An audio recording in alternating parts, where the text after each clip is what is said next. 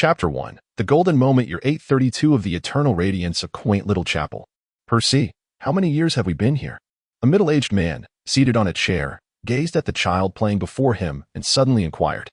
The child, named Percy, turned to look at the man, extending his finger to count one by one before declaring, 5 years. Since we arrived at this place, we have stayed here for 5 years. 5 years. Indeed. The man gazed thoughtfully at Percy. Percy, have you ever considered stepping outside? Step outside. Percy looked at the man with confusion and asked, what do you mean by that? Hearing his name called, Percy ceased his play and rushed over to the man. Awaiting his words, the middle-aged man observed Percy for a moment, calculating the days on his fingers, and said, I estimate that soon you will awaken the imprint, and at that time, you will be able to learn magic. I think it would be far better to take you with me rather than confine you here, where you will see little of the world. I just wanted to give you a heads up to avoid any awkwardness later. Not at all, Percy replied curiously. Every day many people come to pray, if I wish to see the world. Can I just talk to them? Upon hearing this, the man chuckled and said, Indeed, you are clever, yet you remain merely a child. As he spoke, he reached out to ruffle Percy's hair. Percy wriggled away in discontent and said, Uncle Oliviera, you're doing it again. I'm not a child anymore. Oliviera laughed. You are but a 5-year-old little rascal. How can you claim otherwise? At these words, Percy's expression dimmed, and he quietly asked, Uncle Oliviera, do you think I truly am a monster? From a young age, Percy had exhibited extraordinary intelligence, reaching an adult level of intellect the moment he opened his eyes. While most regarded him as a prodigy, many others saw him as a monster. Caught in the twisted whirlpool of genius and monstrosity, Percy gradually lost his sense of self. Oliviera continued to stroke Percy's head, saying, How could that be? You are, in fact, the most perfect creation. The most perfect? Percy lifted his head, questioning with bewilderment. Indeed, you have been bestowed with the most exquisite wisdom and the power to become divine. You are unique, Percy, not a monster, do you understand? Oliviera continued, As for whether you are a genius or a failure, I cannot say, but today, everything will be revealed. So hard to understand, Percy murmured. Uncle Oliviera, why do you want to leave? Isn't this little chapel wonderful? Oliviera once more patted Percy's head and replied, It is not I who wishes to leave. It is you who must go. Remaining here offers no future. Do you understand? Percy nodded, then shook his head, stating, I believe. This place is great. I do not want to go. Silly child. Oliviera found himself at a loss with Percy's stubbornness. He chuckled softly, shaking his head again. Oh, dear child, you are indeed still young and know so little. Everyone says I know a lot. Percy retorted. Grandpa Harlan says I am a genius. Grandpa Harlan was the bishop of the small church where Percy and Oliviera resided, and he was the person Percy trusted most. Aside from Oliviera, Oliviera laughed heartily. A genius, you say? Percy, even geniuses require growth. Intelligence can only help you start well. But what sustains you for a lifetime is not merely your little cleverness. Humph. Percy huffed defiantly. Then asked, Uncle Oliviera, speaking of which, is my name Percy? Yearn, did you give me this name because you think I am different from ordinary children? As he spoke, Percy's expression once again darkened. Since childhood, he had often received praise from adults for his remarkable talents. However, as the other people's child, he was frequently met with disdain from his peers. Although the speakers meant no harm, the listeners received the message all too well, and over time, Percy began to seriously question his identity. Some deemed him a genius, while others considered him a monster. Percy once heard a wandering bard tell a story that mentioned two names, the light elf Percy Lothfea and the dark elf Yearn and Ruel. Both were elves under the goddess's dominion, often deified by bards as embodiments of the gods of light and darkness. Percy had never dared to inquire about the origin of his name, believing it was likely connected to these two elves. Not at all, Oliviera replied. The name I chose for you indeed relates to those legendary beings. You are, without a doubt, exceptional. However, it is not as you imagined. As I said before, whether Percy or Yearn, you are one of a kind. Do you understand? Just as Percy was about to say something more, a flurry of flapping echoed above. Like a flock of geese soaring through the sky, Percy looked up and pointed at the flock, asking, Uncle Oliviera, what is that? Oliviera followed his gaze and promptly replied, Ah, those are geese. They migrate south for the winter at this time each year. As he spoke, Oliveira suddenly fell silent. Noticing an out-of-place presence among the flock point, one of the geese slowly descended, landing on a bare tree. It was deep autumn, and the leaves had already fallen, making the bird's presence quite conspicuous. Additionally, beyond seasonal reasons, the bird stood out for another subjective factor. It was enormous, easily capable of supporting a person on its back, seemingly able to soar with a rider with minimal training. What are geese? Percy, ever curious about the world, couldn't help but ask upon hearing this new term. Oliveira's focus remained on the massive bird, and he spoke as if absent-mindedly. It's a type of bird. They fly south every year at this time to escape the cold northern winters. However, they return the following spring when the weather warms up. As he continued, Oliveira found little interest in explaining further to Percy, his gaze fixed upon the large bird. Uncle Oliveira, what is that? Percy pointed at the enormous bird and asked again. Oliveira snapped back to reality and replied, that bird, I fear, is no ordinary creature. It would be wise for you to keep your distance. You wouldn't want it to harm you. Huh, what? Percy turned fully to Oliveira and questioned, that bird looks so majestic. Why should I stay away? Why would it want to hurt me? I mean it no harm. Such large birds are usually raptors. While I have not seen this particular one, Oliveira observed the imposing bird.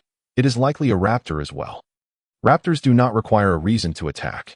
Oliveira withheld the truth. He recognized this bird as an enormous, swallow as large as a giant falcon, armed with talons as sharp as an eagle's.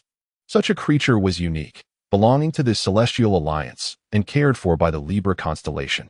Aware that the Celestial Alliance's intelligence network had extended to this location, Oliveira smiled faintly, thinking, the Celestial Alliance, truly a formidable force. Much easier to manipulate than the Church. Raptor. Percy's eyes revealed confusion. The term raptor was still somewhat foreign to him. However, being at the age of asking what is it rather than why, he refrained from further inquiries and simply nodded, saying, I understand, it's called a raptor. With that, Percy dashed outside, shouting at the great bird, hey, raptor, want to come play? Completely disregarding Oliveira's previous warning. Watching Percy, Oliveira couldn't help but smile wryly. This child was indeed challenging to manage. The large bird glanced at Percy, then at Oliveira, who held powerful magic in his grasp, before flapping its wings and taking flight.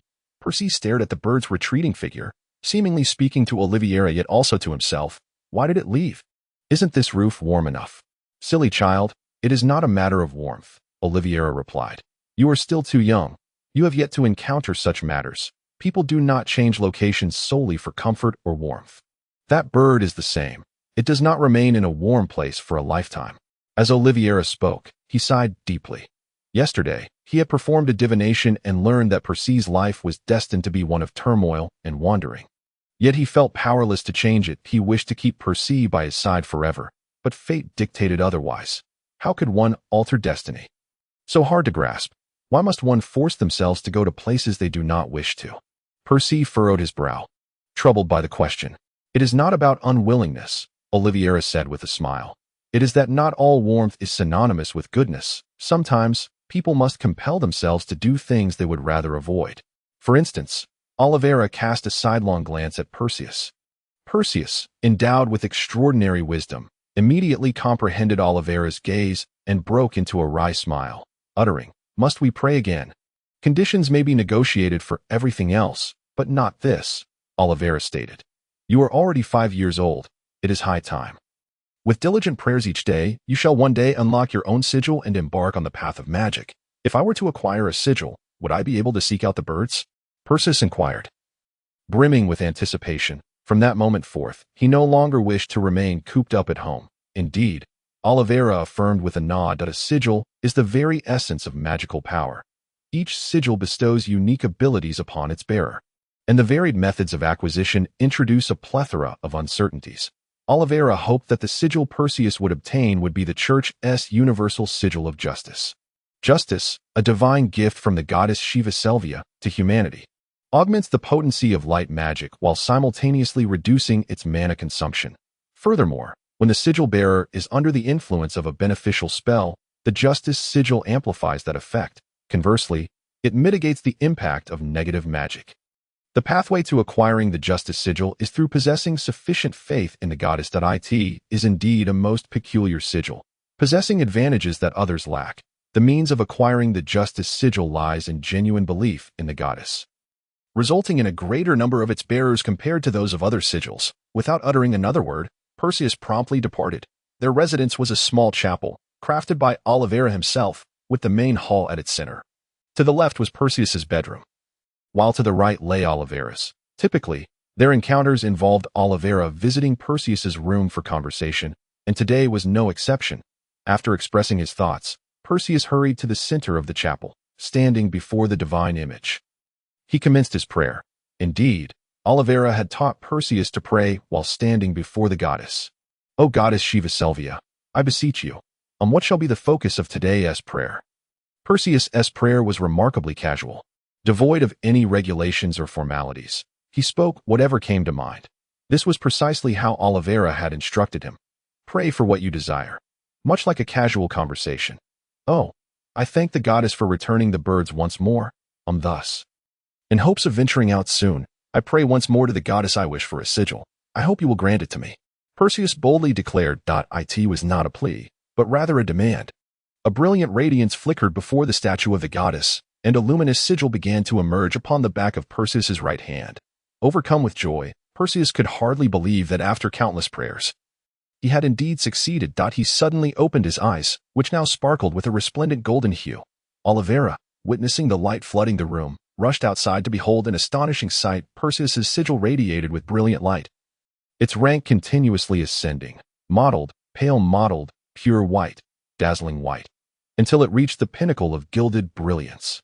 Incredible, this child should be only 5 years old, right? Oliveira could hardly contain his astonishment. A sigil at such a tender age, what pure faith this is.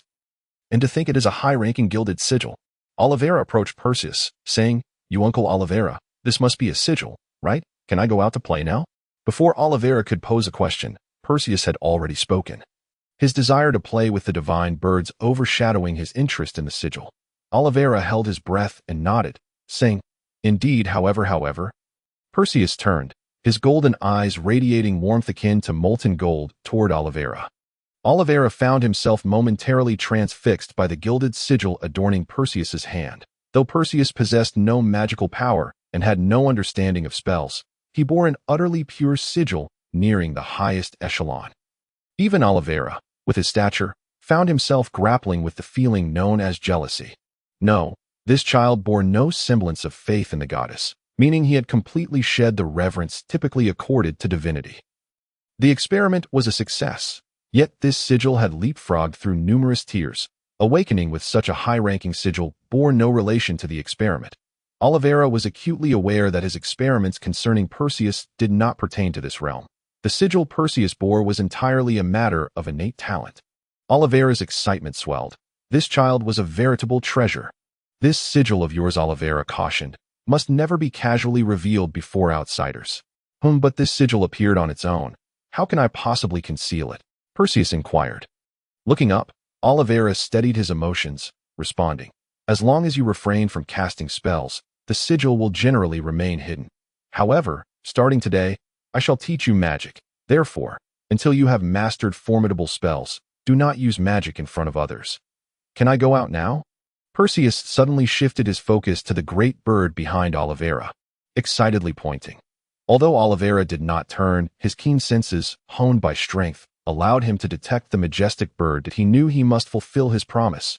After a moment of consideration, he said to Perseus, "Go ahead. But be cautious." Though he understood that Perseus would likely disregard caution, he felt compelled to offer the reminder. However, rather than advising Perseus, it was more a reminder to himself. In the ensuing moments, he held a spell at the ready, his gaze fixed intently on Perseus, fearful that the great bird might inadvertently snuff out his only hope. Of course, this was not due to a lack of trust in the great bird. Oliveira believed it to be harmless. Yet he preferred to have a double layer of assurance. With permission granted, Perseus dashed outside, stopping beneath the tree where the great bird cast a sharp gaze downward. Unfazed, Perseus ran to the base of the tree, calling out, "Hey, bird." He was unsure what to shout to coax the bird down, merely expressing his youthful thoughts in the same manner he approached his prayers. "No, wait, raptor, come down." Whether it was due to his sincerity or the bird's comprehension of his words, The colossal bird indeed began to flap its wings and gracefully descended beside Perseus. Perseus gazed at the bird with unbridled excitement, cautiously approaching. 1 step, 2 steps, 3 steps. Perseus drew ever closer until he was within reach. Extending his hand, "Do not touch me." The bird suddenly shot Perseus a piercing glare. Startled, Perseus stumbled back a few paces, then hesitantly asked, "Bird, are you speaking to me?" Although it seems improbable, yes, the bird responded without opening its beak.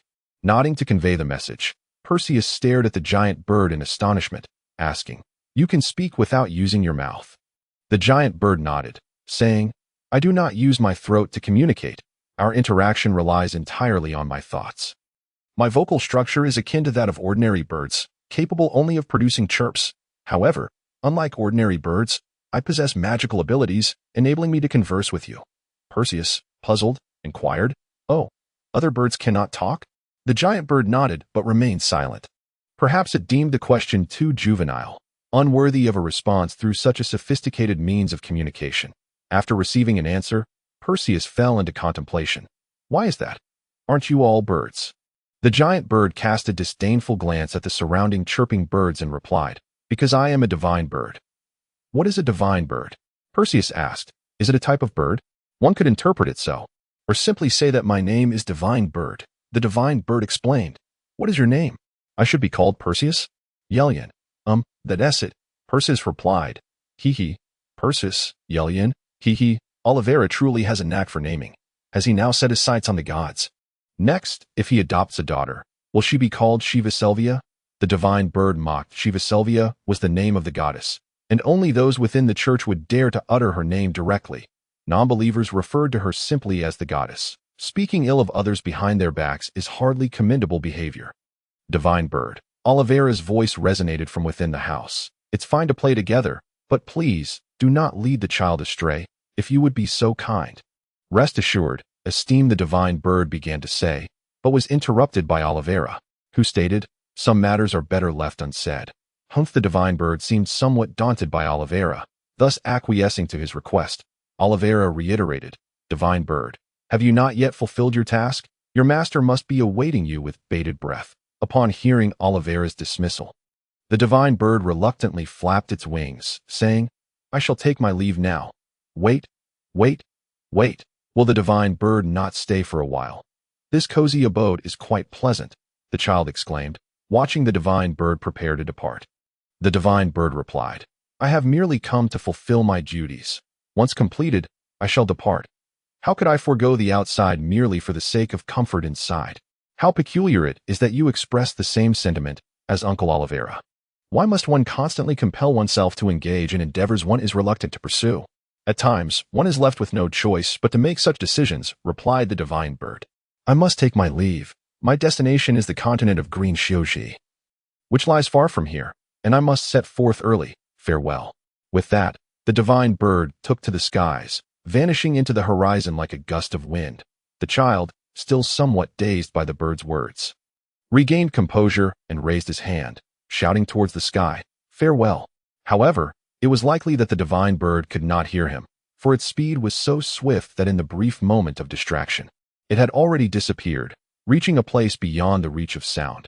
Uncle Oliveira emerged from the church, saying, "Child, it is time to return.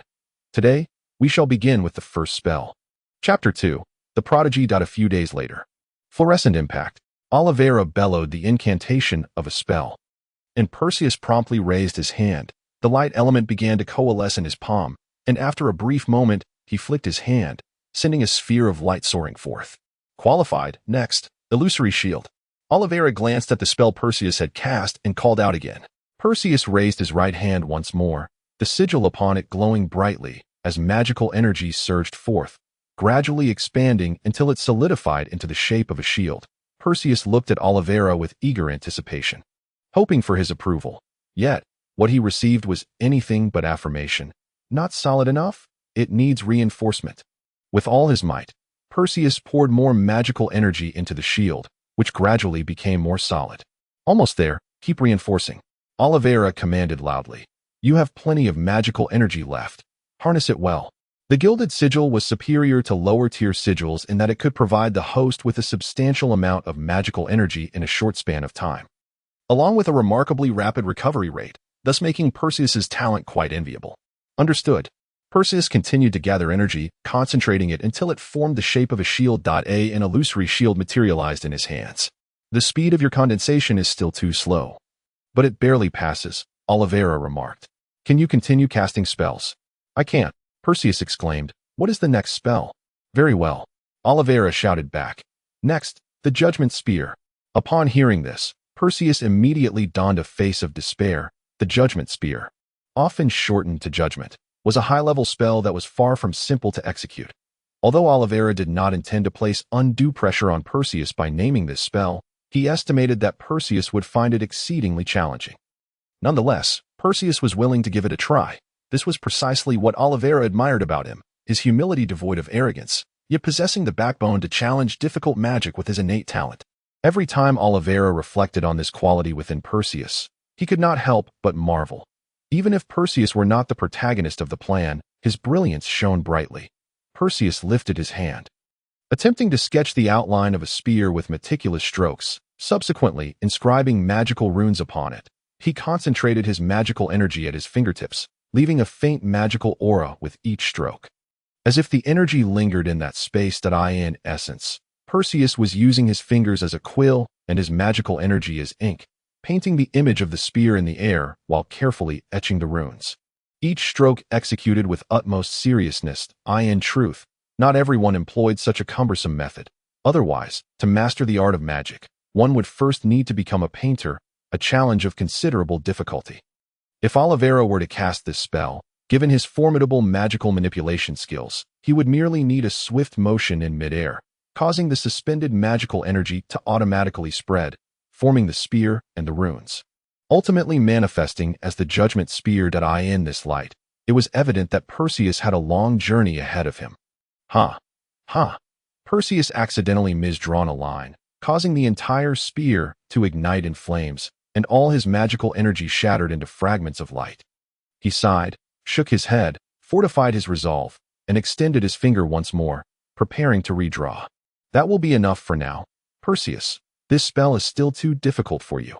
Oliveira attempted to dissuade him. Perseus turned to Oliveira, speaking softly. Allow me to try. I cannot bear the thought of failure, nor do I wish to confront it. I must defend my reputation as a genius.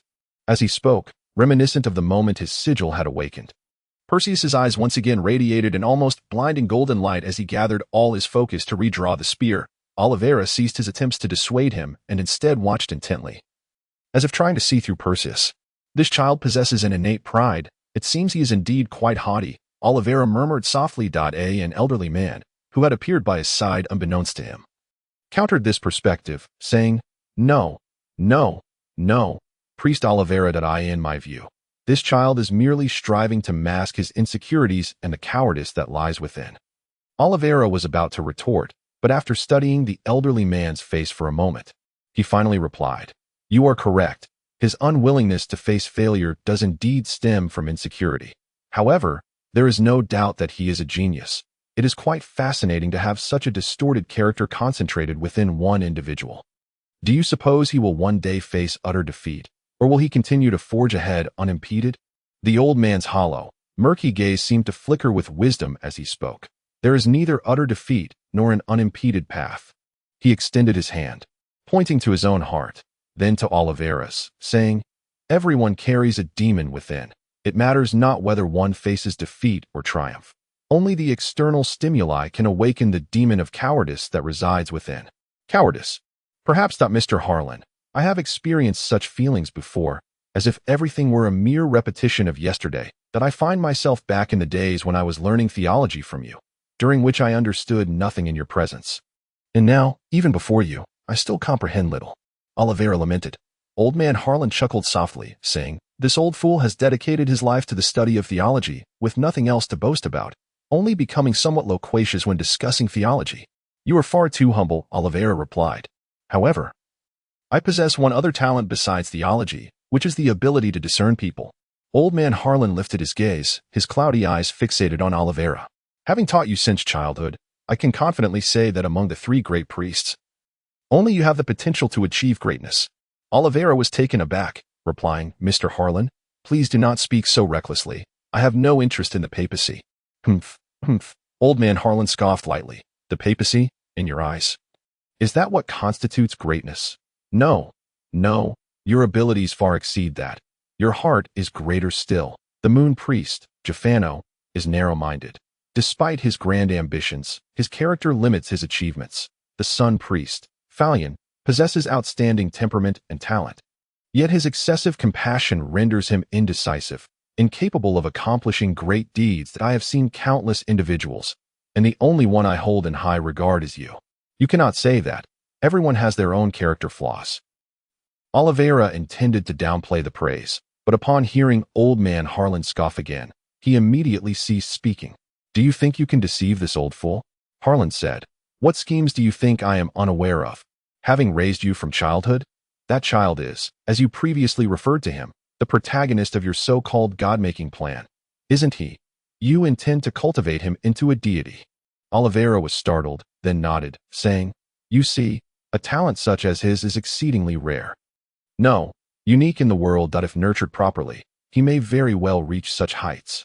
It has nothing to do with talent, Oliveira, old man Harlan stated. It is unrelated to talent. You know that the conditions required to attain divinity have nothing to do with it. Indeed. Which is why I plan to nurture him slowly on my own. He is like a raw gem, and I intend to carve him meticulously, Oliveira remarked. I plan to take him back with me. I am grateful for your care during these days. Not at all. Just ensure you bring him back safely, old man Harlan replied. The central continent is not a safe place. Its inhabitants may claim to be under the rule of a single religion. Yet all engage in treachery. Should you leave that child there, do you not fear he may meet an untimely end? I will protect him and shield him from all calamities. As members of the Taysirum Church. It would be unseemly to openly harm him, Oliveira whispered. He requires time to grow. And you also need time to plan, do you not? Old man Harlan whispered back. Ha. Oliveira laughed heartily. Do you also enjoy playing chess? How about we engage in a game? Old man Harlan shot Oliveira a glance and replied. Not particularly. The game of the great is one I, as a mere commoner, do not even wish to observe. Oliveira sighed softly. If you could stand by my side, the entire game would be much easier. The elderly figure of Harlan shook his head and departed without offering a definitive response. Oliveira watched as Harlan receded into the distance before turning his attention back to Perseus. Perseus remained steadfastly devoted to illustrating the spear of judgment, now engaged in his sixth attempt. After 5 unsuccessful efforts, he had grown exceedingly cautious, trembling hands betraying his apprehension of making even the slightest error. Fearing that a single misstep might lead to eternal regret, again and again, he wielded the golden-hued etching, which seemed to possess an inexhaustible allure that he could squander at will. Oliveira appeared equally patient, allowing Perseus to revise his technique time and time again. As time meandered on, only the setting sun noticed, gradually descending toward the horizon. At last, Perseus achieved this remarkable feat. He raised the resplendent spear, its length far surpassing his own stature, and excitedly exclaimed to Oliveira, Uncle Oliveira, look, I've succeeded. Oliveira gazed at Perseus in astonishment, having observed each iteration of his work, noting the variations in his progress. Sometimes, he would fumble from the very beginning, while at other times, he would falter at the final magical rune. Yet, throughout it all, Perseus never uttered a word of despair. After each failure, he would simply shake his head and try again. Such was Perseus's tenacity and resolve. When he joyfully approached Oliveira, brandishing the spear of judgment that shimmered with enough brilliance to illuminate the entire chapel, Oliveira smiled with satisfaction and declared, Excellent, it is getting late. Let us conclude our training for today and return for dinner. Yes, Perseus, clearly elated from his accomplishment, bounced alongside Oliveira on their way back to the dinner table. He was still immersed in the satisfaction of having completed the spell, pausing mid-bite to savor the moment. Eager to begin his drawing anew, Oliveira, having swiftly finished his meal, turned his gaze toward Perseus and said, Perseus, it is time that we must depart. Depart. Perseus's thoughts were jolted back to reality as he looked at Oliveira in confusion, asking, Where are we going?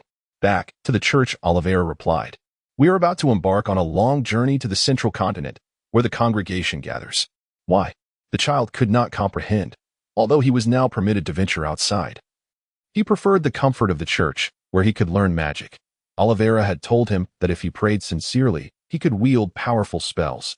Thus, after a brief exploration outside, the child found the world beyond rather dull and preferred the sanctuary of the chapel. Much like a child who, after initially enjoying a new toy, quickly lost interest and set it aside for other pursuits. Oliveira smiled gently and said, "I have entrusted the daily affairs of the church to Bishop Harlan. With our tasks complete, it is time to return." Though the church was modest, it was the only one in the vicinity. Therefore, anyone wishing to earnestly pray to the goddess would choose this location. And it could not simply be abandoned. Although Oliveira was the founder of the church, he had long since passed the responsibilities of the bishop to the elderly Harlan, who was among the first to join this congregation. After shedding this burden, Oliveira found himself unencumbered. With each day passing idly as he awaited the child's awakening to the etching, he had initially thought he would have to wait a decade to see results. Yet the astonishingly gifted child awakened to the etching at the tender age of 5, resulting in a mere 5 years of waiting. "I still do not understand," Perseus said. "We are quite content here. Learning magic every day, why must we leave?" Oliveira responded, "You have grasped the fundamentals of light magic and possess the etching. You are now eligible to become a member of the church. I do not mean merely a member of this small chapel, but of the Tasharam Church." The child had long heard of this name, and, as one born in the church, had always yearned to be part of the larger congregation. Yet, with such an opportunity before him, he found himself in a quandary. What should he do? Abandon this small home for the greater community, or remain here and forfeit the chance, despite being just 5 years old, with prodigious talent and understanding? He hesitated at this monumental decision. "Come, it is time to begin a new life. Do not linger in this small place any longer." Oliveira extended his hand, gazing expectantly at Perseus. "There, you will encounter the most authoritative figures in the world, the most powerful individuals, and the largest religious organization. Perseus, do you wish to go?" Oliveira was confident that Perseus would agree, for his life was destined for upheaval. Thus, he did not impose his will, but sought Perseus's opinion. However, this only made Perseus's choice more daunting. I do not know," Perseus stammered. I feel so happy living with everyone, and to suddenly part." His words were fragmented. "What of it?" Oliveira knelt down, gently cupping Perseus's face in his hands. "Do you wish to simply be a priest? Spending your life obscured in this small place?" Indeed, Perseus did not wish for that. Not only him, but many children harbored dreams of venturing far and wide. Yet, in Perseus's plans, such journeys were meant for a distant future. The abruptness of this decision left him feeling uneasy. Nevertheless, he understood that he must make a choice. The only person capable of leading him away from the village was about to leave. And once Oliveira departed, he could not foresee when he might have the chance to explore. After contemplating for a moment, a resolute glimmer appeared in his eyes. "I will go with you." Oliveira reflected inwardly. Indeed, his life is destined for upheaval. Oliveira's mastery of flight had reached an extraordinary level, and before long, he had transported Perseus and their belongings to the harbor. This was the extent of his capabilities, while he could traverse oceans. Carrying a child and a hefty load of luggage simultaneously was beyond even the highest-tier wind mage, let alone Oliveira, who specialized in light magic. Upon boarding the grand vessel heading to the central continent, Oliveira began attempting to reach out to his 2 old companions, the Moon Priest and the Sun Priest. The stone inscribed with the communication magic circle glimmered beside his ear as he softly spoke. "My experiment has succeeded." "Yes, indeed, it is that child. He has acquired the etching." "Yes, golden-hued. I am certain. My experiment has yielded results. The sacred plan is beginning to take shape." However, Oliveira glanced at Perseus beside him. "This child does not exhibit exceptional intelligence. He still possesses the mindset of a child. He lacks decisiveness in certain matters, and I believe it is necessary for him to undergo some trials. Yes, Spuvis is a good place, for there is a good prince there. Taha. To be honest, do not be deceived by his tender age of just over 10. He is quite sharp and capable in combat." "Did he not request some support from us previously?" "Yes, that is precisely my intention, that we must pave the way for the divine, so that upon his return, he can reign supreme." Oliveira's words were lost on Perseus, who did not seek to comprehend them. Thrilled by his first boat ride, he dashed from bow to stern and executed somersaults on the deck. Oliveira was too engrossed in conversing with the 2 priests via the magic circle to pay him any mind. allowing Perseus to frolic unfettered.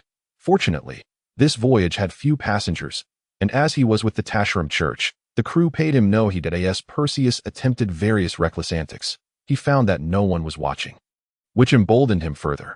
For instance, he even experimented with magic on the ship's deck, nearly capsizing the vessel with several spells. Fortunately, Oliveira had not taught him any high-powered spells, and the ship itself was sturdy enough to withstand the chaos Perseus wrought, ultimately remaining afloat. Eventually, the moment arrived to disembark. The vessel from Spuvis certainly lived up to its reputation as the fastest in the world, having crossed a vast expanse of ocean in mere hours. Of course, not every ship from Spuvis was as swift as this one. This particular ship was one of the most distinguished ferries, Wind Voyager, reportedly enhanced with numerous acceleration wind spells, and the Prince of Spuvis had named it during a ceremony. Given its remarkable capabilities, it was undoubtedly fit for royal use, representing the pinnacle of Spuvis shipbuilding prowess. Had it not been for Oliveira's display of his identity, they would not have been able to secure passage on this vessel. As it was a chartered ship, it could dock at any designated location. After disembarking, Oliveira took Perseus to the transfer isle located beneath the central continent. Typically, the method of accessing the central continent involved reaching the transfer isle and then utilizing the magic circle there to ascend to the mainland. Those without the level of magical prowess required to soar directly with a vessel, as Oliveira did, would dutifully register on the transfer isle, while others with such capabilities would rarely opt for such a reckless means of entry. Thus, Oliveira can be considered truly unique in the world. In fact, before Oliveira became the priest of the stars, he was often referred to as insane. The Pope took considerable time deliberating before finally making the decision to appoint him as a priest. This transit island is typically utilized solely by the high-ranking members of the Tasharam Church for their comings and goings, as well as for the transport of supplies, resulting in its general lack of visitors. At this particular moment, Oliveira led Perseus to the center of the island, where they encountered no one throughout their journey. At the center, a teleportation magic circle was inscribed, surrounded by floating crystals of 7 colors. With a silver-gray orb rotating at its core, the orb bore strange engravings, which Perseus had previously observed with great care. Though the designs were not identical to his own markings, the peculiar style was undeniably that of a seal. The mark on Oliveira's right hand shimmered with light, revealing the flow of magical energy as he placed his right index finger upon the small orb, unleashing a torrent of magic from his fingertip. The orb, only slightly larger than his fingertip, could have been entirely covered by Oliveira's hand had it been necessary. In an instant, the orb emitted a substance akin to mercury, enveloping the two in a silken, mist-like veil. The next moment, this veil vanished, and they found themselves standing on the central continent. "Uncle Oliveira, what just happened?" Perseus inquired. Having never before witnessed a genuine magic circle, he had merely heard of them in passing. With only a vague understanding to preserve Perseus's innocent spirit, Oliveira had refrained from discussing anything beyond the goddess Shivaselvia, leaving Perseus largely ignorant of common knowledge, although he occasionally caught snippets of conversation regarding magic circles. Oliveira never took the time to explain. Consequently, while he was aware of the existence of magic circles, he had never seen one in its true form, leading to a disconnect between the name and its actual manifestation. That is a magic circle, composed of 7, 8-colored magic crystals. By infusing it with magical energy, one can access the magic stored within. Typically, it holds auxiliary types of spells, though offensive magic circles are not out of the question. Oliveira initially intended to explain that it consisted of 7-colored magic crystals and a core sealing orb, but considering Perseus had just acquired his seal, he thought it best not to delve into the harsh realities of what the sealing orb represented. The seal was merely the external manifestation of the orb, which itself served as the source of power. Once a person dies, the seal decays along with the skin until it ultimately disappears. However, if the sealing orb is preserved properly, it can endure indefinitely. The sealing orb often contains a vast reservoir of magical energy, which has allowed humanity, through extensive research, to harness the power contained within the seals via the magic crystals. "How marvelous!" exclaimed Perseus, glancing back at the magic circle. "So, we just place our hands on this?" he asked, pointing towards the silver-gray orb, the sealing orb, which was positioned at a height accessible to him. "Indeed, but the magical energy must first undergo a verification process. Only light attribute energy can pass through here. Oliveira turned around, only to discover that Perseus had vanished. What? Initially startled, Oliveira suddenly recalled something and hurriedly returned to the previous location via the teleportation magic circle. Sure enough, he found Perseus had reappeared on the transit island. At first, Perseus had his back to Oliveira, but as Oliveira approached, he seemed to hear the sound of his footsteps and turned to greet him. Uncle Oliveira, this is so much fun. Oliveira, drenched in cold sweat, felt a wave of trepidation. The magical power emanating from Perseus was indeed formidable, and even if he lacked the ability to wield it, the slightest leakage of that power could trigger the magic circle. Although the magic circle consumed little magic, what child of Perseus's age could possibly unleash even a modicum of magical energy? The faintest release of power from that gilded seal could easily overwhelm others of his age. Truly, it was a terrifying force. Let us go. There are many more exciting things ahead. Do not let the scenery along the way delay us. There are bound to be many more wondrous magics to discover. Oliveira coaxed. Perseus obediently followed, and together they traversed the magic circle once more, arriving at the central continent. The central continent floated upon the sea, high above the waters. Despite its elevation, the sea breeze could not reach it. Furthermore, a magical barrier compressed the surrounding thin air, ensuring that individuals would not experience altitude sickness. Thus, walking upon this lofty land felt akin to strolling on flat ground. Chapter 3, Solitude. Feel free to explore here while I meet with an old friend. Do not wander off. Understood. Oliveira instructed Perseus, who nodded obediently. In truth, in such an unfamiliar place, Perseus had little desire to roam aimlessly. He chose a nearby chair to sit quietly, awaiting Oliveira's return. At tea times, Perseus could be quite boisterous, such as during their journey aboard the grand ship Fenghang in Supwiser. However, in Oliveira's absence, he was remarkably well-behaved and composed. Bored, Perseus began to change hand positions, practicing the magic he had learned before. Oliveira had informed him that if the speed of spell casting was too slow, like when he attempted to use judgment, it would be impractical in combat. It was far better to close the distance and deliver a few solid punches. Gifted with extraordinary talent, Perseus grasped Oliveira's teachings with ease, so he diligently practiced his magic, aiming to enhance his control over magical energy and improve his spellcasting speed, yearning to master advanced spells. Yet, these aspirations were secondary. His fundamental motivation for honing his magic lay in the sheer tedium of idleness, leaving him with nothing better to do than play with magic, while Perseus diligently practiced. He was blissfully unaware of the onlookers around him. Adults frequently passed by with their children, pausing to express astonishment at Perseus's magical displays, only to turn and admonish their own offspring about how other children excelled. Perseus, however, paid them no mind. His focus remained solely on perfecting his magic, oblivious to the fact that he had unwittingly become the target of envy among the local children after some time spent in training. Perseus grew weary and began to meditate. During meditation, he completely severed his connection to the outside world, losing all sense of time and neglecting the comings and goings around him. His method of meditation was unlike that of ordinary individuals. While the average person required a preparatory phase to enter a meditative state, Perseus could plunge into it at will.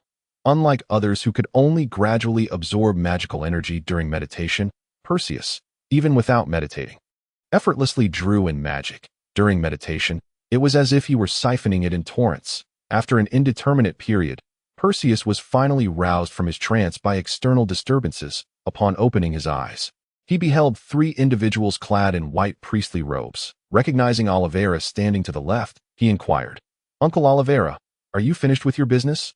"Yes, you have successfully settled in here," Oliveira replied. "Let us depart." He then turned to the 2 individuals beside him and said, "Phalion, Zephano, I shall take him back first." The individual in the middle nodded and replied, "Since you have returned, I shall step out for a moment. You 2 remain here that at least 2 priests should stay at the church." With that, he waved to a little girl in the distance, calling out, "Angela, let us go." The young girl quickly ran over, hugging the man's arm and asking, "Daddy, are we leaving now?" The priest smiled kindly and said, "Yes. We are about to leave this place. Your uncle Oliveira has returned, so Daddy can take you out now." Witnessing the father-daughter bond, Perseus felt a sudden emptiness within him, though Oliveira shared a fatherly bond with him. The distinction of uncle created a barrier. Ultimately, Perseus was but an orphan. Oliveira noticed the loneliness in Perseus's gaze and reached out to pat his head. However, instead of the usual playful rebuke, Perseus allowed Oliveira to do as he wished. At that moment, Oliveira found himself at a loss for how to comfort the child. He exchanged glances with the remaining priest, who understood the unspoken cue and called out to a nearby girl who was playing. Eileen, come here for a moment. The distant girl, Eileen, approached at the call. The white-robed priest took her by the hand and brought her in front of Perseus. Eileen, didn't you always say you had no friends at school and found it boring to study magic alone? Allow me to introduce you to someone.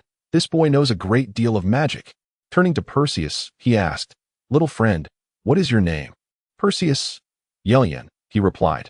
Since childhood, Perseus had been perceptive, aware of others' intentions, though he found himself in a dismal mood.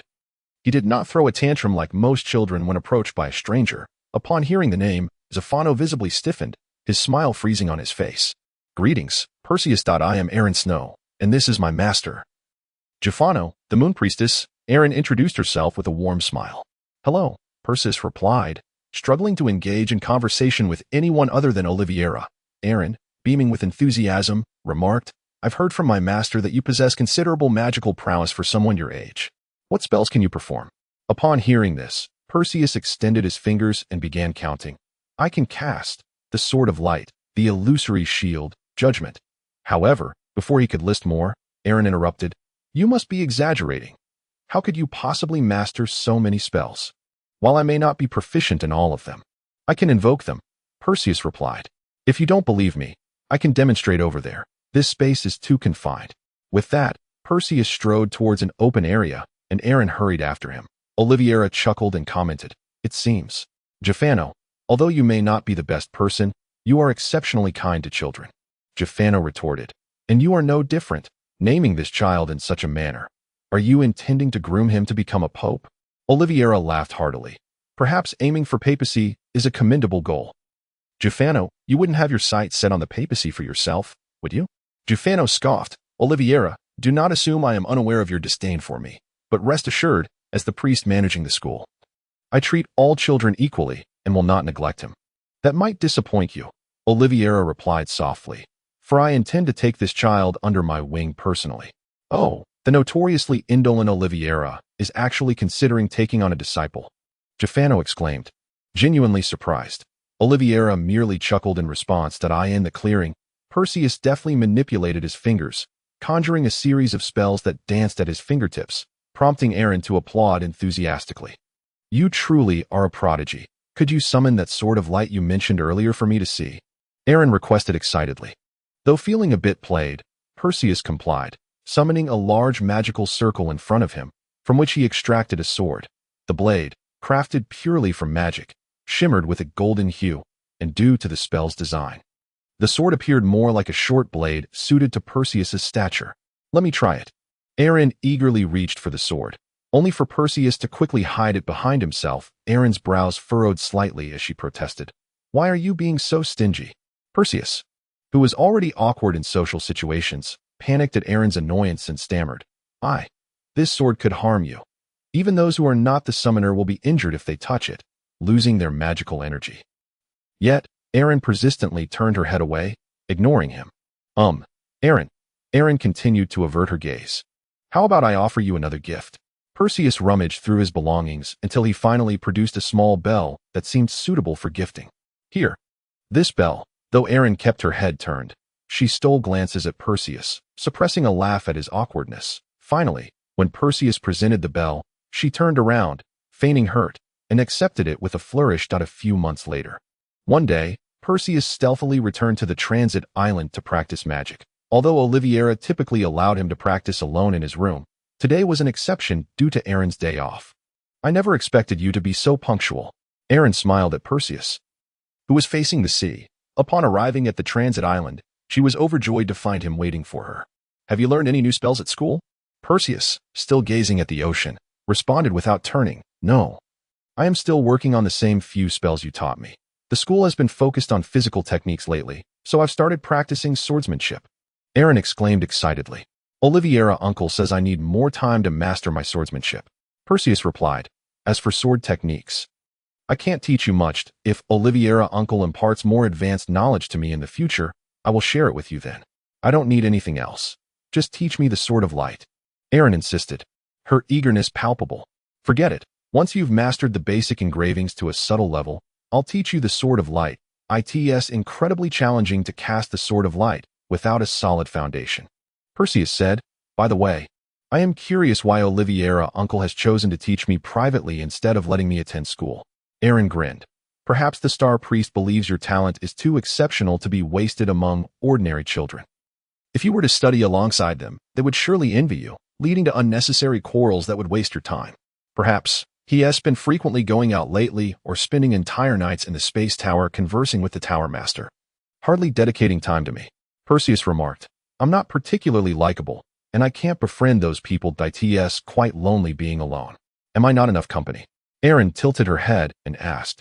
Perseus smiled faintly. Having you is more than sufficient. Erin, satisfied with his answer, beamed, her cheeks slightly flushed before changing the subject. Hey, Perseus, what do you aspire to become in the future?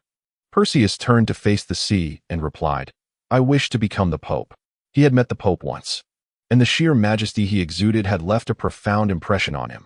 Combined with Oliviera's earnest guidance, Perseus had firmly set his sights on that goal, becoming the Pope. What about you? Perseus inquired. Erin pondered for a moment before responding. I want to tell you. A few months had passed, yet Perseus remained perplexed by Erin's temperament. Despite his intelligence, he struggled with emotional cues, particularly with girls. For instance, hey, Perseus, if, in the future, you were to marry, would you consider marrying me? Erin suddenly asked boldly, blushing from the effect of his earlier remark. Having you is enough. Perseus, now fully attentive to her, scrutinized her with unwavering focus, causing Erin to shyly avert her gaze. No, he answered firmly, absolutely not. Why not? Erin responded, clearly displeased by his unexpected answer. Perseus turned back to face the sea, explaining, You are my only friend, and I wish to share all my thoughts with you. If I were to marry you, I would have no friends left, and that would leave me exceedingly lonely. Erin's expression darkened. Hey, Perseus, if you were to become a scepter, allow me to be your sword. What? Perseus asked, puzzled. Haven't you heard that saying? Once upon a time. Erin, it's time to return. Jafano's voice interrupted her. You need to practice. There's no time to waste. Perseus is here too. Erin exclaimed, attempting to shield herself. Jafano's cold voice shot back. He is a genius, one who possesses the golden engraving without needing any training. Can you compete with that if you don't put in the effort? With that, Jafano approached and firmly pulled Erin away. As they walked away, Erin waved her hand and shouted, Next time, I'll continue that tale. Leaving Perseus alone on the transit island, the sound of waves crashing against the shore echoed around him. He was the sole listener to the sea's song. Chapter 4. A decade later in the year 842 of the Eternal Radiance, time is a stern elder, favoring no one and holding no biases. Before the passage of time, every individual is treated with absolute fairness. Thus, a decade slipped by, and Perseus had now reached the age of 15, though he still appeared somewhat short for his age. He was undeniably 15 at this age. He had begun to gain a modest reputation within the church, as he was a favored pupil of Oliviera, having lived on the central continent since childhood. However, the other students regarded him with a unique disdain for being different, yet Perseus's remarkable intellect allowed him to endure. For the sake of his plans, Oliviera currently taught him only light magic, refraining from imparting more powerful spells, which left Perseus in quiet contemplation. His daily life revolved around light magic and sword practice. Nevertheless, these days were relatively peaceful, although no one could ascertain if time had an end. Everyone understood that all gatherings must eventually disperse. Good times invariably come to an end point one day. After recently visiting the transit island to gaze at the sea, Perseus returned to the central continent, feeling a newfound clarity about light magic, and quickly settled down to meditate. Just as he was concentrating, he suddenly heard a knock at the door. He did not reside in the abode of Oliviera, known as the Shining Star Sanctuary, but instead chose a location closer to the teleportation magic circle. According to him, it was paramount to return swiftly to meditate and seize the opportunity to cultivate. Perseus remained reclined, yet spoke in such a manner that it was not that he was unwilling to rise and answer the door. He was simply engrossed in meditation and wished not to disrupt it. It is I, Jafano. The voice from outside was that of Jufano. In a swift motion, Perseus executed a backflip off the bed. Jufano was the one he feared most within the church, even the Pope, whose voice creaked like aged wood and stone. Seemed somewhat benevolent in comparison to Jufano. "Uncle Jufano, what task do you bring today?" he inquired as he approached the door. Upon opening it, Jufano strode directly into the room, taking a seat and instructing, "Prepare your belongings." "What for?" Perseus asked, perplexed by Jufano's sudden request for him to pack. "You have been assigned a mission, a long-term one, to a distant land," Jufano revealed. "Your destination is the central region of the Supvice continent, the capital of the Supvice dynasty." A surge of inexplicable excitement coursed through Perseus. He was finally to embark on a mission. Irene was always out on assignments, busy beyond measure, which ignited a yearning within Perseus. "So far away," he remarked. "Supvice is no small place. Even if one were to fly from the edge to the capital, it would take several days." He refrained from mentioning that, at Oliveira's flying speed, it would take him no less than 10 days to half a month, and it would be swifter to travel by means of transportation. The mode of travel here referred to the magical beast horses. When galloping at full speed, these horses could surpass Oliveira's flying speed, and traveling for 10 days to half a month posed no challenge for them. However, they could not traverse through forests and swamps, and in practice, they could not run continuously all day. Otherwise, it would not be the horse that succumbed but the rider. Various factors constrained the speed of the magical beast horses. Yet they remained the predominant means of transport across most of the continent. Thus, it is indeed a lengthy mission, Jufano affirmed. Furthermore, your objective is to protect the Prince of Supvice. You may inquire about the specifics upon your arrival. You will be accompanied by 2 seniors who are currently in Supvice. If all proceeds according to plan, you shall encounter them along the way. Cannot the local Yaohua Knights fulfill this task? Perseus questioned, still troubled by the prospect of such a long journey. Having lived in the central continent since the age of 5, he had subconsciously come to regard it as home. Now, the thought of once again venturing out felt immensely disheartening. Jufano's expression turned grave as he replied, "You must remember, you are to become the next pope. You cannot harbor any notions of weakness. Your attachment to this place will only lead to your demise." Jufano had always maintained a rather stern demeanor towards Perseus, and though he was unsure of the reasons, Oliveira would often reassure him, saying, "Do not worry. Uncle Jufano only desires what is best for you." Oliveira had never disclosed that Jufano had once aspired to be pope himself, but was compelled to relinquish that dream upon witnessing Perseus' talent, making Perseus, in a sense, the bearer of Jufano's ambitions. Whether this was a matter of personal vendetta or sincere rigor, Oliveira could not ascertain. Regardless, Jufano was undeniably petty, realizing he could say little in response. Perseus resigned himself to Jufano's admonitions. Reluctantly, he packed his belongings and left the central continent, the land that had nurtured him for a decade. Standing once more before the teleportation magic circle, he felt a wave of nostalgia wash over him. When he first arrived, he found the teleportation magic circle amusing. Each subsequent passage to and from the transit island had become second nature to him. Yet now, he feared that he might not return for a year or 2. A sudden sense of loss enveloped his heart. Ultimately, he was destined to embark on a journey, and though he was close to realizing his childhood dream, the feeling of leaving home was undeniably painful. Perhaps the warmth of home was indeed preferable? "Perseus," a feminine voice called out, and upon hearing it, he immediately turned, exclaiming, "Irene, what brings you here? I heard you were setting off, so I came to see you off." Irene replied, "Master said you may not return for a year or 2. Perseus smiled faintly, saying, "I shall be here for quite some time. Do not forget, I intend to become the pope." "Indeed," Irene affirmed, "Perseus, you will become the pope, without a doubt." As she silently vowed, "I shall also become your mightiest blade." This phrase carried significance, for a previous pope had proclaimed his intention to ascend to that position, while his beloved had simultaneously declared her ambition to be his strongest sword. Ultimately, one became the pope, and the other the first female leader of the Yaohua Knight Order in history. A moment of silence fell between them, both at a loss for words. At last, Perseus broke the stillness. "Irene, the wind here is strong. You should return home. I shall be back soon." The central continent was shrouded in a barrier, while air circulated. The fierce winds would be weakened as they approached. Perseus spoke without truly knowing how to navigate this moment. "Years will pass. If I do not see you again, how will I avoid forgetting you after a year or two? Irene lamented. How could that be? Irene has an impeccable memory. Perseus smiled. It is getting late. I must set off, so until we meet again in a year or two. Irene nodded solemnly. Gazing at the shimmering barrier enveloping Perseus, she mused, how could I ever forget you? I only fear that in a year or two, you may have forgotten me entirely. With that, Irene produced a small bell, clutching it close to her heart. Deity that moment. They both believed their parting would be brief, lasting merely a year or two. Upon arriving at the transit island, Perseus found himself engulfed in nostalgia once more. However, when the vessel meant to take him arrived, he understood he must depart and consequently refrained from lingering, leaving the island directly.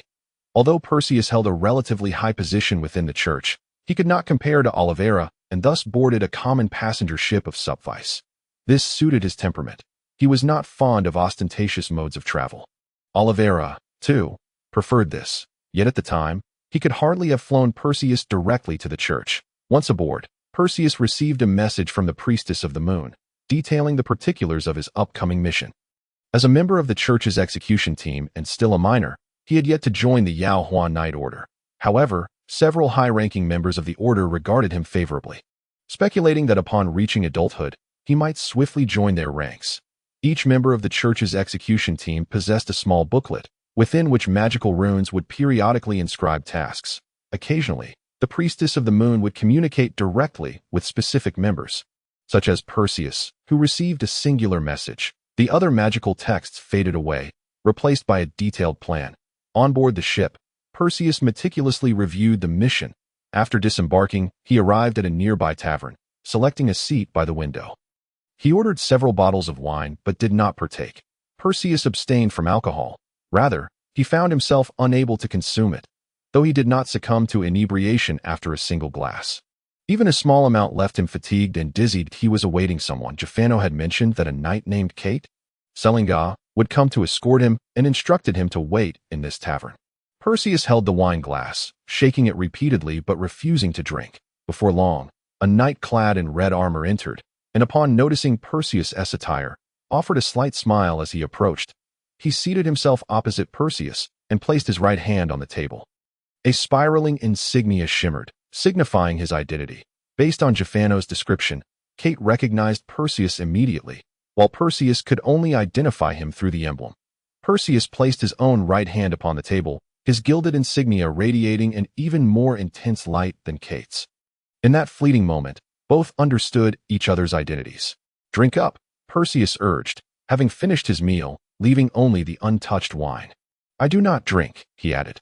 Kate smiled lightly, raising the wine glass and downing its contents.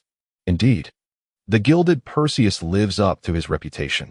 This insignia is equivalent to decades of arduous training. It is merely luck. My magical prowess is not as profound as that of my predecessors, Perseus replied. Over the past decade, he had repeatedly encountered astonished and envious remarks regarding his gilded insignia, and he had long since grown accustomed to it. The gilded insignia was said to be the second highest rank before the insignia became ethereal. The higher the insignia's rank, the greater the accompanying benefits. Perseus's insignia, named Justice, could mitigate negative impacts while simultaneously enhancing positive gains and increasing the potency of light-based magic while reducing its magical consumption. Beneath gilded was the red gold, followed by radiant white, pure white, light mottled, and finally, mottled, with the latter varying in color depending on the type of insignia. However, without exception, the process of imprinting is akin to purging impurities and adorning oneself with gold. After all, no imprint is inherently golden from the outset. Following their pleasantries, Kate produced their travel itinerary. It was a map, adorned with a multitude of diverse markings. After scanning it meticulously, Perseus grasped the general outline of their plan. Upon their meeting here, Kate would take the lead, guiding Perseus on horseback to a place known as Luo Town, where they would linger for 5 days, awaiting a third individual, Jie Gang. Ao. It was said that this Jie Gang hailed from the Juno's Doban in the northwestern continent of Ai Air, possessing the bloodline of a berserker. Thus, his imprint was not the singularly righteous one of the church, but rather martial prowess, a domineering imprint that bestows formidable strength upon its bearer while stripping away their ability to wield magic. Recently, Perseus had been informed of the true purpose of their journey, to escort the prince. This prince is the first heir to the throne of Supwes, and with the emperor gravely ill, the prince could ascend the throne at any moment. Currently, he was bound for the fringes of the Supwes continent to negotiate with the Vishya Empire of Ai Air, and countless foes lurked along his path, eager to take his life. The task of Perseus and his companions was to ensure the prince's safety. This was a favor. Once the church sold this favor to the Supwes continent. As long as the emperor of the Supwes dynasty remained the prince they were to protect, the foremost church on the Supwes continent would undoubtedly be the Tashulam Church. After all, there exists but one unified Supwes dynasty on this continent. Unlike Ai Air, which is rife with warfare, where various factions aspire to develop their industries, even the church, located at the heart of the world, is not exempt from this norm. Time is of the essence. Let us depart, Perseus declared, rising as he grasped the map in preparation to leave. Yet Kate promptly halted him. Wait, Perseus, do not be so hasty. You have only glanced at the main route, but according to the schedule, we have ample time. While waiting in the capital would merely be idle, we could seize the opportunity to earn some extra coin along the journey, Kate suggested. During this period, we could undertake some mercenary tasks along the way, not only to earn gold. Perseus produced a pouch of gold coins and tossed it onto the table. We are not lacking in gold. Having always been treated like a treasure within the church, Perseus had nearly lost all sense of monetary value. A wealthy individual, Kate remarked. Moreover, we could hone our skills. We might also gather some materials from magical beasts during these mercenary tasks. You could certainly gain some experience combating magical beasts on the road. Why not take advantage of it? There is no need to deliberately confront magical beasts. It is said that following that incident, magical beasts have all but vanished. What is truly terrifying is the talent on this journey. We need to be wary of bandits or, Perseus stated, not the bandits per se. Kate understood implicitly. Bandits were merely desperate rogues. If they possessed true prowess, they would not have sunk to a life of banditry. However, if someone were to deliberately masquerade as a bandit with the intent to assassinate the prince, they could later claim it was the work of bandits. Thus the church would gain nothing. This tactic is among the most despicable, yet simple, crude, and effective. Hence, the prince's adversary, the chancellor, was particularly fond of employing such methods. With the prince entirely suppressed, he could hardly maneuver in this regard. Perhaps we could accept the task to escort someone. What do you think? Kate proposed. I will follow your lead. Senior, Perseus replied he had little interest in these mercenary tasks, his mind solely occupied with the church's mission, thus entrusting all decisions to Kate. Kate, being more experienced in this arena, found it preferable to let someone with expertise take charge rather than voice his immature insights. After a brief contemplation, Kate said, In that case, let us head to the mercenary guild to accept an escort task. The destination should be in Luo town. Kate was not fixated on securing a trivial mercenary task. Rather, he hoped to gauge Perseus's strength through this endeavor. The internal factions within the church were fiercely competitive. If he could enlist a formidable ally, achieving his own aspirations would likely become considerably easier. Meanwhile, Perseus remained oblivious to the church's internal dynamics. He only recognized that the stern-faced Jafano was the one issuing tasks, the enigmatic Olivia was engaged in research, and the oft-idle Phalion was there for conversation. No one else concerned themselves with him. And that was all. This was also part of Olivia's scheme. To ensure the purity of Perseus's spirit and shield him from the machinations of intrigue, Olivia and others intentionally cultivated a warm environment. This not only facilitated Perseus's rapid cultivation, but also instilled in him unwavering loyalty and faith towards the church. They had discerned Perseus's temperament. He yearned for a home, a place of warmth. Thus, if the church provided him with such a sanctuary, they could secure his allegiance. With that, Kate rose from his seat, and Perseus followed suit as they departed the tavern. Having arrived earlier, Kate was more familiar with the surroundings. Moreover, since the plan indicated that Perseus and Jiegang would be assisting Kate, Perseus refrained from overshadowing him. Ultimately, the two arrived before the Mercenary Guild. The Mercenary Guild, alongside the Mage Guild, represented the pinnacle of organizations on the continent. Even in Supwes, the only unified dynasty, the presence of the Mage Guild and Mercenary Guild was ubiquitous. However, as these two forces could not influence the regime, the Supwes dynasty permitted their development, in contrast. Organizations like the Church, which possessed strong cohesion, real power, and potent influence, were absolutely prohibited in Supwese, for in that land, the Supwese dynasty stood alone, enduring for millennia. Long regarded as decayed and decrepit, Supwese would ruthlessly quash any force that posed a threat to its dominion. Hence, the Mercenary Guild could be deemed the second greatest power on the continent, following the Supwese dynasty. Chapter 5. Royal Commission. The Mercenary Guild exuded an aura befitting its status as a great power. Upon entering, Perseus immediately sensed this distinctive atmosphere. Unlike the church, which commanded absolute faith, the Mercenary Guild thrived solely on strength. Thus, upon stepping inside, a myriad of formidable individuals presented themselves before Perseus, akin to exhibits on display. Senior Kate. Everyone here seems remarkably formidable. Perseus couldn't help but exclaim. That is to be expected. Anyone who can survive in the mercenary world must possess a certain level of strength, Kate replied. This is a perilous trade. Do not be deceived by the apparent simplicity of their imprints. In reality, you could not best them. Perseus understood this well. The strength of an imprint could only determine a fraction of one's overall power. Higher-tier imprints offer better enhancements and greater magical capacity. Yet the imprint itself does not directly affect the magic one can wield. Mastery of high-level spells still relies on personal study. Therefore, although Perseus possessed a naturally gilded imprint, its effects merely included significantly reducing negative impacts, substantially enhancing positive gains, greatly amplifying light magic potency, and considerably diminishing light magic consumption. If anything else could be said, it would be that all imprints universally grant a substantial increase in the wielder's magical power. However, given Perseus's limited cultivation, he could hardly benefit from the positive effects, nor would his adversaries employ negative magic against him. Light magic, by its nature, consumes little magic power, and thus this gilded imprint served little purpose. Perseus was acutely aware that the true determinants of one's strength lay in their mastery of magic and martial prowess. Magic represented the various spells wielded through magical energy during confrontations, while martial prowess, to a certain extent, complemented magic through physical techniques. Yet, it was not a matter of magic being primary and martial arts secondary. Some individuals forego magic altogether, relying solely on martial prowess to become top-tier experts. Certain imprints may amplify magical effects, and magic interacts with one another in a system of checks and balances. Thus, external conditions also influence the disparities in strength among individuals.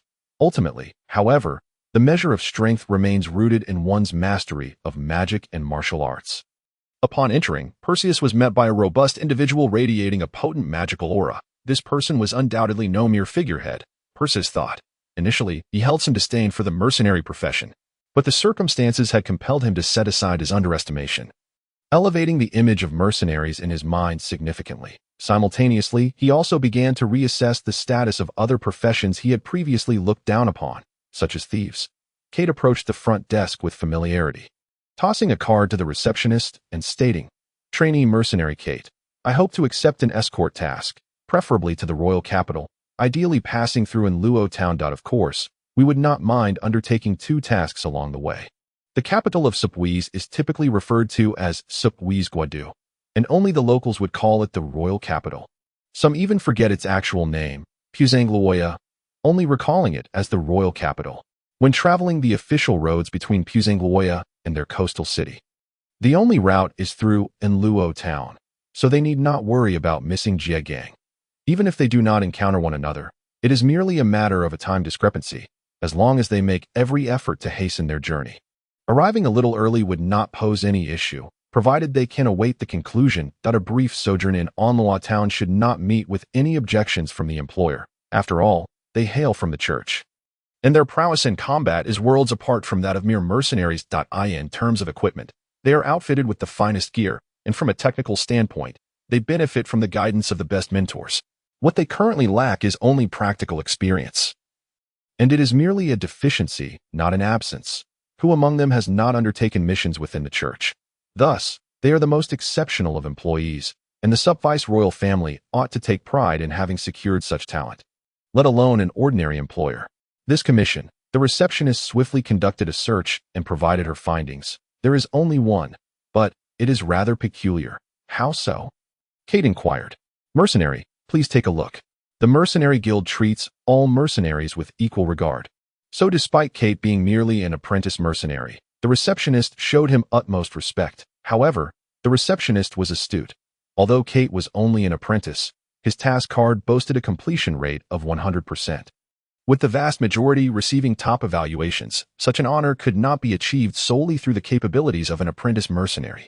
The only plausible explanation is that this individual does not pursue mercenary work as his primary occupation. Kate scrutinized the task at hand, but then returned the form, stating, "There is nothing unusual here. These are all standard escort mission details." Clearly stated on the form was the task of escorting from this location to the capital. Pusingawoya and all other sections were filled out in accordance with the specifications. After a cursory glance, Kate found nothing to distinguish this order from the ordinary. He raised his gaze once more, regarding the receptionist with curiosity, hoping she might provide clarity. "Please take another careful look," the receptionist urged, handing the form back once more.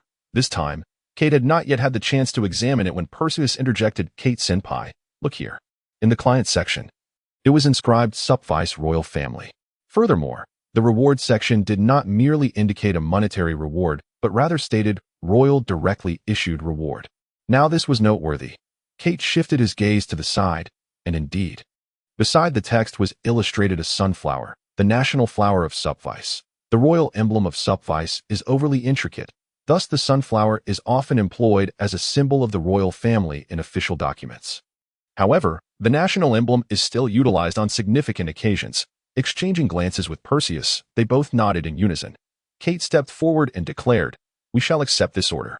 However, it would be prudent to have more individuals undertake this task," the receptionist suggested. "After all, it is a royal mission." Kate produced his medal from the Radiant Knights and asserted, "We are members of the church. This task is within our capabilities." The Tashalam Church is a formidable presence, one that the Subvice dynasty cannot easily undermine, let alone the Mercenary Guild. Given that this individual is affiliated with the Radiant Knights, as long as such a knight is present, there should be no concerns unless military intervention is called for. Although the Tashalam Church cannot openly preach extensively within Subvice, their stature commands respect. With the fighting strength of at least a nation, the Tashalam Church wields considerable influence regarding the safety of its personnel abroad. Thus, the receptionist found herself at a loss for words, ultimately registering the task and instructing the two. "Please follow me." "Is the client here?" Perseus inquired. Indeed, prior to the commission being assigned, the Mercenary Guild is obligated to ensure the safety of the client.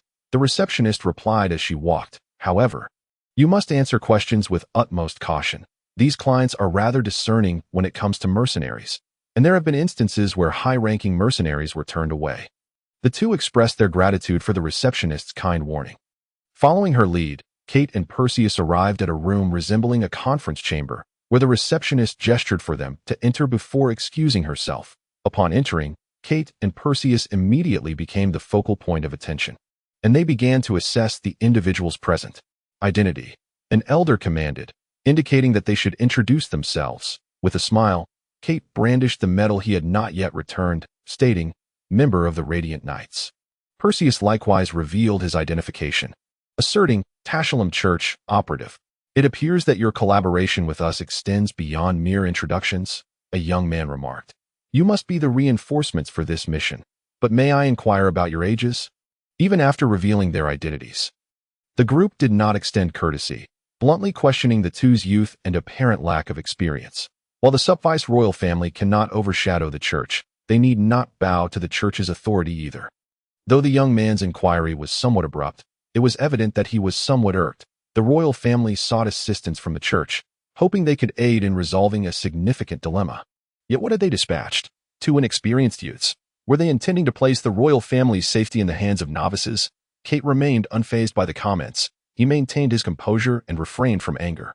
He merely lamented the potential loss of the reward for this escort mission. Though he did not place great value on gold, he was intrigued by the enigmatic Royal Directly Issued Reward. It seemed that this mysterious reward might equate to no reward at all. This group appeared to be merely there to collect themselves. And the royal reward, in essence, was no reward. What an unexpected turn of events. Yet, Kate was curious. He yearned to understand how the royal family had concluded that he would undertake this task. Could it be? He thought of a certain individual, the star priest Oliviera.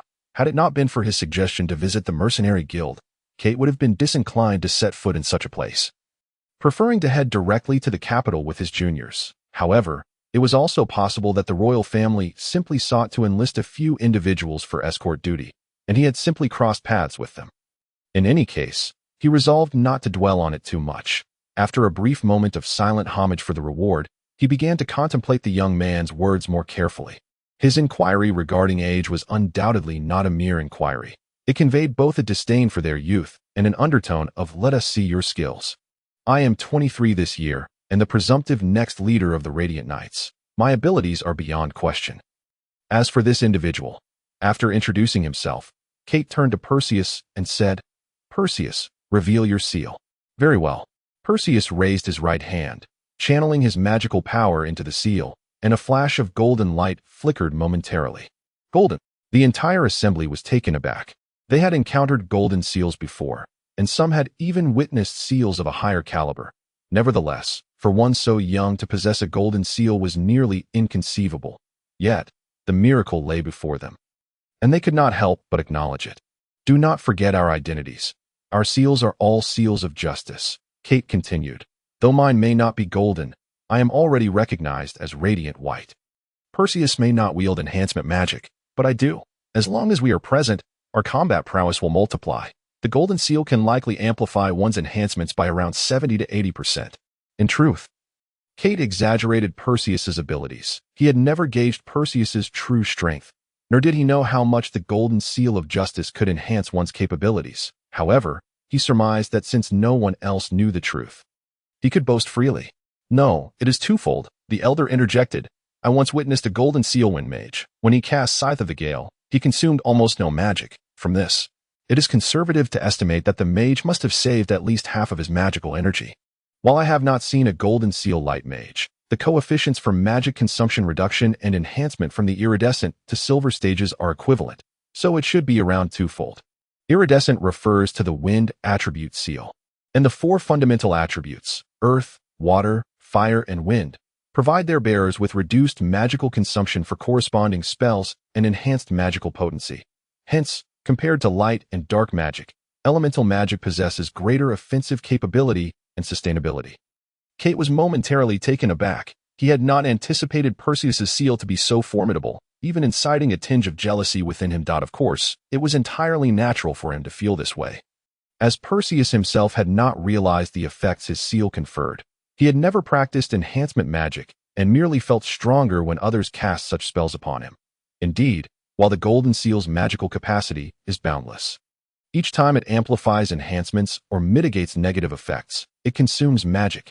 Yet, he had never experienced an enhancement devoid of the justice bonus, and thus remained unaware of the standard effects of enhancement magic. "Very well.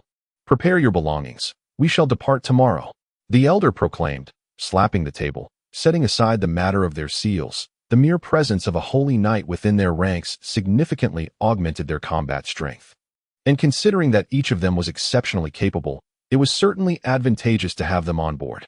Moreover, their team's intent did not lie in mere protection.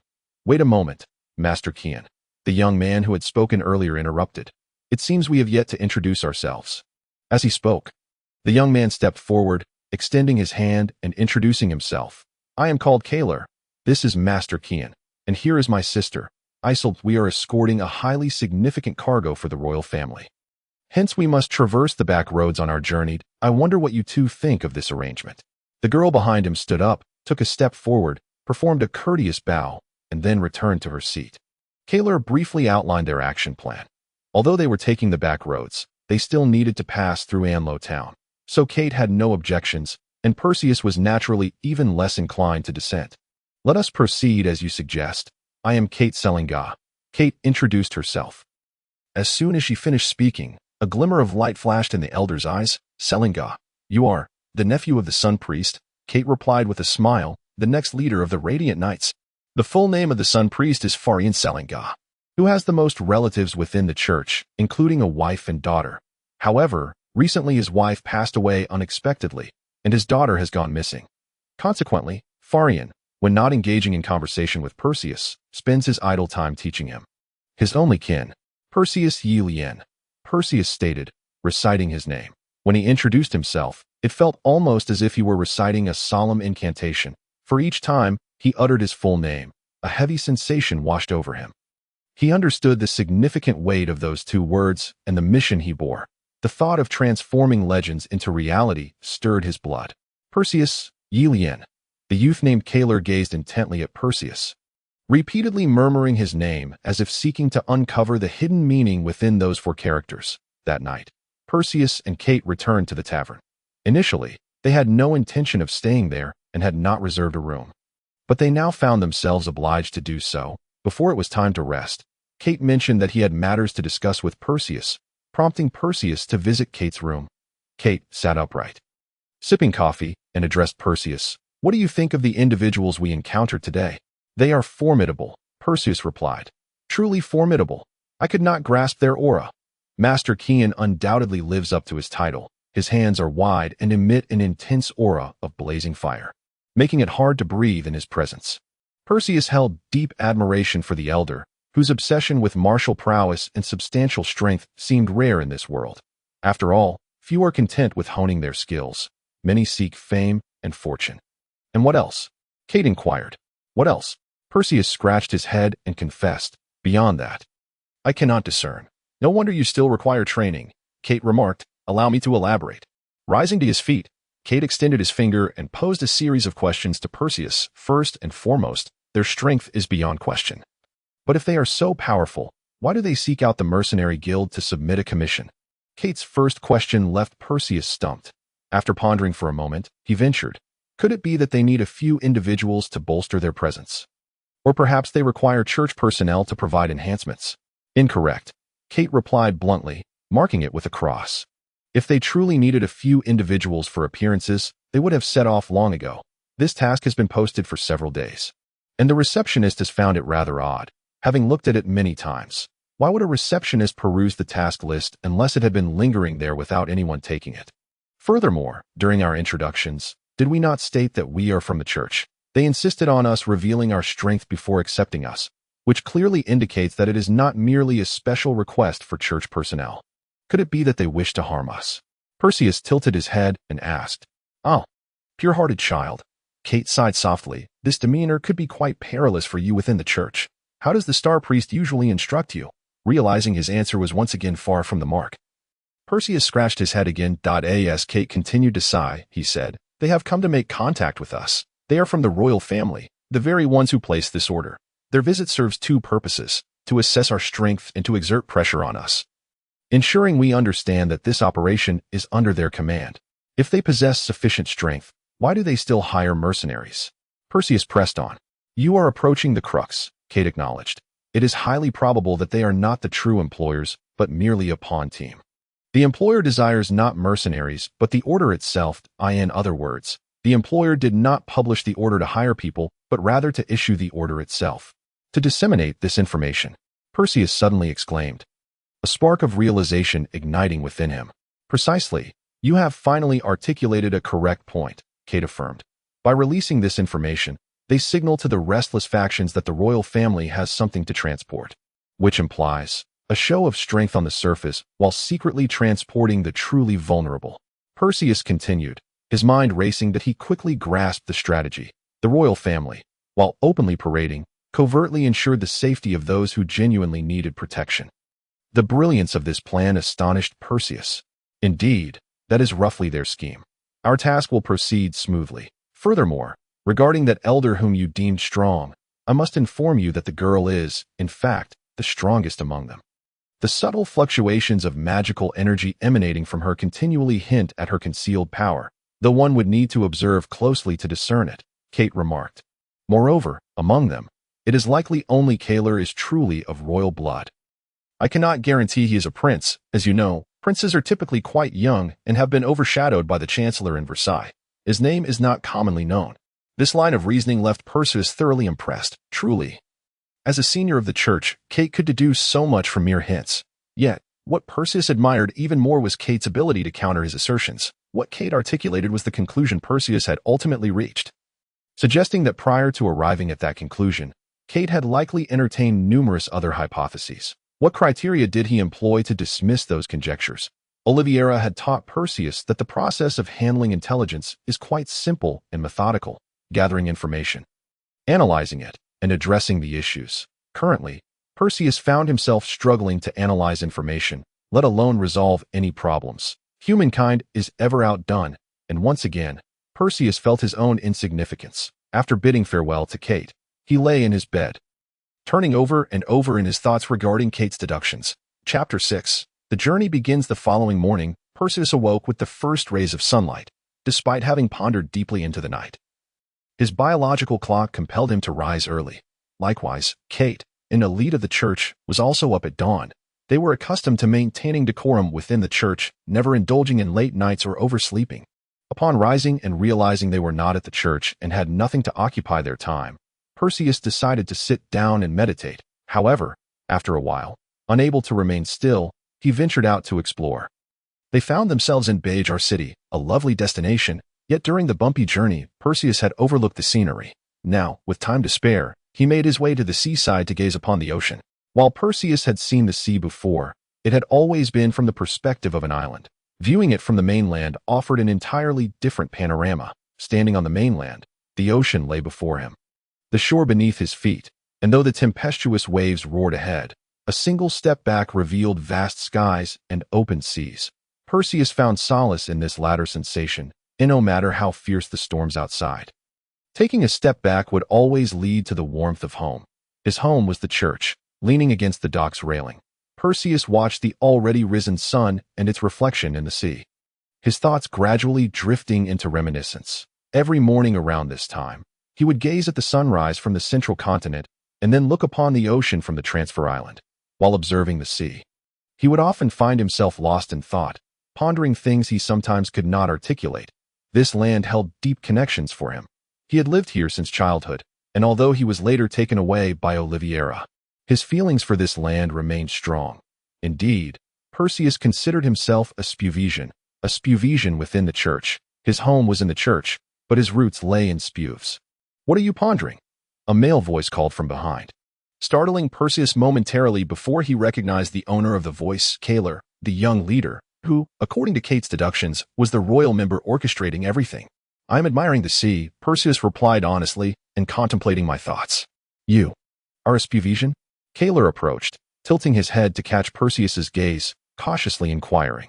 "Yes," Perseus affirmed, then felt his words lack precision, hastily adding, "Well, not exactly. I suppose it could be said that I am." Kaler's interest was piqued, prompting him to probe further. "In what way?" Perseus gazed at the sea with an impassive expression and remarked, "I once spent a considerable amount of time here before I went to the church. Although I wasn't born here, I can say that I spent my childhood in this place." "Is it due to the imprint?" Carlyle inquired. "What? How do you know that?"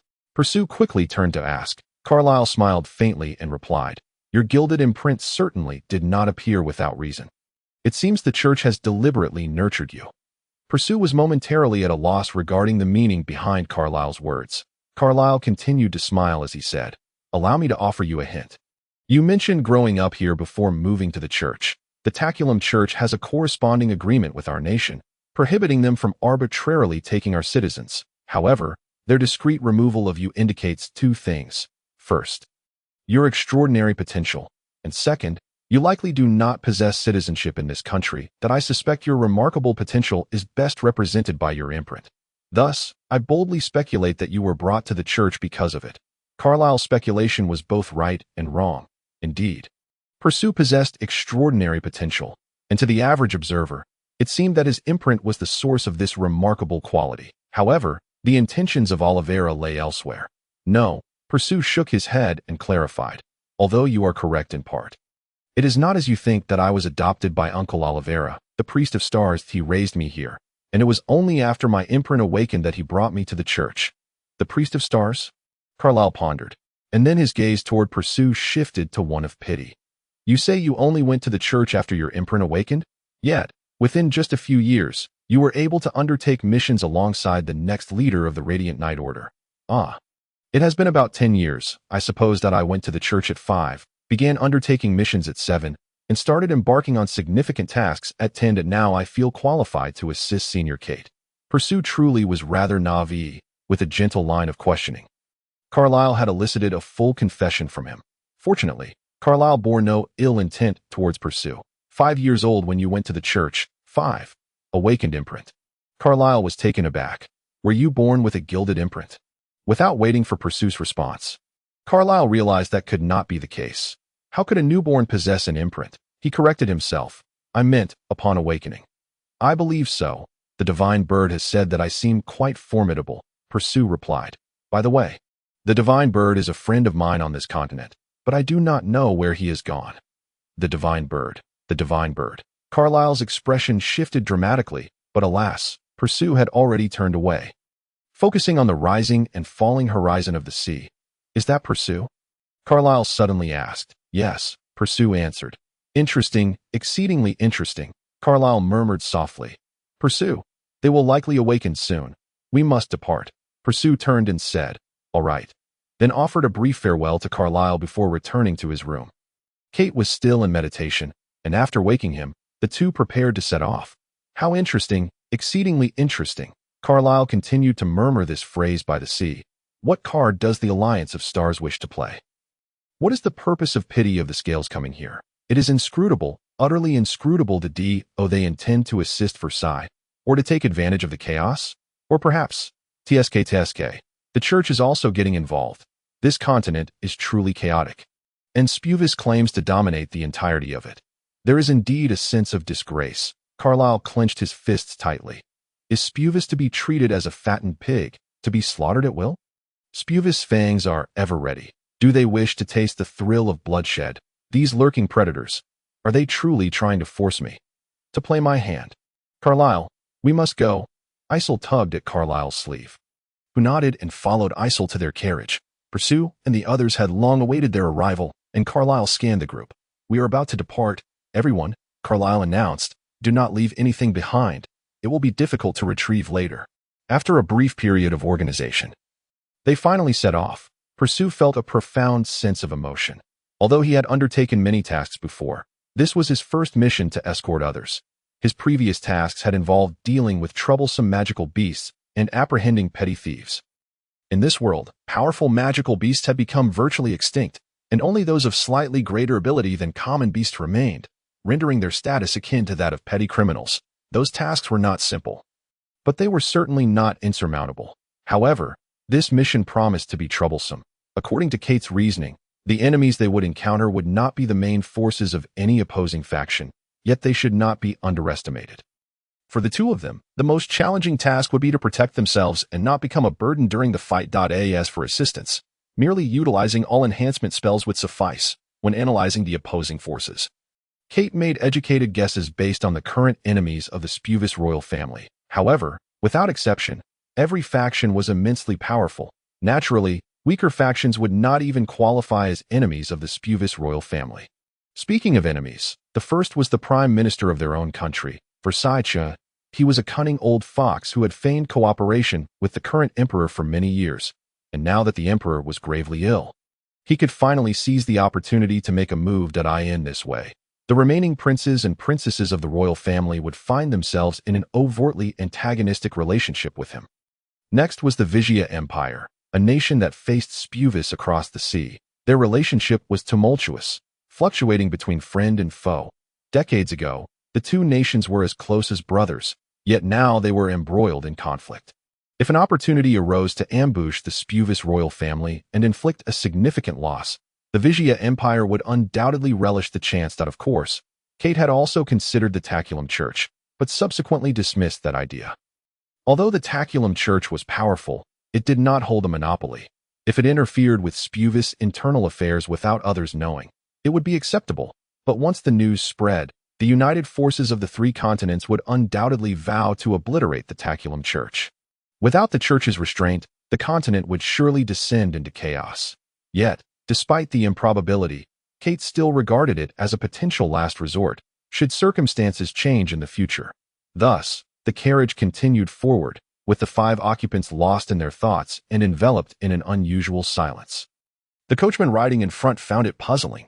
Why were the people in the carriage so quiet, resembling a bunch of corpses? If this continued, they would reach Anlo town in 3 days.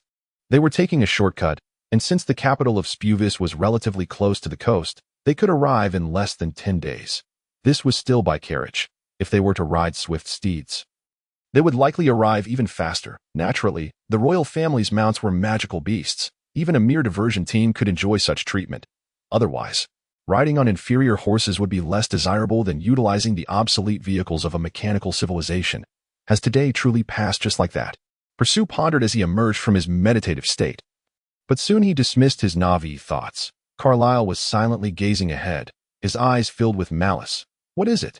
Pursue noticed Carlyle's ominous gaze, and since they had conversed before, he felt compelled to inquire. Carlyle turned his head and replied coolly, "If I were the enemy, I would lay an ambush in that valley ahead." And rumble. A sound akin to thunder reverberated through the valley, shocking Pursue's auditory senses. "Master Kian, it is up to you now," Carlyle stated. Kian nodded gravely. He pulled aside the door curtain and stepped out. The boulders, the very thing Carlyle had yet to finish mentioning, cascading down from dozens of meters above, possessed an immense force. Pursue could not fathom the magnitude of such power, but he knew he could not withstand it. "Senior Kate." Pursue urgently called out to Kate, but Kate needed no reminder. He immediately cast 2 or 3 blessing spells. Master Kian, lacking a righteous imprint, did not experience any enhanced effects. Thus, only his strength and speed increased slightly, rendering no significant change in his perception. "Huh?" Master Kian roared, unleashing a purple aura. Both Kate and Pursue were momentarily stunned, and Kate stammered, "Berserker?" Berserker was an earth element magic. However, before the method of utilizing this magic was discovered, Berserker had also been a bloodline. Even without the ability to wield magic, those possessing this bloodline could unleash the combat prowess of a Berserker. This magic granted unparalleled strength, yet due to the lack of focus in a berserk state, the ability to cast chant-type magic would diminish, while the potency of combat magic would undoubtedly be significantly amplified. Master Kian was a fire element magician, and his imprint was naturally fiery. He would not possess the Berserker magic. Carlyle remarked, observing the astonished expressions of the two individuals before him. A faint smile graced his lips as he continued to elucidate, "Of course, he does not possess the bloodline of a Berserker. You see that dark purple gauntlet on his hand. It is his magical artifact, which encases a spell of Berserker. All he needs to do is activate it when the moment calls for it." At that moment, Master Jian's hands were engulfed in a fierce crimson flame, and with each strike, he shattered boulders into fragments. The debris did not scatter chaotically. Instead, it was propelled far away by the intense heat waves emanating from him. Master Jian struck the rolling stones from the side, thereby avoiding a direct confrontation with their formidable force. Master Jian is truly powerful. Percy could not help but exclaim. Suddenly, he seemed to realize something and turned his gaze toward Isel. Had Senior Kate said that this girl was the strongest among them? Chapter 7. Coercive Persuasion. Isel, is it possible? Percy was intently staring at Isel, lost in thought, when Carlyle turned to her and spoke. Percy watched as Isel, seemingly unfazed, nodded at Carlyle before gently lifting the curtain of the carriage. Through the carriage window, Percy observed Isel slowly approaching Master Jian. While shattering the rocks, Master Jian spoke. "Lady Isel, has Carlyle granted you permission to act?" Isel nodded and replied. Carlyle is somewhat displeased. He believes these individuals have gone too far. Indeed, the incessant rolling stones appear to have no intention of negotiating with us. These mountain bandits seem to have no desire for treasure, Master Jian remarked. "But Isel, considering your frail condition, are you sure you will be all right?" "My illness has subsided. I should be able to use magic now," Isel responded. Lifting her hands, where the magical enhancement bestowed by Kate shimmered brightly. A substantial amount of icy energy coalesced in her hands, and with a gesture, a wall of ice materialized before everyone, rising from the ground. The rolling stones could not breach the icy barrier, granting the group a temporary respite. Isel is an embodiment of extreme cold. Kate inquired. Extreme cold is the name of an ice attribute seal, and witnessing Isel's grand display led him to assume she specialized in water magic. However, Carlyle refuted this notion, stating, "No, it is space." Isel immediately corroborated this assertion, but if the safety of the group were to be ensured, Master Jian seemed more than capable. Carlyle's desire for Isel to intervene stemmed from his wish for her to retaliate. The rolling stones continued to cascade on both sides, And aside from the danger of Master Jin climbing against the flow, what would happen to the other side's rolling stones if he chose to divert? Would they simply be left unattended? That would likely result in the carriage sustaining damage. Thus, Master Jin descended, and Isil's right hand bore a seal that glimmered once more. A faint purple light flickered, and Isil vanished from the sight of the others on the cliffside. A subordinate remarked to the bandit leader, "Look, that ice wall cannot be shattered. Ugh, we must retreat. It seems this deal is beyond our grasp." As the bandit leader was speaking, a flash of purple light appeared, and Isil manifested behind him, casting a cold gaze upon the bandits. She wielded a dimensional slash, and it was evident to all present, prompting them to refrain from making any rash moves. "Do you wish to flee?" Isil's voice was icy. The bandits were taken aback, having not anticipated that one among their adversaries was a space mage. Space magic is profoundly intricate. While most mages can grasp various elemental magics, the mastery of time-space magic remains a lofty aspiration. The prerequisite for studying time-space magic is the corresponding attribute seal, a principle yet to be contradicted by any exceptions to that moment. The bandit leader spoke. "Is that magic in your hand? A dimensional slash?" The dimensional slash is one of the most formidable spells within space magic. Although the potency of magic is closely tied to the user's strength, one capable of wielding a dimensional slash is certainly not weak. Moreover, this individual was far from being an ordinary foe.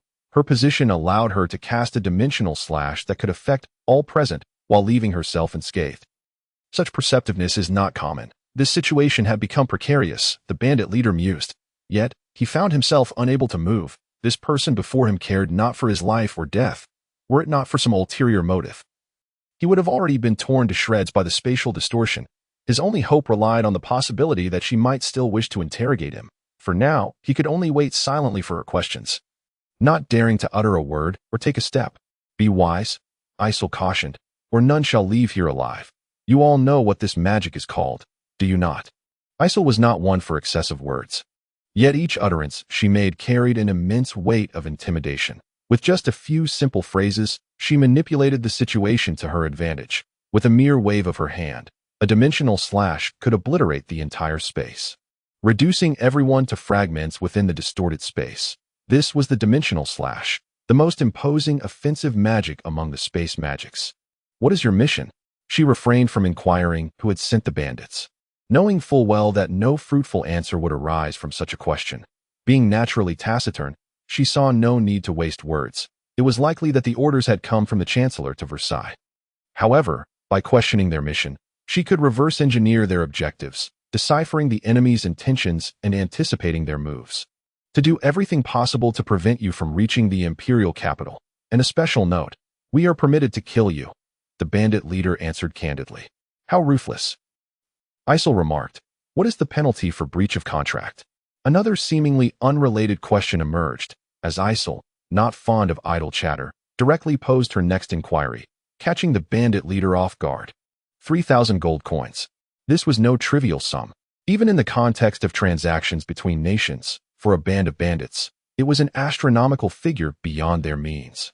"If I were to say that I wish to hire you, what price would you offer?" "What?" The bandits were taken aback.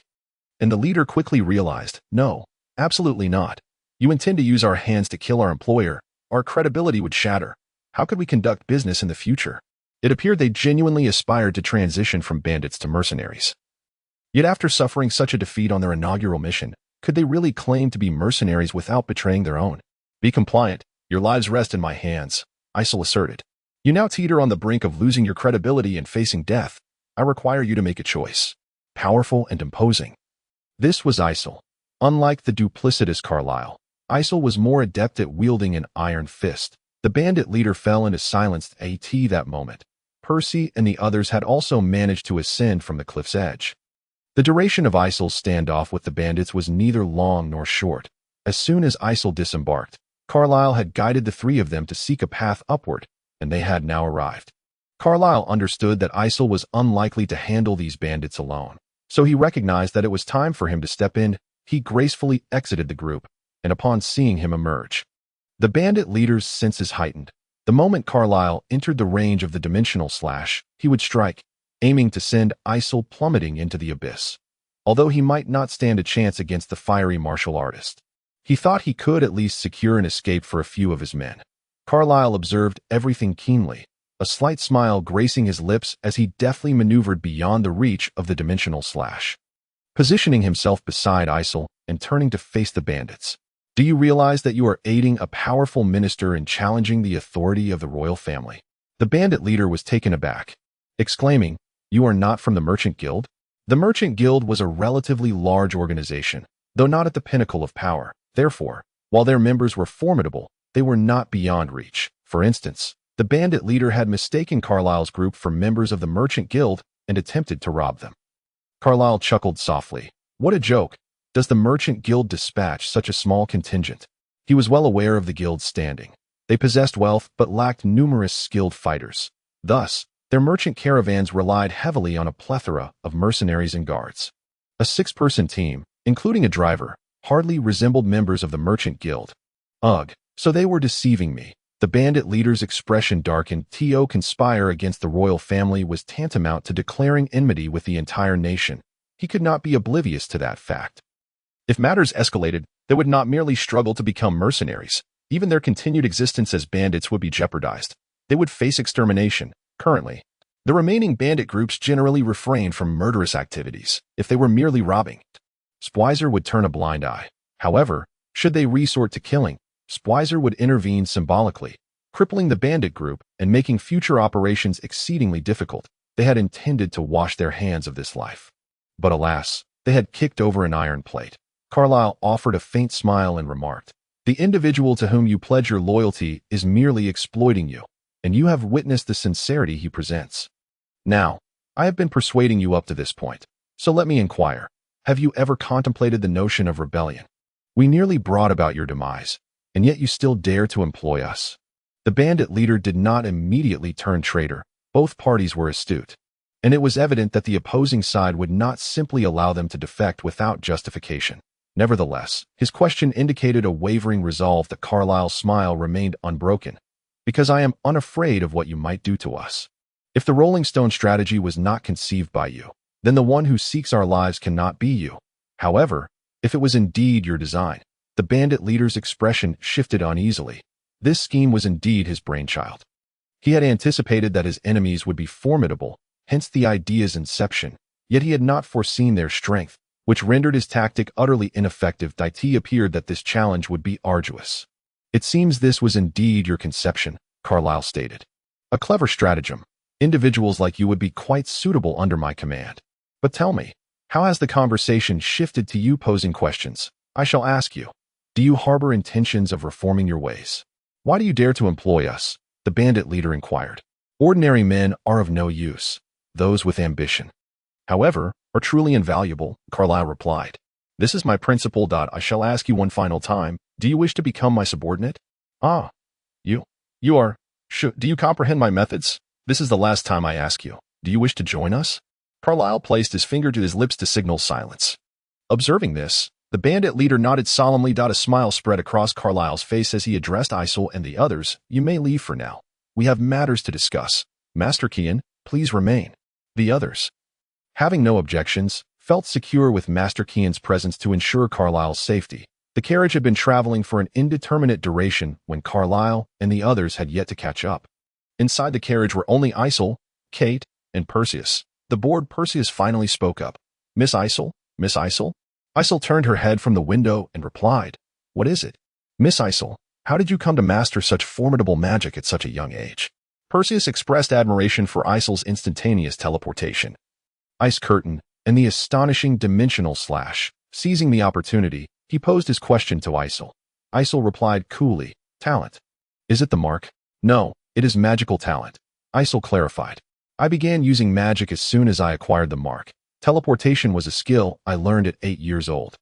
Other types of magic come easily to me. For mid to low-level incantations, I can effortlessly conjure them by merely reciting the incantation, and with a bit of exploration, I can even handle high-level, complex magic, except for those that are excessively difficult or require an overwhelming amount of magical energy." Perseus fell into a stupor, unsure whether it was due to Isel's astonishing talent or her unexpected verbosity. From Perseus's perspective, he was indeed an exceptional talent, yet when viewed solely through the lens of magic, He could never hope to match Isel. Alas, Isel's mark merely symbolized the color purple of space, lacking even a hint of variegation, indicating that the magic she had learned was quite diverse, resulting in a slow enhancement of her mark. Due to the constraints of her mark's level, Isel was unable to wield higher-tier magic. Chapter 8. The Berserker of the Arena. The following day, Carlyle caught up with the group. The journey thereafter was uneventful. At Kate's insistence, Perseus reluctantly entered a state of meditation, though he remained curious about Carlyle's actions. He had to suppress his inquiries due to Kate's restrictions. That on the third day, the group arrived at Anlo Town. Although they traveled by carriage, the magical beast horses were indeed exceptional, and the carriage was designed for comfort, resulting in a relatively smooth ride. After 3 uninterrupted days of travel, they reached their destination. Anlo Town served as a transportation hub. Thus, despite not being a first-tier city, it exuded a vibrant atmosphere. In this confluence of cultures, Anlo Town had cultivated its own unique civilization. In Kate's words, it is bustling in a manner unlike any city in Spruvise. Even the harbor of Spruvise, such as Bejar City, boasted vast stretches of natural coastline, yet Anlo Town was different. It was neither an economic nor a political center, but undoubtedly a cultural one. The town's mayor was a remarkable individual, despite the poor soil and lack of minerals. He adeptly leveraged the town's advantageous location to cultivate its distinct characteristics, the most striking of which was the arena of Anlo Town. Kate exclaimed, gazing at the colossal circular structure.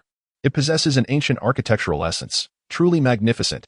After being cooped up in the church for so long, witnessing such grandeur is worth every moment. Perseus trailed behind him, looking up at the imposing edifice and feeling a sense of his own insignificance. The grandeur of this construction was beyond comparison to that of the church.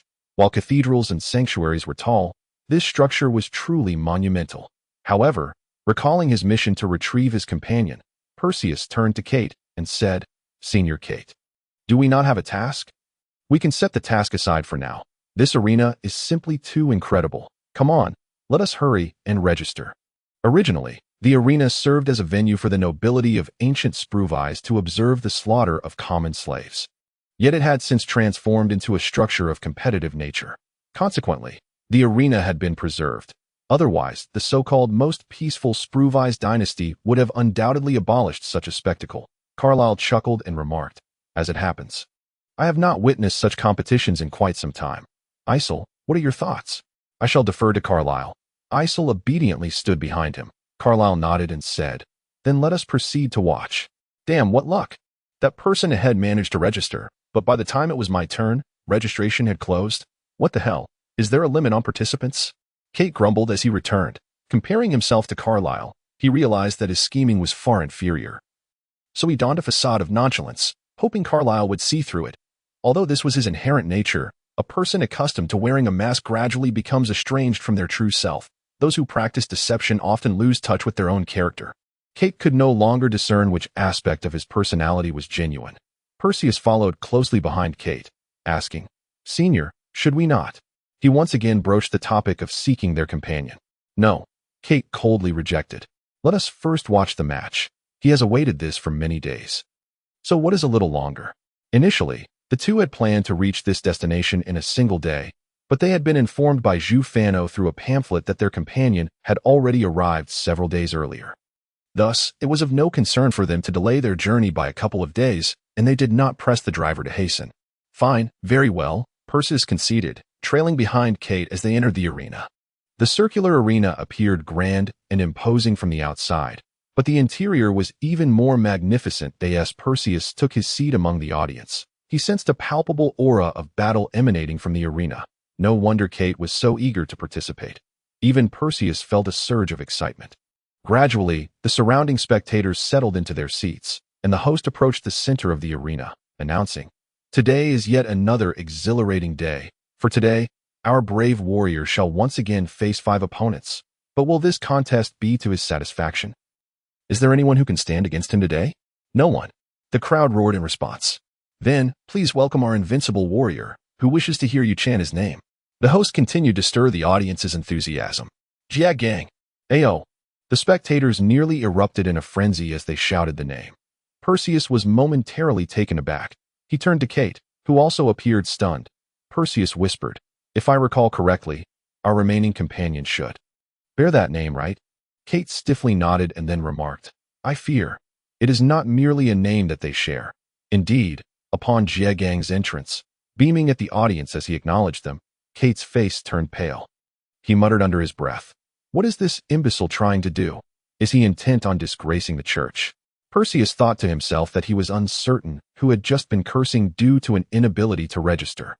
But he refrained from voicing his thoughts, as Kate was his senior. However, Perseus's expression could not escape the keen observation of Kate, who was adept at reading others.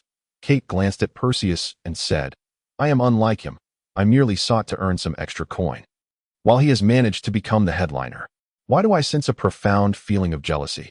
Furthermore, the term headliner sounds rather peculiar. Perseus muttered softly to himself. Yet Kate paid no heed to Perseus, continuing to elevate his voice, saying, what will others think in the future?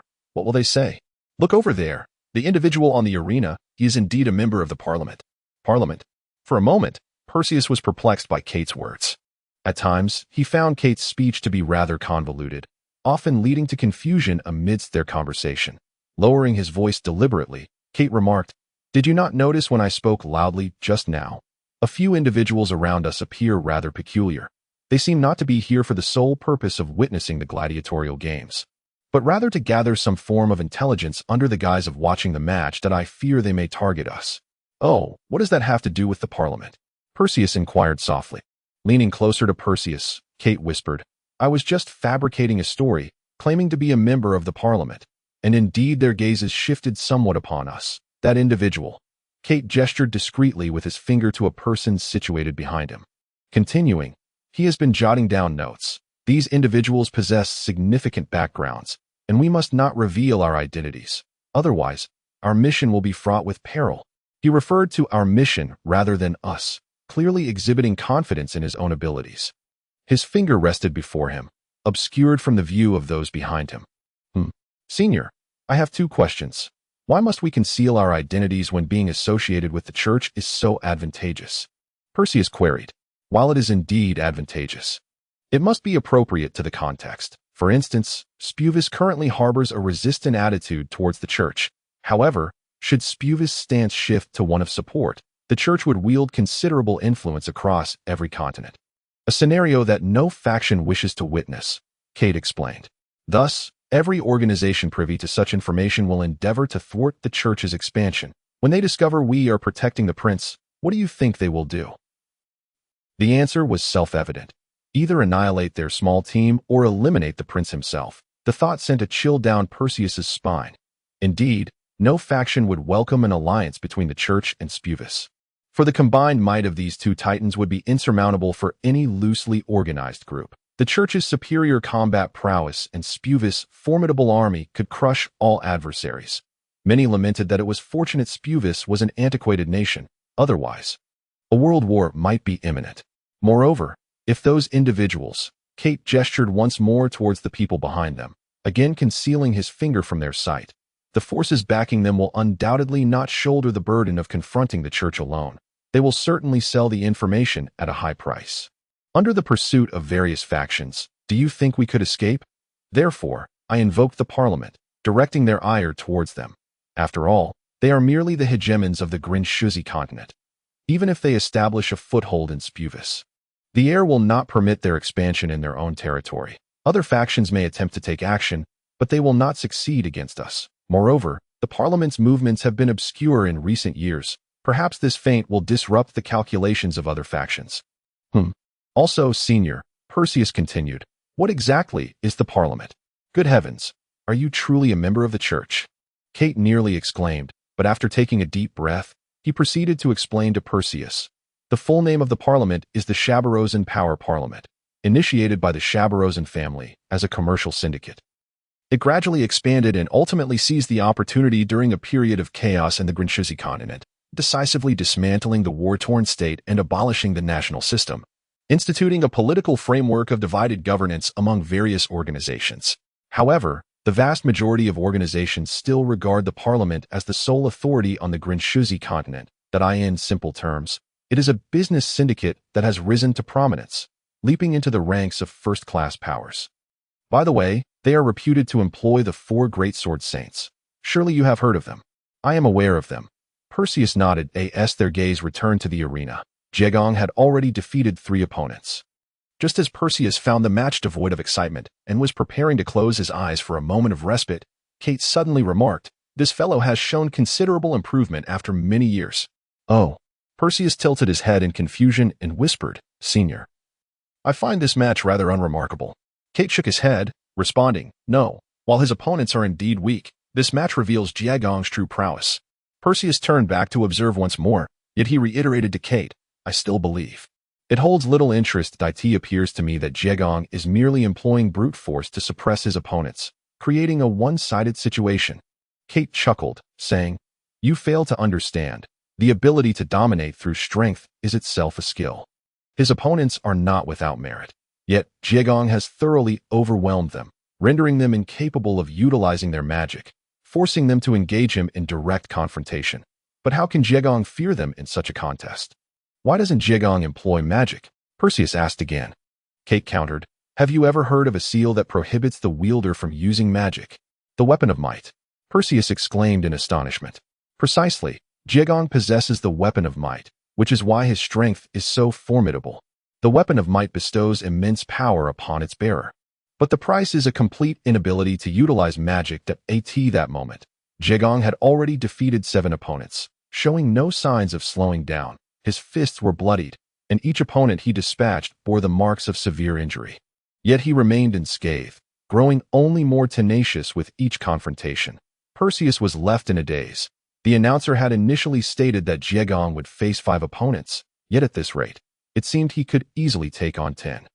Perseus mused that in the presence of this senior Jaegong, he would likely be unable to withstand even a few exchanges. It was not that Perseus was weak. Rather, Jaegong's aggressive, forceful approach was an absolute calamity for those like them, who were half-mages, as most of the defeated could not even manifest their true abilities before falling. It appeared that this mission was merely a means for Perseus to gain experience. Both of his seniors were incredibly powerful, and he seemed to have no genuine chance to engage in combat. Despite his usual stern demeanor, Zun Fano occasionally looked after him. Perseus thought, "Look, this adversary is intriguing. He may compel Jaegong to utilize his most potent magic." Kate urged Perseus to focus on the unfolding events. Perseus returned from his reverie. Jaegong's current opponent was a diminutive figure resembling an assassin. Assassins typically retreat swiftly upon failing a single strike, yet this opponent was different. He excelled in close combat. Under the interference of this opponent, Jaegong found himself hindered and was inadvertently struck, sustaining a cut on his arm. The announcer, having been overlooked by both Kate and Perseus for quite some time, began to shout and rally the crowd, transforming the atmosphere of the circular arena. Yet Perseus remained fixated on the dynamics of the match. Jaegong's strongest magic? But doesn't he lack magical abilities? Strictly speaking, this magic does not qualify as conventional magic. For instance, magical artifacts often come equipped with a spell, one that does not consume the wielder's mana and is immune to the constraints of magic suppression. Thus we refer to such spells as magical artifact magic. However, magical artifact magic does not activate seals, so it is not considered magic in the strictest sense, Kate elucidated. The magic he is about to deploy is one you have seen before. Albeit his bloodline magic will be pure, this is distinct from the simplified magic that accompanies magical artifacts. Only spells that activate the seal's mana are deemed true magic, and true magic can be categorized into 2 types. One is chant-based magic, which requires a sustained consumption of mana to be cast over a period, while the other is combat magic, which instantaneously consumes mana to manifest its effects. In simple terms, chant-based magic cannot be cast instantly, while those that can are referred to as combat magic. What do you mean? Perseus pondered what sort of magic Kate was referring to, but the situation in the arena had already shifted.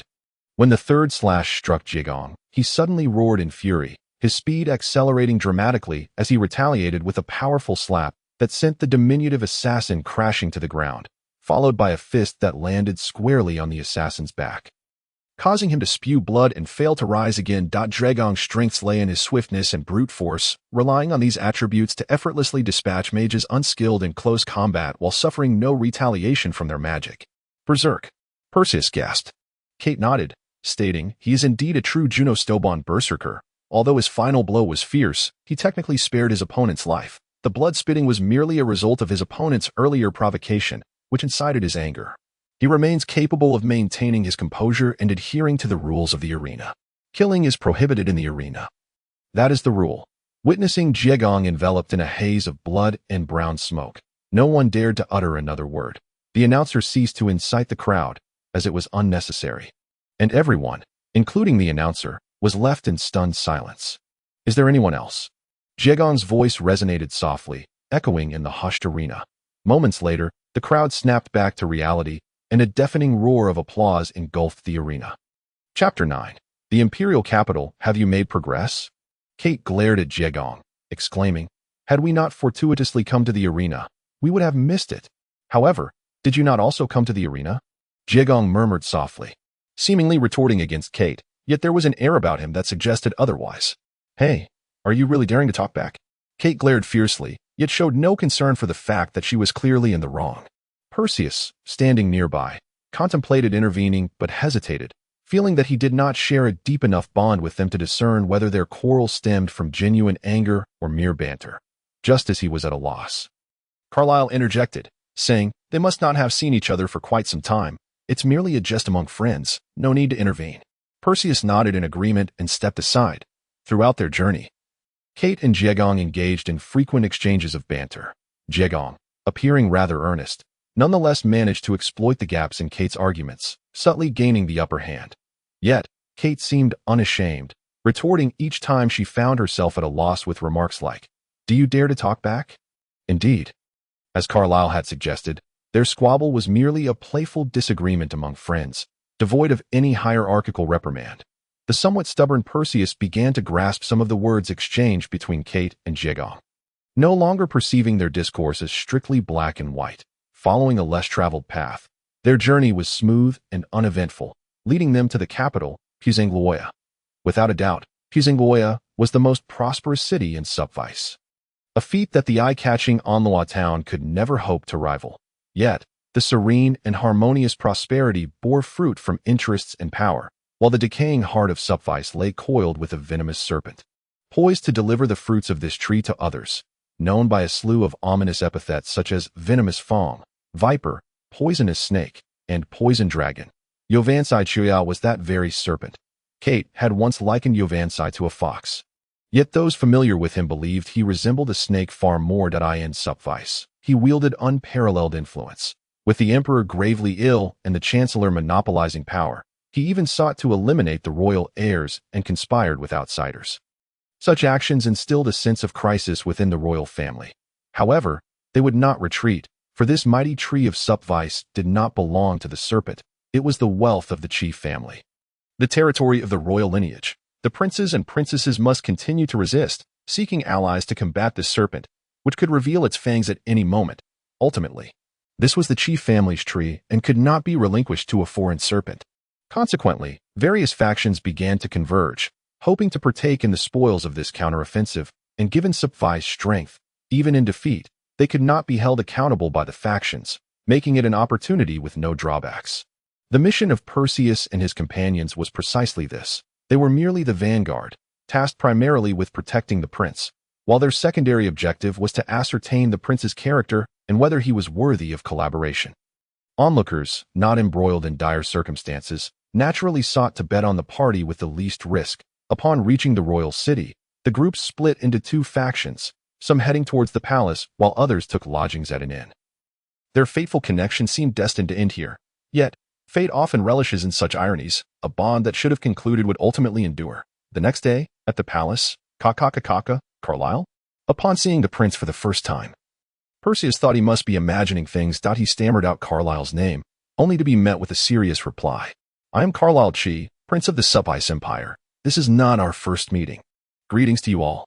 Carlyle formally introduced himself, leaving Perseus utterly bewildered. He could hardly believe that Carlyle was, in fact, a prince. Iser stepped forward, offering a courteous bow, stating, I am Iser Chi, his sister, though they held the esteemed titles of prince and princess. In the presence of the church, they were merely ordinary people. Moreover, Iser, being inherently polite, chose to bow before speaking. Not only Perseus, but Kate and Jiegong were equally astonished. While Kate had suspected that Carlyle, and his companions were of notable standing. Perhaps trusted aides, he had never anticipated they were the royal heirs themselves. Jaegong mirrored Perseus's shock, wide-eyed and speechless, in every conceivable manner. A prince and princess ought not to venture far from the palace. Such actions would equate to gambling with their lives against Yuvansai. The venomous serpent, particularly under circumstances that limited their capacity to utilize their full strength. In short, it was a reckless gamble. Perseus inquired, Were you here before? It was a chance encounter. I had no inkling you would come from that direction, Aesir responded. Her speaking abilities lacking, thus leaving the conversation to Carlyle. Carlyle was quite the conversationalist, adept at discerning what should and should not be said, making him a far more suitable politician than Aesir, who was only accustomed to combat. This is precisely why Yuvansai sought to eliminate Carlyle while harboring intentions to support Aesir in ascending to the role of empress, thus allowing him to wield power in the shadows. Did you intentionally leak your whereabouts? Then take a back route to entice Yuvansai into a public pursuit, thereby creating an opportunity for your return? Kate queried. His previous assumptions had been entirely incorrect, yet clever as he was, he quickly grasped Carlyle's intentions. Intelligent individuals convey their thoughts simply, by laying out the facts. The core of the matter naturally emerges. Carlyle smiled, saying, Indeed, even if I refrained from such tactics, they would still engage in a widespread manhunt. Rather than await capture, it is wiser to exploit the gaps in their net. So, in order to create openings, you manufacture vulnerabilities. Kate understood Carlyle's strategy but was perplexed as to why he would take such risks. It remains difficult to comprehend. You could easily enjoy comfort within the palace. So why venture out to afford Yuvansai such an opportunity? Though Kate had momentarily doubted their identities as true royalty, he had never believed they would actually risk their safety. You fail to grasp. This child's eyes can only be healed by that individual. I owe that person a favor, and if we do not seize this opportunity, once that person returns to Juno's Dobin, finding him again will be challenging. Carlyle gazed affectionately at his sister. Speaking softly, he showed no concern for revealing his affection for her in front of outsiders, fully exposing his vulnerability. This was Carlyle, profoundly self-assured. Jaegong suddenly interjected, But we haven't encountered any pursuers. If this was indeed the venomous serpent's ploy, how could we have arrived so smoothly? Although we evaded their main forces, the back routes undoubtedly harbored their checkpoints. Remember that band of mountain bandits before you joined us. The first group we faced has since been integrated into my ranks. They remain unaware that Yuvansai dispatched them, making them easy to intimidate and entice. The bandit leader was oblivious to the main plot, yet from the partial battle plans he provided, I gleaned some insights. Thus, we cautiously navigated around Yuvansai's mercenaries and ultimately made it here safely, Carlyle elucidated. Speaking of which, seeking refuge in the arena was also part of the plan, right? Those who could afford to linger at the arena could hardly be solely focused on returning to the palace. It should serve to mask the truth for a time. Kate finally spoke after a prolonged silence. Carlyle nodded, affirming his conjecture. Kate intentionally sought to uncover the intricacies of Carlyle's strategies, but before he could inquire further, Jaegong quickly diverted the conversation, his eyes lighting up as he exclaimed, What? You also witnessed my match? How was it? You possess great strength, yet from my perspective, you still lack finesse, Carlyle remarked. Brute strength is a commendable trait, yet it warrants refinement. I happen to know a remarkable individual who may impart some wisdom to you. Really? Jaegong's eyes sparkled with excitement. Indeed, the reliance on sheer strength had long been his Achilles heel. Unable to wield magic, he had to depend solely on his physical prowess. While effective against lesser foes, contending with formidable opponents was another matter altogether. How could mere flesh hope to withstand formidable magic? At this juncture, the only person capable of guiding him was likely Iron Crab Lovett Kai, the world-renowned pirate king and sovereign of the seas. Given Supvai's flourishing shipbuilding industry, it was no surprise that the prince was acquainted with the pirate king. It was said that this man was a master of brute strength. To ascend to the ranks of elite warriors with such a skill set would undoubtedly require more than just a smattering of techniques. It would necessitate a comprehensive system of training and combat. If he could secure his assistance, Jaegong's strength would undoubtedly surge. Kate's eyes narrowed, concealing the brilliance that flickered within.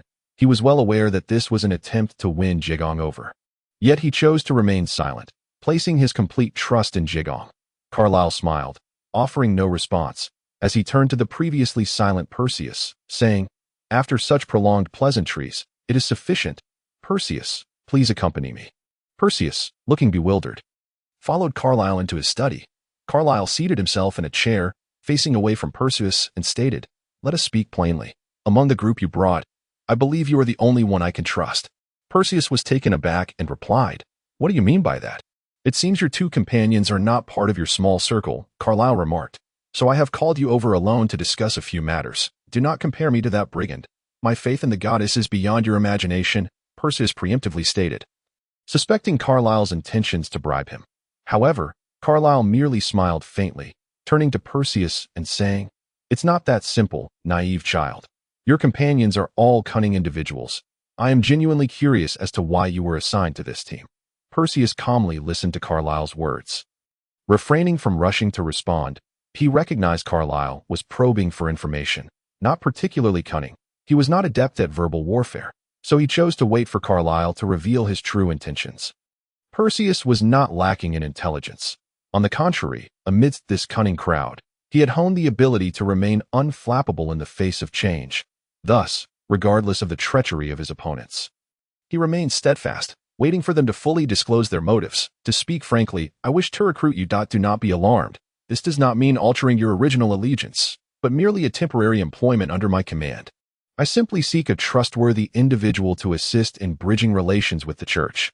"I see no harm in that," Perseus replied. "Then rest for now. My personal guard, Perseus," Prince Carlyle said with a gentle smile. "From this day forth, you shall be my personal guard. Report to the Lord. The Spluvies royal family has united with the church's faction. The details have been conveyed through message magic, and Gemini requests further instructions." A voice echoed from the shadows behind the palace beams. It appeared to be communicating with others through a messaging array. The person in the shadows, who referred to himself as Gemini, had been observing the entire meeting. "Your shadow has also provided intelligence. Combined with the earlier report from Cancer, it seems Carlyle will triumph in this war. Versailles does not mind striking while the iron is hot. Additionally, inform Libra to provide unconditional protection for Carlyle." The magical ripples returned with such information. "Understood," Gemini responded. After a brief pause, the magical ripples conveyed another message. "Moreover, ensure that Perseus lad is also well guarded." "Understood." Chapter 10.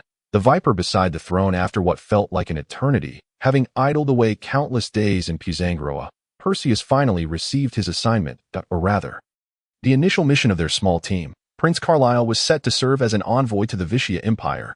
Given the nature of his mission, it necessitated a perilous departure from the royal palace.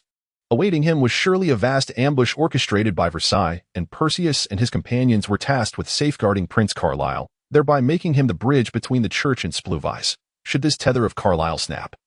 The church, which had previously obstructed Versailles plans, would undoubtedly fail to secure an alliance with Versailles, leading to the collapse of its expansionist ambitions. That a significant failure on Perseus's record could jeopardize his standing within the church. Let alone the Pope, whether he could even maintain his position as a priest would come into question. Thus, this was a mission Perseus could not afford to fail. That morning, Perseus and his companions finally beheld the true visage of the Viper of Spluvies. Having heard various folk tales about him, they were eager to witness firsthand the formidable adversary of Carlyle. In public perception, Versailles held two distinct images, one as a virtuous and capable sage, a view embraced by the majority, the other as a hypocritical charlatan, shared only among a select few. It must be said, despite his cunning, Versailles possessed a profound composure. Before the common folk, he appeared as a diligent and devoted chancellor for the nation and its people. Upon seeing Versailles for the first time, Perseus finally understood the source of the common folk's admiration. Versailles bore the countenance of a benevolent man, and when he smiled, it was difficult to evoke any sense of malice. Such a person even led Perseus to momentarily entertain the notion that perhaps this man is truly good, and it is Prince Carlyle who is the villain. However, he swiftly dismissed this thought. If this chancellor were indeed a rare gem of integrity, why would Carlyle engage in such intricate schemes against him? He could simply inherit the throne in peace. What was the point of contending with a chancellor? Moreover, as Oliveira had articulated, politics often lacked clear distinctions of right and wrong. Perhaps both parties genuinely cared for the populace. Yet in the political arena, only one faction could ultimately prevail. Spluvies served as the stage for this confrontation, with the church betting its stakes on Carlisle, who was yet beneath Versailles in strength but possessed greater potential. Perseus merely played the role of reinforcements on Carlisle's side, lacking the luxury of choice. This arrangement was evidently aimed at achieving a timely assistance of sorts. It was a straightforward quid pro quo, one that Carlisle could hardly refuse. If Carlisle wished to survive, he had no choice but to accept this favor and open the gates of his kingdom to the church. Otherwise, his entire realm would face annihilation, from Carlisle's perspective. Versailles was a viper, not a lion. He could masquerade as a virtuous angel before the few, yet his capabilities did not qualify him to be an exemplary ruler. He was adept in strategy, but woefully inept at governance.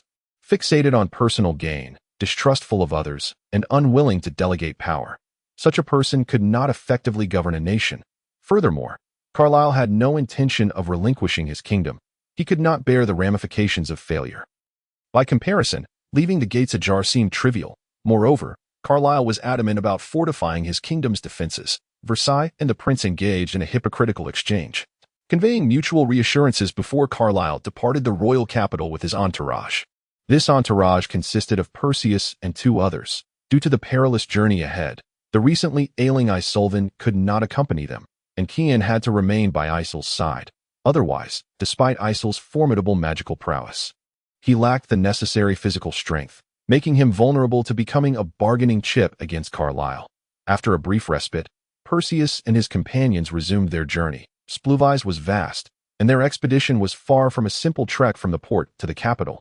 After all, Spluvies was not circular, and the capital could not be the center of the entire nation. Thus, while the capital was situated near the port, it was still leagues away from their intended destination. Whether the capital was established due to Spluvies' thriving shipbuilding industry or vice versa remained uncertain. In any case, their journey was fraught with peril. The distance was one challenge, while the relentless pursuit of their enemies posed another. The path they traversed led to the Vicia Empire, with no shortcuts available. It was inherently a mountainous road, rife with bandits, and with a mere flick of Versailles' hand, he could incite an assault under the guise of banditry. This was his typical strategy, simple, brutal, and utterly unforeseen. The consequence was a lack of any incriminating evidence, leaving Carlisle to grapple with an onslaught of ambushes. Even when he sensed danger, Carlisle could only conceal himself within the palace. Though Carlisle was no puppet, he was hardly better off. Lacking any real power, he had to contend with the malicious attacks orchestrated by Versailles, rendering him even less than a mere puppet. This was a humiliation, and the impetus for Carlisle's desire for revenge. His father, clinging to life, had managed to endure such illness for so long. If he could stave off death for this duration, why could he not be healed? Versailles, fearing Carlisle's ascendance to the throne, preferred to occupy that position with a dying king. If Carlisle were to be ruthless, Versailles would certainly find himself with new vulnerabilities. Carlisle needed an opportunity to turn the tide, which lay in the upcoming talks. He would convene with the prince of the Vicia Empire in the Kinju Sea at the Dezes, publicly billed as a trade discussion. Yet any discerning eye would question the need for a prince's involvement in trade talks. Moreover, the Vicia Empire had long viewed their aging king unfavorably. Speculation regarding the true purpose of their meeting was already rife. The prevailing sentiment was that the 2 princes have decided to unite in plotting the world, but the truth remained elusive. After bidding farewell to Carlisle, the smile on Versailles' face gradually solidified, unable to transform into a serious expression in time. The emotionless facade of a forced smile lingered on his countenance. In truth, the advantage held by Versailles was not as secure as it seemed. Repeated attempts to eliminate Carlisle had failed, and Carlisle only grew more cautious. The longer this war dragged on, the more advantageous it became for Carlisle. Versailles could conceive no other means to obstruct Carlisle. If the old emperor were to pass away, Carlisle would ascend to power, at which point the emperor would be at his mercy. The old emperor's life was sustained solely by medication, but this could not last much longer. Time was running short for Versailles. Though it appeared to be Carlisle's gamble, upon closer inspection, was it not also Versailles' desperate wager? The little prince has grown up in the blink of an eye, and he has begun to oppose me, murmured Yophonsai softly. He cannot be retained. None can be retained. I require the strength of this empire. I must delve into that relic. I seek the divine power. Ultimately, Kyer chose not to board the airship. There were 2 reasons for this decision. Firstly, the airship technology of Supwezi was not yet mature, with a relatively high accident rate. Secondly, escape via airship was precarious. If captured by Yofan-Sai, it would spell disaster. Furthermore, if the situation turned dire, the blame could easily be shifted to the sky pirates, allowing Yofan-Sai to claim an unearned victory. Should Yofan-Sai harbor further intentions, he could conveniently place the blame on Wyzia, given their advanced airship manufacturing capabilities. Thus, the four of them, accompanied by a contingent of soldiers, set forth along the mountain path. The mountain road was treacherous, yet Supwizi had repaired it to some extent. Kyer traveled slowly in a carriage, while the three church officials followed on horseback. That on such rugged terrain, horses moved no faster than foot travelers. In fact, there was the added risk of a horse panicking and plunging down a cliff. Only these three, possessing exceptional skill and courage, chose to ride. The other soldiers opted to walk. Although the prince was also in a carriage, the horse pulling it was no ordinary steed. It was a mechanical horse, crafted from clockwork, with no record of madness or disobedience in nearly a millennium. This machine was a product of the Green Repair Continent's factory, reputed to be infallible within its operational lifespan. In the era when the goddess still reigned, such mechanical contrivances had been utterly discarded. However, with the goddess's disappearance, the Green Repair Continent sought to revive this forgotten civilization and endeavored to restore its former glory. The carriage jolted up and down, and after an indeterminate number of wheel rotations and countless days and nights of travel, Perseus and his companions finally arrived at a perilous location. Just after departing from Puzingloya, Yofan-Sai would certainly refrain from making a move, for the prince was close to the capital and could call for help at any moment. Moreover, with those three church figures as his guards, Yofan-Sai knew that laying an ambush at this juncture would be futile. The clash between Yofan-Sai and Kyer had transcended mere schemes. It had evolved into an open confrontation. Their tricks had all been employed, and Yofan-Sai's only effective tactic was to assassinate Kyer. While Kyer's only means of countering was to survive, the group settled in an inn for the night. With Kyer occupying a private room, the soldiers dispersed among several rooms, and the church officials sharing a single room.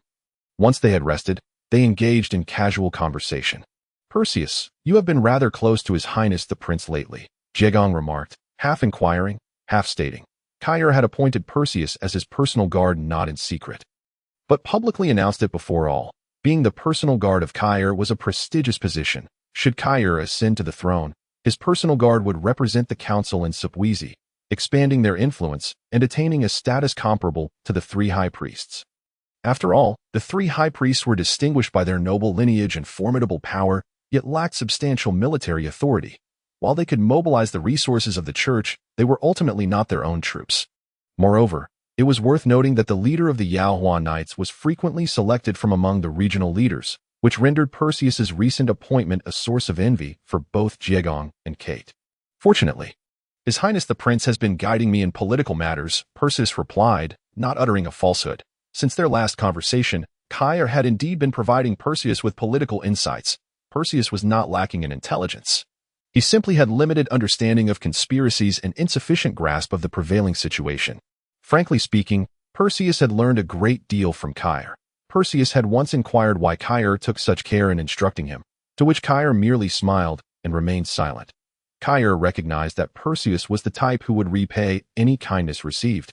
He prided himself on his ability to judge character, believing that even if one were aware of another's ulterior motives, they would still feel compelled to show gratitude. At the same time, Perseus was akin to a raw gem, unpolished and untapped. If Kyer could mold him, he would be doing Perseus a favor. As for the reasons behind this, one was Kyer's appreciation of Perseus's character and his desire to befriend him, while the other was a hope that Perseus would encounter fewer hardships and grow more swiftly, potentially aiding Kyer's plans. Time was of the essence for Yofan-Sai, and Kyer had little luxury to spare either.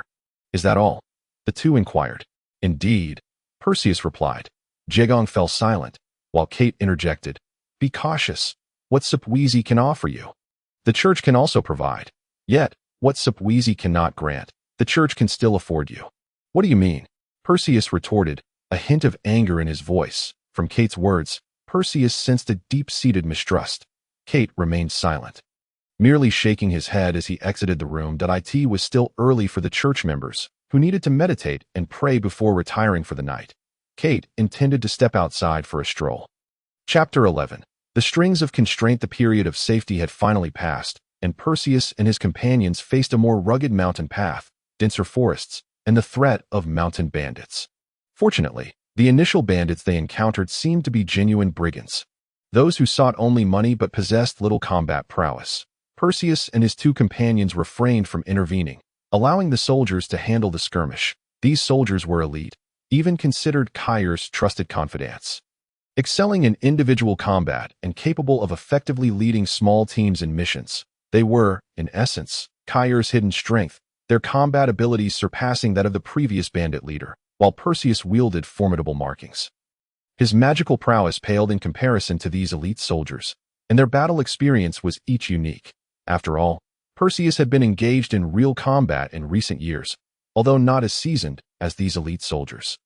He was not easily caught off guard. The small party soon entered a forest where riding was impossible, prompting them to disembark from the carriage and proceed on foot alongside Kyr's vehicle.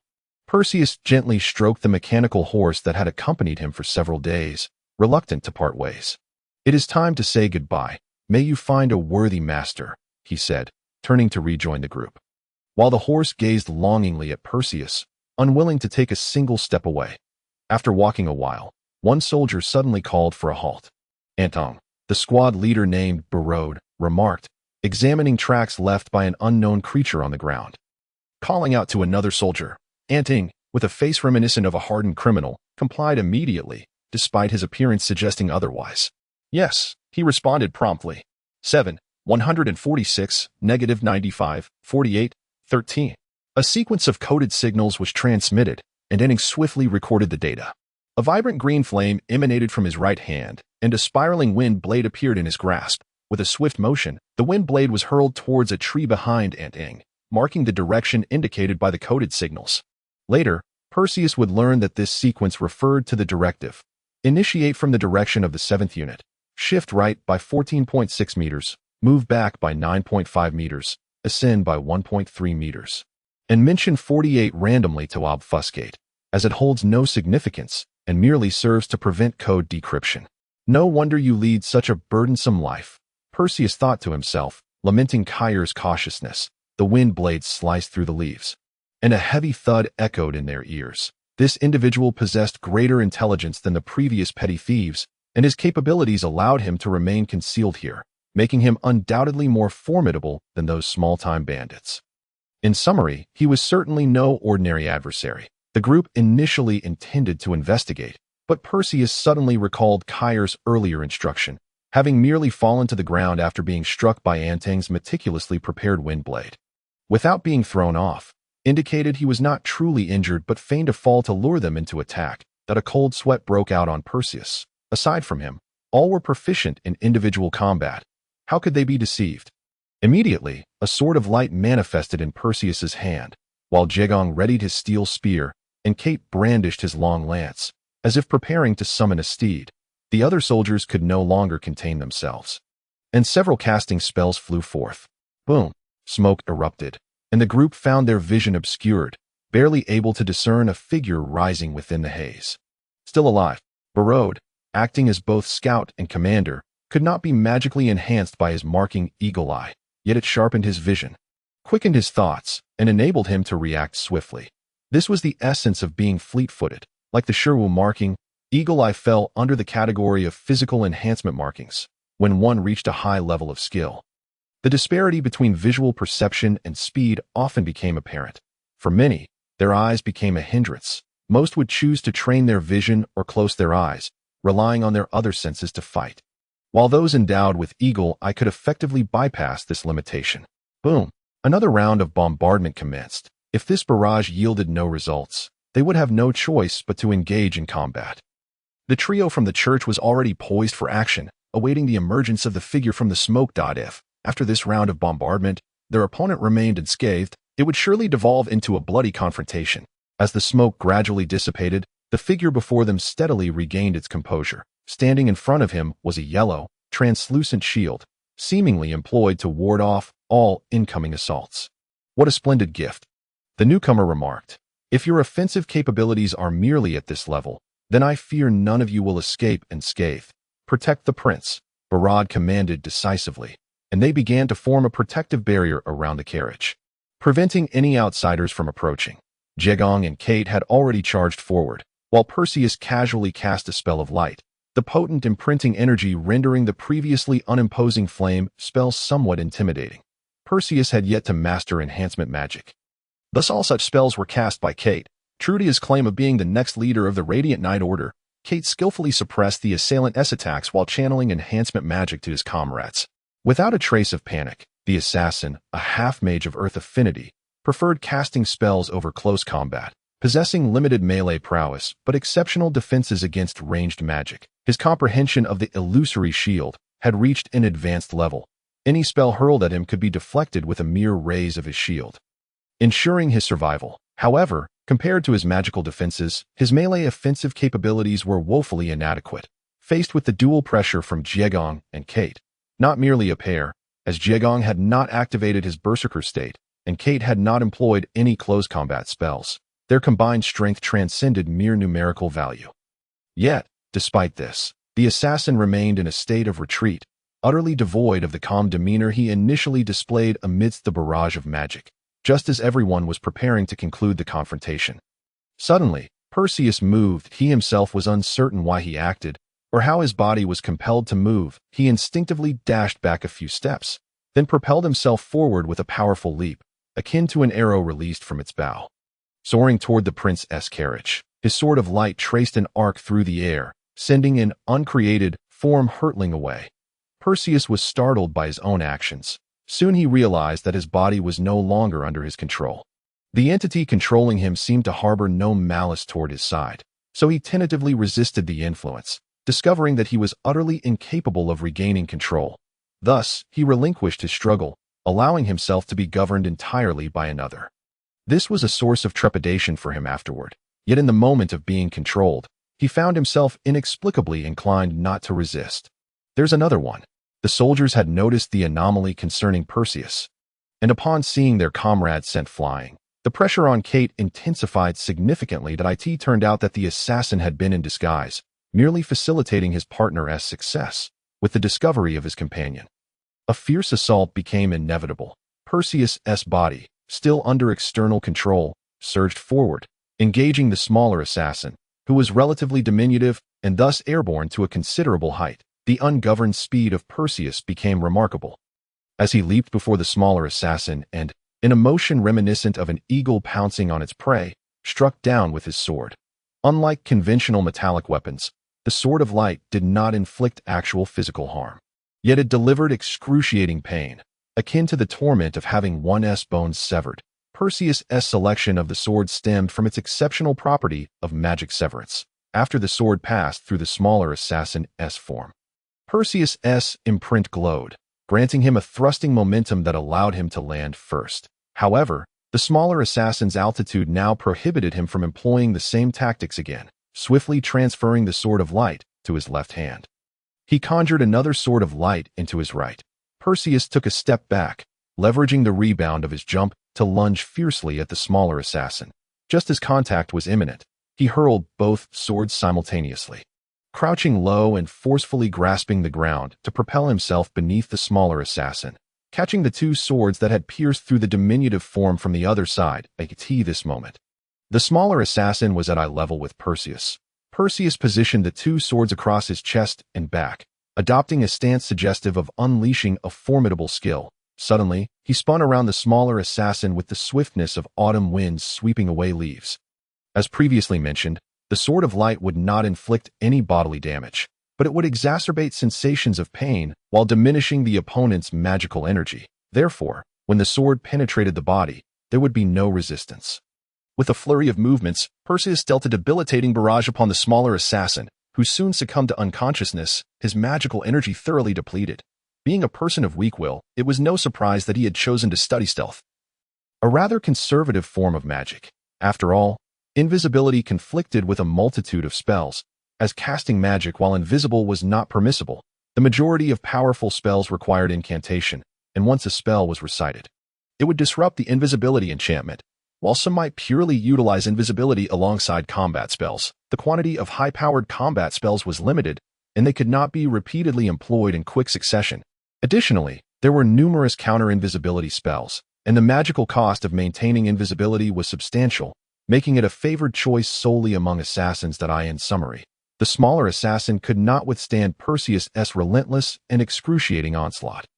With the smaller assassin incapacitated, Perseus then shifted his focus to the larger one, though not by his own volition.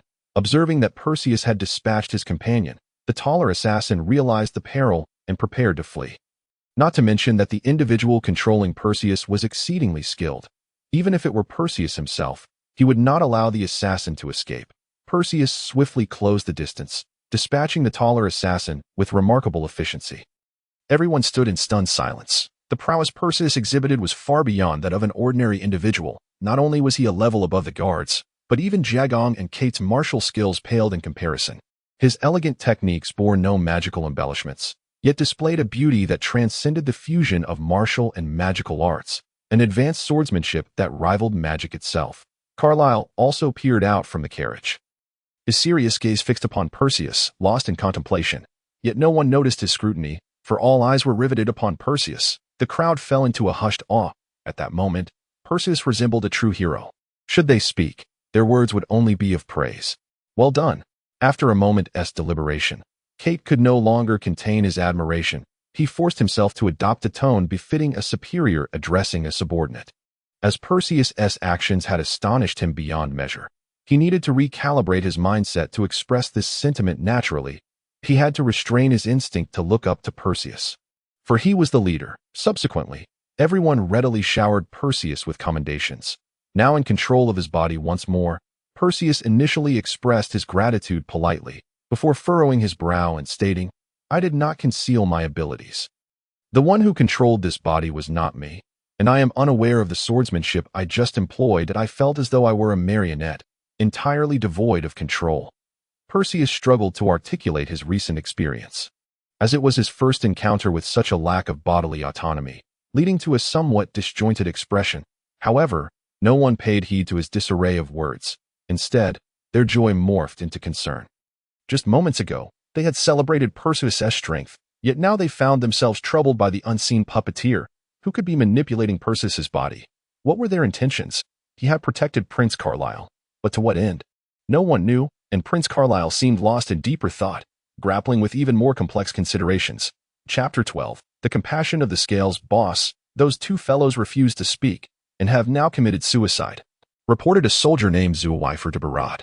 Zuawifer was a fire mage with profound expertise in interrogation. If he could not extract information, no one else could. Barad frowned and remarked, "What's the matter? Would that short one really take his own life?" In his view, even if the taller one remained tight-lipped, choosing a noble death, the shorter one would surely divulge everything. It was astonishing that the seemingly cowardly and timid short assassin would choose such a selfless fate. Report. Boss, they were just about to speak when they suddenly lost consciousness for unknown reasons. When we approached to check if they were feigning death in anticipation of a counterattack, we discovered they were already deceased, Zuawifer replied. Antung was cursing and preparing to employ torture, and he was exceedingly frustrated with this outcome. I see. It seems I overestimated them, Barad thought with a wry smile. Indeed, individuals willing to accept the assassination of their own nation's prince would possess little in the way of moral standards. Yufansai was well aware of this fact. In addition to offering substantial monetary rewards, he had placed curses upon these assassins. If they attempted to reveal Yufansai's identity, they would meet their demise. Everyone understood Yufansai's involvement, yet no one could find any incriminating evidence. If only they could uncover proof of Yufansai's actions, rallying some influential officials could lead to a decisive strike, a coup to eliminate Yufansai. Executing a preemptive strike. While Yufansai may indeed be a venomous serpent, his inherent strength is relatively feeble. Should he be struck down in the Grand Hall with compelling rationale, the ensuing chaos would scatter his followers like leaves in a tempest, allowing Kalir to orchestrate his resurgence. Even if Yufansai's subordinates sought to incite turmoil, Kalir, armed with evidence, could leverage the influence of the high-ranking officials to thwart him. However, the cunning serpent would never grant him such an opportunity. Upon the first failed strike, he would swiftly retreat, leaving Kalir with no incriminating evidence to grasp. That night, Kalir inquired, "Where is Pershu?" During their journey, it was impractical to ask, but now that their camp was set, he approached the tent of Pershu and the others to seek some information. "He has already stepped out," Jiagong replied. He left a short while before your arrival. It seems he is quite displeased with the control over his body. Jiegong was not one for flowery language. His straightforward manner often enabled him to best Kate in daily debates. What an unfortunate turn of events, Kalir replied, his gaze darkening as he seemed to ponder something. Forgive the intrusion, until we meet again. In that fleeting moment, Kalir's expression transformed into something dreadful. Do take care, Your Highness, Jiegong remarked with insincere formality, revealing his frivolous nature. He too wished to cultivate a closer rapport with the prince. Yet regrettably, the prince could discern their ulterior motives with a mere glance. The prince only placed his trust in the seemingly unadorned Pershu. Any attempts to manipulate him would be met with disdain. Meanwhile, the prince remained silent, lost in his own thoughts. Have they finally succumbed to the urge to demonstrate their power? Pershu, he should not be one of theirs if he were merely a pawn disguised. It would fail to serve as a deterrent. The fact that they can control someone as formidable as Pershu must be their message, Kalir murmured to himself. Or perhaps, my swordsmanship? Though Kalir had once taken pride in his unparalleled intellect, he now found himself gripped by fear. For the first time, he comprehended that there are occasions when sheer power can indeed overshadow wit. True wisdom is most certainly not confined to a limited perspective. Must he truly choose submission, to utterly abandon the intelligence he once cherished and embrace a fervent devotion to violence? Pershu had indeed gone out. Jiegong had not lied. Witnessing another's body being commandeered is undoubtedly terrifying. Yet they only perceive the surface. Those unencumbered by such control can never fathom the profound horror it entails. Pershu was haunted by that sensation, and even more so by his own emotions at the time. Inexplicably, he had surrendered his resistance, leading to his total subjugation, a dominion not solely over his body, but over his very spirit. The memory of that moment still instilled dread within him, if the adversary had possessed even a modicum of malice. A sense of helplessness enveloped Pershu as he resolved to take a stroll to clear his mind. One cannot dwell in shadows forever. One must conquer their fears that 100 years of life cannot be dominated by fear. One must learn to surmount it and vanquish the roots of that fear. Oliveira was not merely Pershu's magical mentor, but also his guide through life. And at that moment, Pershu recalled Oliveira's words that he yearned to extricate himself from the shadow and rejuvenate his spirit. The moonlight cascaded like rain through the sparse foliage, bathing Pershu in its glow as he ventured deeper into the forest. As he walked, he felt a dampness rising from beneath his feet. Is there a lake ahead? Pershu pondered. He had an affinity for water. Having grown up by the sea, with few companions and frequent tasks, he often found solace standing alone on a small island, watching the tides ebb and flow. The sea helped him stabilize his emotions and gradually restore his magical energy. Of course, his reservoir of power was formidable, and his recovery speed was equally astonishing. The sea merely provided him with a tranquil reprieve. With a heart full of delight, Pershu advanced toward the lake. It appeared as a clear green mirror, reflecting the moonlight, and the lake's surface, more serene than the ocean, further calmed his spirit. He gazed into the water, lost in silence in that tranquil and harmonious realm. Pershu experienced a fleeting moment of enlightenment. Indeed, stillness breeds wisdom. He was correct. In that moment of reverie, he seemed to grasp a fleeting shadow of the swordsmanship he had employed earlier that day. Just a whisper of a shadow could bestow such clarity. How profound was that technique? How formidable was the force hidden behind it? Pershu had no time to ponder. He could only employ his keenest intellect to grasp that shadow of sword intent, perhaps a remnant left by a sword saint. It is well known that there are 4 sword saints, each possessing a fundamental elemental imprint, thus earning their respective titles: the Wind Sword Saint, the Fire Sword Saint, the Earth Sword Saint, and the Ice Sword Saint. If it were indeed the technique of the 4 sword saints, then this ethereal and fluid style must belong to the Wind Sword Saint.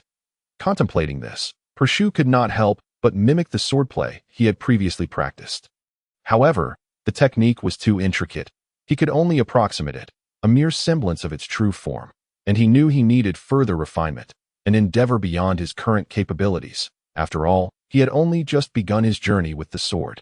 And although he had practiced for several years, he had not mastered it. Suddenly, a series of applause echoed, startling Pershu, who quickly turned toward the source of the sound. In an instant, he was entranced.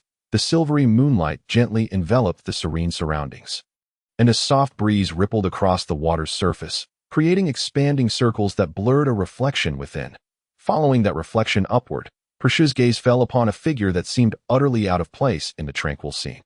Clad in a fiery red garment that enveloped her petite form, with silvery hair cascading like moonlight upon the water, the colors clashed with the landscape.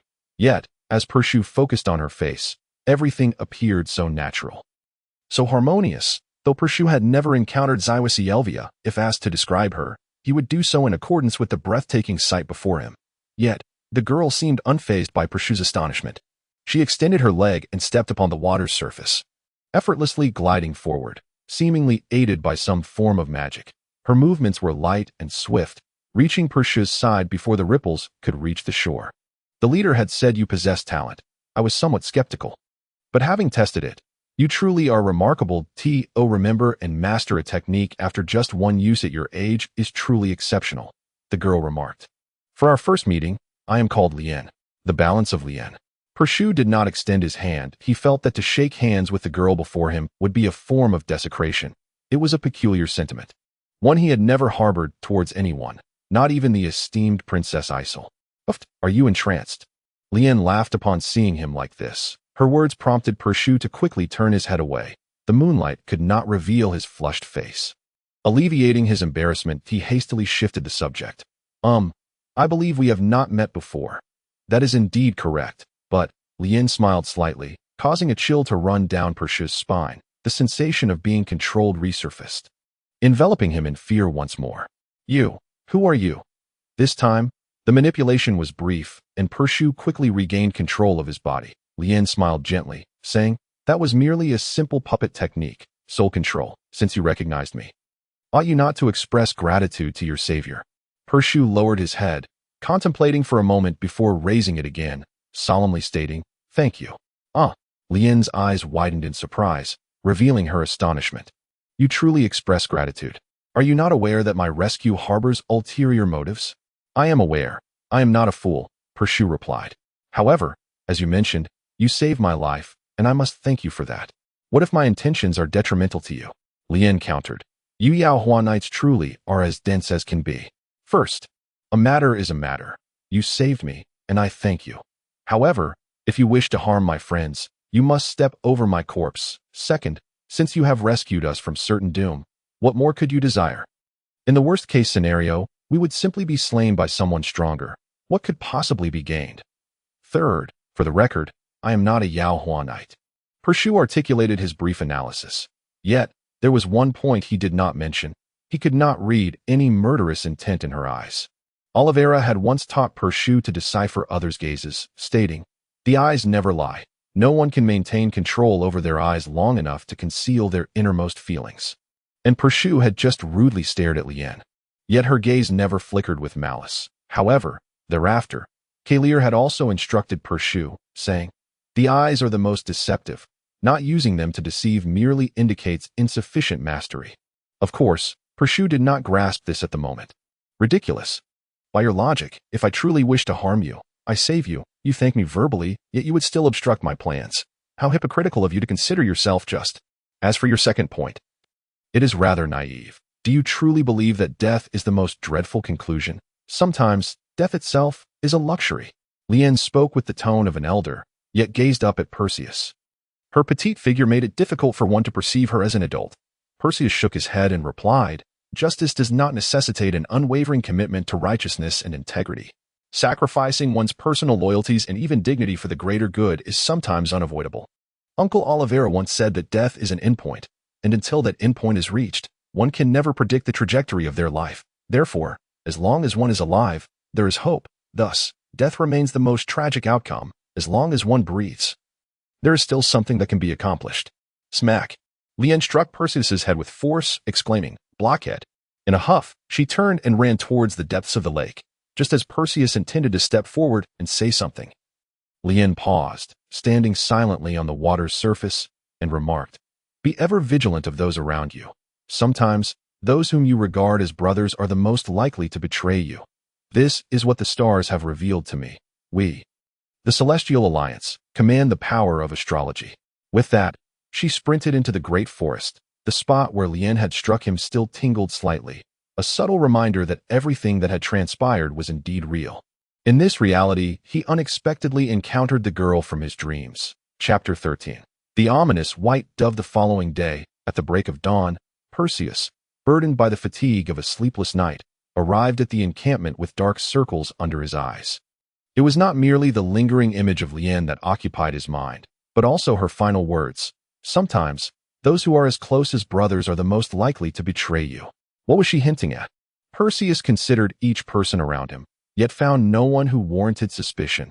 Betrayal? For what purpose? As the saying goes, a commoner is innocent, yet bears the guilt of possessing a treasure. What treasure did he possess that others would covet? A gilded seal. Could one truly strip away a gilded seal and bestow it upon another? Or perhaps, as she suggested, her act of saving him was solely for her own benefit. But what could she possibly gain? What purpose could her words serve? To sow discord? Did she even need to? Perseus pondered endlessly, grappling with the intentions of those involved, ultimately deciding to take each step as it came. Perseus, did you not sleep well last night? Carlyle's head popped out from the carriage. Addressing Perseus, who was walking behind, Perseus nodded while saying, Your Highness, kindly retract your head. What if an assassin were to strike? Not to worry, Carlyle began, but before he could finish, a dart flew through the air, shattering a projectile aimed at him. You have a mouth of misfortune. Kate feigned annoyance. Perseus shrugged and remarked, Is there really a need for me to mention such things? This is merely a part of our daily routine, isn't it? No one pursued the assailant. Their mission was not to eliminate every assassin, but to ensure the safety of Prince Carlyle. Any individual who fell behind could easily become a target of the enemy's diversionary tactics. Carlyle chuckled, seemingly unfazed by the attempts on his life, perhaps due to his accustomed lifestyle or perhaps his unwavering trust in his subordinates. Regardless, he treated the assassins with indifference. He said, Speaking of which, what if I were to disguise myself as a knight accompanying the main force, while placing a sturdy individual in the carriage? Would that not be better? It's too late. Everyone already knows you are Prince Carlyle. Any such attempt would only draw more attention. Perseus replied, There is no such thing as a remedy for regret in this world. Not necessarily. Kate suddenly exclaimed, The assassins are only aware of your appearance, not your actual physique. I've studied disguise techniques. If I alter your visage and switch it with Jiagong's, a splendid idea. Belrose clapped Jiagong on the broad shoulder, his face radiating encouragement.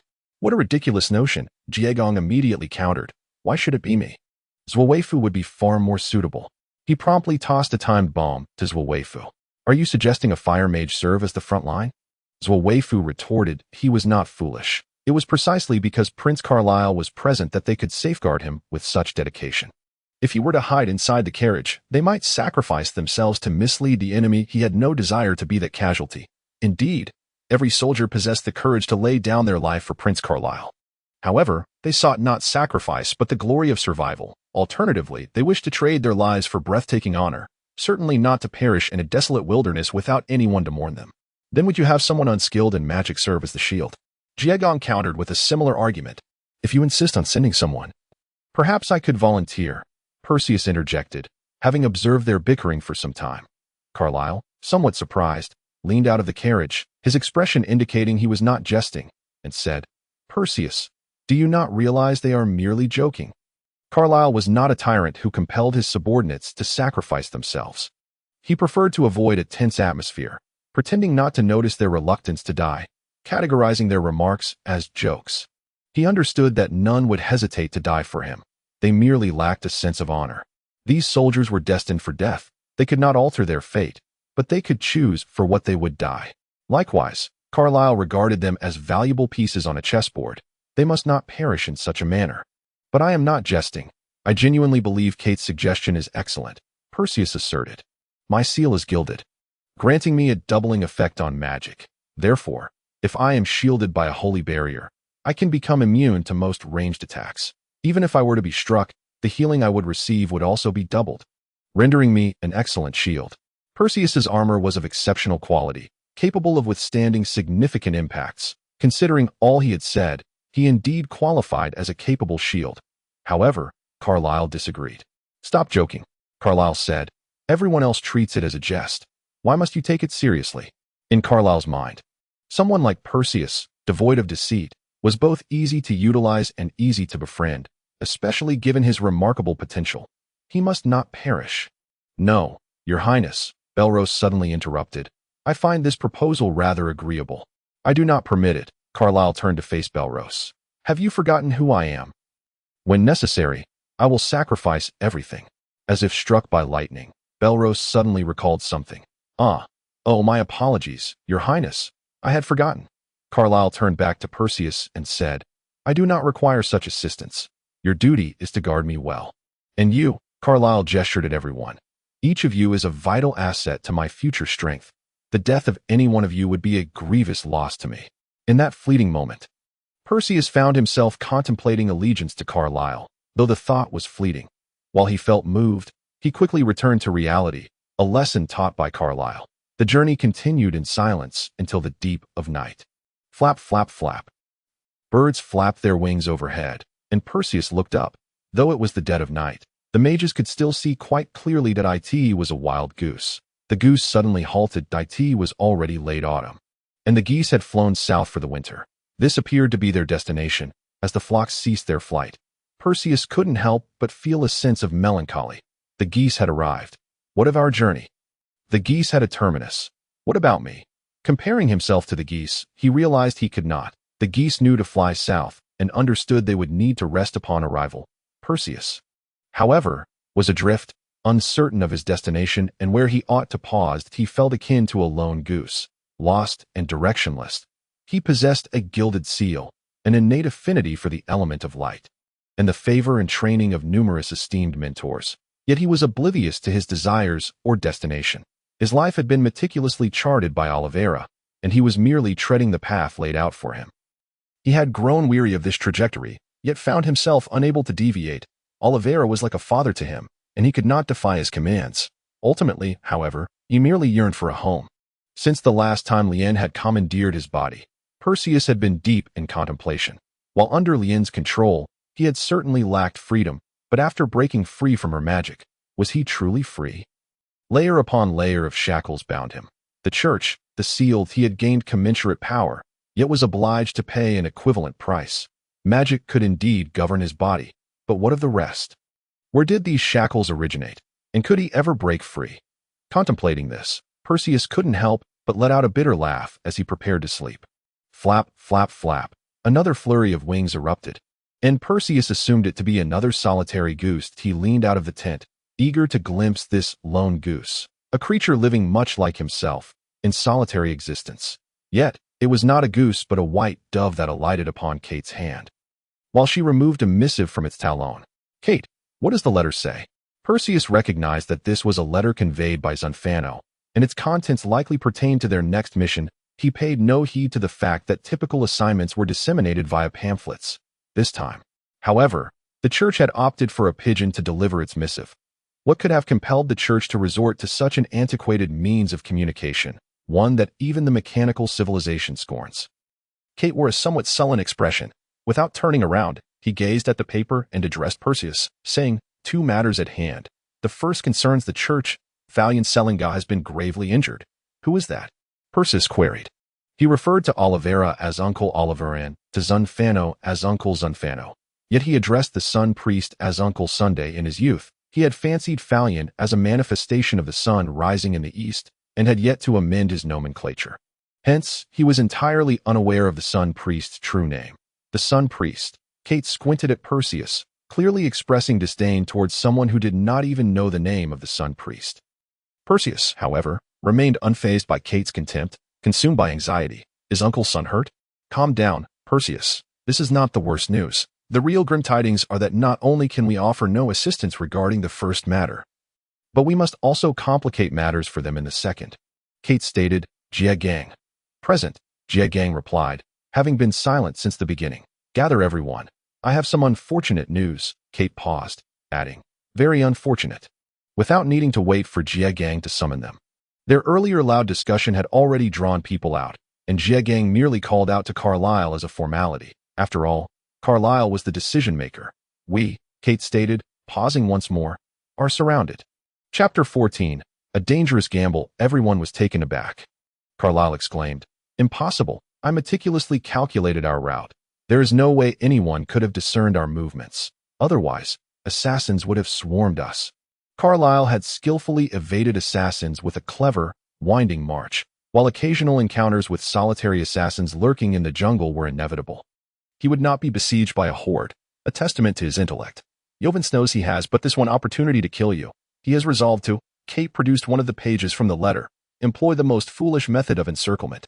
He extended the paper forward, allowing everyone to see its contents. It was a rudimentary map of the forest. They first identified their own locations before surveying their surroundings. This was dire. A chill ran through each heart as they observed red dots marking enemies that had them completely surrounded. Though a few solitary figures wandered outside the perimeter, this encirclement had ensnared them tightly. There is no doubt, this is the genuine situation as monitored by the Church. It cannot be false. However, the Church is also preoccupied with its own matters, leaving us to resolve the current predicament ourselves. Carlyle's face turned ashen as he remarked, "This cannot be true. How could they possibly organize themselves?" Clearly, those assassins had adopted a strategy of encirclement. Indeed, while they may be individual assassins, they are united by the prospect of reward, their interests aligned even if merely to share the spoils. Barad interjected, "Not necessarily. While there is indeed a notion of to the victor go the spoils, if I were Jovens, I would not act in that manner that if the spoils are to be divided, it could lead to internal chaos. If all can benefit," Kate scoffed, countering, "only those involved in the assassinate the prince scheme will reap the rewards. Would you willingly share your triumph with others? Despicable. Why would a serpent be inclined to share the gold nestled within its fangs?" Carlyle gritted his teeth, asserting, "This is not Jovens' style. The rewards necessary to satiate such a multitude of assassins would be vast. What resources would Jovens possess to solidify his reign afterward? A cornered rabbit will bite. A snake will also relinquish its treasures in desperation." Kate noted, "This is his final gambit. He has already begun to make sacrifices. Few could compel Jovens to such extremes. Only when cornered would he resort to desperate measures." The price on Carlyle's head was assuredly no trifling sum, and those assassins would likely incur the wrath of an entire nation, an unbearable burden for anyone. Without sufficient funds, they would scarcely dare to act so brazenly. If we do not devise a plan, it may very well be our last move. Carlyle too fell into contemplation. Each individual pondered solutions, yet none could conceive a foolproof strategy. Or rather, there may be no such strategy at all. Escaping such a tight encirclement would undoubtedly prove challenging. Yet, while a perfect plan was elusive, methods of breaking through were not entirely absent. Kate spoke up. "If all else fails, necessary sacrifices." "Absolutely not," Carlyle retorted. "No one is permitted to die. Grant me one night, and I shall devise a solution." "You must cherish your lives." Kate cast a deep look at Carlyle and replied, "Very well, we shall return to you at dawn." "Wait," Carlyle interjected, "I have suddenly conceived an idea, since these assassins are so closely encircled." "Why not?" Carlyle's voice dropped to a whisper, audible only to those in proximity. Thus, Perseus furrowed his brow, contemplating. "It is worth a try," Kate declared, "a plan that stirs the blood." Jegang hefted his steel spear, proclaiming, "Regardless, I shall carve a breach." The soldiers echoed their oaths. Each previously timid individual now transformed into a figure of fearless resolve. Perseus suddenly understood. These individuals were not afraid of death, merely unwilling to embrace it. Indeed, while no one desires death, there are myriad reasons for such reluctance. Some simply seek to avoid demise, while others, if their wishes are fulfilled, might find death worthwhile. Then I too. As the sole newcomer, Perseus solidified his resolve. "I stake my honor upon my gilded imprint." His only source of pride lay in his golden seal. Swearing upon it was akin to vowing with dignity. "Break through." "Commence," Carlyle commanded, and all dispersed in every direction. Carlyle's instruction was simple and succinct. Break through in all directions. In an instant, everyone comprehended his intent. If they all separated, who in the dark could tell whether one was Carlyle or an ordinary soldier? Moreover, the assassins excelled in assassination, not in open combat. After traversing the night, who among them would remain vigilant against ambushes? Thus, even if confronted by a small group of assassins, Perseus and his companions could seize the initiative to attack, or at the very least escape and regroup with allies. As for personnel distribution, Carlyle, capable of making such decisions, was certainly no coward. If he said so, he too would venture forth alone. Otherwise, if others comprised single-person units, and he led a duo. It was only logical that, amidst chaos, Carlyle could easily handle the situation. Clang. Perseus drew his sword that he had always wielded, a sword of light. But given the peculiar circumstances of the day, he had no choice but to employ his slender blade. Indeed, it was a slender sword rather than a heavy one. Perseus had little affinity for the latter, finding it cumbersome and unmanageable. Furthermore, the lethality of a heavy sword was challenging to control, whereas a slender sword, though somewhat less potent, was easier to wield. Most crucially, a heavy sword primarily employed slashing attacks, while a slender sword favored thrusting. Under equivalent force, slashing could never inflict as deep a wound as a thrust. When a heavy sword dealt damage equivalent to that of a slender sword, the latter's injury could be salvaged, whereas the former's would likely require prayer. "I shall head northwest," Perseus declared. "Take care, everyone. Take care." All regarded Perseus with newfound respect. The rendezvous point lay to the southeast, and Perseus consciously moved toward the northeast, a task necessitating more than mere courage. "Grant me some enhancements. I fear that relying solely on my own strength to break through may prove challenging." The duration of enhancement magic was generally quite lengthy, sufficient to support Perseus through extensive combat. However, the effects of enhancement magic were often weak. Only explosive spells like Berserker delivered significant boosts, albeit with short durations and often accompanied by backlash effects or conditions for use. As the bearer of a gilded seal of justice, Perseus's application of enhancement magic as an explosive spell was unprecedented among those present. Those weaker than him bore lesser seals, while those of higher rank would opt for different seals rather than continue utilizing the seal of justice. The requirements for obtaining seals varied from stringent to lenient. For instance, the 8 elemental seals of earth, water, fire, and wind could be acquired through reverence for the respective elements. However, justice and evil seals demanded specific psychological traits. As for seals like Isil's spatial seal and its temporal counterpart, these were matters of innate talent. The methods for acquiring such seals remained ambiguous, regarded by all as a stroke of fortune. Additionally, some seals could be inherited. In summary, the means of obtaining seals were myriad and could not be generalized. Some of the methods for acquiring engravings are exceedingly intricate, endowing them with even more wondrous effects. Consequently, after attaining higher levels of cultivation, many individuals choose to forsake the 8 primary attribute engravings. "Well, take care."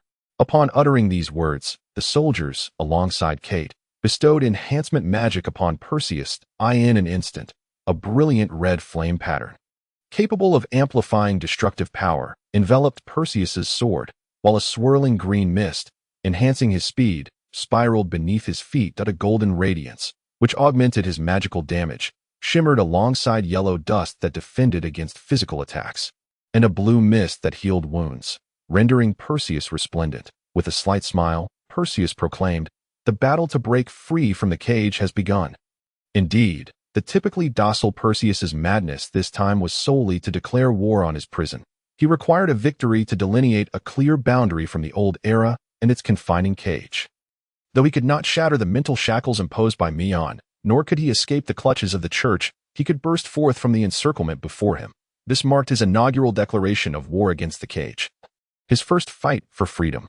Whoosh! Empowered by the wind-based enhancement, Perseus adeptly reduced air resistance, darting away from the group in a mere instant. "Then, let us commence as well." Jaegong was the second to head in his designated direction, while the others dispersed to their respective paths. Ultimately, only Carlyle and Kate remained. "What is it?" Carlyle inquired. "I am pondering a question," Kate replied. "A question I had neither considered nor dared to contemplate before." "Oh," Carlyle raised an eyebrow. "Regarding Kate, I believe you may be far stronger than I had imagined." Kate gradually distanced himself, leaving behind his echo. Carlyle gazed at Kate's retreating figure and chuckled softly. "I have never been particularly fond of clever individuals, especially those who wish for the whole world to recognize their intelligence. This was true in the past, and remains so now. You are one, as is Eufanci." Upon finishing his statement, Carlyle raised his hand to a certain height, and with a sharp sound, a faint green luminescent sword materialized in his grasp. "Eufanci, you have truly pushed me to my limits. I shall ensure you do not fare well." Carlyle's eyes burned with fury. This time, everyone acted independently. Perseus, still under the influence of the previously unspent enhancement magic, paid no heed to his stamina as he recklessly charged toward his objective. Without anyone to coordinate with, he was unburdened by concerns. And with the enhancement magic being time-limited, he had to hasten his pace. Indeed, as Kate had indicated, the situation had escalated to a critical level. The encirclement had dwindled to a pitiful small circle. It was likely that should they proceed tomorrow, even with the most convoluted route, capture would simply be a matter of time. After running for a brief moment, Perseus encountered 3 enemies. Assassins, after all, are assassins.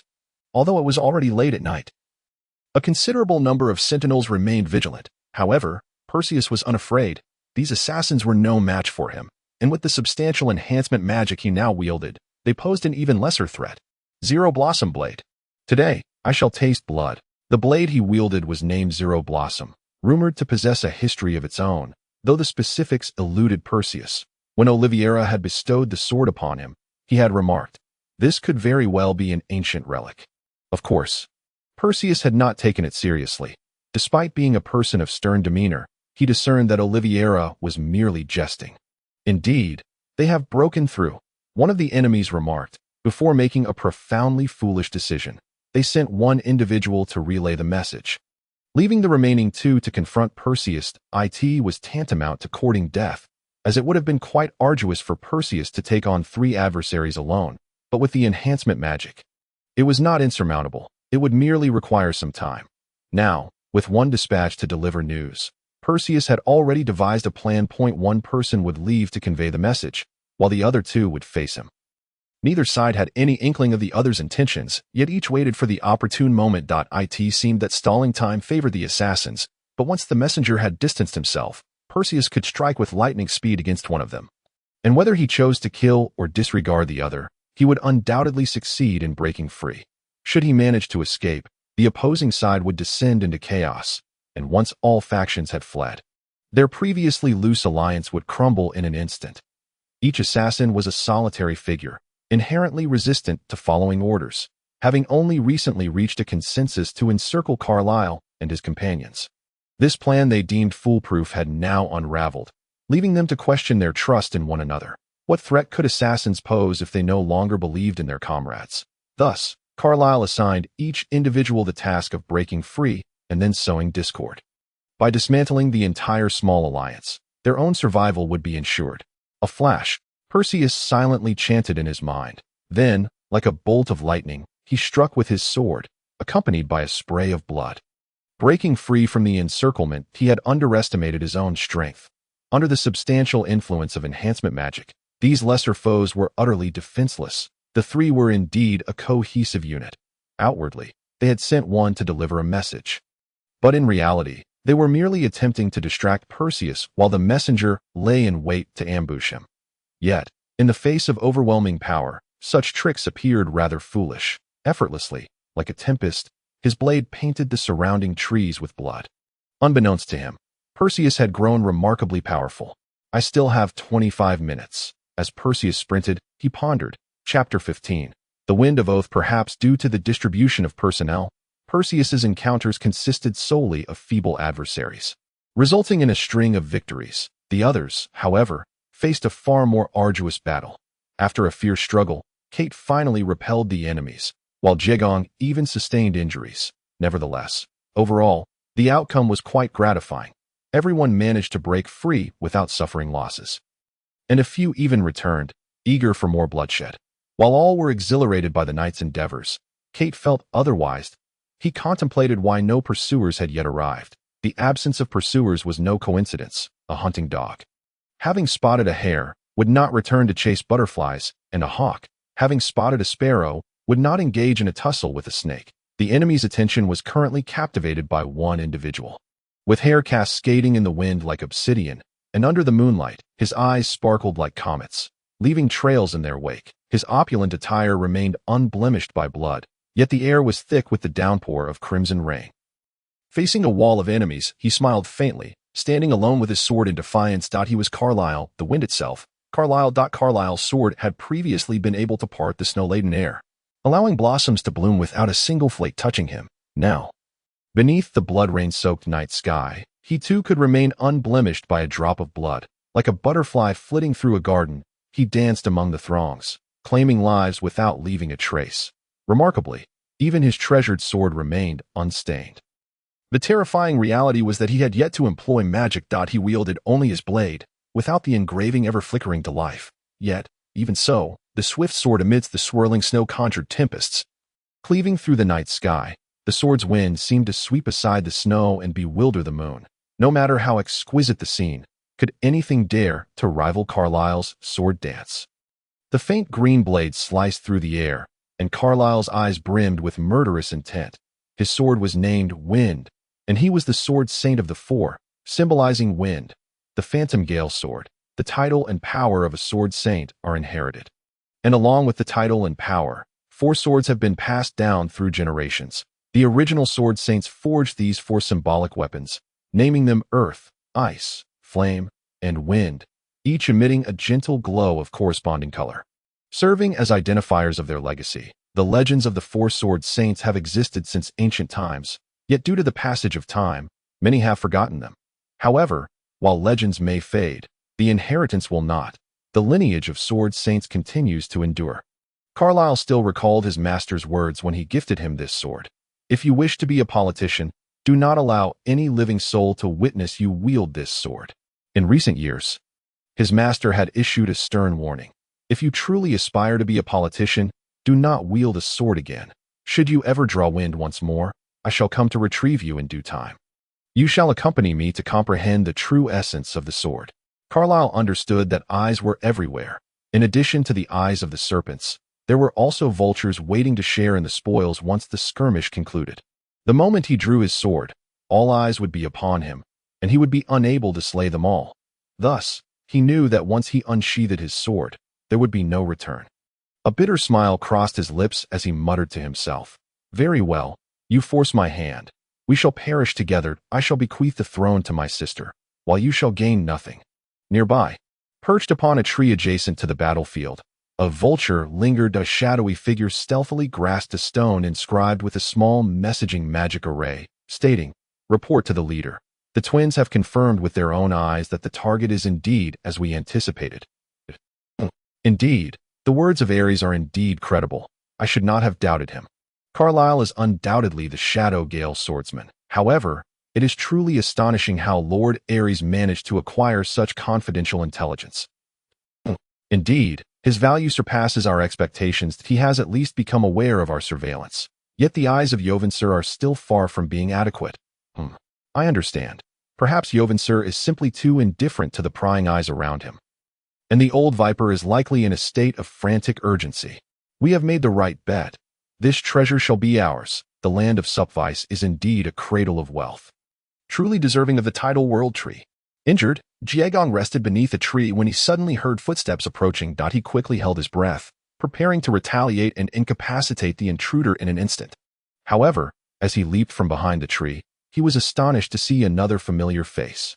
"Perseus," Jiegong exclaimed in surprise, "you've joined us so soon. Could it be that the information from the church was incorrect? How would I know?" Perseus replied with a wry smile, "I've been puzzled the entire way. I haven't encountered any formidable foes."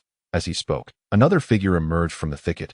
"Perseus, Jiegong," shouted Zuifer, "is it truly you? Have you not encountered any enemies either?" Upon seeing both Perseus and Jiegong nod, Zuifer furrowed his brow and said, "What scheme is the enemy plotting?" The group transitioned from a state of tension to one of relaxation. Yet their minds became muddled with thoughts, making it difficult to think clearly. Moreover, none of them were particularly adept strategists, leaving them all momentarily at a loss. Just then, a rustling sound emanated from the bushes once more. But before they could react, the newcomer spoke first. "Ah, you're still here pondering what the enemy is up to." Kate's voice rang out. "Prince Carlyle is in grave danger." While none of the three were known for their strategic prowess, they were certainly not foolish. After a brief moment of contemplation, they grasped the implications of Kate's words. Thus, before they could even greet Kate, who had emerged from the underbrush, all four sprang to their feet and raced towards the meeting point. The absence of pursuers could only signify one thing. Prince Carlyle was in peril. The mercenaries, driven by greed, would not waste effort on their insignificant group. Their sole target was Carlyle. Everyone pondered why Carlyle would make such a foolish decision to separate from them. Yet, No one voiced their thoughts. After all, a prince remains a prince, and a decision-maker remains a decision-maker, his status unassailable. Prince Carlisle must be hiding at the rendezvous. They simply needed to carve a bloody path to reach him. The group steadied their resolve and charged towards the meeting point. The four raced ahead, encountering a few allies along the way, ultimately arriving at the designated location with Carlisle. Belrode was already there. Upon their arrival, they hurriedly inquired about the situation. Belrode, staring blankly ahead, simply gestured, "See for yourselves." Before them lay a forest of crimson maple trees, but the vibrant leaves had long since fallen, saturating the ground with blood. The group stood frozen in shock, with Kate being the first to regain his composure. He ventured into the aftermath of the slaughter, observing the lifeless bodies, and remarked, "The killer is undoubtedly someone decisive. Each strike finds its mark, and a single blow would either be fatal or leave the victim grievously wounded, rendering them incapable of further combat. Moreover, the sheer number of slain is staggering." "It was the prince," Belrode stated without hesitation. "Using the term did directly, among those I know. Only he possesses such strength." Everyone was taken aback, preparing to inquire further, but Kate interjected. "As I suspected," he remarked, "I had a feeling that such a clever prince would not recklessly gamble with his life. He is indeed far stronger than I imagined." As he spoke, a wave of despondency washed over him. He prided himself on being both intelligent and courageous, unmatched among his peers. Yet first came Perseus, whose martial prowess exceeded his, followed by Carlisle, who outshone him in every regard. Although Perseus repeatedly denied that this was his true strength, to outsiders, it merely seemed like humility. The shadow of doubt flickered through his mind. Perhaps the suggestion from the priestess of the moon was indeed correct. Belrode, however, was not inclined to engage in idle chatter with Kate and the others. His thoughts drifted back to the moment he first encountered Carlisle. Deity was a night filled with falling snow, and he had been dispatched to protect the prince. Yet, on his first day of duty, he had indulged in a bit of drink to celebrate, missing the opportunity to save him. By the time he arrived, the guards who had gone before him had already perished, leaving only Prince Carlisle alone. That time, Carlisle was merely a child, his long black hair trailing on the ground, clad in blue garments that were slightly smaller than those he wore now. His swordsmanship was already exceptional. Years later, Belrode had risen from an ordinary soldier to become Carlisle's personal guard, yet he still could not grasp the essence of the prince's swordplay from that day. If asked to describe Carlisle's skill back then, he would have used just 2 words: sword god. Of course, none of these similarities were sufficient to awaken Belrode's memories. What left the deepest impression on him was the blood plum upon the ground. Drops of blood traced the outline of a plum blossom in the snow, the scattered mist of blood mingling with a metallic scent, as Carlisle stood at its center, wielding a sword longer than his own height in his right hand, while his left hand conjured a wind spell, poised to unleash it at any moment. In the heart of the blood lotus, Carlisle was as captivating as the flower itself. That night, he truly became a tempest of snow, moon, and flowers. Inadvertently, Belrode made a sound, and Carlisle heard it. Just when Belrode thought he was doomed, Carlisle approached and patted his shoulder, saying, "If you are late again, don't bother coming. I never allow any living soul to witness my killings." Belrode felt a chill run down his spine. His tone was gentle in comfort, yet fiercely brutal in violence. Belrode quickly conjured several fitting descriptors for Carlisle: gentle as jade, ferocious as a tiger, cunning as a fox, and majestic as a dragon. This was Carlisle, the dawn of Supvice. From that day forth, Belrode vowed his unwavering loyalty to Carlisle. Despite witnessing his friends one by one defecting to Jovenser, Belrode remained unmoved. He firmly believed that Carlisle was merely playing a game with Jovenser. Should Carlisle be displeased, he would simply end the game. Under that night sky, where neither blood nor snow could approach, Carlisle had become a deity in Belrode's heart. Belrode understood Carlisle best and feared him most. "Belrode, Senior." Perseus' voice broke through Belrode's reverie. Belrode shook his head and turned to Perseus, asking, "What is it? Is there something on your mind?" Perseus replied, "Senior, everyone has yet to find the prince. You think we should expand our search area?" You all decide," Belrode murmured absent-mindedly. "By the way, tell them that if we can find the prince, that would be excellent. If not, then it's best to let it go." Perseus looked puzzled and asked, "Why is that?" Belrode sighed. "The prince. You will never comprehend his strength." "But Mr. Belrode, We have reliable information suggesting the prince may have already met his demise, Kate interjected, his words shattering the atmosphere with their weighty implications. Impossible, Belrode asserted vehemently. The prince is far too powerful to fall. Your intelligence must be mistaken. You cannot fathom how strong the prince truly is. Kate regarded Belrode with a deep gaze and said, Mr. Belrode, may I have a word with you in private? With no one else around.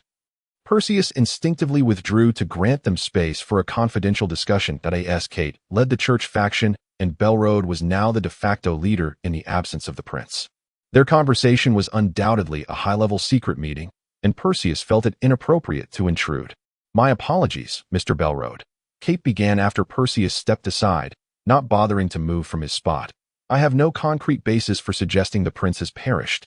And I hope you can forgive my earlier words that I simply intended to test your response and hope for your cooperation in the tasks ahead without divulging this information.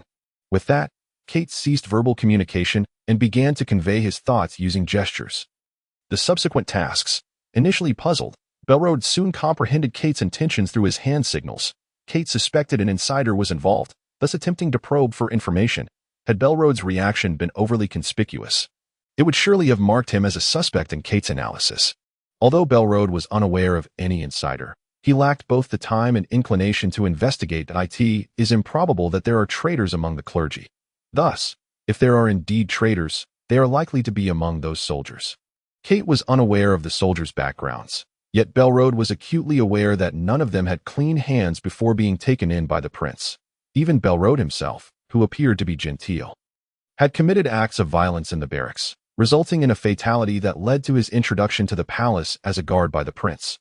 Kate believed that Belrode did not wish to witness his comrades turning into traitors, and therefore, when he regarded his peers, he was laden with subjective emotions that greatly clouded his judgment. Belrode admitted to this, expressing his reluctance to involve himself in matters of treachery. He was convinced that the prince was safe. And given that traitors could not remain undisturbed within the ranks, it was prudent for Kate to investigate and cleanse the situation. That he merely nodded in agreement, neither endorsing nor opposing her actions.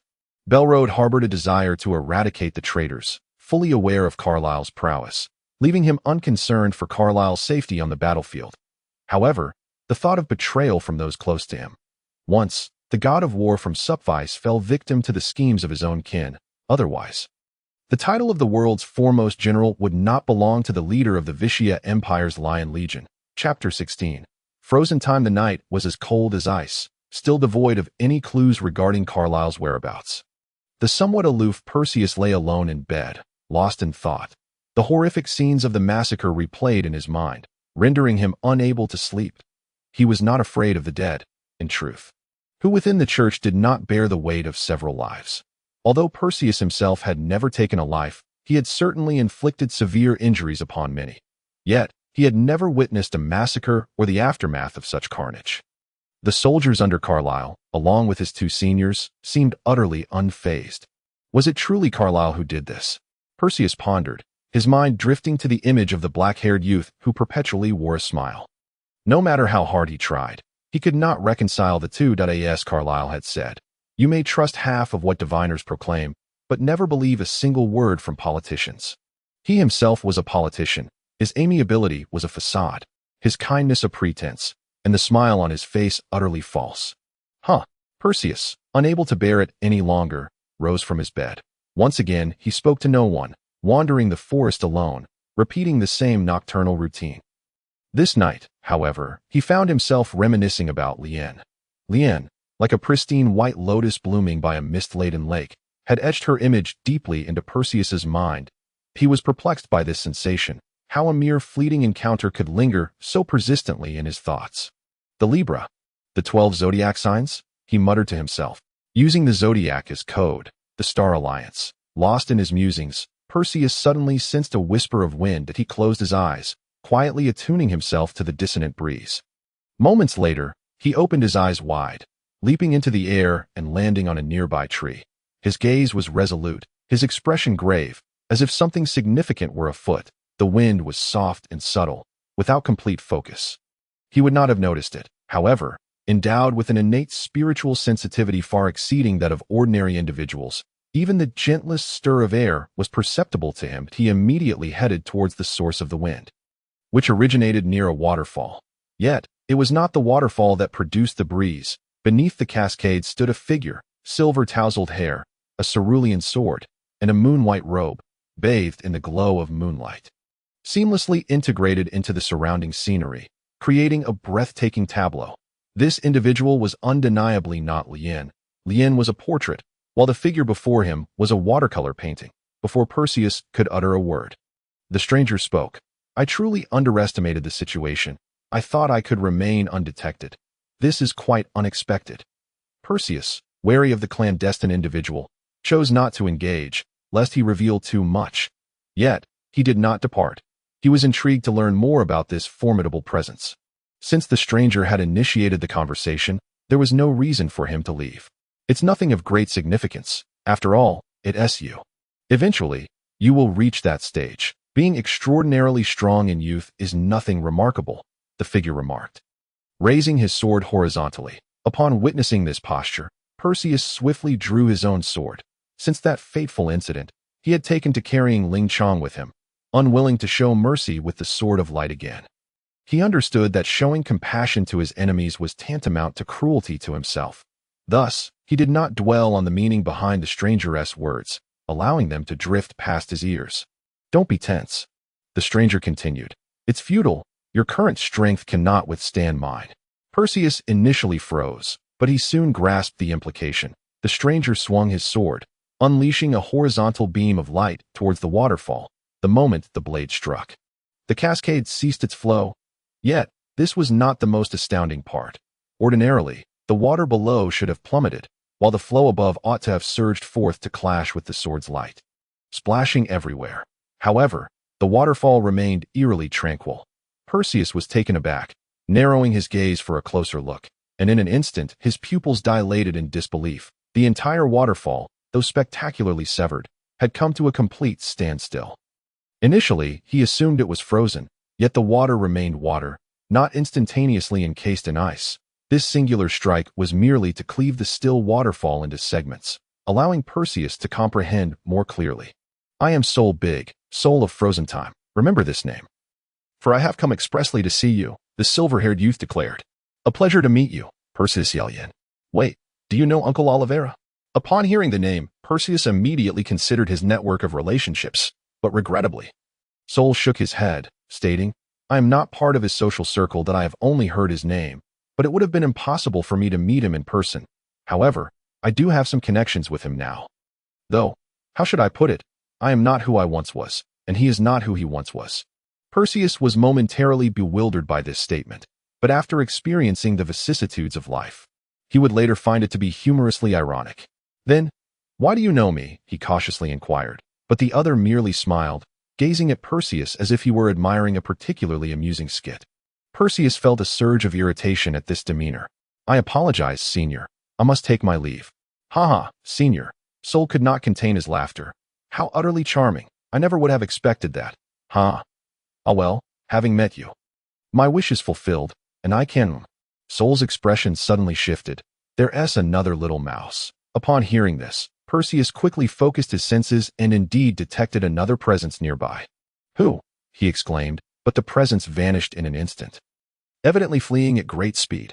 After a moment's reflection, he chose not to pursue. After all, the individual before him undoubtedly harbored numerous secrets, and compared to the elusive figure, this person was far more likely to yield valuable information. Somewhat reminiscent of him, Soul remarked with a smile, but lacking his formidable strength, it seems there is still much to learn. How amusing this time. What do you mean by that?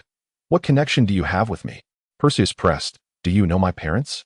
He was aware that he was an orphan, raised by Oliveira since childhood, and he had never inquired about his lineage.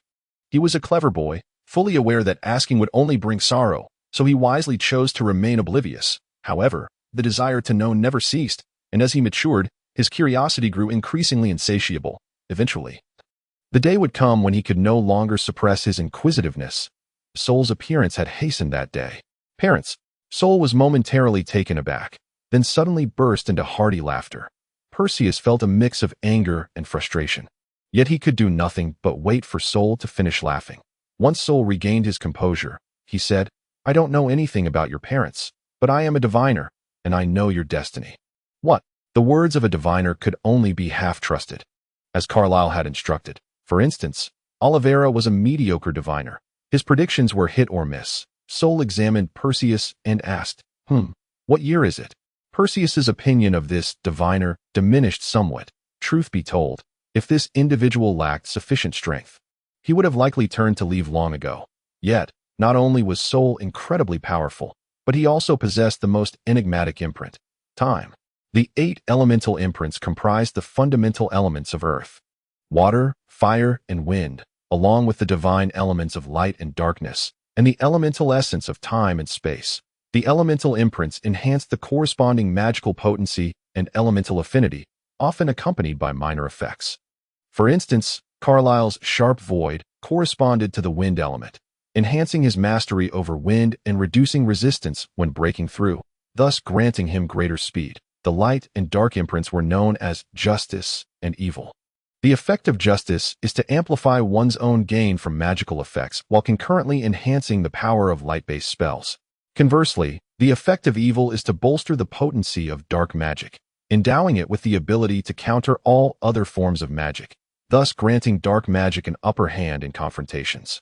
The elements of earth, water, fire, and wind inherently counter one another in a sequential manner, while light and darkness are also in opposition. This is the fundamental relationship among magical forces. The party that holds the advantage can inflict greater damage upon the disadvantaged. In the context of light and darkness, light magic inflicts more damage on dark magic users, and vice versa. The ability to counter all is a hallmark of dark magic, allowing it to deal counter damage to any spellcaster, albeit with conditions that are rather stringent. Thus, despite its demanding prerequisites, the evil sigil proves to be quite practical in essence. The most wondrous forms of magic are those of time and space, represented by the sigils of time and space. The spatial sigil of Iser may still have traces to follow, yet the time sigil has been exceedingly rare throughout history. Some speculate that the time sigil is merely a conceptual one, asserting that the fundamental properties of this world consist of only 7. However, such claims are mere folly. The central base of the church on the mainland is an octagon, with a tower at each vertex, one of which is the Tower of Time. The name of its master remains unknown, yet he is colloquially referred to as the Elder of Time. Recently, the Elder of Time ventured from his tower to traverse the mainland. But that is a tale for another time. Each tower conceals a pearl of the original sigil, and it is these 8 sigils that maintain the stability of the central continent, bestowing upon it a rich and vibrant magical aura. This year marks the 842nd year of the Eternal Radiance era, came the eventual reply from Perseus. Sol pondered momentarily before stating, "Your days of fortune are drawing to a close. Prepare for a life of wandering." "What?" Perseus inquired, perplexed. Sol emphasized, "I mean, your fortunate days are numbered. Brace yourself to endure the shadows of this world alone." After uttering this with a faint smile, he gradually distanced himself from the dazed Perseus. Yet, suddenly recalling something, he added, "By the way, should you encounter the Elder of Time, please convey my regards to him, informing him that the one he has awaited has appeared." The Elder of Time is the master of the Tower of Time, and due to the lengthy passage of years, no one knows his true name. Thus, he is simply known as the Elder of Time. The one the Elder of Time has awaited? Is he speaking of himself? Perseus' mind brimmed with confusion. Chapter 17. The betrayer Perseus returned to his tent, contemplating the earlier encounter with the silver-haired youth. He resolved that even if he found himself unable to sleep again, he would refrain from wandering outside. For the forest held too many formidable and peculiar individuals who roamed at night. First, there was the compassion of the scales, capable of manipulating the very bodies of others, and now, there was Sol, who could sever waterfalls and freeze time. What would happen to him, a mere novice, should he venture out at night without any strength? After a bitter smile, Perseus began to reflect on his life. His cunning and strategies paled in comparison to those of Carlyle and Kate, and he feared his martial prowess did not measure up to that of his senior, Jagong. The only asset he could rely upon was his gilded sigil, yet regrettably, he lacked any enhancement spells. Under the enhancement of all elemental magics, he could become an invincible deity of war, but stripped of such advantages, he was left with meager strength. His swordplay was gentle, yet devoid of his own will, while his magic was moderate and straightforward, lacking any personal flair. After berating himself, he realized he had long held an inflated sense of superiority, when in fact he was utterly lacking, though he possessed some strength. In a genuine battle, the soldiers beneath Carliel would surpass him. After all, he had scant experience in facing adversaries and was still too young, having never truly encountered bloodshed. Encountering blood is a colloquial term. It does not merely refer to having killed or drawn blood, but rather to having faced death itself. Much like sharpening a sword, only those who have truly witnessed mortality comprehend the consequences of defeat, which drives them to fervently yearn for victory. Perxiu was a child nurtured in a honeyed cocoon. Having never taken a life, nor inflicted much harm, and having faced few setbacks, how could he ever hope to achieve greatness? A sense of helplessness overwhelmed him. Carliel had vanished, while Kate strategized the search for him, and Jiegong, along with the soldiers, executed the plans. Even Carliel's disappearance was a result of his inadequate protection. He had contributed nothing, and thus felt a deep shame for his mere existence. Perxiu, are you awake? Kate's voice reached Perxiu's ears. He instinctively nodded, only to realize they were not face to face, rendering the gesture futile. Thus, he responded, I am awake. Yes, there's something you need, Senior Kate. Could you step outside for a moment? It was late, and Kate would not have asked unless it was of great importance. Otherwise, he would have simply dragged Perxiu out. After consenting, Perxiu began to dress. Moments later, Kate awaited Perxiu's emergence, and without allowing him to speak, he immediately declared, I have urgent matters to discuss with you. In this location, he cast a glance around the surrounding tents, and Perxiu quickly grasped his intent, nodding in understanding. Kate turned and led the way deeper into the forest, with Perxiu following closely behind. After a sufficient distance, Kate paused, assessing that they had moved far enough from the tents, and addressed Perxiu. Have you noticed anything unusual within our ranks? Noticed. I must confess my dullness. I have observed nothing. It was not that he was dull. He simply had not taken the time to observe his surroundings closely. He preferred solitude and often withdrew into his own thoughts, never concerning himself with others, not to mention anomalies. He was entirely unaware of what the norm within the group even was. You cannot be blamed. I have only made a few observations myself, Kate responded. I suspect there is a traitor among us. Who? Perxiu exclaimed in surprise, hastily inquiring, but Kate shook his head, replying, As of now, I do not know. However, the answer will soon reveal itself. The jovial demeanor that had once characterized Kate had vanished, replaced by a furrowed brow, as if he were lost in deep contemplation. Yet this more serious version of Kate commanded greater respect from Perxiu, who could not help but feel that the previous Kate had merely been a fade. While this was the true essence of Kate, in truth, even Kate was uncertain which aspect of himself was genuine. Having played the role for so long, he had lost touch with his original character. He became whatever persona was required of him. Do you have any plans, Senior? Perxiu discerned Kate's intention. He sought to devise a strategy together. Perhaps he already possessed a plan but required Perxiu's assistance for its execution. Kate nodded, stating, I need you to aid me. You must step forward to help subdue the traitor. A sudden sense of significance washed over Perxiu, and he eagerly asked, What can I do to assist? Kate gazed skyward and replied, You must always be prepared. I will summon you when the time comes. We are nearing our destination, the Kingsahai Strait. Once we arrive, I will use words to bait the traitor into revealing himself. At that moment, you will lie in wait, and we shall capture him in one fell swoop. Understood. Perxiu felt a surge of excitement. In the night, he remained oblivious to Kate's expression.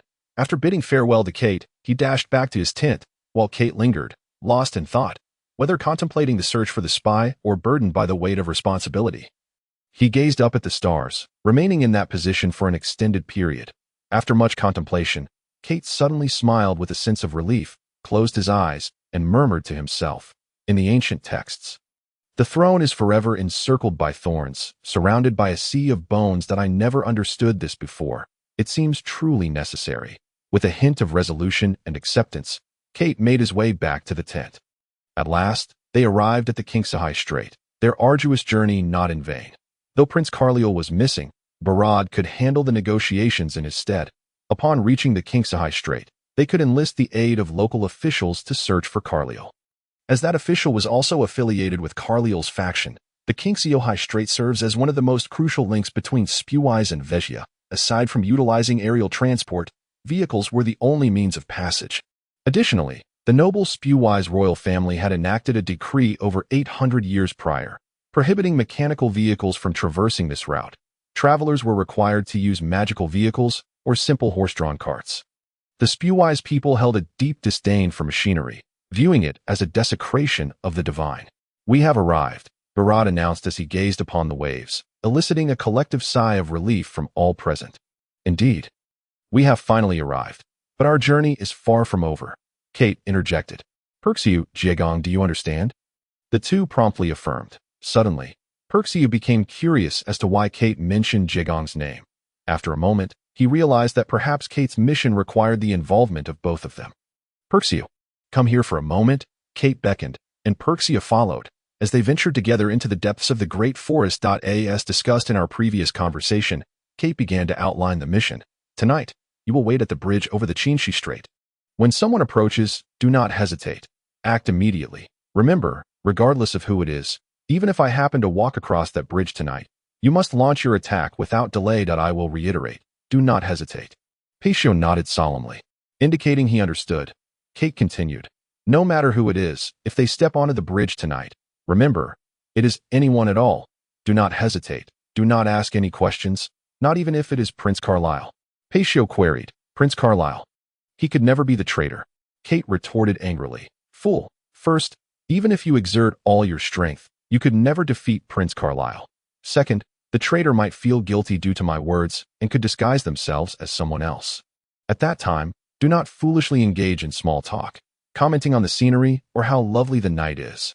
Peishio replied, exasperated, "How could I be so foolish?" "Yet," Kate insisted, "trust me, you truly could be that foolish." Peishio forced a smile and said, "Rest assured, I will not let you down this time." Kate nodded, saying, "Then go. By the way, call Jiegong over. I need to assign tasks one by one." Peishio nodded and turned to leave. As Kate watched Peishio's receding figure, she murmured to herself, "Alas, you truly are that foolish. I eagerly await the moment you question me. I am straying further down this path. Someone, wake me from this stupor." Soon after, Jiegong arrived, and Kate instructed him on various matters, the specifics of which Peishio was too far away to hear clearly. He assumed it must pertain to the mission and did not pay it any mind. That night, Peishio, following Kate's instructions, arrived early at the bridge over the Qinshi Strait. The Qinshi Bridge, named after the strait, once symbolized the peace and friendship between Vexia and Supvice. However, now, though the bridge still stood, the relationship between the two nations had deteriorated. It was not quite hostile, yet it felt like a vague ambiguity, neither good nor bad, and certainly not as it once was. The aging and aloof, decaying world tree of Supvice stood in stark contrast to the ambitious and flourishing lion of Vexia, which could capsize at any moment. Regardless of perspective, the two were fundamentally incompatible. Peishio had read about this history. The two nations were originally enemies, but at some point, their kings became brothers in arms, leading to a period of unity. Yet, whether it was a matter of time passing or fortunes waning, the cold, unyielding tree gazed up at the frigid eagle, neither seeking perch nor allowing the other to rest. Although Supvice's national flower was the sunflower, its flag bore the image of a world tree, and its emblem depicted a fruit, rumored to be that of the world tree in ancient ecclesiastical texts. The world tree symbolized prosperity and greatness. As the oldest nation, Supvice possessed the right to adopt the world tree as its flag, with the fruit symbolizing abundance. The chronicle of eternal radiance began from the year Supvice was founded. Following a holy war, people hoped for the sun's light to eternally illuminate the land, thus selecting auspicious symbols for their emblem and flag, adopting eternal radiance as their dating system. Ironically, those nations that once chose sunflowers and similar symbols have long since perished. While Supvice achieved unification across the continent, renaming it Supvice Continent. To commemorate the nation with the sunflower flag, Supvice adopted the sunflower as its national flower, while the Empire of Vexia, a burgeoning power, chose the lion as its flag and a lion's massive claw as its emblem, undoubtedly embodying great aggression. Following the death of the war god of Supvice, the Lion Legion has consistently outmatched the Imperial Guard. And while the two nations have not engaged in open conflict, various factions have prepared for war, as the tree seeks to extend its roots, and the eagle covets more territory, a conflict, an everlasting dispute. The once bustling Qinshi Bridge had fallen into neglect. Yet, at that moment, Carlyle suddenly proposed trade discussions with the Prince of the Empire of Veshia, shocking the entire world. Prince Vijay Dazes of the Empire. Long perceived as weak, astonished everyone by agreeing, leaving many speculating about the storm that was brewing. After pondering for a while, Paitio began to feel fatigued. The cold of the late night set in. Yet the winds from the sea brought a hint of warmth, causing him to stifle a yawn. However, he remained vigilant, for suddenly, he heard footsteps. "Who goes there?" he called, turning swiftly. Yet he asked merely out of formality, as he did not wait for a reply before lunging forward with his sword. This tactic was taught to him by Carlyle. While the opponent is pondering their response, you seize the opportunity with a strike. No one is inherently rigid. After spending time beside Carlyle, anyone would develop a modicum of cunning. Paitio was such an example. The other party, however, lacked that cleverness. Upon hearing Paitio's inquiry, they appeared momentarily stunned, just enough for Paitio to land a blow. The sword pierced the shoulder. And only then did Paitio recognize the face of the individual. Chapter 18. Beneath the Qinshi Strait Jiegong. Paitio exclaimed, both shocked and angry, yet his sword did not waver. Jiegong, momentarily dazed, soon displayed a fierce expression, coldly stating, "I never expected it would be you." Likewise, Paitio swiftly withdrew his sword, sizing up Jiegong. True to his reputation for resilience, Jiegong's robust physique absorbed the blow, leaving merely a small wound on his shoulder. Paitio could only be thankful that he had not aimed to kill with that strike. Had he targeted the heavily armored chest, he doubted it would have penetrated. Paitio's wisdom shone through, although it was a counterattack. His mental focus ensured that the sword struck a nerve in Jiegong's shoulder, likely rendering his left arm less functional henceforth. Paitio had no intention of killing. He aimed to capture. It was this merciful strike that afforded him the means to contend with Jiegong. Otherwise, being overpowered in close combat would have rendered victory nearly impossible. Paitio had witnessed Jiegong's prowess in close quarters, which was formidable and overwhelming, considering that his own attack might not breach Jiegong's armor. Paitio retrieved a magical scroll from his pocket, softly chanting an incantation, imbuing his sword with fire magic. Paitio had not studied any magic beyond light attributes, for his pure and flawless imprint made it challenging to harness other elemental forces. Thus, he had prepared numerous scrolls for emergencies. The purity of his imprint indicated a profound faith in the light. A heart, when filled with one thing, cannot accommodate others. That Paitio's imprint brimmed with light, leaving no room for other elements. In the early stages of his magical studies, one had to gradually eliminate impurities from their imprint by refining a single school of magic, thus hastening the process of achieving purity. Once, out of curiosity, Paitio had posed a question to Oliveira. "What is an imprint?" Oliveira responded, "Taking the just imprint as an example, it embodies your faith. Once filled with belief, it receives the protection of the corresponding deity. Those with similar imprints will lead lives of similar trajectories. That is an imprint, the path set by the gods." Paitio's imprint represented pure justice. As long as he did not forsake justice, he would forever embody it. How ironic. I almost believed you. Villain, do you have any last words? Jiegong sneered, drawing a long spear. Jiegong's weapon, a spear, posed a significant threat to Paitio's sword. Not only was it longer, but it also possessed greater piercing power. To engage with a spear, Paitio would need to fight at close range, yet he knew he could not best Jiegong in such a scenario, so he could only hope that his earlier strike had inflicted substantial damage. Paitio was oblivious to Jiegong's words, but the latter's confident and haughty demeanor irked him. "Then, please, enlighten me." As soon as he spoke, Paitio leapt away from Jiegong, but Jiegong seemed prepared. Thrusting the spear forward, Paitio's jump began to falter, and as the spear neared, he raised his left hand, while his right hand shimmered with light, casting a spell. Holy Shield. Unlike protective spells that merely offered defense, Holy Shield summoned an actual shield. However, this shield collapsed under the full force of Jiegong's strike. Yet it succeeded in propelling both combatants apart. This is precisely what Perseus desired. As long as he maintained a distance, Jiegong would be devoid of any lethal strike capability. Once the distance was established, Jiegong's attempts to charge or launch a surprise attack would become impossible. 7 star flames. Perseus traced a circle with his Zero Blossom sword, the center and 6 equidistant points igniting as if they were the flickering flames of candles.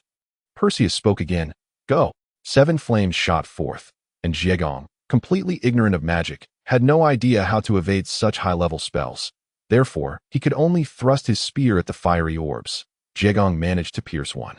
Then 2, but with a total of 7 flames, his utmost efforts only allowed him to destroy 2, while the remaining 5 struck his armor. Fortunately, the 7-star flames were merely light magic, and upon impact with Jiegong, they only unleashed the explosive force of light attributes. Had they been a formidable fire magic, even Jiegong's armor would not have withstood the assault. There's no need to block, Jiegong scoffed. Although he had suffered a minor setback, he had discerned a strategy to counter Perseus. Avoid entanglement and charge directly. Perseus's magic could not inflict lethal damage in a short span. Perseus, too, smirked.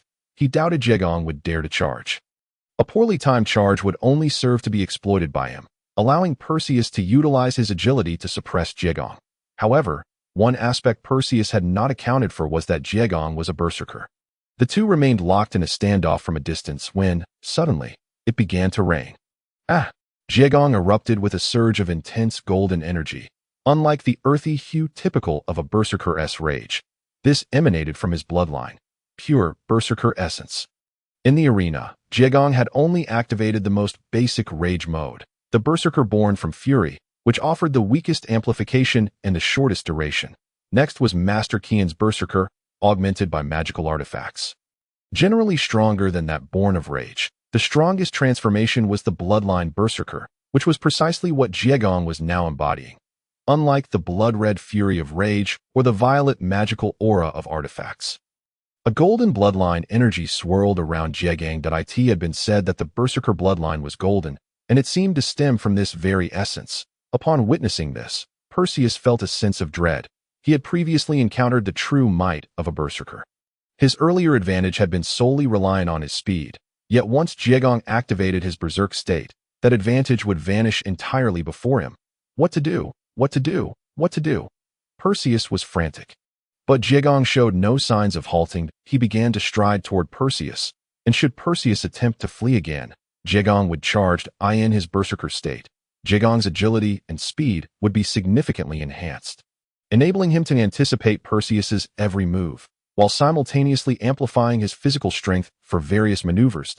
Jiegong's running speed surpassed that of Perseus, and his agility exceeded Perseus's as well.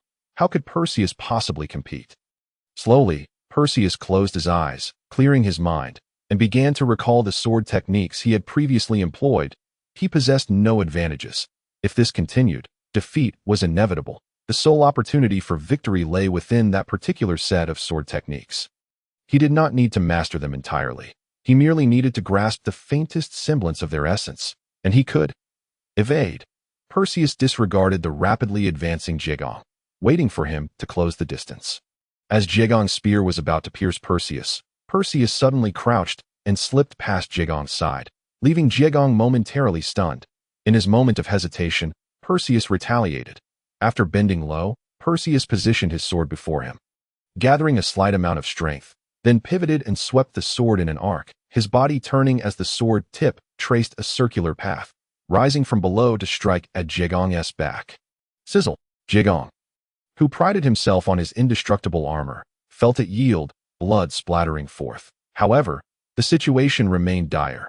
Jiegong had only sustained 2 minor wounds, while Perseus was panting heavily, having expended immense mental energy to execute the maneuver, rendering him incapable of repeating it. He could hardly recall how he had once performed such intricate techniques under the influence of yearn. Is that the sword technique from before? You indeed possess some hidden talents. It seems my initial assumptions were mistaken. Jiegong sneered. Clearly, just a rookie. Nothing remains concealed for long, and you've revealed yourself so swiftly. If I hadn't concealed something, you would have been prepared, and how could I win? Perseus gasped. When? You're still pondering victory over me. Jiegong laughed maniacally, raising his spear for a fierce thrust downward. Perseus attempted to deflect it with his sword, but the steel spear merely shifted slightly off its course. Perseus had no choice but to evade, his mind racing with thoughts on how to counter Jiegong. Jiegong was the most formidable opponent Perseus had ever encountered. He had witnessed Jiegong's shameless tactics in the arena, brashly closing in and overpowering with sheer force. Jiegong's spear technique lacked finesse, yet it was characterized by brute strength and swift execution. Perseus could only dodge, but even that was becoming increasingly difficult as the wind from Jiegong's strikes left him with more and more wounds. Jiegong's sinister grin grew ever more pronounced. As he advanced, Perseus remained motionless. Suddenly, Jiegong roared, seemingly having spotted a flaw in Perseus's defense, and thrust his spear once more. Perseus's face contorted in terror. Jiegong bellowed, "Die, traitor!" Perseus froze momentarily, but the fear quickly dissipated, replaced by resolve. Jiegong believed Perseus was merely bluffing. Yet when Perseus once again crouched to evade the thrust, Jiegong felt a twinge of fear. This strike was a last-ditch effort. Jiegong's berserk state was nearing its conclusion, and he had no confidence in defeating Perseus without it. Therefore, he had to convert his advantage into a decisive victory, or risk losing everything. This thrust was his ultimate strike. All his muscular power concentrated into the spear. Fully extended muscles could not withstand Perseus's counterattack.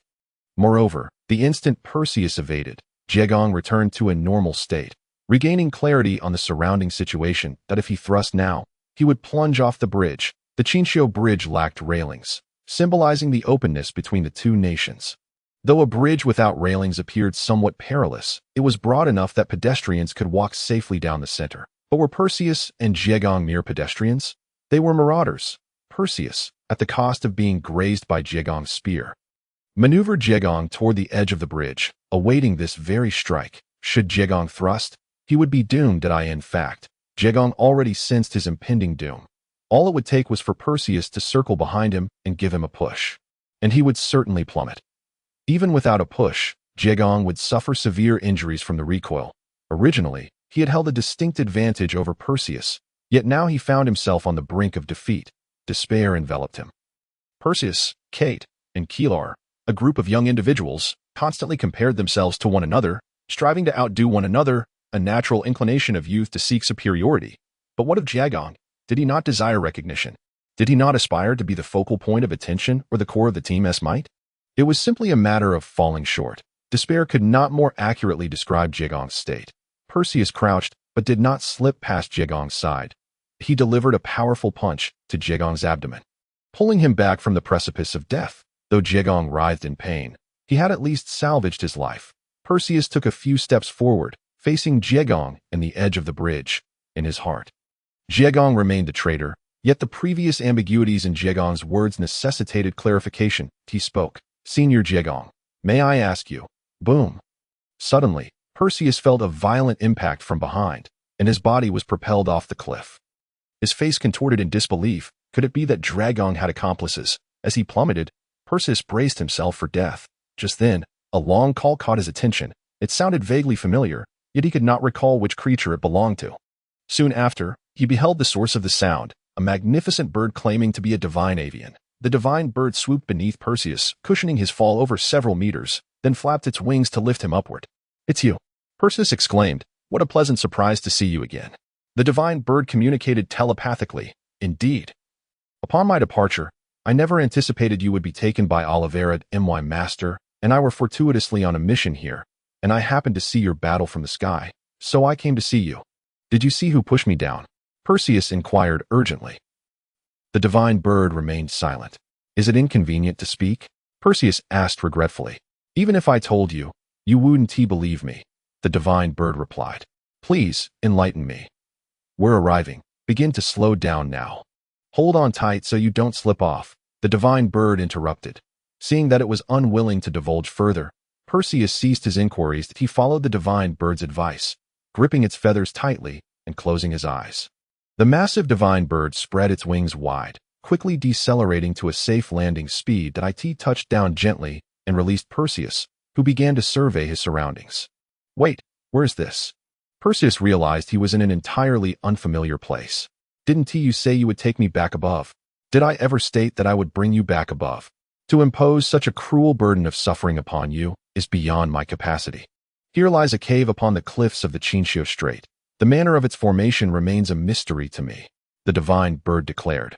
"Well, come and meet my master. He mentioned that you two have encountered each other before." The divine bird had rescued its own life. What more could it demand? Thus, Perseus refrained from pressing further, pondering instead, what manner of individual could nurture a divine bird? His curiosity piqued. for in his mind he searched for familiar faces. Yet none seemed worthy of wielding a creature as extraordinary as the divine bird. Initially, upon meeting the divine bird, he perceived it merely as a species of avian. However, he soon realized that it transcended the realm of mere birds, nearing the status of the king of all avians. You appear quite perplexed. Have you forgotten me in just a few short days? The voice of a girl resonated. Melodious and enchanting. Compassion of the Scales, Chapter 19. The 900-year-old Ling Chong. It's you. Perseus recognized the voice as belonging to Lien, who emerged slowly from the cave, stating, "There is another person here, but you must enter to see him. An old friend, though you should be more familiar with him. Take me to see." Wait, did you not feel something fall behind us just now? Suddenly, Perseus sensed a chill breeze sweep past his back, as if something had flitted by the cave entrance. Just an illusion, Lien remarked. Or perhaps you might comfort yourself by believing that the individual who just battled you has plummeted. Senior Jegong, why must it be this way? Perseus murmured softly. How pitiable. I almost wish to reveal the truth to you. Lien sighed, shaking her head. If only that individual permitted it, I suspect he will disclose the truth to you in due time. However, that would render you even more unfortunate. Who is that person? Perseus inquired. What truth? You will know in due course, Lien replied. Come inside. Someone awaits you, an old friend who holds you in high regard. Perseus fell silent, and then proceeded to walk alongside them. After traversing a distance, Perseus suddenly asked, Is he akin to you? Akin to me? What do you mean?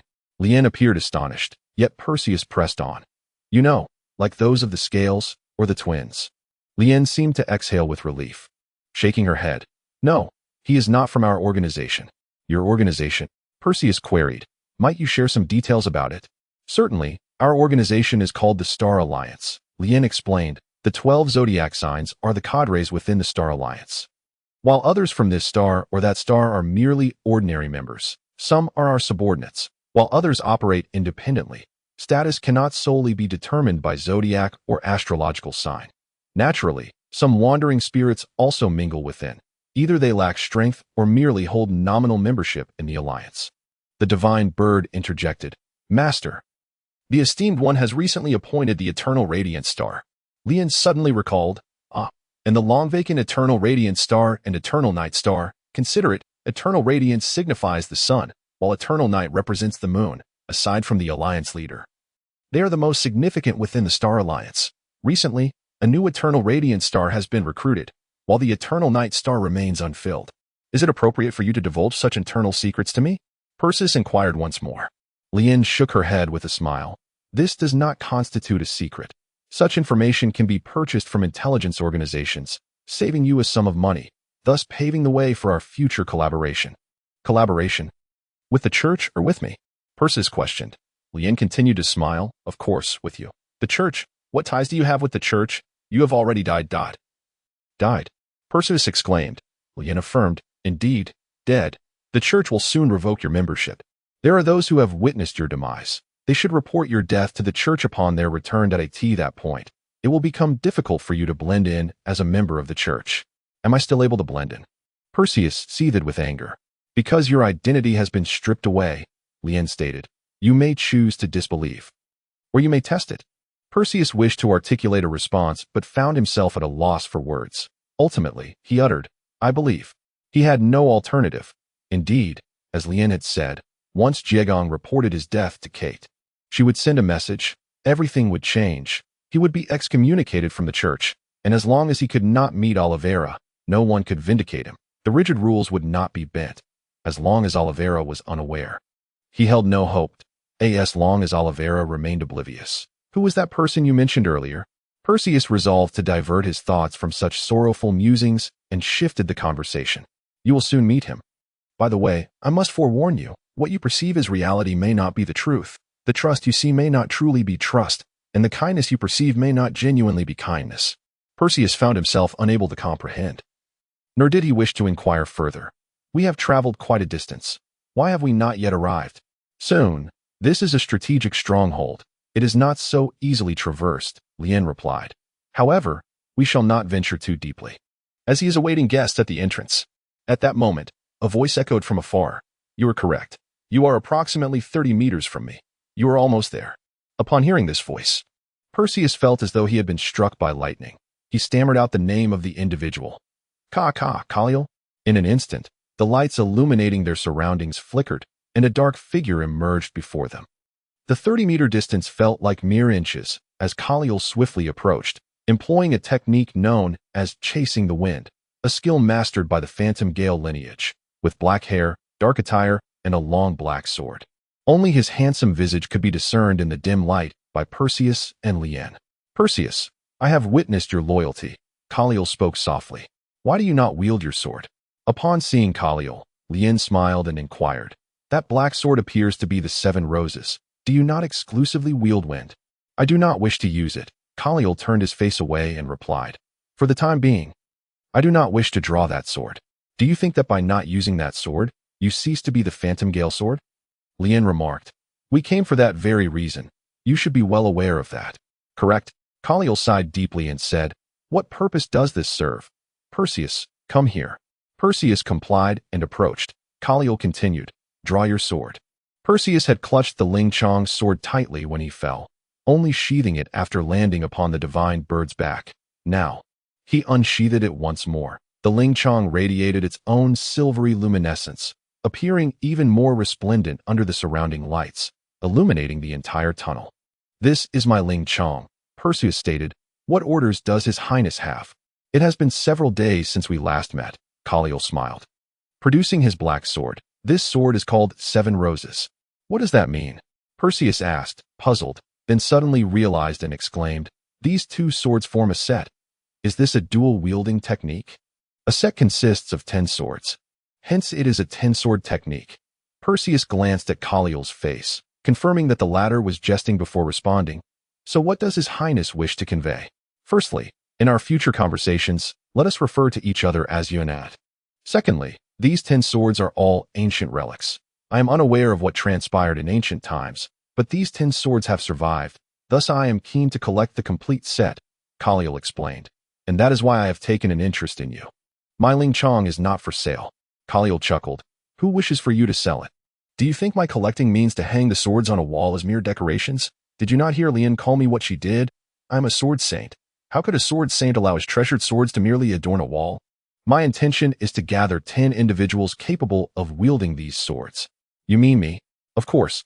Kaliel sighed in exasperation at Perseus's obtuseness. Perseus seemed to grasp the situation and nodded. No, that is not it. Perseus shook his head again. It is not as such. Kaliel, somewhat impatient, asked, What do you mean? The name Ling Chong was given by me. Perseus seemed lost in recollection. It spoke to me. Introducing itself as Ling Chong, my master did not know its name. He merely suggested it might be an ancient relic. What? It spoke to you? How could it still be alive? Lien exclaimed. How could a relic from that era endure? Is 900 years not enough to obliterate its soul? Does this imply that the Zero model is the most perfect creation? No. The Zero model is the initial creation. If perfection exists, without a doubt, the 9 blossoms is the epitome of perfection. Kaliel refuted. The 9 blossoms is the national sword of Supwiser, symbolizing the sun that eternally illuminates the earth. Kaliel continued. Perhaps Perseus was in a daze at that time and did not accurately hear the words of the Star Priest, or perhaps Ling Chong encountered some extraordinary fate. Upon hearing Kaliel's words, Perseus contemplated his memories carefully. He had been too young to retain much of anything. Lien shook her head and remarked, Let us set aside such matters for now. Do you not have some organization of your own? Do share it with Perseus. Carlyle chuckled in response, saying, You are all meandering off topic. At last, we have returned to the crux of the matter. With that, he produced his 7 roses. The 7 roses refer to the black rose of number 7. Hence its color is black, while the original color of Ling Chong is either red or pink. You must reactivate it. Reactivate? Perseus echoed. Carlyle held the 7 roses aloft before his chest and instructed, Follow my lead. He placed his hand over the 7 roses, and the insignia on his right hand glimmered, as magical energy gradually flowed from his right hand, traversing the hilt of the sword towards its tip. In an instant, the 7 roses radiated light. Seemingly responding to Carlyle's call, Perseus mimicked his actions, and soon, Ling Chong emanated a brilliance entirely distinct from that of the 7 roses. Its glow was a fierce crimson. Perseus felt a powerful surge of magic flowing into her as the transformation unfolded, prompting her to sit and meditate promptly. Eventually, the fiery radiance diminished, leaving behind a silvery hue. I recall that roses are not supposed to be this color, silver. Yin remarked, in my memory, roses are pink, right? She had initially entertained the amusing image of Perseus, such a stolid individual, wielding a pink sword. Carlyle replied, if it were also pink, would it not merely duplicate your 8 lotuses? That is a valid point, Yin conceded. So, what is the second matter that brings you to us? I am not seeking you, but rather you. Carlyle gestured, encircling Perseus and Lien with the first you, but then only enclosing Lien with the second you, the Star Alliance. Oh, Lien inquired, gazing at Carlyle. Are you interested in joining us? Although there are no vacancies among the constellations, being a young star is still quite commendable. The young star represents a faction, the highest rank outside of the 12 constellations. Generally speaking, young stars hold more significance than ordinary stars, forming the backbone of the Star Alliance. Humph. I will not accept any position within your alliance aside from that of the leader, Carlyle declared. Our relationship is ultimately one of collaboration, a collaboration I have been coerced into. Oh, is that so? Lien chuckled softly, extending her hand to show Carlyle her right hand. And what about this? The radiant insignia suddenly vanished from her palm, revealing a hand so pale it resembled snow or jade. Yet to Carlyle's eyes, it appeared ghostly. The insignia has become ethereal. Carlyle's eyes widened in astonishment as he exclaimed repeatedly. Chapter 20. Dual Trajectories. Jiegong, witnessing Perseus plummet from the bridge, could not help but feel a chill of fear. Sighing, who is it? Jiegong, now utterly defeated, had no strength left to turn back. The other party remained silent. Who is it? Is it you? Grant me clarity. Let me know it is not you. Jiegong shouted in fury. That kind-hearted lad could never be a traitor. Tell me this is merely an accident, not a scheme you have concocted for ages. Please, tell me. Tell me. Jiegong had managed to convince himself that Perseus was indeed a traitor. He had unmistakably witnessed Perseus meeting with Sol that day. Perseus's suspicious behavior and Kate's words had led Jiegong to a conclusion. Yet Perseus's final actions caused him to waver. Alas, I remain soft-hearted after all. Kate's voice pierced through the tension. I am sorry. You wretch, Jiegong cursed. Can you truly bear to harm a person who has once been a predecessor? Can you truly bear to ruin someone who obeyed your commands, who even dared to strike me? Can you truly bear to drive a genius capable of defeating me to his death? If he were a fool, I would not have resorted to such measures. Kate's tone was laden with an unspeakable sorrow. He did not dislike Perseus, his junior. Rather, the threat he posed was too great, and at the same time, Kate required a token of allegiance. Jiegong's fury ignited further, roaring, You scoundrel! Why did you kill him? Out of jealousy. You are not that type of person. You are a self-proclaimed genius capable of surpassing all. A proud genius. Why would you feel envy towards others? Why would you harbor jealousy towards your own kind? Because I discovered that I am not a genius. Kate replied, I have finally realized that I have deceived myself for so long, only to come to this conclusion. You, Jiegong, I cannot match you in close combat, and you can overcome ranged attacks with your swift advances. He, Perseus, let alone his radiant golden insignia. Do you not see magical energy infiltrating his insignia whenever he eats, sleeps, drinks, or walks? Tell me, what have I endured through rigorous training for? He chants spells without expending time, and nearly all of the magic he can wield is instantaneous. He is the greater genius. And then there is Isol, a mage of space and water. Ignoring the fact that her illness has been cured, even in her sickly condition, I still cannot defeat her. Ultimately, what drives me to despair is Carlyle. I am 23 this year, and Carlyle is merely 21. I pride myself on my unmatched intellect, yet he repeatedly manages to elude my notice at times. I cannot even comprehend his schemes. I pride myself on my martial skills, yet the bloodshed of that night shattered my self-esteem. Compared to him, I am nothing. I detest the geniuses of this world. Kate's emotions became increasingly unstable. I must become the leader of the Radiant Knight Order. I will eradicate all of you. Is that so? Jiegong replied with a calm smile. You do not lose to anyone. You only lose to yourself. What? Kate was momentarily at a loss. Jiegong inhaled deeply, followed by a series of enraged shouts. You are merely 2 years older than Carlyle. You are also young. How can you presume to declare that, in 2 years, you will not surpass him? You envy Perseus merely because you lack confidence and fear being outpaced by him. Everyone strides forward with their heads held high, while you alone tremble in place, occasionally glancing back to stab at the back of the youth pursuing his dreams. You have not lost to anyone. You have only lost to that cowardly heart of yours. That despicable, filthy heart. I do not expect you to regret your actions. Such regrets are futile now. If you seek to silence me, then very well, I shall not require your assistance. Jiegong forced himself to stand. I would rather lose to Perseus. I would rather end my own life than allow a vile individual to stab me in the back. With that, Jiegong leaped, plunging headfirst into the abyss. Those who take their own lives do not ascend to heaven. For life and body are gifts from the divine. Those who do not cherish them have no right to enter paradise. Yet Jiegong would sooner descend into hell than be slain by Kate. Moreover, the cursed Lian had spoken truly. Observing Jiegong fall from the cliff, Kate could not help but shake his head. Sometimes, once the hand is raised, it is not so easy to retract. He did not wish to kill Perseus.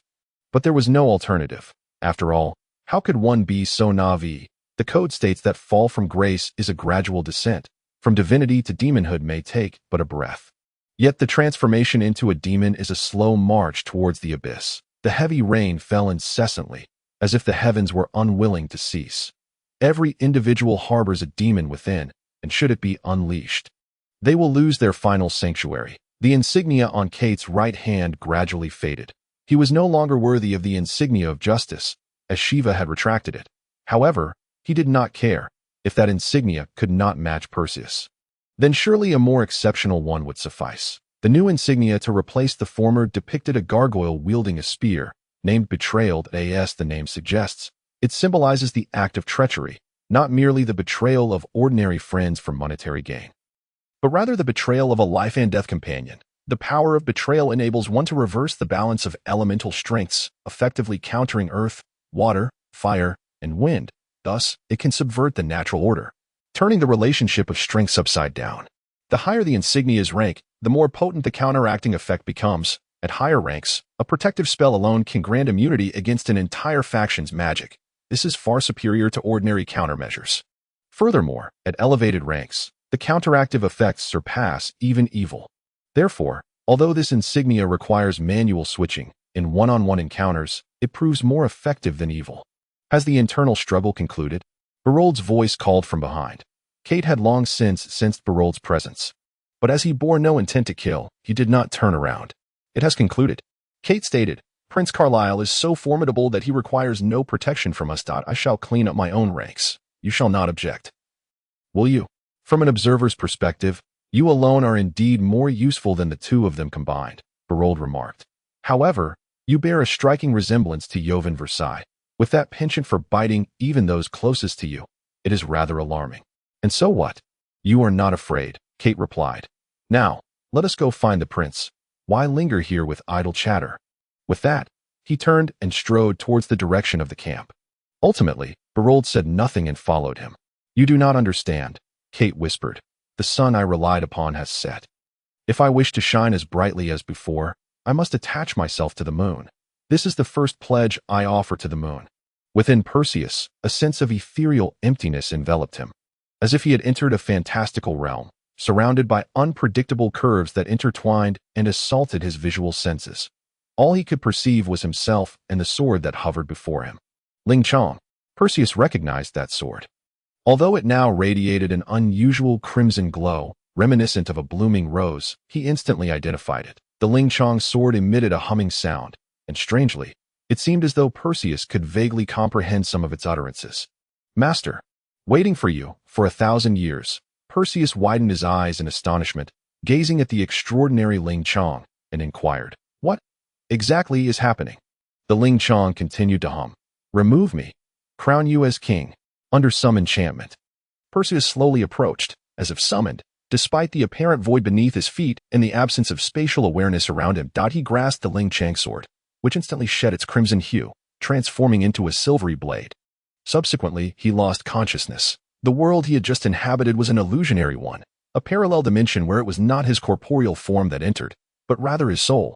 His body remained in that cave. Carlyle and Lian ceased their conversation, having heard the call of the Ling Chong. The golden hot imprint on Perseus's hand seemed to evolve once more, echoing the hum of the Ling Chong. Carlyle and Lien stared at the imprint, momentarily at a loss for words. How old is he? Lien asked. I recall the records stating he is 18. Your records are mistaken. He is just over 16, far from 18, Carlyle replied. Does he also require the imprint to undergo phasing? No. The golden hot imprint is not phasing, but rather imprint of the three golds, radiant gold, obsidian gold, and spirit gold, Lien clarified. Only after mastering all three can one be deemed to have attained the realm of the three golds. Furthermore, the training sequence for the three golds can be altered. What is his status? Carlyle pointed at Perseus. Spirit gold, Lien replied. It appears that Ling Chong is indeed alive, assisting Perseus in reaching the level of spirit gold. I estimate that the enhancement magic's effect on him could be quintupled.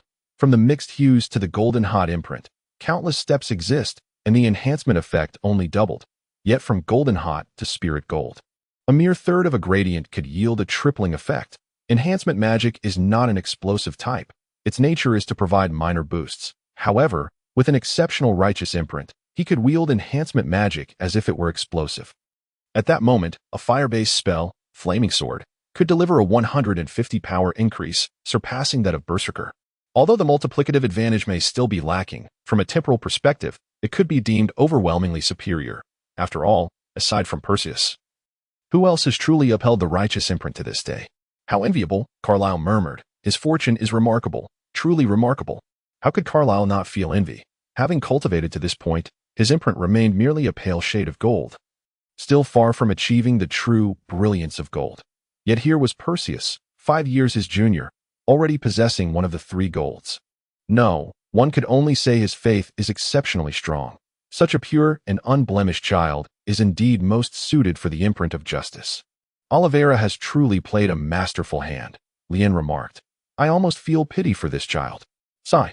Let us not dwell on such matters. We must discuss urgent affairs. Perseus's arrival has disrupted our plans. No, the plans remain under the leader's control that I intend to take Perseus with me, Lien stated. Even without such unforeseen events, I would still wish to take him. He is an uncut gem. Do you understand his significance? What do you mean? Carlyle's eyes sparkled. His training has had no guidance.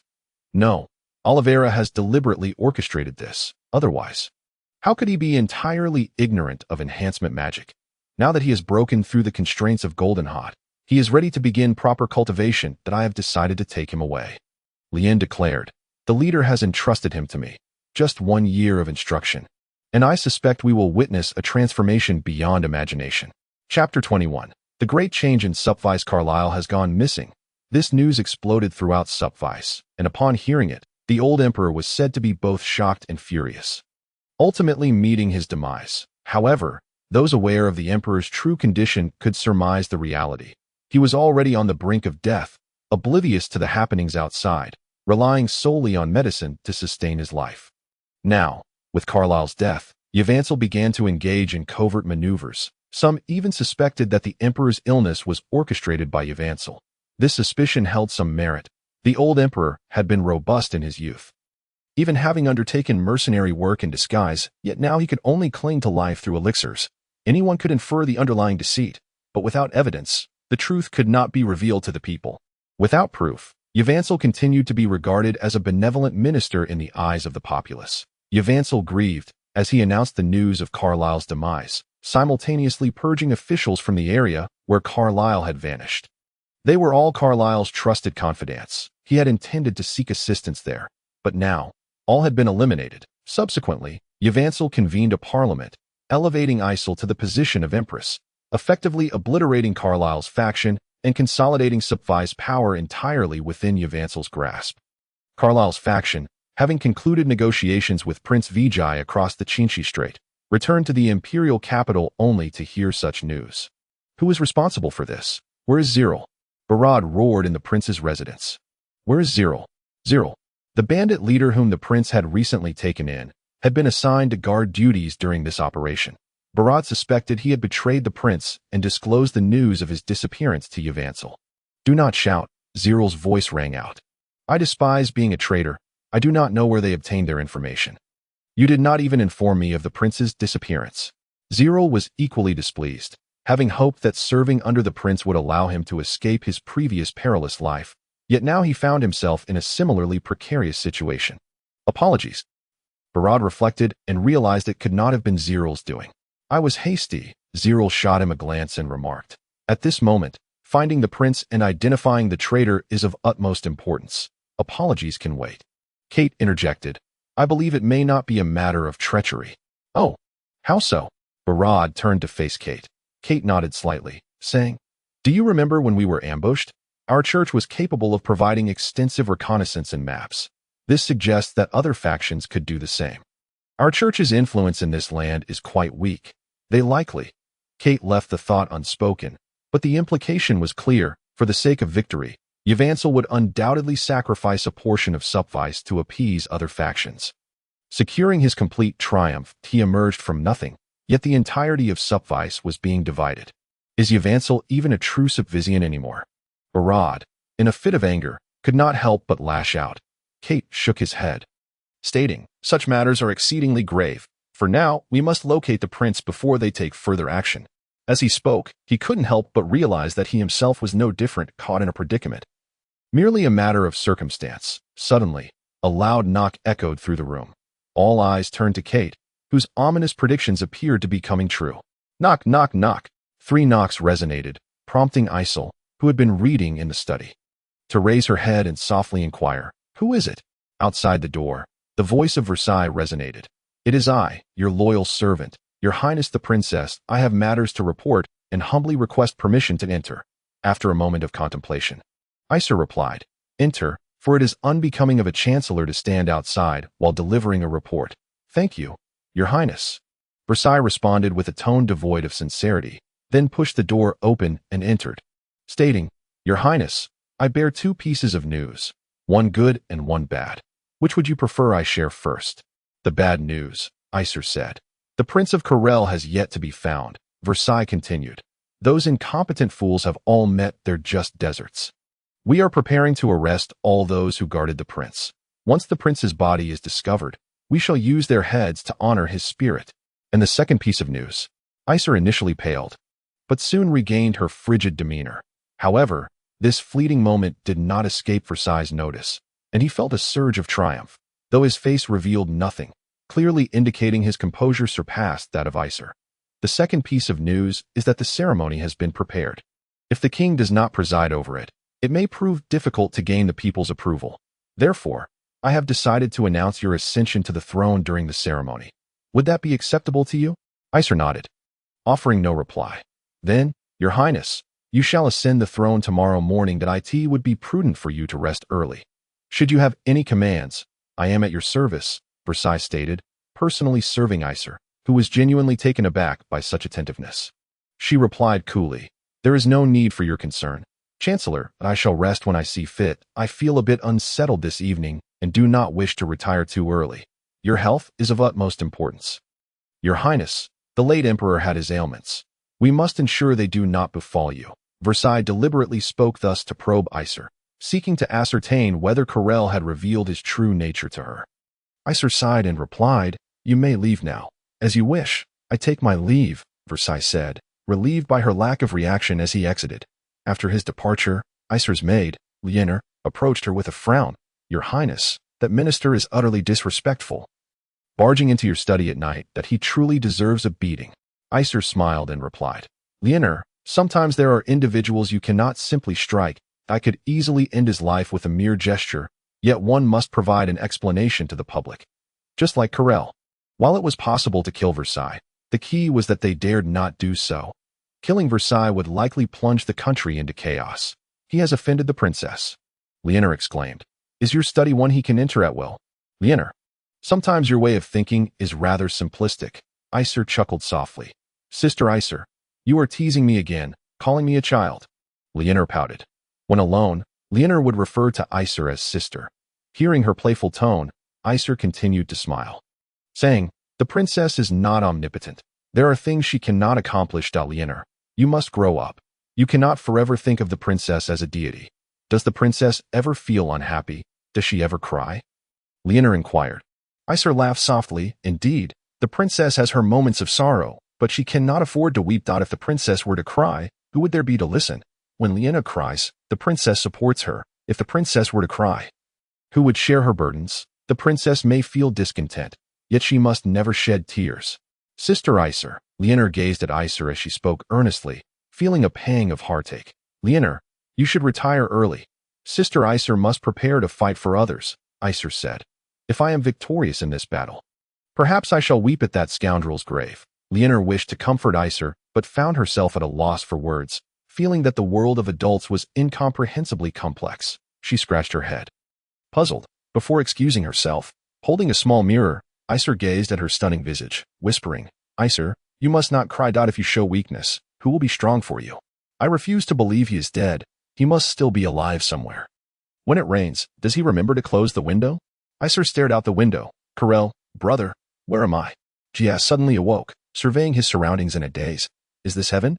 But aren't there only beautiful angelic sisters in heaven? Why is there an old man instead? Oh, right. Those who commit suicide cannot ascend to heaven.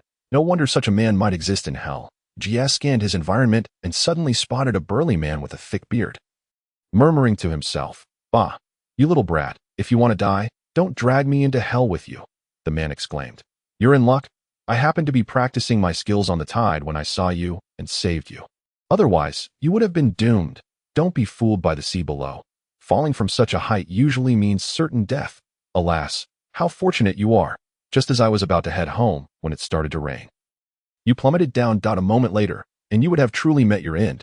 Gia recognized the gravity of his situation and replied, Thank you, esteemed elder, for your life-saving grace. I am deeply grateful. Enough of that. What sorrowful matters could lead you to seek death? Young people are always so narrow-minded, failing to realize that life stretches long ahead. How could there be insurmountable obstacles? If a woman has rejected you, do not despair. There are countless beauties in the world. Why hang yourself over one tree? The man chuckled nonchalantly, his bushy beard wagging with each word, creating a rather amusing sight. Seizing the opportunity to observe the man's beard, Gia couldn't help but scrutinize the man further. He was built like an iron tower, not particularly large, yet incredibly solid, exuding a robust masculinity. Moreover, he possessed two distinctive features: his bushy beard, which animatedly moved as he spoke, and an eye patch over his left eye. Elder, you jest. I sought to end my life simply to avoid dying at the hands of a villain, Gia said. I would rather descend into hell than allow that scoundrel to touch my corpse. Besides, if I reach hell first, I can teach him a lesson when he arrives. What kind of grudge must one hold? The bearded man remarked, clicking his tongue. I say, young lad, you have considerable talent. Who has driven you to such despair? Is there truly someone among your peers who can best you? To him, Gia's animosity towards this individual was clearly a matter of youthful rivalry. Elder, while I pride myself on diligence and seriousness, I am unfortunately lacking in skill and unable to grasp the path ahead. My contemporaries surpass me in every way, Gia replied with a wry smile. Though the martial arts he practiced could significantly enhance his strength, they also suppressed one's magical abilities in a time when no one could wield magic. Martial prowess was indeed formidable. However, as magic became commonplace, it could easily bridge the gap created by martial training, leading to a regrettable trade-off. Yet Gia was unwilling to let go. He yearned to carve out a place for himself through martial skill. What kind of geniuses do your peers possess? Pray, tell me more. Let me think. Gia pondered briefly before responding. Have you ever heard of the golden imprint that awakens at the age of 5? That genius awakened his imprint at such a tender age. He was unaware that Paitio had just entered the third stage of the golden imprint, which would have been quite shocking otherwise. I have not heard of such a thing, but that is indeed remarkable, the bearded man said, stroking his beard with a serious expression. There is another, whose martial prowess surpasses mine. Excelling in magic and adept in strategy. He is the very one who plotted against me, yet he was once a person I held in the highest regard. Oh, to balance all three skills is no easy feat. It may be manageable at first, but soon they will inevitably counteract one another, hindering one's own growth. Unless this individual is truly a once-in-a-lifetime genius, such endeavors are ill-advised and no need to dwell on such people. Humph. I am not dead yet. I will eventually collect this debt. Regardless of whether he is strong or weak, then, I need only be stronger than him. Well said. You have spirit. Anything else? The bearded man laughed heartily. There is. Jia hesitated before revealing the lingering nightmare. There is someone far stronger than I, whose shadow I can never catch. He can single-handedly slay hundreds of me and can paint a blood flower with the blood that splatters. Upon hearing this, the man chuckled, saying, "You compare yourself to Corel? You are truly overestimating yourself. That fellow can hold his own against me easily." "What?" Jia exclaimed, shocked that he could intuit the extent of the man's power. The fact that he had been saved from a 100-meter-high cliff without sustaining any harm attested to his remarkable control over his strength. Indeed, a rarity in this world. He had previously underestimated the heroes of the realm. Do not wear such a face. Although Corel wields great swordsmanship, he is still far from my equal. However, the bearded man shrugged, saying, "I cannot match his speed. He is like the wind, unreachable." Jiagong let out a long sigh, reflecting on the inviolable territory before him. Otherwise, he might have truly believed that Carlyle had become so exceptionally powerful that he could easily cast everyone aside. The burly man smiled slightly and inquired, "Hey, kid, what are your plans for the future?" Having been resurrected after his suicide and pushed to the brink, Jiagong had severed ties with Kate, leaving him uncertain about his next steps. With a somber expression, he shook his head. "Join my ranks. I see potential in you," the bearded man suggested. "What? Me talented? Are you jesting, senior?" Jiagong had never considered himself gifted. While others exerted a modicum of effort, he toiled tenfold. Where others could strike from a distance, he strained to engage in close combat. His innate abilities were no superior to those of others, and his imprint was far from exceptional. Yet the one thing he could take pride in was his relentless hard work. He had resolved to prove his worth through unwavering diligence. But the overwhelming sense of defeat before him led him to question the very purpose of his efforts. "No. Your imprint is quite commendable," the bearded man remarked. "It resembles mine, quite impressive." Jiagong was taken aback. To possess such formidable strength alongside a martial imprint was something he had only heard of in relation to one individual. The predecessor Carlyle had once intended to introduce him to Iron Crab Lovett Kai. "Senior, you," Jiagong stammered, unable to articulate his thoughts. Lovett chuckled and said, "It seems you've recognized me. I find your aptitude promising. Do not linger with the church. Change your allegiance. I am willing to follow you." "Senior," Jiagong declared, clasping his hands. In his state of despair, he had no intention of returning to the church. Unlike Perseus, he understood that Kate would hastily report his death alongside Perseus' to the church. He was a grassroots figure, lacking the connections that Perseus had with Olivia. That if Kate claimed he was dead, then he was indeed dead. "Listen closely. Our organization is called the Star Alliance. My title there is the Cancer of the 12 Zodiac Signs. Ostensibly, I am a pirate and the owner of a shipyard, but my deeper identity lies here.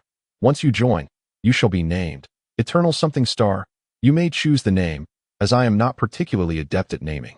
Eternal." Jiagong pondered for a moment and suggested, "Eternal Battle Star. How does that sound?" "Agreed, Eternal Battle Star. Heed my command." Lovett suddenly adopted a serious demeanor. "Now that your injuries have healed, follow me to train.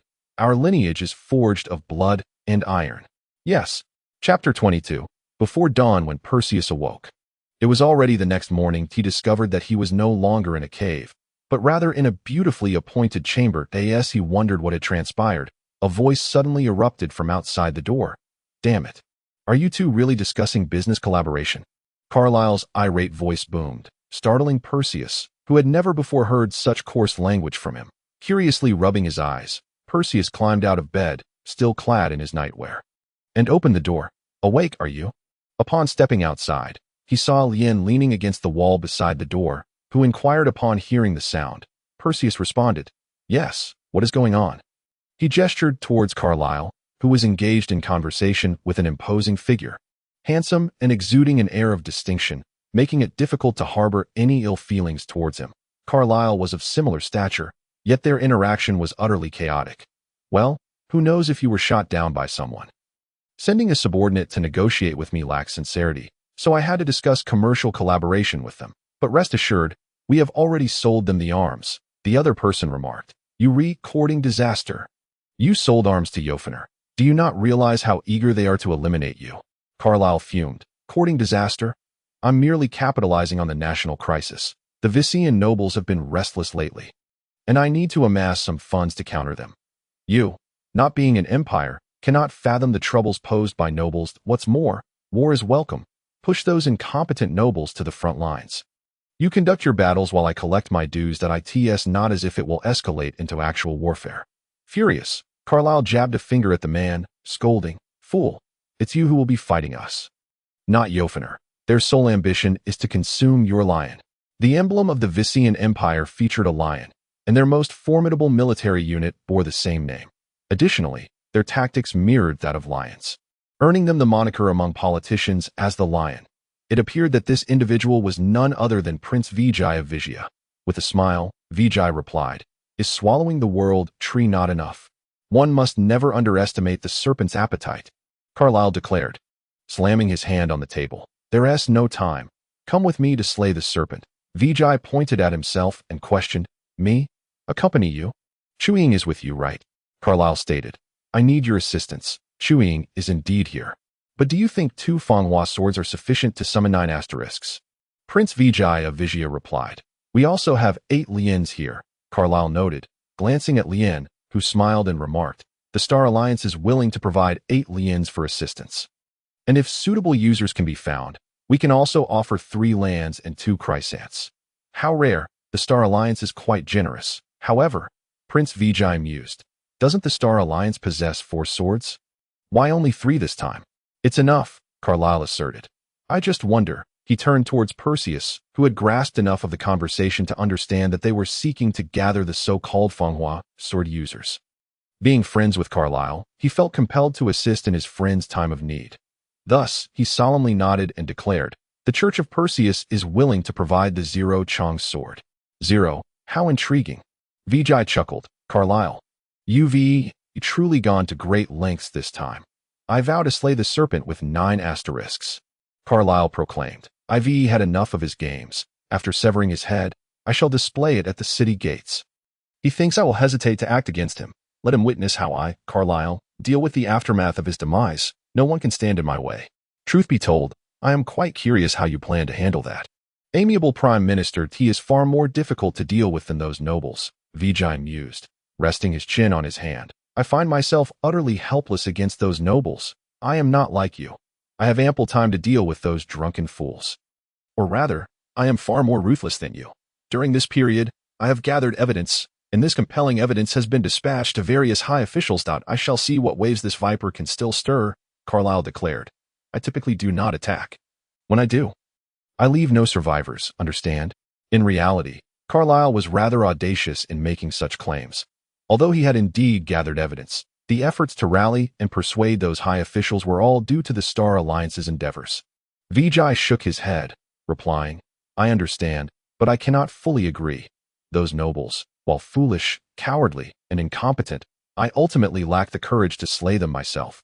Thus, your sword is hesitant," Carlyle noted. "You require experience. I am not a sword saint. I merely wish to be a good prince and, in time, a good king. What about you? Have you made your decision?" Vijay inquired. "Do you truly intend to become a sword saint, unwavering from now on?" "Me."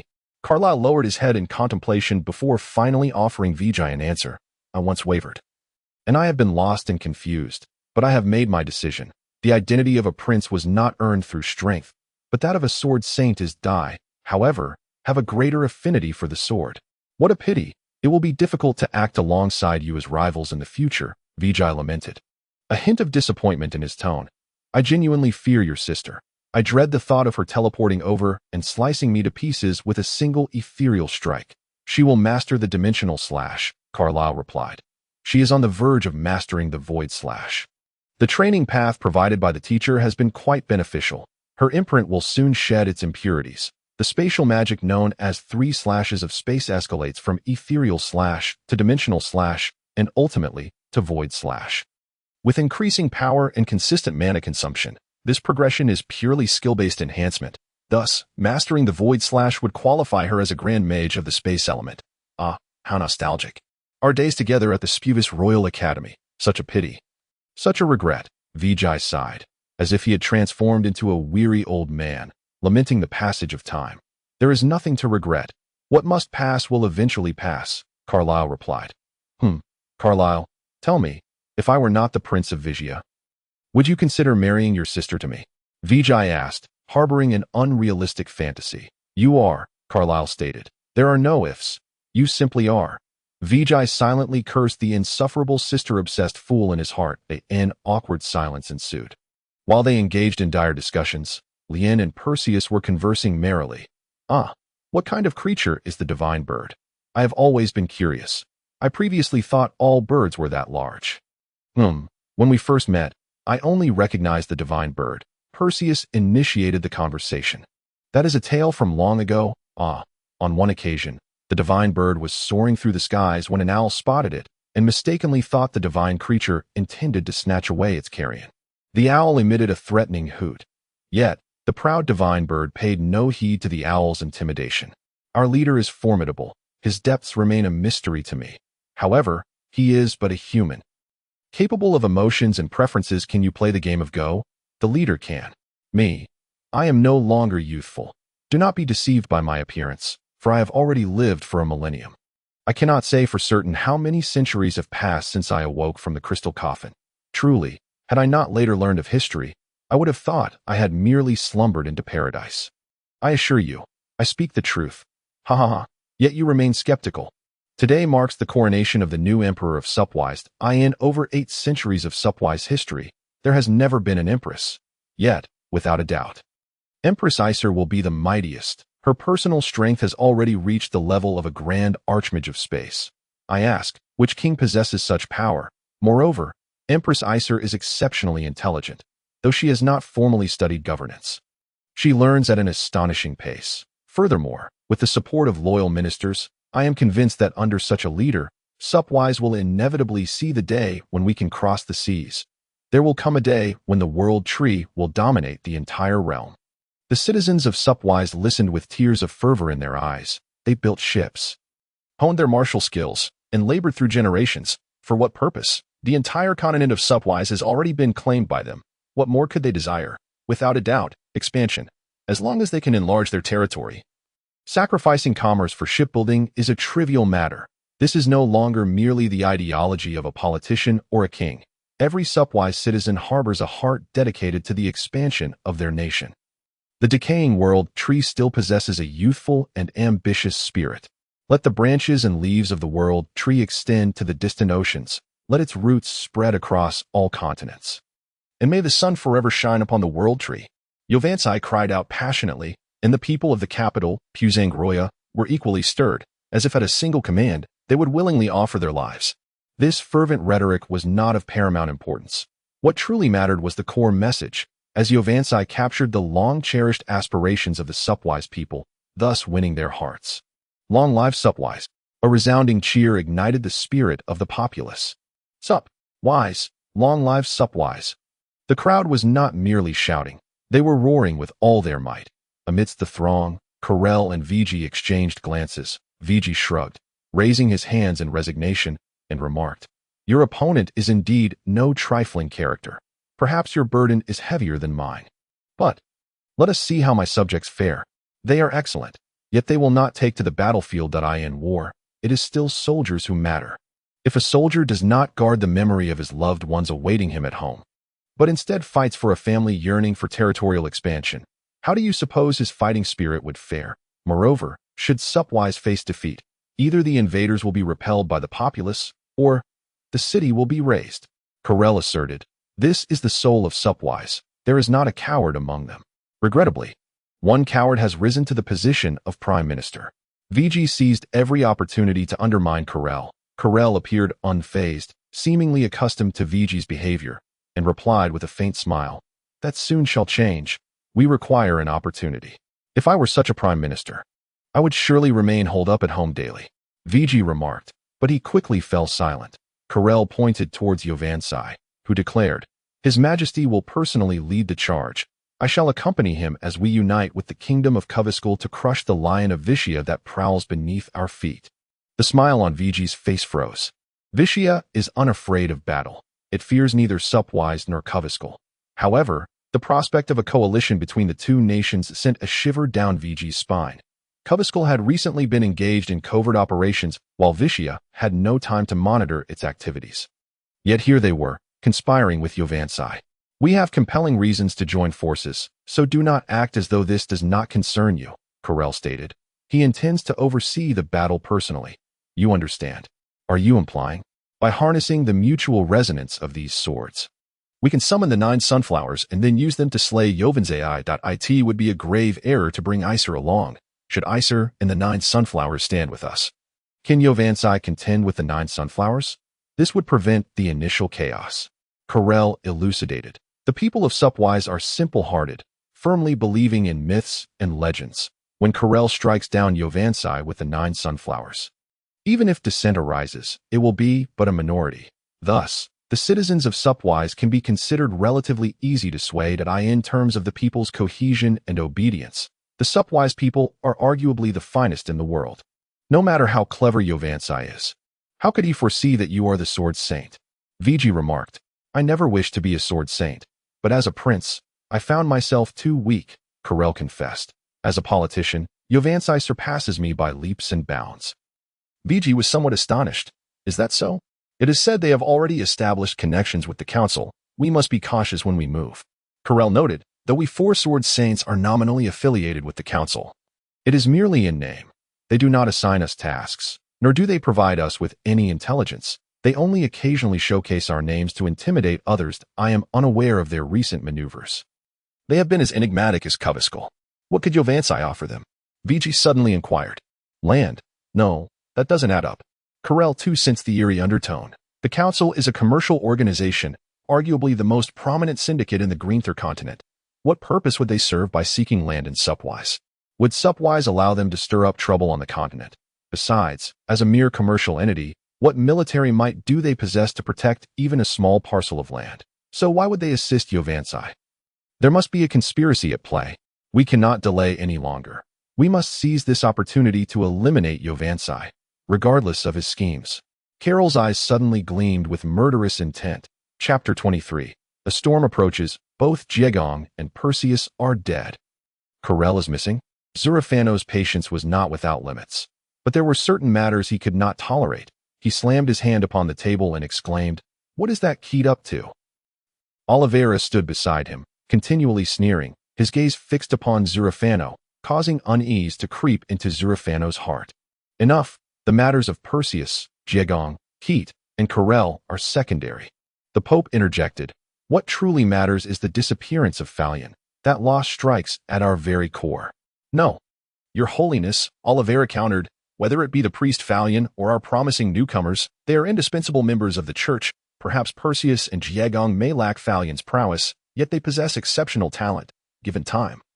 They could become the next pillars of the Church. We must not underestimate them. As he spoke, his gaze subtly shifted towards Zerafano, who indeed averted his eyes, lost in thought. Oliveira smirked inwardly, thinking, I am aware of your little schemes. Yet, he chose not to expose them. Perseus was his most perfect experiment, and he was well aware of Perseus's fate.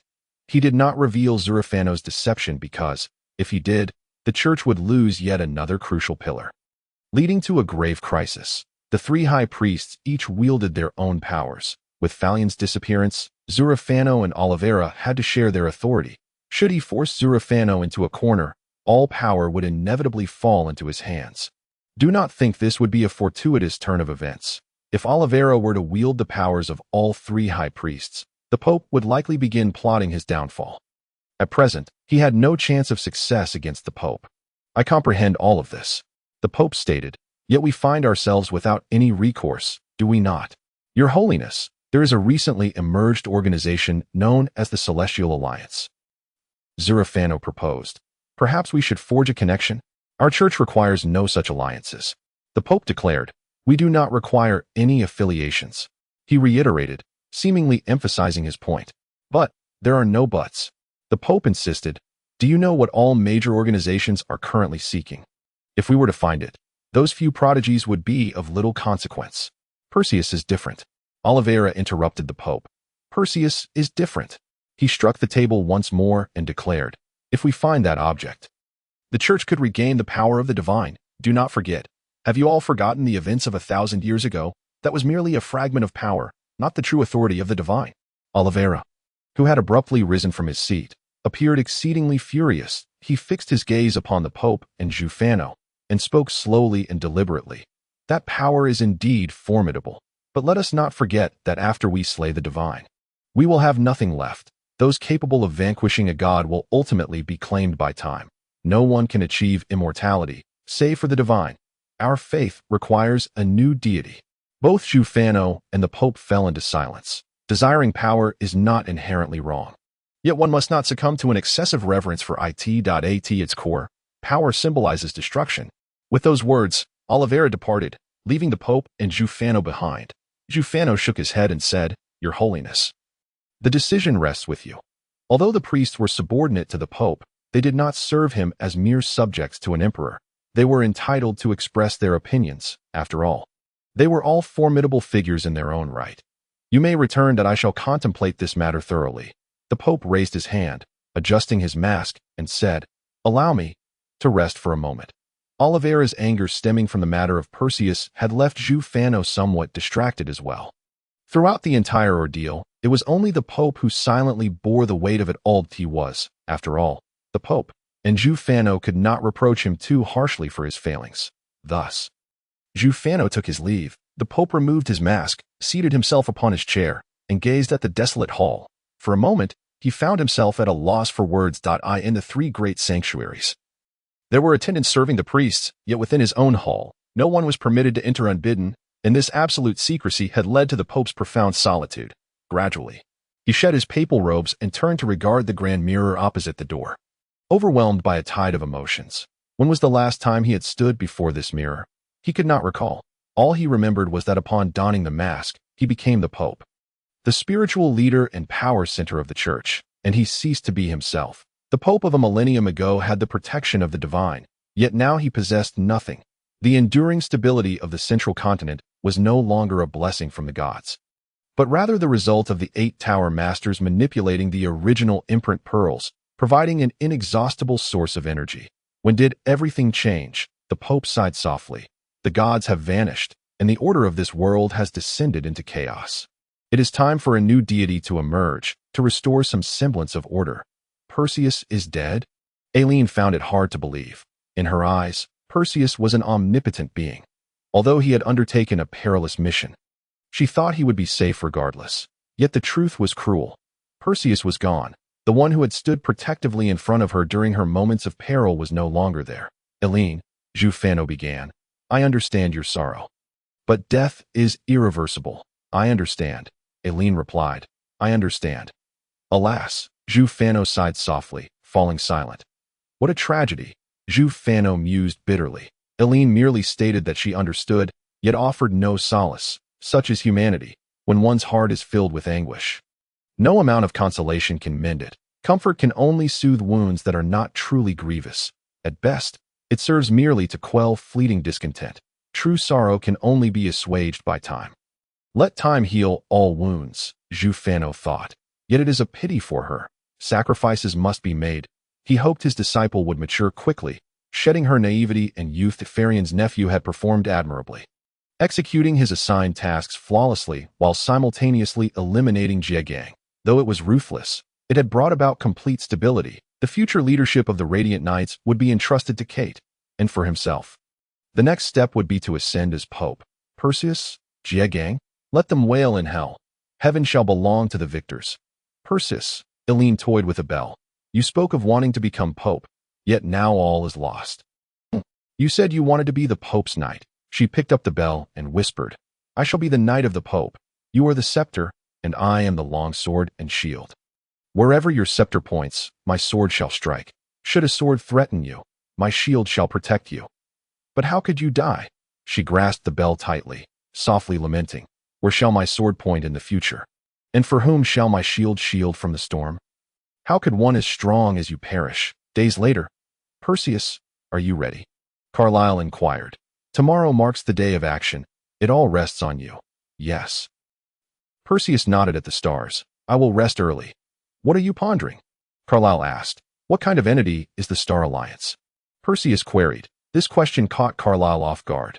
Once, when Perseus was but a fledgling, Carlyle could serve as his life guide. But now, the inquiries posed by Perseus were beyond Carlyle's ability to answer, though not in the sense of questions like why the sun shines or how many stars there are. Rather, it was a question with an answer that Carlyle simply did not know. I do not know. My relationship with them is merely one of cooperation, Carlyle replied. Even you do not know. Perseus murmured, this Star Alliance truly is mysterious. I have heard rumors about them, but this is my first encounter with actual members. To be frank, this organization is formidable. As for the power of the scales of mercy, I cannot speak with certainty. There are 11 other constellations of the same rank, including the Eternal Star and the Leader, Carlyle remarked. Honestly, in your eyes, I am quite strong, am I not? Omnipotent. In my eyes, Carlyle is omnipotent, Perseus affirmed, since that blood flower began to bloom.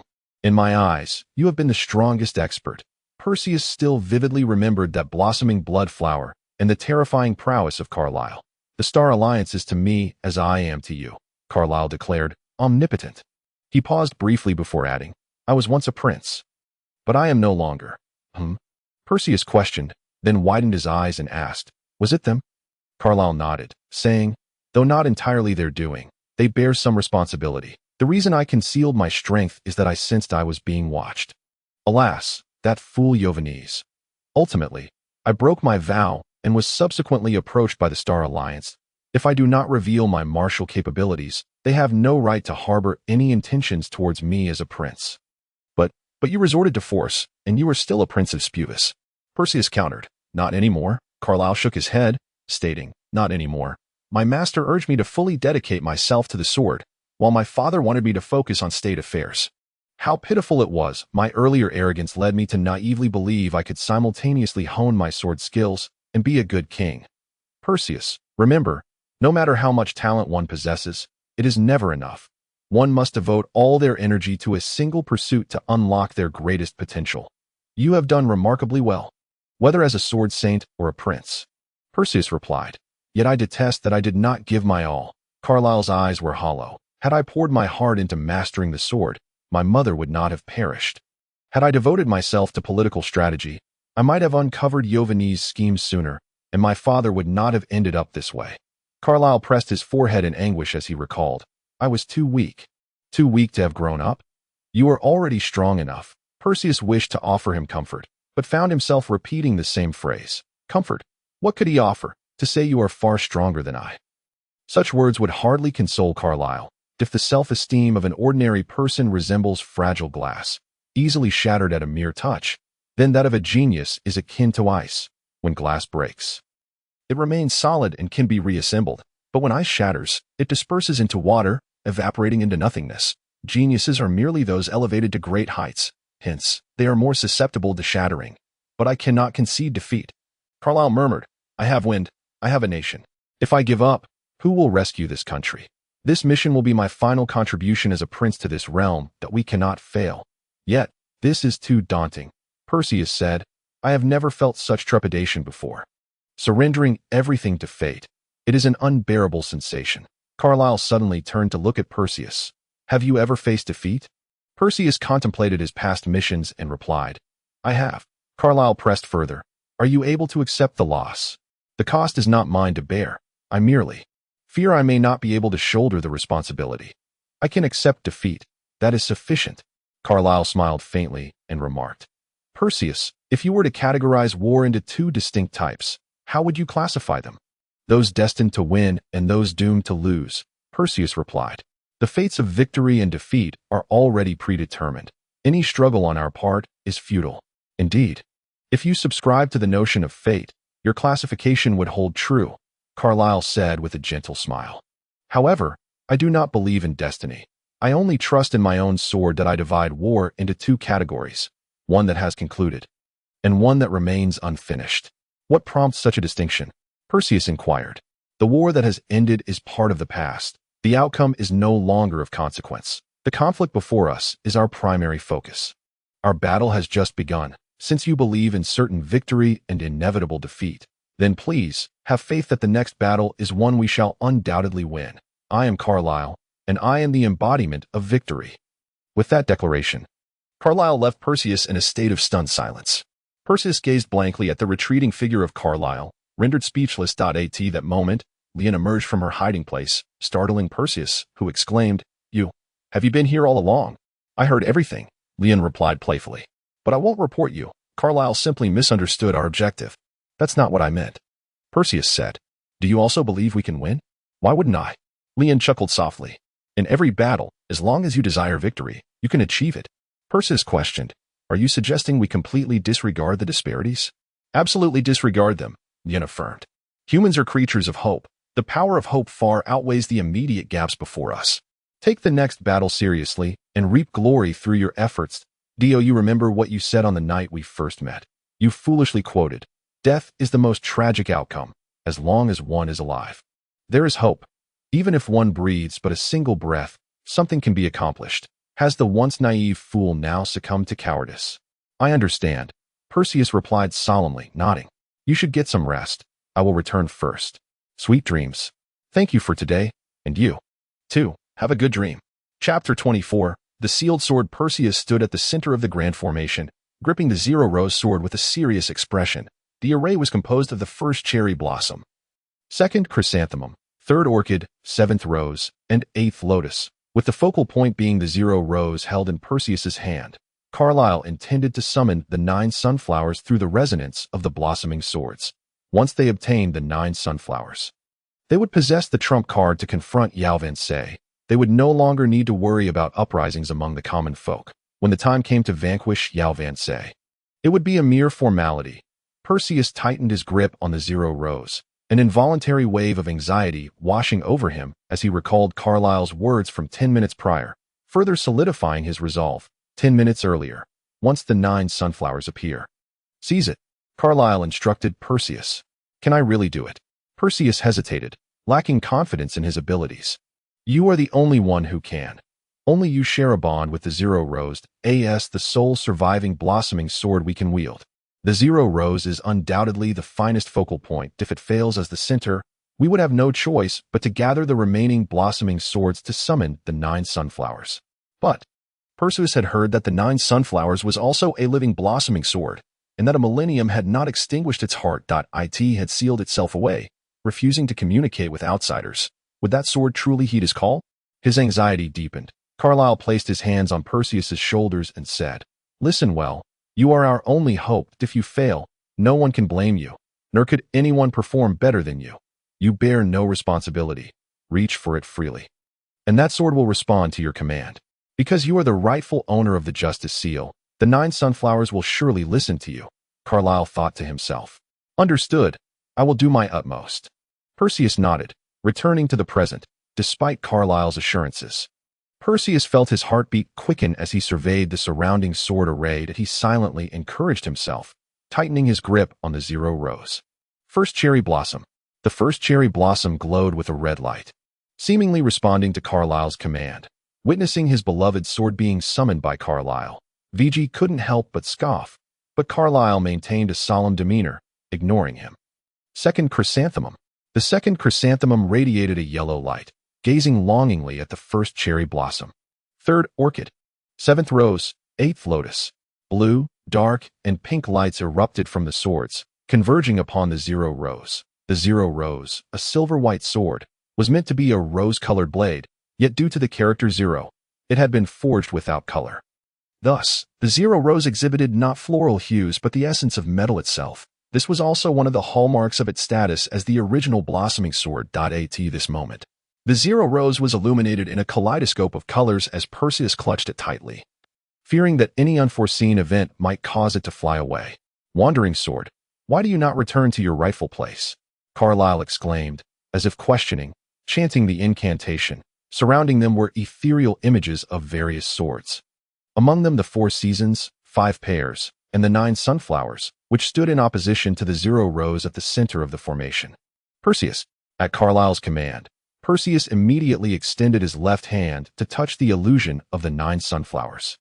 The moment of contact felt as though a thunderbolt had struck him. He had touched the 9 sunflowers, the sensation of the hilt so vivid that it made Perseus believe he was truly grasping the real 9 sunflowers.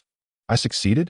Just as Perseus was about to utter this thought, a sudden wave of disorientation overwhelmed him, and he collapsed to the ground. What happened? Carlyle rushed over, only to find Perseus's right hand still gripping the zero rose, while his left hand clutched the 9 sunflowers tightly. Not an illusion, but the true essence of the 9 sunflowers. It seems the 9 sunflowers has done what the zero rose did. Leon approached, and remarked, "Let him rest here. Allow the 9 sunflowers and Perseus to converse. It appears that is the only course available," Carlyle agreed. VG stood silently beside them. Time passed, though how long, they could not tell. Eventually, Perseus stirred awake, finding himself in a realm of darkness. Awake, a voice resonated, crisp and melodious, yet imbued with authority. Yes. Remembering his prior encounter with the Zero Rose and piecing together the details shared by Carlyle and Lien, he deduced the identity of the voice's owner. The surroundings remained shrouded in darkness, and Perseus had no inkling of the 9 sunflowers' whereabouts. Thus he asked, "I ask you, why have you summoned me?" "For power. I have long since lost the ability to govern the world. I can only cower in this place, unable to draw my sword." "What power do I possess?" the 9 sunflowers questioned. Perseus had previously learned from Carlyle and others that the spirit of a blossoming sword could manifest in spiritual form during its peak, emerging to enhance the sword's might while employing auxiliary magic to aid in battle. Essentially, it was akin to having an additional ally in combat. Perseus shook his head and replied, "Sometimes power and authority are not equivalent. You are a symbol of authority. Subvice reveres you as a seal. Yet because the seal was lost, they worship me as a mere lifeless object. How laughable, these humans. No, Subvice is a nation that worships the sun. The 9 sunflowers symbolizes the sun, thus it has become the spiritual refuge of the people of Subvice," Perseus explained. "Ridiculous. I can no longer illuminate even my own abode. How can I claim to shine and radiate like the sun? If you desire it, you can be the sun." "Foolish. Cowardly. What did you call me?" I said, "The 9 sunflowers has lost the edge of the blossoming sword. Do you know how glorious I once was? I only know that you now dare not step beyond the confines of this sword. Without a master. If I were to leave the sword, I would perish. My spirit would drift aimlessly, ultimately dissipating. You, who understand nothing, human. I can become your master." "You, what did you just say?" the 9 sunflowers stammered, its earlier dominance faltering. Perseus maintained a serious demeanor as he replied, "There is nothing wrong with that. I am the master of the Zero Rose. So why can I not be your master?" He vividly recalled the last time the Zero Rose acknowledged a master. The 9 sunflowers paused, then asked, "Sister Zero Rose, is she truly alive?" "Sister?" Perseus was taken aback. Did the 9 sunflowers and the Zero Rose share a blood relation? Light. A snap of fingers echoed, and suddenly the surroundings were illuminated. The 9 sunflowers' domain was far superior to the ethereal realm of the Zero Rose. It was not merely a mansion, but a resplendent palace. It appeared that the 9 sunflowers had safeguarded itself quite well. The 9 sunflowers took on the form of a golden-haired child, youthful and ambiguous in gender, with a beautiful face and long hair trailing on the ground. If the hair were black, it might resemble a younger Carlyle. Dressed in splendid garments and adorned with a crown, the child resembled a sovereign. The little emperor dashed down from the throne, leaping into Perseus's arms, pressing its right hand against Perseus's chest, and then displaying a look of astonishment as it exclaimed, "Truly, Sister Zero Rose is indeed alive." Perseus shook his head, stating, "I do not lie. I never do. To revel in deception is an intrinsic trait of humanity.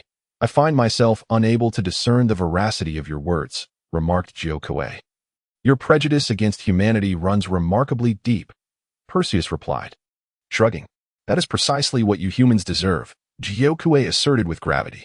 "As if your first master were not human," Perseus countered. "Of course not." Gyokue's mouth was suddenly covered. The one who silenced him was a woman with long black hair, clad in dark attire adorned with unusual crimson patterns that enveloped her form, exuding an aura of dark red mist. Perseus had never encountered this woman before, yet he recognized her instantly. The connection of the soul was unmistakable. She was Ling Chong. "A pleasure to make your acquaintance, Master," Ling Chong said, stepping aside with a slight bow, still covering Gyokue's mouth. "Indeed, it truly is a first meeting," Perseus replied. "Might you enlighten me as to what you truly are?" Gyokue was eager to speak again, but Ling Chong halted him, stating, "We are the souls of swords, the very essence of blades. May I inquire as to the origin of your souls?" Perseus asked. "They are artificially constructed," Ling Chong replied. "Artificially constructed?" Perseus echoed, perplexed. "Are you familiar with the art of soul forging? Ancient puppeteers could imbue their creations with souls. I am one such soul. No, all 10 of us are," Ling Chong said with a hint of resentment. "But puppets possess bodies. The thought of a living soul imprisoned in this space, condemned to eternal solitude, was utterly cruel. Do you find this cruel, master? There are more heinous fates. Would you like to know? Ling Chang asked with a cold smile. Perseus solemnly nodded. Before the Grim Reaper, all souls are equal. Humanity cannot conjure souls from thin air. Thus, we were once all human. It is merely that being confined here has robbed us of our past memories. Ling Chang spoke bitterly. Perseus was left in stunned silence. Would you like to know the purpose of our creation? 10 swords serve as 10 cages, each imprisoning a soul. Our dwelling is a place of punishment. Ling Chang's expression darkened. Is there anything I can do? Perseus asked. To slay us is the sole means of salvation. Otherwise, we can only cling to your strength, enduring a fate worse than death. This is humiliation. Ling Chang declared. No, Perseus vehemently rejected. It is impossible. Humanity lacks the authority to fabricate souls from nothing, nor to erase them at will. Before the Grim Reaper, all souls stand equal. The Codex states that the weight of a human soul is inherently light, yet should one take the life of another, that soul shall cling to theirs, growing heavier with each life extinguished. When a soul becomes heavier than a feather, all shall turn to ash. That constitutes a form of liberation, Ling Chang asserted. It is an evasion, Perseus retorted. We have endured millennia of solitude, Ling Chang exclaimed. And what significance does surrender hold at this juncture? Perseus countered. There must be a way. I have encountered puppeteers. One of our companions is an exceptionally skilled puppeteer. What we require is not a puppeteer, but an expert in seals. How so? We are the sealed swords, Ling Chang declared. Do you dare to break the seal? Within lies a demon sealed by the sacrifice of countless human lives. Do you possess the courage to unleash it? Perseus felt as though he were gazing upon another Ling Chang, a stark contrast to their first encounter. Release me, and I shall crown you as king. The vow from that fateful day echoed in his ears. Perseus suddenly sensed that these two voices belonged to different entities. Before him stood Ling Chang. But who was the voice that lingered? Ultimately, Perseus refrained from attempting to break the seal, lacking both the desire and the ability to do so. Surely, that voice emanated from the depths of the seal. What could possibly lie imprisoned within the 10 secluded blossoms? Chapter 25, The Death of the Viper. The next day, when Perseus awoke, it was already noon. Carlyle and Yearn were fully prepared for their mission, while VG leisurely sipped tea, awaiting the commencement of their endeavor. He would not partake in this plan for 2 reasons. First, he was ill-suited to appear among Carlyle's forces, as it would become a pretext for Yufan's accusations. Second, he bore no obligation to overly assist Carlyle. Given the awkward relationship between their warring nations, his willingness to lend Chuying could be deemed a generous act, a testament to the friendship they shared rather than fear of Spurvis. You are awake, Yearn remarked first. Perseus, a touch irritable from just waking, merely nodded in silence. Carlyle then stated, let us depart. Last night, we summoned Jiokue, and today Yufan should have discovered this. We cannot afford to grant him too much time for preparation, as he is indeed a formidable adversary. Strength was Carlyle's final trump card. Should Yufan find a way to neutralize or even reverse this advantage, Carlyle would be doomed to eternal downfall.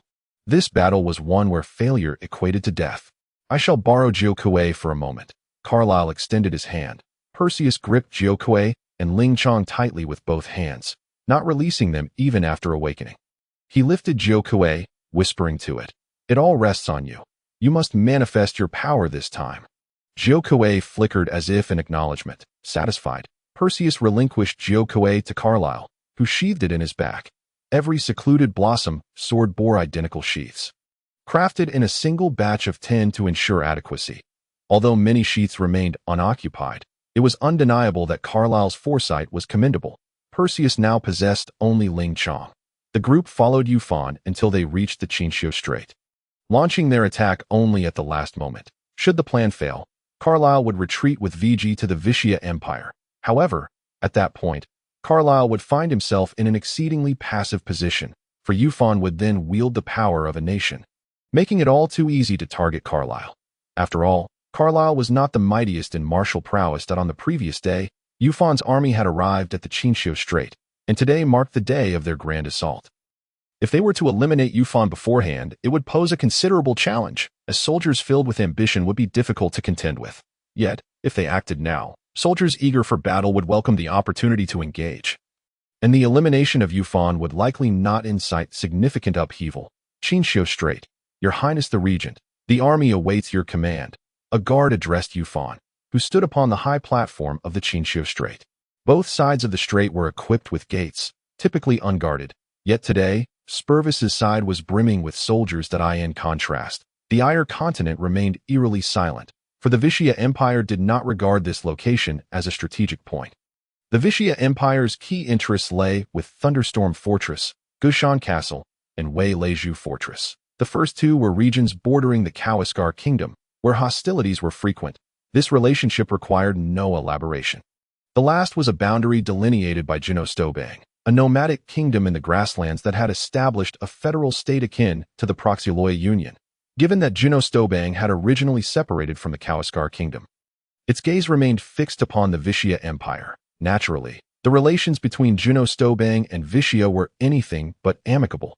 They stood on the brink of conflict, where any spark could ignite war. The only peaceful nation on the Iyer continent was the Proxyloia Union. Yet its days of tranquility were likely numbered. Amidst the turmoil of several nations, the heavily industrialized Proxyloia, the Union reaped substantial profits. However, due to a lack of communication between heavy industries, certain purchasing agreements had not been properly established, and several nations prepared to hold it accountable. Wait for the sun to shine upon the castle, Yufan commanded. Bring me the Jiokui sword. Minutes later, a servant returned, sweaty and trembling, to report, the Jiokui sword. It is missing. Oh, take me to see. Yufan did not resort to anger. He was not the type to act foolishly or tyrannically. He treated his subordinates with kindness, so much so that when they erred, they felt guilt rather than fear of punishment. Yes, the servant turned to lead the way but froze in place the moment he turned. The first rays of sunlight, heralded by the dawn, pierced through the mountains, bathing Yufan and his soldiers in light. Previously, Yufan had awaited the sun to fully rise, intending to commence their advance when the army was completely enveloped in its warmth. Yet he now regretted this decision. From the direction of the sun, a figure approached, clad in golden armor that gleamed radiantly, wielding the Jiokui sword that sparkled with brilliance. Yufan trembled, suddenly understanding why even the most meticulously crafted encirclement had been shattered by Carlyle, his companion. Master Jian was not the unparalleled powerhouse he appeared to be. Carlyle was the true strongest force within their group. Riding the wind, Carlyle alighted upon the platform. The sun had fully risen, with Carlyle facing west. Away from the eastern sun and the multitude of soldiers, directly confronting Yufan and his servant, Carlyle raised the 9 sunflowers high and bellowed, Yovance, Chioya, treachery and betrayal, selling out allies, plotting against the prince, usurping power for personal gain. Unforgivable sins. Let the 9 sunflowers sever your head. That day was inscribed in history as Carlyle descended from the heavens on a cloud, wielding the 9 sunflowers to slay the serpent entrenched beneath the world tree, allowing it to flourish with abundant foliage.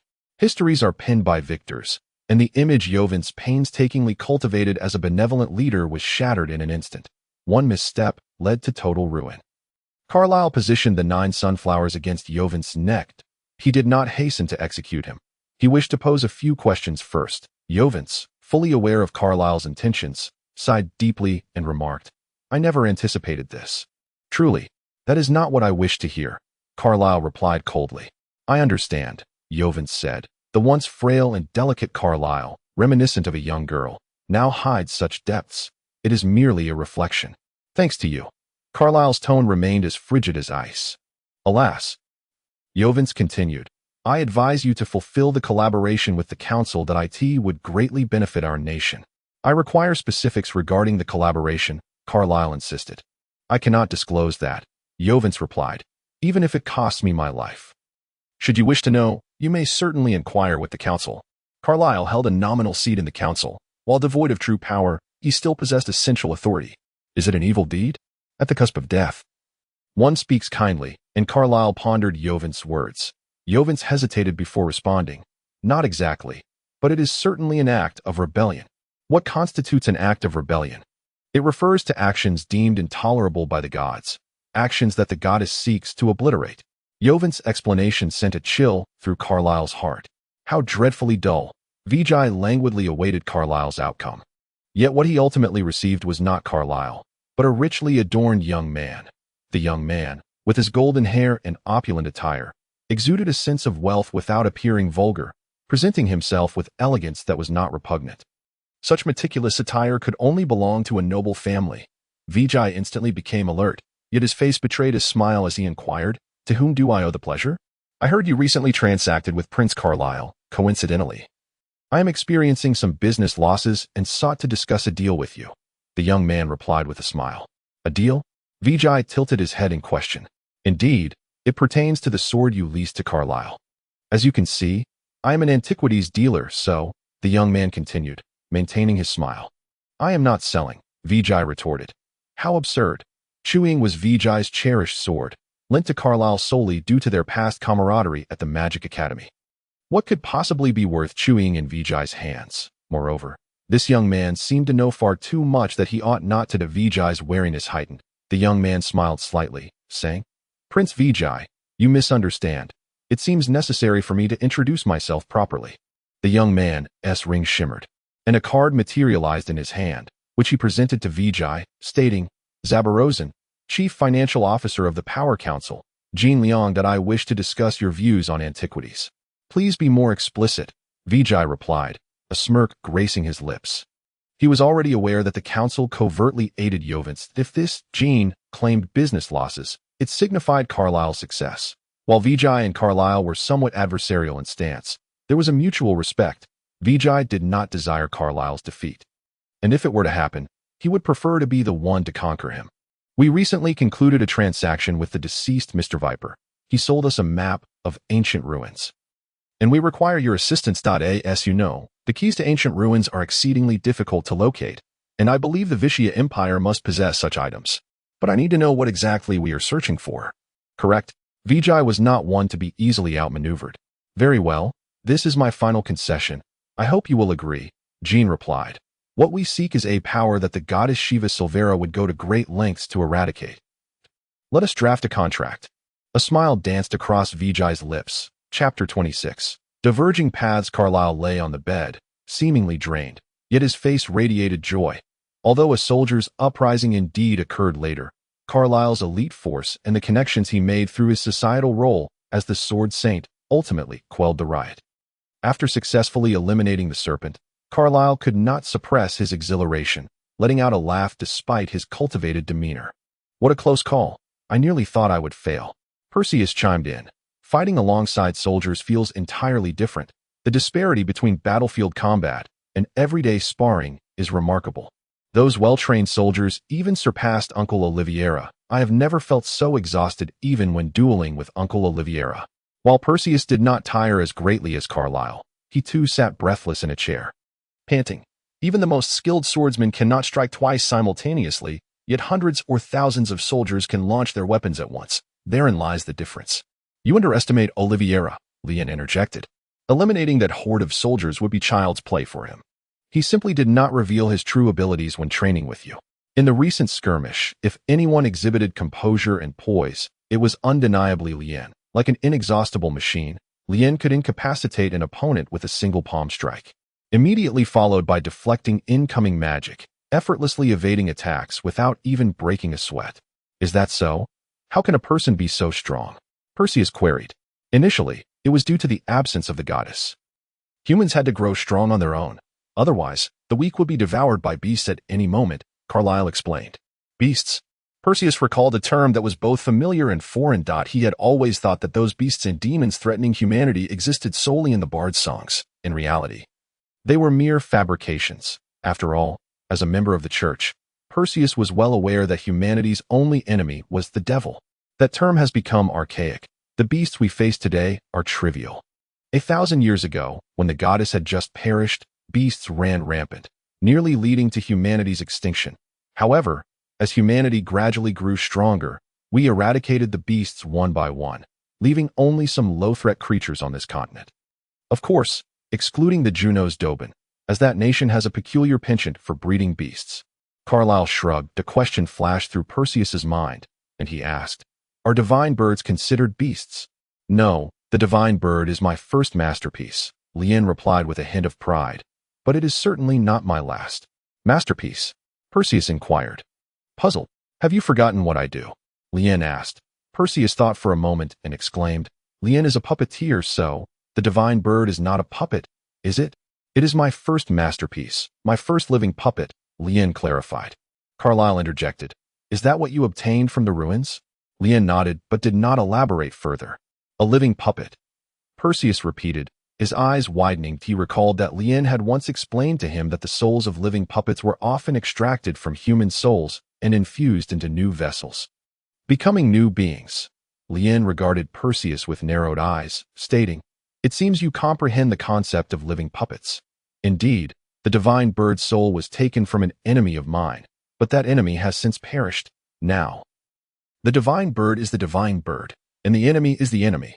The only similarity is their shared soul, yet fundamentally, they are two distinct lives. How can you say that? They are clearly one soul. Essentially, I killed an enemy and then created the divine bird. You may entirely regard these two events as unrelated, and then everything becomes comprehensible that it is akin to reincarnation. Lien stated, The living puppets I create do not require soul manipulation to be controlled. Unlike you, you're far too weak. Before Perseus could respond, Carlyle interjected once more, Soul manipulation. Are you referring to the magic by which you covertly control Perseus? You used my technique, did you not? How did you know my technique? Humph. A secret. The Shadow Gale sword lineage may be a solo tradition, but its techniques are certainly not classified. While I may not know the specifics of your swordsmanship training, simulating something vaguely similar should not pose a problem. Lien replied, You need not worry. Your unique techniques have not been leaked. Carlyle nodded, choosing to remain silent. Perseus, Lien turned to him. It is time to address the main issue. What are your plans moving forward? What plans? Perseus feigned ignorance. Where do you intend to go, and which organization will you serve? Lien inquired. Surely you have contemplated this question. You are merely avoiding it. Perseus remained silent, fully aware that the trivial chatter had come to an end, and he was once again confronted with the harsh reality. With no home and no support, where could he possibly turn? Even he did not know. Awaken. For the church no longer offers you refuge, yet the gates of the Celestial Alliance stand wide open for you. How can you expect me to awaken? Perseus shouted, his emotions running high. The one I regarded as a mentor seeks to bring about my demise, and the place I once called home has erased my existence. How am I to awaken from this nightmare? I would rather remain in a dreadful dream, waking to find myself beside Jiegong and Senior Kate, still escorting Prince Carlyle towards the Qinxiu Strait. Although our journey was fraught with peril and assassination attempts, the thought of our splendid future filled my heart with uncontainable joy that I envisioned myself as the Pope, dreaming of my friends becoming the illustrious leaders of the Radiant Knights, the three high priests, such beautiful aspirations, and now they are all shattered. He paused momentarily, the others silent, listening as he continued. How am I to awaken? I had so many friends within the church, and in an instant, I have lost the right to return that I once placed my trust in Senior Kate, and just like that, he has transformed into my enemy. Intent on my destruction, my dreams have vanished, my future obliterated. How can I possibly awaken? Why should I awaken? Is it not better to feign ignorance? Why must I awaken? Do you not wish for revenge? Carlyle inquired. Will killing Kate allow me to return? Can the passage of time be reversed by taking a life? Am I truly capable of murdering him? Perseus bellowed. Not to mention his reverence for Kate, it was still debatable whether Kate was indeed the one who pushed him. What Rian and Carlyle claimed was not necessarily the truth, for they had not witnessed the act themselves. All they had seen was a fleeting glimpse of the divine bird. That individual appeared to be Kate. The divine bird had said, Then do you wish to succumb to despair? Rian asked. Perseus shook his head in silence. Do you have any thoughts on the matter? None, that I have lost everything. What more could I possibly desire? Carlyle, unable to bear it any longer, spoke up. Perseus, life inevitably presents us with various setbacks. You must. I know, but I cannot bear to accept it. Perseus replied. You just made a difficult choice as well. I understand that it is a choice between becoming the new emperor of Supvice or wandering as the Sword Saint. I recognize that both identities are enticing, but now that you have chosen the path of the Sword Saint, it may not be a bad thing to forego the allure of power. My situation is different. I do not wish to leave the church. That is my home. After many years, when you tire of your travels, you will still return as a hero of Supvice. Supvice will always be your home. But what of me? Is not home the only solace for a wandering soul? I no longer have a home, so what is there to strive for? Carlyle fell silent, and Rian said, if you are willing, the Celestial Alliance can become your new home. This was a promise that Carlyle could not make to Perseus, and it was the very reason he had refrained from speaking earlier. After imparting his governance experience to Iser, he would leave Supvice, uncertain of his destination that he wished to traverse all 3 continents, seeking enlightenment and swordsmanship during his journey. Although his skills were already formidable, he still had a distance to cover to reach the pinnacle of strength in the world. For instance, while he could match the Iron Crab in speed, he would be at a loss if Lovett unleashed his berserker abilities. The instantaneous burst of speed would be beyond Carlyle's reaction. Lovett was not even of pure berserker blood. His transformation was merely a magical enhancement from his weapon, the Axe of Tyranny. At his level, the magical enhancements of artifact weapons were already exceptional. Thus, his berserker form could not be compared to that of Master Kian. Even so, Master Kian's berserker form had left Perseus and others in awe. A puppy adopted as a child, only to be cast out once it understood the world. Now, a new home wishes to embrace it. Can a puppy, having once been expelled, truly consider a new home as its own? Stop being so indecisive. You might as well just die. Rian suddenly erupted in anger. What do you truly want? You claim to have nowhere to go, and I have offered you a place in my home. Oh, you really believe the Celestial Alliance traveled all this way to woo you? You flounder like someone half dead, alternating between cursing fate and blaming others. Can you not muster some resolve? Perseus fell silent. You attach too much significance to home, which is why your heart is so confined. But have you considered that if you let go of your home entirely, you could soar farther and higher? What significance is there in flying so high? Perseus questioned. By standing at a higher vantage point, you can establish a new home. Rian replied. I know someone named Shui Aisen. She is indeed an orphan. A pitiable one at that. She had nothing from a young age, yet she possessed a talent for magic. Throughout her travels, she not only uncovered her lineage but ultimately avenged her parents by slaying her enemies. Shui Aisen. Carlyle repeated the name. Isn't that the name of our Magic Academy's principal? She is the president of the Magic Guild and also the principal of the Supvice Magic Academy, Rian clarified. Years ago, I shared a bond with her. Having lost her home, she established a new family within the Magic Academy. May I ask how old you are? Carlyle stammered, as if recalling a painful past. Rian chuckled and shook his head. A secret. Additionally, Shui Aisen is only in her early 20s. She did not become the president of the Magic Guild solely through her prowess, but rather due to her lineage. Her blood possesses unique properties that can nullify magic, which allowed her to master magic herself while also preventing others from wielding it. This enabled her to rise as the temporary president of the Magic Guild. After a year of assessments, her true talents were recognized, and she became the president. By the way, this principal is not the one you encountered. She has only recently assumed the position. Carlyle let out a sigh of relief. During his time at the Magic Academy, he had dreaded that fierce principal, though he had never known her name. He had always feared her. Deity was only after graduation that he learned her name was Shui Aisen through some channel. Observing Carlyle and Rian engaged in lively conversation, Perseus had remained silent. When both Carlyle and Rian turned their attention to him, Perseus reluctantly spoke. I agree to accompany you, but I do not wish to join the Celestial Alliance at this time. Not only Rian, but even Carlyle inquired, why? Carlyle believed Rian's persuasion had been quite successful, and that Perseus simply lacked the decisiveness needed for guidance. If I do not join the Celestial Alliance, I still have a glimmer of hope for returning. If I join, I fear I may never come back, Perseus replied, counting on his fingers as if calculating. Rian shrugged. Suit yourself, but my curiosity about you is limited. The moment you cease to astonish me, you will find yourself without the Celestial Alliance's backing. I will leave on my own accord, Perseus stated. Rian suddenly raised an eyebrow, asking, Oh, are you angry? No, Perseus replied, his expression somber. He truly had no mood for anger. Then pack your belongings. We'll depart tomorrow at noon. It just so happens that we will catch the ship to Greenhill. Supvice may lack many things, but the ships are swift, Rian remarked with a smile. The mindset of Supvisians is often difficult for outsiders to grasp, yet their civilization is unmatched by other continents.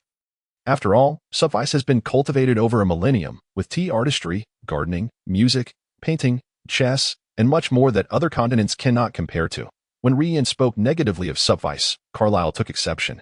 Even if the ships were indeed fast, The obstinacy of subvisians. Their inability to appreciate humor is also something that people from other continents cannot fathom. Yearn retorted, quite irate. Carlyle chuckled, not pursuing the topic further. Noticing that Perseus had already left, he remarked, "So, outsider, what brings you to Subvice? Your alliance has always maintained a high-profile, yet enigmatic approach. I fail to comprehend your intentions this time." Yearn smiled and replied, "The purpose of my mission is simply to assist Carlyle. There are no strings attached, nor do I anticipate any substantial gain that we seek allies, not benefits. You previously nullified our terms through such means, yet I did not voice any objection, did I?" Carlyle shrugged. "I do not understand your logic. But I will not join the Celestial Alliance," Yearn stated. "It is quite simple, really. Did you not mention chess earlier? Our leader is particularly fond of chess. This is merely the opening move of our strategy." "You mean the traditional black and white chess of Subvice?" "Precisely. Though under my guidance, we have also learned some of Greenhill's strategic games, yet he is not of a genius caliber in playing those." Yearn nodded at that moment. Perseus emerged, stating, "I am ready." Chapter 27. The Eve of Farewell. "Perseus, come over and listen. They are quite philosophical words." Carlyle beckoned to Perseus. Carlyle held significant esteem in Perseus's heart, prompting him to comply with the request. Yearn nodded slightly at Paitio and said, "Come closer and listen to a tale about our leader." Oh, Paitio's interest was piqued. The enigma surrounding the Star Alliance had always captivated Paitio, and upon hearing that it involved the most mysterious leader of the Alliance, his leisurely pace transformed into an eager dash. The leader enjoys playing black and white chess. In fact, the layout of our Star Alliance resembles a black and white chessboard. The game, known as Go in Spuvis, traditionally unfolds on an 8x8 board, although some prefer larger boards, yet the official standard remains a 64-square grid that a single match can be quite lengthy. And it is said that only the leisurely folk of Spuvis indulge in such games for entertainment. Are you implying that the Star Alliance comprises 64 members? Carlyle inquired. Paitio initially held a similar thought but later came to realize what truly resembled the chessboard. This place was a vast expanse of starry sky, with countless stars and the cosmos outside resembling game pieces, such a striking similarity in color. Do not delve too deeply into our alliance's secrets. Would you believe me if I told you? Yearn countered. Carlyle shook his head, and Yearn smiled, continuing, "You know my position within the Star Alliance, do you not?" "Libra," Paitio replied. "Indeed, the main cadre of the Star Alliance consists of the 12 zodiac signs, each with 11 direct subordinates. Of course, if you are one of the 12, you may have your own affiliated forces. The direct subordinates belong to the inner circle and possess the Alliance's privileges. Thus, there are far more than just these individuals. And I hope you can trust that," Yearn remarked, casting a sideways glance at Carlyle. "So, you intend to recruit me as one of your subordinates?" Paitio asked. "You think too highly of yourself. My subordinates are already at full capacity," Yearn unequivocally denied. "Let's return to the main topic." Carlyle interjected to steer the conversation back on track. Yearn continued, "Aside from the servants, I am the one who frequently plays chess with the leader. However, I tend to lose more often than I win, though I consider my talent to be commendable. The leader's skill is simply too profound for me to grasp. Not surprising. Expecting such a figure to possess a simplistic mind is nothing short of folly," Carlyle remarked. "The leader's unique prowess lies in ambush. During your duels, you will seldom see him initiate an attack. However, when he does lay down a card to indicate aggression, you will find all the cards sequentially flipping, and the entire situation will tilt overwhelmingly in his favor, resulting in your defeat. The leader is not one to be careless. He sets numerous traps to ensnare you, moving with precision. How could he ever afford to lose his stronghold? Highly skilled in strategy, I presume?" Carlyle asked. "Not merely skilled. One could say he is extraordinarily adept, perhaps even a master. Having such a leader is a stroke of fortune for our alliance. Are you intrigued?" Yearn inquired. Certainly worthy of contemplation." "So, does Yearn have any preparations to make?" Carlyle, still appearing somewhat distracted, asked. "We shall part ways tomorrow. I have some gifts to present to you tonight, so please make sure to organize your packages." "All right. I shall attend to it now." Yearn, perceiving Carlyle's intent to divert her attention, was thoroughly committed to assisting him and did not take his words to heart. Moreover, Carlyle's tone was subtle, indicating no desire to embarrass her. So she simply acquiesced. After Yearn departed, Carlyle turned to Pacio and said, "Are you truly considering joining them? I am unaware of the alliance's intricacies. Should you enter, I cannot guarantee your safety. However, it is undeniable that you will gain valuable experience within." "What leads you to believe that?" Pacio asked, his expression impassive. "The church has not adequately nurtured you. Otherwise, you would not be incapable of even a single enhancement spell," Carlyle replied. "That is one reason, the second being the strength of the Star Alliance. Based on my incomplete estimates, it may indeed surpass that of the church." "Impossible," Pacio asserted. "You have yet to witness the Pope, the priests, or the Tower Masters. You cannot fathom their might," though he himself had not encountered the true strength of these figures. The prevailing sentiment was that they were among the most formidable in existence. "No, I can envision their power," Carlyle stated. "However, the execution of the Star Alliance is unparalleled by the church. The church is severely constrained. While the Star Alliance operates freely and covertly, possessing exceptional operational capabilities, thus rendering it stronger. In simple terms, the church is ultimately confined to that small island." "The third point is this lien of Libra," Carlyle slowly articulated. "I pride myself on being a genius among my peers. Having dedicated my youth to mastering sword techniques, enjoying the finest training environment, and receiving guidance from the most exceptional mentors at my age, I have achieved this level of accomplishment. But look at Lien. Do you know her true strength?" A single thought surged through Pacio's mind upon recalling Lien's prowess. Unfathomable. The ability to manipulate souls indicated that Lien's spiritual cultivation surpassed Pacio's by several tiers. Regular individuals do not venture into soul cultivation, for it is profound and challenging to yield results. Yet Lien, as a puppeteer, has spent her life engaging with souls, gradually honing her own spiritual prowess. Her soul cultivation is remarkable. Pacio articulated the limited knowledge he possessed. Carlyle shook his head, responding, "Do you know your imprint level?" Uncertain, Pacio glanced at his hand. Since his last interaction with Ling Qiang, the color of his imprint had become rather peculiar. He once believed that the highest level of imprint was gilded, yet now it appeared in a hue that was not gilded gold. This left him perplexed. "That is spiritual gold," Carlyle clarified. "Lien informed me that it is called spiritual gold, belonging to the three golds of imprint. My own imprint is merely radiant white, and I remain unaware of the realms beyond gilded gold. Yet Lien knows. Despite her youth, she possesses such extensive knowledge." Along with an ethereal imprint, Pacio was taken aback. "The Star Alliance is undoubtedly formidable," Carlyle declared. "Do not let this dishearten you. The Star Alliance will serve as a venue for your growth. And whether or not you return to the church will depend on your fortune. Life is not static. There is no eternal home. Yet there are eternal loved ones that it is precisely because of loved ones that we have a home. Is it not? Like your Uncle Oliveira. Even if you are no longer in the church, he will always remain your Uncle Oliveira, will he not?" Pacio solemnly nodded, saying, "Thank you, Carlyle." From that moment forth, Carlyle became Pacio's first true friend, offering solace and guidance in his life. "Moreover, your imprint is exceptionally impressive. You must utilize it wisely and strive for the realization that it is said that there are realms even beyond etherealization, so you should hasten to reach such a state," Carlyle urged. In truth, Lien was not at the etherealization level as Carlyle had described. She was beyond that realm. Carlyle was even unaware of what lay beyond etherealization. Ultimately, the strength of magic is not determined by magical power, but rather by the level of imprints and their additional enhancements. Thus, Carlyle, having nearly perfected his swordsmanship, resolved to enhance his own combat capabilities through the cultivation of his imprint at the same time. To satiate his curiosity, he urged Pacio to expedite his imprint training. "Hello, gentlemen. I am now dressed to perfection." Lien interrupted their conversation. "Where shall the celebration banquet take place?" The response she received was two expressions of bemusement. Lien glanced back and forth between the two. "When did I say there would be a celebration banquet?"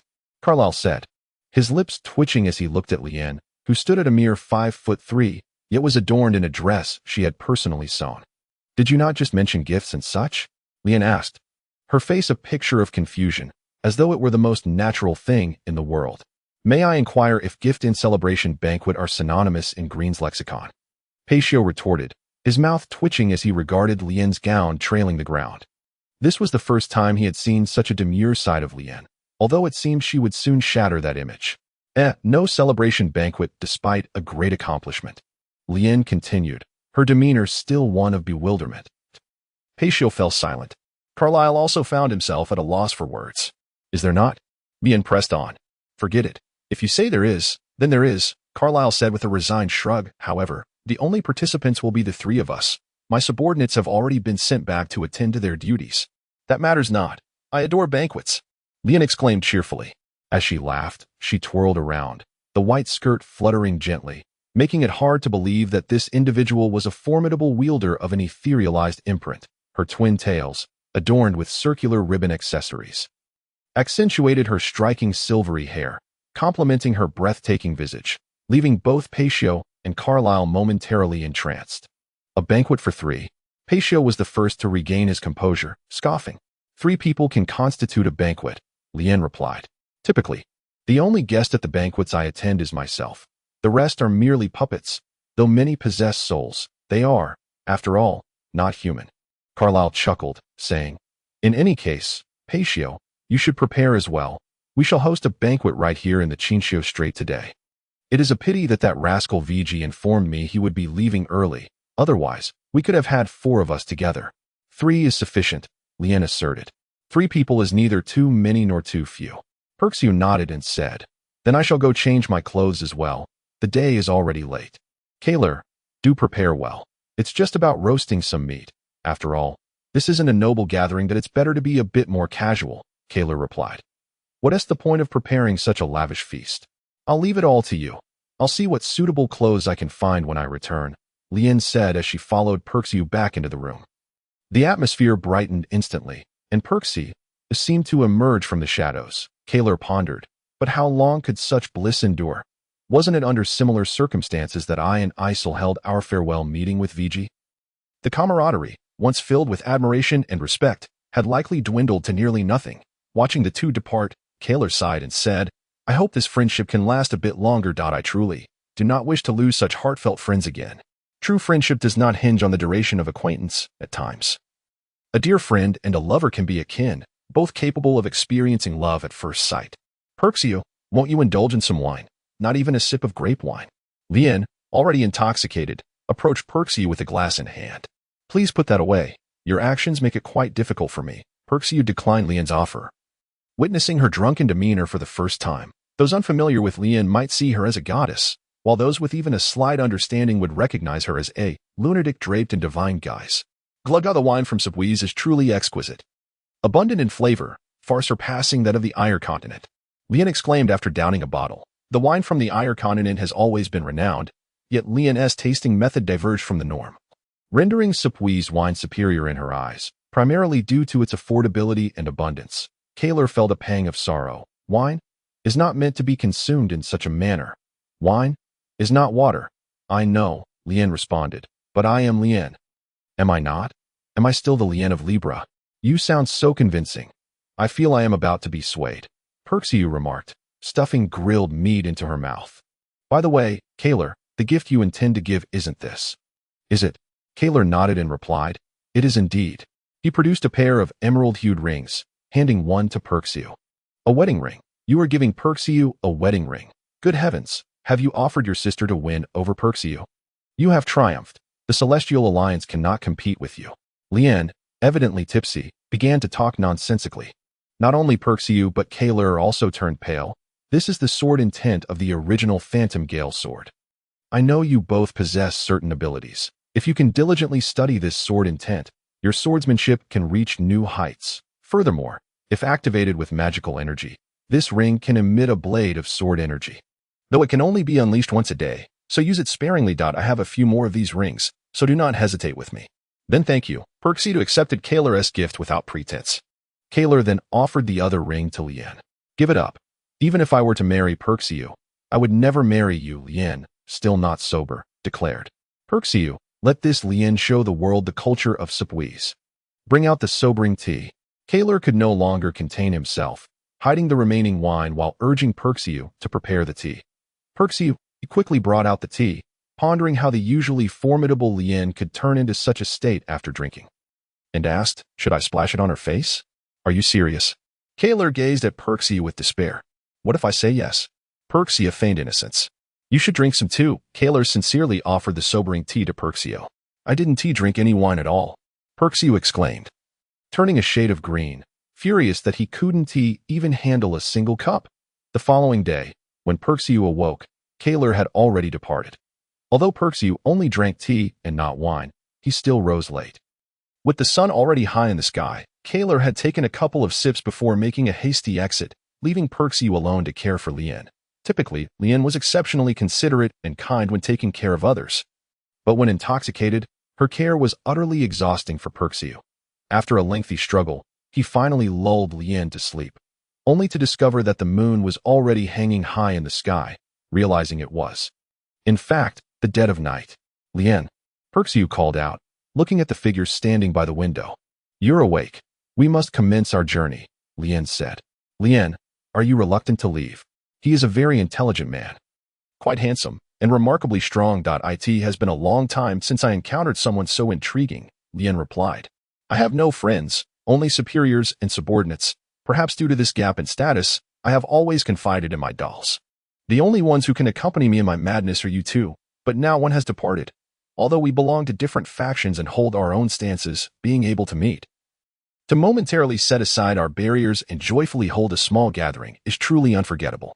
Lien, it is difficult to say whether the person I was yesterday was the true me or merely a long-repressed emotional release.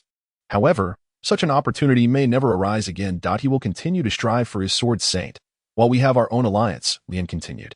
I still remember, and I do not feel ashamed. Of course, I must thank you for your care yesterday. Let us set forth.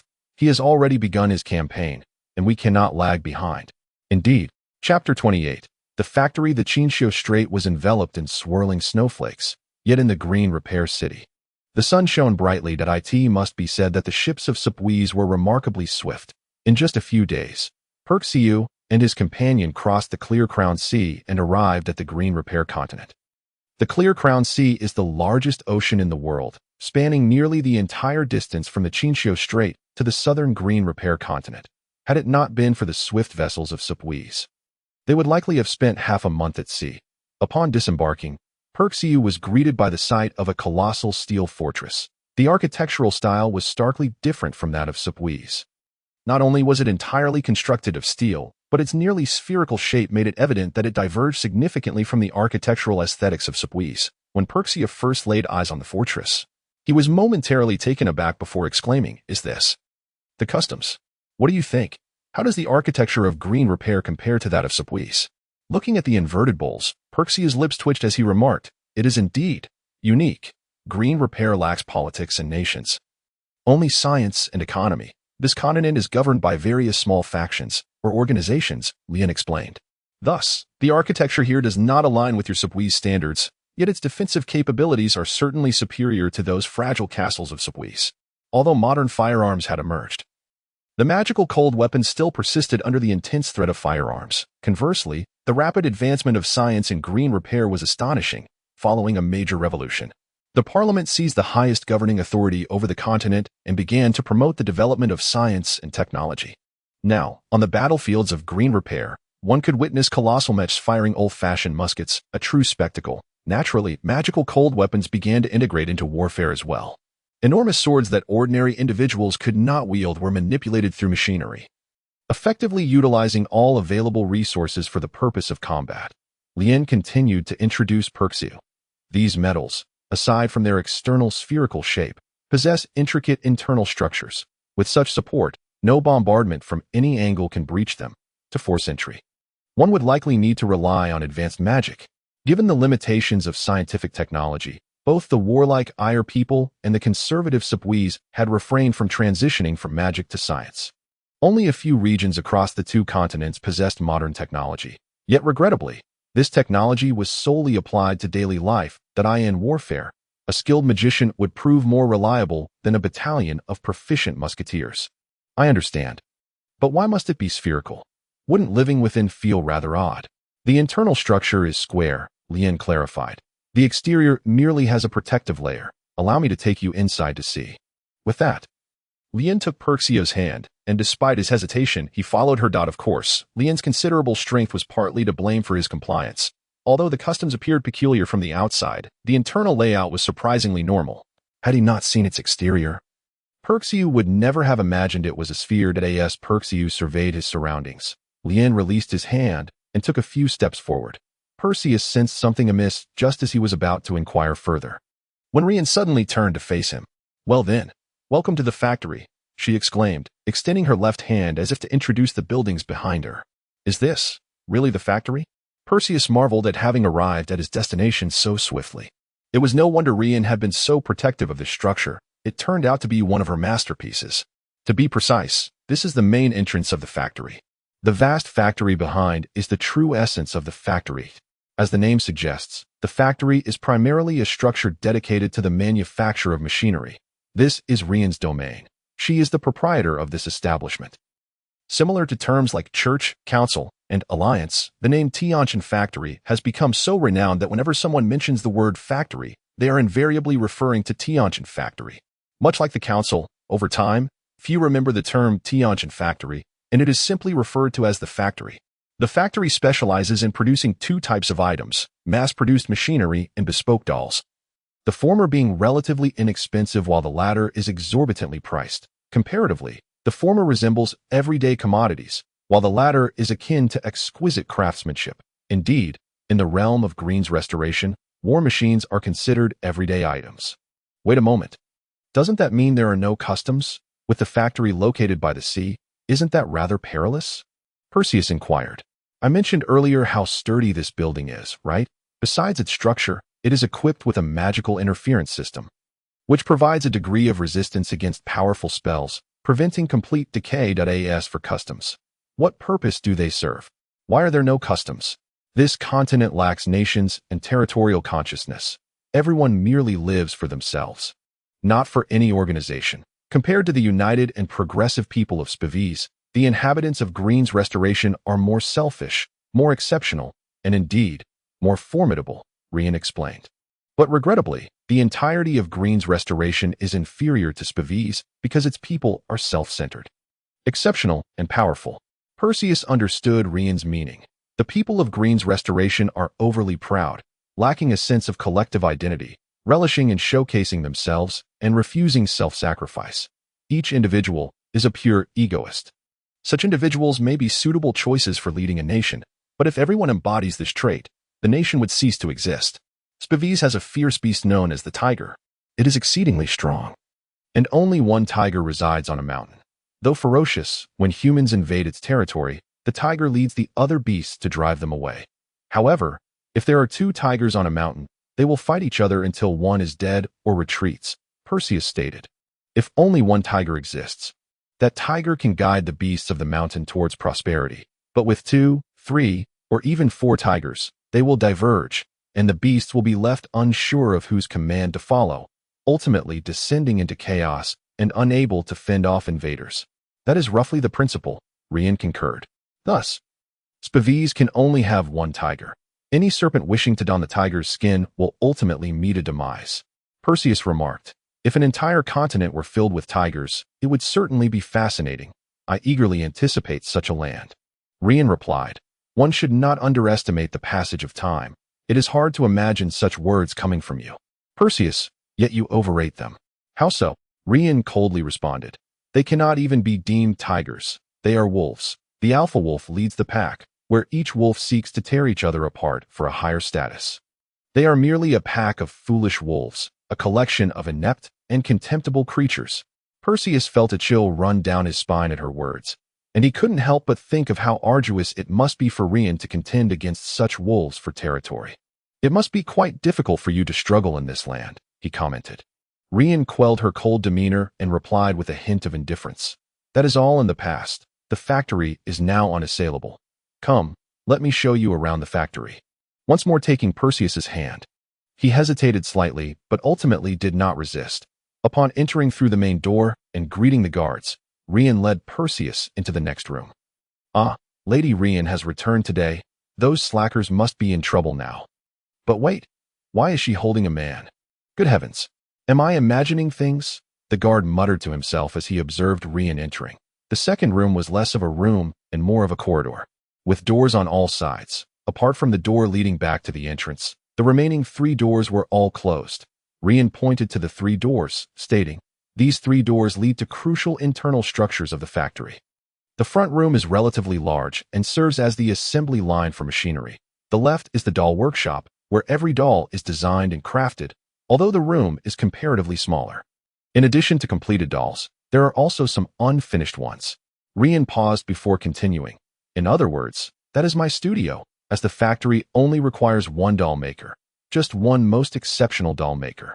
The unique pride of the people of Green's restoration was vividly reflected in Rian's demeanor. As for the room to the left, entry is strictly prohibited, and violators will face severe consequences. Rian's expression suddenly turned serious. The lack of imposing height and feigned gravity in Rian made Perseus want to chuckle. Now I am even more curious, Perseus said with a grin. No, absolutely not, Rian exclaimed. After all this, what is my job? Perseus asked, wary of provoking her ire. Your task is to deliver dolls, Rian replied. So I'm just a gopher, Perseus said with an unwilling expression. Upon hearing the term gopher, Rian's face grew stern once more. Listen well, delivering dolls is not merely a menial task. There is not a single soul on this continent who does not wish to possess a doll crafted by me. Delivering dolls is a perilous endeavor. Has this continent become so chaotic that people rob dolls in broad daylight? As a member of the church and having grown up in Spavies, Perseus found it exceedingly difficult to comprehend the mindset of those robbers. Did they not consider the factory's reputation? Moreover, what value does a doll hold that warrants theft? Rian seemed to discern Perseus's thoughts and explained, Here, no one exists in isolation. Everyone has an organization backing them. There are unspoken rules among these organizations, provided no one is killed or severely injured. Fighting among themselves is tacitly accepted. Whether it be robbery or mere brawling, such actions are not prohibited among organizations. Furthermore, no organization would hesitate to undermine the factory's reputation and authority, as everyone on this continent is essentially an enemy. What a chaotic situation, Perseus remarked. The people of Spavies are certainly hard to comprehend. Rian scoffed disdainfully. Please refrain from generalizing. I am not merely a Spivescene. I was raised in the church, and Carl is the true Spivescene, but he is certainly far more open-minded than I. Perseus countered. So, I have one more question. Speak, Rian replied. Where will I sleep? Perseus inquired. I have no place to stay. Rian pointed to the floor. Sleep on the floor. Perseus exclaimed, taken aback. Of course not. The area beneath the floor serves as the employees' quarters. Rian clarified as she spoke. Rian approached the edge of the building, pressed a switch, entered a password, and a section of the floor tile sank. Revealing a staircase, Rian returned and gestured towards the passageway. In the event of an earthquake, everything would be doomed. Perseus gazed apprehensively at the deep tunnel. This isn't the Iron continent. Earthquakes aren't that frequent, Rian shrugged. Moreover, this structure is sufficiently sturdy. Even if an earthquake occurs, the most you would experience is some minor shaking. The building will certainly not collapse. Additionally, in the event of war, those employees unable to fight can take refuge inside, once locked. The external switch cannot be opened, ensuring their safety. That can't be right. The tile is so thin, Perseus said, tapping the tile, which echoed back to him, indicating its lack of thickness. Every tile here is immensely sturdy, Rian asserted. This is the fruit of my labor. Well, what should I do now? Perseus asked. Strive to train to the point where you can deliver dolls. You are far too weak, Rian stated. Perseus thought he had misheard. Though lacking in confidence, he had not sunk so low as to believe himself incapable of delivering items. I mean, with your current weakness, how can you confront others? Rian clarified. I believe I am considerably stronger than my peers, Perseus replied, feeling quite pleased with himself. First, you are unaware of this continent's combat methods, which prevents you from utilizing your full potential. Second, your seals are exceptionally refined, yet you do not employ enhancement magic, thereby squandering your talent, which needs cultivation. Third, and most importantly, Rian approached Perseus closely, causing him to instinctively step back. Your martial skills, as well as your combat experience, are utterly lacking. Rian's voice came from behind him, and at that moment, a short knife was pressed against Perseus's neck. Before him stood an unmistakable Rian. What on earth was happening?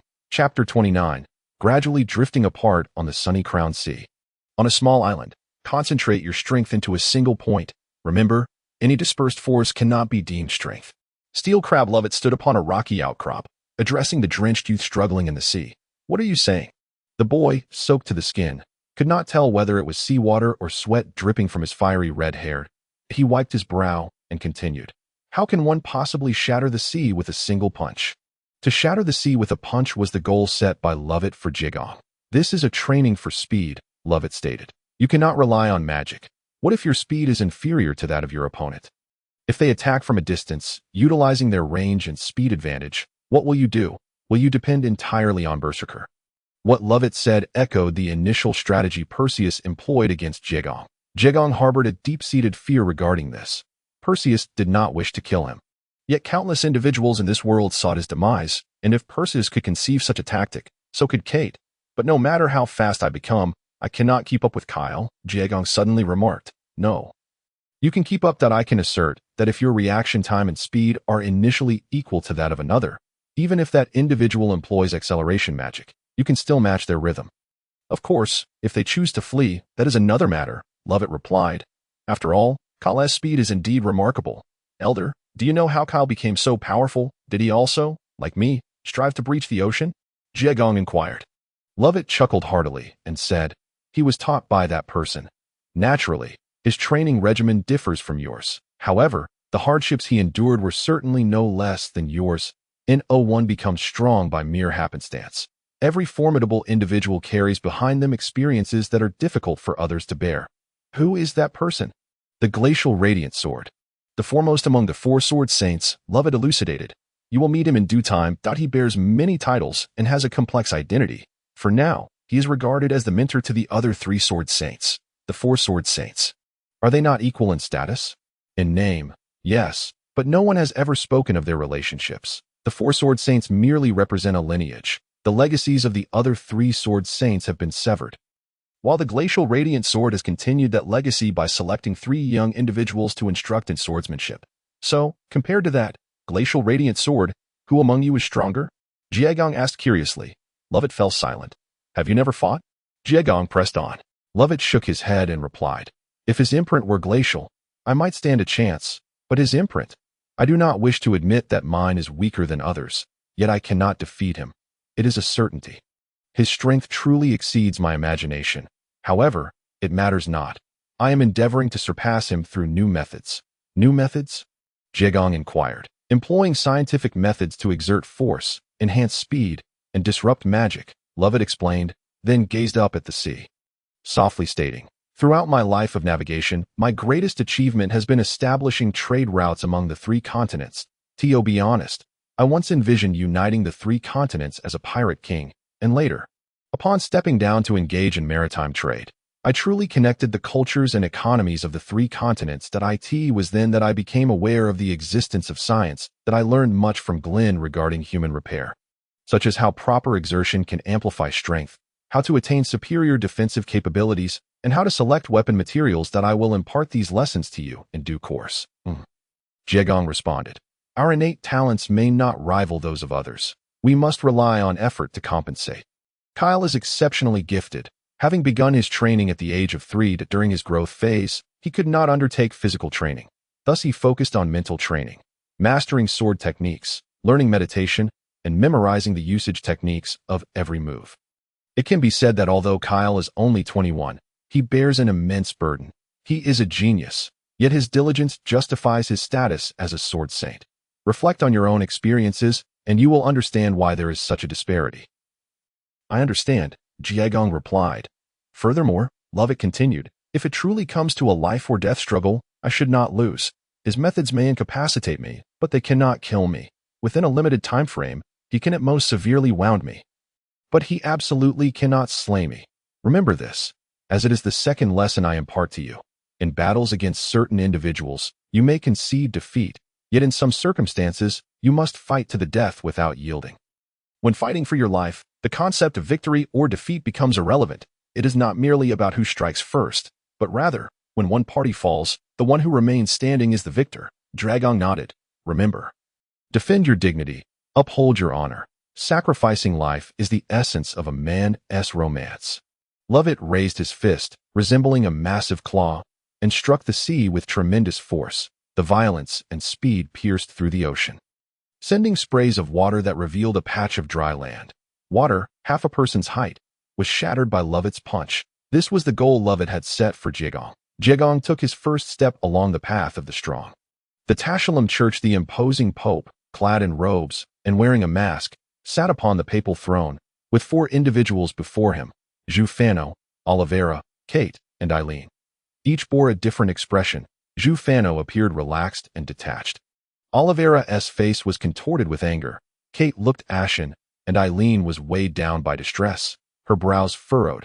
The recent mission of supporting Prince Kyle was the Pope's final assessment of Kate, yet it concluded in failure, leaving the Pope deeply dissatisfied.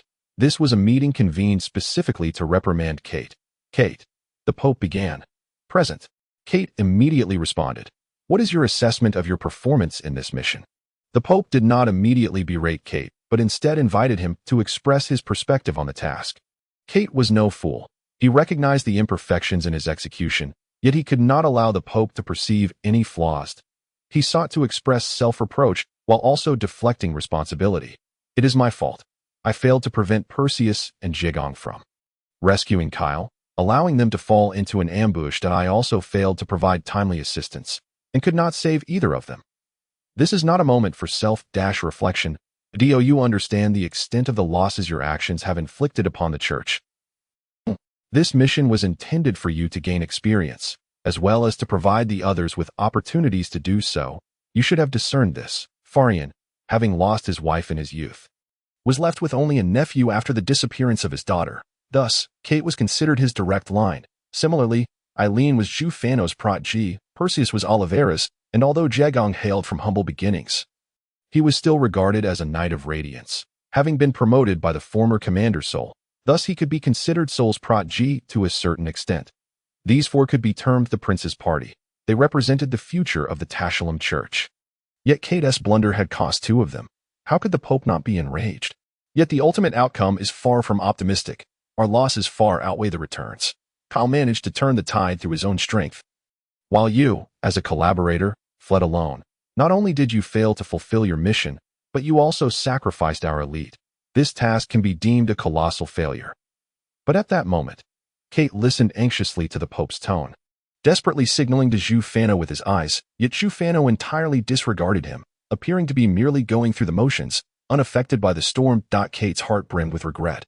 When Jufano initially provided the map and information on the enemy's encirclement, he had subtly inscribed the instruction, eliminate Perseus discreetly. It will benefit both of us. He will be a formidable rival for you in the contest for the commander of the Knights of Radiance. Jufano had cast a spell over this message, ensuring that the writing would vanish when exposed to light for a certain duration. Thus the paper given to Kyle and the others bore no such words. At this moment, Jufano was of course denying any culpability. He had already completed his task. A scapegoat. Let whoever wishes to bear it do so. Poor Kate, having been used as a pawn by Jufano without realization, still reveled in the intricacies of his meticulously crafted scheme. He was still too young. Far too young to accurately gauge Perseus's strength. Perseus's ambitions surely extended beyond merely becoming the commander of the Knights of Radiance. Why did Jufano harbor animosity towards Perseus? He had not contemplated each of these doubts, nor could he grasp the truth. Jufano feared that Perseus would usurp his papal throne. There are no excuses, the Pope stated once more. I have reached a decision regarding the position of acting commander of the Knights of Radiance. Kate's countenance turned ashen. Yet he still listened intently, clinging to the last vestiges of hope. After all, both Jegong and Perseus were dead. No one else had the qualifications to compete with him. Currently, the Knights of Radiance lacked a commander. The acting commander would be regarded as the rightful commander. And after accumulating sufficient merit, the acting commander could be confirmed in position. I bestow the title upon Eileen. Eileen rose to thank the Pope and then resumed her seat. Kate felt as though struck by lightning. His eyes clouded and his spirit shattered. The announcement is complete. This meeting is adjourned, the Pope declared, waving his hand as he gradually faded from the meeting room, disappearing from sight. The perpetually sullen Oliveira departed without a moment's hesitation, for he had no desire to spare Kate even a fleeting glance. Erin, displaying courtesy, offered a bow to the remaining 2 individuals before taking her leave, for she had her own aspirations to pursue. Perseus had once declared that this church was their home. Though Perseus was no longer present, she felt compelled to safeguard his sanctuary with her own hands. Zafano stretched languidly, preparing to saunter away at his own pace. Priest, please wait a moment. Kate called out to Zafano. What is it? Zafano inquired. Was this your calculated scheme? Kate asked coolly. It could be said so, or perhaps not, Zafano replied. After all, I did not provide any strategies. And you could have chosen to decline. You too could not resist temptation, could you? Reflect well upon your youthful indiscretions, Zafano admonished, shaking his head as he departed. That moment, Zafano was in high spirits. Farian had vanished. Oliveira had never displayed any covetousness for the papacy, and his own contributions to the church far exceeded those of Oliveira. Now, with the prodigious Persis deceased, there was no one left to contest his claim to the papacy. Kate sank despondently into a chair, her body devoid of strength as she rested her head upon the table, tears streaming slowly down her cheeks. How could this happen? How could this happen? A sense of injustice and helplessness surged within her heart. She had sacrificed the imprint of justice only to receive the imprint of betrayal in return. Forsaking comrades who had fought alongside her only to have her hopes shattered, leaving her in a state of despair. Originally, even without becoming the leader of the Radiant Knights, she could have aspired to be a priestess. Yet, her heart yearned solely for the position of leader of the Radiant Knights, and she felt compelled to clear every obstacle in her path. Initially, she had intended to prove herself the finest commander through her remarkable abilities. But gradually her confidence had been eroded, giving rise to nefarious schemes that in the end, she found herself bereft of everything. Her pride, her ideals, her convictions, all gone. A profound sense of resentment filled Kate's heart as she lay weeping silently at the table. Truly, everything is gone. With a sense of futility, Kate extended her right hand, and in that moment, her eyes ignited with determination. She clenched her fist tightly and murmured, "Even if I have lost everything, I shall reclaim my glory. Even if all has betrayed me, I will retrieve what is rightfully mine." Betrayal. Is it the world that has betrayed me, or have I betrayed the world? The imprint of betrayal upon Kate's right hand grew increasingly luminous. The newly acquired imprint rapidly shed much of its muddied hues, transforming into a faintly mottled emblem that it had taken Isel many years to cleanse away the impurities. Yet Kate accomplished in a mere moment what Isel had struggled to achieve. Chapter 30. Gradually drifting apart in the Spuvisa Imperial Palace, Carlyle finally realized the precarious nature of his recent victory. He had long known that Jovan Versailles was a formidable adversary, yet he had never anticipated the extent of his strength, which surpassed anything he had previously imagined. I thought I was 50% reliant on luck. It turns out it was 99% luck after all. A mixture of dread and relief washed over him as he leafed through the volumes left behind by Jovan Versailles. After perusing so much information, Carlyle gained a newfound understanding of his rival. Though he coveted the throne, he was not the treacherous traitor the rumors suggested. On the contrary, during his governance, he had proven to be more active than the late emperor. The records written in black and white chronicled the tangible deeds he had accomplished for the people, and aside from the assassination of royal family members, he resembled a diligent statesman. Such a figure was the most terrifying of all. His intentions were clear, his methods concealed. He acted only when assured of a decisive blow. The moniker Viper suited Jovan Versailles all too well. Carlyle could scarcely envision any creature that could rival the cunning of a viper. Beyond his work notes, Carlyle also perused other materials concerning Jovan Versailles. The latter preferred to take matters into his own hands. Hence all his documents were personally transcribed and organized, bypassing the involvement of others, perhaps a sign of excessive caution. Due to the vast amount of information requiring organization, Jovan Versailles was exceedingly busy, resulting in notes that were often succinct, conveying much meaning in just a few words at times. He even employed codes to signify complex terms or names.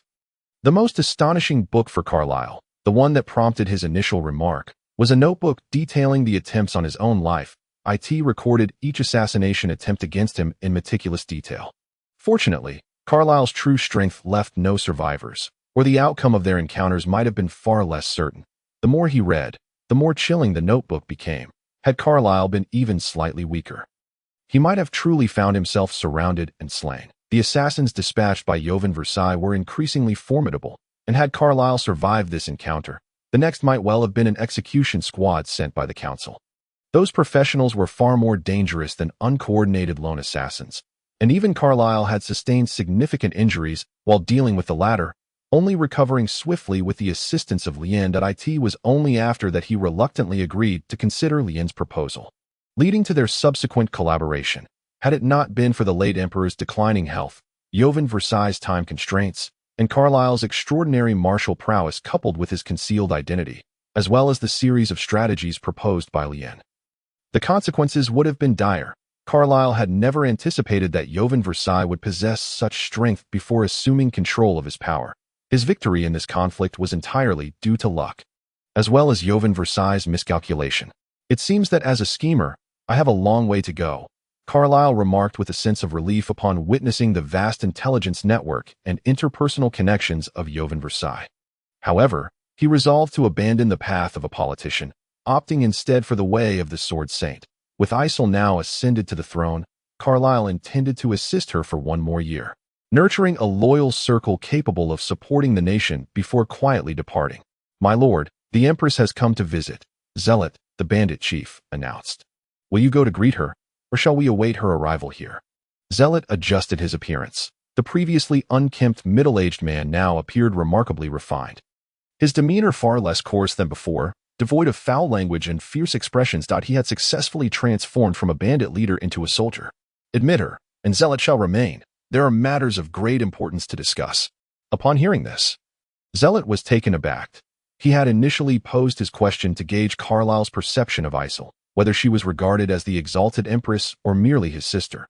Thus, he had chosen his words carefully, referring to her arrival as a visit rather than a request for an audience or arrival.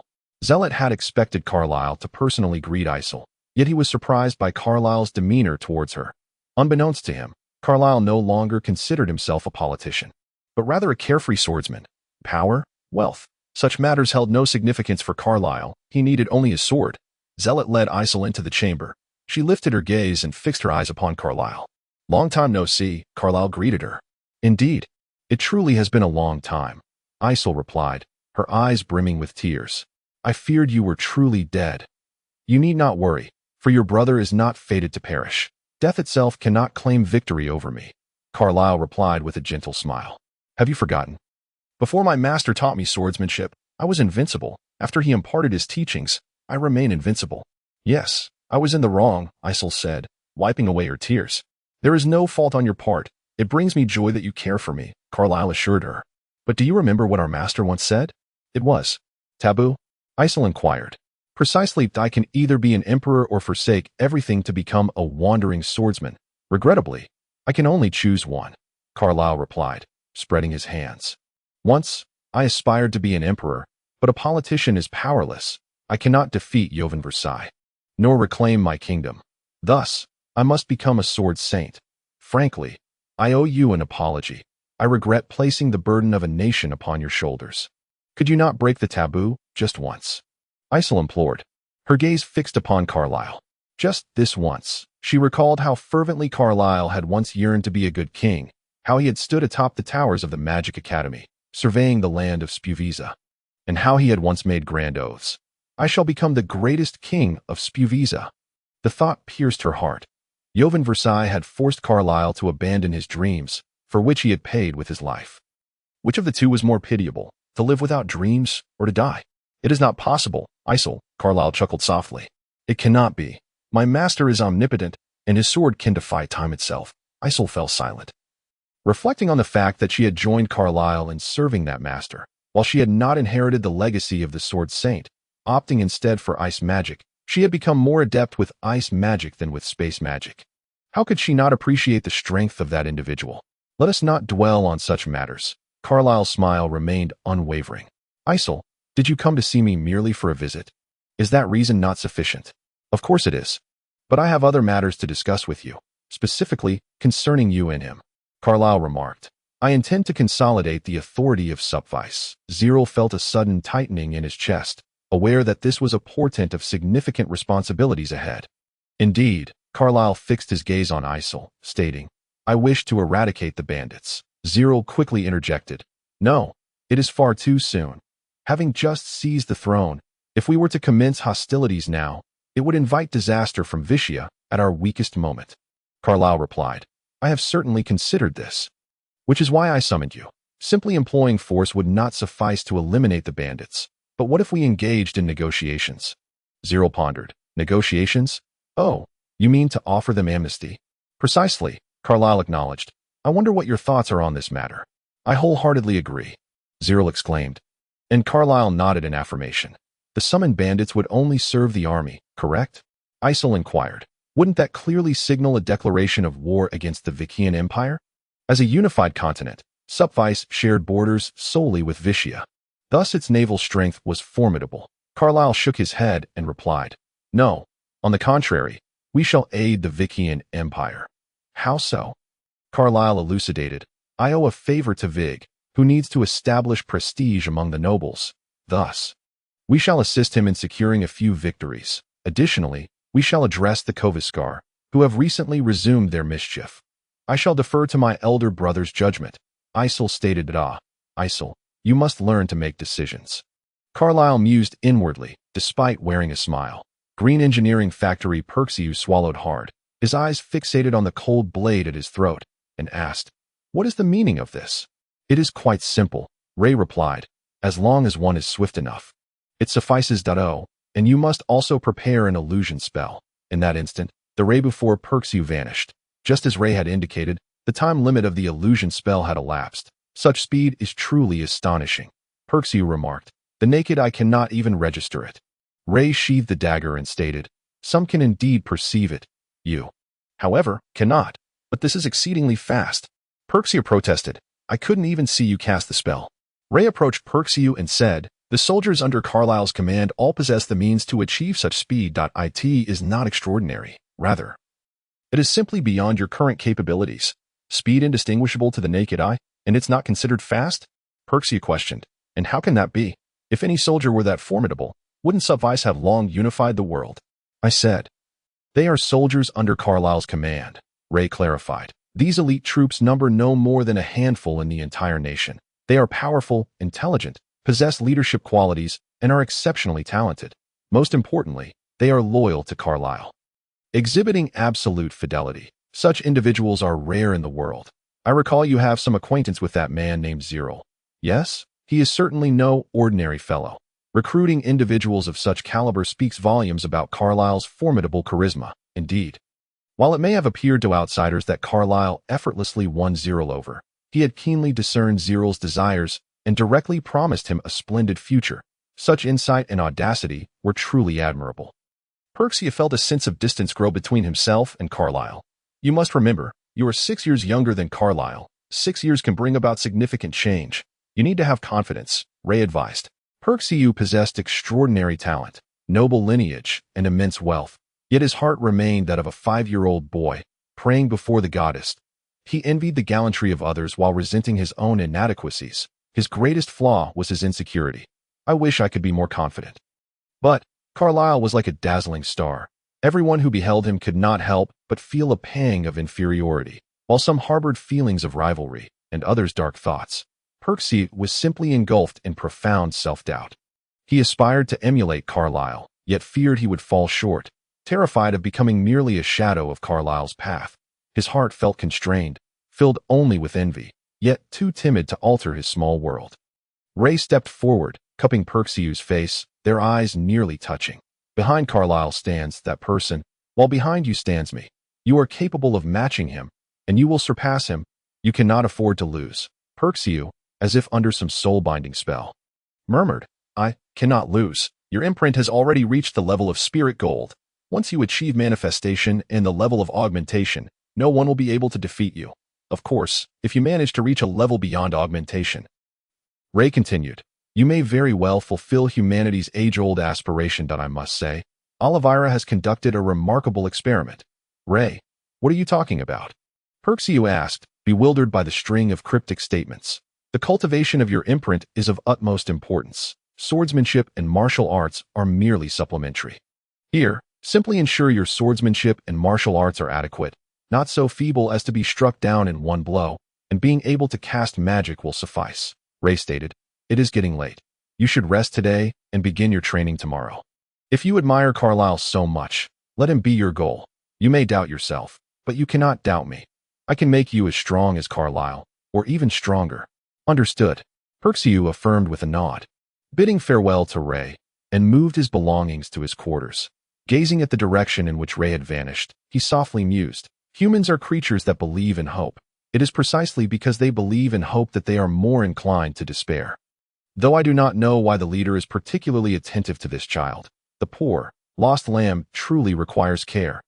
Everyone harbors a demon within, a greedy demon, a boastful demon, a cunning demon, a timid demon." Ray spoke softly.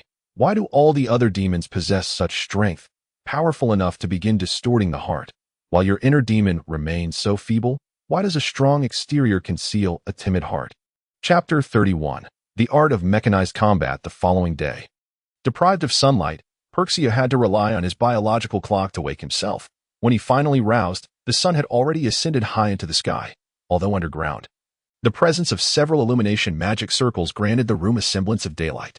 As was his custom, Perxia made his way to the seaside, gazing upon the surging waves of the ocean, his mind swirling with myriad thoughts. The sea of the central continent was a sea of confusion, evoking a sense of boundlessness and disorientation. The sea of Supvice was tranquil, its calm surface instilling a sense of peace that in contrast. The sea of green engineering was tempestuous, the raging waters seeming to challenge the very essence of one's spirit. The same sea, viewed from different perspectives, evoked distinct states of mind. "Perxiu, are you ready?" Ray inquired, observing Perxiu's contemplative gaze directed at the ocean. Whether it was directed at the sea or himself, Perxiu replied, "I am ready. Bring it on. What is coming is not a horse, but you." Ray beckoned Perxiu towards the building, stating, "This facility, aside from large-scale machinery manufacturing, also serves as a venue for mechanical adjustments. There, you shall receive your training. If I may inquire, what does the training entail?" Perxiu asked as he followed Ray into the building. "It is, of course, combat training," Ray responded. Noticing Perxiu's lingering confusion, she continued, "But not against me. Rather, against machinery. The factory's forte lay in mechanical processing, boasting the most advanced mechanized civilization. Against machinery?" Perxiu was taken aback, exclaiming, "Are you allowing me to strike at will?"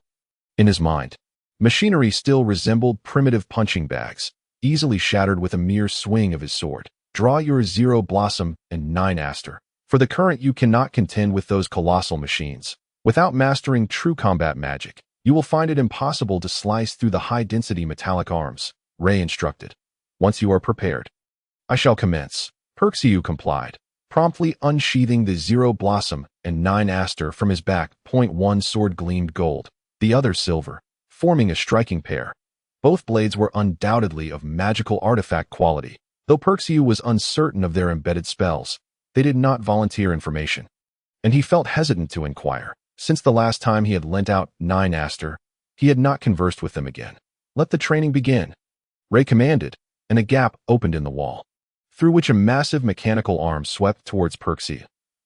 He hastily swung his sword to defend himself, but was sent flying several meters away.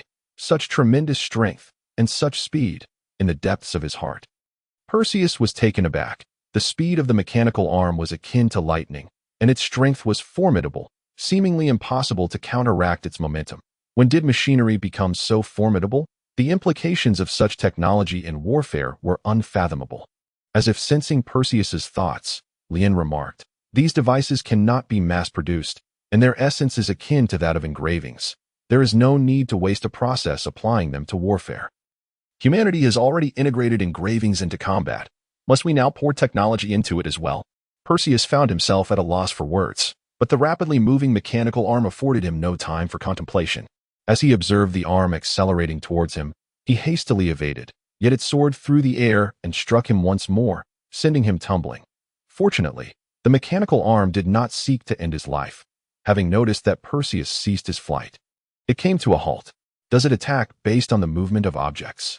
Perseus inquired while lying on the ground. "Well, now that you know this, you should not be foolish enough to be killed." "I shall take my leave to rest," Lien replied. "Wait," Perseus interjected. "Did you say the working principle of this device is similar to that of engravings?" "Indeed, both transform the ethereal magic into energy for utilization," Lien explained. "The most advanced machinery does not rely on fuel or electricity, but rather on magic. Converting magic into energy is far more efficient than using fuel or electricity, and magic is quite readily obtainable. True, nearly everyone can wield magic. That is not the kind of acquisition I was referring to, Lien stated. What do you mean by that? You do not need to know that now.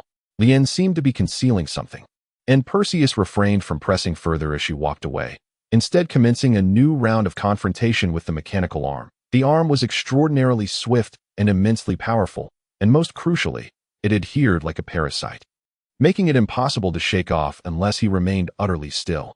Although its techniques were simplistic, they were exceedingly difficult to resist. After being struck repeatedly, Perseus spat blood. It appeared he had sustained internal injuries. It felt as if he were facing an unending onslaught akin to a berserker's fury. Perseus inwardly cursed himself, casting a healing spell to mend his nearly shattered form. However, the exhaustion and pain could not be erased, and he lay gasping on the ground. At that moment, a familiar voice echoed, "Human, I can no longer bear to watch. Why are you so foolish?" It was Gyokue, who had not spoken to Perseus in quite some time. Finally taking the initiative to address him, Perseus replied, "Pray tell, how do you, who are not human, perceive my foolishness? Why can you not evade such a level of attack?" Gyokue questioned. "My master is not as weak as you. Isn't there one right here?"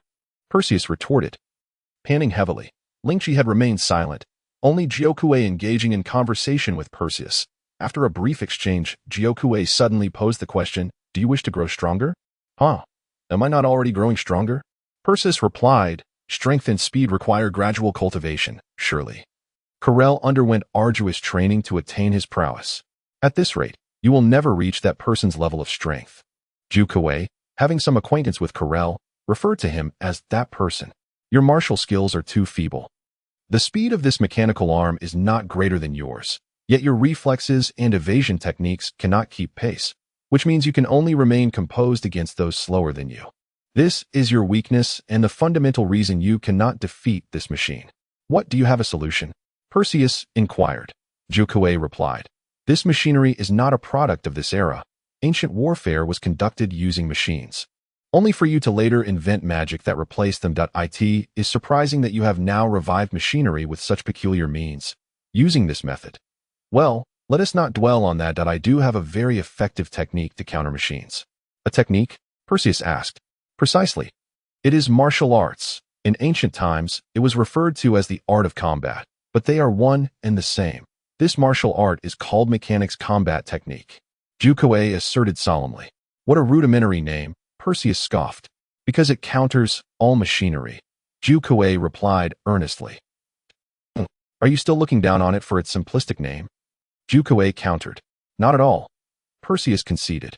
"Then lie still, and I shall elucidate its essentials. Those animated, thinking machines are exceedingly difficult for humanity to contend with, even when strength and speed are comparable.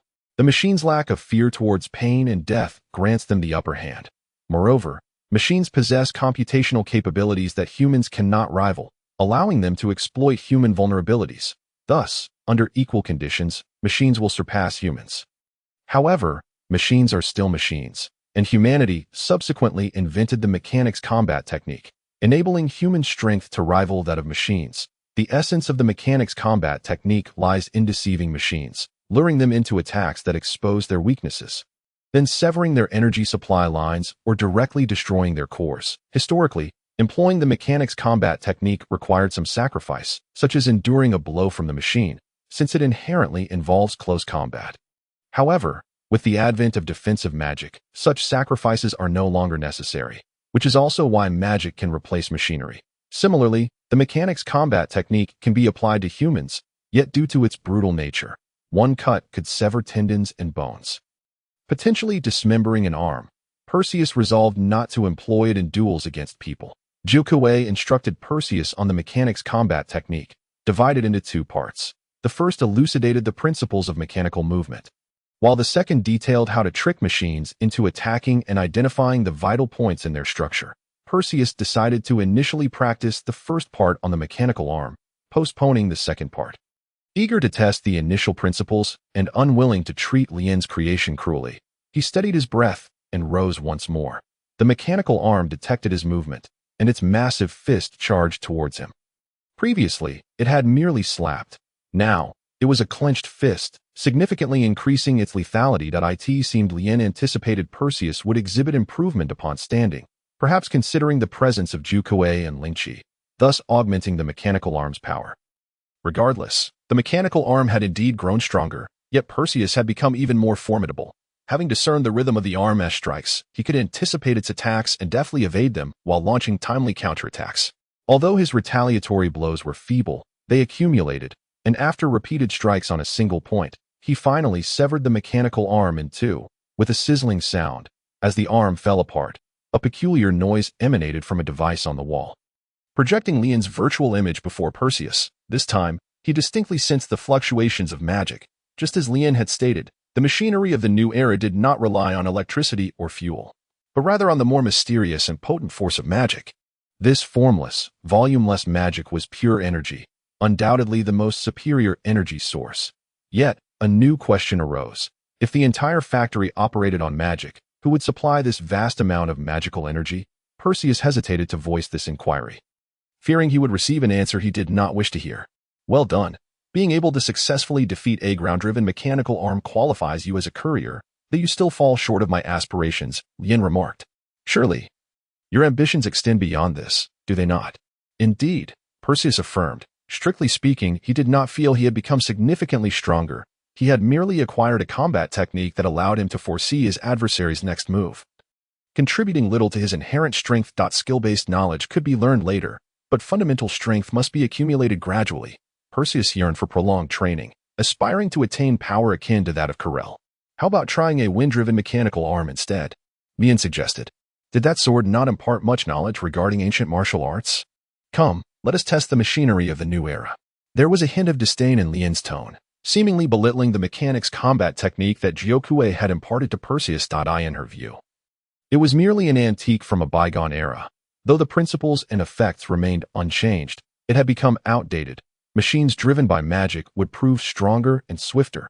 As Perseus pondered how Lien knew of his teachings from Gyokue, the mechanical arm began to reassemble itself.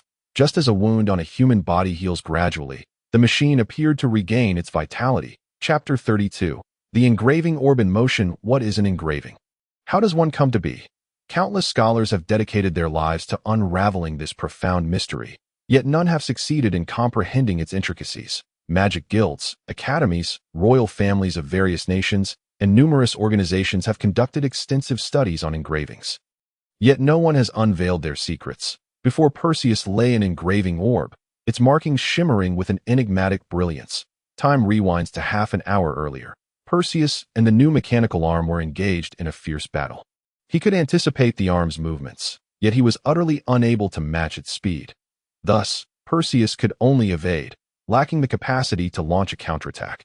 The might of the mechanical arm seemed inexhaustible. While Perseus was already on the brink of exhaustion, finally, he spoke. Gyokue, tell me the lower half of the combat machinery technique. Upon hearing this, Gyokue hastily conveyed the lower half of the technique to Perseus. Though he could not fully memorize it after a single hearing, it was unnecessary for him to remember it all. Just one move would suffice. Holy Shield Technique. Knights typically wield shields, yet the knights of the church do not carry shields. The Holy Shield Technique serves as their most formidable defense. After all, the mechanical arm is merely a machine, and in the face of the Holy Shield Technique unleashed with all of Perseus's might, the disparity between it and Jie Gang became evident. While Jie Gang could shatter the Holy Shield with a single blow, the mechanical arm could only produce minor cracks upon impact. Regardless, being able to block even one strike was sufficient. Taking advantage of the brief moment afforded by this defense, Perseus leapt into the air, executing the only offensive move Gyokue had taught him. Gyokue's true radiant slash. The magical energy in Perseus's right hand swiftly drained away as Gyokue radiated a searing golden light with a single swing. A beam of brilliance shot forth from the sword. With one stroke, he cleaved the mechanical arm in two. A horizontal slash. The shattered components could not be restored. Perseus landed silently, his gaze fixed upon a green orb before him. Reminiscent of the core of the mechanical arm, that a fragment of memory seemed to awaken within him. Faintly recalling the time, he innocently asked Oliviera about the round sphere and the 7 crystals on the transit island. To which Oliviera had replied, "That is the 8-colored crystal." Yet he distinctly remembered that among the 8, only 7 were crystals. What was the remaining one? Perseus had scrutinized that object closely. It was an orb inscribed with markings, causing him to doubt Oliviera's words. Later, when he inquired about the orb, Oliviera had remained silent. Now, seeing this orb again, he recognized the engravings upon it. It bore the mark of Rue Kong, symbolizing wind, belonging to Kyrell. Reflecting on what Lien had previously said, Perseus began to surmise the nature of this object. Footsteps echoed, and without turning, Perseus remarked, "Lien, is this object an imprint?" "Indeed, this is an imprint. Or rather, this object is the core of the imprint orb. The entire factory operates on the power of imprint orbs," Lien answered from behind him. Imprint orbs are what remains after a person dies. If a person is exceptionally powerful before their demise, their imprint orb will be left behind. The orb continuously absorbs magical energy, but if misused, its energy can be completely depleted, rendering it into fragments that will vanish forever. "Are you saying there is a yellow orb inscribed with the imprint of justice within my heart?" Perseus inquired. Lien shook her head, saying, "Imprint orbs only manifest in physical form after a person has died. Our research indicates that after death, the heart gradually petrifies, and the imprint on the right hand adheres to the heart, transforming the petrified organ into a sphere, while simultaneously imbuing it with color. The color represents the imprint, while the imprint itself fades away. This place has seen many deaths." Perseus instinctively asked, hearing that the entire factory operated on imprint orbs. He was taken aback by the sheer number of powerful individuals who had perished on this continent. Lien sighed, stating, "This continent possesses the greatest number of imprint orbs. Here, there are no laws, no rules. The weak struggle to survive. And it can even be said that if the weak wish to live, they must do so in a subservient manner. If they seek liberation, there are at least 10,000 ways for them to meet their end. And with an abundance of the strong, the number of deceased strong individuals naturally increases." "I do not understand," Perseus remarked. "I cannot comprehend why the people of this continent possess such overall strength." Yet, he struggled to find a word that encapsulated the essence of the green repair continent. Deity was a land of advanced technology, yet the populace suffered.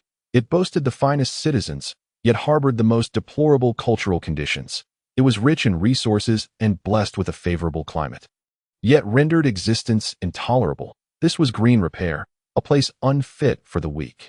Lien scoffed, saying, "If not for the leader's prohibition against my actions here, I would take it upon myself to educate them. These rogues intent on destroying this continent." Perseus solemnly nodded, saying, "At that time, please count on me." He held a fondness for green repair. Its beauty was a distinct kind, differing from that of Spurwasi.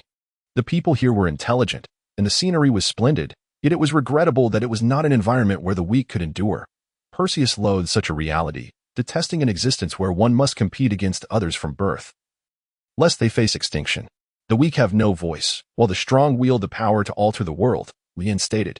"Perseus, you possess great talent, a kind heart, and diligent effort, but do you know why you cannot reach the heights of Kyrell?"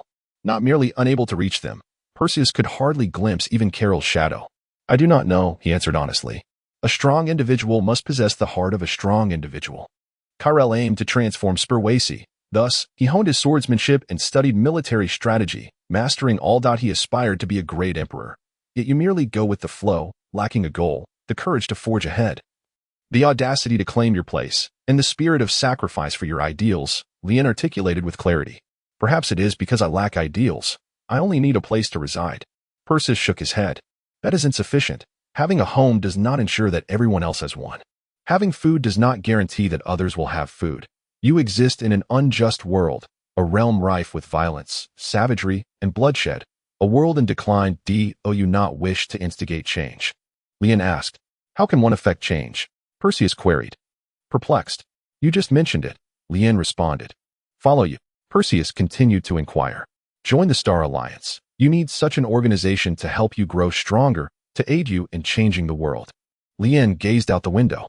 "Once there was such an organization. They intended to cultivate me as the next successor. It provided me with a home, a place of tranquility." Perseus reflected. "Yet in the end, I was still unable to remain within that organization. What can the Star Alliance offer me?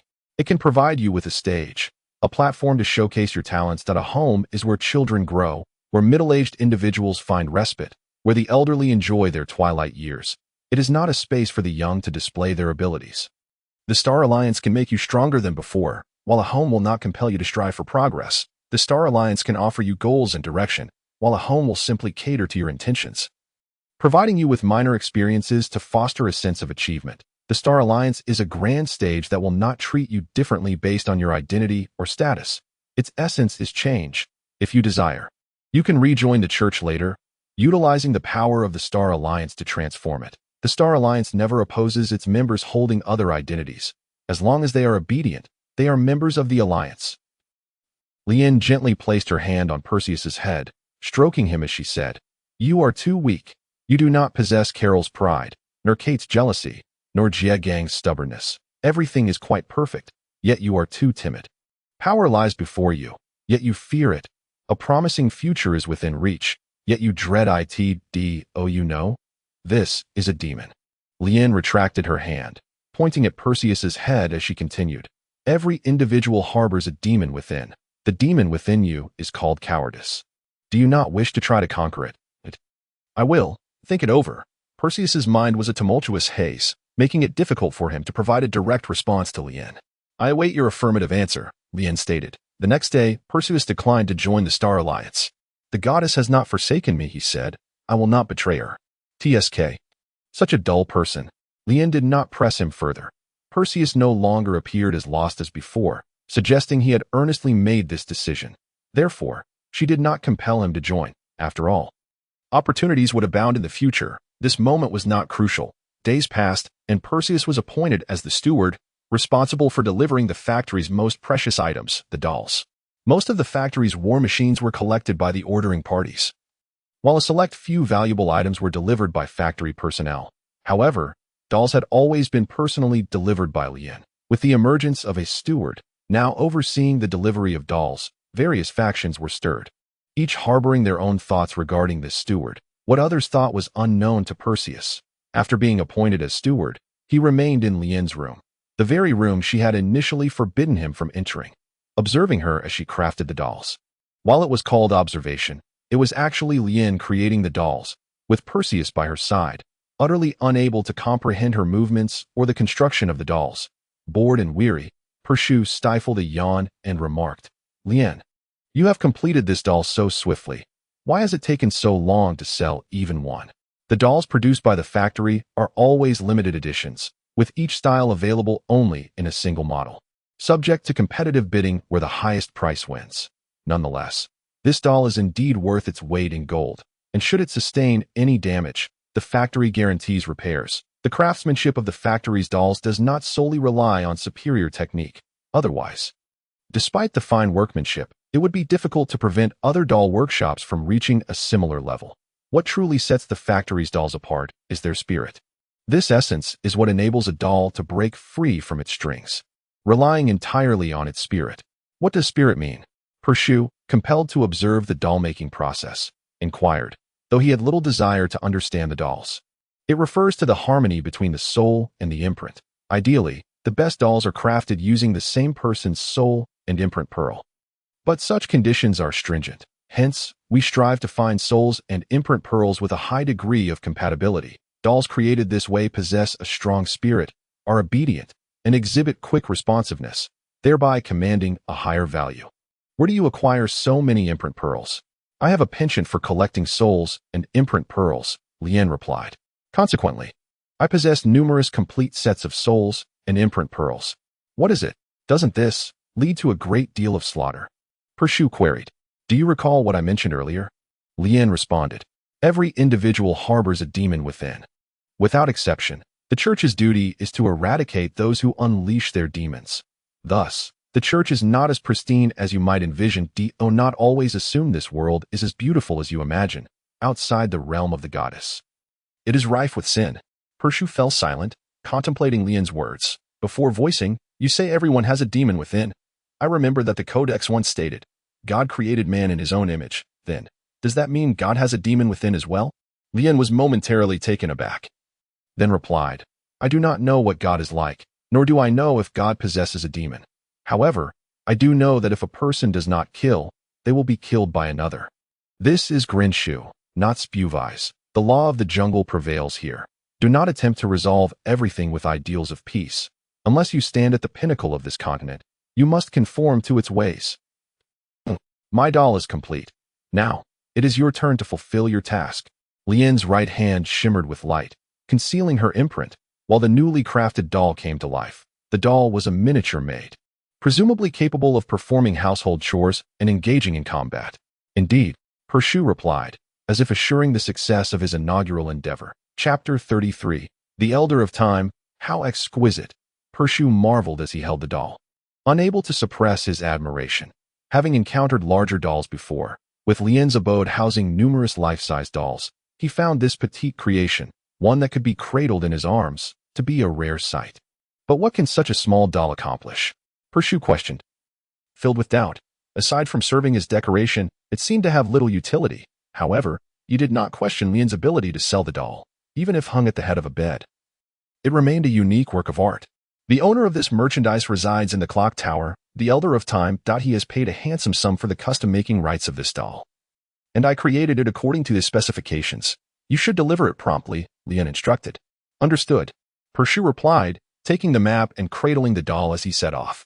Having traversed just 100 meters from the factory, he could still see the wisps of smoke rising from the kitchen when he sensed a surge of murderous intent in the air. Shield. The Holy Shield spell is essential in combat against mechanical arms and automatons, and Pershu had mastered the incantation to the point where uttering shield would conjure it instantly. While the Holy Shield may not possess the greatest protective capabilities, being less resilient than Ice Mirror or Earth Wall, its casting speed is unrivaled among defensive spells. The Ice Mirror spell can evolve into the Ice Curtain spell, which leans more towards offensive magic. Clang! A dart was deflected, and Pershu stared at the fallen projectile for a moment, noticing that the surrounding flora had withered within mere moments. How deadly! It appeared that Lian's words held true. This place was steeped in slaughter and bloodshed. No, it was even worse. Lian had cautioned Pershu against taking lives, and he had no intention of ending his enemies. Yet, dealing with such individuals warranted a lesson, did it not? Pershu cast a cold gaze in the direction from whence the dart had come, and it seemed the assailant sensed something amiss, attempting to flee. Sword. The light sword was a spell Pershu excelled at. He merely needed to call out sword to summon it. He refrained from employing his more lethal spells, opting instead for the non-lethal light sword. The light sword, also known as the Sword of Judgment, is said to be a weapon wielded by angels in execution. There is no hope for survival, only the despair of hell. This is the most terrifying punishment. Spirit Seal Flame. Pershu raised his hand to cast another control spell. The Spirit Seal Flame resembles the 7-star flame, with each flame capable of binding a person's limbs. While this spell is not easily cast, its control is remarkably effective once it hits. The individual was preparing to escape, but Pershu calculated both the escape route and the speed of the Spirit Seal Flame, sending forth 7 blue flames that securely bound the individual. Light magic lacks a physical form. It is manifested through 2 mediums, fire and lightning.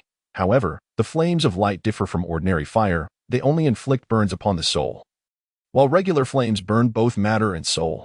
Void Light Transformation. The Void Light Transformation is a state magic, allowing Pershu to merge his form with light, enhancing his speed and, to a degree, mitigating or even rendering physical attacks ineffective.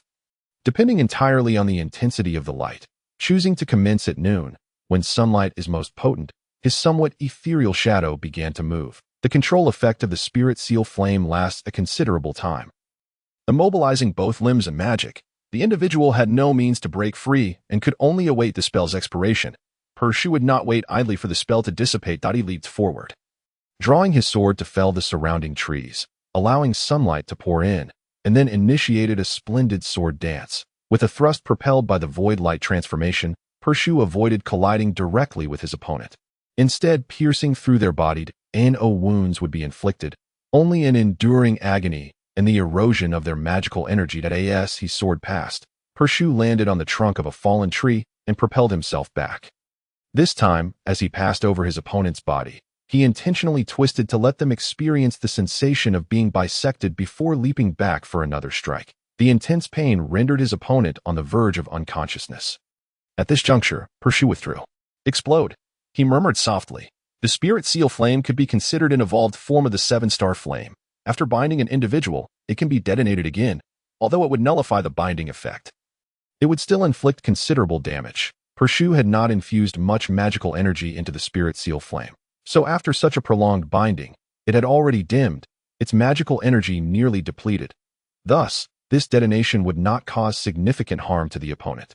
Inflicting harm was never Pershia's intention. The incapacitated foe lay on the ground, bloodied and motionless, their magical energy exhausted, appearing utterly wretched. Yet, at least they were left with their life. Pershiu scanned his surroundings, aware that he was not the only target. This was merely a warning to others.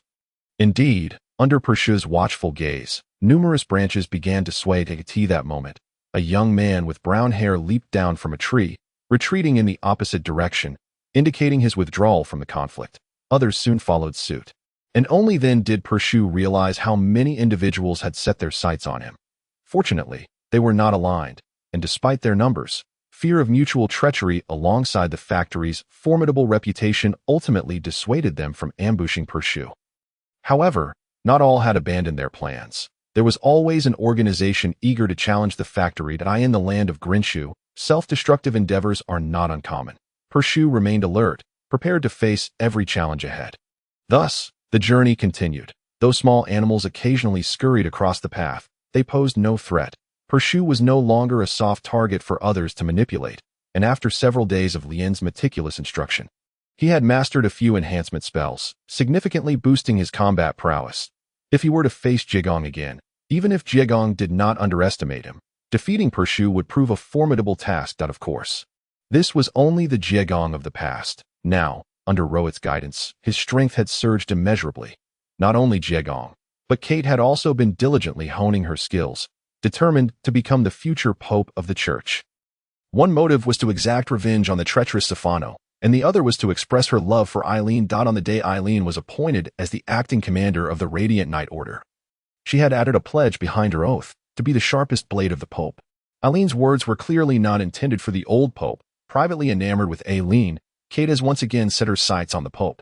Carlyle is also making progress, hoping that one day he can confront his old friends face to face, rather than relying on his speed to evade combat. He is a man of valor, skilled in mechanisms. Yet he relishes the thrill of triumphing over his adversaries in an honorable manner. No one wishes to be left behind. Only those who strive diligently can avoid being left in the dust. Before the abode of the Time Elder, Perseus encountered the final ambush. It appeared that this ambush was well prepared, having laid in wait at the last moment, though it was highly probable that they would not even have a bowl of hot soup to savor. If Perseus managed to fight his way through, the entrance to the Time Elder's residence would serve as the optimal ambush location. They could discern that Perseus was a fledgling in this realm, although formidable. He would likely let his guard down at this final juncture. This, indeed, was the perfect opportunity to strike. Unfortunately for them, Perseus had anticipated this. Even upon arriving at the Time Elder's home, he would not lower his vigilance. Let alone just having reached the threshold, dozens of individuals lunged forward, seeking a decisive strike. With a cold smirk, Perseus bellowed, "Holy Shield Technique." Upon fully enunciating the words, the summoned Holy Shield was significantly larger than before, and the onslaught of dozens of attacks met its surface without causing a single crack. Its defensive capabilities had evidently increased tremendously. Perseus softly inquired, "Jokai, may I employ the Jokai sword technique?"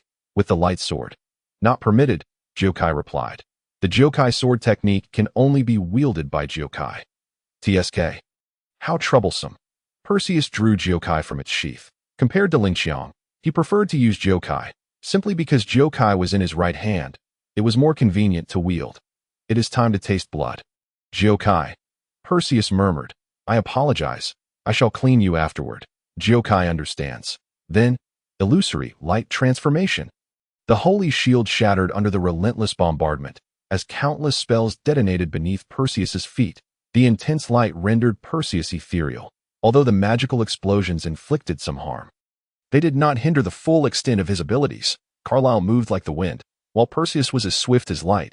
This was not to suggest that Perseus had outpaced Carlyle. Rather, Carlyle's movements were agile, while Perseus's were elusive, making him difficult to pin down. The technique Jokai imparted to him was indeed extraordinary. Perseus darted through the throng, gradually forcing the enemies into a tight cluster. Then, with his right hand, the radiant imprint of gold surged forth as Perseus roared, "Thunder Dragon Chains." A colossal dragon, as if emerging from the depths of the earth, soared above, weaving intricate grids. while the crowd hesitated. Perseus had already leaped into action. Standing atop a floating magical array, he coolly pointed Jyokai at the injured ambushers and declared, "Heaven's chosen, it seems Lian sometimes speaks rather inaccurately. I find them quite ordinary. I wonder if they can withstand my blade." Perseus sensed that his next strike would establish his reputation. Jyokai True Radiant Slash. Without warning, a thunderous sound erupted as Jyokai True Radiance Slash paused midair, and for the first time, Perseus beheld the Jyokai True Radiant Slash, its intersecting sword energies coalescing into a form reminiscent of a sunflower. Of course, he did not linger long. He proclaimed, "Which of you would care to offer further instruction? Young man, for the sake of this old man's dignity, would you refrain from slaying here at my doorstep?" A voice resonated from above. Given the tone, it must be the Time Elder. "But of course, sir, if you insist." Perseus released the Thunder Dragon chains, allowing the group to hastily retreat, while the True Radiance Slash crashed into the ground, creating a pit half a person deep, instilling dread in the ambushers who had not fled far. The intelligence was flawed. Who claimed he was merely a novice? The ambushers thought in unison. "Sir, the steward Perseus has delivered the automaton you ordered."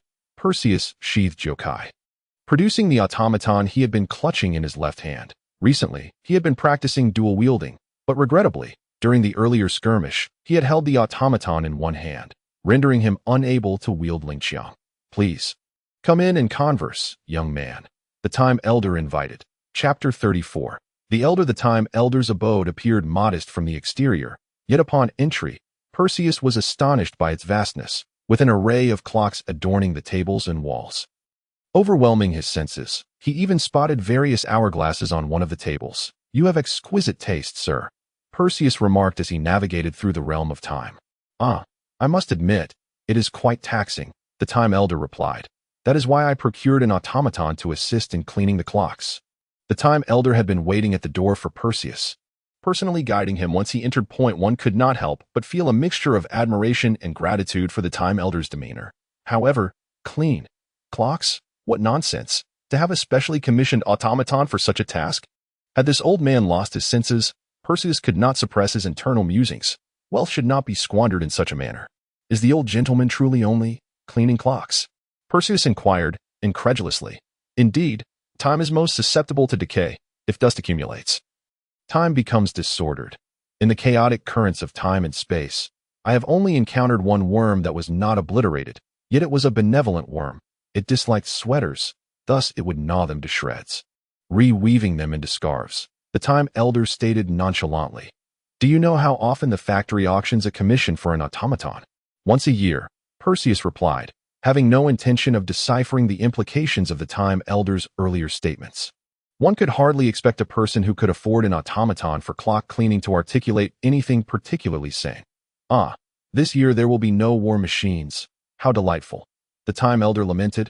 "I detest war. Abhor artillery, despise death, and loathe destruction."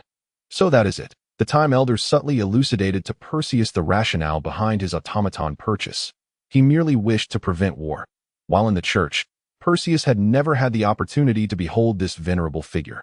Yet upon meeting him now, it became evident that he was indeed a sage of wisdom. Living long bestows wisdom, as the ancients have rightly said.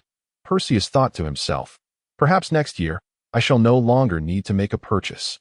The Time Elder continued, "Come, young man, let us retreat to my chamber for a cup of tea. It has been ages since I engaged in conversation with anyone." "Yes, sir, I shall heed your invitation," Perseus replied earnestly. He shared some rapport with the 7 Tower Masters, with some even allowing him to indulge in a bit of charm. Yet, standing before the only Tower Master he had never encountered, could Perseus resist discussing matters of the church? Moreover, he was currently contemplating whether to reveal to the Time Elder the words of Soul, the one who freezes time. "By your appearance, though you are relatively young, I surmise your imprint must already be at the 3 gold level." The Time Elder's gaze was piercing, immediately discerning the depth of Perseus's cultivation. "It is spirit gold." "Only spirit gold," Perseus answered. "The spirit gold imprint is essentially equivalent to the 3 gold imprint level, merely lacking the miraculous abilities of radiant gold and obsidian gold, yet it is comparable in rank to the 3 gold. You possess great potential. Perhaps you may indeed reach that echelon, though it remains uncertain, as I am not a seer of time." The Time Elder led Perseus upstairs, declining his offer to assist with the tea, and continued, "You hail from the factory. The factory must have expended considerable effort in your training." "Correct. I am not a product of the factory's training," Perseus replied straightforwardly. Although the factory felt like a second home to him, having received much guidance there, he considered only Oliveira, who had cared for and nurtured him. As his paternal figure, it was the church that truly cultivated him. "Oh, then who are you?" the Time Elder inquired, puzzled. "Perseus?" "Yearn, an executive of the original church," Perseus introduced himself. "Before my death, I was identified as the next pope." "Dead?" the Time Elder asked, scrutinizing Perseus for any signs of mortality. "I am not dead. I am of death," Perseus replied. "I was framed, yet I did not succumb to the fate intended for me. Currently, I remain unaware of who is behind this treachery. Thus my visit has a purpose, to seek information from you." Perseus knew that it was Kate who had pushed him off the cliff, yet he remained uncertain of who stood behind her. Logically, it should be Farion, but setting aside the fact that Farion had gone missing, even if he were present, his amiable demeanor towards Perseus made it hard to believe he would act in such a manner. Moreover, if it truly was him, Perseus was reluctant to accept it. He could not be entirely sure that Kate was indeed the one who had pushed him. After all, at the time, besides Jiegang, no one had witnessed the event, and Jiegang had subsequently been declared dead, seemingly having also been pushed off the cliff. Thus, Perseus was determined to investigate, to uncover who had stabbed him in the back, to reveal the motives of those who appeared benevolent yet harbored venomous blades within. Perseus would not allow the mastermind to evade justice. If it truly was Kate, and if Perseus were able to ascertain the truth, it would solidify his resolve. Vengeance would be repaid to those who wronged him. The Time Elder sighed and remarked, "I see, but I am unable to assist you. I cannot restore your identity nor uncover the truth." "Why not?" Perseus pressed eagerly. "I am a being beyond time. I cannot interfere with affairs within time," the Time Elder explained. He turned his head and gazed at the countless clocks adorning his wall, shaking his head. "What about this?" Perseus waved the puppet in his hand. "That if he were a being from beyond time, why would he order items from within time to halt the conflicts that transpire within it?" The old man of time explained, "I require a puppet to clean the clocks." Yet again, this feeble excuse. Perseus did not wish to linger on the matter any longer and stated, "Sir, I understand your predicament, and I shall not impose further. By the way, there is someone named Sol, the time freezer, who asked me to convey a message to you. The one you have been waiting for has arrived."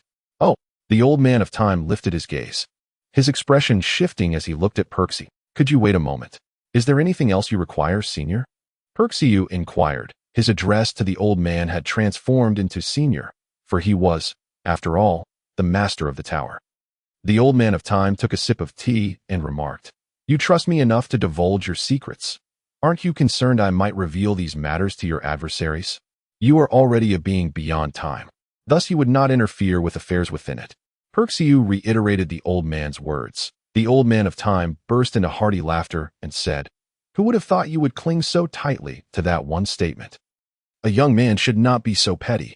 Perseus replied, "I dare not, for you have lived for so long. If you sought power, you would have long since ascended to the papal throne, so why engage in this roundabout manner? I merely wish to inform you. If it comes to fruition, so be it. If not, I shall not press the issue." Perseus had long understood this principle. Otherwise, the old man of time would not have chosen to reside in such a modest abode in Green Shuji, rather than staying in the central continent. He had also come to terms with the notion that what he gains is fortunate, while what he loses is simply fate. If it does not come to pass, then it is of no consequence. What a clever lad," the old man chuckled. "Come with me." With that, the old man began to lead the way. Perseus naturally followed closely behind, and the two of them arrived at the entrance of a hidden door. The door was concealed by a large clock, and the old man adjusted the clock's time, causing it to gradually retract and reveal a passageway. "I prefer to let my guests enter first." After opening the door, the old man stepped aside, granting Perseus passage. "Then I shall not be rude." Perseus stepped inside leisurely, unhurried. Upon entering, the expanse of the room became apparent. It was as if the chamber was constructed entirely from clocks. Through the gaps between the timepieces, one could glimpse the vast, boundless starry sky, rendering everything, save for the floor beneath his feet, surreal. Clocks floated in midair, each a twinkling star suspended in the dark blue night sky. Enchanting and ethereal. "Sir, what is this?" Perxia called out to the old man once more, as he had no intention of continuing to forge connections. My Tower of Time, it is named Starry Sky, the old man's voice resonated. I have awaited your arrival for a long time, yet I must continue to wait, the old man said. It appears time has shifted. As I mentioned before, soul is indeed a variable, having altered the entirety of time. I apologize, but I cannot divulge anything in this instance. However, you will come to know everything in due course. Who I am, who soul is, and who wields control over time. It is of no concern. I am untroubled. You may return now, the old man instructed. If ever you find yourself lost or confused on your life's journey, you must walk forward without fear. In due time, you shall encounter me. Of course, one might say it is not truly me, for that me is not this me. Perxia found himself perplexed by the old man's words and asked, Sir, I do not comprehend what you are saying. You will understand. Simply remember, when you are lost and confused, you will meet me. I shall aid you, and at that time, whatever Edo, do not refuse. I shall remember it well. Time is in disarray. Time is in disarray. I detest the worms of time. Yet there is no alternative. Perxia took his leave. This was Perxia's first visit to the old man of time, and subsequently, he dispatched various puppets. Although one could only order puppets once a year, it did not guarantee timely completion each year. This year seemed to be the most congested with backlogged orders, making it the busiest year yet. The robbers, once a ragtag group, had gradually become formidable, albeit fewer in number. Perxia trained through these repeated encounters, honing his skills and growing stronger, mastering both swordsmanship and magic, finally able to exchange blows with Lien. Of course, it was merely a couple of exchanges. If Lien summoned a powerful puppet directly, there would be no need for a confrontation. Ultimately, this life, devoid of both monotony and fervor, came to an end after Lien left behind a letter. The factory's operations remain unchanged. I must be away for a while. Perxia, there is little for you to attend to here. If you wish to stay, you may continue to do so. If not, you may leave temporarily. However, I hope you can return when I require your assistance. With Lien gone, the mechanical arms and automatons were no longer a match for Perxia. What was he still doing here?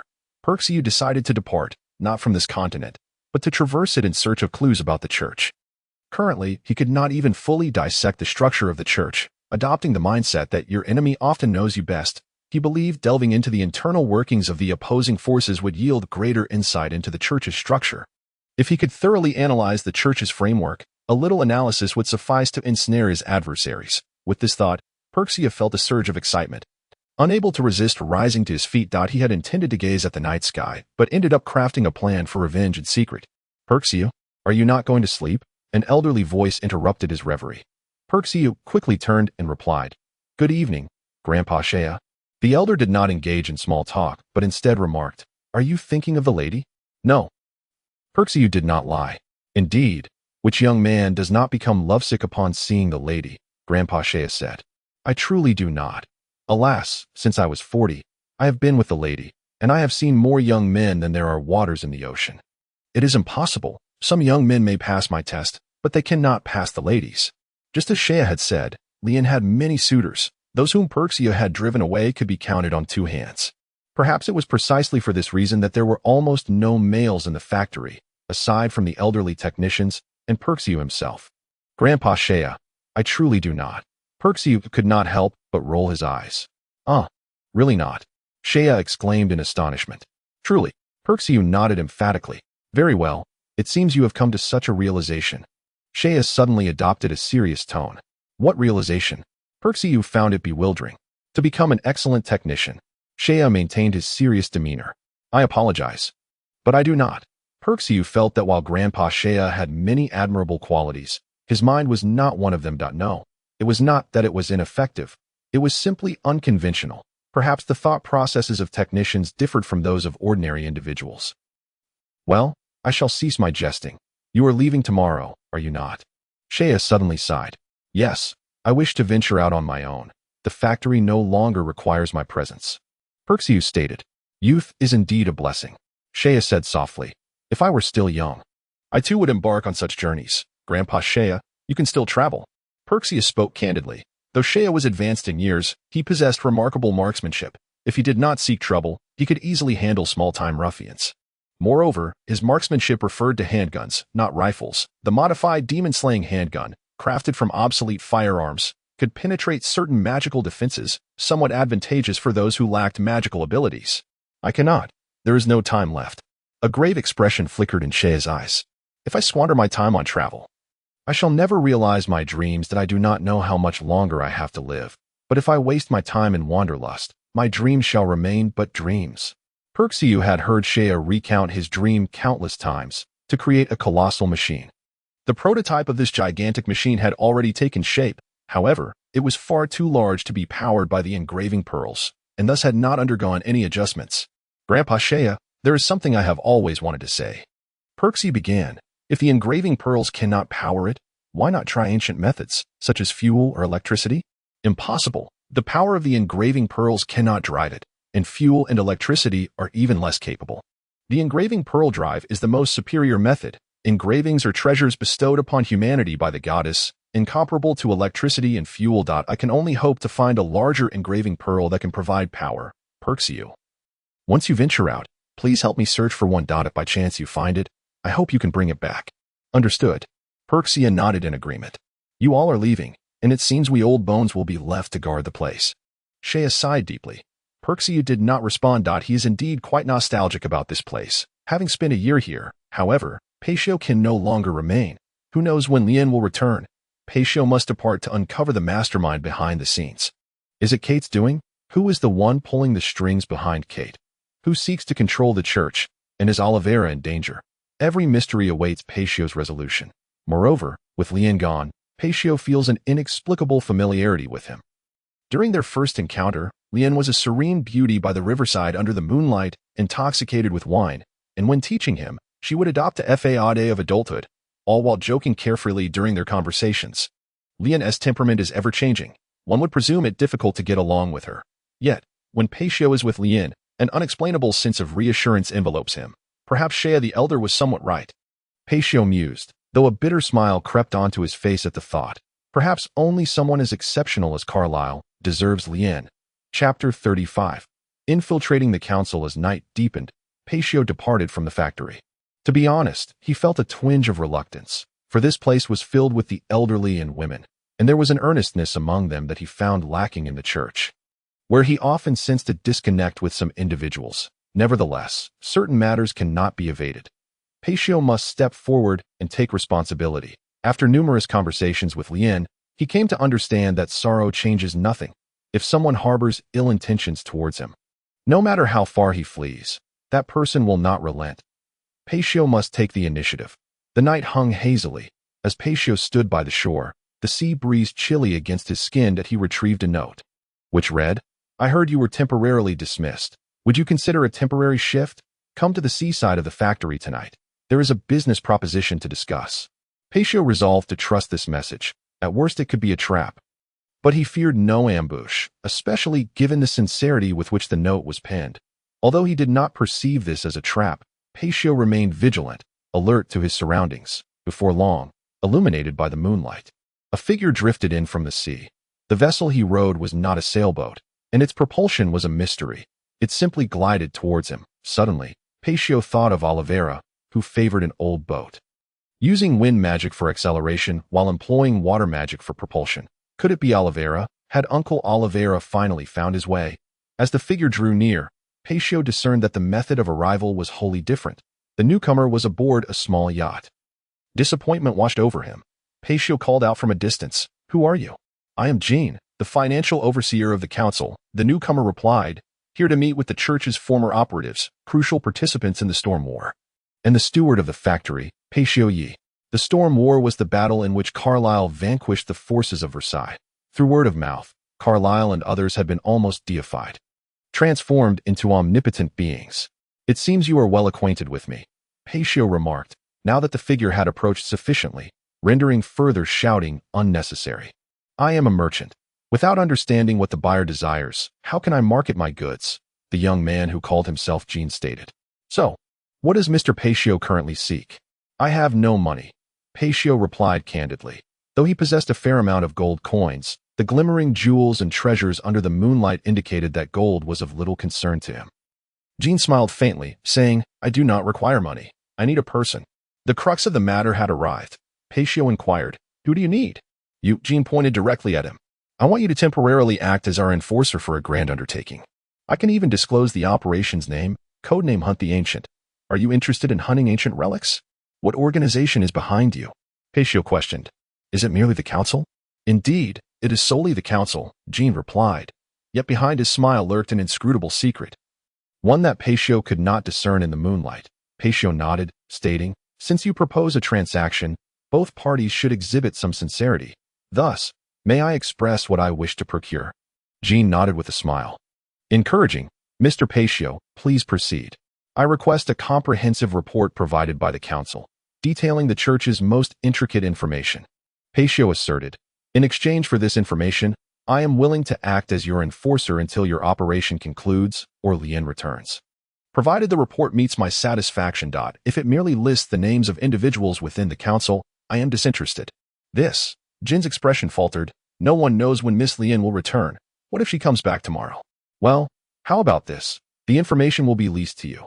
Once Miss Lien returns, or the operation concludes, you must return the information to us. How does that sound? Agreed, Paitio nodded. Then I shall take my leave for now. Not so fast. I happen to have a copy of the information right here. Jean raised his right hand, and with a flicker of arcane light, a ring shimmered, and a book materialized in his grasp. Paitio gasped in astonishment. What kind of magic is this? A common merchant's tool, a spatial ring, Jean replied. Would Mr. Paitio be interested in purchasing one? Only 80,000 gold coins. What does 80,000 gold coins even signify? Such a colossal sum would not manifest in physical form, only as digits on paper. Such figures are only seen in significant national transactions. For instance, the previous trade between Vijay and Belode amounted to merely 30,000. In other words, no one would be foolish enough to carry 80,000 gold coins for trade, piled on the ground. It would form a small mountain of gold half the height of a human. 80,000 gold coins could sustain the entire population of Subvice for half a year. Observing Paitio's astonished expression, Jean chuckled. Do not be so alarmed, not to mention that this ring is extraordinarily precious. Being a masterpiece from Master Jota, its commercial value far exceeds that sum. Jota, the master of the spatial tower, had crafted many items in his early years, and this spatial ring was among his most cherished works. Perfectly merging microsculpture art with spatial magic, marking the pinnacle of his artistic achievements. Subsequently, he ceased his craft and joined the church, stepping away from worldly pursuits as Jean had indicated. This ring held not only the prestige of being Jota's final work, but also considerable commercial value. Imagine if one could transport goods without limits, merely needing to board a passenger ship to transfer cargo, all while ensuring the items remained undamaged and unspoiled. Enjoying a comfortable maritime journey, this was not merely commerce. It was a vacation. Most importantly, given that Subvice primarily operated passenger ships, while cargo ships existed, they were not as swift or secure. Should pirates appear, Subvice could assure rescue for individuals, yet not for their goods. Historically, cargo ships were always the vessels most prone to casualties. In such circumstances, this ring could save merchants teetering on the edge of death, as death cannot be resolved with merely 80,000 gold coins. But what concern is that to Paitio? He is not a merchant. Only a fool would spend 80,000 gold coins on such a trinket. Paitio silently scoffed at the thought. Noticing Paitio's expression, Jean smiled. Well, since that is the case, shall we conclude our transaction for today? Agreed. Paitio replied. I shall take my leave now. Not in a rush, Jean remarked. If you are urgent, you may accompany me to the council today. I would prefer if you could come for me tomorrow. I wish to examine this book, Paitio responded. Then let us have a pleasant collaboration. I shall arrive at the shore promptly tomorrow morning. Pleasant cooperation. After bidding farewell to Jean, Paitio returned to the factory, now enveloped in the stillness of night, with only the main hall where he resided illuminated. With no one to disturb him, Paitio could contemplate the internal structure of the church in peace. He opened the book to its first page. The title boldly proclaimed History of the Tashlum Church, with smaller letters stating compiled and organized by the Power Council of Shabiluozen, indicating a high degree of reliability. Unlike information hastily cobbled together to deceive him. Thus, Paitio turned the pages with confidence. The Tashlum Church, as is well known, is a religious organization devoted to the goddess Hivashurvia, due to its large population and formidable power. The Tashalum Church has reached a level capable of interfering in the internal affairs of other nations that to curb this situation. And to prevent the expansion of other forces, the Godslayer Project was launched under the banner of liberating humanity. The Godslayer Project? What could that be? Patio flipped back and forth, only to find that the term Godslayer Project was vaguely referenced, repeatedly mentioned as a well-known term, without further elaboration. With no other recourse, Patio pressed on. With the waning might of the Tashalum Church, they ceased their interference in the internal affairs of others. However, their ambitions remain undeterred, warranting vigilance. This was inevitable. Any organization would naturally guard against others. Even if a cooperative relationship existed, behind the smiles, there would likely be hidden blades, and it was only natural to malign other organizations in the documentation. The power of the church is entrusted to the 3 high priests and the commander of the Yawanites. The day priest oversees domestic affairs, the moon priest manages foreign relations, and the star priest is responsible for research. However, it has been many years since the position of commander of the Yawanites has been vacant. Could it be that the Pope desires to control the military power? Within the church, the combat strength primarily consists of the executioners and the Yawanites, aside from executing missions and spreading the faith. The executioners also have the duty of eliminating heresy, while the Yawanites were originally established for the very purpose of eradicating such heresy, as for what constitutes heresy, that is determined by the church. Just as Perseus was about to mock the unfounded claims, he noticed the words below. For instance, the former sword saint, commander of the Yawanites, Sol Big, defected from the church and established the Fallen Weapon Association in Glenshue. Since then, the position of commander of the Yawanites has remained unfilled. Upon reading this, Perseus gasped in shock, pondering if this soul was the same one he had encountered before. He continued to read, only to find a small note stating, "Note, Aaron. Snow was appointed as acting commander at the end of the 843rd year of the Eternal Radiance calendar."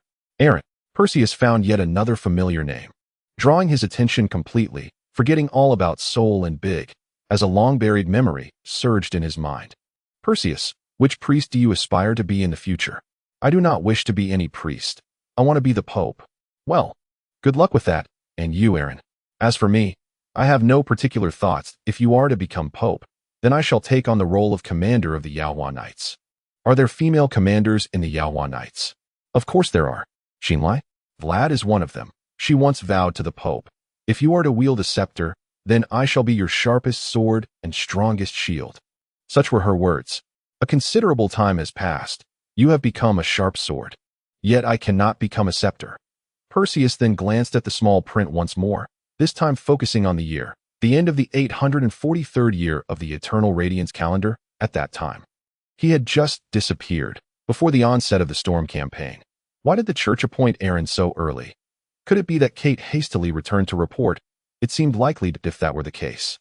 Kate must have had someone backing him, that if it were merely Kate's scheme, he would have certainly dawdled in Supuavis, only departing once he had sufficiently prepared, rather than rushing back without gaining anything, facing reprimand and failure instead. Who could that person be? After pondering for a moment without resolution, Perseus continued to flip through the pages. In the entire church, the most powerful individual is undoubtedly the Pope. Each Pope, prior to their ascension, does not possess exceptional strength, yet once they become Pope, their power surges dramatically. Note, suspected to be due to inheritance measures. The second Pope exhibited the most formidable strength. Just when it seemed that the coalition forces could annihilate the church and divide its legacy, the second Pope emerged, using his cataclysmic power to defeat the coalition and carve out a floating land, named Central Continent, where the church established its stronghold, flourishing over the subsequent centuries. As of now, only Supuavis shows no trace of the church. Note, regarding the recent incident, the church's ambition to develop in Supuavis seems unyielding. The church governs internally through faith control, by mastering the beliefs of its members. It binds them tightly together. The church. Perseus held little interest in how the church controlled its subordinates or managed its internal affairs. After perusing for a while, he found only a few intriguing matters, while the rest required his own exploration. The Fallen Weapon Association Sol Big. Perseus silently recited the name of that individual and the organization he belonged to, clearly identifying his next target. The following morning, the golden ship arrived as promised. Perseus boarded a small boat, departing from the factory. Having spent over a year there, he had developed a certain attachment to it. As he gazed at the factory from a distance, a feeling of emptiness washed over him once more, the sensation of being cast down from a cliff. The anguish of betrayal by a senior, the sorrow of parting from Carlyle, and the sentiment of parting from Yearn. Chapter 36. Blazing flames of the heart. What color is fire, red or blue? Merely ordinary flames. But what kind of fire can truly scorch the soul? Before Perseus lay the answer. Mr. Perseus, this will be your superior for this mission, the blazing heart, sword of the 4 great sword saints. Jean introduced to Perseus. Is this woman truly the blazing heart sword?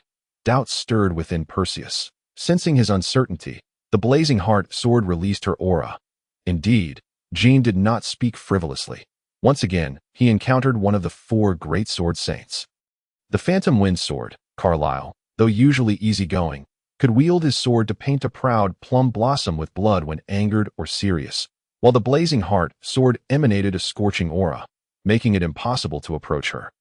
Though she appeared to be only a few years older than him, her strength was undoubtedly far superior. Carlyle is the cold plum blossom. This blazing heart sword is the crimson lotus. The blazing heart sword's red hair swayed gently, surrounded by flickering hellfire. She spoke. What is your name? Perseus. Perseus? Yearn, he replied. And what is your name, senior? Just call me senior. There is no need to know my name. The blazing heart sword responded. At this moment, Jean chuckled and said, Angela. However, he was met with a cold, piercing gaze from the blazing heart sword, akin to the eyes of Medusa. Under such a stare, Jean immediately fell silent. Angela, Perseus committed the name to memory. Perseus, follow me, Angela instructed, turning on her heel without offering Jean any courtesy. After a brief farewell to Jean, Perseus followed Angela. What a temper she has, Jean remarked, fiddling with a gold pendant that hung heavily around his neck. As he watched Angela and Perseus departing figures. After all, a merchant should never question their employer, right? Wouldn't you agree, esteemed leader? Following Angela to the 2nd floor, she led Perseus to a conference room, casually taking a seat and saying, You may sit as well. Is it appropriate to sit? My subordinates need not concern themselves with such matters, Angela replied. Understanding her intent, Perseus complied and sat down. Senior, I am still unaware of the details of our mission. Please enlighten me. Angela spoke coolly. I summoned you to discuss this matter. Have you heard of ruins? I have. During his time with the church, he had often encountered such relics, which were predominantly remnants of ancient churches or temples, imbued with divinity and magical power.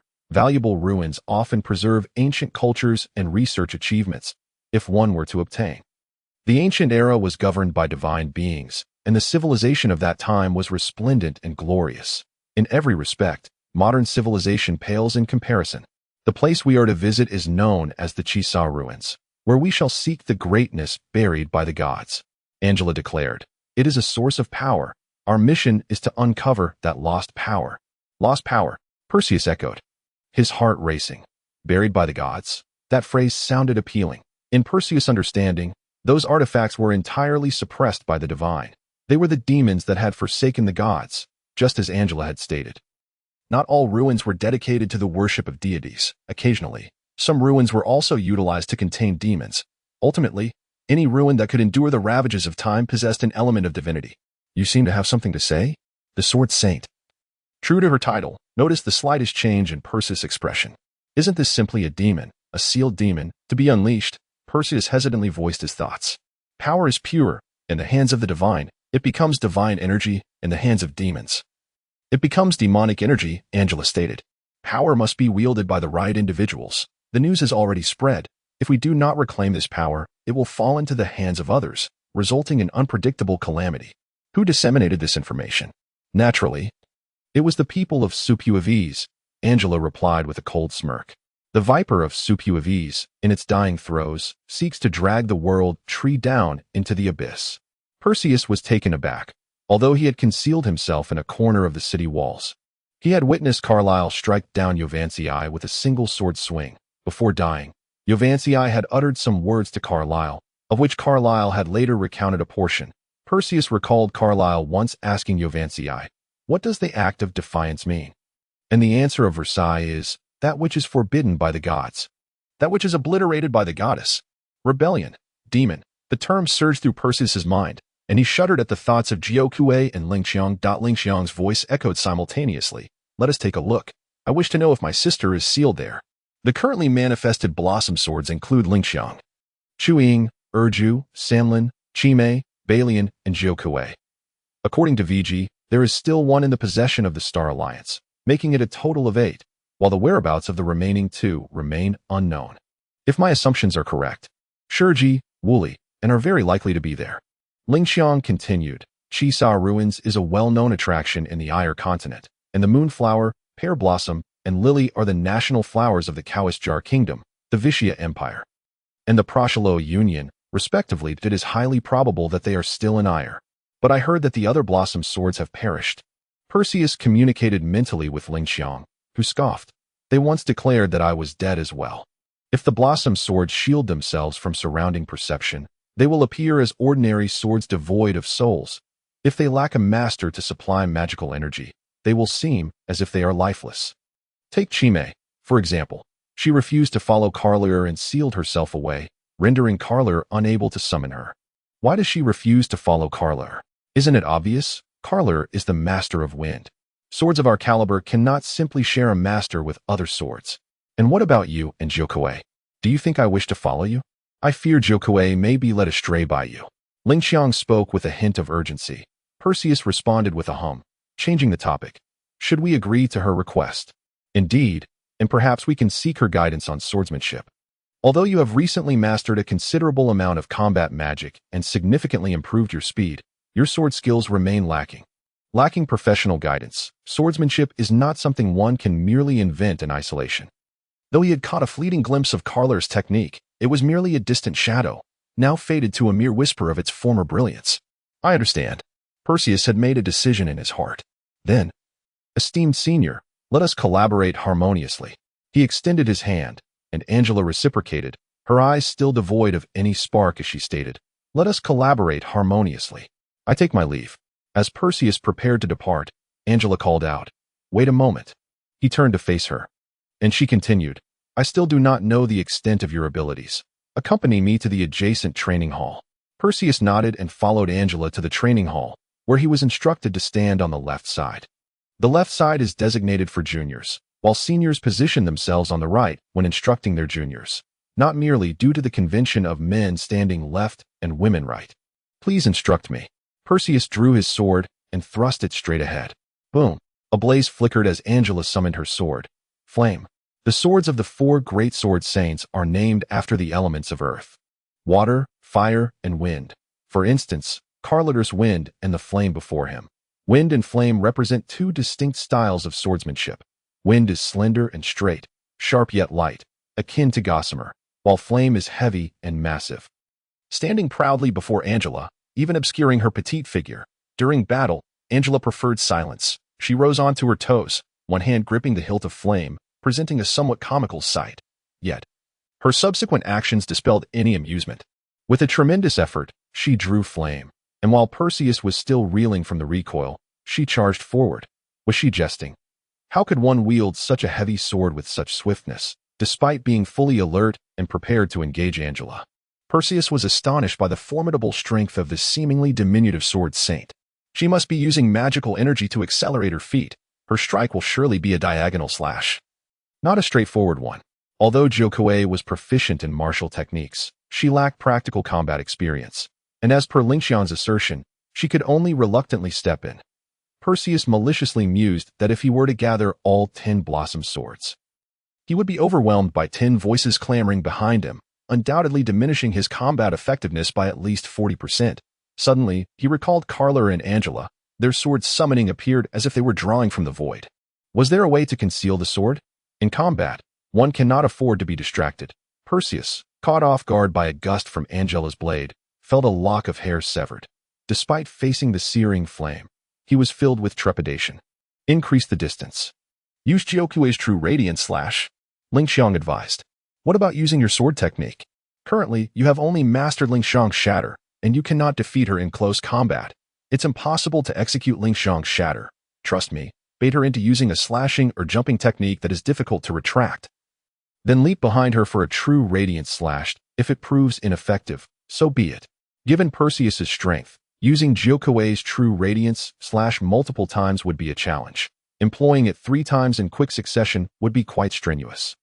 If one true radiance / failed to impact Angela, there would be no need to continue fighting. Understood. Perseus nodded silently. Angela, missing her strike, leveraged the recoil from her diagonal slash to propel herself upwards. Sweeping her massive sword across, Perseus felt his heart race, yet his feet remained steady. After casting a wind-based acceleration spell, Wind Leap, Perseus's speed noticeably increased. Though his wind leap was only rudimentary, the Spirit Gold Seal was no trifling matter in terms of seal levels. Spirit Gold Seal far surpassed mere gilded seals. After all, the effect of the Spirit Gold Seal is to further amplify the capabilities of the seal, while Radiant Gold and Obsidian Gold merely enhance other aspects, belonging to a different realm of augmentation. Consequently, this sweeping attack ended in yet another failure. A hint of doubt flickered in Angela's eyes as she raised her great sword, once more locking onto Perseus. After several rounds of sparring, Perseus gradually discerned Angela's attack patterns. She refrained from using jumping or diagonal slashes unless at close range. He quickly increased the distance, feigning the casting of a spell to create an opening. Angela furrowed her brow but still executed a jumping slash. "Now," Ling Qiang urged. Boom. Flame struck the ground with a resounding crash, and Angela glanced around, failing to spot Perseus. "You run quite fast," she remarked softly. "Ancient combat magic is formidable as well." At this, Perseus, who was gathering his energy, paused, but then unleashed a fierce light slash. "You have qualified." Angela swung flame, shattering the light slash. Perseus stood in a daze. Having never been struck by Angela before, he was unaware of her true power. The force with which she shattered Jyokuei's true radiance slash. Jyokuei, displeased, remarked, "Perseus, unleash all your magical energy. Let us see if she can shatter it." Perseus did not respond, but instead said, "Jyokuei, Ling Qiang, do you have any more powerful combat spells?" "The destructive power of light magic is simply too low." "There are, but you cannot practice them," Ling Qiang replied. "Your swordsmanship is too poor, and your physique too weak to endure. I want to train." Perseus interrupted her.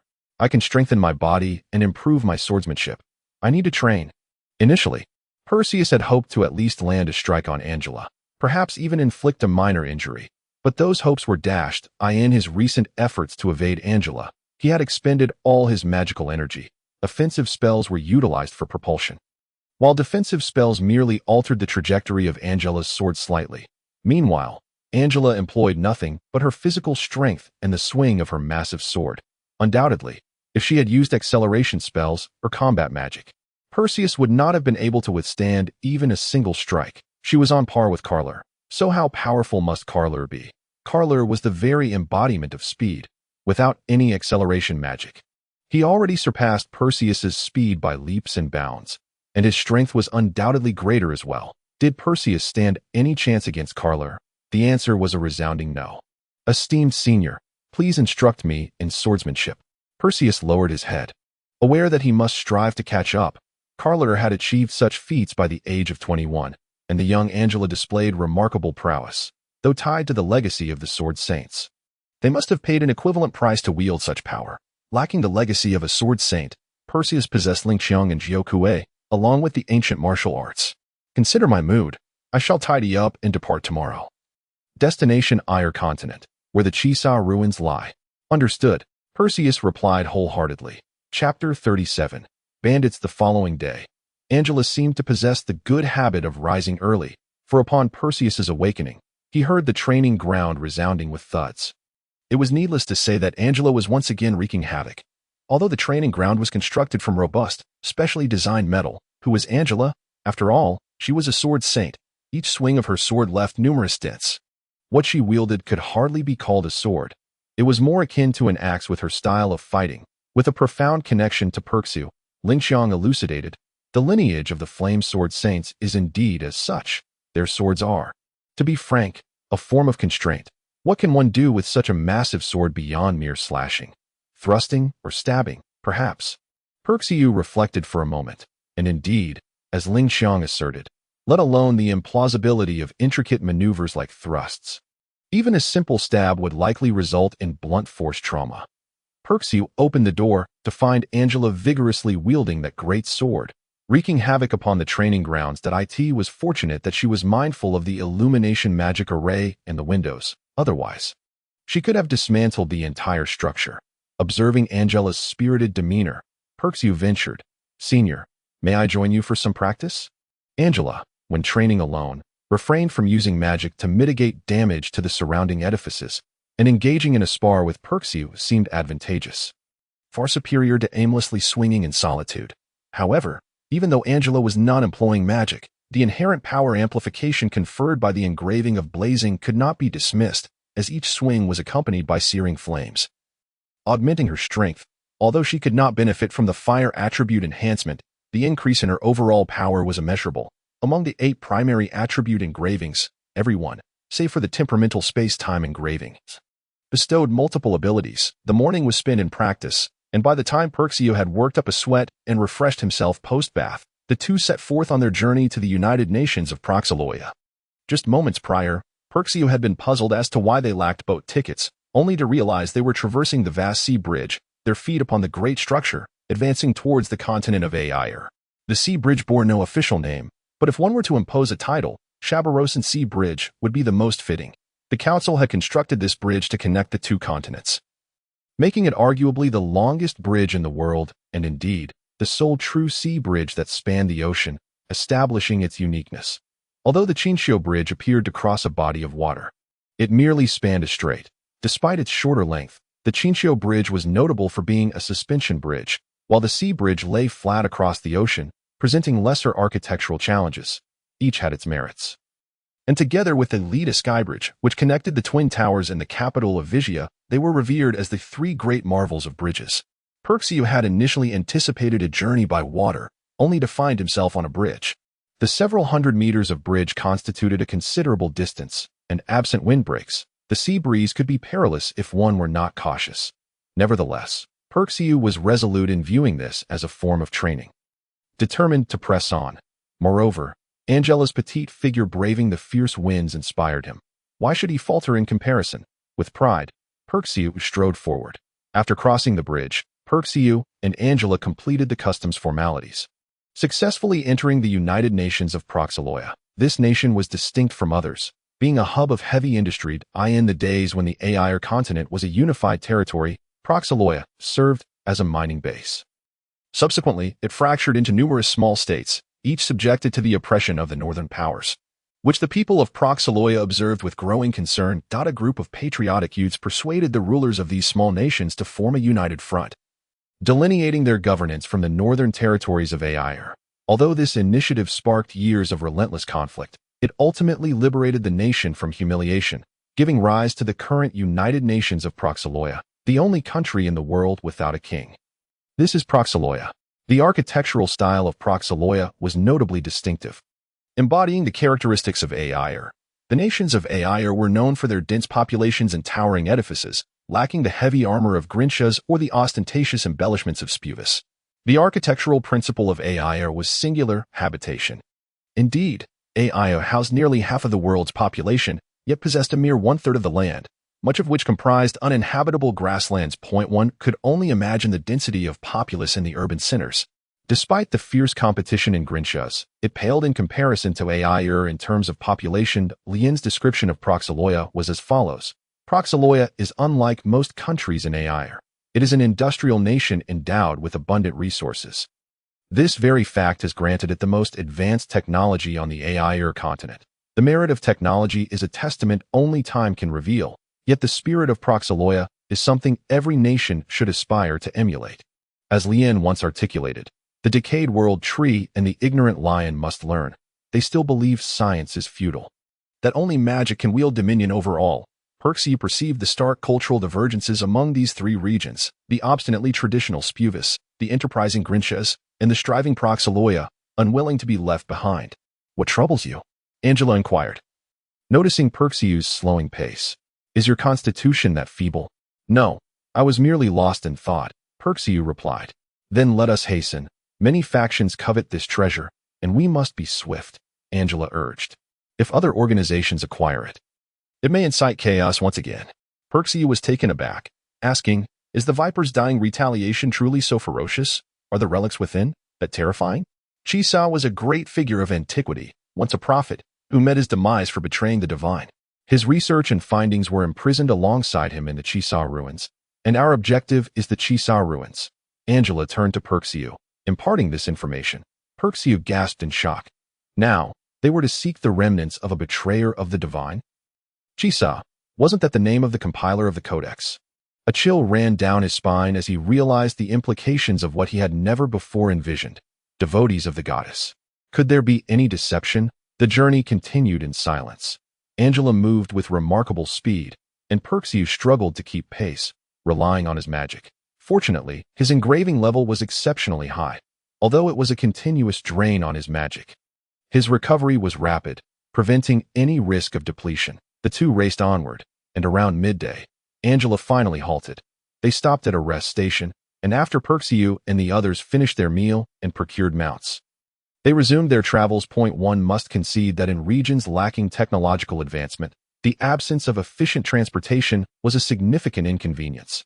In Grinshas, large motorized vehicles powered by engraving pearls could sustain high-efficiency transport of people or goods, far surpassing the speed of horses. However, when compared to magical beasts, they were on par, which explained the lack of widespread adoption of such technology.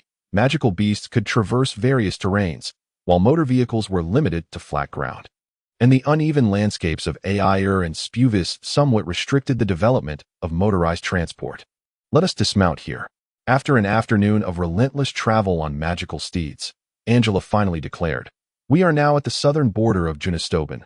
We shall soon enter its interior." Junistobin lay in the western part of Air, with the kingdom of Kawischar to its east and the Vizia Empire to the north of both. After a day of arduous travel, Perxia finally found respite. Why not utilize the teleportation magic array of the Magic Guild? It would save time and cost very little. The expense of acquiring 2 horses could equivalently cover the activation fee for the teleportation magic array. If not for long-term use, it was evidently the quicker option. To avoid being tracked, best to steer clear of such places.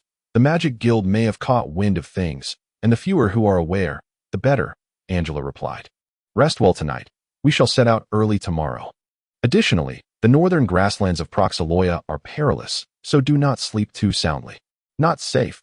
Perxiu queried, perplexed. There are bandits at the border, preying on solitary travelers or feeble tribes that I have no desire to take lives. Angela succinctly articulated her reluctance to encounter bandits. Perxiu nodded in agreement, affirming, understood.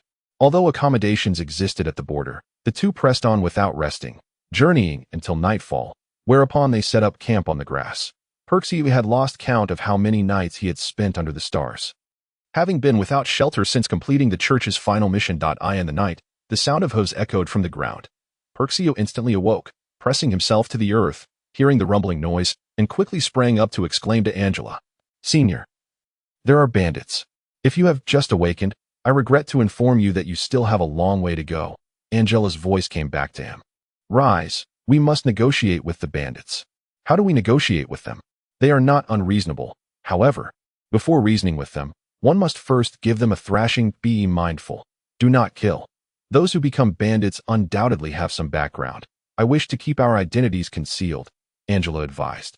"Also, minimize the use of fire attribute magic. Invoking it in the grasslands may stir public ire." "Understood. The fire of light is not true fire.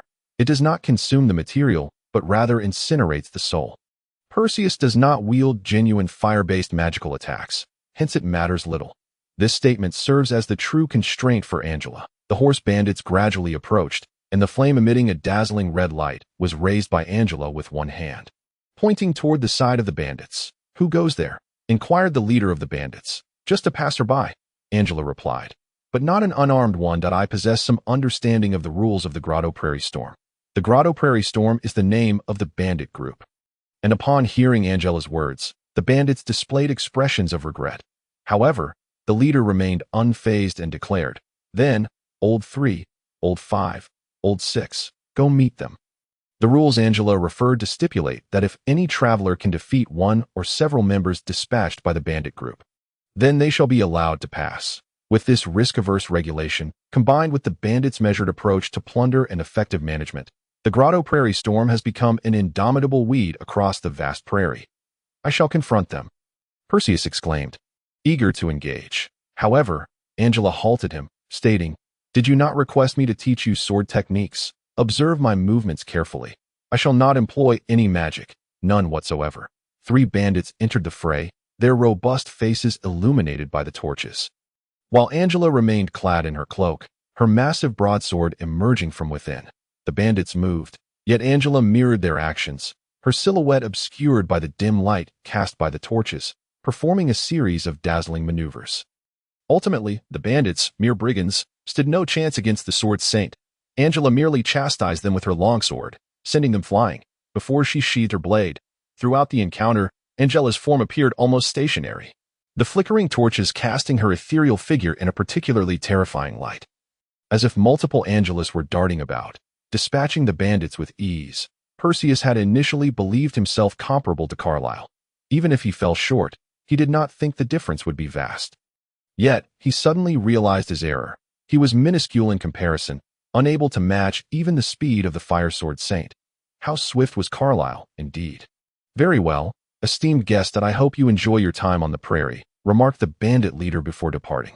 The bandits passed by in a grand procession, leading Perseus to believe he had narrowly escaped a calamity. "Rest now. We shall set forth at dawn," Angela stated before returning to her tent. Yet Perseus remained, practicing the sword techniques Angela had just displayed. During their sparring, Angela had held back somewhat. While her strength and speed were astonishing, she did not unleash her full potential. This battle, though aimed at avoiding harm, saw Angela exert herself to the utmost, her speed being the fastest she could achieve without magical enhancement. At that moment, Perseus could scarcely grasp her shadow.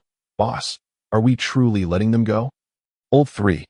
Disgruntled after losing a wager, questioned the bandit leader. The leader chuckled softly, responding, "Even if we all attack together, we might not prevail against them. Is it possible? They are that formidable." "They are precisely our target," the leader replied.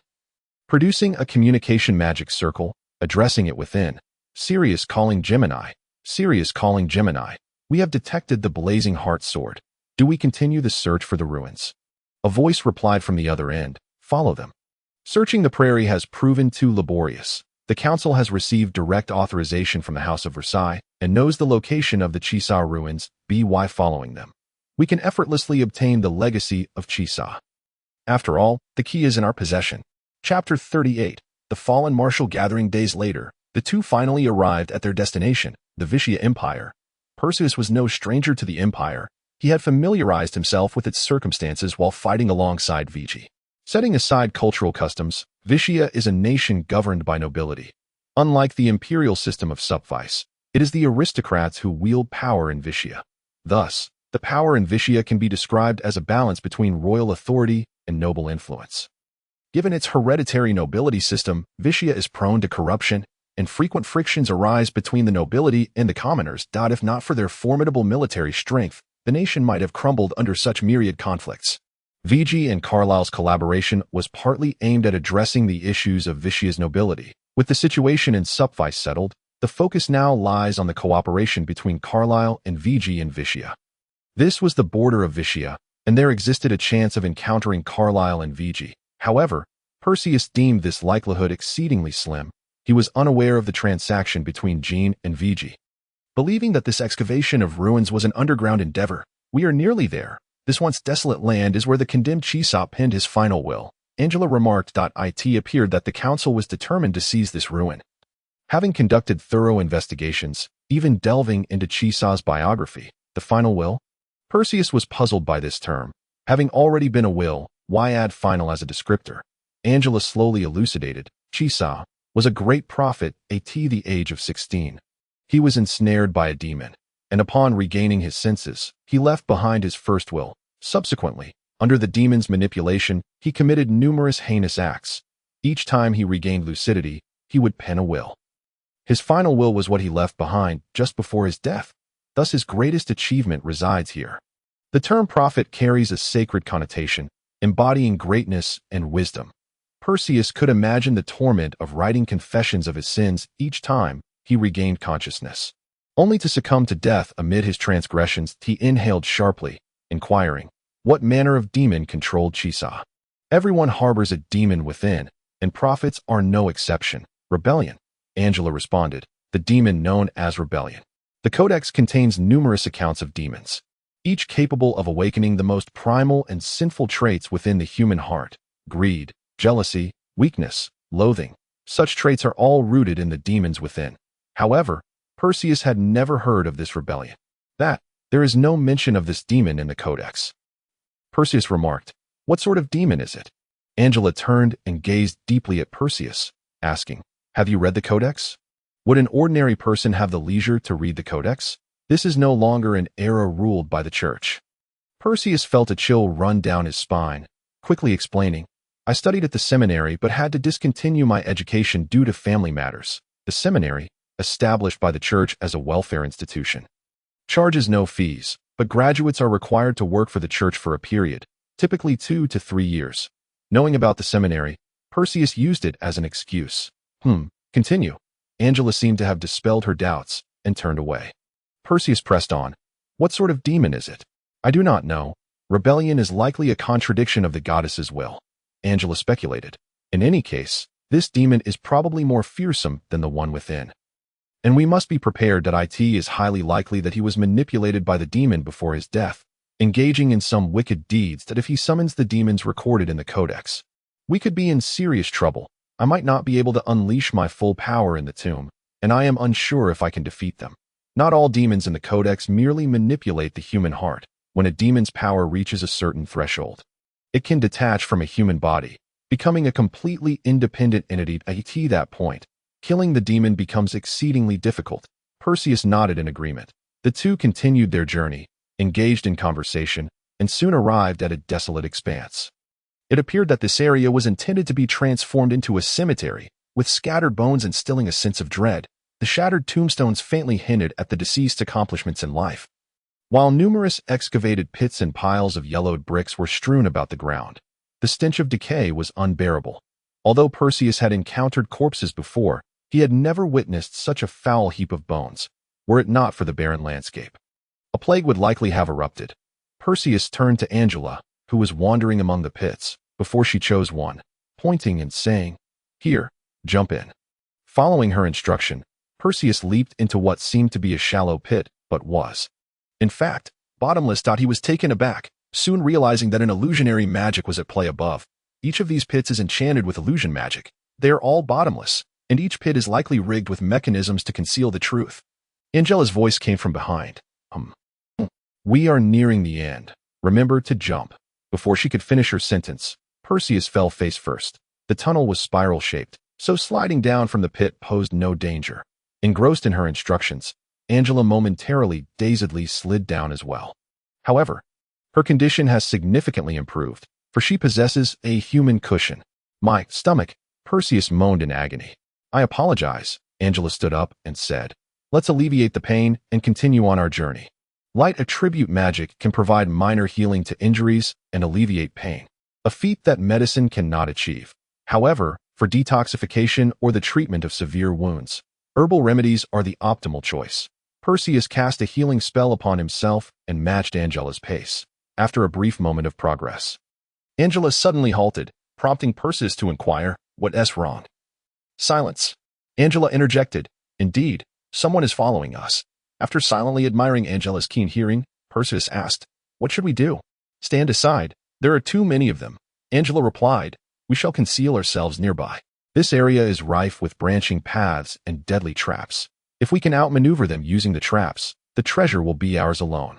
The council had previously surveyed this location, possessing extensive knowledge of its mechanisms, while other factions had merely followed in their wake, likely feeling somewhat disoriented on their first venture here. That a moment's carelessness could easily lead to triggering a trap. There are so many of them. What if they are not all allied? Perseus questioned. That would be ideal, in the chaos of uneven distribution of spoils. We could seize the opportunity. The treasures here are not limited to mere scrolls, Angela stated. In any case, we are outnumbered, so let us conceal ourselves for now. Angela reached out and explored the wall for a moment before locating a mechanism, which she pressed forcefully, revealing a hidden door. Hurry, The door will close soon, Angela urged. Perseus rushed inside, and just as he stepped through, the door thunderously shut behind him. Was this hidden door deliberately designed for such situations? Perseus inquired. Angela nodded in affirmation. Shortly thereafter, Perseus too heard footsteps, holding his breath as the voices outside spoke. Leader, their footsteps have vanished here, and the loud noise earlier originated from this very spot, that I suspect they have met their demise in a trap. Impossible. The Heart of Flame sword is not so foolish, another voice retorted. We may have lost them. Let us proceed and catch up. Understood. The group of subordinates replied, as the footsteps distanced themselves. Perseus prepared to step forward. But Angela abruptly pulled him back, signaling him to be silent, causing a chill to run down his spine.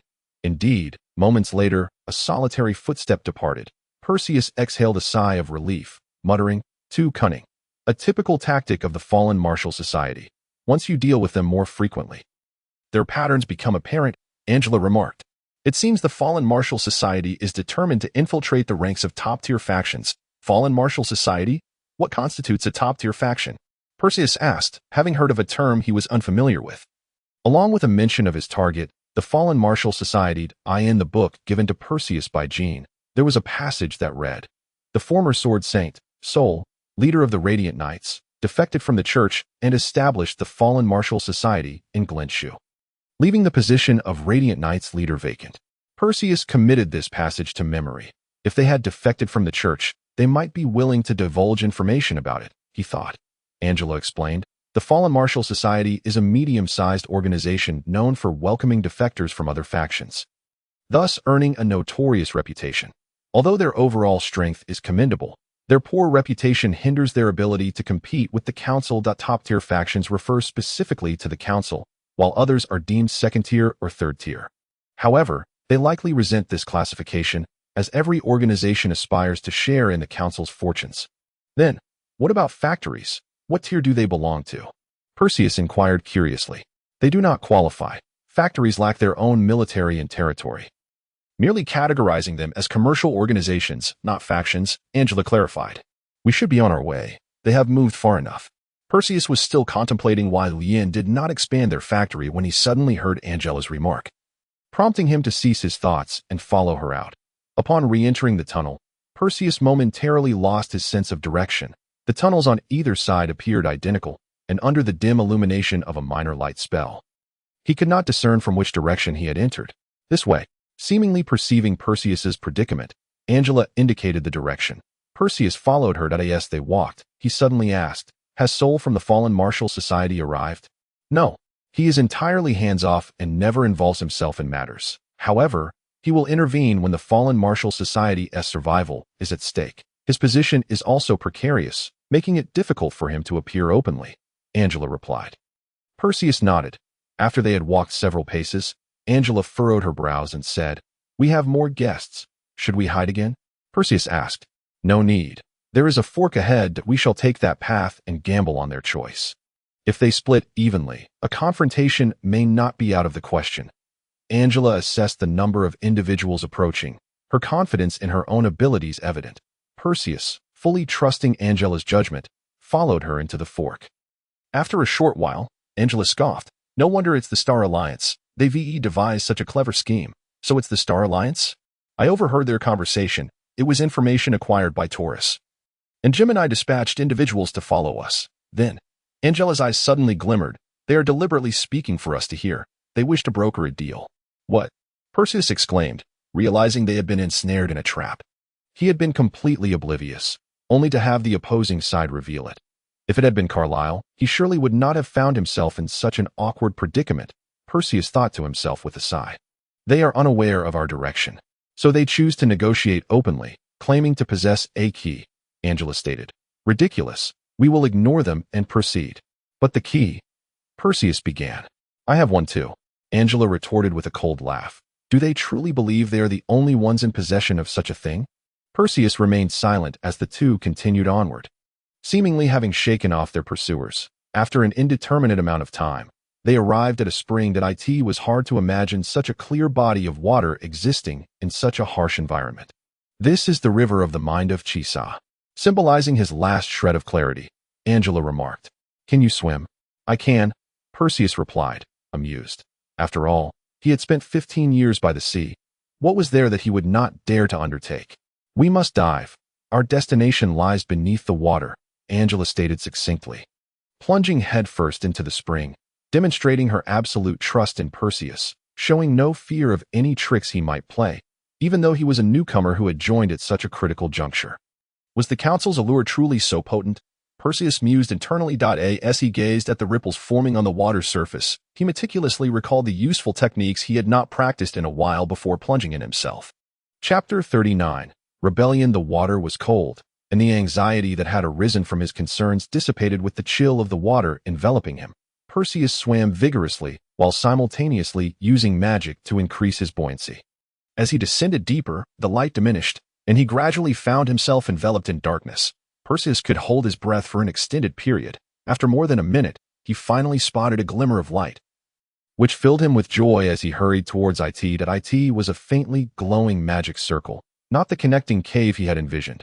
Upon touching the magic circle with his right hand, he was instantaneously transported to a separate space. Damn it, Perseus cursed inwardly. I should have examined my surroundings more carefully.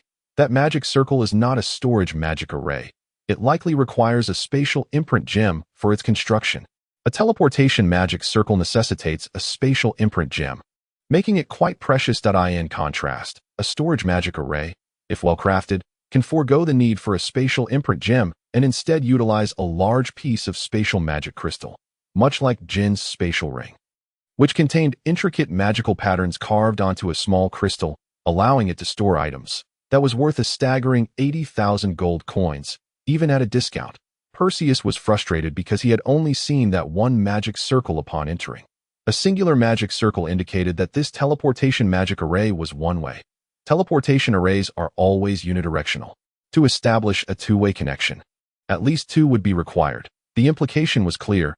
He could not return. Boom. Fiery flames erupted, instantly drying the clothes on Perseus's body. The temperature of the flames was just right, leaving no trace of moisture or singeing on his garments. Though his vision was still somewhat hazy, he knew without a doubt who stood before him. Angela appeared to have entered the teleportation magic array without hesitation, confirming that he had not strayed. For if exploration proved futile, Angela would simply collapse the tomb, declaring the mission a failure before departing. Quickly, we must hasten our pace, Angela urged. I can sense the magical fluctuations here. The once tranquil and harmonious magical elements are beginning to stir. If I am not mistaken, the river of the mind is about to swell, and our path ahead will become treacherous. Perseus nodded in agreement and followed suit. After taking a few steps forward, Angela suddenly summoned flame, causing Perseus's heart to tighten as he too summoned the Sword of Light. Recently, Perseus had been practicing dual-wielding swordsmanship, aiming to master both Ling Xiang and Jiukai simultaneously. Ling Xiang's swordsmanship favored close combat, while Jiukai emphasized lethal strikes. By mastering dual-wielding, Perseus could use Ling Xiang's techniques to parry the enemy's onslaught, ultimately delivering a decisive blow with Jiukai. This strategy was proposed by Ling Xiang, who remarked, "Given your abundant magical energy, why not utilize two spells at once, aside from merely meeting our needs?" Both Ling Xiang and Jiukai sword techniques belong to the highest echelon of combat magic, representing the most formidable spells Perseus could currently learn. He had previously inquired with Ling Xiang about whether accumulating the Fanghua sword would indeed lead him to become a 10-sword flow. As Carlyle had claimed, Ling Xiang had rolled her eyes at him, saying, "Foolish, only the first and last Fanghua swords are true battle swords. The others are merely magical swords, which can easily be stored in a spatial ring." At that moment, Perseus found himself yearning to be a wealthy individual with 80,000 gold coins. Just as thoughts of wealth crossed his mind, Angela retracted flame slightly and then swung it forcefully, sending a creature attempting to approach them flying. The light emitted from Perseus's Sword of Light was far more brilliant than the faint magical array that adorned the wall, with both swords summoned. The entire corridor was illuminated, granting Perseus the opportunity to assess his adversaries. Before him stood a horde of demons. Their grotesque heads, misshapen bodies, bloodthirsty fangs, and pitch-black bat wings were a fearsome sight. Gargoyles, as recorded in the Codex, were not the type of demons that could be named by their personalities. They were merely low-level demons, yet their formidable strength was not to be underestimated. Although even the mightiest of gargoyles were mere fodder before Angela. For Perseus, The situation felt vastly different. Despite the Sword of Light having a multiplicative advantage against demons, and the spirit gold engraving exerting a suppressive effect on lesser demons, facing several agile gargoyles still posed a challenge for Perseus, especially since he wielded two swords, rendering him unable to execute the final killing moves typical of a dual-wielding style. Just as Perseus found himself in a stalemate, he suddenly felt a surge of power. It was Angela casting a buffing spell on him. The fire element buff magic enhanced his strength, significantly increasing both his power and speed. Furthermore, with the spirit gold engraving amplifying his abilities threefold, the previously balanced combat dynamic shifted decidedly in his favor. While Perseus was capable of using fire element buff magic, he was not a fire mage and lacked sufficient proficiency in such spells, even with the threefold amplification from the spirit gold engraving. His strength could not compare to that of a highly skilled fire mage. However, this time was entirely different. Angela's casually cast fire element buff was undoubtedly of the highest caliber, empowered by this newfound strength. Perseus dispatched the leaping gargoyles in one fell swoop. Demons crushed by the Sword of Light disintegrated into fragments, leaving no blood or remains behind. Angela had refrained from employing slashing techniques earlier to avoid leaving any stains that might impede their progress. As she was reluctant to be splattered with such filth, Perseus, however, harbored no such concerns. Regardless, his strikes did not result in bloodshed, and the vanquished demons simply vanished into shards. "Advance," commanded Angela. The gargoyles hung upside down from the ceiling, seemingly endless in number. Angela unleashed a spear of flame, cleaving through the corridor and opening a gap. Perseus hurried to follow, casting a protective spell upon himself. Holy Light Shield. This shield, though not as sturdy as the Holy Shield, could reflect a certain amount of magical damage and retaliate with arrows of light when struck. With the power of the spirit gold engraving, even though Perseus was unaccustomed to using magic, he could maintain the Holy Light Shield for a considerable duration. "We're almost there," Angela stated. "I hear the roar of a great demon." All nameless demons were lesser demons, while those labeled as greed or fear were categorized as great demons. This Zisa had indeed summoned a great demon in its dying moments. Could it be rebellion? While the Codex documented the other demons, rebellion was notably absent. Perseus had no knowledge of what kind of demon rebellion was, leaving him uncertain about facing it. It shouldn't be. After all, he was lucid in the end, Angela replied, simultaneously striking the surrounding gargoyles while hastening forward. The two finally evaded the pursuit of the gargoyles, which resumed their suspended positions on the ceiling, transforming back into stone. Perseus suddenly halted, prompting Angela to turn back and inquire, "What's wrong?" "I suspect it is likely rebellion," Perseus remarked. "There was a detail I wonder if you noticed." Angela pondered for a moment before responding. "Are you referring to the upside-down gargoyles?" "Exactly. The Codex states that gargoyles stand as stone statues, yet they were hanging upside down. This suggests that their master is extraordinary and enjoys countering conventional demons. Just one demon. How strong could it possibly be?" Angela stated, "We'll just eliminate it." Perseus suddenly realized his folly. He had been fearful of facing a legendary demon, forgetting that he was not alone. His companion was a sword saint, the most destructive among the four sword saints, wielding the fiery heart blade. Perseus followed Angela onward. The second corridor posed no ambushes, yet it correspondingly lacked illumination. Were it not for the Sword of Light, traversing this path would have been fraught with anxiety. After navigating the second corridor, a demonic face sculpture loomed before them, its enormous maw agape as if to devour all, its eyes aflame with an unearthly fire that illuminated the cramped chamber, while the darkness beneath its fangs seemed to beckon one closer. This gaping maw was likely the entrance. "Let us proceed." Undaunted, even Angela felt no fear. Perseus hesitated for a moment, but soon followed. Upon entering, their vision expanded, no longer reliant on the glow of the Sword of Light. They were enveloped by a brilliantly lit palace. Perseus surveyed his surroundings, ultimately fixating on the statue before him. It depicted a demon he had never encountered before, and he was 80% certain that this was rebellion. Suddenly, the statue stirred, shaking off the dust of ages, revealing the true visage of the great demon rebellion. Its wings, as white as snow, unfurled to a length that could easily encompass 3 or 4 people, and in its hands, it wielded a blazing flame sword.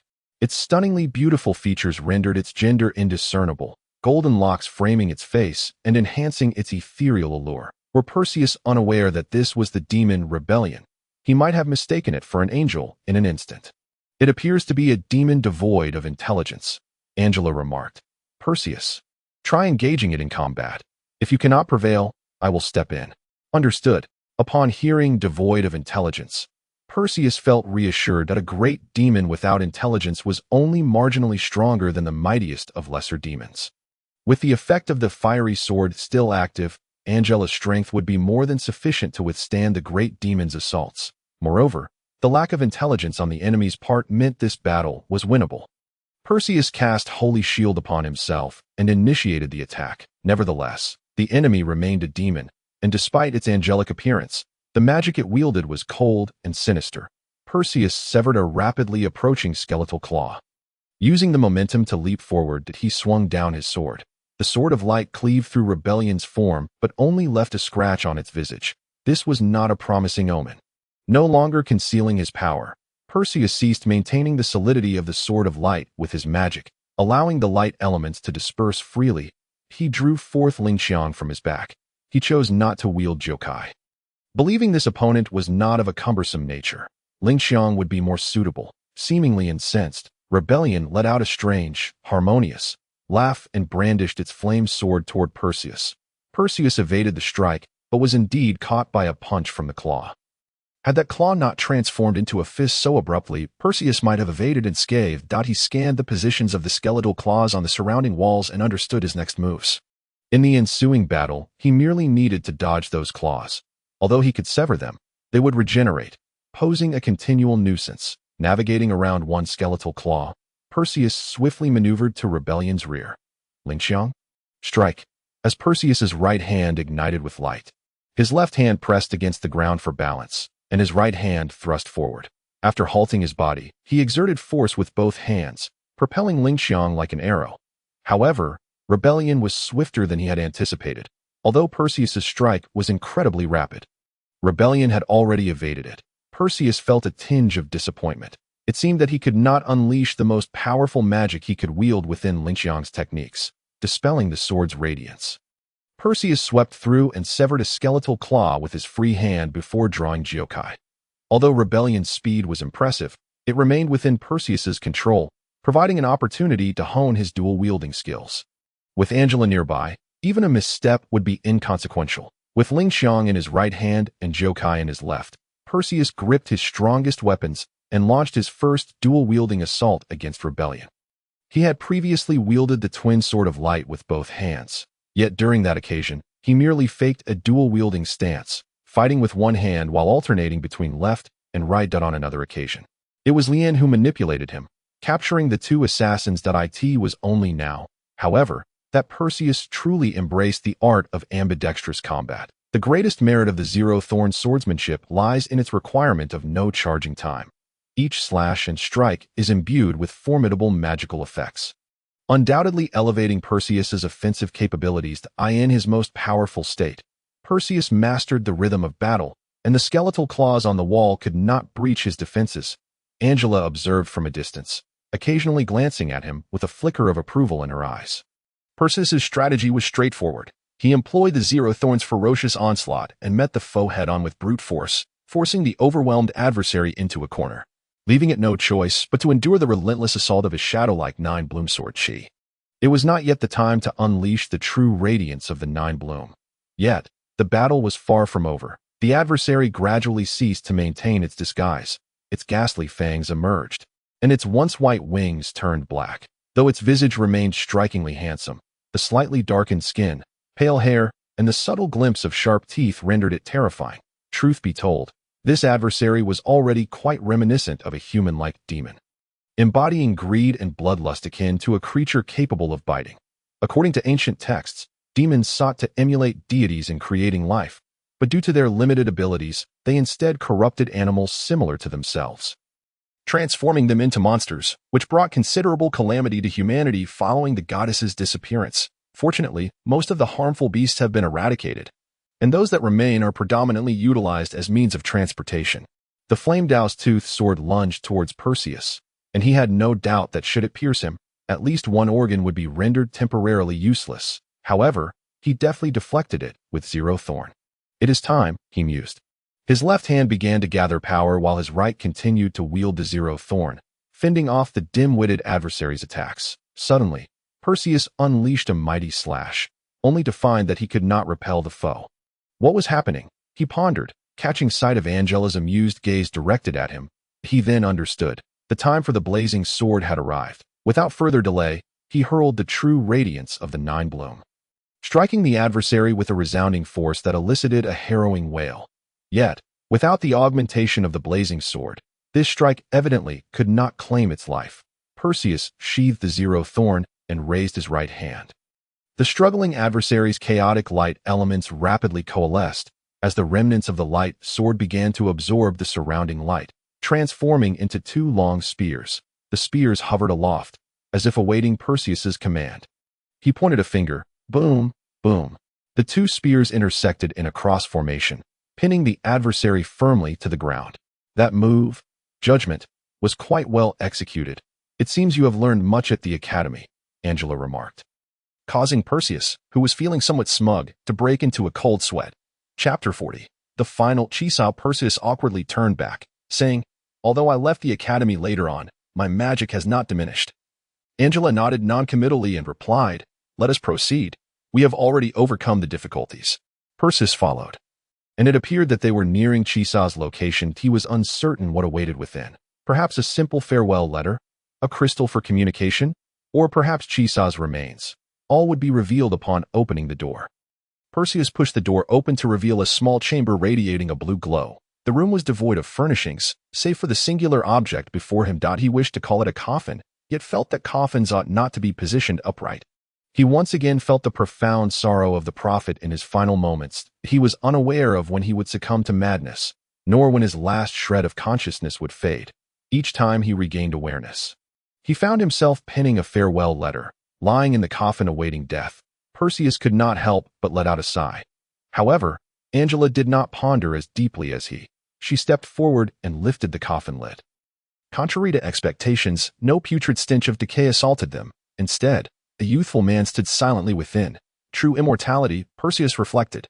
Yet Angela did not exhibit the same reverence for the ancients, nor did she lack appreciation for the grandeur of such moments. She stepped closer, pressing against the corpse. Suddenly, the corpse's eyes opened. Though he had anticipated it, Perseus was still startled. Angela remained unfazed and said, "It appears to be a remnant of magic. Outsider, if you too believe in the goddess, I would be most delighted." Chisa's corpse spoke.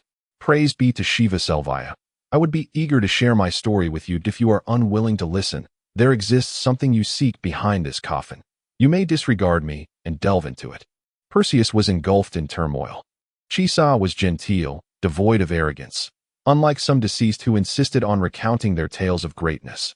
Even in his final moments, Chisa extolled the goddess. Such a man, cursed by demons, was truly pitiable. "Were you not the compiler of the codex? How did you find yourself in such a predicament?" Perseus inquired tentatively.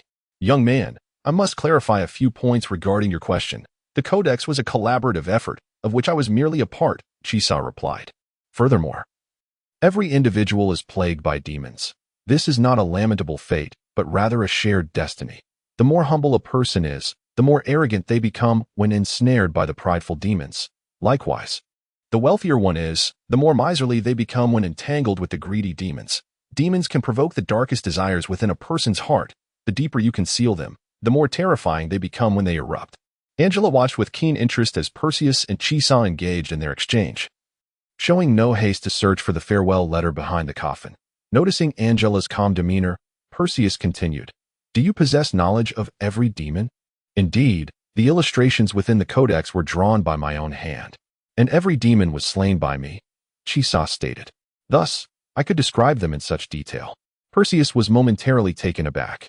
"How did you encounter so many demons?" he asked. If every demon in the codex was slain by Chisa, how many had he killed in his lifetime? Or had he found so many? Chisa smiled faintly. "Only a small portion of the demons were those I sought out and vanquished. I discovered a method that allowed me to conveniently locate demons, and thus I found numerous demons, documenting their traits before eliminating them one by one." Perseus inhaled sharply.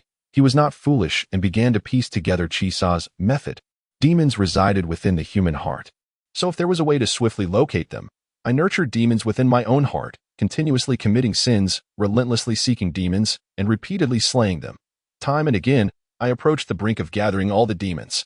The others in the church remained oblivious to my methods. They referred to me as the prophet and regarded me as a great man. I felt they were overstating my worth. Chisholm modestly chuckled. Yet, Perseus felt a chill run down his spine. This man was inherently arrogant. Though outwardly genteel, he was, in reality, a criminal maniac. It would be no exaggeration to confine him.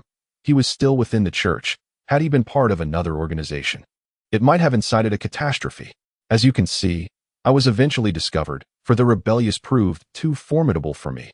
I was defeated, wholly stripped of my bodily autonomy. Chisholm continued. Subsequently, the rebellious committed numerous atrocities through me, and I felt immense regret. Although I had made many mistakes while harboring demons, I did not perceive the gravity of those errors at the time, until I killed a man, our then Pope. Xian Lai was nearly driven mad. Oh, Xian Lai, indeed? Fred, the only female commander of the Radiant Knight Order. She had feelings for the Pope, a fact I was aware of, yet she remained oblivious to my own affections for her. Working beneath a rival was truly perilous. To be honest, I had long since ceased to fulfill my duties as the Star Priestess. In a fit of rage that day, I killed the Pope, but had it not been for that fury, I would have ended his life eventually. The rebellious had already taken root within my heart, beginning to nurture other demons. Wrath, envy, murder, and a slew of other negative emotions surged within me. One rebellious was already sufficient. My heart could not contain so many demons. Ultimately, I shattered. Chisholm's breath began to grow faint. The duration of the magic was nearing its end. Perseus strained to listen intently, unwilling to miss a single word. He was familiar with Xian Lai, having previously conversed with Aaron about her and the Pope. Afterward, I lost everything. My voracious desire for power yielded no power. My yearning for love found no love. And my admiration for strength left me powerless that I became utterly destitute. And it was at this juncture that I commenced my penance, simultaneously launching a counteroffensive against the demons that, of course, after my repentance, I was once again defeated by the demons that I killed the guards and fled, was captured again, escaped, then turned myself in, only to flee once more. In the end, no one could impose justice upon me. They could not slay me. Their seals were feeble, and they could not imprison me. I have sealed myself within this prison, yearning for the day I can subdue the demon. Perseus interjected, if I may be so bold, that rebel does not appear to be particularly formidable. Why not simply eliminate it? Your perspective is admirable, yet regrettably misguided. The truth is far more complex. Those demons unwilling to remain sealed have all escaped. For instance, the previous rebel has long since vanished. And what you have just vanquished is the second. Of course, in terms of sheer power, the first rebel was not particularly strong either. That time, I had already slain nearly all the demons. A couple of fledgling demons posed no challenge. However, alas, the rebel is a demon of my heart. I am utterly restrained by it, incapable of harboring even a fleeting thought of killing it. In fact, I find myself somewhat inclined towards it. Is this what a demon truly is, capable of infiltrating the depths of the human soul and manipulating consciousness? Perseus mused quietly. This is the last time I awaken. I cannot foresee what I shall do upon falling into slumber once more. Nevertheless, it is a relief that this world has not been destroyed. It seems I have not slept for long. My research findings are tucked away at the bottom of the coffin. And I am pleased you have listened to my tale. Although it matters little if you had chosen not to, it brings me comfort that someone is willing to hear my story. Since you have come for the mark of rebellion, you must be prepared for the sacrifices I have made. Do you need to say that? The speaker was not Perseus, but Angela. For the sake of power. Humanity has already lost the goddess. What else is there to lose? Chisholm spoke softly. Life? Dignity? Sanity? Or perhaps one's very identity? Life, life, life. It is fated thus, and even if one were to impose causality, it remains a daunting task. Whether it will succeed, we shall see, Angela replied. Chisholm smiled as he closed his eyes, and in an instant, azure flames enveloped him. In but a fleeting moment, his lifeless form vanished. Subsequently, his coffin collapsed, revealing the inscriptions etched upon its back. Perseus regarded it with little interest, saying, "You jot it down, and we shall depart," returning to report. Perseus had gleaned most of what he sought, and upon completing this task, he could sever ties with the council. His next target was the fallen martial society. He aimed to gather intelligence before Lien's return. Angela, however, was not as impatient as Perseus. She casually cast a spell to record the text, then inquired, "What exactly do you intend to do?" "What do you mean?" Perseus asked, perplexed. "The fallen martial society has infiltrated the council with spies to seek opportunities, while the Celestial Alliance has bribed bandits for intelligence that I have been puzzled by the cards you church members are playing, having endured until now." "Why have you yet to take action?" Angela questioned. Perseus immediately understood Angela's implication and replied with a bitter smile, "I am now a wanderer, no longer a member of the church. You ceased to be one after dropping out of the seminary." Angela mocked, scrutinizing this persistent liar. Perseus, meeting her doubtful gaze, stated, "In the church, I was but a dead man, devoid of any status or identity." "What do you mean?" Angela asked. Perseus proceeded to outline his circumstances, omitting necessary details, including the identity of the suspected perpetrator. Angela fell into contemplation. Perseus ventured, "Elder, I have laid bare my story, and I shall take no reward from Chisa's treasure, but may I pose a question to you? Additionally, I have a request." "Speak," Angela instructed. "Firstly, what exactly is the church? What has transpired within? Who is at odds with whom, and why have I been entangled in this mess? It may seem lengthy, but with a brief explanation, it could be clarified. If you are unwilling to answer or lack knowledge, I hope you can join me in seeking the answer." Angela fell silent. Perseus's unwavering gaze bore into her. After a moment, Angela spoke. "My name is Angela Serenka." Perseus was taken aback and replied, "The daughter of Baron Phalion?" He had heard that Phalion had a daughter who had gone missing long ago. Angela nodded, stating, "When I was very young, my father spoke of upheaval within the church and sought to send me away. I was reluctant at the time, but eventually, my father entrusted me to my master, who treated me well, teaching me magic and swordsmanship. After several years, my master guided me to inherit his legacy, and my strength surged. Then, my master too vanished. Later, the council approached me, offering to appoint me as an honorary elder. I thought little of it, as I had heard the four sword saints were present, yet upon my arrival, I did not see my master." "Can we seek out your master for answers?" Perseus inquired. Angela shook her head, stating, "I do not know what my master looks like. He always wore a mask, a hat, and a large cloak. It was as if he feared I would see his face. My master had 3 disciples, the other 3 sword saints. We exchanged insights for a time, yet found that despite being taught simultaneously, our sword techniques differed entirely. Moreover, they too concealed their faces beneath cloaks, rendering their appearances unrecognizable. They have their own paths, while I remained with the council, seldom called upon. Initially, I was used as a trump card, a mere enforcer, but eventually, I could complete tasks independently." Angela muttered, lost in her memories. Perseus, lacking the patience to wait for her to continue her soliloquy, interjected, "Then surely soul of the fallen martial society must possess some clues. He is a defector of the Radiant Knights and a former sword saint." "I do not know. I cannot discern any traces of my master in him, and when I inquired about my master, he did not respond. But he was the former leader of the Radiant Knights. Do you not wish to understand what has transpired within the church?" "I am somewhat curious," Angela admitted. She genuinely wished to know what had compelled her father to send her away from the church. "Then, our target is the fallen martial society," Perseus declared. "Let us go there and inquire." Simultaneously, he sought to meet Sol, harboring a flicker of hope that this unreliable youth was unlike any ordinary person. This time, it was Angela who complied with Perseus's command. She nodded and departed the grave with him. In another corner of the tomb, living one, "Congratulations on discovering the final letter I left before my demise. The power granted to me by the demon has enabled me to successfully complete my research. Am I now lucid or mad? I know not, but the results of my frenzied research lie before you. Take it and bring about the world's destruction." The speaker was none other than Chisa. This was indeed another letter he had left behind. To destroy the world is perhaps an exaggeration, but I certainly wish to see whether your life's work can indeed create a deity. I shall not engage in a losing venture. Having sacrificed so many, do not hand me a hot potato." The young man facing him replied, "Living one, all must die. Why not attempt to take everyone along to the grave?" Chisa, now mad, was a stark contrast to the refined and composed individual he once was, although bearing the same visage. He seemed like an entirely different person. While all must perish, if one becomes a deity, could they not escape death? The young man gathered the centuries-old paper that had not decayed and said, "Our leader requires an opportunity to become divine. It will not succeed. I shall await you in hell. Whether it succeeds remains to be seen." The young man chuckled. "You may take your time in hell. Some individuals ultimately will not descend into its depths." Ha ha ha. Chapter 41. Time frozen. Perseus and Angela exited the tomb and boarded a vessel bound for Glenshire. Despite having traveled by horseback and galloped for half a month, the ship crossed the ocean and reached the port in a single day.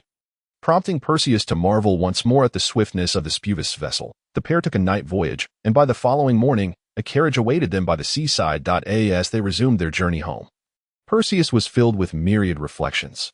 Once upon a time, when he and Yearn set out for Glenshire, he regarded that path as a quest, Spuvus as home, and Glenshire as the outside. Much like the emotions he felt when he first traveled to Spuvus with Kate and others. After years of wandering, he could no longer sense the feeling of home. It seemed that even upon returning to the church and lying on his own bed, he would be unable to recapture the essence of that earlier time. For a wayward son, the most profound sentiment towards home is not longing, but nostalgia. Longing is affirmative, while nostalgia is negative. What occupies your thoughts? Noticing the sorrow reflected in Perseus's eyes, Angela asked. "I am thinking of home," Perseus replied. "Where is your home?" Angela inquired. Perseus shook his head and said, "I do not know. It may be within the church or perhaps in Spuvus." Angela, perplexed, questioned, "What do you mean? Why such an odd response?" Perseus sighed and explained, "Home is not merely a dwelling. If it were simply a house, I possess many. The sense of home, once filled with warmth, now seems to be an empty shell devoid of its essence. Is a house still a home if the feeling is gone?" Angela pondered. Memories of her past surged forth, particularly the heart-wrenching moment when her father cast her out. Though it was a dire necessity, the pain remained as sharp as a dagger. Perseus continued, "I am an orphan, adopted by Uncle Oliviera, who awakened my imprint and taught me the ways of magic and martial arts. Now, he stands before me, yet only wields his sword against me. He cannot trust me. I have already died in his eyes. Aileen and I grew up together. She was my first friend from the church. When she asked me about my dreams, I declared my ambition to become the Pope. She replied that if I became the staff, she would be my sharpest sword. Now, she is indeed the Pope's greatest blade. Yet I am not the Pope. Should we meet again, I would be the one who usurps her friend's identity, labeled as a heretic." Angela furrowed her brow, questioning, "Who has the authority to judge your standing within the church?" "The next commander of the Radiant Knight Order." "Kate Serenga," Perseus replied. "Him?" Angela exclaimed in astonishment. How could that be? Kate was Angela's cousin. They had shared a childhood akin to that of Perseus and Aileen.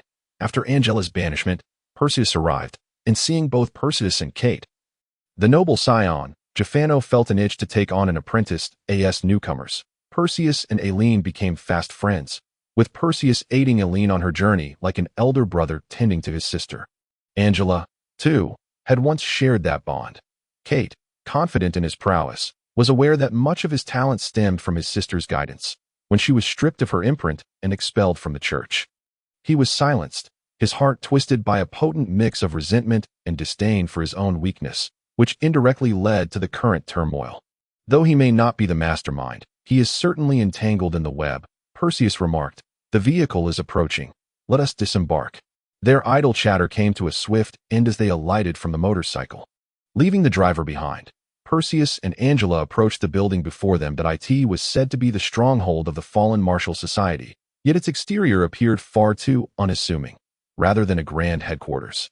It resembled a quaint villa, nestled in a serene environment with a tranquil architectural style, truly a vacation paradise. Eventually, they learned that this was merely a privately styled villa, where all matters of the fallen martial society required the owner's consent. Perseus politely knocked thrice on the door, and a lively voice echoed from within. "Who is it?" It was indeed Sol. As Perseus had suspected, he replied, "The Blazing Heart Sword and Perseus come to visit." The door opened, yet no one appeared at the threshold. "Come in," a voice beckoned from inside. Angela discerned Perseus's confusion and explained, "This is an automatic door produced by the factory, capable of recognizing specific magical fluctuations. Only the magic of the master can unlock it. Generally, the homeowner would open the door themselves, as insufficient magical training prevents the magic from extending too far." Clearly, Soul possessed considerable power, commanding respect even from someone as proud as Angela. "Long time no see," Soul greeted Perseus, then turned to Angela, saying, "You too." Angela did not respond to his greeting but stated, "We are here to discuss serious matters.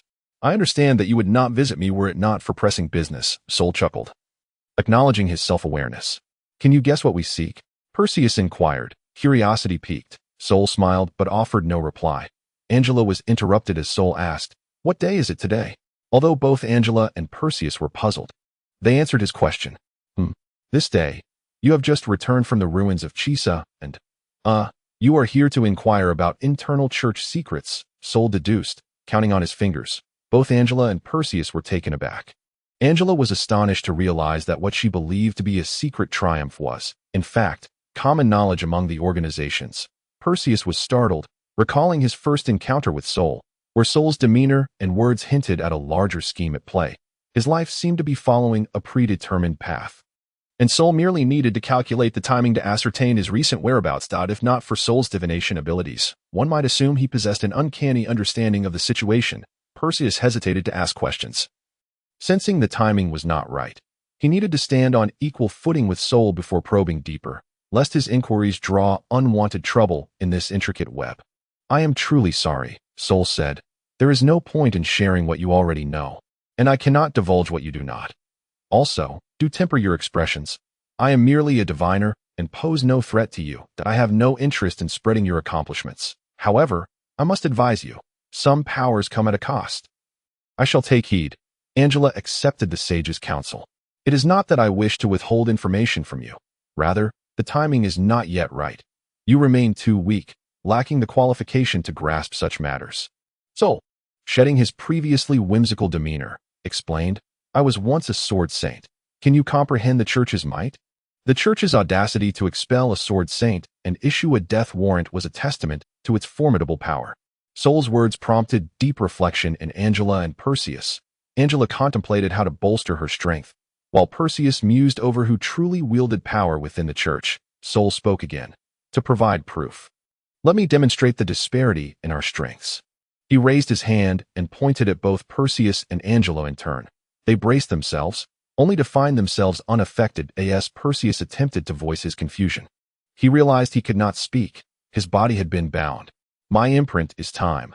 I am known as one who freezes time. Thus, despite the mismatch in imprints, I inherited the legacy of the previous water sword saint. I have mastered both time and ice magic. Fear not too greatly. Much like soul manipulation, you can evade such abilities if you remain focused and calm." Soul elucidated. "Strive to grow stronger. Combat prowess, magical mastery, and imprint levels are all worthy goals. Seek tranquility. A restless heart cannot discern truth." Though the magic of freezing time was lifted, both remained motionless. Angela, who had always been confident in her abilities, felt an indescribable sense of loss under this level of suppression. While Perseus pondered another matter, had Soul just mentioned soul manipulation? How did he know of his past experiences with it? Was he truly an omniscient diviner? And what of the restless heart? He seemed to possess an intimate familiarity with Perseus's life trajectory. Perseus wished to speak further but saw Soul wave his hand, stating, "This is not an expulsion. You may yet have time to act before irrevocable mistakes are made." At that moment, Perseus paid little heed to Soul's words. Lost in contemplation, the two bid farewell to Soul and departed his abode, embarking on their journey back to the council. Just as Perseus contemplated whether to resign, a figure abruptly materialized before them. As if conjured from thin air, space magic, Perseus marveled, astonished that anyone besides Icer could wield space magic to such an extent. The figure then removed their hat, revealing the answer. Lien had returned. "Come with me." "Perseus, the Deity took me a long while to find you," Lien stated. "The time has come. You must grow stronger. He is now my subordinate." Angela glared at Lien with evident hostility. Lien regarded Angela with disdain, eyeing her slightly taller form and retorting, "Yours. What do you have to guide him?" "I." Angela began to speak, but Lien abruptly raised her right hand. There was no imprint. Her hand shimmered with no radiant light. Yet her chest emanated a glow as if her imprint resided there.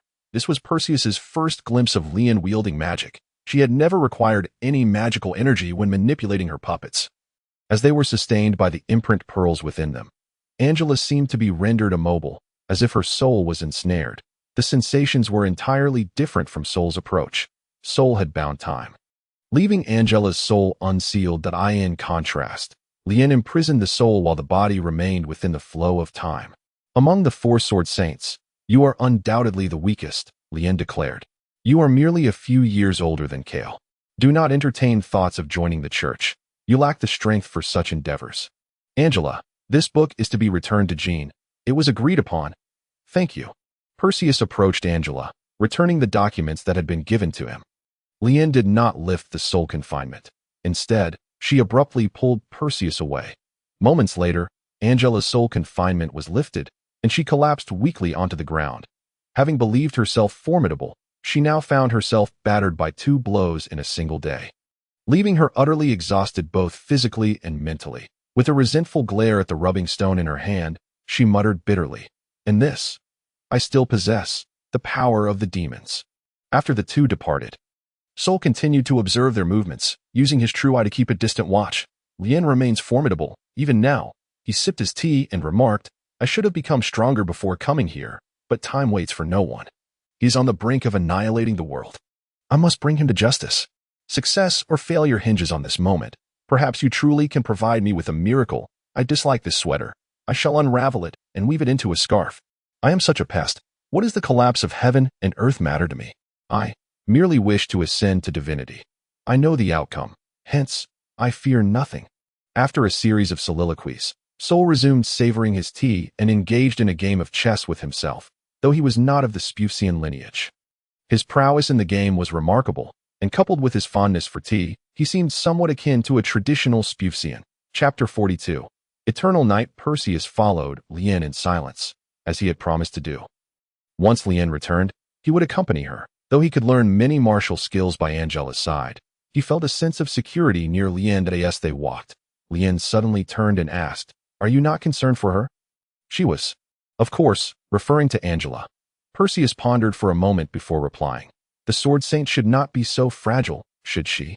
This moment of contemplation brought joy to Lien, indicating that Perseus had not previously considered Angela. Yet beyond the title of sword saint, she is merely an ordinary woman. She lacks the nonchalance of Carlyle and the steadiness of Kuba.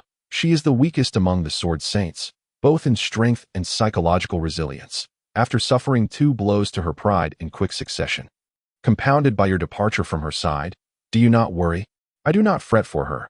She is quite resilient, Perseus countered. Sadness will eventually pass. Having grown up alone, my presence or absence is inconsequential to her. However, it is unnecessary for her pride to be wounded twice. That I too have been subject to soul manipulation and have experienced the freezing of time. Maintaining a proper mindset is sufficient. Give me time, and I shall grow stronger. Lien acknowledged Perseus's burgeoning confidence, but simultaneously corrected his misunderstanding. What she endured was soul confinement, which is 1 tier less effective than soul manipulation, yet more practical. Clearly, the success rate of soul confinement surpasses that of soul manipulation, and it does not require distraction to control the other as soul. Thus, it is not an exaggeration to say it is more effective. Well, let us not dwell on that. I have been meaning to ask, who is Kuba? Perseus inquired. He is the earth sword saint of the 4 great sword saints, known as the Sword of the Abyss, Lien replied. Perseus pressed further. And the other sword saint, the water sword saint, perhaps? I do not know. Soul claims he is the former water sword saint, and I am unaware of who the next will be, Lien explained. It is likely within the Star Alliance, as I suspect that any hidden water sword saint elsewhere would be discovered. Perseus responded with an oath and ceased further inquiries. He began to contemplate his own dilemmas. His thoughts were chaotic.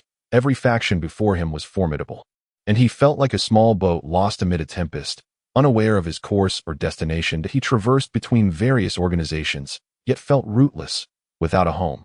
What was his purpose? What should he destroy? What should he protect? Like a being born from nothingness, Perseus sensed his existence lacked meaning. His once cherished ideals had dissipated into the ether, rendered impossible.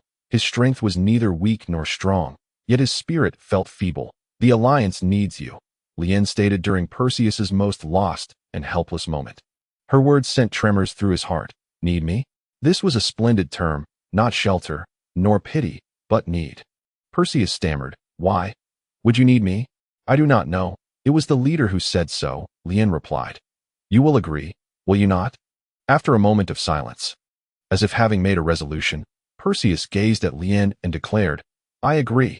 Then, Eternal Night Star, welcome to the Star Alliance, Lien said coolly. I do not know why the leader bestowed such an esteemed title upon you, but I am aware your current strength is insufficient. The leader requires me to escort you back. Back where?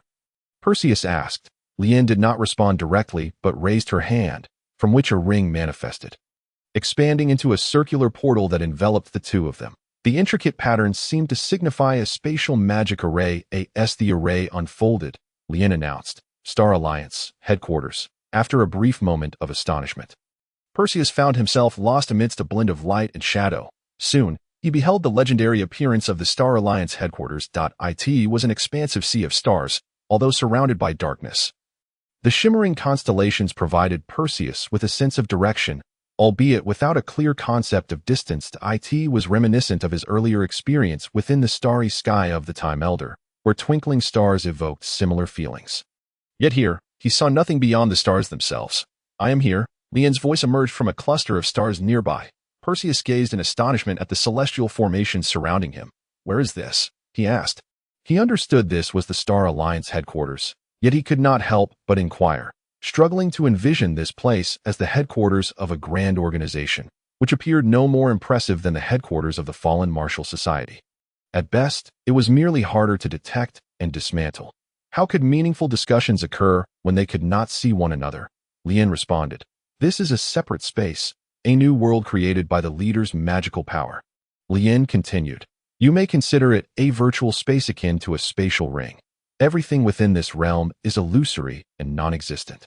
By the way, having trained for so long, you must know what a spatial ring is, correct? As Lien was no longer privy to Perseus's conversations with Jean, she was unaware if Perseus had ever encountered a spatial ring. Yes. Just as he spoke, Perseus suddenly felt a small hand grasp his own. Lien pulled him closer, placing something in his palm. As he touched it, he realized it was a metallic ring, and combining it with Lien's earlier words. He seemed to be holding 80,000 gold coins. Upon closer inspection, it indeed appeared to be 80,000 gold coins. The ring was inscribed with a magical array, with a spatial crystal at its center. This is the item. You can activate the magical array by moving from left to right, and anything touched by the magic crystal will be stored inside. However, you cannot place living things inside, or the spatial ring will collapse. This is a relatively low-level virtual space, not yet capable of containing a spatial ring, Lien explained. Perseus was still in shock. To enter an organization and immediately receive 80,000 gold coins. Where could he find such fortune? No. To survive in this world, one must always repay their debts. He needed to remain calm and not be swayed by greed. We cannot see one another now. Adhering to the original rules of the Alliance, if one does not wish to reveal their identity, no one has the right to know. However, my identity is no longer a secret. Anyone can discern who I am, Lien stated, though this is a complete alliance. It does not preclude individuals from other organizations from infiltrating. Because the Star Alliance is merely an alliance? Perseus inquired. An alliance is just that. Those willing to join are accepted, while those unwilling to join remain separate, distinctly defined. This is the principle of the Star Alliance, which does not compel any member to act. Peripheral members may not even be assigned tasks. The Star Alliance's covenant is quite lenient. Even the 12 zodiac signs have the right to decline tasks they do not wish to undertake, for the leader seeks stars. Stars that shine brightly, and those that do not shine at all. The leader desires every star to form a vast expanse of starlight. This is the leader's path of the stars, Lien remarked, from Lien's tone. It was clear she held great admiration for the leader she spoke of. Well, what should we do next? Perseus asked. Next comes your time to grow stronger. You will receive the teachings of the 12 zodiac signs, Lien declared. But the prerequisite is that you must satisfy everyone. Each zodiac sign will set trials for you. In that year, the trials I set for you have been successfully passed. Come to me every day from 1 to 2 in the afternoon, and I shall teach you the arts of puppetry and spiritual magic. The spirit is a peculiar attribute, not belonging to any other category, devoid of any mutual generative or restraining relationships. However, if one employs spiritual magic judiciously, It can inflict tremendous harm on those who are oblivious to the powers of the mind. Where should I go now? I see nothing but scattered stars on the ring you just received, and you will be able to perceive the path and people faintly. Furthermore, aside from creating a space for storing items, you can utilize your magical energy to reverse the operation of the magic circle, thereby opening a portal to this sea of stars. This is fundamental knowledge of the Alliance, said Lien. Thus, this extraordinary ring is even more valuable than 80,000. Simultaneously, the teleportation magic circle, the subspace magic circle, and the illuminating magic circle of Pushio form a triad, with the subspace and teleportation circles being inverse structures. This item seems rather formidable. Pushio exclaimed. It is the masterpiece of the Alliance leader, Lien replied, her tone imbued with reverence for the leader. Pushio could deeply sense the charismatic aura of the leader. Compared to that church, which relies on power to maintain absolute authority, does the Star Alliance resemble a religious organization? Pushio did not dwell on this thought. She donned the ring and gained a clearer view of her surroundings. The constellation she had just glimpsed was, in fact, the starry pattern engraved on Lien's mask. As she belonged to the Libra constellation, adorned with numerous star motifs, Lien was now clad in a grand robe that enveloped her entirely, concealing her true form. Pushio glanced at herself, realizing she too was draped in a similar garment. She inquired, our attire? This is a world crafted by the leader. Everyone within it dons the same clothing, distinguishing one another by the stars on their masks. You too wear a mask, of course. If you wish to reveal your true visage, you may do so, but it requires the leader's permission. That would not be necessary. Pushio replied. Where am I to go next? To Ares, there, in that room. The subsequent rooms are arranged in order. The 7th room is mine. No need to visit it, Lien said. Be cautious. Each of them is formidable in their own right. They are, after all, constellations. Understood. Pushio noted Lien's directions and, drawing forth Jiao Kue and Ling Chong, made her way toward the room of Ares. Chapter 43. Interlude. The path of the sword. St. Carlisle had made up his mind to depart that a year later. Iser had matured considerably, no longer the Navi girl struggling to navigate the complexities of the world. She could now handle any issue with ease. He could attempt to let go. Standing on the cliffs of the Chinchio Strait, Carlisle gazed into the distant mountains. Carlisle, are you leaving today? Iser stood behind him. To others, she was an empress, but to Carlisle, she would forever be a sister. Iser has become adept at managing all affairs. She no longer needs me. I am like the wind, a wandering breeze that cannot settle, Carlisle stated. A few days ago, Lien sent a message asking me to leave something behind before I go. After consideration, I have decided to comply. If anyone requests something in Lien's or the Star Alliance's name, you may give it to them. With that, Carlisle produced a sword. The obsidian blade was as profound as still waters, and he handed it to Iser, saying, Chime has never acknowledged me. You may try to awaken her. I have a feeling she is not dead, but merely in slumber. If a certain power can rouse her, she will revive. I will do my best. Iser nodded. Chime's power is darkness, and it does not closely relate to your imprint. If it does not work, do not force it, Carlisle continued. Belorod is a person of great potential, but he is too weak. You must protect him and prevent him from drawing too much attention. That he is suited for work behind the scenes. If war breaks out, who knows how many assassination attempts he could evade. Noted, Iser replied. Whether it was her nature or the melancholy of parting, Iser's words became increasingly sparse. Carlisle, eschewing pleasantries, continued. Zealer's talent astounds me. When he first joined, his untrained strength was merely average among my guards, but now he has risen to prominence. Without doubt, he will become a powerful warrior. Moreover, his ability to command in battle is exceptional.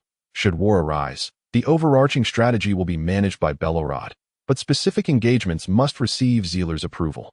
It is truly an honor to have such a subordinate. However, he is rather straightforward and lacks understanding of social nuances. Someone must assist him in that regard. The bandits he brought lacked such individuals.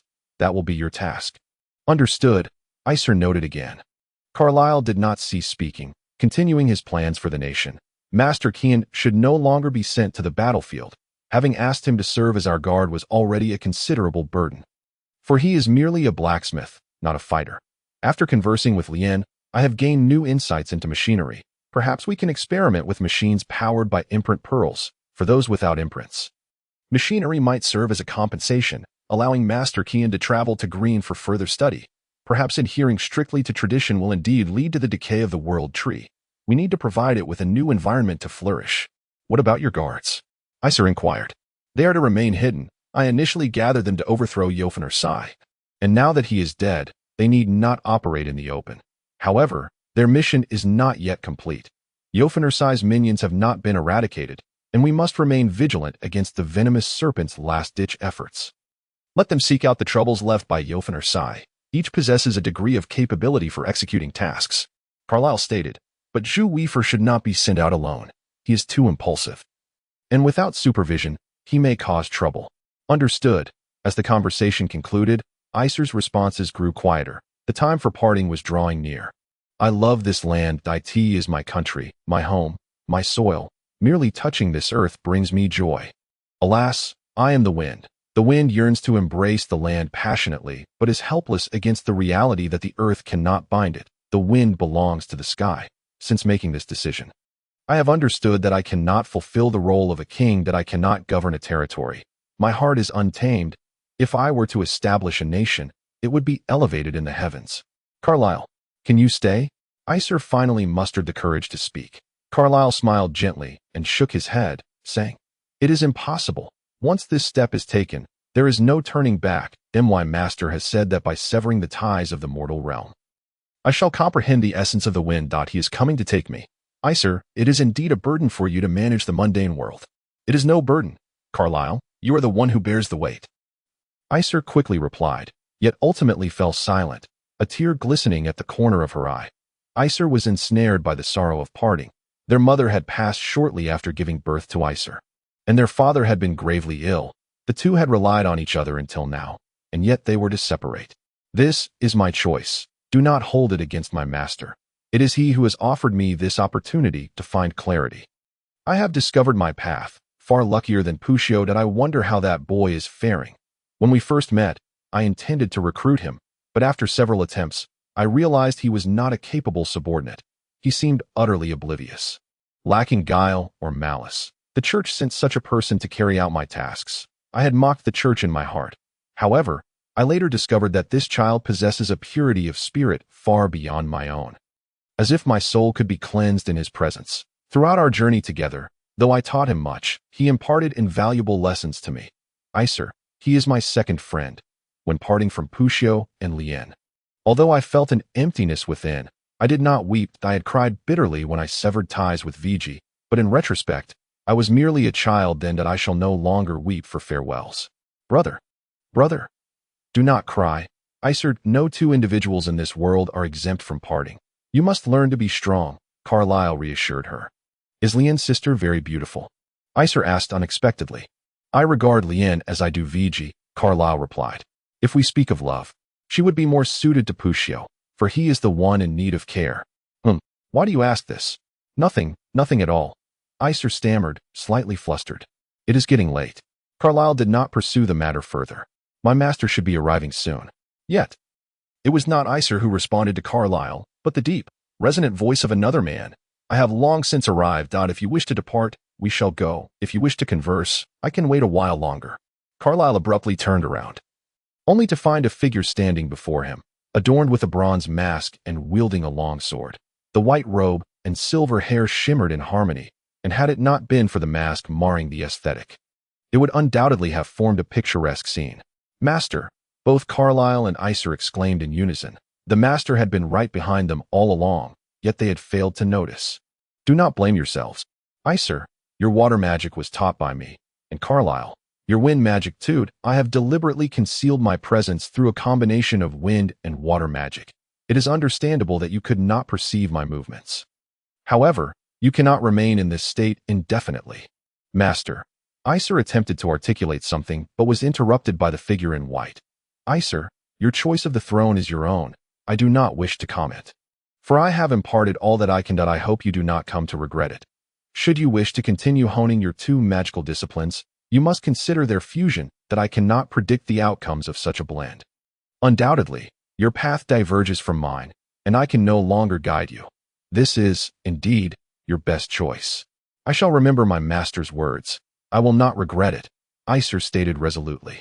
As for Carlyle, I am quite astonished to witness your struggle between the throne and power. It tugs at my heart. Yet, I am genuinely pleased to see you make such a choice. Come now, accompany me. We shall embark on your training. The figure in white continued. Let the first trial take place in Supuis. During your leisure moments, you may still see one another. Once you delve into further training, opportunities for meetings will become scarce. Understood. Carlyle nodded earnestly. Then, tread upon the soil of Supuis. The figure commanded, may your diligence allow your innate talent to flourish. Yes. Carlyle replied loudly, nodding with conviction. Approximately an hour later, Master.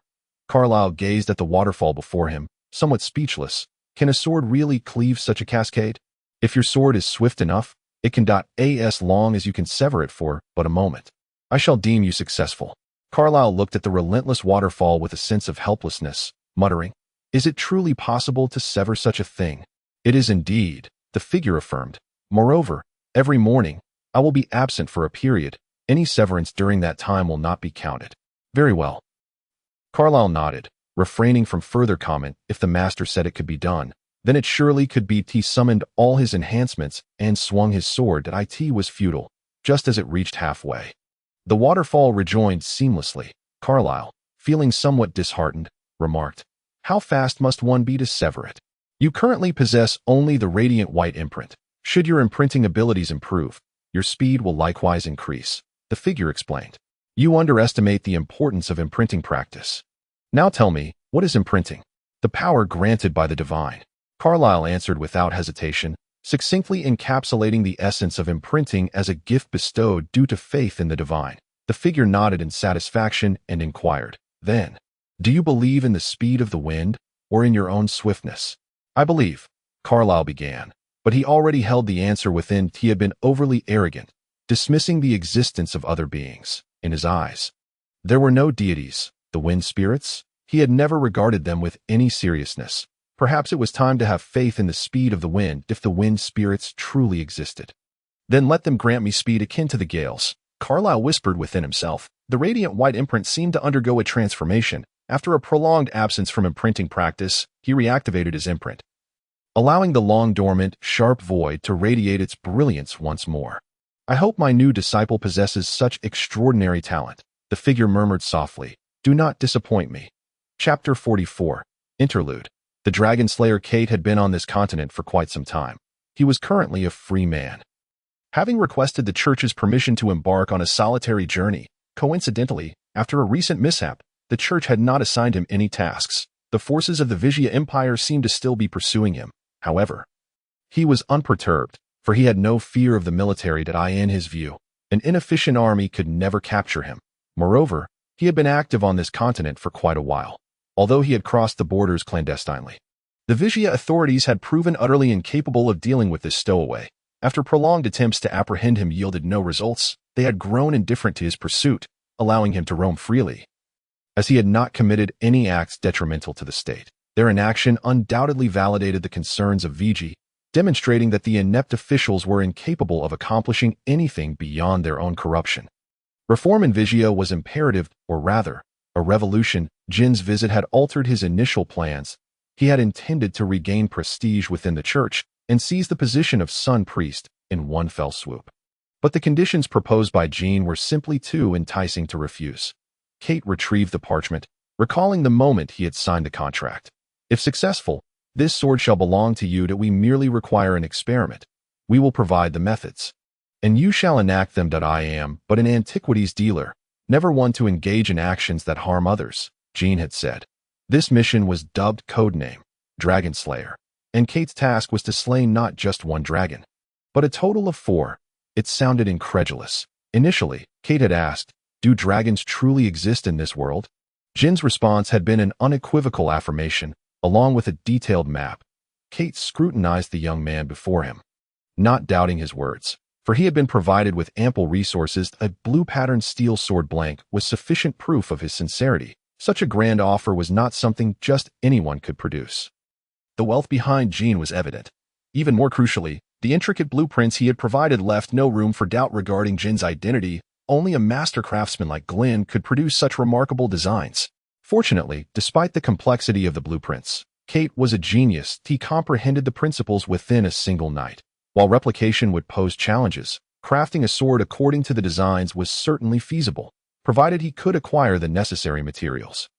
Yet, those materials were undeniably costly. For dragon hearts, for some reason, a certain game came to mind. I diligently write every day. First, I must seek out that ice dragon. I can hardly wait to test my newfound powers. Having just acquired the betrayal imprint, which had initially manifested as a slightly mottled gargoyle, it had now transformed into a pure white form that in merely a year. Kate had completely purged the impurities from the imprint, a testament to his innate talent. The gargoyle itself seemed to have undergone a change. Instead of standing upright, it now hung upside down. An upside-down gargoyle. Was it not a symbol of rebellion? The blue-patterned steel was excellent, but a mere sword blank was hardly sufficient. It required the addition of a dragon heart and embellishments of dragon bone. Truly a masterpiece, this sword, once completed, would rival the power of the four holy swords. The mere thought elicited a thrill within him. As Kate caressed the sword blank in his hand, he mused. The four holy swords wielded by the sword saint were named Earth, Ice, Flame, and Wind. For the moment, he had no need for this sword, so he stored it within his spatial ring. The spatial ring had been a gift from Jean, who had remarked, "Our collaboration is worth more than these coins." Although feigning reluctance, Kate could discern the sincerity and wealth behind the gesture. If he leveraged this relationship wisely, it might very well serve as a significant advantage in his ascent to the papal throne. Kate once again retrieved his original weapon, the long sword named Holy Imprint, imbued with multiple arrays infused with the power of light. However, his justice imprint was no longer present, and the magic he had cultivated had vanished alongside its dissipating imprint. Magical energy resided within the imprint, and upon its dissolution, the accumulated energy would dissipate as well, along with the magic he had mastered, necessitating a complete retraining. Yet, Kate had no time to spare, with light and darkness in perpetual conflict. Rather than re-establishing the weak light magic he had previously practiced, it was far more prudent to delve into the dark arts. Furthermore, possessing the betrayal imprint meant he was destined to master all four magical disciplines. True to his genius, despite the need to rebuild from the ground up, he had already grasped the intermediate levels of all four magical schools. While he could not say he was a master, he was certainly capable of employing them effectively in battle. Coupled with his rigorous combat training and the dark combat magic he was currently honing, along with the treasures he had obtained from the church in Jean, he felt confident in facing a dragon, even if his adversary was a legendary beast. It has been far too long since I felt such fervor for battle. Kate strode purposefully towards his destination. This time, he executed his mission without the slightest concern of being followed. Unlike Perseus and Angela, who alternated between riding and walking, fearful of taking a boat to sea and instead opting for the bridge. Not to mention that others could hardly locate the dragon's lair. How many in this world dare to slay a dragon? The dragon slayer, en route, pondered what it would be like to confront an ancient dragon. Some bards spoke of dragons resembling towering mountains, their massive wings unfurled, breathing fire, symbols of calamity.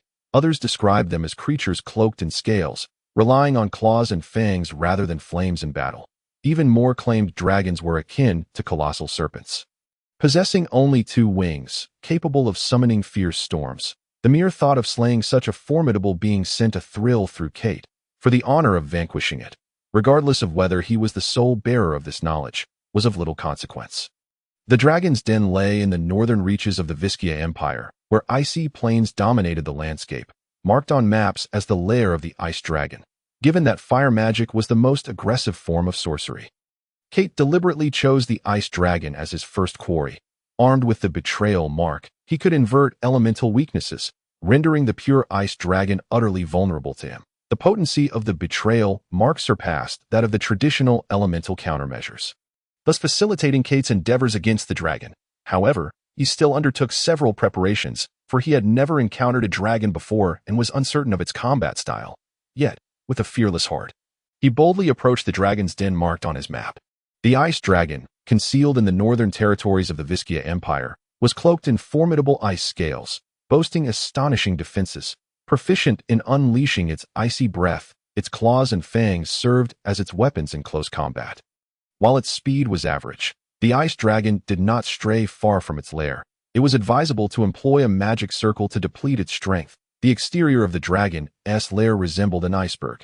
Yet its majestic form, akin to a dragon with wings unfurled, would likely become a tourist attraction were it not situated so far north.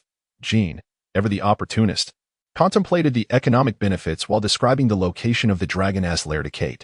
Due to the dragon's prolonged lifespan and formidable power, it was exceedingly difficult to slay. Thus, humanity had sealed them within their habitats, restricting their escape. Should a dragon be deprived of sustenance, the energy it had absorbed would ultimately be exhausted, rendering it incapable of recovery. Even without the magic circle, merely enticing it to expend a few spells would suffice to deplete its magic. Moreover, over the years, countless tales of dragons being sealed in this place had circulated, leading to a significant depletion of the dragon's power. Jin's letter to Kate contained a passage to this effect. After a long trek, Kate finally halted before a grandiose ice sculpture that signified the identity of this iceberg, a dwelling of the divine dragon. Its surroundings imbued with a sense of divinity, yet he wondered how much the heart of a divine dragon could enhance his sword. Perhaps merely embedding a dragon's heart would allow Kate to forsake his holy mark. While the holy mark was indeed a distinguished sword, it remained a light attribute magical blade, and Kate had no intention of retraining in light magic.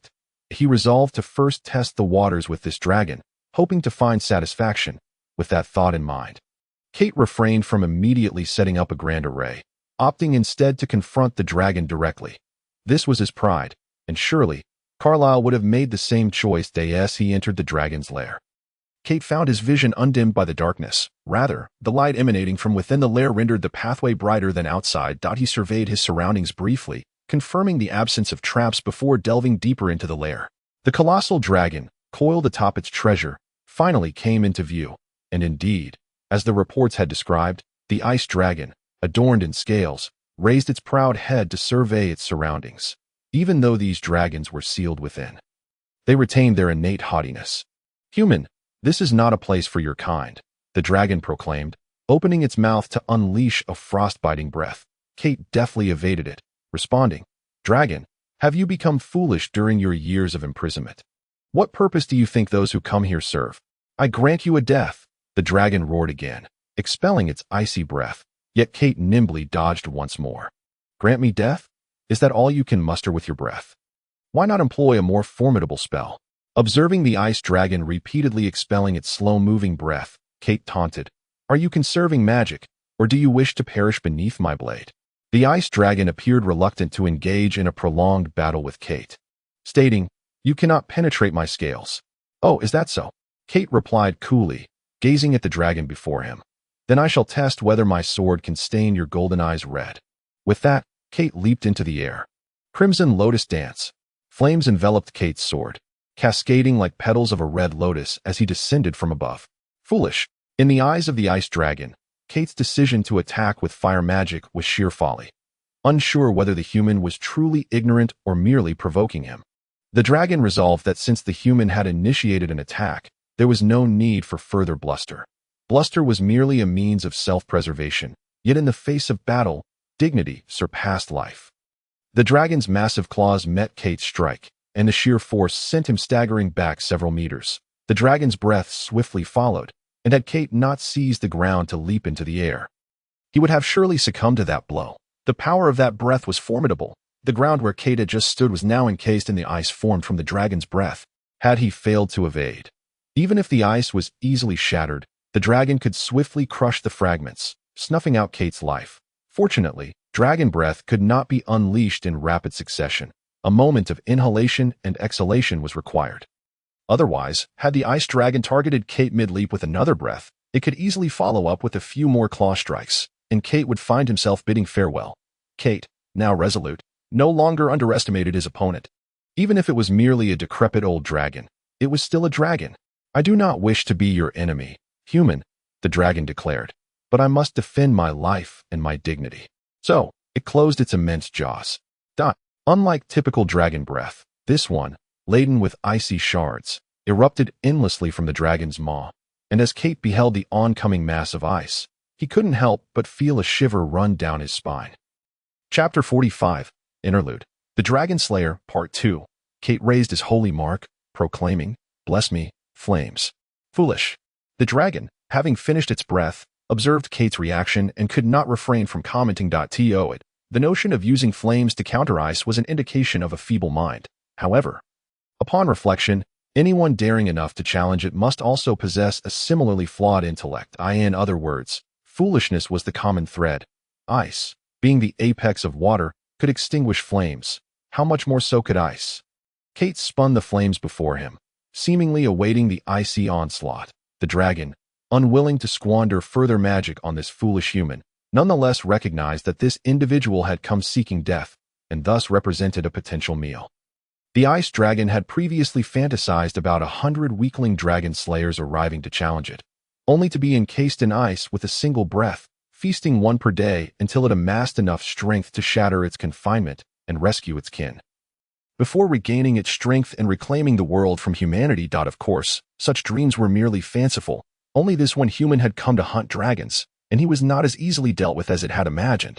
In an instant, a torrent of dragon breath surged towards Kate, leaving him with no avenue of escape, and shattering the worldview of the ancient dragon. A vast expanse of ice was effortlessly repelled by Kate's fiery shield. Preposterous. Surely, I have lived too long and am seeing things. This human is but an ice sculpture. The old dragon rubbed its eyes, but the outcome remained unchanged. A human was still a human, and a fire shield was still a fire shield. If this is your ultimate technique, then I believe it is time for me to retaliate. The insufferable human declared. If you possess any hidden cards, do reveal them. I have come to slay you, and a noble creature such as yourself deserves a dignified demise. Exhaust your final ounce of strength and perish in despair.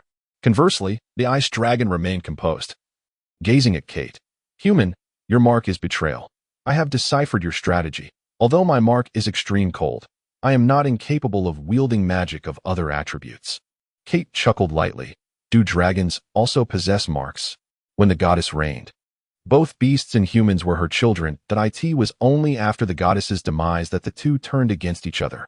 The dragon explained. I have discerned your strategy. You should return now, for you cannot triumph over me.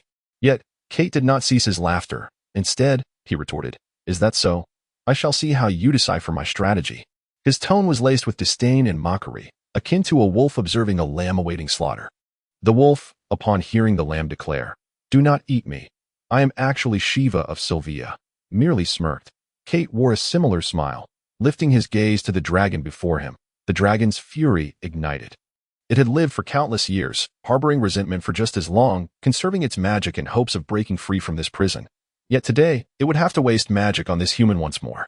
The dragon, filled with fury, ultimately deemed its dignity more significant than its very existence. It raised its head, gathering magical power, and then exhaled forcefully. Reluctant to move, for doing so required energy. When to tribute magic, is it? Kate lifted his hand, and his sigil radiated with brilliance. The previously inverted gargoyle suddenly transformed, its curled wings unfurling as its body straightened. As chronicled in the Codex, a gargoyle stands upright with wings spread wide when it metamorphoses into stone. Resembling a sculptural masterpiece, the upside-down gargoyle now stood tall, and the reversal of magic simultaneously altered the dynamics. Kate conjured a fireball, which flickered and danced in his palm, while the wind blast expelled by the ice dragon collided with it, causing the fireball to surge upward by a meter after absorbing the wind. I have trained extensively with this sigil. I can now transition freely. Dragon, do you still naively believe that wind magic will be effective against me? Human, you are forcing my hand, the dragon retorted. Very well, I shall expend more effort to send you to hell. Hell cannot contain me. I am the Demon King, Kate murmured softly. Has your struggle ceased before your demise? Dragon, constrained and powerless, the dragon had exhausted too much magical energy, compounded by years of imprisonment in this wretched place. It was weary and famished. Its strength significantly diminished, and the unreasonable restraint further disheartened it. Suddenly, the ancient beast felt a twinge of fear. Initially calculating and intent on survival, it now fixated on the thought of killing this human to live. The dragon cast aside all reservations, opening its maw to summon a grand spell. As the chill in the air coalesced into a massive ice sphere, compressing relentlessly, it propelled the ice sphere forward, which struck the ground before Kate. Although the projectile traveled at blinding speed, Kate did not flinch. Seemingly unconcerned, he chuckled lightly, remarking, "Are you perhaps too old? Old enough that your vision is, Before he could finish, the ice sphere detonated. The explosion did not generate a shockwave. Instead, it birthed a ferocious tornado that engulfed the area around Kate. Bringing with it shards of ice and the specter of death, Kate finally felt a stir of emotion. This ancient dragon, whether it had lived for millennia or centuries, had not wasted its years. It had achieved a fusion of magic, merging the wind and ice attributes to stand unyielding against the earth. Confronting someone like him, who bore the betrayal sigil, it would not be easily vanquished. The intertwining of ice and wind left Kate in a predicament. His sigil was rendered ineffective, and all must rely on sheer strength. This white storm shall serve as your funeral, human. Though you are formidable, your current power is diminished, your ambition and talent are remarkable. I have noticed your betrayal sigil. You have betrayed a significant friend. Have you not? To die thus would likely spare you from some torment in hell. The old dragon lamented.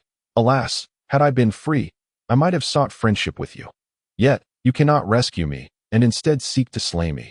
Such a pity. Truth be told, I admire your audacity, the courage to slay dragons, and the resolve to betray your comrades. The ancient dragon, seemingly long deprived of conversation, became particularly loquacious that day. Praise death, praise reincarnation, praise the goddess and all her riches. Human, may dust return to dust. It would once again succumb to slumber until someone returned to meet their demise, or until a power-hungry individual sought to liberate it. You are rather conceited. Kate's cold laughter reached the dragon's ears, causing it to open its eyes in disbelief. Before it stood a blood-soaked youth, battered yet resolute. Necromancy, the dark art of necromancy. The dragon trembled. You are compelling me to unleash greater power to obliterate you. Necromancy allowed one to become a mere shell, devoid of pain. Why employing such a spell? Kate aimed to shield himself from the agony and chill that might incapacitate him in battle. I am the dragon-slaying warrior, he proclaimed, raising the sacred sigil high. How could I be felled by a mere mixed spell? Observing this, the dragon withheld no further effort. With its left hand, it cast an ice magic, while its right unleashed a wind magic, simultaneously expelling a fireball and shaking the earth to summon several spiked pillars from below. Though one could not precisely label the sharp pillars, with diameters of about 30 centimeters at their bases, as mere spikes, their razor-sharp tips warranted such a description. After executing these spells, the dragon lunged at Kate, striking him with a force that sent him flying. Having evaded the spikes and wind magic but succumbed to the combined assault of ice and fire. Withdraw your necromancy, or you shall perish, the dragon advised kindly. Unbeknownst to the dragon, this statement struck a nerve in Kate. He had slain Perseus and killed Jaegong for glory. He was not here to listen to a dragon belittle him. Rising once more, although he felt no pain, the numbness in his nerves rendered him sluggish. He hoisted the sacred sigil aloft again, and the dragon attempted the same tactic, using a fraction of its magic to definitively vanquish the intruder. However, in the instant it closed the distance, Kate vanished. This spatial magic scroll has been wasted on you, you immobile dragon.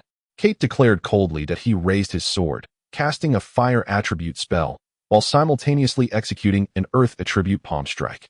Despite their differing attributes, the alternating effects countered the ice magic effectively. Most critically, the fire attribute swordplay wielded immense power, while the earth attribute palm strike delivered substantial force. The two attacks, disregarding the recoil, inflicted pain upon the dragon, and Kate, undeterred by his injuries, engaged the armored dragon in close combat, fighting with a dragon.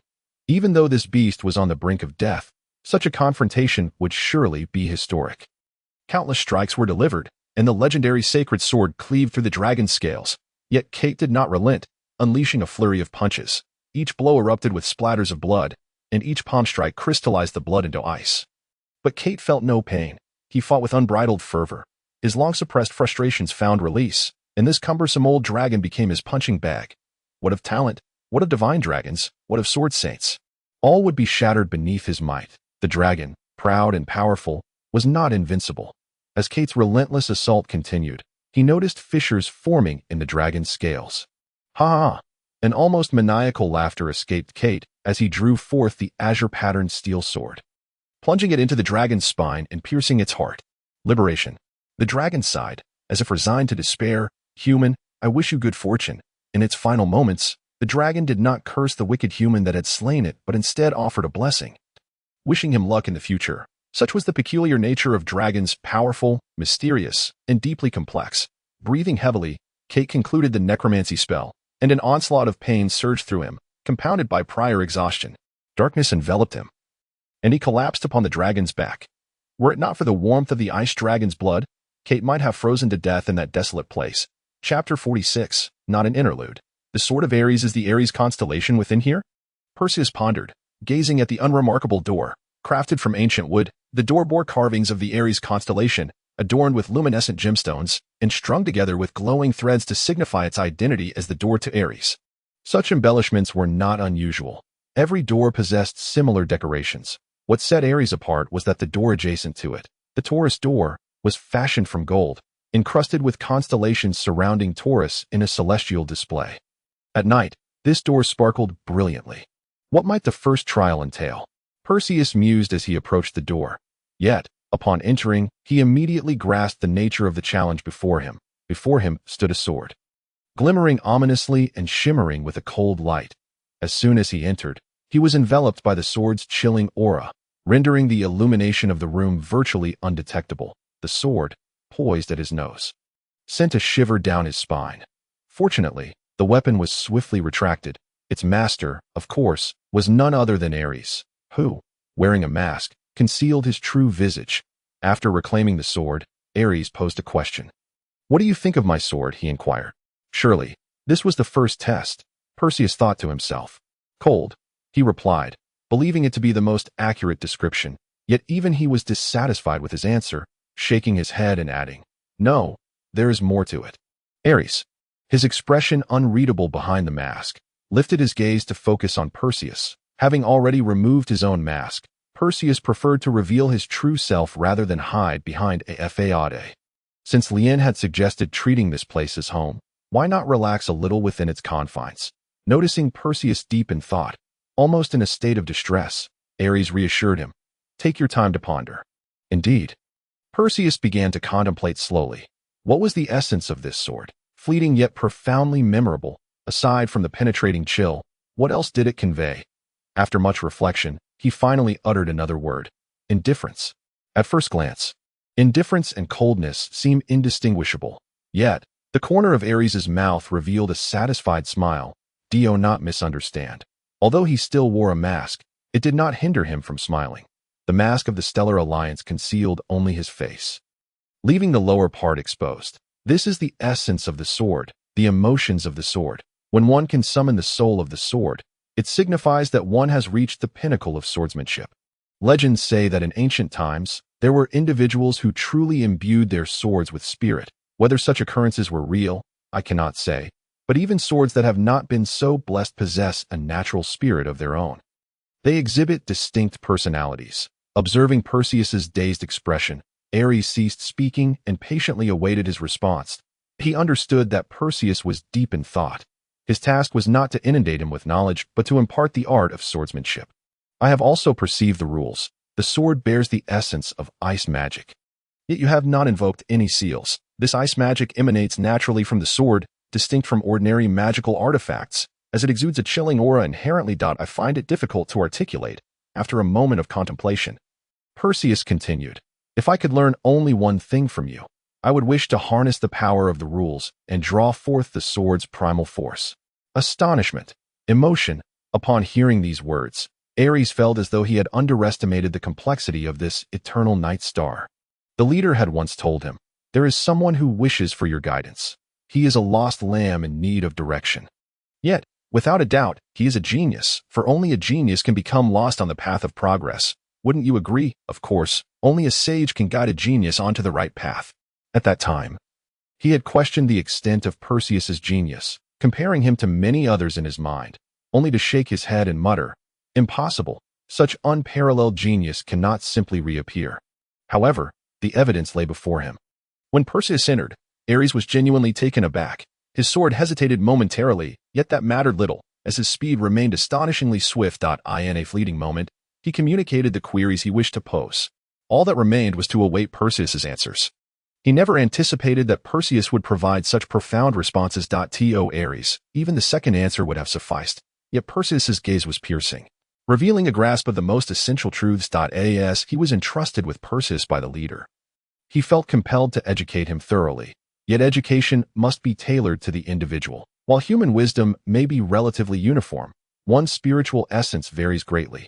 Thus, Ares posed this question that if he were merely a fool, a casual teaching would suffice. This was Ares's initial thought. However, he never expected to bring back Perseus, nor did he foresee that Perseus could penetrate so deeply into these matters. His expression shifted as he fixed his gaze on Perseus and inquired, "Do you comprehend this concept?" "Not entirely, but I can sense it. I once possessed a weapon that, even in its dormant state, exuded magical fluctuations. I believe this is a remarkable technique, though. As for how to classify this technique, I am at a loss. I know not whether it falls under the category of forging or magic. Yet I aspire to master it." Perseus spoke the unvarnished truth. He was not adept at deceit. The weapon he referred to was none other than Lingxi prior to awakening. Once awakened, Lingxi transcended mere weaponry, as Ares had noted. It was an ancient sword imbued with a soul. "I have heard of you, Perseus. You are quite renowned within the Stellar Alliance," Ares remarked. "However, I must confess, I underestimated you, though I already regarded you as a genius. The ability to discern essential truths from the dormant Lingxi and my own sword. You are indeed exceptional." "No, not just these two swords," Perseus replied. "There are also wind and flame. Although Corel and Angela have not succeeded in awakening the spirit of the sword as you have, the unique quality that emanates magical essence is unforgettable. Such extraordinary weapons are indeed hard to forget. The swords of the four great sword saints are difficult to replicate precisely because of their exquisite craftsmanship. This technique is known as sword forging, an ancient method of crafting swords. Naturally, this knowledge cannot be employed on the battlefield alone.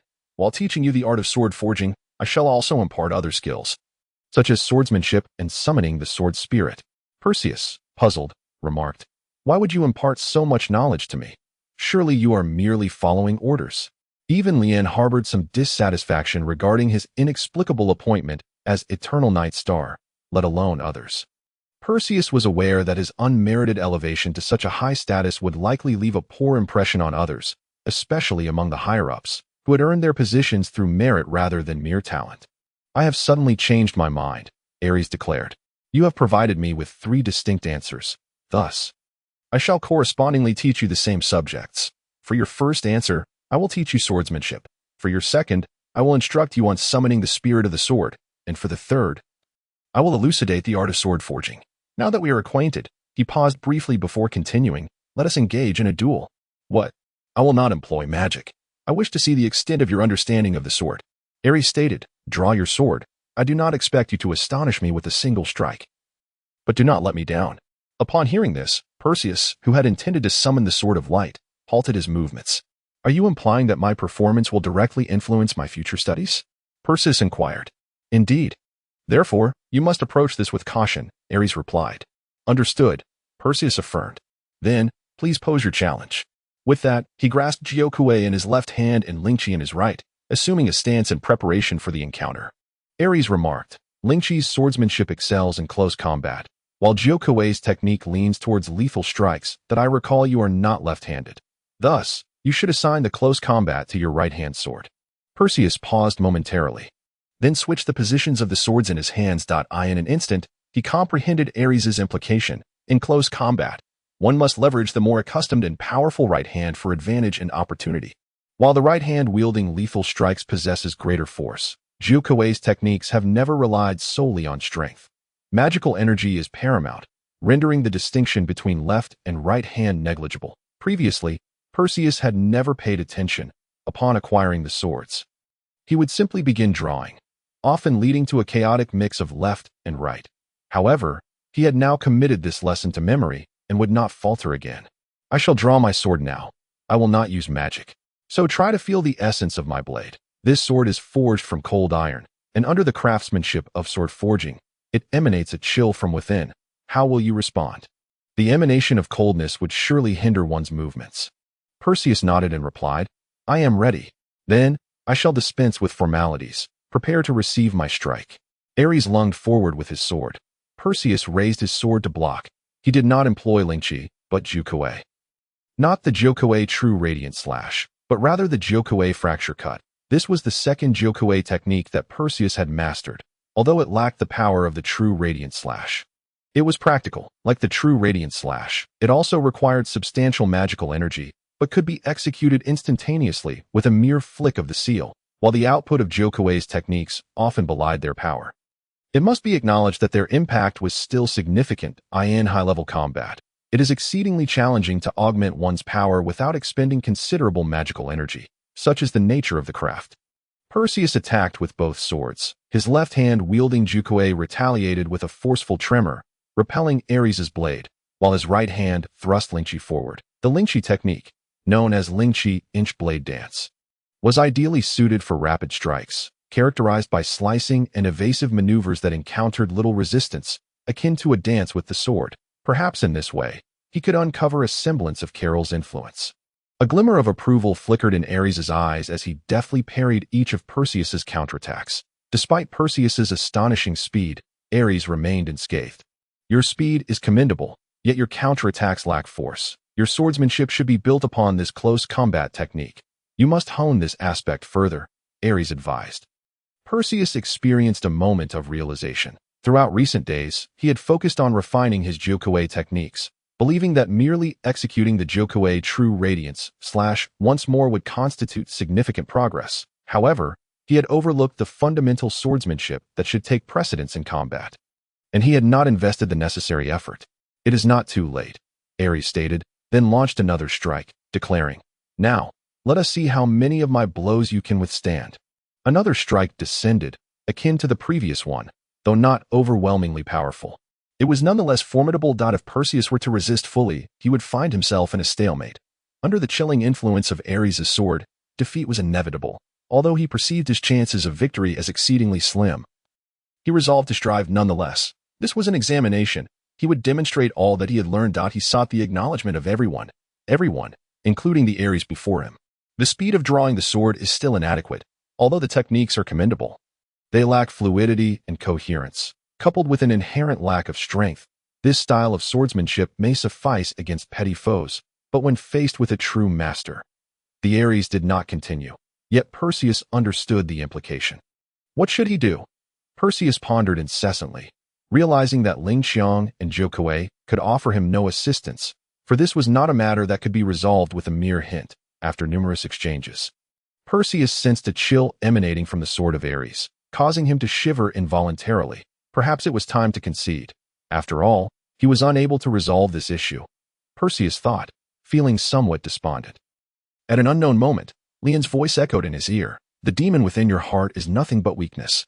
He summoned his magical energy, forcing the chill down. Thereafter, he launched a series of fierce strikes toward Ling Qiang, while Ares effortlessly parried the blade and remarked, "Such force is far too feeble."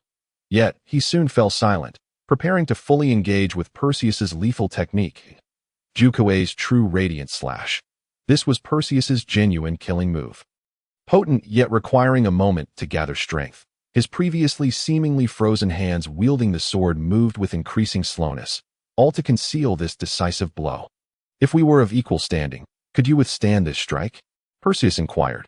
Ares gazed blankly at Perseus, contemplating for a moment before shaking his head and responding, "If we were of equal strength, I could indeed endure this blow, but..." Perseus echoed, dissipating the Jokue's true radiant slash and reiterating the last two words spoken by Ares. I hesitated for a moment. "If it were a true battle, would you allow me a moment of uncertainty? I must admit, though your prowess is not formidable, your combat skills are impressive and well-structured." Ares paused before adding, "Consider yourself a rather unconventional disciple. Disciple bids farewell to the master." Perseus smiled gently, bowing to Ares before departing from the chamber. Chapter 47 Taurus. After a brief respite, Perseus restored himself to optimal condition. Next was the chamber of Taurus. He lingered momentarily at the door, casting a healing spell to dispel the lingering chill, then armed himself with both Ling Qiang and Jokue, entering Taurus's room with utmost vigilance. Contrary to his expectations, no golden sword confronted him.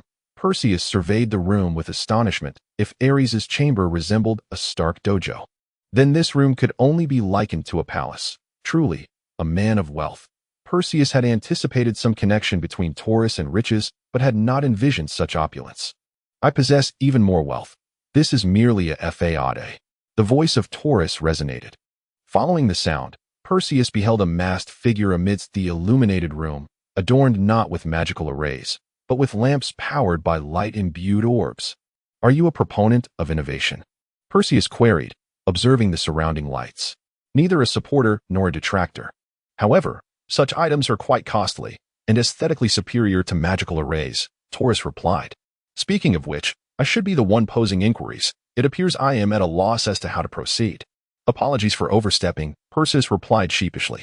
Taurus, not one to hold grudges, waved his hand dismissively. It matters not. The bond between merchants is not bound by such rigidity. However, what concerns me more is whether you truly intend to take me as your mentor. This has been a source of my inner turmoil. Perseus tilted his head in confusion. I came to learn. Why would I not take you as my teacher? Do you hold merchants in contempt? Taurus sighed. I have, Perseus admitted after a moment of contemplation, but I have since changed my views. Merchants facilitate the exchange of goods between two continents and foster cultural communication. For instance, without merchants, the people of Subwizi would never have enjoyed the conveniences brought by light-imbued orbs, though they do not engage in production. Merchants remain an indispensable part of society. Taurus regarded him with mild surprise, his gaze softening with a hint of approval. Did you come up with that yourself? Perseus shook his head. It was Carlyle's insight. Taurus nodded appreciatively. It is no wonder. The more one listens to him, the more one admires him. After all, he is a prince. I truly wish to forge an alliance with him. It is indeed unfortunate. Few share such thoughts, if only the old emperor had similar sentiments. Huh? Do not merchants think this way? Perseus queried, perplexed. Taurus smiled faintly. Do merchants truly wish to remain merely merchants? For thousands of years, Subwizi has regarded merchants as lowly, their status barely surpassing that of slaves. Once slavery was abolished, it was only natural for merchants to become the lowest tier of Subwizi society. Though Subwizi publicly denounces merchants as base, as the cradle of world culture, most view merchants as contemptible. Perseus, puzzled by Taurus's assertions, inquired, why does Subwizi deem merchants as base? How did it become the cradle of world culture? When the goddess still lived, what culture do you think the world propagated? Taurus countered, surely, it was the doctrines and tenets of the goddess. Perseus answered, precisely. However, after the goddess perished, the culture crumbled, leaving only Subwizi, as victors, to preserve and promote it. Thus, while many label Subwizi as a decayed and fallen nation, it undeniably serves as the world tree of culture. Naturally, Subwizi, symbolized by the world tree, values its roots. Its people prioritize agriculture and industry, looking down upon those who engage in trade. Merchants may hold official positions. Yet I have never heard of a merchant being granted nobility. Without titles, one cannot be considered noble, nor possess land. Regardless of wealth, one merely resides in state-owned housing. Taurus opined. The people of Subwizi are somewhat antiquated, Perseus remarked. Unwilling to speak ill of others, especially an entire nation. Yet, regrettably, the people of Subwizi do indeed exhibit a certain rigidity. Whenever Perseus discussed national affairs with Carlyle, the latter would frown in silence. One day, Carlyle finally expressed to Perseus, the world tree may indeed uphold the heavens and earth, yet clinging to convention will ultimately destroy it. I just do not know how to rouse this ancient tree. Carlyle had long perceived the essence of this nation, yet felt powerless. The world tree, deeply rooted in Subwizi, had become too large and majestic that it was so steadfast that even the old serpent feared it. What was the old serpent's final bite? Merely to grant power to the council? Perseus was uncertain, yet Carlyle was acutely aware. The old serpent unveiled a mysterious force, one that defied the gods, stemming from the most malevolent act committed by Chisa before his demise. Yet perhaps it was precisely this power that could alter the decaying world tree. Well then, since you harbor such thoughts, I shall begrudgingly consider you to have passed the first trial, Taurus declared. The second trial will test your strength. Wait, what was the first trial? Perseus inquired. It seemed there was no first trial with Ares. Taurus smiled gently. The first trial is to gain our recognition, or for us to gain yours. In essence, it is about mutually accepting the student-teacher relationship. The second trial is, at this juncture, Taurus produced a bag, continuing, to test your strength. Perseus had long prepared for this, reasoning that if the first trials were similar, the second trials would naturally follow suit. After engaging in a skirmish with Ares, it was only fitting that he would face off against Taurus as well. Noticing Perseus's readiness, Taurus smiled slightly, retrieving a package and reaching inside.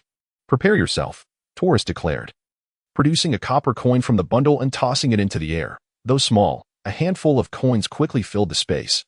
Perseus adeptly dodged the oncoming barrage of coins, yet heightened his vigilance, while Ares had not fought with full strength. He was utterly fatigued, and this encounter with Taurus would surely not be as simplistic as tossing coins. Indeed, Taurus chuckled, continuing to hurl coins. His movements quickened, and soon the air was filled with the sound of clattering coins. Nearing the end of the bag, just as Perseus contemplated the nature of Taurus's antics, he suddenly froze in shock. He was astounded to find the coins suspended in midair, though only a mere 100 or so. They appeared overwhelmingly crowded in the spacious room he was about to strike. Perseus thought. Heightening his focus, he prepared himself. "I possess little to impart, aside from the art of commerce and methods of contemplation. This is my sole skill," Taurus stated. "The Alliance leader mentioned your exceptional talents and aptitude for magic. Thus, at this point, Taurus raised his hands, and the coins swirling around Perseus began to glow with brilliance. Prepare to experience the fiery essence of the stars." Taurus intoned slowly. "This is bad." Perseus drew the zero blade and struck down a nearby coin. Yet the coin retreated momentarily before returning to its position. Moving in tandem with Perseus, he found himself utterly unable to thwart the bull's incantation. Swiftly, he unsheathed the 9 blossoms, channeling all his magical energy into it. Should the bull launch an attack, he would immediately retaliate with the true radiant slash of the 9 blossoms. This was the most formidable strike in Perseus's arsenal. And if he could not withstand it, it would only signify that the bull had no intention of allowing him to do so. Suddenly, the coin spinning in the air emitted a beam of light, which was soon followed by the surrounding coins, each projecting their own rays. Perseus stood on high alert, only to realize that these beams were not aimed at him as the light extended. The realization dawned upon him. The over 100 coins had formed a grand formation. Try attacking the light between the 2 coins with all your might. "I too have summoned this formation with utmost effort," came the voice of the bull. Perseus unleashed the long-prepared true radiant slash of the 9 blossoms, and the sword shadows collided with the beams between the 2 coins. Yet, they remained unmoved. "How sturdy," Perseus marveled. "Imagine if I connected 2 coins placed before and behind your heart into a beam, or used a beam to slice through your body." Before the bull could finish, Perseus felt a chill. "I am not afraid to reveal my mark. I am a devotee of the ancient deity, the god of wisdom. Though the ancient gods have long since dissipated, their power lingers among mortals. My mark embodies wisdom, enhancing my cognitive activity, bolstering my memory, judgment, and decision-making abilities, while also slightly amplifying all my magic. Perhaps it is innate to me, or perhaps it is bestowed by my mark." The bull paused at this juncture. "I have invented numerous new spells, and these will form part of our future lessons. If you look down upon commerce, though I am reluctant to instruct you, I shall select a few spells to share. Fortuitously, you have flawlessly passed the first trial, and I shall impart my new inventions to you without reservation. You are undoubtedly the most intelligent individual I have encountered, excluding myself, of course. Initially, I doubted the words of the Alliance leader, but upon meeting you, my faith was restored. You are truly the foremost in the pursuit of magic. This spell is my favorite, the one I have devoted the most thought to. After manipulating these coins, I am 100% confident I can bind Keylor in a surprise attack. These coins are not mere coins. They are my new spell, Lifeblood. Derived from a saying among merchants, coins are lifeblood." Perseus felt a moment of daze upon hearing this.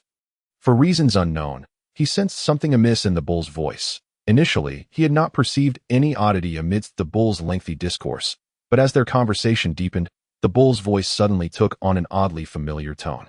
"What is it? Are you awestruck by my magic?" the bull inquired.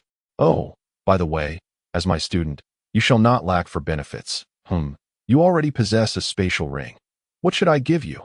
Truly, the Alliance leader has bestowed you a ring worth over 80,000 gold coins." Perseus suddenly recognized it. It was the mention of 80,000 gold coins that helped him identify this individual. "Jean, you deceived me." Perseus chuckled. "You once claimed you had no other factions backing you." Indeed, the bull was Jean. Perseus was now 100% certain. The ring Jean had given him was distinct from that of the Star Alliance. Yet he had seen Jean wearing the Star Alliance's ring multiple times. At that time, he had not realized it was a Star Alliance ring. He had merely thought it was a more advanced one. So, you finally recognized me, Jean chuckled. I knew you would join the Star Alliance. During the council, I hinted at it numerous times, yet you remained unmoved. The pocket I carry is this one. You failed to recognize it, but upon hearing 80,000 gold coins, you finally identified me. Perseus felt a wave of melancholy wash over him. Why are you and Keylor so young, yet so powerful? Is there some shortcut? Jin's expression turned serious as he replied. There is none, but rest assured, after spending a few years in the Star Alliance, you will reach heights you once deemed unattainable. Well, I have one last question, Perseus stated. Jin removed his mask and said, Ask away. Who is the Alliance leader, and why do they place such importance on me? After a moment of contemplation, Perseus decided to voice his inquiry. Chapter 48, The Shadow Twins. Perseus, burdened with heavy thoughts, began to gather his energy for rest. Who is the Alliance leader? Why do they value him so? To this day, Perseus remained oblivious to the answers. Jin was unwilling to disclose them. And Perseus would not press further, yet the question lingered ever more profoundly in his mind. Trust me, you do not wish to know, nor will you hope to know. Your task is to press on and accept all of this, Jin stated. In that moment, it was as if Jin donned his mask once more, reverting to the previous incarnation of the bull. The two were no longer good friends but colleagues, although they remained face to face. An invisible barrier now separated them. Who in this world could command so many formidable beings? The Pope? No, even the Pope could not. The king of the Vishya Empire? No, he could not either, if all the constellations possess such power. Neither the Pope nor even the mightiest military nation could control 12 super-strong individuals. Yet, why would such a powerful organization willingly retreat to the shadows? To speak of others is one thing. But how could someone as free-spirited as Jin remain settled in this place? Of course, this was ultimately tied to Perseus's lack of insight into the internal workings. He remained unaware of the true purpose of the Star Alliance. Nevertheless, this mattered little now. His singular desire was to grow stronger than Keylor. After resting, Perseus stepped through the third door, the door of Gemini. Darkness enveloped the entire chamber. Distinctly different from the other rooms, this was indeed the domain of Gemini. Perseus had long been aware of Gemini's reputation as the intelligence officer of the Star Alliance, tasked with investigating the movements of high-ranking officials in various nations. For instance, when the Star Alliance sought to court Sapwizi. Gemini's mission involved surveilling Keylor and Yofaner, ultimately assisting the Alliance leader in deciding to support Keylor against Yofaner. What Perseus did not know was that without the Star Alliance's cover, the final ambush would have undoubtedly been discovered. However, the outcome was that the Star Alliance shielded Keylor. Perseus was unaware of this, but that did not mean Keylor was oblivious. A 1% chance was unlikely to allow Keylor to evade detection. Had it not been for Lien directing them from the sidelines, Keylor and his men would have surely met with disaster. Sadly, Keylor could not repay this favor, as the cost was too high.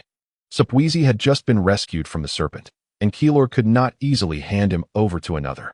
Surprisingly quiet, Perseus remarked softly, Is the first trial a contest of martial skills? What kind of ordeal must I face? The response came in the form of a whistling sound slicing through the air, in the darkness. Perseus could discern nothing, instinctively dodging the rapidly approaching projectile. Fortunately, he managed to evade the hidden weapon, which, despite being inaudible in flight, revealed its nature upon striking the wall, a quivering arrow embedded within. A bow and arrow. The weapon of Sagittarius, right? Perseus mused. Isn't this supposed to be a test by Gemini? Prepare your defenses to I will divulge nothing, came the emotionless, almost metallic voice in response. No sooner had the words left the speaker's lips than Perseus heard something else approaching. This sound resembled not a thrown object, but the clanging of metal. The clashing of metals grew louder, and as Perseus adapted to the darkness, he caught a glimpse of a metallic sheen, light emanating from the faintly twinkling stars above. TSK, is that not Lien's mechanism? No, it appears to be a more advanced automaton.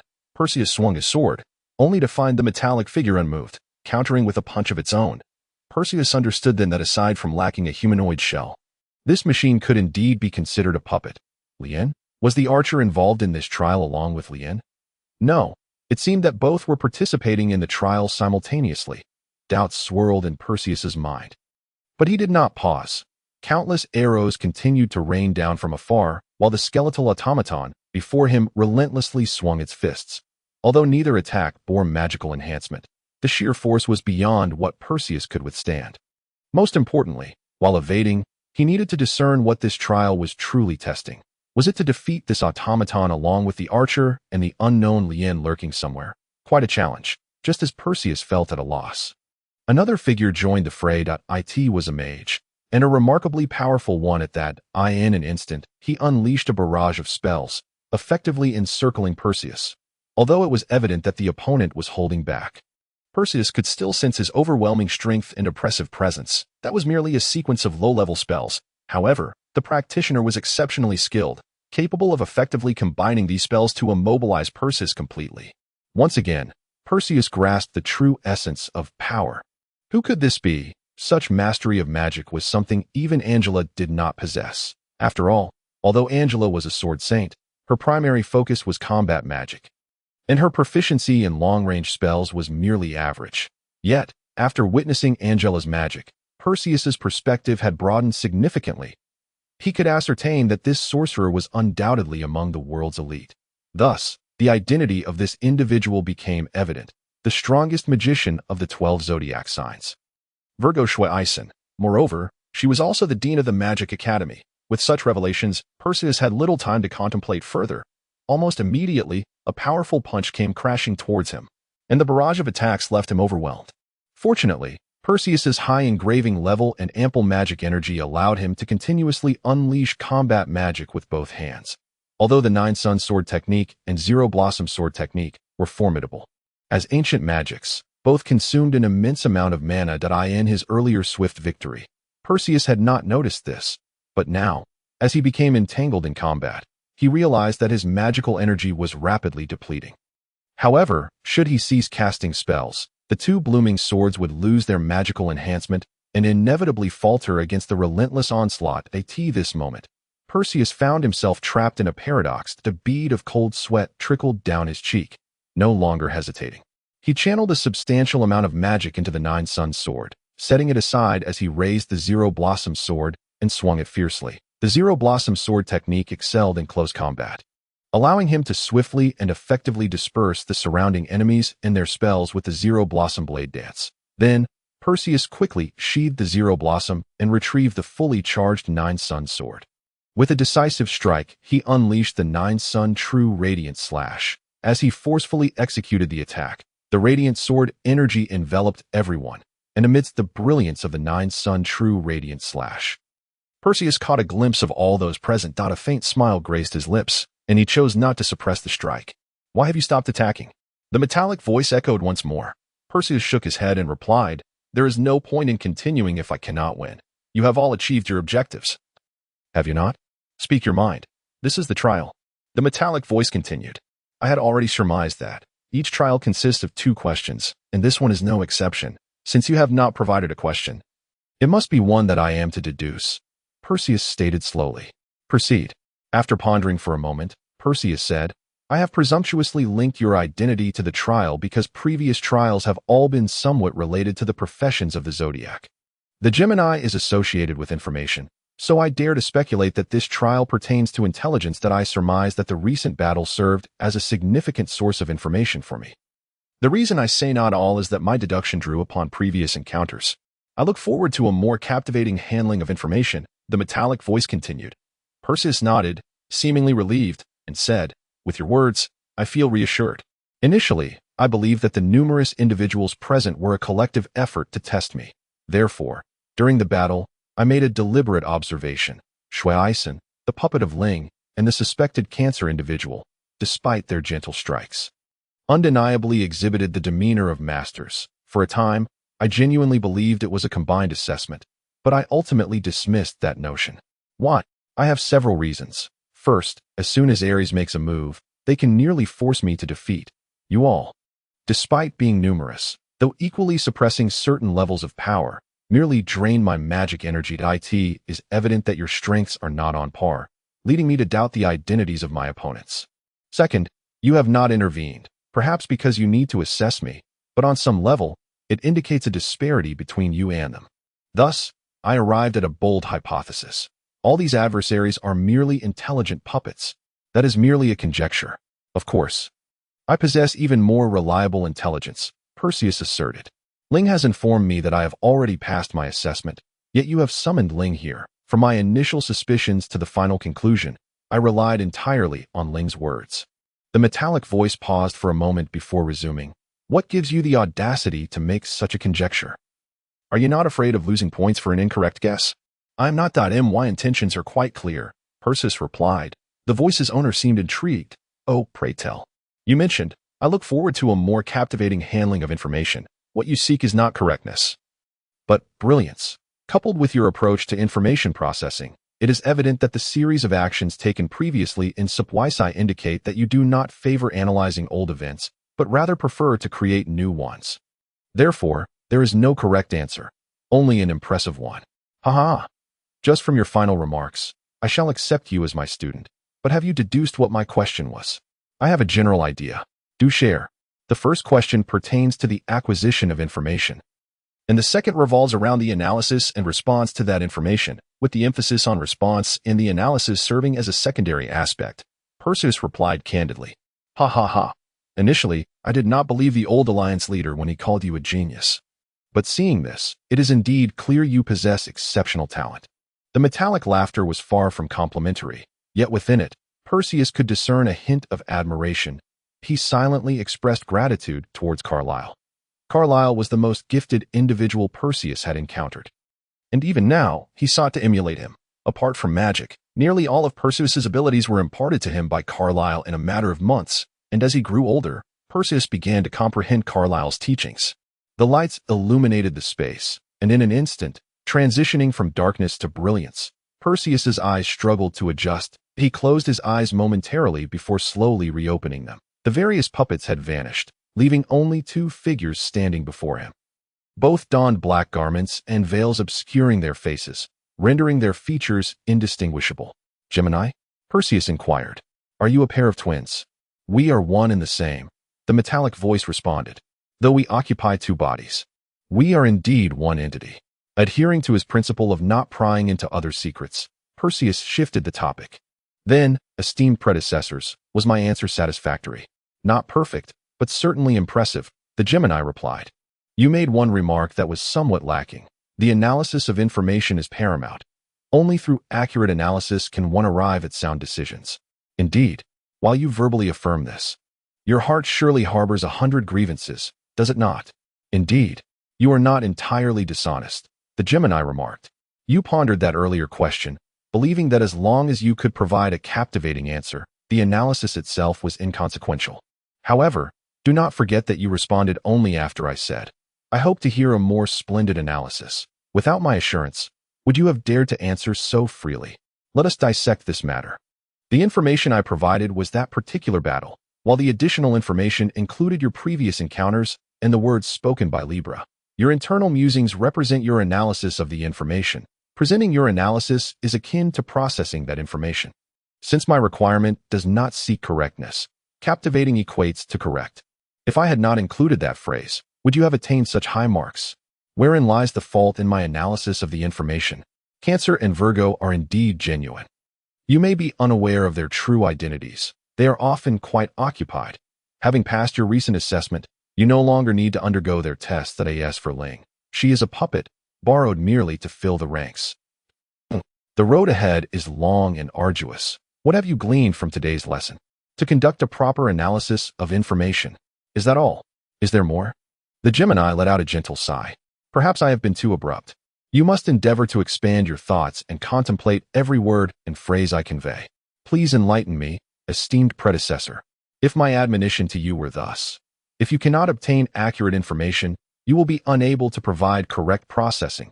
Consider the heavy burdens that may rest upon you in the future, and you shall find yourself in an irreversible predicament. How much weight would that carry for you?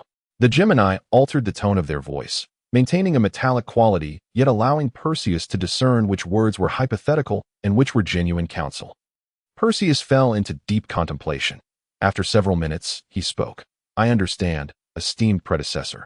This can be interpreted as instructing me to employ the correct methods for proper processing, rather than relying solely on a single approach to resolve problems. Are you still using the terms esteemed predecessor and junior? Disciple expresses gratitude to the master.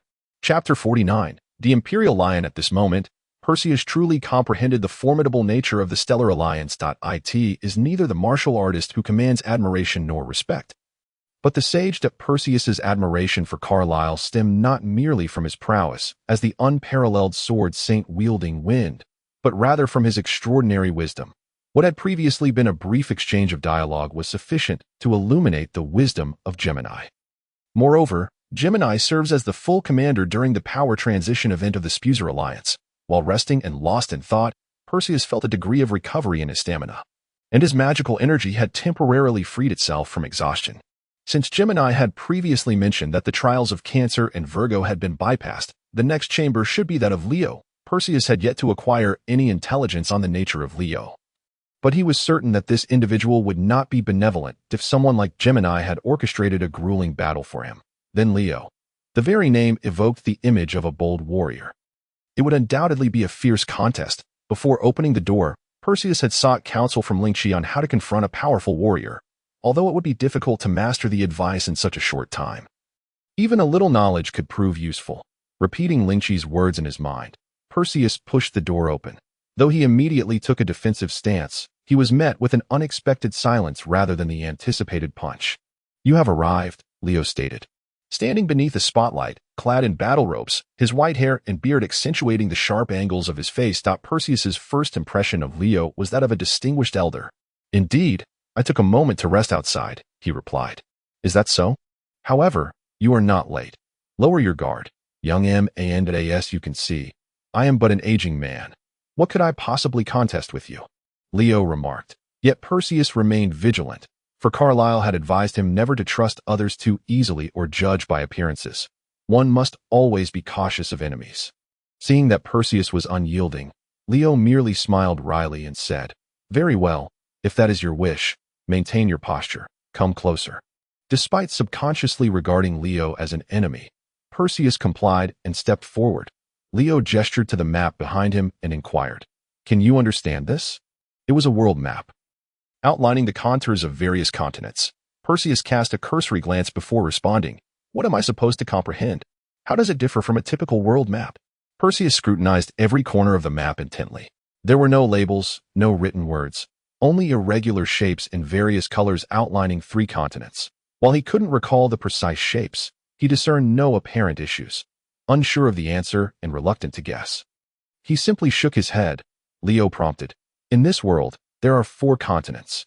Following Leo's indication, Perseus realized that the map depicted only 3: the Spuser continent, dominated by the Spuser dynasty, the Iyer continent, rife with conflict among various nations, and the Grinxiazi continent, where magical and mechanical civilizations coexisted. Yet the central continent, the core of this world, was conspicuously absent. Typical maps illustrated 3 orbiting continents surrounding a central octagonal landmass, exaggerating its prominence, while this map omitted it entirely. "Why?" Perseus turned to Leo. Leo smiled and replied, "Do not harbor such hostility. Upon entering this door, you have already passed your assessment. My role here does not involve testing. It is a direct lesson." "Why?" "Because I am running out of time," Leo stated flatly. "If I do not impart my knowledge soon, there may be no time left." "You." Perseus struggled to find appropriate words for such an unusual situation. As Leo did not conform to any expected norms, wasn't this supposed to involve a battle? Wasn't there supposed to be a test? Interrupting Perseus's thoughts, Leo remarked, "Look at my hair. It has turned completely white." After a brief moment of silence, Perseus replied, "I have seen several individuals who, while still young, have entirely white or even silver hair. White hair does not necessarily signify old age." Leo nodded in agreement, saying, "Indeed, but do you know what white hair signifies?" Perseus, uncertain, shook his head. Leo elaborated, "White hair carries 2 meanings. One, like mine, signifies age. The other refers to those individuals you mentioned, those beyond time." "Beyond time," Perseus echoed the term.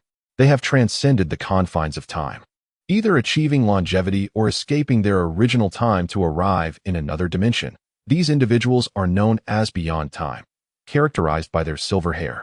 "So, were Sol and Lian individuals beyond time?" Perseus vigorously shook his head. dismissing thoughts of their identities. Now, with the questions answered, let us commence the formal lesson. Leo declared, what we see now is the first world map from a time when the church flourished across the globe, rather than being confined to the central continent. Huh? A history lesson?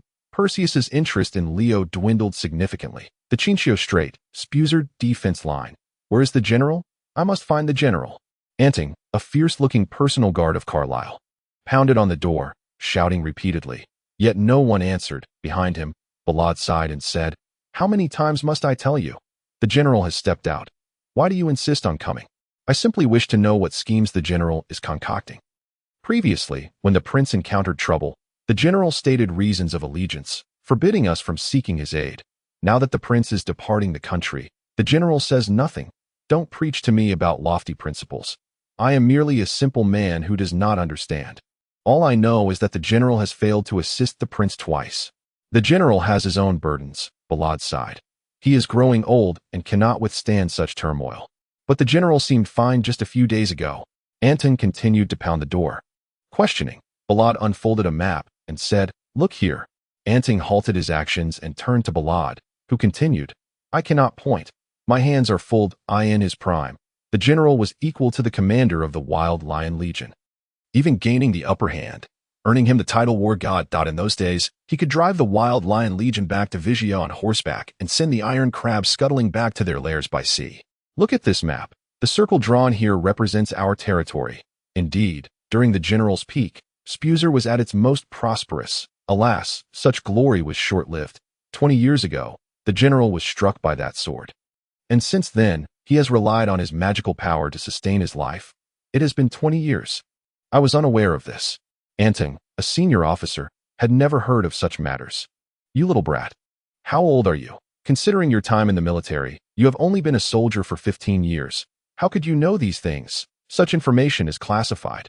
I only learned of it from the prince. Balad stated, the general is weary. If it were not for the cessation of hostilities in recent years, he might not have endured. What will happen if fighting resumes? With the general absent and the prince leaving? Anting asked anxiously. Balad's expression hardened as he replied, what a coward. Even if the general is not on the battlefield, the soldiers he commands remain. The prince may not lead the charge, but his subordinates are still present. When has Spuser ever feared anyone? A series of claps drew Balad and Anting's attention. Well said, came a voice. Glancing at the speaker, Balad remarked, Vijay, what brings you here? This is the Spuser castle. Although you possess the authority to enter, we never agreed that you could come and go freely without notice. Vijay waved his hand dismissively, saying, no need to rush. I have important matters to discuss with you. Speak here then. Hey, with the general absent, and our general also clamoring about with the opponent gone, why not find a disciple or something of that sort as he considers retirement? We are indeed in a similar plight. Balad and Anting were momentarily at a loss, staring at Vijay's nonsensical ramblings. TCH, boring, Vijay muttered to himself, realizing no one was engaging with him. He ceased his antics and said, however, the Wild Lion Legion is leaderless. I cannot manage them alone, and entrusting them to the nobles makes me uneasy, so I have come here. What do you seek? I wish to borrow someone from you. Vijay pointed at Anting. Our nation needs an imperial general. Huh. Both men were taken aback. Anting, bewildered, exclaimed, aren't you afraid I might steal your soldiers? Vijay smiled slightly and replied, you wouldn't. I will offer better conditions that you cannot refuse. Balad pondered for a moment and asked, may I know what has transpired? Is it possible that Kuiskar has encountered some trouble? Vijay smiled and remarked, truly, you are the sage by Carlyle's side. At times, I find myself enviously admiring him immensely. Indeed, it is Kofsjar, they, at that moment. Vijay deliberately lowered his voice. What? They actually. To be honest, we are engaging in similar activities, but not by our empire, rather by certain nobles. The intelligence I previously gathered while feigning compliance with the council corroborates this. I can assure you of its authenticity. I swear upon my enrollment at the Magic Academy. Vijay's most significant oath is not his throne, but rather his enrollment at the Magic Academy, which he values more highly than the crown itself. Anting, heed the command. Barold issued the order. Anting here. Andung stood at attention, saluting. Spurwise officially declares that Anding is no longer a member of Spurwise, and they may depart at any time. Anting, acknowledge the order. After a moment's hesitation, Anding gritted his teeth and shouted, Anding, heed the command. Anding here. Anding is hereby declared the acting commander of the Wild Lion Legion of the Vishya Empire. Acknowledge the order. Chapter 50. A World in Flux, Year 844 of the Eternal Radiance. It has been a year since Spurwise's coup d'etat.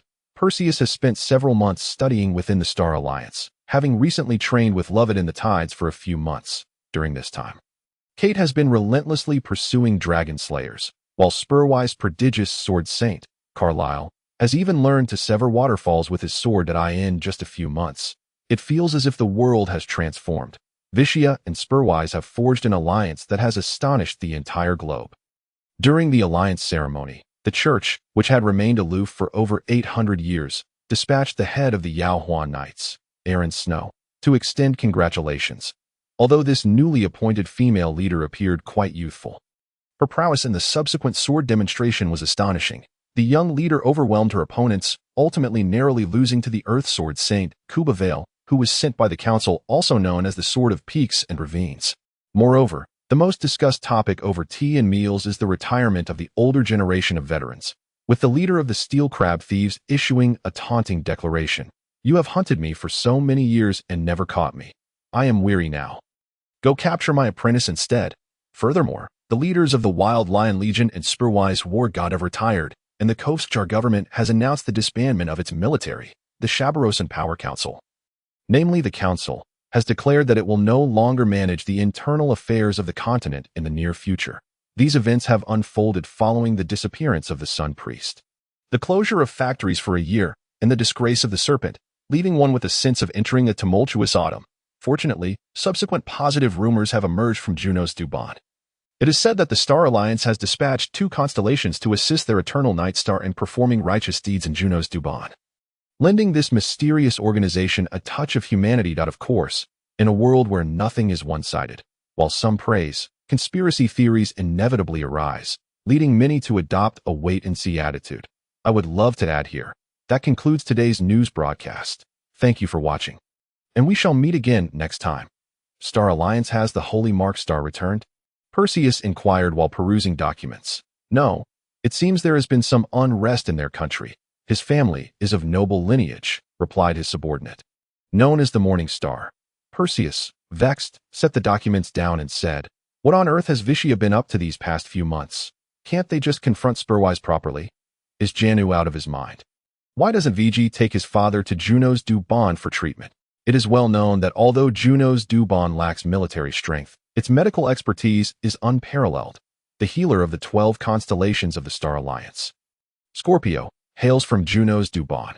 By the way, the Eternal War Star has also departed. Cancer is teaching him martial skills. I am so exasperated I could shout. Perseus declared angrily, when others went to their country to excavate relics. They said nothing, yet now they are upset about it.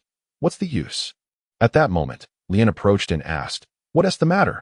Perseus handed her the documents and said, Here, several new Chisa relics have appeared in the Vishya Empire, each bearing the sole imprint of Chisa. What do you think Chisa buried in his own tomb? A plethora of his own avatars. Was he so idle as to create a multitude of avatars to fabricate graves? That can't be true. Lian immediately frowned upon seeing it. Who knows? I originally intended to send the Eternal War Star and the Holy Mark Star to investigate, but they also have their own matters, Perseus replied. No choice but to investigate myself. The sooner you go, the sooner you return. Returning early is not an option, Perseus said, his face still a mask of frustration. Once I get there, I fear I will only be able to meet in the space of the Star Alliance. So any useful tools must be brought to the Alliance in advance. I'm not you. My memory isn't that poor. Perseus forced a smile and said, Well, I must take my leave, Morning Star. The tasks I have assigned to the Eternal War Star and the Holy Mark Star are on the table. Please remind them when they return. Yes, my lord, I will relay the message to them when they return. Still not happy, Perseus stormed out of the Star Alliance space. Lian smiled, suddenly realizing that Perseus had made significant progress compared to 6 months ago. He had been utterly clueless then. Over the past 6 months, the 12 constellations had been educating him in succession, enabling his abilities to soar. Ultimately, it was my teaching that proved effective, Lian mused inwardly. Just as Perseus departed, the door swung open. Where is the eternal night star? I urgently need him. Sagittarius exclaimed, the leader has just issued a new command for us to investigate in Juno's Dubon. Where is he? Lien spread her hands and said, he just left. You entered just seconds after he stepped out. You two are living in the same place, right? I mean in the material world. You are together now. Aren't you? Sagittarius inquired. You could say that, Lien replied. Please convey to him that we will discuss the specifics in Juno's Dubon. Sagittarius said, thank you. It's another investigation mission. All right, I will be off as well. I leave this in your capable hands. Morningstar. Lien said, yes, my lord. Morningstar replied obediently. Shabarosan Power Council Jean stood before a device, quietly gazing at the individual in its center. A nearby attendant approached Jean and asked, Mr. Jean, everything is ready. May we commence the experiment? Let us wait a bit longer, Miss. Angela has indicated that she needs some time to adjust her mindset, Jean replied. After all, this power is immensely formidable. Though she is a sword saint, undertaking such a task entails considerable sacrifice, the attendant, puzzled, queried.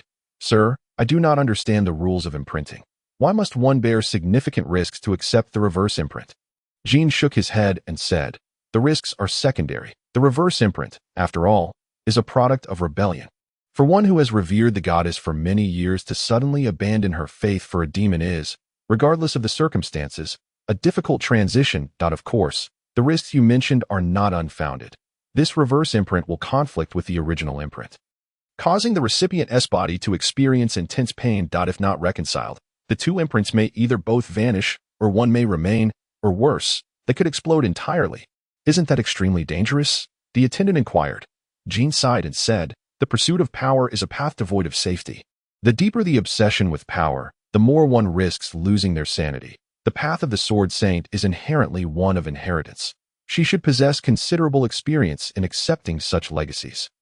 At worst, she would gain nothing, and, considering the risks, I do not believe she would act foolishly. The attendant nodded and remarked, Sir, did those who perished do so because they could not control the power? Jean replied, that is one aspect. Another is their insatiable greed. The reverse imprint did not choose them, yet they still clung to their desires. Of course, a lack of maturity in technology is also a factor. This is an area we must improve upon in the future. And you are more knowledgeable in this regard than I am, the attendant affirmed. Yes, sir, we will work to enhance the success rate. This conversation has provided new insights for our research. I will endeavor to explore ways to mitigate the damage.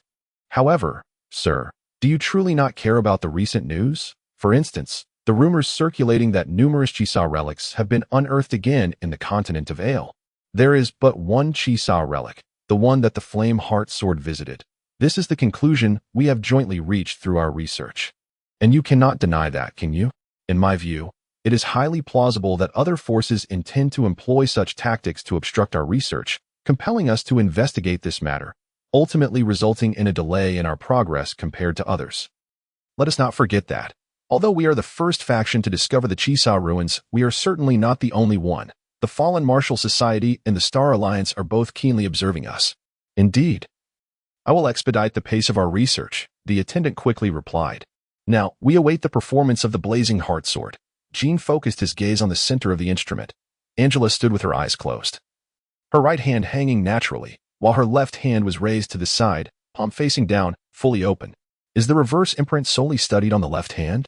Yes, sir, the left hand has reached the current maximum limit, as the left and right hands are perfectly symmetrical, making it relatively easier to study. However, if we delve into the body's imprints, the difficulty level will increase significantly, the attendant elucidated.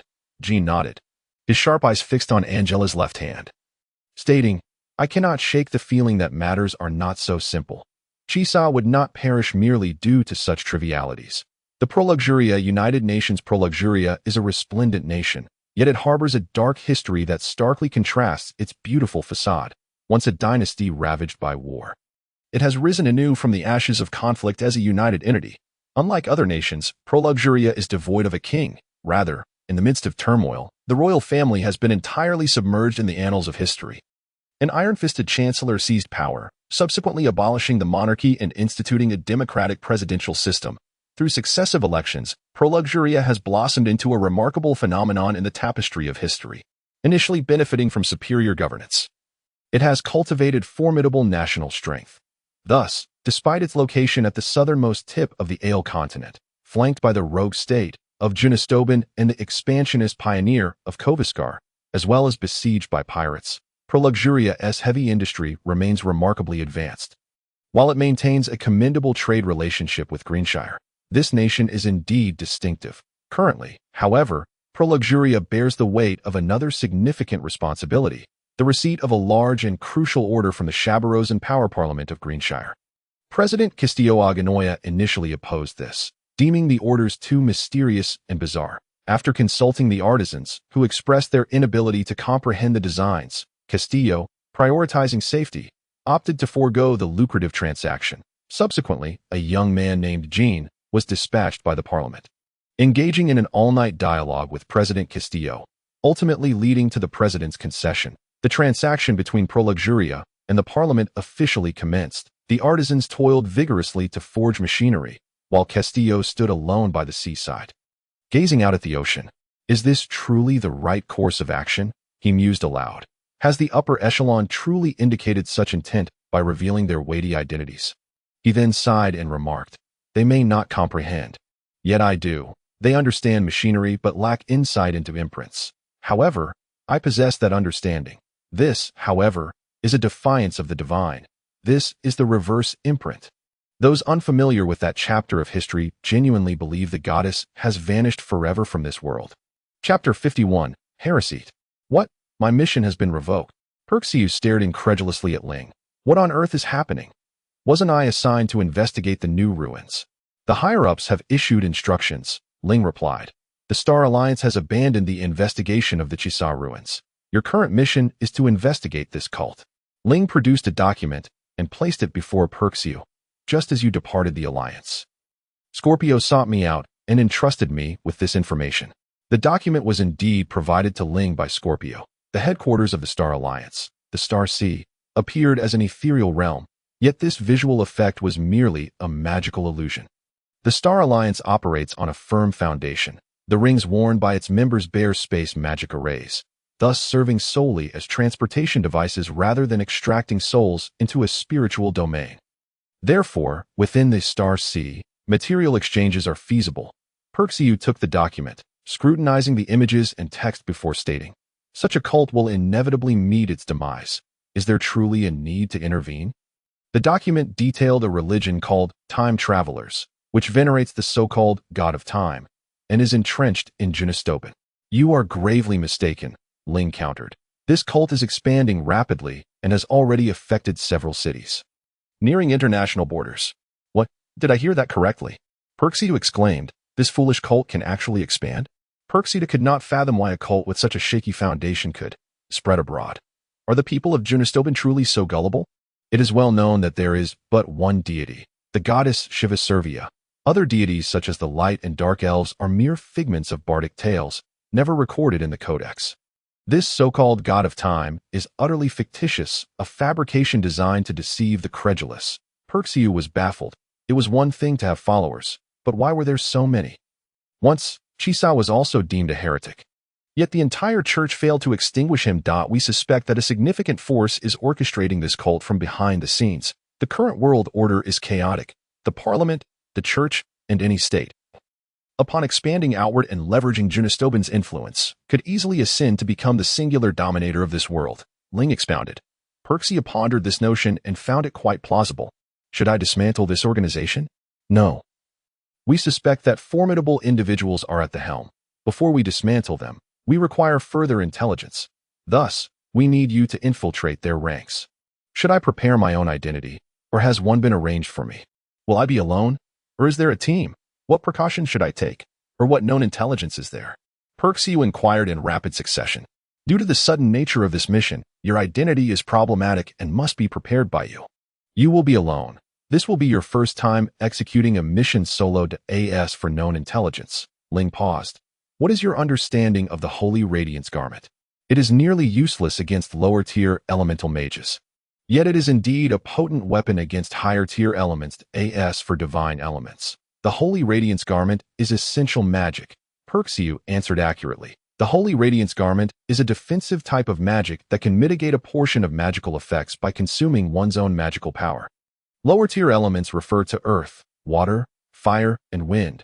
Higher-tier elements refer to light and darkness, while divine elements pertain to time and space. In confronting lower-tier elements, direct confrontation proves effective, rendering the Holy Radiance Garment a burden. However, when contending with higher-tier elements, the Holy Radiance Garment can effectively immunize against the dark or radiant effects of light and darkness, preserving visual clarity in dealing with divine elements, as long as the divine element mage possesses ample magical power.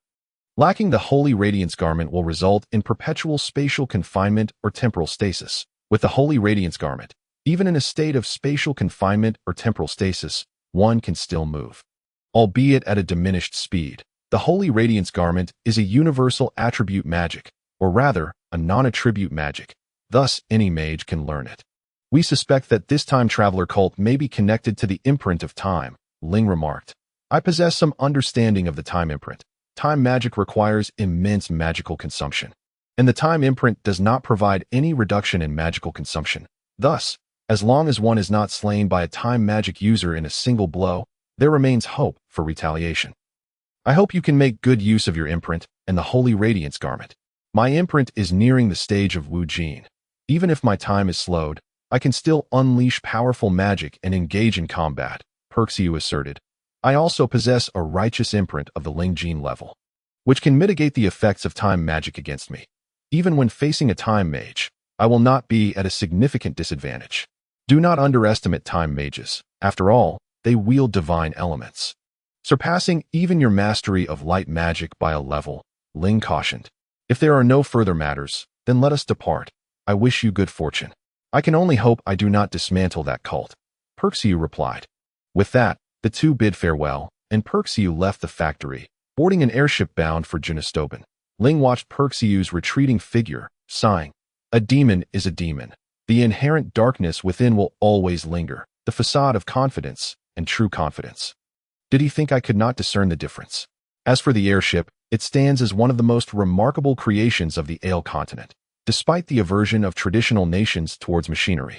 They hold a profound admiration for products driven by imprint pearls. Subvice employed imprint pearls to manufacture exceptional vessels, with the flagship being the Wind Voyager, a ship reportedly named by Kiar. Certainly, it is likely that the name Perseus was bestowed by Carlyle.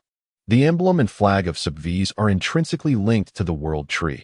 Compared to the freedom of the wandering wind, the people of Subvies are more inclined towards the solidity of the earth. Thus, it is no surprise that Carlyle opted for the sword saint rather than the king. The Green Hill, as is well known, is the progenitor of the engraved pearls, which, until their arrival, had maintained a status equivalent to magical crystals. The nations of the Ale continent, especially Proluxwoya, are exceptionally adept at crafting airships, with their transportation network traversing the entire world.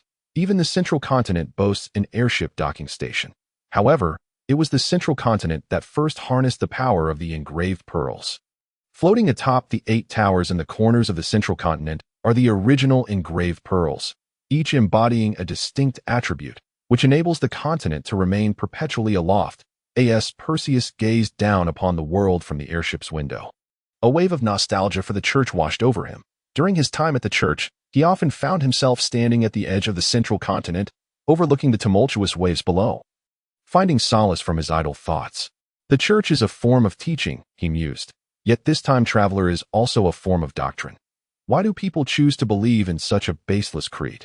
After a bout of grumbling, Perseus recognized that it was time to attend to more pressing matters. This mission offered him no assistance or identity. Upon disembarking from the airship, he was to infiltrate the Time Traveler organization, necessitating meticulous arrangements while still aboard. Although he had gained notoriety in Junastoben, the Eternal Night Star, masked and cloaked, would remain inconspicuous as long as he refrained from donning such iconic garb. Eternal Night Star calling Gemini. Eternal Night Star calling Gemini, Perseus shouted into his ring. Gemini here. Could you provide me with an identity? Ideally, a low-profile mercenary with no notable reputation as a mage, he stipulated. If none is available, please assist me in registering one in Junastoben. I just checked, and there are no existing identities that I'll help you register one. What name do you prefer? Name. Let me think. How about Rueline? Rueline, no surname. Mercenaries typically do not require a surname. All right, I will vouch for you. Securing a B-rank mercenary qualification, but you must disguise yourself well, but if you recklessly employ combat magic, I cannot assist you. Warriors generally disdain incantation magic, favoring combat and enhancement spells. Some extreme practitioners, like those who rely solely on their martial prowess, eschew combat magic entirely. As Perseus registered as a mage, he needed to restrain his martial skills, despite his fondness for combat magic. It is unavoidable, for the sake of discretion, after arranging his identity. His next task was to charm Lingxiang and Jiuke. Are you planning to leave us both trapped within the ring? Lingxiang squinted, inquiring. In their shared magical state, Lingxiang appeared before Perseus in spirit form, conversing without concern for the consumption of magic. After all, it was not her own. Jiuke mirrored Lingxiang's stance and quipped, if you find yourself in close combat, do you intend to wield your spellbook as a weapon? Perseus offered a wry smile. Your sword techniques are too conspicuous, casting a myriad of light and shadow. Only a fool could forget them. Even if I were to use your techniques, I cannot employ sword skills. Moreover, Eternal Night Star is a dual sword wielder, and Rueline is also a dual sword wielder. A mere connection of dots would lead to their identification. After all, we are in Junistoben. That works perfectly. As long as Perseus is not identified as a dual sword wielder, we need only conceal his identity. The relationship between the Eternal Night Star and Rueline is irrelevant, Jiuke replied. The issue is that it is Rueline, not Perseus, who must infiltrate the Time Traveler organization. Perseus lamented, in previous missions, I never brought you along. This time, to conceal our identities, I must impose upon you. Imposing is not an issue, but Perseus, it has already been a year. How much longer do you intend to squander? You are the sole individual to have awakened 2 blossoming swords. I have a premonition that you will awaken all the blossoming swords. How much more time will you waste on these trivial tasks? Lingxiang pressed. What exactly is sealed within the blossoming swords? In an instant, both Lingxiang and Jiuke fell silent. Perseus recalled their initial conversation. We are the sealed swords. Do you dare to break the seal? Within lies a demon sealed by the sacrifice of countless human lives. Do you possess the courage to unseal it? Sealed swords. Demons? What sort of demon lies sealed within the blossoming swords? Is it rebellion? Is it slaughter? Or perhaps cowardice? No, a demon sealed by 10 swords cannot be a mere minor threat. It may very well be something of grave consequence. A primordial sin of sorts. Enough of that.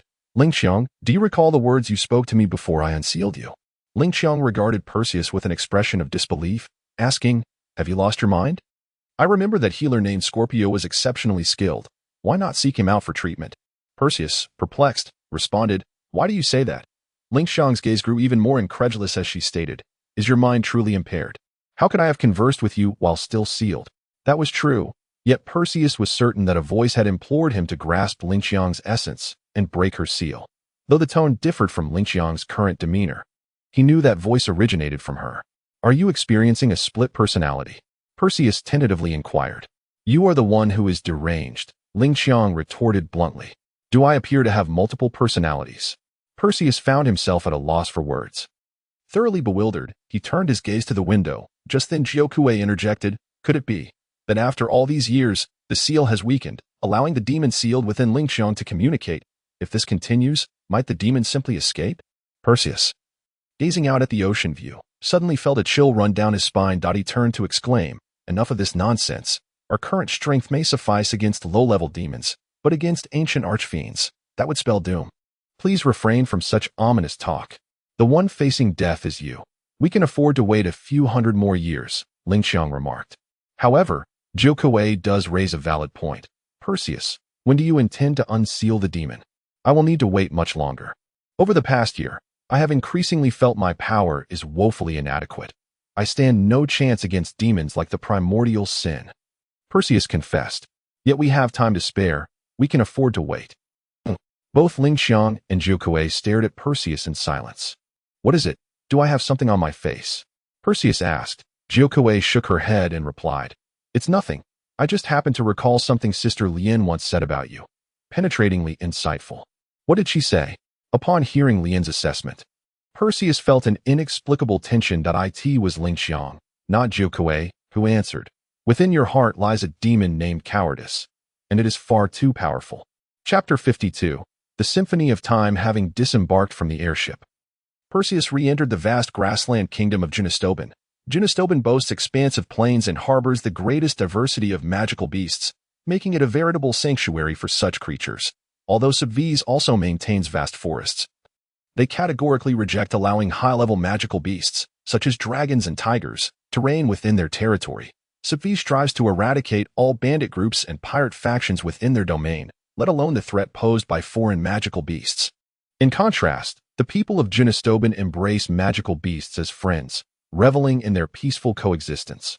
While some unintelligent beasts may cause disturbances, the government's response is to issue tasks for punishment rather than deploy military forces to annihilate them.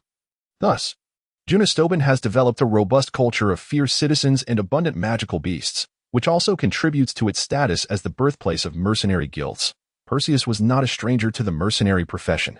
He had served as a mercenary in Subvies for a time, albeit completing only a single task. However, that mission was of significant consequence. Had he not been reported as a casualty, he could have obtained an A-rank mercenary certificate. That IT was a substantial undertaking. And although the task's difficulty was not noted upon registration, it was later rated as S-rank during the assessment phase. Successfully completing an S-rank mission elevates all team members to A-rank status. Unfortunately, due to his demise, the data on Perseus was erased. He needed to swiftly integrate himself into this nation and acquire timely intelligence, and the most effective means was to become a mercenary, thereby establishing residence at a tavern affiliated with the Mercenary Guild, where he could eavesdrop on drunken mercenaries and sift through valuable information to gather intelligence. After all, no reliable individuals had yet infiltrated the inner sanctum of that heretical cult. Having disembarked from the airship, Perseus switched to a magical beast steed for his journey. Although the advanced yet untraditional continent of Aeir boasted vehicles powered by enchanted orbs, Genistobin forbade driving on grassy terrain, compelling Perseus to ride. Fortunately, the speed of the magical steed was comparable to that of a vehicle. Had it not been for the inconvenience of transportation, the latter would have found little market. Upon reaching a nearby city, Perseus, under the guise of Rueline, completed his entry formalities and proceeded directly into the Mercenary Guild. The hall of the guild was akin to a tavern where Perseus ordered a drink and some food, setting the drink aside while he savored the lunch he had not yet had the chance to enjoy. Over the course of the year, Perseus had learned much, yet the art of drinking continued to elude him. He remained as incapable of imbibing alcohol as he had ever been. He could only place the drink aside like a lamp and focus on his meal. Fortunately, no one seemed to notice his peculiarity, allowing him to eavesdrop on the conversations around him. "Hey, have you heard? There's a dragon slayer on the loose, killing dragons left and right. Not the pathetic earth dragons we see by the roadside, nor the flying ones, but actual, fire-breathing, magic-wielding behemoths. Stop spouting nonsense. The only one truly dead is the ice dragon trapped in the Vishya Empire. The rest of them aren't nearly as easily dispatched. Hey, have you seen this guy slay dragons? I've witnessed it with my own eyes. More tall tales. Which of your eyes saw that? You, who could barely scrape together enough coin to venture into the Vishya Empire? Even with a map, you wouldn't reach the ice dragon's lair. Dragon slaying. A tiresome topic. The existence of such creatures was debatable. It was likely just another fanciful tale spun by some bored bard to amuse the lower-tier mercenaries. As Perseus contemplated this, he shifted his attention. Hey, did you know the Star Alliance is making big moves? They've dispatched the three titans, Eternal Night Star, Sagittarius, and Scorpio, to make their presence known in our nation. I suspect other constellations are also up to something in various countries. What? You don't even know the Star Alliance, you country bumpkin? I wouldn't waste my breath on you, as if you possess any deep understanding of our alliance. While internally scoffing, Perseus redirected his focus once more. Hey, the god of time, soul, is real. Just the other day, I was about to be incapacitated by that swift-fang wolf, but its claws stopped mid-air. I blinked, then promptly cleaved that fool with an axe. No blood even splattered. The god of time. Perseus perked up at this keyword, straining to listen further. Fool, you have no idea what the teachings of the time traveler entail. Do you think the god of time is just another mundane deity? I wager this incident was orchestrated by one of the god's followers. They're a rather famous mercenary group called just as the name was about to be revealed. A sudden commotion erupted outside. Perseus frowned, realizing he had missed that segment. Listening again, he caught the initial speaker exclaiming, "Ha! Regardless of what it is, I don't believe in any so-called god of war or goddesses anymore. The god of time is my sole faith." "Foolish," Perseus muttered under his breath. Just as he prepared to switch tables and continue eavesdropping, he noticed a group of individuals standing at the entrance of the mercenary guild. All were clad in luxurious gear. The leader exuding a shrewd and capable demeanor, and the team's composition was impressively balanced, even including a thief. This must be a formidable mercenary group, Perseus thought. "Look, the time sonata has arrived. Goodness, when did they get here?" "Fool, don't you know? The time sonata is a powerful mercenary group under the time traveler. The traveler believes the Star Alliance's expansion into their territory is exceedingly unfriendly. Hence they've dispatched all their mercenary groups to undertake missions." Hoping to garner more public support, Perseus chuckled awkwardly, thinking, this time traveler is quite forthright, unlike the Star Alliance, which resorts to clandestine investigations and attempts to undermine others from the shadows. Nevertheless, at their core, they are still a minor sect. Their focus lies on establishing a foothold rather than expansion. At that moment, someone else chimed in. "You're the fool. Don't you realize? The time traveler has declared their intention to expel the Tasharim Church from Junistoban. Isn't their motive to acquire more followers?" "Huh? You think so? Are you out of your mind? The Tasharim Church could never be driven out. Are you going to pray to the god of time to restore you to your pre-injury state?" "Don't be absurd. Why give up on treatment?" Perseus sighed inwardly. While the Tasharim Church professed to eradicate heresy, how many actual demons remained for them to hunt? They had merely taken up the role of healers, as their healing magic was far more effective than conventional medicine, making them quite revered among the often impoverished mercenaries. Ignoring the cacophony around him, Perseus began to scrutinize the mercenary group known as the Time Sonata, rumored to be under the command of the time traveler. The leader was a warrior, clad in heavy armor on one side while exposing his other arm, with a massive axe slung across his back. He appeared to be the legendary Berserker of Junistoban. Reflecting on berserkers, Perseus couldn't help but think of Jigong. It had been a year since he had seen him, and he wondered how his friend was faring. Neither Lien nor Kal-El had witnessed Jigong's fall from the cliff, leaving Perseus uncertain of his fate. Though the leader was a berserker, his keen eyes suggested he was no mere muscle-bound simpleton.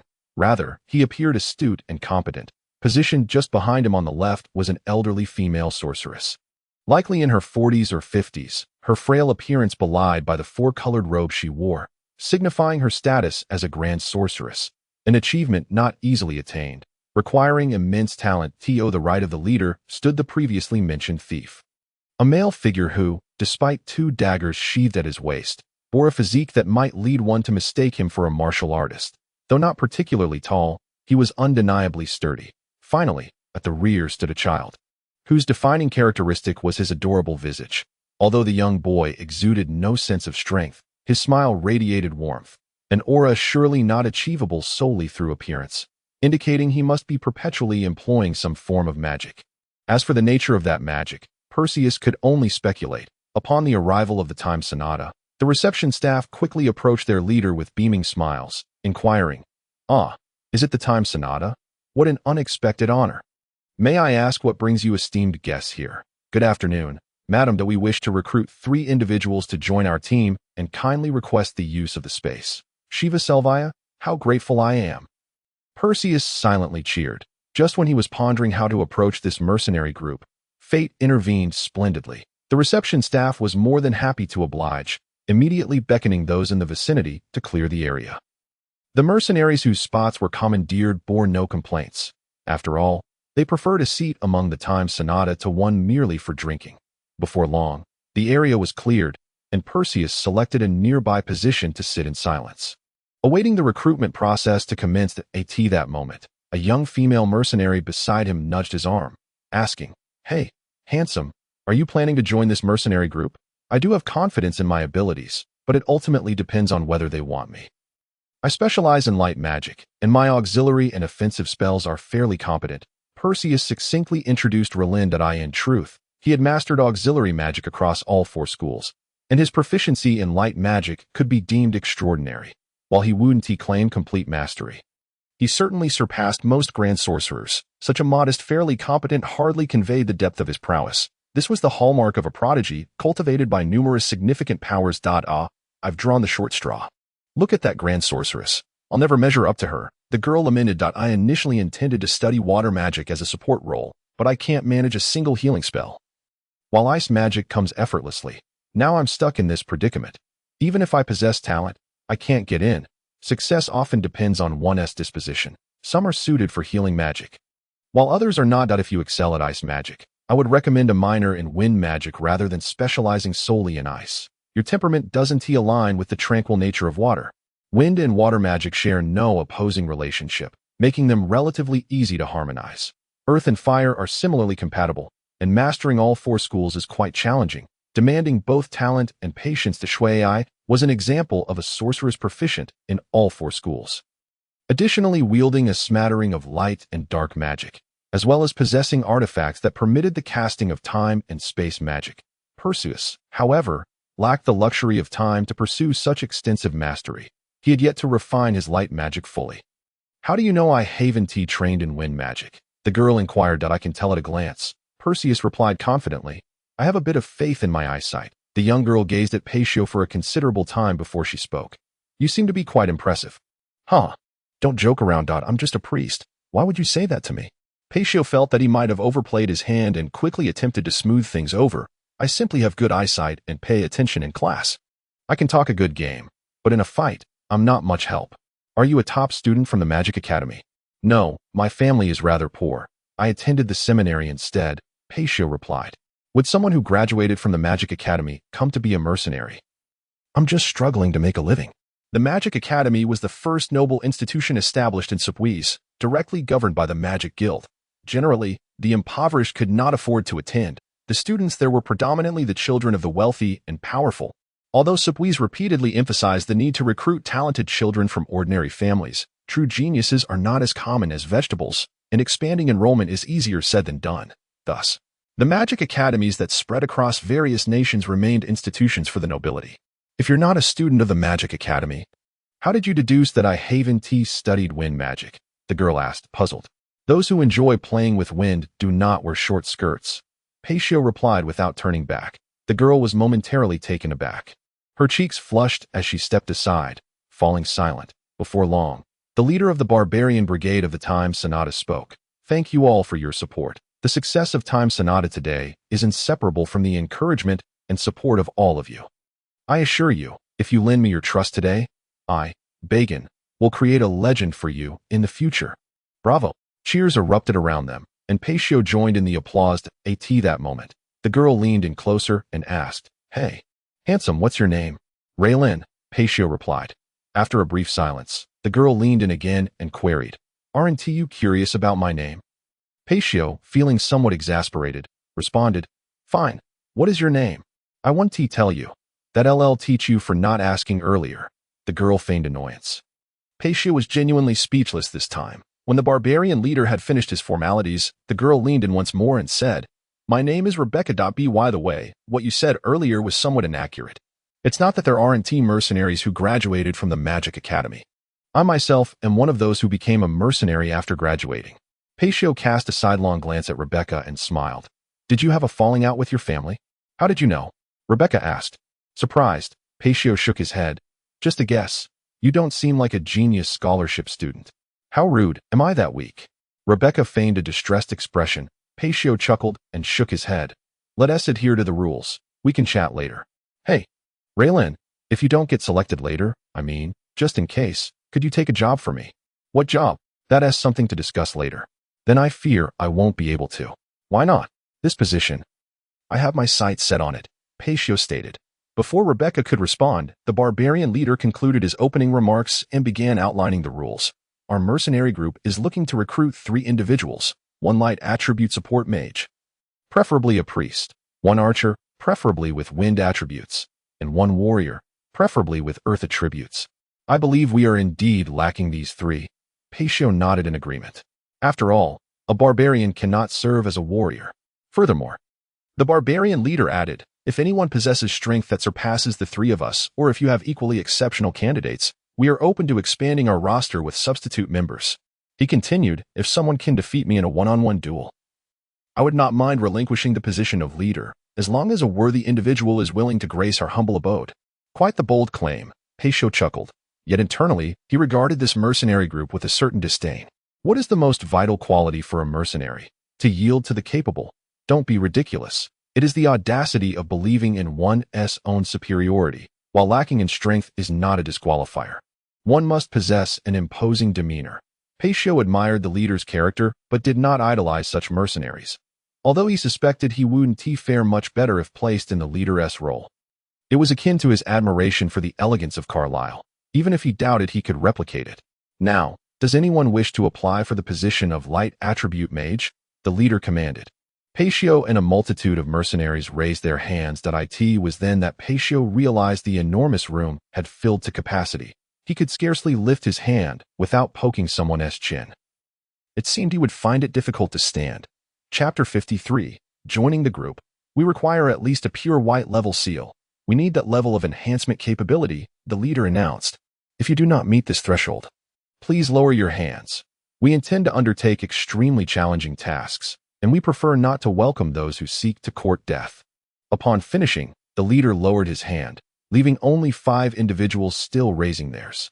Peisho smiled inwardly, recognizing that there are indeed many in this world who foolishly believe they can gain advantages without merit, seeking to ride on the coattails of a strong team to acquire qualifications and resources. Of course, those with such a mindset are certainly not few in number. Peisho felt a sense of shock at the synchronized lowering of hands. Then, those remaining, follow me. The elderly sorceress spoke suddenly, and the 5 individuals stepped out from the crowd to follow her into a private room. Presumably, others would follow a similar process. Once inside, the elderly sorceress sat first and gestured for the remaining 5 to take their seats, saying, "Please sit." Silence enveloped the room as they awaited the sorceress's next instructions. "How many of you graduated from the seminary?" the sorceress inquired.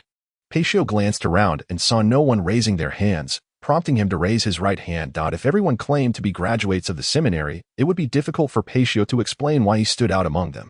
Claiming to have attended a seminary from another country, Vija had a distinct accent, which Peisho could imitate, but he could hardly speak that way consistently. The proximity of other nations to Juno's duobang meant that a talented student like him would be showcased frequently during the numerous inter-school events held each year. As for distant countries, he certainly couldn't claim to have attended the seminary in Subwise. However, if pressed into a corner, he would have to assert that he was from Subwise. But then he would need to fabricate an abundance of details without leaving any gaps, an exceedingly troublesome endeavor. Thus, it was advantageous for Peisho that none of the others were graduates of the seminary. "Oh." The elderly sorceress fixed her gaze on Peisho and asked, "Then, how many methods are there to utilize Thunder Dragon chains?" 7. The book refers to these 7 variations as the 7 transformations of the Thunder Dragon, Peisho replied. Each time he claimed to be a seminary graduate, his understanding of the seminary's textbook surpassed that of the actual students. Merely to align with his level of strength. "How many can you master?" the sorceress inquired. Peisho did not respond verbally, but raised his hand. Deliberately suppressing his magical power, he allowed the seal on his hand to emanate only a radiant white light. And with practiced finesse, a small thunder dragon materialized on the table. This was a spell he excelled at, having frequently employed it during his time in the Alliance, particularly when combating those who attempted to rob from the puppets. Using it to restrict their evasiveness while charging up for the 9 Blossoms True Light Slash. Over the years, his Thunder Dragon chains had evolved into an offensive spell in its own right. "Do not blink." Peisho murmured softly. His hands moved with remarkable agility, causing the Thunder Dragon to come alive, splitting into numerous replicas and shifting shapes that in an instant, he completed the 7 transformations of the Thunder Dragon. "Impressive," one of the 5 remarked. Peisho glanced at the speaker, a young man with green hair. He did not dwell on it and simply retracted his magic. "Perfect," the elderly sorceress proclaimed. "Now, with that interlude aside, let us formally commence the assessment." Peisho's breathtaking display would not guarantee his immediate success. After all, he was still quite young. If Thunder Dragon chains were his sole area of expertise, Time Sonata would suffer greatly, after all. For a support mage of light attributes, a spell like Thunder Dragon chains, which was half crowd control and half damage, was ultimately just a supplementary skill. The primary focus should be on enhancement spells and other support types. "Now, how many supportive spells do you know?" the sorceress asked, one at a time. One individual spoke up. "I specialize in shield-type magic, with a profound understanding of Sacred Shield and similar spells." Immediately, another interjected, I excel in blessing magic. I was previously a priest in the church. I also have a strong affinity for blessing and shield magic, a third person chimed in. Paisho patiently awaited his turn, maintaining a dignified demeanor. The sorceress turned her gaze to Paisho and asked, And you? Surely you don't only excel in attack and control magic? Paisho smiled, and the seal on his hand flickered with radiant light as he effortlessly cast a sacred word blessing followed by a sacred shield. Despite Perks's deliberate suppression of his own powers, the blessing of the holy word enabled him to unleash the formidable might of the crimson gold seal. The holy shield he conjured in such a state was far beyond the version he had previously employed. The nearly transparent holy shield sparkled with clarity. Paradoxically, the more translucent the shield, the stronger its protective capabilities, while the brighter and more opaque the shield, the more fragile it became.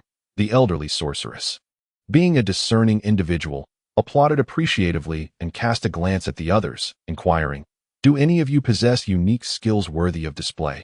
If not, your opportunities may soon dwindle.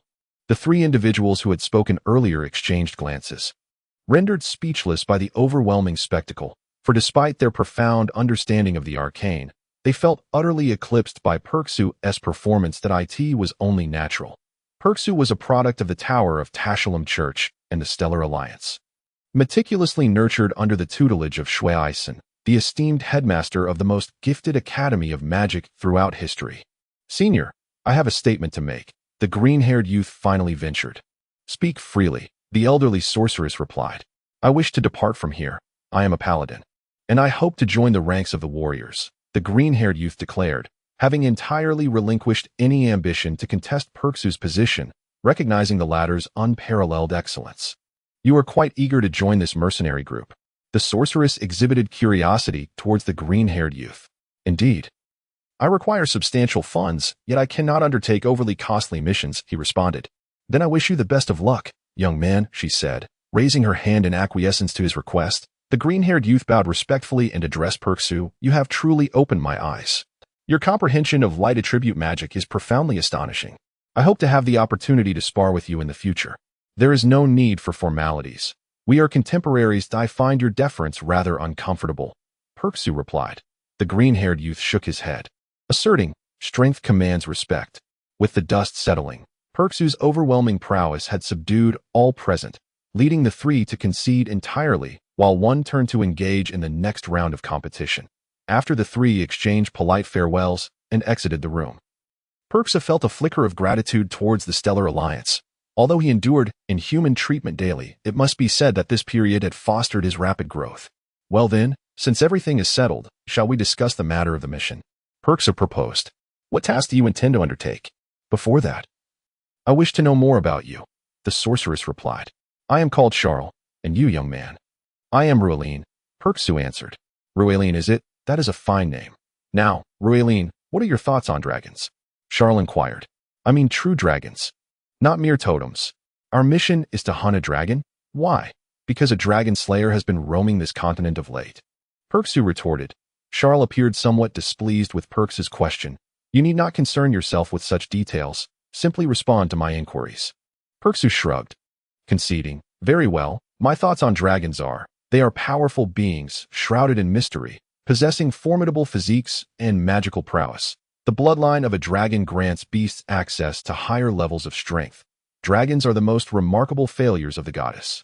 The scriptures state that the goddess created this world, encompassing both humans and magical creatures, bestowing upon them seals. However, only the seals of humans can evolve, while those of magical creatures remain stagnant. Some exceptional magical beasts, even after rigorous training to attain enhanced physicality and advanced magical skills, cannot achieve higher-tier seals unless they encounter fortuitous circumstances. Thus, the goddess favors humanity, yet does not solely favor humanity. While magical creatures are deemed failures, it does not imply that all humans surpass them in strength. Dragons represent the pinnacle of these failures. They possess the longest lifespans, share wisdom akin to humans, and wield power, yet remain shackled by the limitations of their seals. Typically, juvenile dragons possess only crimson gold level seals, which can upgrade to burnished gold or 3 gold seals upon maturity, but cannot ascend further, only by donning the treasure bestowed by the goddess, the Dragon King's crown. Can a 3 gold level dragon utilize the power of a phantasmal seal? Meaning that dragons of royal lineage are the only ones capable of wielding phantasmal seal level strength, or in other words, the sole magical beasts endowed with phantasmal seals. The extinction of magical beasts is certainly not a mere coincidence or a stroke of luck for humanity. However, contemplating our capabilities to slay a dragon is nothing short of folly, Perksu remarked, dousing the enthusiasm. Let us not forget that even a juvenile dragon possesses a crimson gold level seal, and they are armored with scales resistant to magic. Magical effects merely tickle them. Moreover, their scales exhibit remarkable toughness and hardness. We cannot even breach their hide. Perksu refrained from mentioning the dragon's offensive capabilities, for indeed, their strength far exceeds that of humans. Yet, with timely evasion, the Holy Shield, Earth Wall, and Ice Mirror could adequately counter a dragon's magic. True, but what if we were to confront a severely injured, dying dragon, or one that is bound and imprisoned, facing our well-equipped and thoroughly prepared team? Charles queried. Perksu fell into silence. Certainly, he attempted to calculate, considering various scenarios, and he discerned. Even against a dragon, he was not without a fighting chance. If he were to lead a competent team, their combined strength might approximate or even surpass his own in a direct confrontation. His calculations proved accurate. In truth, Perksu was unaware that Kate had slain a dragon under such circumstances. Although the subsequent dragons were increasingly formidable, he had no means to engage them. However, due to the dragon's confinement, escape was not entirely out of the question. With the use of the corpse art, he was indifferent to sustaining multiple injuries. As long as he remained alive, he could return to heal. Perksu found himself somewhat swayed by Charles' words. It could be worth a try, he conceded. I look forward to our collaboration, Charles replied. Indeed, let us embark on this journey together. Soon enough, Perksu found himself introduced to his new teammates. The Berserker captain gathered everyone together and introduced himself, stating, I am Bagan, a native bloodline berserker. As you can see, my weapon of choice is a colossal axe. I am also adept with heavy swords, long blades, and pole arms, and I can wield battle axes as well. The colossal axe and battle axe are entirely different concepts. The battle axe is longer and resembles weapons like long swords or polearms, while the colossal axe is a two-handed weapon, heavy and immensely destructive. Typically, users of colossal axes are berserkers. A bloodline berserker derives their power from a surge of bloodline strength, in contrast to a magic-type berserker. Master Kian is a magic-type berserker, while Jegong exemplifies a bloodline berserker. I am Charles, proficient in both earth and fire attributes of magic, capable of utilizing high-level fusion spells. Charles' introduction was brief, yet her mere 3 statements instilled a sense of reverence. Truly, sorcerers grow more valuable with age. Typically, sorcerers must accumulate magical energy and refine their seals while mastering spells. Without guidance from a renowned master, neither endeavor can be achieved in less than 10 or 20 years. Thus, if one were to start from scratch in learning magic, it would likely take them into their 40s or 50s to attain significant proficiency. Perksu could not afford to wait that long. He only learned practical magic, eschewing the intricate study of magical principles, refraining from attempts to innovate magic, and avoiding the practice of fusion spells. He focused on enhancing his combat prowess through light attribute magic and other supportive spells. While his true lethal techniques were the 9 Blossom Sword Art and 0 Thorn Sword Art. I am Ivan Grut, an assassin hailing from Proxerolia, declared the burly thief, robust in stature, wielding a blade that was not merely a dagger, but rather a short sword, distinctly longer than any dagger Perksu had encountered. I am Rolene, a light attribute magician. Perksu succinctly introduced himself, recognizing that he was not the focal point of attention, but merely a supporting character. Thus the others would hardly pay him special heed. Notably, the green-haired youth indeed joined the group, stepping forward to declare, I am Lunsank, a paladin from the church. Upon hearing the word church, Perksu felt an inexplicable tightening in his chest. But he managed to maintain his composure, concealing any signs of distress. I am Freelin, an archer, proclaimed a female archer who joined shortly after. Finally, all eyes turned to the enigmatic child who had entered earlier, although Bagan was ostensibly the captain. It was evident that everyone must heed the child's words. You may call me Little Biggle, the child announced. Biggle, that name seemed vaguely familiar. Chapter 54. The time of legacy. Shall we proceed directly to execute your so-called daunting and arduous mission? Perksu inquired. Bagan shook his head and remarked, "This task is exceedingly formidable. We have yet to establish a rapport and cannot simply charge into it. Let us first undertake a few simpler assignments." Feline inquired, "What level of beasts are we to confront?" "Within the mercenary guild of Junostobang.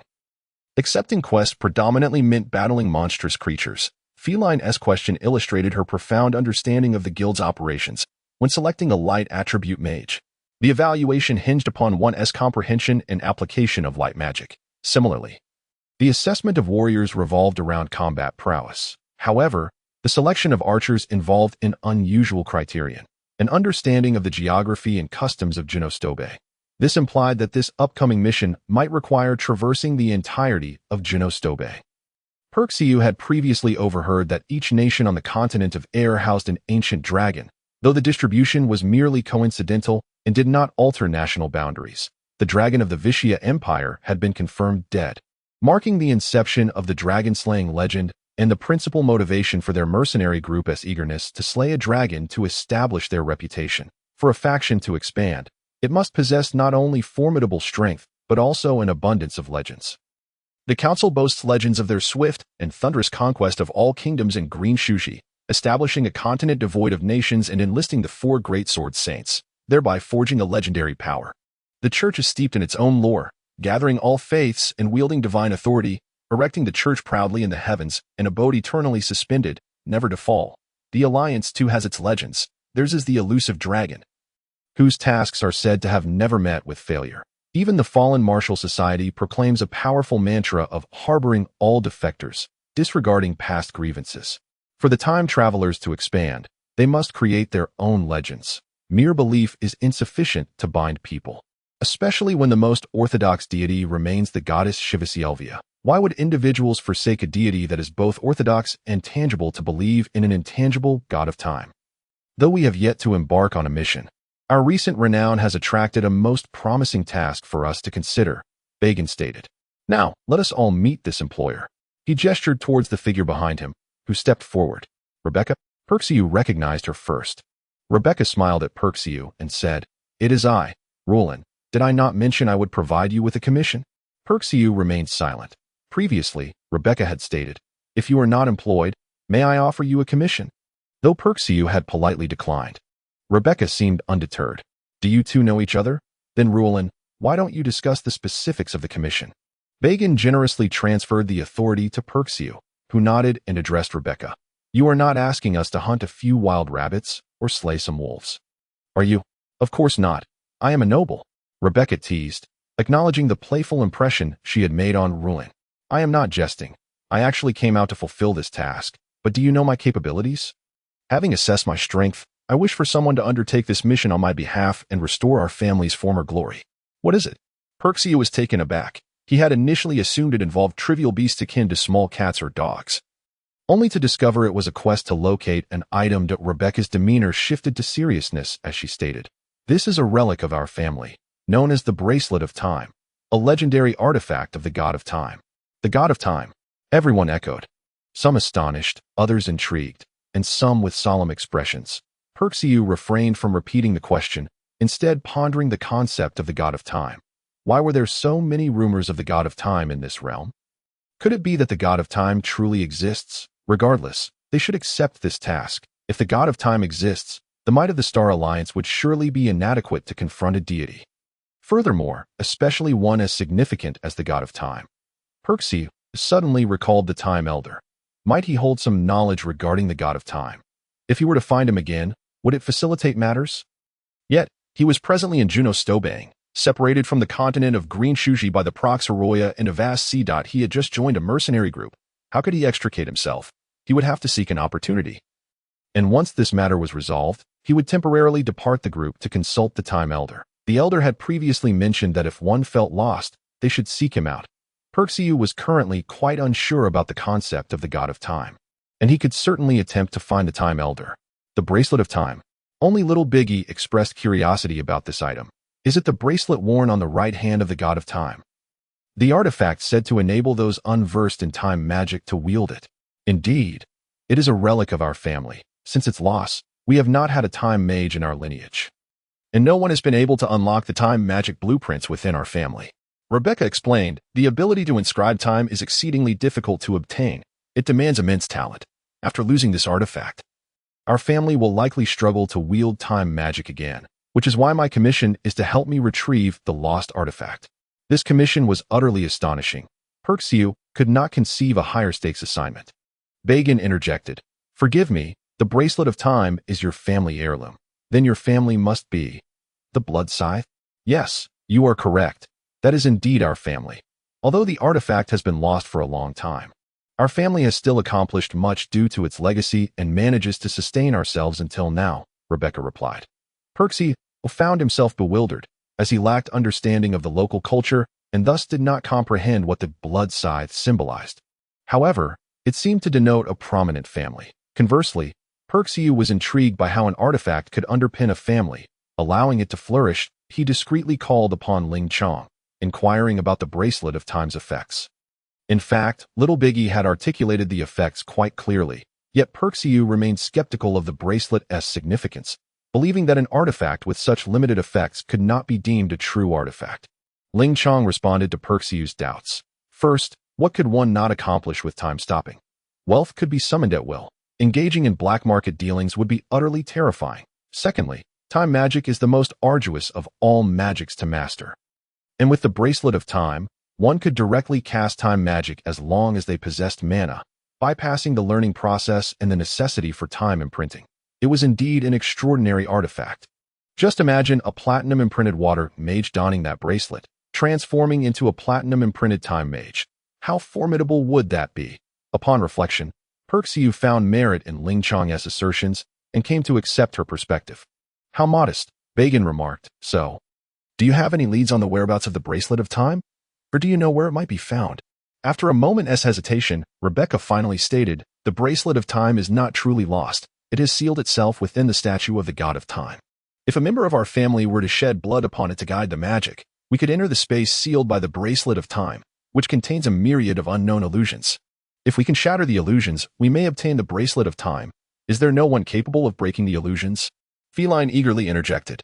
Pieces, Rebecca clarified. If the illusions are not broken, there would be no danger to life. One would merely lose their memories within and be expelled. Each person may only enter once. That I hope you can assist me in completing this mission. How many pieces does your family possess? The previously silent Avengrit finally spoke. Your awkward smile leads me to believe you possess only one. Rebecca offered a sheepish smile and explained, each piece can only be preserved for 3 days. If they are not assembled within that time, they will return to the statue of the god of time. Lunsink inquired, how many pieces must be assembled? Though referred to as pieces, it is essentially 1/3 of the bracelet. Assembling the bracelet should suffice, Rebecca responded. In other words, 3 pieces will be adequate. Bagan surveyed the group and asked, so, brothers, are we prepared? Are we accepting a task that offers rewards without any upfront investment? We accept. It is imperative. Let us take it. I believe it is necessary to accept. The group responded in unison. Yet Perxiu did not echo their agreement. Instead, he asked, what kind of illusions are we dealing with? Are they illusions of oneself? Before Rebecca could respond, Little Biggie interjected, the left hand of the god of time represents the future, while the right hand symbolizes the past. The bracelet of time is an adornment on the right hand of the god of time. Therefore, the illusion should be a recreation of past scenes or a reunion with individuals from the past. Rebecca playfully stuck out her tongue and said, I have not entered it myself, so I cannot say for certain. Those who succeed are often reluctant to share their experiences. Suddenly, everyone felt a wave of anxiety towards this unreliable client. Little Big shrugged his shoulders and remarked, I believe it is highly likely. I have studied the god of time for so long. I should not be mistaken. Perseus subtly furrowed his brow, as he had initially thought that the god of time was an entirely fabricated deity, one devoid of any foundation. Yet, Little Big spoke of the god of time with such conviction, as if he were indeed a genuine entity, even mentioning some artifacts associated with him. Perseus inquired about Ling Chong, who expressed her ignorance regarding deities, leaving him feeling overwhelmed. Was he truly expected to venture into the statue of this god of time? It seemed perilous. Should he inform the alliance? Bagan bellowed, there is no time to waste. We shall depart at once. I have just acquired several magical beasts for our journey, which will save us a great deal of time. As for our client, Rebecca waved her hand dismissively and said, "You need not concern yourselves with me. I will find my family's estate nearby and take a skyship back, that I shall not be slower than you." Truly, the young lady exudes elegance, Bagan exclaimed, and after bidding farewell to Rebecca, he led Perseus and the others away from the small town. That night, while hidden in his tent, Perseus discreetly signaled the alliance and succinctly reported the day's events. He specifically noted that this god of time appeared to have relics, a history, and followers studying his past, indicating that it was not an ordinary cult, but rather a challenge of considerable complexity to dismantle. The response from Gemini was, "Continue to remain hidden and on standby." Of course, even if Gemini had ordered Perseus to leave, he would not have done so, after so many years in the church. Although he was not a specialist in theology, he had acquired some understanding of divine matters. The church's doctrine was unwavering.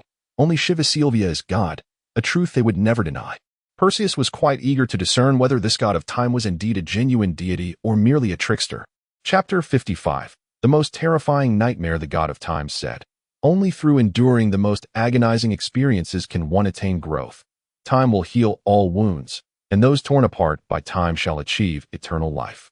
The god of time said, "Indelible nightmares can accompany time from origin to conclusion." The god of time said, "If one does not confront terrifying things with courage, they will linger in the river of time, obstructing the path." At the break of dawn, Perseus heard someone reciting something esoteric. Though he had maintained a habit of prayer over the years, his was a silent devotion. In stark contrast to this individual's disruptive vocalizations, after his morning prayers and meditation were interrupted by the incessant mutterings of the god of time, he reluctantly emerged from his tent. "Say, little big, do you recite this every morning?" Compared to Perseus, someone else was even less patient. While Perseus had been interrupted during meditation, others had been roused from their slumber.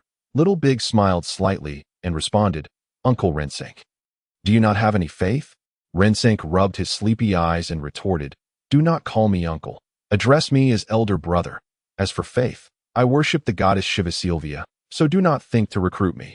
Little Big turned towards the rising sun and said, "But worshipping the goddess does not preclude the existence of other deities. I firmly believe in the existence of the god of time." Upon hearing this, Perseus joined the conversation. "How do you know that the god of time truly exists?" Little Big chuckled and replied, Brother Relan has awakened as well. Allow me to enlighten you. Are you familiar with time magic?" Rensink did not respond directly but muttered, "Unfair. Why is he an elder brother while I am an uncle?" Perseus interjected, "Isn't it about accelerating, decelerating, and freezing time?" To Perseus's understanding, time magic typically involved these aspects of hindrance or enhancement. "Correct," Little Big affirmed, "but time magic also encompasses offensive spells. Do not overlook that. Yet the ultimate essence of time magic transcends these. Brother Relan, can you guess what the ultimate essence of time magic is?" Little Big smiled. Perseus pondered, but found no clarity. Little Big sighed and declared, "It is the ability to traverse time and space." Traversing time and space. Rather than being astonished, Perseus felt a sense of relief. If one could not traverse time and space, what right would they have to claim mastery over time magic? Just as he was nodding in understanding, Little Big continued, "However, beyond the ultimate essence lies even more profound magic, or rather, higher-tier time mages. Do you know what they are capable of?" Perseus thought to himself that he did not even comprehend the ultimate essence. So what could he possibly know about what lay beyond? Yet a thought flickered through his mind. He said, "Is it beyond time?" Leo had told him that white-haired individuals, aside from being elderly, could also be from beyond time. Thus, Lien and Sol could potentially be individuals from beyond time. Little Big was evidently taken aback by Perseus's response, and then he stated, "Indeed, beings from beyond time can be considered half-deities of time. I still do not understand what the god of time is," Rensink shrugged. Perseus fixated his gaze upon Little Big, hoping for more definitive answers. Both he and Rensink firmly believed in the goddess Shiva Sylvia, and now, upon hearing of other deities, they were eager to discern whether their lifelong teachings were fundamentally flawed or if the other was merely heretical. The one to answer them was not Little Big, but rather Bagan, who had just awakened. "The god of time is a great being. He exists within our faith." Upon hearing this, Perseus could not suppress a smirk. Though his expression remained impassive, that it was highly likely that it was indeed a cult, spouting truths while lacking any tangible evidence. He would send a message back that very night, that in contrast to Perseus. Rinsink's composure was far less refined, as he could not conceal his disdainful expression. The concept of the god of time is derived from theoretical reasoning, Bagan continued, ignoring Rinsink's visible reactions. If one could reach beyond time, they would be nearing the level of a deity. If the god of time truly exists, he must be a being of a higher order than those beyond time, thus existing in eternity. The ideal god of time should exist perpetually. From the moment of his ascension, he transcended time, gazing upon this world. This was becoming rather intriguing. Perseus mused. He cast a glance at Rinsink, who appeared equally astonished, seemingly finding this theory irrefutable. But is achieving divinity truly so simple? Perseus inquired. Little Big chuckled and replied, "You only know that Shiva-Sylvia is a goddess, but do you believe that deities can perish? And why would they die?" Both were taken aback. Upon hearing Little Big's words, could there be some hidden truth behind the death of Shiva-Sylvia? She was once a deity, but ceased to be before her demise. Her divine power was stripped away, and no new deity emerged. We firmly believe that with the rise and fall of deities, the god of time will eventually appear, and we, at present, are his most devoted followers, Little Big proclaimed. Our doctrine is to forge a god of time! Exclamation point. Shock, an overwhelming shock. The church existed to uphold the tenets of the goddess, while this so-called time traveler sought to create a deity. Perseus nodded slightly, forcing a smile as he remarked, "Then it seems your doctrine is rather fascinating." Yet Bagan interjected, waving his hand. "Enough, Big. Paladins and priests must maintain a robust faith in the goddess. Otherwise, their magic will wane. After all, our goddess has yet to arrive in this world, and widespread proselytization is unnecessary." Perseus comprehended that the church's greatest advantage lay in the engravings. As long as one held faith in the goddess, they could receive the justice mark. Meanwhile, this so-called time traveler sect lacked a sufficient number of those who possessed the time marks, thus preventing their expansion, although the evil marks were nominally opposed to the justice marks.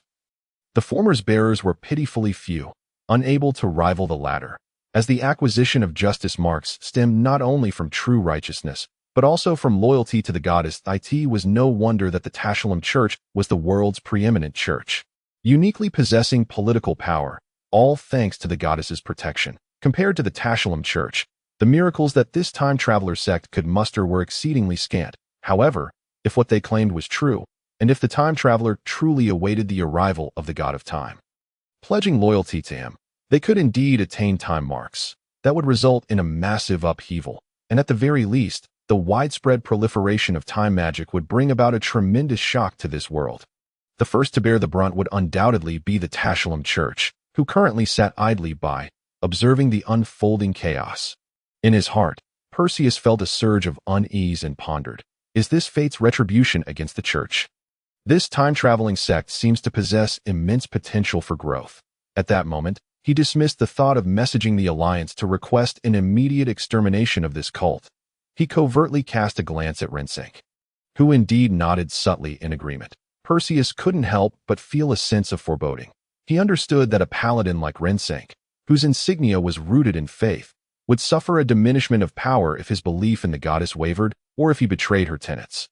Should Rinsink falter, his insignia would weaken, making it difficult for him to keep pace with the team. Conversely, Perseus himself was different. His faith could be said to be non-existent. His insignia stemmed from an audacious experiment conducted by Oliveira, and he was, in essence, a product of Oliveira's endeavors. Oliveira took great pride in the fact that Perseus's insignia possessed a unique independence.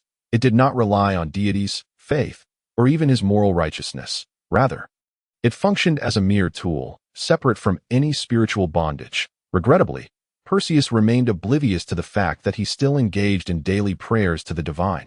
Of course, his method of prayer was unconventional, and his relationship with the goddess was not based on belief, though he remained unaware of this.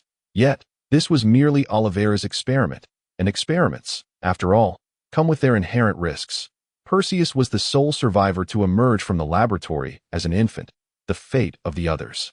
The following day unfolded with yet another arduous journey. With Bagan, the formidable warrior, present, there was no need for the other members of the team to engage. According to Bagan, every individual possessed their own vitality and thus should not squander energy on these minor nuisances. His protective maneuvers throughout the journey prompted Perseus to exclaim, "Truly, he is a berserker. His physical prowess is indeed remarkable." The intensity of a day's combat was something Perseus questioned whether he could endure. Although his explosive strength had been honed beyond the ordinary by Lovett's training, his sustained combat capability paled in comparison to that of a berserker. The berserker's recuperative abilities were astonishing. In his earlier bout with Jiagong, Perseus often analyzed the encounter and concluded that had Jiagong not recklessly activated his berserker state, he would have been unable to defeat Perseus in a direct confrontation, even if Perseus had grasped a modicum of Kal-El's swordsmanship. At best, he would have merely managed to escape in a disheveled retreat that, of course, this was a strategy that the current Perseus could devise. The earlier version of himself would never have considered flight. As the day's journey concluded, the group reconvened at Rebecca's doorstep, where she had prepared a feast to welcome everyone. Perseus took note of their family crest, a blood-red scythe, indicating that this emblem was indeed representative of their lineage. That night, "This is the place. You may explore at your leisure," Rebecca's kin instructed Bagan's team before departing without a backward glance. "Does he seem indifferent to us?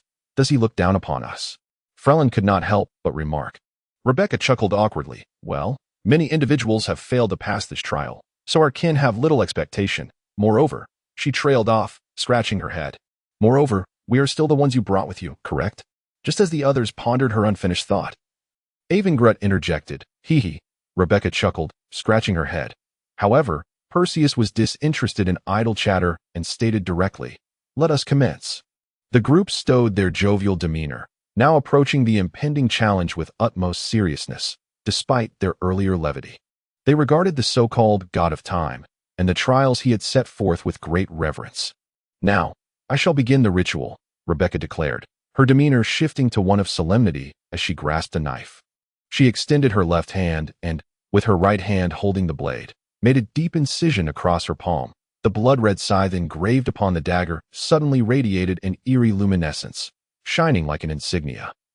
Rebecca pressed her hand against the statue of the God of Time and softly chanted, "Sinners offer their blood to cleanse their transgressions. Sinners offer their lives to procure forgiveness."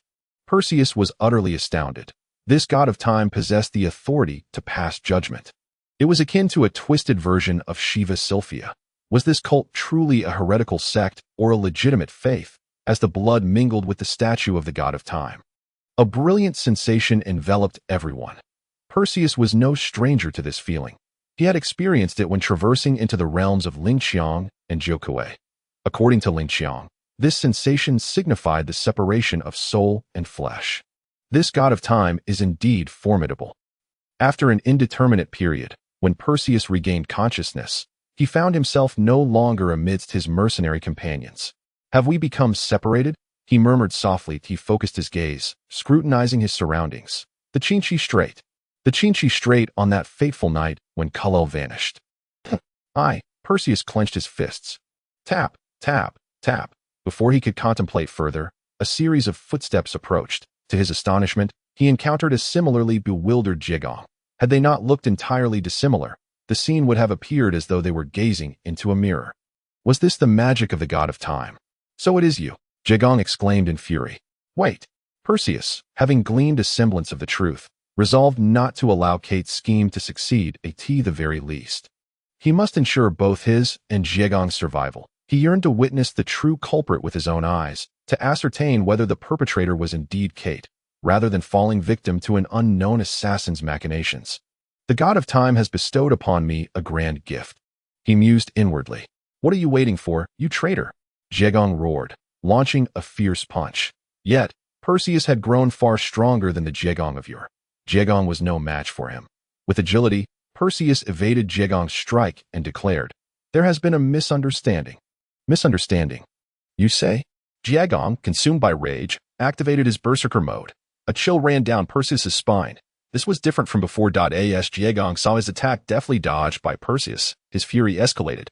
Much like when he battled that assassin in the Colosseum, he activated his berserker mode, enhancing his speed as long as he could land a blow on Perseus. Even a single punch. Jiagong's thoughts raced. Despite being in berserker mode, Jiagong could not catch Perseus, but the latter found himself straining under the relentless pursuit. Forced to evade rather than counter, he feared being ensnared and drawn into close combat. However, Jiegong's speed was far from sluggish, and after a series of exhausting dodges, Perseus could no longer evade a strike. He braced himself and retaliated with a punch, sending Jiegong reeling to the edge of the Qinshi Strait. The Obi pushed from one precipice to another was a testament to Perseus's remarkable growth. After a moment of reflection, he rushed to Jiegong, stating, "You misunderstand. I merely..." At that instant, Perseus felt an overwhelming force pushing him from behind. In the next moment, he found himself plummeting. Who was it? Desperately, he turned his head. Even if it meant falling, he had to see who it was. Kate. In an instant, he recognized the figure, and indeed it was him. Or was it? He then spotted a second silhouette. Kal-El. Was it possible that Kal-El was deliberately cornering him to recruit him? Could Kal-El truly undertake such a thing? No, there was another. Oliveira. Why? Why was Oliveira doing this? As he cast his gaze around, he saw the Pope, Sol, Angela, Zowifer, Old Man Shea, and finally, a figure cloaked in fiery crimson, silver hair cascading. Enveloped in a mist, Lien. Perseus fell into the abyss, consumed by despair. Ah! Perseus screamed as he awoke. Rylan, you have finally regained consciousness. It seems your nightmare was quite the ordeal. Bagan spoke softly. Do you still retain your previous memories? Or do you possess any fragments of the time bracelet? Perseus glanced at his hand, finding it empty. Had he failed? Very well. Bagan observed the same. It appears you have lost your memories as well. Now, we are left with only two remaining hopes. Let us pray that at least one of them succeeds. Had he truly failed? Perseus questioned himself once more. Yet, why did the fear embedded deep within his soul persist? The memories he had retained from that realm of souls. Why had they not vanished? Chapter 56. Night Talk. Perseus stood in a daze, surveying himself and the others. He noticed that Bagan and Charles each held a fragment of the time bracelet, while the others, Rebecca, Frelin, and Avengrat, were empty-handed, their expressions vacant and tinged with a hint of dread. Did they also experience nightmares like themselves? No, they should have no recollections at all. Why do their faces also reflect fear? Could it simply be a response to fright?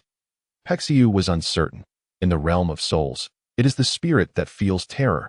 Thus, even though they lacked memories, they remained fearful. I need to step outside for a moment, Pexiu said. Go ahead. Don't dwell too much on these matters, that we still have opportunities for training. Our goal is to slay dragons. Bagan reiterated the comforting words he had expressed 4 times before. Pexiu nodded and replied, I need some solitude. Please refrain from seeking me out tonight. Rebecca had previously arranged accommodations for everyone, and Pexiu's intent in making this request was to ensure he would not be disturbed. Lingxi incessantly urged in his mind, Quick, find a secluded spot for me to emerge. I have new discoveries. Pexiu said this partly to alleviate his own mind, and partly to summon Lingxi. Well then, you all should return and rest well. Bagan observed the scattered expressions of the group and decided it was best for them to depart. Upon hearing this, everyone dispersed. Only Bagan and Shar remained. We must succeed. Bagan murmured a silent prayer while gazing at the 2 slumbering figures beneath the statue. All right, now that no one is here, what do you wish to say? Pexiu spoke in a somber tone. Lingxi regarded Pexiu's despondent demeanor and asked, Do you truly place such significance on that memory? Pexiu sighed and replied, It is the greatest regret of my life that I was so naive and foolish at the time. Had I been a bit wiser, had I possessed more maturity, I would not have failed to uncover that insidious plot. Senior Jiegong may have even sensed something amiss by the end. He was perhaps holding back. It is all my fault. I have fallen to this state because of my own stupidity and weakness. The ethereal figure of Jiao Kuei floating in midair shook her head and remarked, I do not share that sentiment. According to your memories, he struck you with great ferocity throughout, that he witnessed you with that white-haired individual. What was his name? Ah yes, Sol. When you met Sol, he saw it all. Thus, he formed a preconceived notion against you. I can assure you, every strike was delivered with intent. Had you not possessed remarkable talent and formidable strength, you might have already been defeated by him. Pexiu had vaguely suspected that someone had been observing when he first met Sol that day, and he had attempted to pursue them but lost their trail. If Jiao Kuei was referring to Jiegong, so be it. It mattered not who it was. Now, even if he stood on the shore gazing out to sea, he could no longer glimpse the coastline of Sepui's. Perhaps, Pexiu did not dispute this, but the tragedy that unfolded was certainly not the fault of a single individual. I can only reflect on my own shortcomings. I feel as though I have squandered so many years in a cocoon of comfort. How lamentable. In my youth, aside from indulgence in food and entertainment, I was consumed by prayer, endless, ceaseless prayer, at this age. Chiral is likely already engaged in swordplay with his master. Now it was Lingqi's turn to shake her head. His growth has shaped him, just as yours has shaped you, during your formative years. You maintained a pure heart, allowing your imprint to accumulate immense power, ultimately resonating with me, which enabled you to ascend to the realm of spirit gold imprints. Such accumulation cannot be obtained through mere knowledge. Prayer has played an indispensable role. Pexiu sighed once more. In his dismal state, he tended to view everything through a negative lens, and both Lingqi and Jiuke could only offer their reluctant consolation. Although their comforting skills were as evident as one could see, Pexiu still felt a slight lift in his heart. Lingqi, do you have something to discuss with me? Pexiu, wishing to steer clear of sorrowful and meaningless topics, directly inquired about the reason for Lingqi's persistent calls in his mind. To his surprise, both Lingqi and Jiuke fell into a rare moment of contemplation. Pexiu stared at the two ethereal beings in astonishment, remaining silent. Ever since he had become familiar with them, they had constantly chattered in his mind, and he usually ignored their mental theatrics at times. When he grew weary, he would even erect a mental barrier to block out their incessant disturbances. Yet now, they were uncharacteristically quiet. I believe I might be onto something.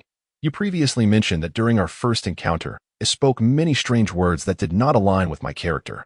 And you said the name Lingqi was imparted to you by that voice. I suspect it could be another me, the true essence of myself sealed beneath. Presently, I can only be considered a spirit, possessing my own consciousness, but having lost most of my memories and all of my power. Once the seal is broken, I shall be reborn. Are you suggesting that another you transmitted a message to me through the fissures of the seal? Pexiu inquired. It is quite possible. That time, Sister Lingqi had not yet awakened, so she could not have communicated with you, Jiuke explained. Observing Pexiu's bewildered expression, Jiuke continued. As for why another Sister Lingqi would choose you, I believe it is because she recognized your talent. Another Sister Lingqi likely perceives that you possess the ability to rescue her and restore her to her former self, thus activating the current Sister Lingqi and transmitting a thread of power to communicate with you. Unfortunately, that power was too feeble to fully awaken her, only able to convey faint messages. As Pexiu's eyes widened in astonishment and a hint of reverence, Jiuke playfully stuck out her tongue and remarked, of course, all of this is mere speculation. The specifics will only be revealed once you break the seal. Wait, Pexiu redirected the conversation. What do you think the original Lingqi values in my talents? Is it my gilded imprint? No, that cannot be it. If it were, you would have mentioned it long ago. Could it be related to the fact that while I may have failed upon entering that realm of souls, my memories were not erased? Li has certainly trained you to be remarkably astute. Lingqi sighed, looking at Pexiu, who had transformed from a once innocent child into one riddled with complexities, akin to a honeycomb. Previously, he was a simpleton, sweetly calling out senpai behind Kate. Pexiu, uninterested in retorting, continued. Then tell me what you discerned about my talents. Perhaps my situation is merely coincidental. Divine powers. It could be that the individuals from the church have imparted something to you. Or perhaps it is intrinsic talent. One of these three factors has granted you divine powers, rendering divine magic ineffective against you. Even the memory-erasing spells of the gods cannot obliterate your memories. Lingqi declared, divine magic possesses absolute efficacy over all living beings and inanimate objects. Even the holy radiant garb cannot withstand divine spells unless it is in existence of equivalent status. When one god casts magic upon another, either both remain unharmed, or both suffer equal damage. This can be deemed a form of curse. Furthermore, whether one is entirely immune or entirely harmed is random, each with a 50% probability. Setting aside my physical constitution, I am curious why you possess such extensive knowledge of the divine, Pexiu inquired, tilting his head. Lingqi shrugged and replied, if you ask me. Who shall I inquire of? Half of my memories are sealed. If you wish to know, you must break the seal that time. I will tell you based on my mood. Pexiu immediately fell silent. According to Lingqi, a crucial step in breaking the seal involved acquiring all the blossoming swords, an impossible feat, given that Vijay values his sword more than his own life. Moreover, to be told it depends on mood. Who is helping whom to break the seal here? Must there be some decorum? All right then, Where do you think the divine powers most likely originated? Pexiu asked. Could it be from the prayer methods taught to me by Uncle Olivier? Pexiu posed 2 questions in quick succession, prompting Jokoe to cross her arms in front of her chest with a dramatic gesture. Completely erroneous. If heretical prayer methods could bestow divine powers, what need would there be for proper prayer methods? Fool. That is a valid point, Pexiu shrugged. So what do you think it is? Jokoe and Lingqi exchanged glances before ultimately stating, we have 2 theories. Point 1 is that you are a prototype of a divine being cultivated by the church, intended for development into a god. This can be inferred from your upbringing. Their training methods have been quite extraordinary. We are unaware of their true intentions, but it is clear that you have undergone special cultivation. A brief connection leads us to this conclusion, though much remains speculative and cannot be entirely confirmed. The second theory is, you are the reincarnation of a divine being. Pexi nearly choked on his tea. How he wished he had been sipping tea at that moment. For he would have erupted in a fit of laughter, though it would not have splattered on the 2 spirits. Nonetheless, it would have conveyed his emotions. What nonsense are you spouting? First of all, the goddess Shivaservia and male Pexiu? The genders do not even align. Secondly, do divine beings reincarnate without memories? At the very least, deities reincarnate, awakening the powers of their divine essence, thus experiencing a significant surge in strength. Yet they still must acquire knowledge and skills from humanity. A torrent of justifications erupted from Perseus. However, Lingqi countered, no one retains their memories after death, hence no one can ascertain whether reincarnation results in a change of gender. You should not place your hopes on this notion being a valid argument against your divinity. She continued, as for the second and third points, do you recall how the goddess Shivaservia met her demise? I mean, do you truly understand how a god can perish? The manner of the goddess Shivaservia's death was indeed a weighty topic. Perseus had encountered this account in history books, where the church was powerless to protect the goddess amidst human turmoil, ultimately leading to the decimation of the church and the goddess herself. Indeed, the goddess, who was said to have created the heavens and the earth, was slain by humanity. According to Little Big, she was killed after being stripped of her divine power. This raises the question of whether her reincarnation retains any memories, let alone the ability to awaken powers. So, what exactly am I, born of no father and mother? Not long after Perseus and the others departed, Lunsink awakened with a faint sigh. Upon seeing him regain consciousness, Bagan hurriedly approached. You're awake, it seems. Bagan glanced at Lunsink's hands, which were empty. Nevertheless, his composure was commendable, as he did not exhibit disappointment. Lunsink's visage was pale, his eyes hollow, bearing the expression of one who has endured extreme terror. Yet, the source of his fright eluded his memory. Prolonged exposure to one's deepest fears, coupled with an extended experience of disembodiment, resulted in profound dread and mental exhaustion. It was but a brief moment before Lunsink succumbed to slumber once more. You have failed as well. It seems all our hopes rest upon him, Shar remarked slowly. He should not disappoint us. Should he? Bagan chuckled. If I could succeed, how much more so could he? Shar shook his head, saying, even Euengrut has failed. His grasp of theology surpasses yours. Consider this. Aside from theology, what else does this test assess? Bagan pondered momentarily, then replied, when faced with one's past regrets and greatest fears, how should one confront them? This test evaluates one's mindset. Look at these young individuals, each succumbing to despair, overly concerned, and thus they all failed. This fellow is no exception. Shar stated, Little Big is still a child. Despite being the chosen one, he remains just a child. Though he is sent by the church, he is indeed quite pitiable, Bagan remarked. What a shame he crossed paths with me. I would show no mercy even to my own parents. Should he dare to act rashly, I would cut him down without hesitation, that wretched boy. He was, of course, referring to Lunsink, as Perseus's disguise was remarkably intricate and not easily penetrated. Well then, madman, let us patiently await the awakening of the chosen one. I hope he refrains from utilizing that kind of power. He appears less than human when he does. Shar commented. What of it? He will eventually cease to be human. The ritual is already in preparation, and he shall soon be crowned. Hey, Lingqi, Jokue. Perseus interjected, interrupting the discourse regarding his origins. Have I truly grown? Over these past years, have I merely become stronger, or have I also matured in spirit? I find myself increasingly fearful. I fear the future. the responsibilities, the missions, and the divine. Your power has indeed increased, Lingqi stated. Your wisdom has expanded, Jiokui added. Yet your heart, your soul, remains unchanged, Lingqi continued. As Sister Lian mentioned, there still resides a certain demon within you, Jiokui remarked. Its name is cowardice, Lingqi concluded. Already aware of the answer, Perseus sighed. Perhaps, if in the final moment I were to grasp someone, I would not fall.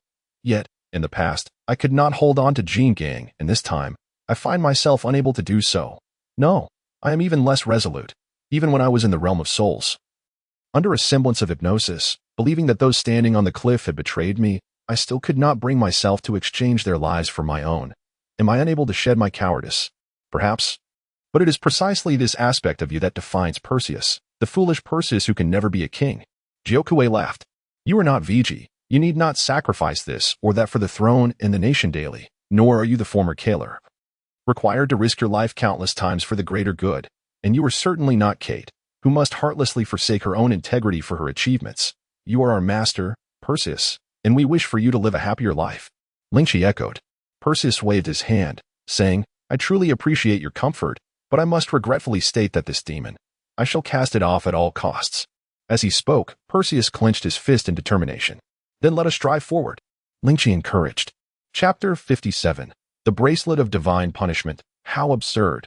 The rules of this world are indeed so broken, towering before mortals like an infinite ark, yet before the divine, as fragile as a paper vessel. Little Big mused. A bracelet in hand, smiling as he surveyed his surroundings. The statue of the god of time had also conjured an illusion for Little Big, yet he remained entirely unaffected by its effects. The illusion crafted by the god of time could stimulate one's nerves, shortening the frequency of thought, which is why Perseus had struggled to think clearly within the illusion. Ironically, this very condition allowed him to glimpse his true weakness once more. Standing outside the illusion, Little Big observed it through a crystal orb, beside which stood a statue, the very statue of the god of time.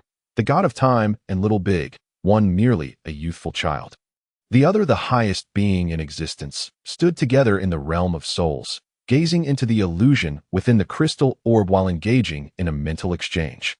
How laughable, Little Big repeatedly lamented. The bracelet in his hand shimmering under his magical influence. Deceiving one's own followers, even if they are guilty, such a god can never be forgiven. Wouldn't you agree, god of time? The statue of the god of time emitted a radiant glow, transmitting a thought into Little Big's mind. They know. They merely wish to reclaim this treasure from my grasp. Is that so?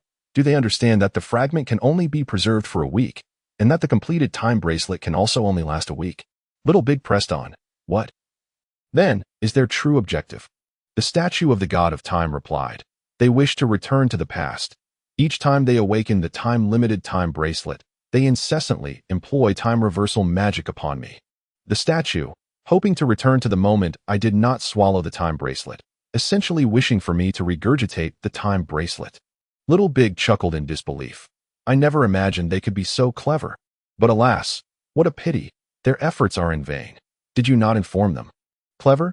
Defying the words of the divine is foolishness, the statue of the god of time retorted. I have long told them that the god of time awaits a grand revival, yet they insist on acting on their own accord. Flaunting their trivial wits, can they truly oppose what is destined by the divine? Little Big suddenly fixed his gaze intently upon the statue of the god of time, causing it to feel a shiver. From the child's eyes, the statue discerned a remarkable insight. You are not the god of time. You are merely a statue, Little Big declared, shaking his head. The statue of the god of time fell silent. The two remained in a standoff, with only the scenes within the crystal orb in motion. Mother, father, the Little Big within the orb cried out, yet the Little Big outside remained oblivious within the orb. The parents of Little Big perished repeatedly through various tortures, leading to an outpouring of tears from the Little Big inside. However, the Little Big outside remained unperturbed. His heart, now as unyielding as steel, no longer feared anything and had ceased to shed tears. You speak the truth. I am but a statue. Gods can create life. Shivasurvya brought forth all things in this world. But I, a magical being crafted by the god of time, am a creature more perfect than humans, dragons, and so forth. The statue of the god of time asserted, I call myself the magic predator, as the name implies. I am a being that devours magical energy. Haha. How ironic. The blood-red scythe could never have anticipated that the magical energy they injected would not reverse time, but instead become your sustenance. Little Beagle chuckled. When it comes to perfection, I do not perceive you as a flawless being. Rather, I believe you to be more akin to a lesser creature. Would you care to hear my reasoning? I would be most honored to receive your insights, esteemed son of God. The statue of the god of time replied with a solemn yet humble demeanor. Little Beagle smiled and remarked, once this task is completed, you shall meet your demise, correct? Indeed, that is the decree of the god of time, the statue responded. Little Beagle gazed at the statue of the god of time with a look of pity and said, you know, humanity measures the significance of life not by the classification of species. Though it may seem harsh, the more value a life creates, the more meaningful it becomes. Even humans cannot gauge their own significance. Let alone you. You have endured a long wait only to be met with death. Can such a life be deemed perfect? The statue replied softly, there is no escape. The mark we bear is our sin. A brand of servitude. Once the divine reappears, the mark will no longer be a treasure but a transgression. My purpose is to fulfill the will of the god. I believe I surpass all creatures because I can live my life in accordance with the divine command. It seems that pity is an inadequate description of your situation, Little Beagle said, extending his finger to twirl the time bracelet he had just acquired. Choose between foolishness and loyalty at your leisure, I believe. It is foolish loyalty, the statue replied. I accept my folly and my fidelity. The god of time is my creator, and my life belongs to him. He fashioned me as a being, not as a machine. I believe I have fulfilled my role, and my value is solely for the god of time. I care not for any other worth. Although the statue referred to the Son of God with great reverence, its words subtly contradicted Little Beagle. Is that so? Your perspective matters little to me. After all, I am referred to as your Son of God. Little Beagle responded with a smile, accompanying you through your final moments. I can take this bracelet with a clear conscience that my capacity for compassion is limited, and even I am moved by your unwavering loyalty. Then I am truly honored, Son of God, my future deity. Future deity, you say? Little Beagle chuckled as he turned to leave with the bracelet in hand. Suddenly, the statue behind him shattered into countless fragments, scattering into the air, and the entire statue disintegrated into dust. The crystal ball continued to replay scenes of Little Beagle crying out to his parents not to die. Hearing the sound of the statue breaking and his own cries, Little Beagle merely paused momentarily before resolutely walking towards the black hole that connected to the outside world. The next morning, did you retrieve the fragments? Upon his return, Little Beagle was immediately surrounded by a few individuals. Although his conversation with the statue of the god of time had not been lengthy, the illusionary magic had taken a considerable amount of time to unfold before him. By the time it was his turn, he had dawdled within the illusion, and when he finally spoke with the statue. In short, dawn had arrived. As for the fragments, I did not acquire them, Little Beagle said, opening his hand. Indeed, his palm was empty, and the expressions of those around him fell in disappointment. They had not anticipated that their newly formed mercenary group's first mission would end in failure. Flynn's eyes reflected a hint of disappointment, while Avengrit clenched his fists, silently vowing not to hinder progress in the future. As for Perseus and Rensink, Perseus had risen early but was in a foul mood and reluctant to join the gathering. While Bagan allowed him to be, Rensink was simply still asleep, having woken up too late. As for Bagan and Charles, they exhibited no signs of disappointment. Instead, they exchanged surprised and harmonious glances towards Little Beagle, eagerly awaiting his astonishing revelation. In fact, the mercenary group originally consisted of only 3 individuals, Charles, Bagan, and Little Beagle, who shared the most familiarity with one another. Although Avengrit had accompanied them for some time, he was still not well acquainted with them, and being a thief, he had not fully integrated into the team during combat. Thus, he had always perceived Little Beagle as a mere mascot. Meanwhile, Rebecca sat down heavily on the ground. Unable to contain her disappointment, the handsome young man she had favored, Rulin, had failed, which was already a significant blow. Watching one failure after another unfold only compounded her dismay, though she had not held high hopes initially. Witnessing the failures was still a considerable setback. It could be said that Rebecca had been holding her breath until this moment, when she finally released it, or rather, it came crashing down. However, I did manage to obtain this. Little Beagle finally revealed the bracelet, and everyone was momentarily stunned.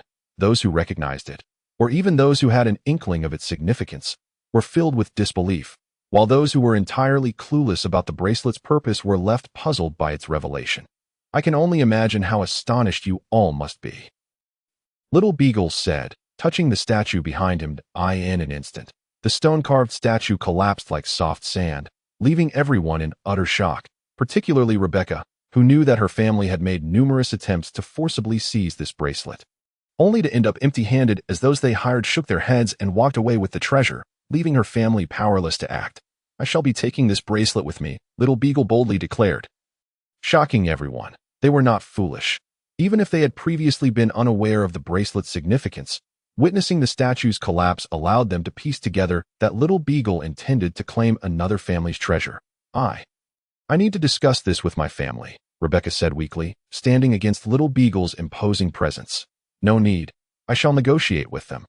Little Beagle declared grandly as he strode out of the room. The power dynamics lie with me. All you need to do is guide me. Before Little Beagle. Rebecca appeared quite timid, and without further protest, she led him out of the room. As they watched Little Beagle follow Rebecca away, Flynn marveled. This little fellow truly hides his depths well. Avengroot wore an expression of disbelief, while Charles and Bagan simply shrugged in an as-expected manner, stating, he is indeed the son of God of our time travelers. Half an hour later, I still cannot accept it. This artifact clearly belongs to our family. What right does an outsider have to take it? The patriarch of the Bloodscythe family exclaimed. Kid, considering you have returned our treasure, I can overlook your previous arrogant remarks, but only on the condition that you relinquish this bracelet. To acknowledge one's sins is to repent. Such is the teaching of the God of Time, Little Beagle proclaimed. Holding the bracelet high, his demeanor unwavering as he faced the patriarch of the Bloodscythe family. You have betrayed the teachings of the God of Time for years. The gods beyond time have long been aware of this. But do you know why they have not punished you? This bracelet is your punishment. Clinging to it without understanding what you cannot see is your true punishment. Now the God of Time calls to you. Will you not repent? You, a mere mortal, what makes you think you can speak on behalf of the God of Time? Our family has been a loyal defender of the God of Time. Hand over the bracelet, and I may spare your life, the patriarch demanded. Little Beagle chuckled and replied, you still do not comprehend. Do you know why the God of Time has reclaimed the bracelet? The God of Time is seeking a successor. In other words, he wishes for someone to inherit his power, to fulfill his grand purpose, and that person, Little Beagle raised his right hand high, is me. Time seemed to freeze at that moment. Little Beagle sneered and declared, I am merely here to inform you that, in your obstinance, the God of Time shall be losing one of his followers. Chapter 58. The underwater dragon's nest. Perseus lay beside a small lake, quietly closing his eyes. I never expected this. I thought they were merely a band of thugs.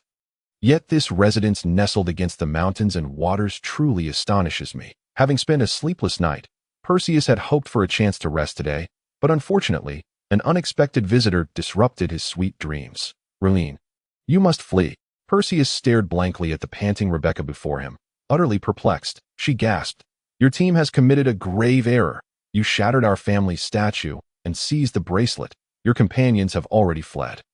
And they couldn't find you after searching for a long time, so they asked me to lead you out. They seem to have known you'd definitely help me.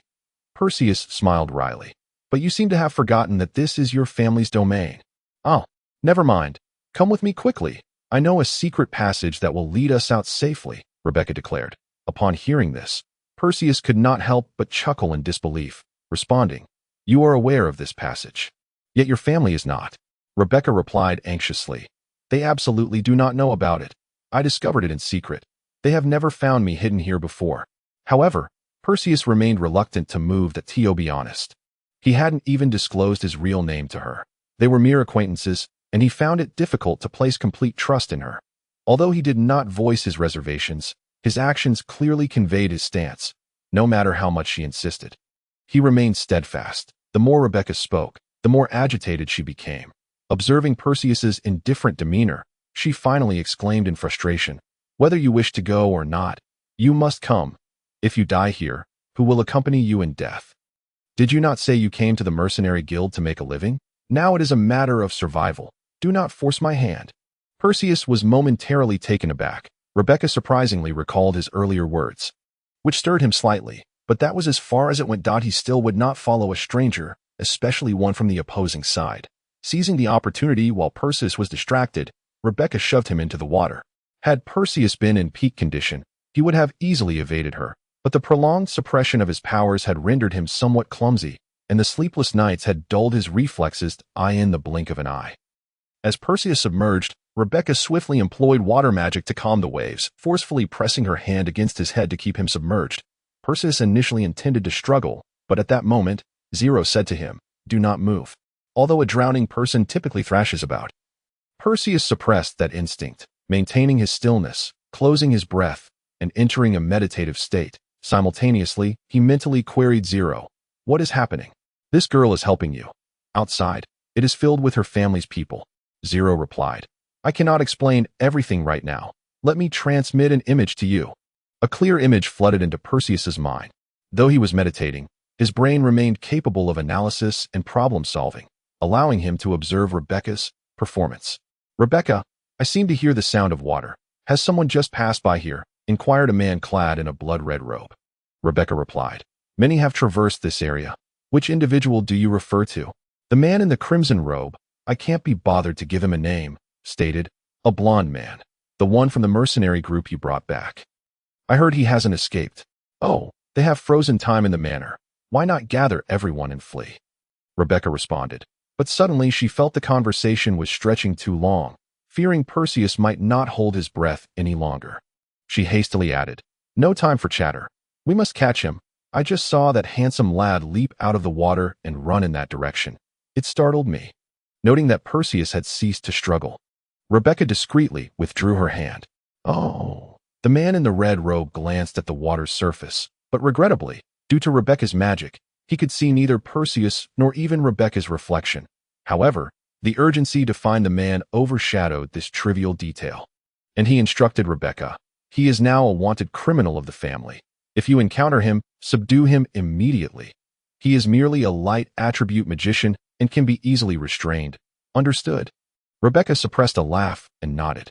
Hearing the man in the crimson robe claim that Raylin was easy to subdue, she internally mused, "Indeed, I merely pushed him, and he fell right in."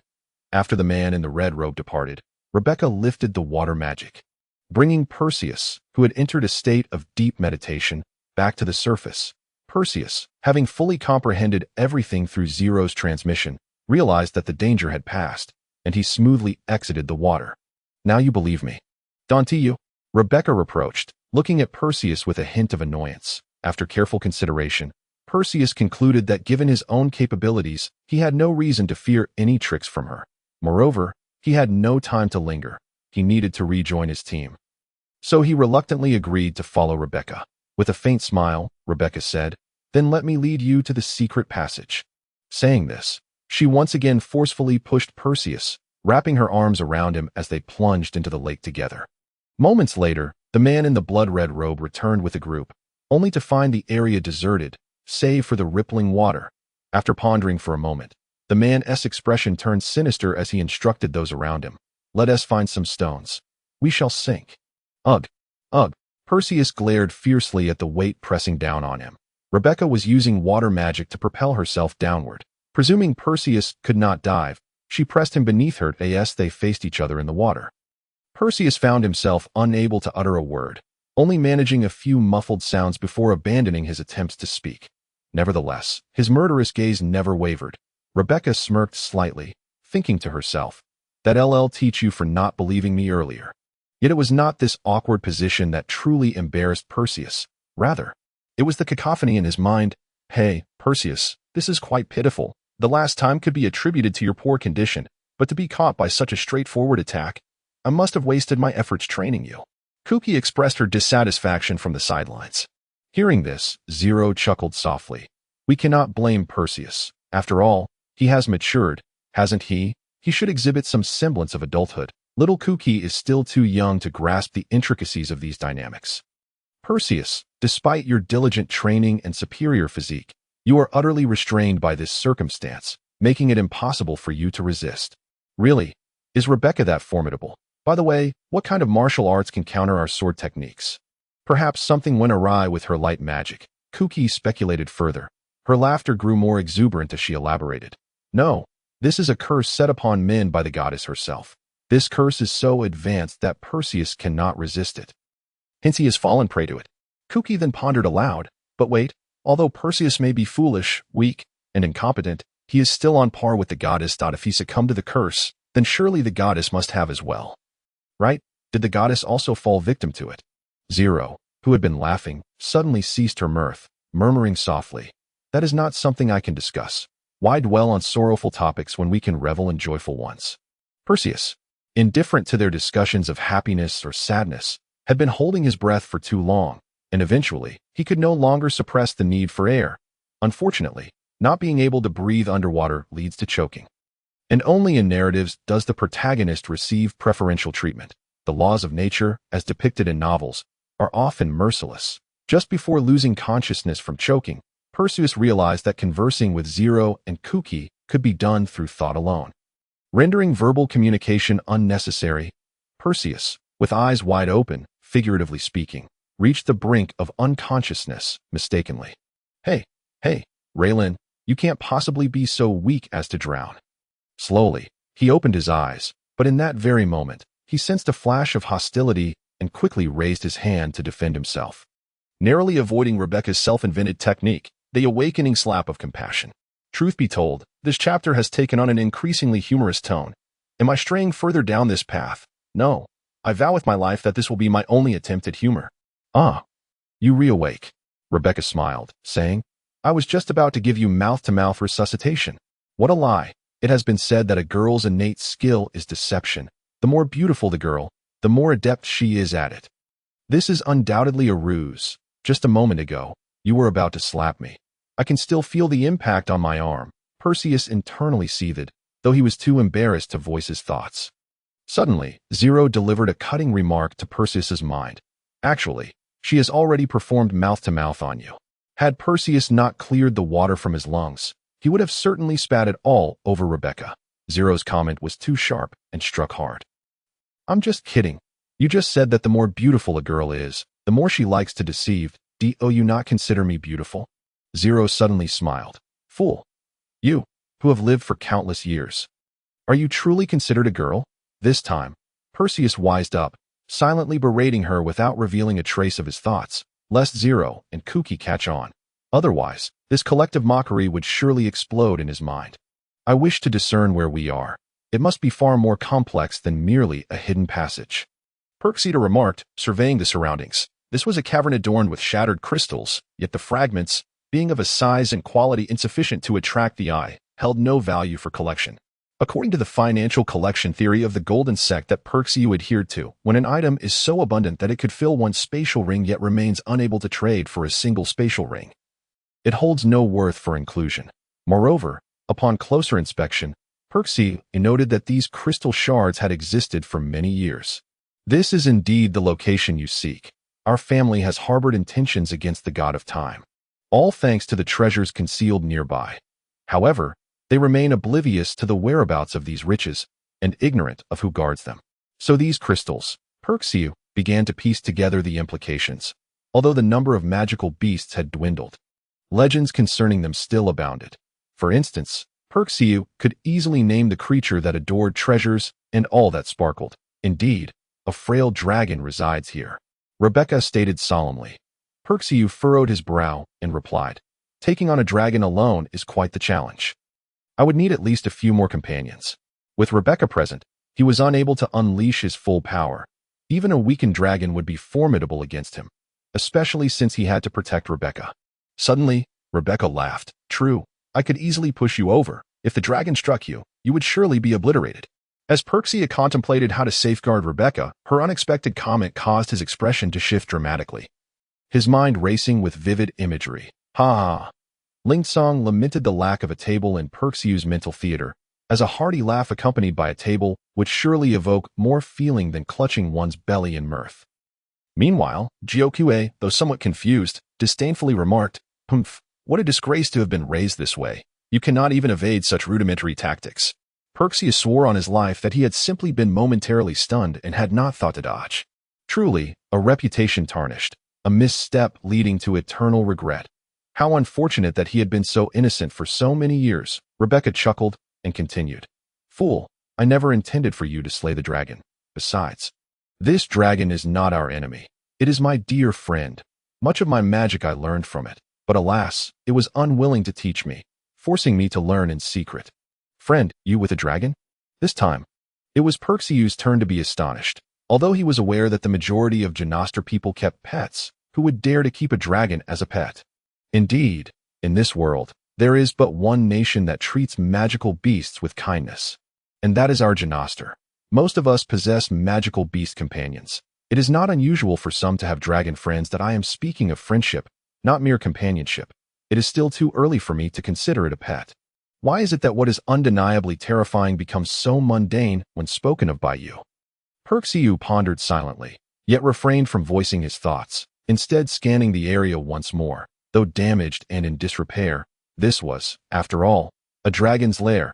He envisioned the depths of the cavern, where a dragon resided, a creature whose very utterances once signified cataclysmic magical forces, whose powerful wings could alter the very heavens, and whose presence could shatter mountains. Chapter 59. The Dragon of Lost Hearts. As Perseus silently gazed deeper into the cavern, Rebecca smiled and said, Since you wish to see the dragon, uncle, let us proceed. But at the outset, do not speak. I will instruct you when it is appropriate.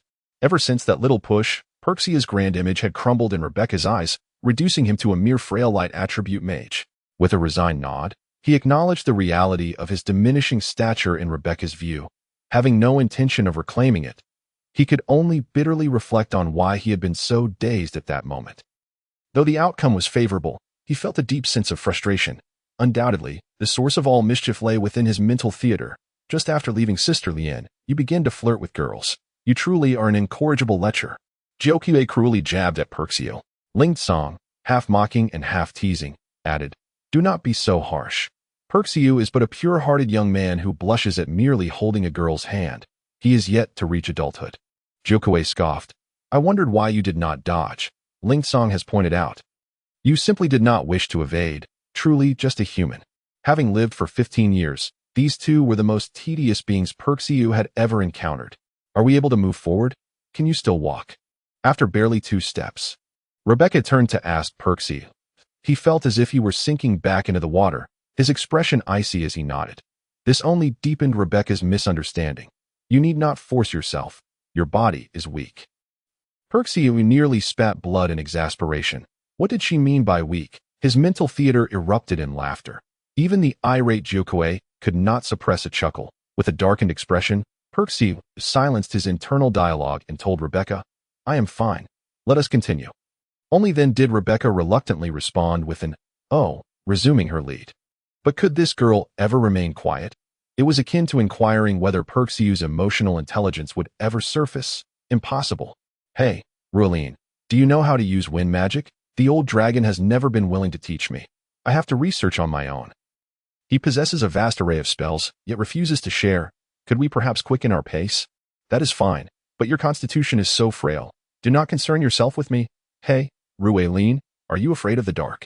I am a bit scared. Perseus raised his hand and cast a light spell to illuminate the surroundings. In truth, the tunnel was not particularly dark. Rebecca merely wished to draw closer to Rueline, prompting her to speak thus. Upon witnessing Rueline invoke a spell without reciting an incantation, Rebecca had to shift the topic. With a grim expression, Perseus trudged through the tunnel, enduring the ordeal. Engaging in sporadic conversation with Rebecca, he eventually reached the end of the tunnel, where a fork appeared, intersecting the original linear path. Perseus glanced at Rebecca, who immediately explained, This is it. The old dragon's manner of speaking is a bit odd, so be careful not to engage in conversation. Perseus nodded. Though Rebecca was often unreliable, she was relatively kind to him, and her words were worthy of trust. Seeing Perseus nod, Rebecca led the way into the cavern, and Perseus followed. This was Perseus' first encounter with a dragon. Though imprisoned in this place and stripped of its former grandeur, coupled with age and frailty, the dragon lacked the formidable and fearsome presence described by bards. Yet, its golden eyes, seemingly capable of piercing through one's very soul, commanded Perseus' respect. This ancient dragon was undoubtedly of exceptional wisdom. Rebecca, have you come to slay me? The old dragon inquired. casting a glance at Rebecca and Percy. No. Is this how conversations transpire between two old friends?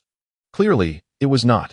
Percy was taken aback, shifting his gaze between Rebecca and the dragon, failing to perceive any oddity, as if they truly were dear friends, reflecting on the absurdity of a whimsical human befriending a deranged dragon. It seemed plausible enough. What nonsense is this? Did I not assure you that I would not slay you? Rebecca retorted, glaring at the old dragon. You will not perish. You must continue to live. The old dragon regarded Rebecca with indifference, stating, anything that endures for long enough grows weary of life. Dragons, humans, and even gods alike. Once again, the mention of divine beings prompted Percy to pay utmost attention to the dragon's words. You are far too pessimistic. Old dragon, today, I shall introduce you to my new friend. Come, Raylene, please introduce yourself. One could only commend Rebecca's exuberance, allowing her to converse with this eccentric dragon. The eccentric dragon cast a glance at Rebecca and remarked, you know, one day you will take my life from me. If not today, then in the future. Now, tell me, what is the purpose of bringing this human here? Nothing much. We are here seeking refuge, evading the pursuit of my family. Can you understand? Rebecca explained. The eccentric dragon nodded. A commendable plot. Given your character, it was inevitable that you would be cast out from your family. Fleeing sooner rather than later is wise. However, it is unfortunate that this place is not suitable for refuge. I suggest you leave promptly. The other exit connected to this tunnel would serve as a better sanctuary. I believe you would find it to your liking. Rebecca blinked her bright, expressive eyes at the eccentric dragon and said, once we depart, who will feed you? How will you survive?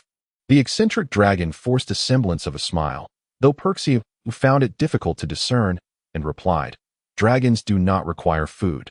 Dragons possess a unique way of life. They do not live for sustenance, but for dignity. Please wait a moment. Have you heard of the recently rising dragon slayer?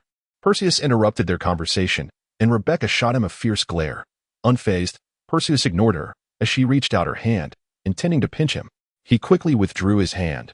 Being pinched was trivial, but the endless mockery in his mind would be far more troublesome. Rebecca huffed and turned away, refusing to look at him any longer. Yet, she still kept her ears perked, listening to the dialogue between Perseus and the mad dragon. Truly, the mad dragon was quite mad. He cast a glance at Perseus and said, you are not the dragon slayer. I will not perish at his hands. How can you be so certain? Perseus thought to himself, wanting to seize the dragon by its neck and exclaim, aren't you afraid of dying? Come escape with us, already. Indeed, Perseus wished to abduct the dragon. However, upon deeper reflection, was this dragon not merely awaiting someone to slay him? I will die at Rebecca's hands. It matters not whether you are the dragon slayer. And besides, you are not. The mad dragon's insanity flared once more. Perseus recalled Carlyle's teachings. Never meander with words. If you wish to gain more information, you must firmly grasp the topic at hand. Thus, despite the myriad questions swirling in his mind about this mad dragon, Perseus suppressed his curiosity. But the dragon slayer's aim was not the dragon itself, but rather its heart. Even if you were a deceased dragon, he would covet your heart, the most precious possession of a dragon, the reverse scale, a treasure of Chinese dragons. Aren't you worried? Furthermore, according to your own words, if Rebecca truly were to slay you and take your heart, would you not be concerned for her, given your friendship? To willingly sacrifice oneself while worrying for the safety of another is the hallmark of madness. Yet, this dragon was indeed mad, and Perseus deemed it a fitting remedy. I ask you, Rulin, have you lost your mind as well, speaking nonsense alongside this old dragon? Rebecca's expression soured, as though she truly might slay the old dragon. The old dragon was her closest friend. Not only would she never kill him, she would be more likely to save him. The old dragon managed to force out a smile, which Perseus interpreted as laughter, and said, she would not. After killing me, she would grieve deeply for my loss. For we are good friends. Who would want to befriend a madman like you? Perseus silently scoffed. The mad dragon continued, and as for your assertion that the dragon slayer would dissect my corpse to obtain my heart, that too is impossible. Allow me to share a story with you. At that moment, Perseus nearly buried his face in his hands.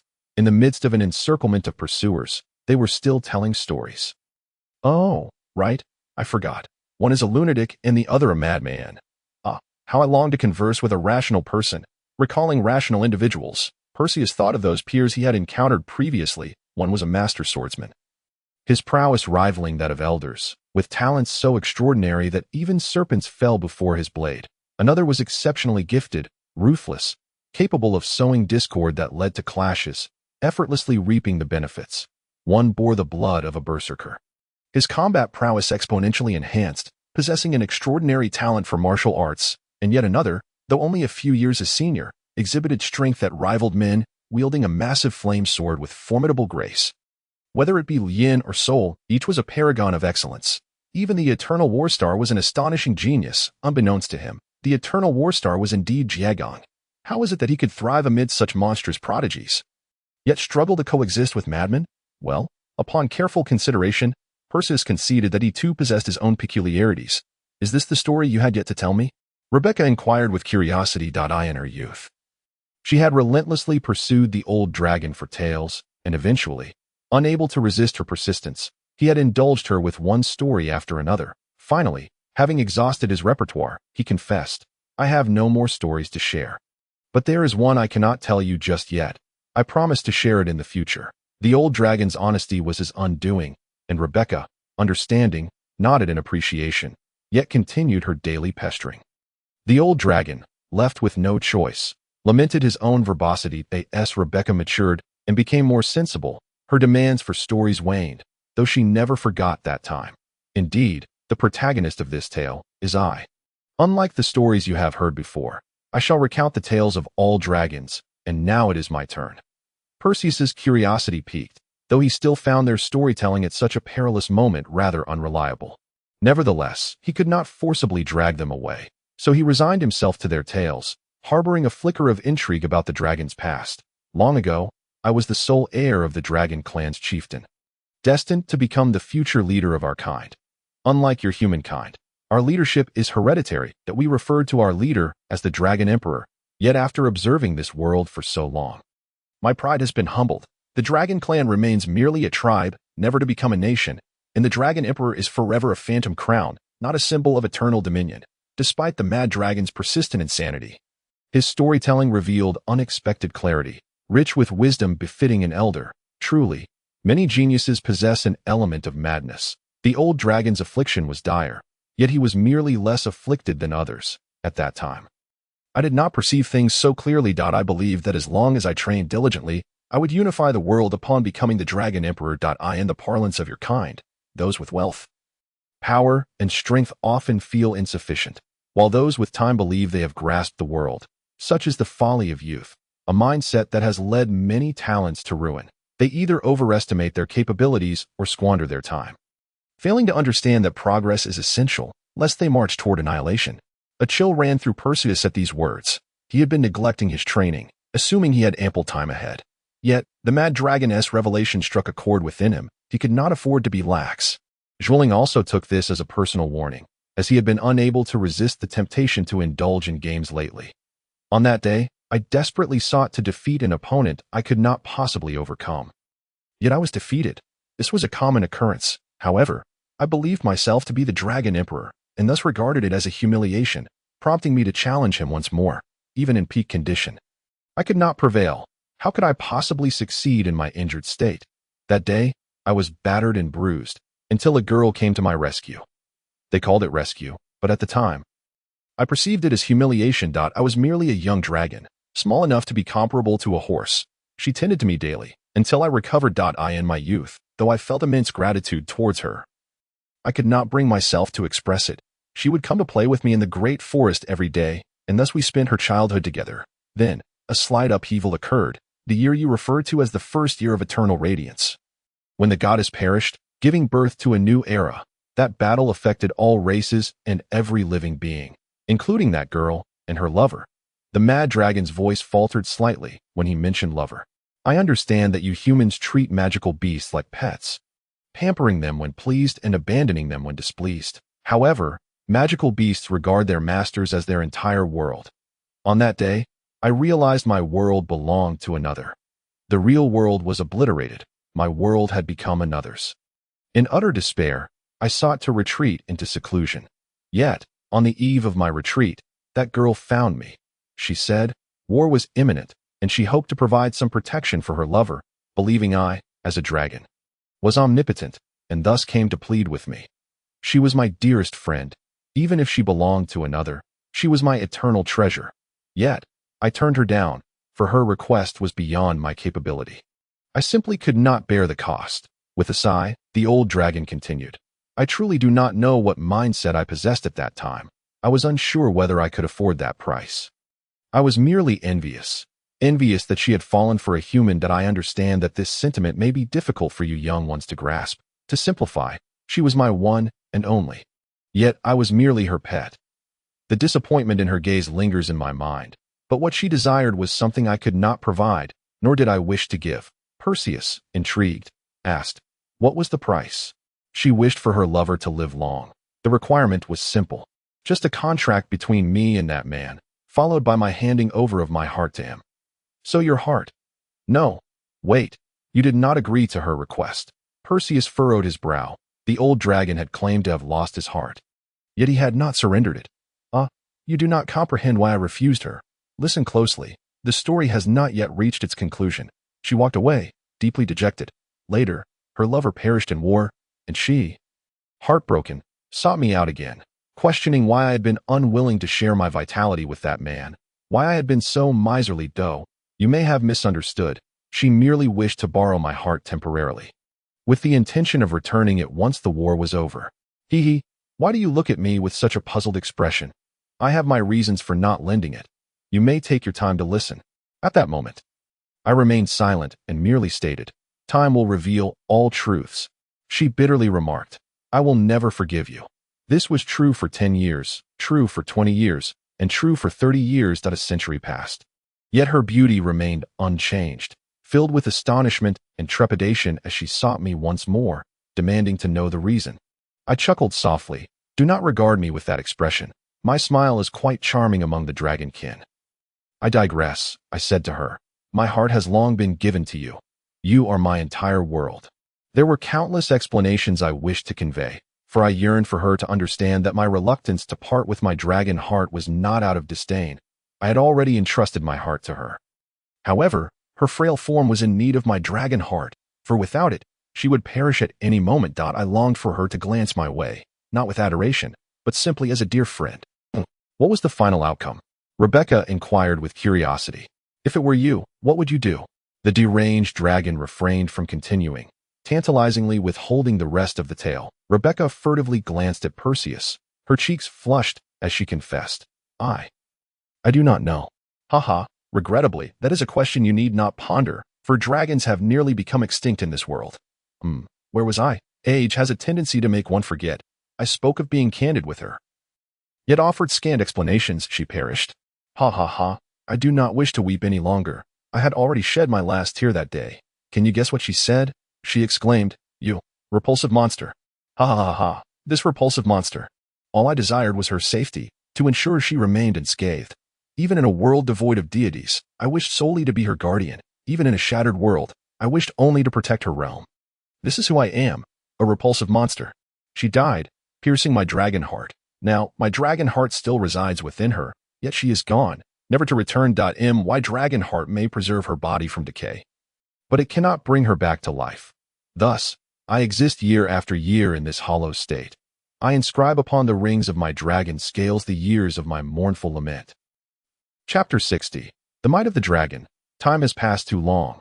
I thought I had forgotten everything, but alas, my world has perished, and I too have died. The dragon devoid of a heart can no longer feel love. I recall a unicorn friend once said that he loved this world because the goddess proclaimed that love makes the world more beautiful. Yet, he perished in that great calamity, alongside his love. The goddess and the world. That I too have died. In another great disaster that followed, my love extinguished, along with my world. The deranged dragon. No, Perseus, now referred to as the old dragon, spoke thus. Old dragon. Rebecca wished to comfort the old dragon, but he once more forced a grimace of a smile. Perseus, however, ceased his internal musings, his heart aching at the sight of the old dragon's forced smile. I know what you are thinking, but the mere fact that I can recount this history with composure proves it is but a tale of the past. The old dragon sighed. In these 8 centuries, many have sought me out, conversing, providing sustenance, listening to my stories, Yet I know they are not the ones I seek. But Rebecca, I know you are the one destined to end my anguished existence. I have awaited you for 800 years. I will not harm you." Rebecca remained steadfast in her principles. Yet the old dragon smiled, choosing not to dwell on that topic, instead gazing into the distance. Shifting the conversation, "You are in some trouble." Perseus immediately perked up, his ears attuned to the approaching footsteps. Soon, his expression turned grave as he remarked, "There are many approaching. It will be difficult to handle them all at once."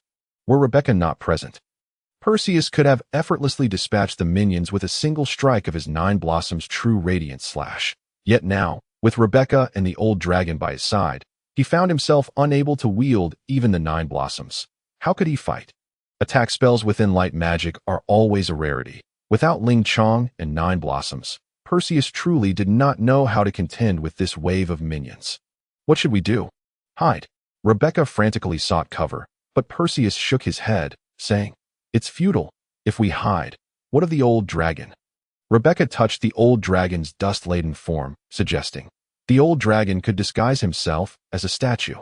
"No, that is too perilous. It is better to flee while we can, but the old dragon cannot escape." How troublesome. Perseus grumbled about the old dragon's imposing size. The old dragon once again forced a strained smile, assuring Perseus, "Fear not, I can ensure your safety."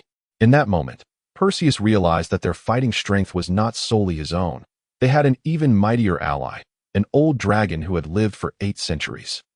Furthermore, Rebecca, having graduated from a magic academy, surely possessed considerable magical prowess, thus his earlier assumption of facing the enemy alone had been misguided. "Rebecca, is it convenient for you to involve your family?" However, Perseus reconsidered, pondering another layer of their relationship, and asked, I think I should hide." Rebecca stuck out her tongue, then slipped behind the old dragon, while Perseus took his position beside the old dragon, ever ready for battle. Tap, tap, tap. The footsteps drew nearer, ultimately arriving at the previous fork in the path. Perseus rang alarm bells in his mind, while Rebecca, hidden behind the old dragon, felt her heart race. Neither had witnessed the old dragon in action before. Though the adversaries bore the title of dragons, they had lost their hearts. Who could say if they still possessed the vigor of yore? With each step, the foes drew closer, until a large group emerged at the corner. Indeed, here they are. To their surprise, it was not the man in the crimson robe who appeared, but rather a middle-aged man. Upon hearing this, Rebecca's heart sank. Why is my father here? Could it be the family has already discovered this place? Has the old dragon been found out? What am I to do? Am I merely a link between the family and the old dragon? Lost in her thoughts, Rebecca became absent-minded, while Perseus remained focused, his attention fully on the enemy before him. "Young man, perhaps we should harbor hatred towards you, or perhaps we should express gratitude. You have taken from us the artifacts passed down through generations, yet have bestowed upon us such treasure. I honestly do not know what to say. However, you are aware of the current situation. Surrender, and if you divulge the whereabouts of those who fled, I shall grant you honor and wealth." Perseus laughed. He truly laughed. The leader of the Blood Scythe clan naively believed that by acquiring that artifact and subduing this dragon, their family would become invincible.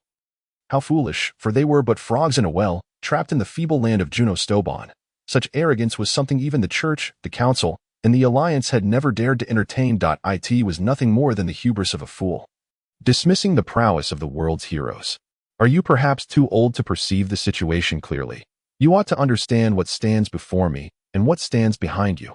At this, Perseus disdainfully glanced at the minions trailing behind the clan leader, including the initial man in the crimson robe. The man in the crimson robe remained composed and astute, quickly discerning Rebecca and Perseus's intentions, and prudently summoned reinforcements, allowing the clan leader to take the forefront, hoping to achieve glory without incurring the wrath of those higher in rank. Yet he too was mistaken. His greatest folly was his weakness. The weak wield no power, as dictated by the laws of the kingdom of Green Shio.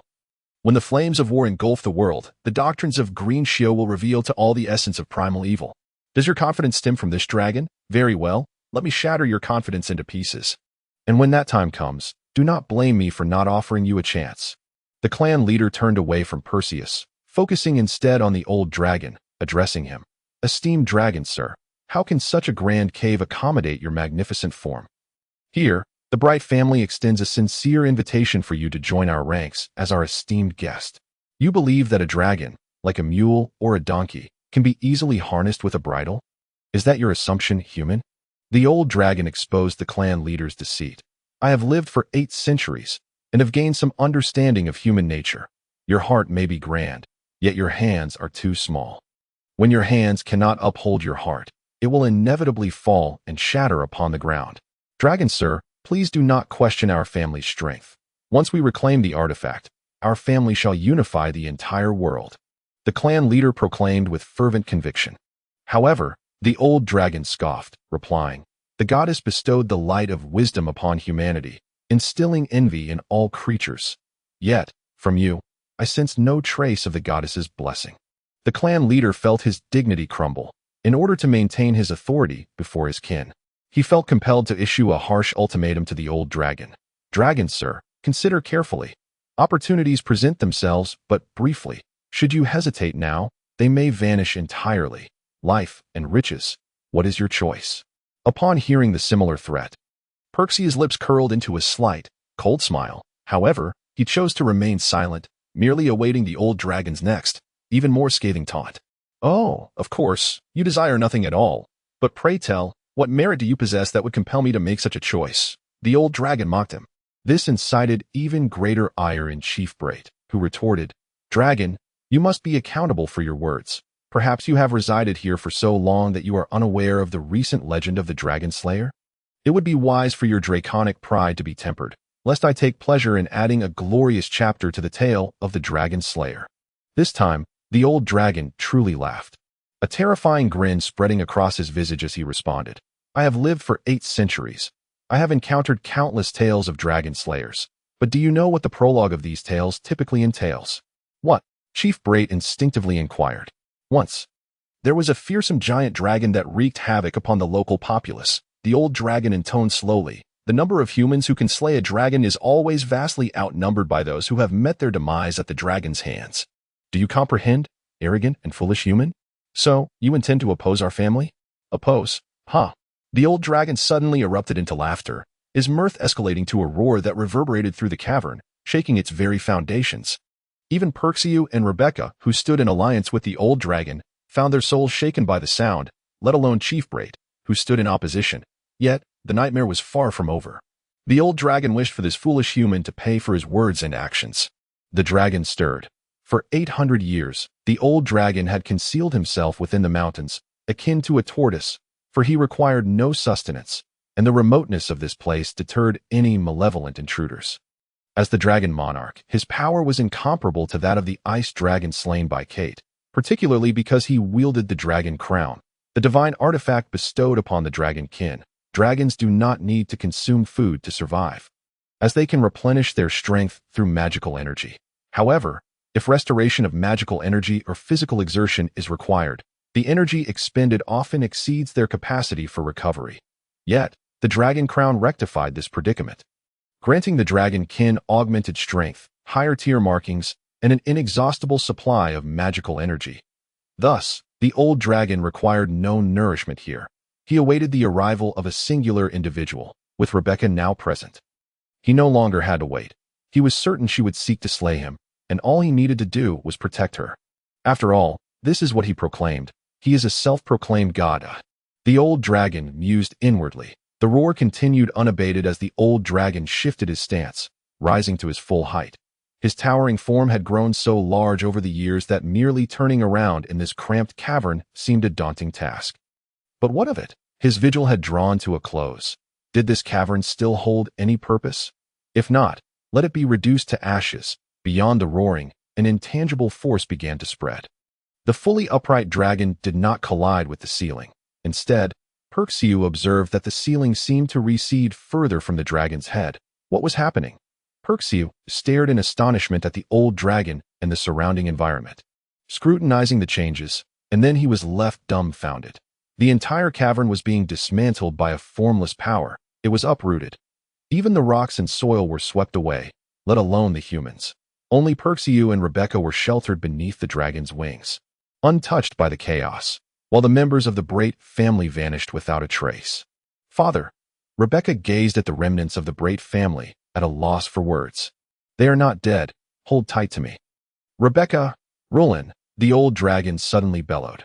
Upon hearing this, Rebecca and Percy did not dare delay, swiftly grasping the old dragon's leg. Although even two of them could barely encircle his leg, they understood that as long as they clung to the dragon's scales, they would not be swept away by the fierce winds. The layer of dust upon the dragon was dispersed by the overwhelming force, and clouds of sand were sent swirling into the air by the flapping wings, revealing the dragon's true form, his silver-white scales shimmering brilliantly in the sunlight. Despite having been shrouded for 8 centuries, this radiance had not faded. Previously obscured by the earth, the majestic visage of the old dragon now stood revealed before Percy and Rebecca. Silver Dragon. Percy exclaimed in awe. The silver dragon is renowned for mastering time magic, said to be the mightiest among dragons. Old dragon, did you just employ time magic? The old dragon lowered his head and addressed Percy. To claim to be the mightiest dragon would be an overstatement. The black dragon's spatial magic is equally formidable. Dragon monarchs typically arise from one of these two lineages. If a dragon monarch is a silver dragon, he must wed the strongest female black dragon. Conversely, if he is a black dragon, he must take the strongest female silver dragon from within the clan. As long as this tradition is upheld, dragon monarchs will invariably be either silver or black dragons. What I employed just now was a unique magical ability of the dragonkin, known as Dragon Might. The old dragon continued. Such power can be summoned merely through a roar and the flapping of wings, if unleashed on the battlefield. Percy's eyes sparkled with excitement. Truly, dragons are deserving of being the favored race of the divine. Chapter 61. The Return to the Star Alliance. Now then, human Rulin, where do you intend to go? The old dragon folded his massive wings and spoke to Percy gently. I wish to take Rebecca away to undertake a grand endeavor. You, human Rulin, will you accompany us? Casting a glance at Rebecca, whose eyes shone with eager anticipation, Percy ultimately steeled himself and replied to the old dragon, I intend to return. After sensing the old dragon's immense power, Percy found himself hesitant to lie before him. He feared the old dragon might possess some form of mind-reading magic, given how he had so clearly articulated Chief Brait's thoughts earlier. Percy was uncertain if the old dragon had merely guessed, hence he offered such a vague answer. Perhaps if the old dragon had a blurred ability to read minds, it would suffice to pass muster. Return? Return where? To that dragon-slaying mercenary band? Or back to the Star Alliance? Percy refrained from clarifying. Rebecca's expression dimmed instantly. Having just made her choice, she could no longer return to the Bloodscythe family. And the old dragon's imposing presence left her with no room for defiance. It appeared that Percy was destined to part ways with her. How had she fallen into such a predicament? Was it not because of Rulin? Human Rulin, be mindful of your actions. I once endeavored to observe you, but perhaps due to the passage of time, my vision has become clouded, rendering you inscrutable to me. I hope you will not become an adversary to Rebecca. If you truly bear a similar fate, do not oppose her. Understood? The old dragon fixed his wise golden eyes upon Percy, speaking earnestly. I will do my best, Percy replied. Unable to guarantee anything, as the world is ever-changing, was he not once as trusting of Kate as he was of his own brothers, only to face betrayal in the end?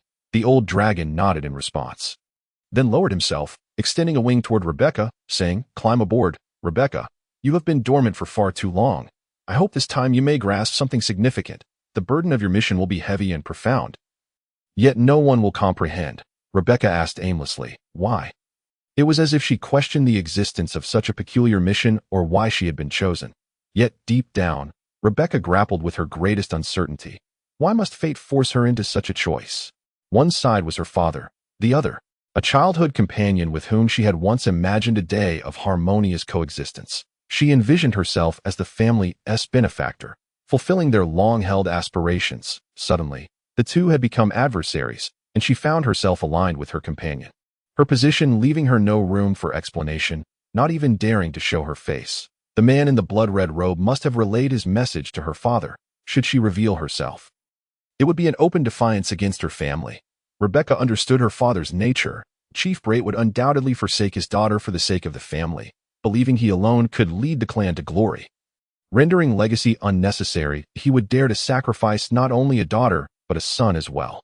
Percy, This dragon is extraordinary, Ling Chong whispered in Perxiu's mind. Perxiu quietly replied, indeed, he is from the same era as you. I mean the dragon. Perhaps he possesses your memories. Ling Chong hastily countered. No, I do not wish to reclaim those memories if they cannot be returned alongside power. Bearing such memories would only be an unhealable wound. I understand. Then let us return. The matters of antiquity are beyond our grasp at present. We remain too weak. Perxiu sighed softly. Let us go. You all will call me cowardly and pathetic again, but the weak me cannot offer you many promises. I will strive to assist you in finding a way to lift the seal. Ling Chang and Jiokue fell silent, having enjoyed teasing Perxiu along the way, yet hearing him speak thus left them feeling disheartened. Returning to the realm of reality, the ancient dragon cast a profound glance at Perseus. In that brief moment, Rebecca had climbed onto the dragon's back, following along its wings. After surveying the surroundings, the dragon forcefully flapped its wings and soared into the sky. Perseus gazed towards the horizon, letting out a soft sigh. Let us depart, he murmured gently. Return? Where to? This time, Perseus truly had to confront this question himself. Undoubtedly, he would not seek out that so-called dragon-slaying group. His mission had been accomplished, and he had little left to do. To return to the dragon-slaying group. Having witnessed the true might of dragons, Perseus abandoned the thought of continuing with that small band of dragon hunters. Initially, he had intended to slay dragons to broaden his horizons and hone his skills, but now he realized it was entirely unnecessary. Even a dragon, despite having lost its heart, possessed such formidable power, given his own weakness. He ought to seize the time he had left. He wondered if he could lift the seals on Ling Xiang and Jiokue within his lifetime. Perseus retrieved a ring, activating the teleportation magic contained within, and arrived at the headquarters of Xinghai. A year had passed, yet Perseus still had not discerned the location of the Xinghai headquarters. It remained as enigmatic as ever. Upon entering Xinghai, a shroud of distance enveloped him, and a mask obscured his features, rendering him unrecognizable as the recently dubbed R'lying. Exiting the changing room, he strolled leisurely, exchanging pleasantries with the newcomers and veterans of the Celestial Alliance, gradually making his way to the main conference room. As soon as he returned, he sent a message to Lien, who, along with the 12 Zodiac members not currently on missions, awaited his arrival. Upon entering, Lien was indeed seated in the center, despite her youth. She was the most capable assistant to the Alliance leader and held a relatively high status among the 12 Zodiac signs, essentially second only to Aries. Have you completed your investigation? Lien inquired as soon as she spotted Perseus. He nodded, finding a seat before stating, Allow me to present my first report. This cult does not seem to be a true evil sect. On the contrary, it possesses its own foundation and ample theoretical support. I even glimpsed what they referred to as a divine artifact. Unfortunately, I did not witness its effects firsthand. If that time bracelet was indeed as they claimed, according to Ling Xiang's account, it was unquestionably a divine artifact. During their nocturnal conversation, Perseus had discussed the definition of a divine artifact with Ling Xiang in her era. Anything that could defy the rules was deemed a divine artifact. This world had its own system and planning, where ordinary beings could not step beyond the confines of the established order. Yet certain entities could freely traverse those boundaries. In that age, they referred to such beings as Goddess Xiwaxirwea. The goddess was obliterated during that glorious battle, leaving only divine artifacts capable of wielding divine power. A divine artifact was akin to a deity bestowing a portion of their power, beyond the rules, upon a magical object, enabling its wielder to perform divine feats using magical energy, essentially employing magic as if it were divine power. Do you intend to investigate further? Cancer inquired. I noticed you returned rather swiftly. Perseus nodded, replying, I merely teleported back to Xinghai. I still intend to return. I have yet to arrive at Gulin Xiuji. Otherwise, I would have appeared alongside Lien. Cancer acknowledged with a nod and fell silent. But Virgo suddenly interjected, Isn't your faith in the goddess? Why do you believe in another deity? It is unrelated to faith. The investigation yielded such results that I choose truth over belief. However, I have yet to obtain confirmation. As I have only heard of these matters along the way, without first-hand verification, the primary purpose of my return is to inform the Alliance of these developments and to request assistance for the tasks ahead. Lien cast a glance at Perseus and said, Please report on your encounters. Both Gemini and I are here to help analyze your recent journey to Juno's duobang. A journey? I believe it resembles more of an adventure, Perseus remarked, subsequently recounting the experiences of his recent escapade in detail, though he spoke vaguely of Rebecca, as he preferred Lien to remain unaware of such an unprincipled individual clinging to Rue Lane. That dragon. As far as I recall, if a dragon is imprisoned without sustenance, its strength will only diminish. Cancer furrowed his brow. While the others pondered, Ares interjected. The crown of the Dragon King can significantly enhance a dragon's power, elevating the bearer to a status just below that of a deity. Furthermore, I read in a book that the crown of the Dragon King can liberate the bearer from the original sin of living beings. Dragons can inherently convert magic into physical strength, and when a mature dragon possesses a 3 gold level seal, it can achieve balance, rendering sustenance unnecessary. However, we know that the limit for dragons is 3 gold seals. Thus, the crown of the Dragon King can free dragons from their original sin and negate the need for nourishment. Which book contains such information? Cancer inquired. Expressing his unfamiliarity with the subject, Ares pondered for a moment before responding. A rather obscure bard wrote it. I can't recall the title, something about the goddess's experiments or failures. I can't quite remember. The book generally conveyed the notion that the goddess created various beings in pursuit of a perfect species. She once bestowed all her virtues upon the dragons, yet they evidently failed to satisfy her thereafter. At this point, Ares shrugged, indicating that the subsequent content was irrelevant. Bards have a penchant for embellishment, Cancer remarked. Nevertheless, it is possible that the crown of the Dragon King truly exists. We should note it and dispatch someone to investigate its history in the future. After listening to Perseus's account, Gemini and Lien carefully analyzed the information. Gemini immediately gave Perseus a thumbs up. Although Perseus's completion rate was certainly not as high as if Gemini had undertaken the task personally, his progress was undeniably evident.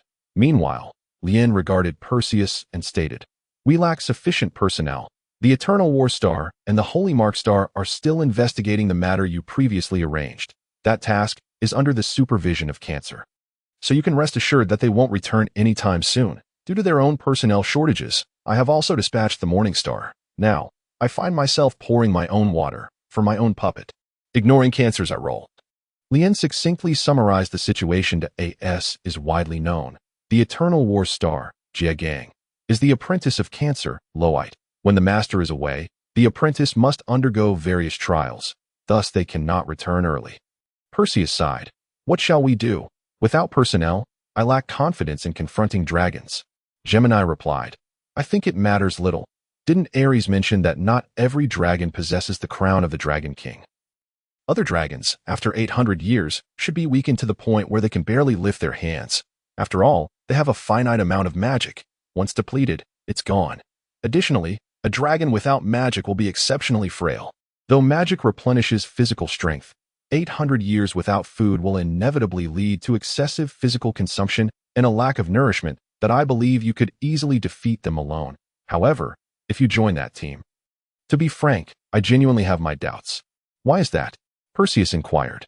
I believe that team lacks cohesion. For instance, that berserker leader and the older female mage are undoubtedly aligned with that little brigand. This small group and that male thief are at most mere acquaintances. Once separated from the team, none would recognize each other. Not to mention, the female archer's description was scant. I don't know her background. But that paladin Lunsank was definitely sent by the church, no doubt about it. Upon hearing the phrase, sent by the church, Perseus's heart tightened, and he instinctively asked, I still don't understand why. Ares replied nonchalantly, there exists an unwritten rule among various organizations, commonly known as the Holy Knights, which prevents other organizations from sharing the same name. This paladin likely lacks experience, mistakenly believing that every place has its own paladins, and as a result, he inadvertently exposed himself upon speaking. Don't be fooled by the berserker leader's seemingly friendly acceptance of him. He is familiar with that female mage, who surely informed him of these matters. He accepted this paladin and continued to protect him along the way, indicating that the berserker either intends to use this paladin as cannon fodder or plans to eliminate him after the battle. You should understand that, despite the large number of outsiders, their group is small. It would be all too easy for them to turn one against the other. Moreover, you and that paladin are merely acquaintances. With a slight provocation, he could incite a rift between him and your small group, effectively eliminating this spy who knows too many secrets. I see. How about I disguise myself and then reap the benefits? That works, Gemini agreed. Perseus scanned the room once more, and Ares spoke up again. stating, "I happen to need to train my apprentice as well. Let him accompany you." "Oh, who is he?" Perseus asked, puzzled. Ares replied leisurely, "Phantom Galeblade." Kullel. Chapter 62. Interlude. Sin and Punishment. It turned out that Ares was indeed Kullel's master. Perseus was greatly astonished, and the surrounding individuals exhibited expressions of shock, while Lyen's demeanor remained unchanged, as if she had known all along. Previously, Gemini had marveled at Ares's uncanny foresight, as he had astonishingly discerned that Carlyle was none other than the Phantom Gale sword. Now, reflecting on that moment, he found himself both amused and exasperated. Perseus let out a long sigh and softly remarked, "For now, it is unnecessary. Let him hone his skills in solitude." Perseus had yet to prepare himself, nor had he reached a stature that would draw Carlyle's attention. He wished to avoid encountering him again. Especially behind the veil of a mask, when faced with Carlyle's radiant brilliance, he feared he might lack the courage to remove the mask altogether. "I must grow to a height where I can stand alongside them." Perseus vowed silently. Ares nodded, a faint smile crossing his lips beneath the mask, yet he remained silent. "I will make some preparations first. I intend to slay a dragon upon my return, but I've been unwell for the past few days and haven't slept well. Today, I shall take my time to recover," Perseus stated. Lyen interjected, "Just as well. No one has been pouring me water lately. Why not stay here for a while? I shall remain as well. Then shall we conclude?" Cancer asked eagerly, eager to return and chastise his disciple. Upon seeing Perseus nod, he quickly infused magical energy into his spatial ring, and the others leisurely retrieved their rings. In an instant, streaks of meteors traversed the sky, leaving only Perseus and Lyen behind. Everyone understood that the mention of pouring tea was merely a jest. Lyen and Perseus were about to engage in a private conversation. "Lyen, why do I still hesitate to confront Carlyle?" Perseus began. "I still feel as though his swordsmanship is as elusive as the wind, intangible even after all these years. I cannot fathom how he mastered it. He is a prodigy of swordsmanship. The slender blade in his hand is akin to your mastery of light magic. Furthermore, he is not without his weaknesses. He is not adept in magic, taking an eternity to chant a spell, and takes just as long to recover once his magical energy is depleted." Although Lyen knew that Carlyle had been striving to overcome his shortcomings. After all this time, when asked about Ares's disciple's progress, the answer remained, still resplendently white. I understand, but we were both taught by the same master. Why is it that he excels while I remain stagnant?" Perseus sighed softly. Could it be due to lineage? "I recall he received the legacy of the Wind Sword Saints." Yet upon seeing Lyen shake her head, she replied, "No, while the legacy of the Wind Sword Saint is indeed significant, Carlyle's innate talent and relentless effort cannot be overshadowed by the notion of inheritance. He received the legacy at the age of 10, having already established the reputation of the son of the king of mercenaries throughout the academy. That same year, he garnered Ares's recognition and was granted the legacy of the Sword Saint. Ares is the extreme cold radiant ice sword. Is he not?" Perseus inquired. "Indeed," Lyen affirmed. Perseus sighed, saying, "Lyen, I do not desire the legacy of the Sword Saint. Rather, I wish to master the Sword Saint's techniques. Your unique swordsmanship, learned from an unknown source, is already quite impressive. It seems remarkably suited to the styles of Ling Liang and Zhou Kuei. I find it fascinating. The spirits within those two swords possess considerable knowledge. When will you summon them?" Lyen, unlike Ares who was well-versed in all sword arts, was unaware that those two styles were essentially the techniques of Ling Liang and Zhou Kuei. Only the Ling Liang sword and Zhou Kuei sword could unleash such magical fluctuations, and wielding any other weapon would seem inadequate. Of course, she had known of Ling Liang and Zhou Kuei's existence from the beginning, having learned of them when Zhou Kuei taught Perseus combat techniques. Later, she attempted to communicate with the two swords, but found it utterly impossible. Perseus had also tried summoning the spirits of those two swords, only to discover that neither could hear the other. They eventually agreed to postpone their conversation until after the seals were lifted. The art of sword forging is a closely guarded secret of Ares. He has only imparted it to you. Do you still wish to pursue swordsmanship? One cannot bite off more than one can chew," Lyen remarked. Perseus nodded, saying, "I understand, which is why I have decided that after this mission, I will enter seclusion for 3 years, remaining at home and eschewing all future tasks to diligently study." "Are you serious?" Lyen inquired. "Yes, I also wish to learn your dull techniques," Perseus declared. "I can no longer afford to squander time. I must sweat for my ambitions." else I shall pay for my idleness with my life. Yearn, observing Perseus's fervent resolve, found herself at a loss for words. I will rest for a few days to adjust my condition, then I shall embark on this mission, Perseus announced. Carlyle stood quietly in the vast sky, the renowned sword wind suspended at his left side that in his hand. He grasped 7 roses that a year of training had rendered Carlyle more composed, although his imprint remained resplendently white. His blade had grown considerably sharper than a year prior.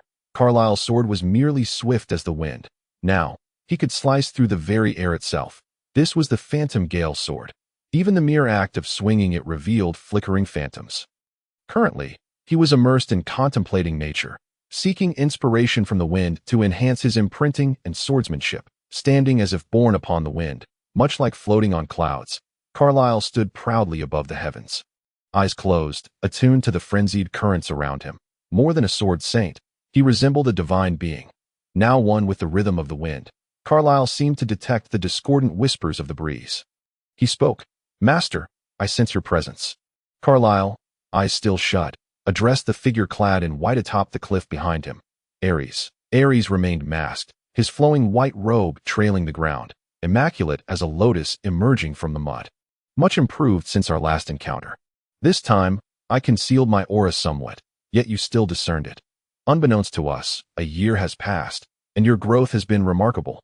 Ares praised Carlyle's progress. However, Carlyle did not respond with his usual smile. Instead, he clenched 7 roses tightly, still with eyes closed, reluctantly asking, "Does that person, I'm referring to the eternal night star, truly require this blade? I too yearn to delve into its mysteries. You cannot, from the very beginning. You were never chosen by it. I had hoped you could meet him, witness his extraordinary talent, so you could confidently entrust your sword to him." "Alas," he declined. Ares replied. "To be chosen by the radiant sword is not something that can be achieved through mere effort. However, the choice of whether to wield this blade lies solely with you. Would you exchange this sword for your sister's life?" Carlyle fell into deep contemplation upon hearing this. Finally, he opened his eyes and asked, "Why would my sister be in danger?" "How do you know?" Ares did not respond, instead stating, "Your master would not deceive you." After a moment of reflection, Carlyle said, "Very well, I relinquish 7 roses, but I demand that my sister remain safe." The authority that Ares held in Carlyle's heart was immense, even regarding the divination he detested. As long as it stemmed from Ares, Carlyle would hesitate before believing it, for this individual was the one who reshaped his destiny, guiding him from mere talent to true strength. "Along with your country," Ares declared, "he will save her. For I am a prophet, one who knows all things." Within the ancient tomb, the bronze walls radiated a greenish glow, and the ever-burning lamp cast a faint light throughout the chamber, creating an atmosphere of unnerving dread. The group led by Jiegang ventured to the deepest recesses of the tomb, where it was said the remains of Chisa lay buried. However, upon glancing around, Jiegang and the others found searching for Chisa's bones to be quite the challenge. The tomb was circular, leading directly upwards, with numerous dark compartments, each housing a coffin. Just as the group was at a loss as to which coffin to search, an ethereal figure gradually materialized before them. "It is Chisa," Lavette whispered. The information brought back by the eternal night star described Chisa as looking like this. "Welcome, my distant guests. Regrettably, my tomb does not offer you comfortable seats or a warm cup of tea." Chisa's apparition floated in midair, addressing Jiegang and his companions. "I regret to inform you, gentlemen, that each of my tombs contains one of my inventions. Yet unfortunately, after creating that power, I have not produced any new inventions. I once thought that entombing that power would be my final resting place, but I am sorry to say that this shall be my last tomb. Regardless, I shall no longer create tombs, for all the sins I wish to bury have been laid to rest. I no longer require any attachments. I have named this tomb Sin and Punishment. Welcome to my resting place.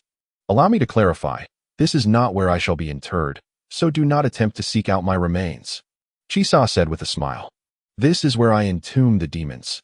Thus, let us begin. Descendants, you are here to welcome my demons." At Chisa's command, thousands of coffin lids were flung open, and demons of various forms emerged, some humanoid, others monstrous. The morning star pointed at the demons, exclaiming, "Ah, look, that one is slaughter, and that one is greed.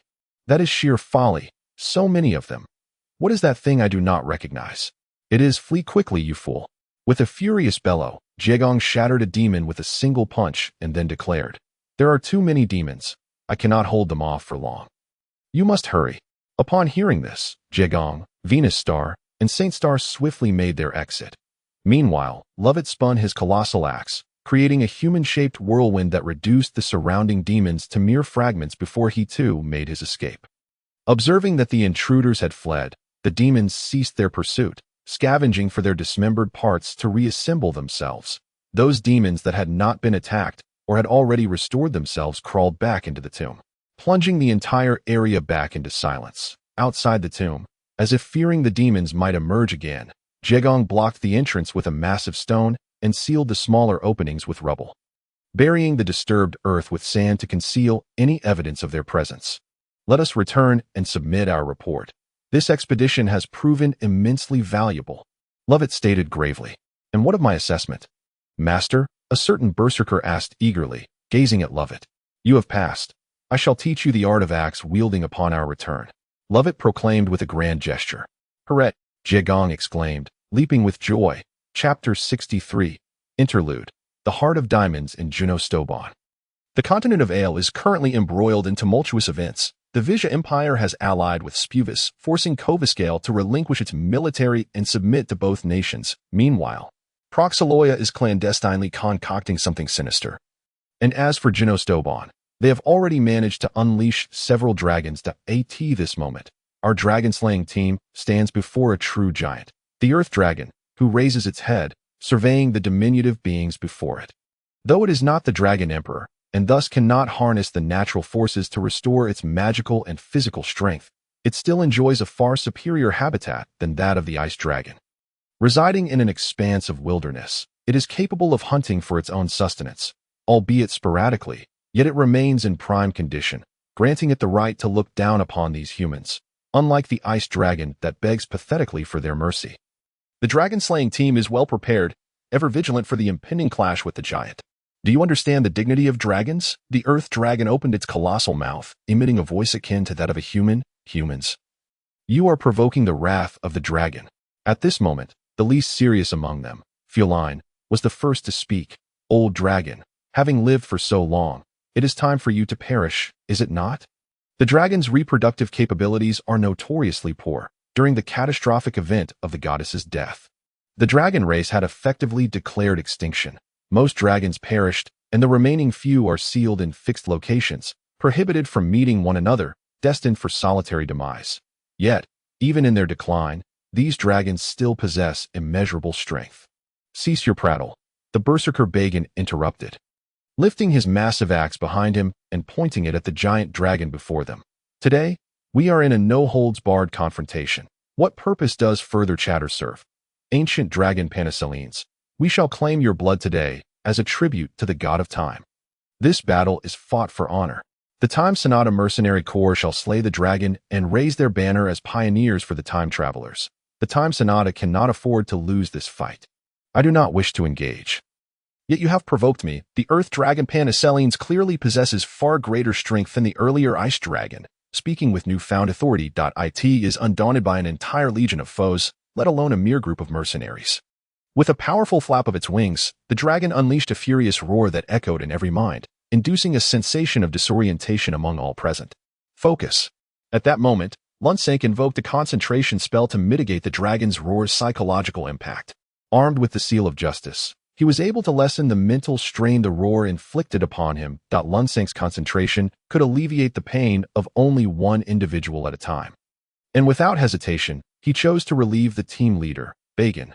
Bagan, undeterred, activated his berserker transformation, a red magical aura enveloping him as he surged with power across the wilderness. That he skillfully employed the fire attribute magic flame sword upon his weapon, igniting it in flames to enhance its destructive capability. Lunsank quickly dispelled the suffering of a second person. Once Charles was freed from his constraints, he immediately summoned a variety of spells to bombard Penicillines, exclaiming, "Quickly release Little Big's restrictions." Although Penicillines continued to roar, its hands remained resolute, slamming against the ground to erect a barrier between man and dragon. The earth and flames were effectively blocked by the earth attribute magic. The splendid shield, Little Big's voice chimed in. I am not under control. Lunsink glanced at Little Big, who was surrounded by a protective barrier that diminished the speed of any incoming magic, allowing him to summon the radiant garb to shield himself from the dragon's roar. Lunsink hastily lifted the restrictions from Avengroot and Fuline, and upon realizing that his roar was ineffective against everyone, Penicillines closed its colossal mouth, disdainfully stating, "Do you wish to continue?" "How could we not?" Bagan brandished his massive axe. Leaping off the earthen wall Penicillines had just conjured, preparing to unleash the powerful fire magic, Flame God's Fall. This technique would imbue his weapon with intense flames that would explode upon striking the enemy. The reason it is termed Flame God's Fall is due to the necessity of using considerable inertia to drive the flames into the opponent. Otherwise, the explosion could harm the user. Thus, individuals typically leap high to harness gravity for this ultimate technique. Kate's earlier attack on the ice dragon, the Crimson Lotus Dance, was a variation of Flame God's Fall, more suited for slashing and piercing weapons like swords, as swords struggle to penetrate flesh entirely. Foolishness. However, Penicillines found Bagan's lofty leap comical, raising its claw to attempt a side attack, aiming to circumvent Flame God's Fall and incapacitate the berserker, despite fearing Flame God's Fall. Knowing that a direct hit might not be fatal on the spot, it would undoubtedly seal its defeat in battle. Thus, it hurled a curse at its opponent, feigning intimidation to bolster its next strike. In such small-scale skirmishes, morale is of paramount importance. As Penicilline's enormous claw was about to swat Bagan aside, Little Big raised his hand, the light of his mark flickering momentarily, exhibiting a speed that surpassed all others. It seemed his swiftness had accelerated. In contrast, Penicilline's massive paw froze mid-swing, but Bagan would not allow it to halt. Bagan's Flame God's Fall struck Penicilline's left eye with tremendous force, cleaving the eyeball in two. Yet, he had underestimated the dragon's defensive capabilities, even with a high-altitude strike. He could not inject the explosive flames into the dragon's body. The explosion dispersed, shattering Penicilline's eyeball while simultaneously propelling Bagan away. Lunsink swiftly cast a healing spell upon him, simultaneously granting a sacred shield for protection. The sacred shield differs from the sacred shield technique. It triggers the latent potential of armor to enhance its defensive capabilities, while the sacred shield technique summons a physical shield. Little Big's mark was now on the verge of manifestation. Among the 8 primary seals, the most formidable and fearsome, the Time Seal. The Time Seal bears similarity to the Space Seal, with a singular effect. It permits the wielder to utilize corresponding time, or space, magic of the same level. Little Big unleashed a time-slowing spell to diminish the surrounding roar, cloaking himself in the sacred radiant garb to mitigate the effects of the dragon's roar magic. He then accelerated his own speed, enabling him to cast complex time magic in an instant, and finally employed Time Stop against Penicillines, though his strength allowed him to freeze only a moment of Penicilline's time.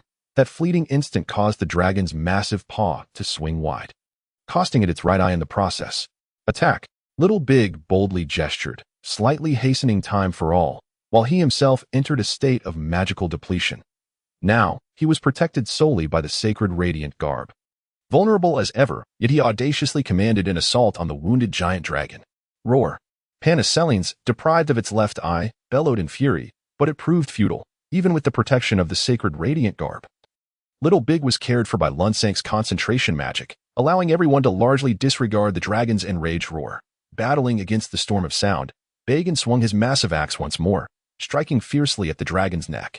Injured and unable to leap, Bagan could not execute Flame God's Fall. Thus, this strike only shattered a few scales, and the dragon violently tossed its head, flinging Bagan away. However, Lunsink was now more vigilant, promptly instructing Fuline to cast the wind magic float to slow Bagan's descent. Bagan could not afford to sustain further injuries. After the initial application of Lunsink's healing magic, subsequent uses would yield diminishing returns, and with no water mages in their ranks, any further injury would directly diminish their fighting strength. At this juncture, Fuline was multitasking, guiding Bagan's descent while drawing back her bowstring. She glanced at Charles, who gave her a thumbs up and then hurled several spells at the dragon's eye. Penicillines was also aware of fear. It hastily raised one hand to shield its eyes while simultaneously opening its dragon maw, preparing to unleash its magic. Several fireball spells from Char struck against the dragon's scales, yet the thick armor repelled the attack with impeccable precision. Bottomless quicksand, roared Penicillines after completing its incantation, as the once open terrain instantaneously transformed into a desert. Clumps of earth gradually morphing into grains of sand. Shar shouted urgently, "Dispel." Indeed, dispelling. High-level mages possess the ability to negate the spells of their adversaries using their own magical energy. However, the conditions are quite stringent. First, one must master the spell to be negated. Second, the energy expended in dispelling is far greater than that required to cast a spell. And lastly, only ongoing spells can be dispelled. Fireball spells and the like cannot be undone. The drawbacks of dispelling became evident as Shar nearly collapsed onto the ground. While the effects of the bottomless quicksand were not entirely nullified, it merely left patches of solid ground beneath each individual, akin to a vast sea of sand with only a few small islands scattered about. No, to call them islands would be an exaggeration. Rocks would be more fitting. Yet, the assault of the Symphony of Time was far from over. In the distance, Feline released the arrow that had long been charged with explosive magic bestowed by Shar. The arrow soaring on the wind, aimed straight at Penacilent's neck. Penacilent had no time to defend itself. The arrow's velocity was rivaled only by Kalar, piercing through the shattered scales and exploding, causing a piece of armor to fall away entirely. "You have provoked me." Penacilent refused to strike each one down individually. It still hoped to annihilate all the humans with a single sweeping attack. A matter of pride for itself. Alas, a figure who had remained hidden throughout the conflict severed that thread of pride. Avengrit plunged his dagger beneath the shattered scales of Penacilent. The poisoned dagger, already a fearsome weapon, was further enhanced by the Sword of Flames, granted by Bagan, and the explosive magic from Shar. If this dagger were to drive deeply into the dragon's neck, one thrust plunged sharply into Penacilent's neck, while another merely pierced slightly, intending to activate the blood channel. The first dagger exploded within Penacilent's neck, sending shockwaves through its body, while the second dagger's blood channel intensified its terror. "You are forcing my hand." It had never felt its life threatened until this moment, but now it truly sensed the terrifying resolve of humanity. Why had dragons faced extinction? Because they had grown overly complacent, always believing they could annihilate their foes with a single spell. Yet humans had persistently endured and retaliated. Holy Shield. Rensink, a knight of sword and shield, utilized his other hand to wield a finely crafted magical shield, upon which he could even cast the Holy Shield spell. Channeling his magical energy, Rensink enchanted his shield with a Holy Shield spell, while simultaneously employing an inherent magic of his shield, enlargement. Expanding the shield like a giant umbrella, Rensink shouted, "Come quickly." He will make one last desperate attempt before his death. The re-energized beagle strode directly beneath the shelter, his plate armor pressing closely against Rensink's. Avengrit had long since concealed himself, hidden beneath the massive shield. Bagan, assisting Shar, also leaped to take refuge beneath the holy shield. Only Feline, the somewhat loquacious yet innocent girl, found herself in a precarious position. Her strength had waned after expending all her magic on that single arrow, and in her effort to ensure its accuracy, she had unwittingly moved to Penacilent's left side. Unable to retreat, Rensink watched this unfold, his heart tightening. "You cannot escape. You will not escape." Penacilent roared in unending fury. It summoned its heart, the diamond heart. The most precious possession of a dragon is its heart. Penacilent extracted its heart and used it as a magical catalyst, invoking the most profound dragon language magic of its kind. The Earth Dragon's magic was known as Diamond Heart. Turned to dust, Penacilent conjured a protective wall of sand and dust around itself and its heart, should any foreign object approach. The wall would ensnare it in swirling sands. The wall of sand and dust and the resplendent shield formed two formidable barriers of earth magic. The resplendent shield could perfectly defend against physical attacks, while the wall of sand and dust could counteract incoming assaults, both being the strongest defensive spells of the earth element. Its heart radiated a dazzling light, and a massive shockwave spread outwards, simultaneously dispelling the wall of sand and dust. The shockwave gradually expanded, and Rensink discarded the massive shield, leaping to Feline's side. "You." Feline had already resigned herself to sacrifice. Rensink smiled and said, "I bear the protection of the paladin. I will not perish so easily. However, if I do not come to your aid, you may very well meet your end." Meanwhile, on the other side of the shield, Bagan sighed and remarked, "Though he belongs to the church, I, Bagan, acknowledge him as my dear brother." Is this the spirit of knightly sacrifice? Shar sighed as well, saying, "Fool, after all these days, you still fail to see how Rinsenk has been courting Feline." Bagan shook his head, responding, "Loving someone is one thing.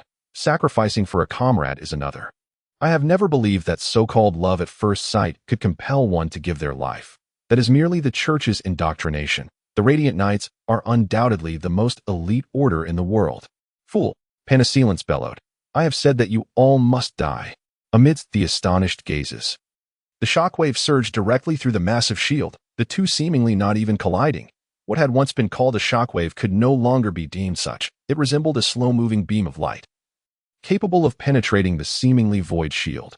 All were struck with terror, and Bagan shouted, "Protect the Holy Sun." Thus, he and Shar formed a human wall, shielding the beagle beneath them. Though the dragon possessed incredible regenerative abilities, it had sacrificed its heart, the source of its recovery. Without its heart, its healing would dwindle to that of a human's. The blood-channeling dagger remained lodged in Penacillence's neck, no matter how it thrashed, still releasing its venom. Time passed slowly, and Penacillence grew weary. It merely wished to crush these ants beneath its feet before resting. The beagle, trembling with fear, peered through the gaps, watching as the light approached slowly. He yearned to cast a spell, yet found himself unable. His power was too feeble. The previous spells had drained his meager reserves completely. There was no escape. They were all utterly exhausted, with the endless quicksand looming behind them, trapping them. "No," he cried in despair, praying to the god of time that this light was merely a bluff. Alas, it was not. The light first touched Shar's back. The aged sorceress felt her blood instantly congeal. In the final moment of clarity, she managed to smile, having found peace. She had endured too much in this life, wishing to say something before her end, yet unsure where to begin. Ultimately, she offered a smile to the beagle before transforming into stone. This light did not explode nor incinerate those it touched. Rather, it petrified living beings into statues. Was this truly the legendary petrifying light? Shar thought as she met her fate. The petrifying light then struck Bagan. The boisterous berserker had witnessed Shar's grim fate, and though his face was filled with reluctance, he still forced a smile, saying, "My back has turned to stone. This light will only touch once. I have taken this for you. You can live on, bearing the glory of the divine." The light, when cast upon a person, would petrify everything within a sphere centered on the point of contact, thus causing Bagan's internal organs to petrify entirely. However, if someone aided in shielding, it could spare another from concern. The beagle was one such example. After delivering his message, Bagan's blood congealed, and he ceased to breathe. In contrast, Avengrud appeared to await his demise in silence. The light passed through his body, rendering him a perfect sculpture. The light advanced further, freeing a human-shaped silhouette. Only the beagle remained, fixated on the encroaching light, his gaze filled with terror. Suddenly, he seemed to realize something and desperately attempted to burrow beneath Bagan's form. But it was too late. Both Bagan and Shar had already turned to stone, their bodies intertwined, leaving the beagle unable to slip through. "Cursed!" the beagle cried in terror, watching as a beam of light filtered through the gaps between the two. Choking on his fear, the light fell upon his eyes. At that moment, the last remnants of the holy radiance began to flicker to life, desperately resisting a portion of the light, with newfound hope. The beagle infused the scant magic he had regained into the holy radiance, yet ultimately, it crumbled. The final flicker of hope extinguished, the beagle endured the painful transformation into stone. The holy radiance proved its worth, weakening the intensity of the light at the last moment. Though the agony in his mind was unbearable, only his left eye was petrified, leaving the rest of him unharmed.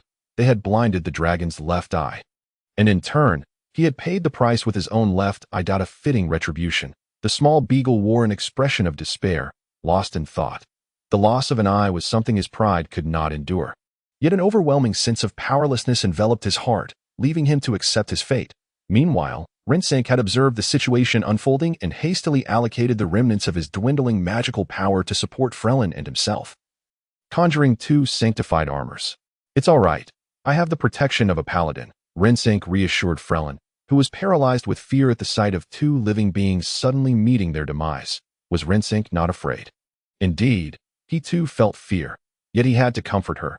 He was the only remaining member of their party with the capacity to fight. If he were to fall, Frelin would lose even the courage to survive.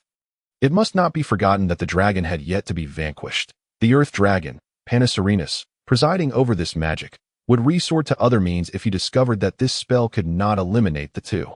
Unbeknownst to Rinsink, that neurotoxin proved equally effective against dragons. The dragon had sacrificed its heart, allowing the poison to pervade its entire being. Even if it were to reclaim its heart, it would not be able to cast magic instantaneously. The only option for the dragon was to swiftly eradicate the two before recovering its heart. Panacerinus turned its head, gazing intently at the pair, and opened its massive jaws. Each dragon's breath is unique, while typical breaths are flames. An adult dragon can unleash magic. Panacerinus selected a spell of stone needles. Although referred to as needles, they were merely gigantic stones shaped like needles. As Panacerinus opened its mouth, an enormous magic circle materialized, and it poured its last vestiges of strength into a desperate attempt to vanquish the two. Even if they did not perish, it hoped to shatter the sanctified armors. The sky was filled with descending stone needles. And Rinsink remained calm. Sighing as he raised his right hand, he used his own seal to withstand the onslaught of the stone needles. As the needle, thick as a forearm, approached his hand, suddenly, the seal emitted a mysterious dark blue glow. This light did not belong to any light magic, nor did it fall under any of the 8 major schools of magic. The church referred to it as divine art, although its name bore some resemblance to the all-attribute enhancement blessing spell. The magic blessing resembled a form of protection, entirely distinct from the blessing spell. The church deemed it divine magic. Because its magical energy bore a color unlike any other, it was classified as divine magic. Divine art. Panacerinus, possessing keen insight, immediately recognized the origin of this spell. Divine art cannot save you. The multitude of flying stone needles abruptly halted, redirecting their trajectory to crash violently upon the ground where the two stood. Clang, clang. The blessing spell proved so resilient that it withstood the entirety of the stone needles. However, the ancient dragon, having lived for 8 centuries, revealed its true combat prowess when its life was threatened after having underestimated the earlier group. Countless stone needles were propelled from the sky, crashing down with force upon the ground, shattering the small mound of earth floating amidst the sea of sand.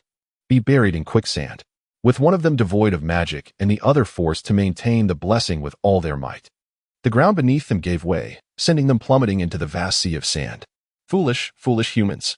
Panacerinus roared, then held its breath, extending a dragon claw to touch its heart before in an instant. The diamond heart was released, and the spreading light dissipated, leaving only the petrified individual untouched. I shall need to rest for a while longer, Panacerinus murmured. No, no, no, you are about to rest forever, a voice resonated. Panacerinus startled, exclaiming, Who? Its claw remained poised as a sword descended from the heavens, piercing through its palm and pinning it to the ground. Ugh! Roar. Though afflicted by the toxin, its residual might was still palpable, and its roar silenced the birds around them. Yet the newcomer remained unfazed, declaring, Oh, ancient dragon, while you are the most formidable of the 4, I am clever enough to seize the opportunity. I witnessed those fools rushing to their demise and decided to play the role of the yellow bird, ensnaring both Mantis and Cicada. The newcomer floated gracefully to the ancient dragon's front, effortlessly taking Panacerinus's heart. What a splendid diamond!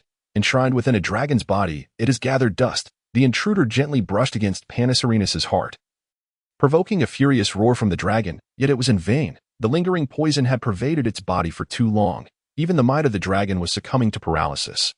And if it did not reclaim its heart soon, it would be rendered immobile. I once encountered another dragon. It died peacefully. Why do you create such a commotion? The newcomer approached Panacerinus, placing a hand upon its head and continuing, What do you still wish to struggle against? Do you believe you can survive? Blood flowed ceaselessly from one eye, the agony tormenting Panacerinus's nerves, while the poisoned blade at its neck further numbed its senses. Eventually, the pain began to wane, and its eyelids grew heavy. Yet the roars from its mouth did not cease.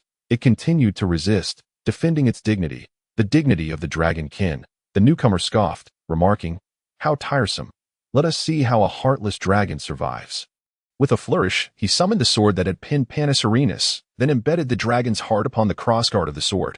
Once removed from the dragon's body, the heart would undergo significant transformation, taking on a conical shape, thus permitting its placement upon the sword. Now this sword boasts 2 crossguards. Indeed, the newcomer was Kate. Though he had vanquished the weakest ice dragon, the subsequent dragons had proven far more formidable. This time, he had relied on cunning to reap the benefits of other struggles, but in the future, he would likely have to engage in battle himself. Thus, he was in dire need of strength, without a doubt. The dragon's heart would greatly augment his combat prowess. Despite the unchivalrous nature of his opportunism, Kate dismissed such concerns. What moral obligations did he owe to a dragon? Those not of my kin possess hearts of malice. He cast a glance at the dragon, smirking, then delivered a swift strike to the dragon's neck. The dragon had succumbed to unconsciousness. The blow landed without resistance.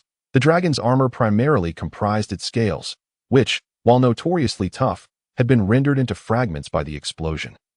Providing no protective value, the once taut flesh of the dragon, now slackened by the poison, posed no obstacle to Kate, who was unimpeded by the remaining line of defense, the dragon's bones. Dragon bones were highly sought after in alchemy, often serving as a primary ingredient for many potions. However, such treasures were rare. Quite resilient. Kate swung his sword in a flurry of strikes, and at long last, through countless consecutive blows, he severed the dragon's head. The second dragon slaying was a success. Kate grinned, surveying the surrounding sculptures without looking back, casting a flight spell to depart. The floating spell and flight spell both belonged to the wind magic school. However, the floating spell moved slowly and could be cast on others, while flight was not so limited, often employed for transportation, whereas floating served as a support magic. The dragon's body was a treasure trove. Yet Kate had no interest. His armor was already the finest crafted by the church, and his sword was the product of years of research by the council into the blade of the sword saint. He required no additional equipment, having already bathed in dragon's blood during his first dragon slaying. The dragon's sinews, scales, and bones could be left behind to forge his legend as expected. Days later, the streets and alleys of Junistobin buzzed with tales of the dragon slayer, who had slain yet another dragon. Igniting a fervor for martial prowess throughout Junistobin, the Mercenary Guild and the Magic Guild collaborated to host a grand competition. Meanwhile, the small beagle, having overheard the entire affair despite his eye's agony, crawled out from beneath the two sculptures. With the dragon's demise, the surrounding quicksand transformed back into solid ground. The small beagle gazed mournfully at the three sculptures, his heart heavy. If only I had not been so proud. If he had conserved just a bit of magic, if he had hidden away from the beginning, if he had not been so arrogant as to save the spells he had used earlier for last. There were no more ifs. Only one person remained, while the others had perished, leaving behind a solitary, one-eyed creature. The small beagle's magical power gradually restored some of his strength, and he drew a sword from his spatial ring. Using it as a makeshift shovel, the ground was already relatively soft, allowing his diminutive frame to dig with ease. He excavated 3 graves, the first for Bagan, the second for Shar, and the last intended for Avengrut. As he was transporting Avengrut's corpse, he suddenly heard a crack. In a panic, he dashed to the other side of the sculpture, where a fissure appeared in Avengrut's neck, growing larger due to its positioning. Just as the small beagle stood in a daze, Avengrut's head fell off. Startled and terrified, he froze momentarily, only to notice something peculiar. Avengrut's sculpture was hollow inside, merely a shell. The small beagle was utterly stunned, remaining in shock for a long while before finally burying Avengrut's remains. After burying 3 individuals, the young beagle sat dazedly on the ground, occasionally gazing into the distance and then caressing his petrified eyes, uncertain of what to do next. The only way to escape this weakness is to become a god. Only by becoming a god can I cease to be so feeble. The beagle, who had always regarded himself as divine, had never yearned for power with such fervor. Upon returning to the sect, I shall undergo that ritual. I must become the one and only god in this world, the sovereign of all. I will make the powerful in this world feel agony. The beagle roared at the sky, leaving behind a trail of hot tears. Chapter 65. The 2-person mercenary group. Perseus leisurely savored strawberries, while Rain adjusted a puppet beside him. I think it's high time you ventured outside, Rain remarked, slightly irritated. You've been cooped up at home for far too long. How many days have you taken off? Perseus tilted his head towards Rain and replied, Is it so wrong to want to stay in for just a few days? Rain huffed.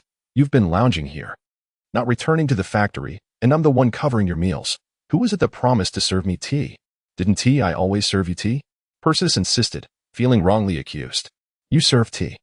But I also cook for you, Rain retorted, her frustration boiling over as she slammed her hand on the table and stood up. Moreover, you still have unfinished tasks. Have you completed your investigation on that time traveler sect? You can't just laze around all day. Perseus rose as well, spreading his hands in a gesture of exasperation. But I've been diligently studying and training every day, since you're so keen on me going out. I shall do so. By the way, is there any news from Juno Stobon? I heard the Dragon Slayer has reemerged. A colossal fire dragon's carcass has been discovered on the Tarkon plain. The dragon's body was severed, allegedly by the Dragon Slayer. However, it's curious. The Dragon Slayer's strength seems inconsistent. According to our records, the ice dragon he first killed and this earth dragon are worlds apart in power. There must be something amiss, Rain said. Flipping through files, Perseus's expression turned grave as he inquired. I suspect this Dragon Slayer is either part of an organization or an unparalleled genius. I doubt it's an organization, but if it were, the tales would refer to them as the Dragon-Slaying Group instead of the Dragon Slayer. But then again, it's hard to say, considering this individual is elusive as a dragon. Rain furrowed her brow. I too sensed something strange. Could it be that during the first dragon slaying, he concealed his true strength? Perseus shook his head, and Rain mirrored his gesture. It was baffling. The first time he was left bloodied by the ice dragon.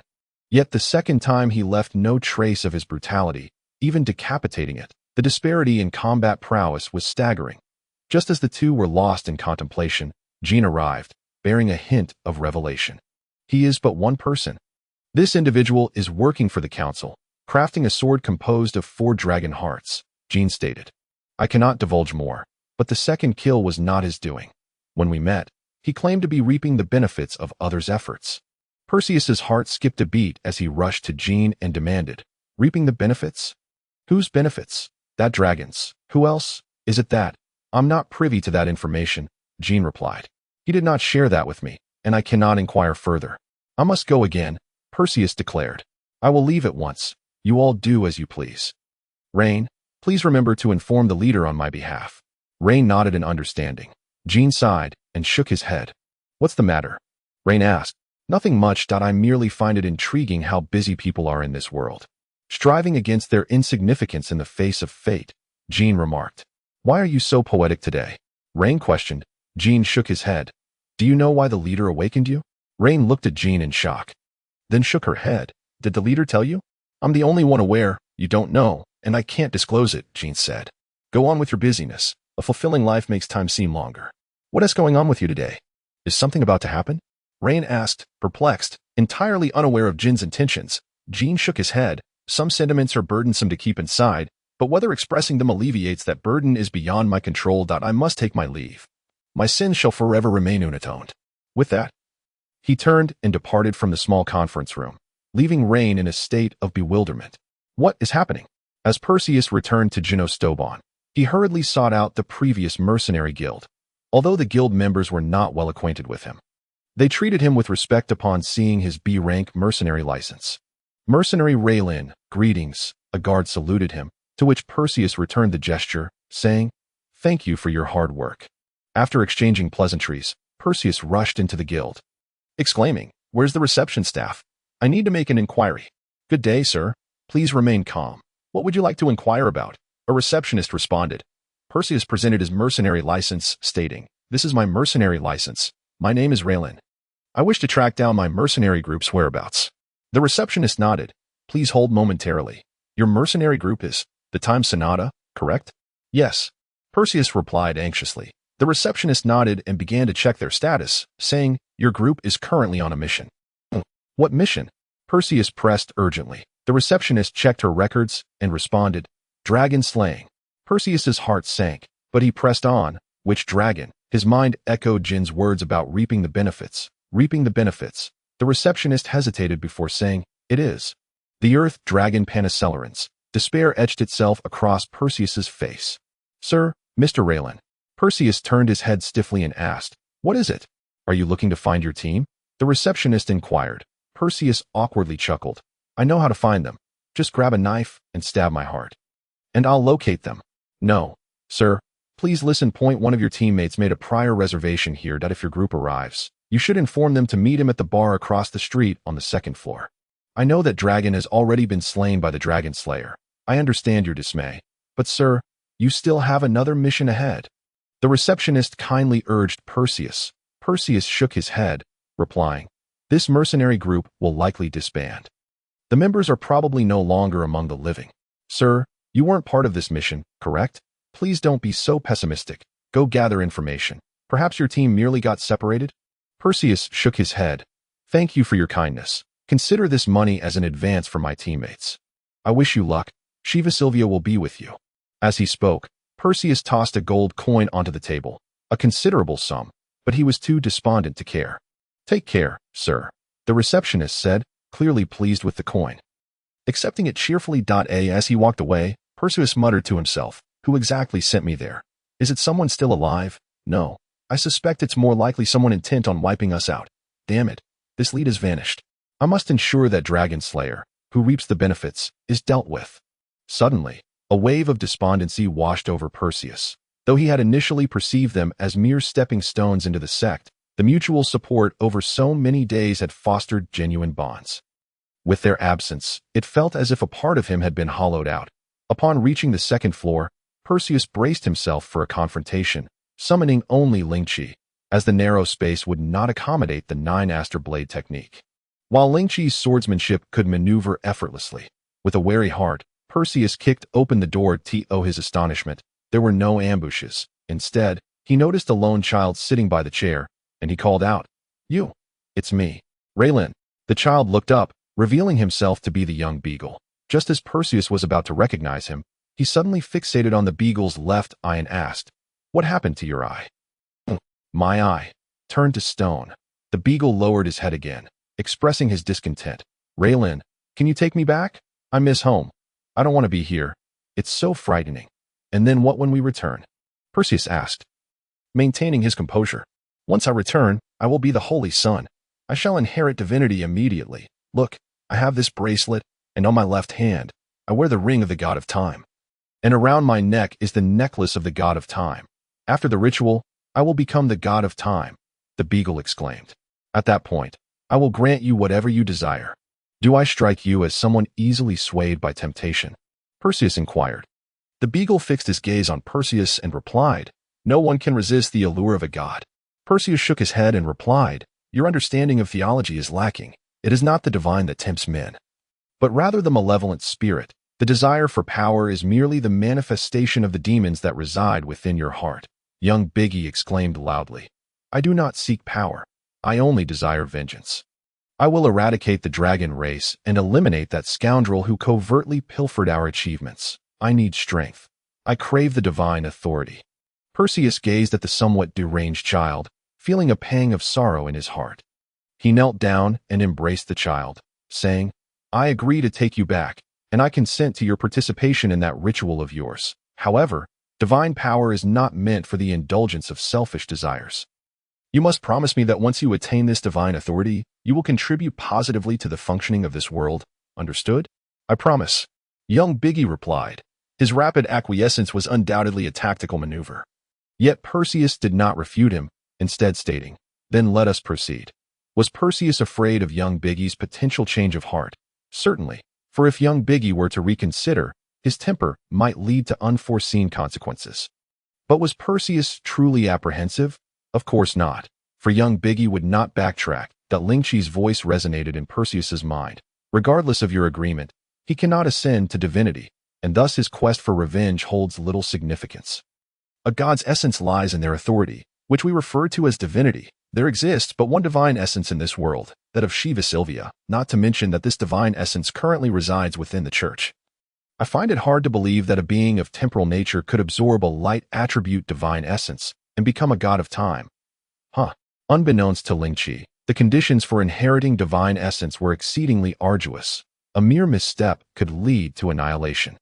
Even the esteemed popes and leaders of the Radiant Knights dared not misuse it, let alone a frail child. Thus, let him indulge in his whims. After all, the consequences were not dire. It was only natural for a child to vent their emotions following such drastic upheaval. The two individuals went to the mercenary guild to re-register, and thus began their journey. Not long after Perseus departed, the duo hurriedly arrived at the mercenary guild. "Greetings, I am Lunsank, and here is my mercenary license." "What? I am dead. And what of her?" "Her name is Fu Lin, also deceased."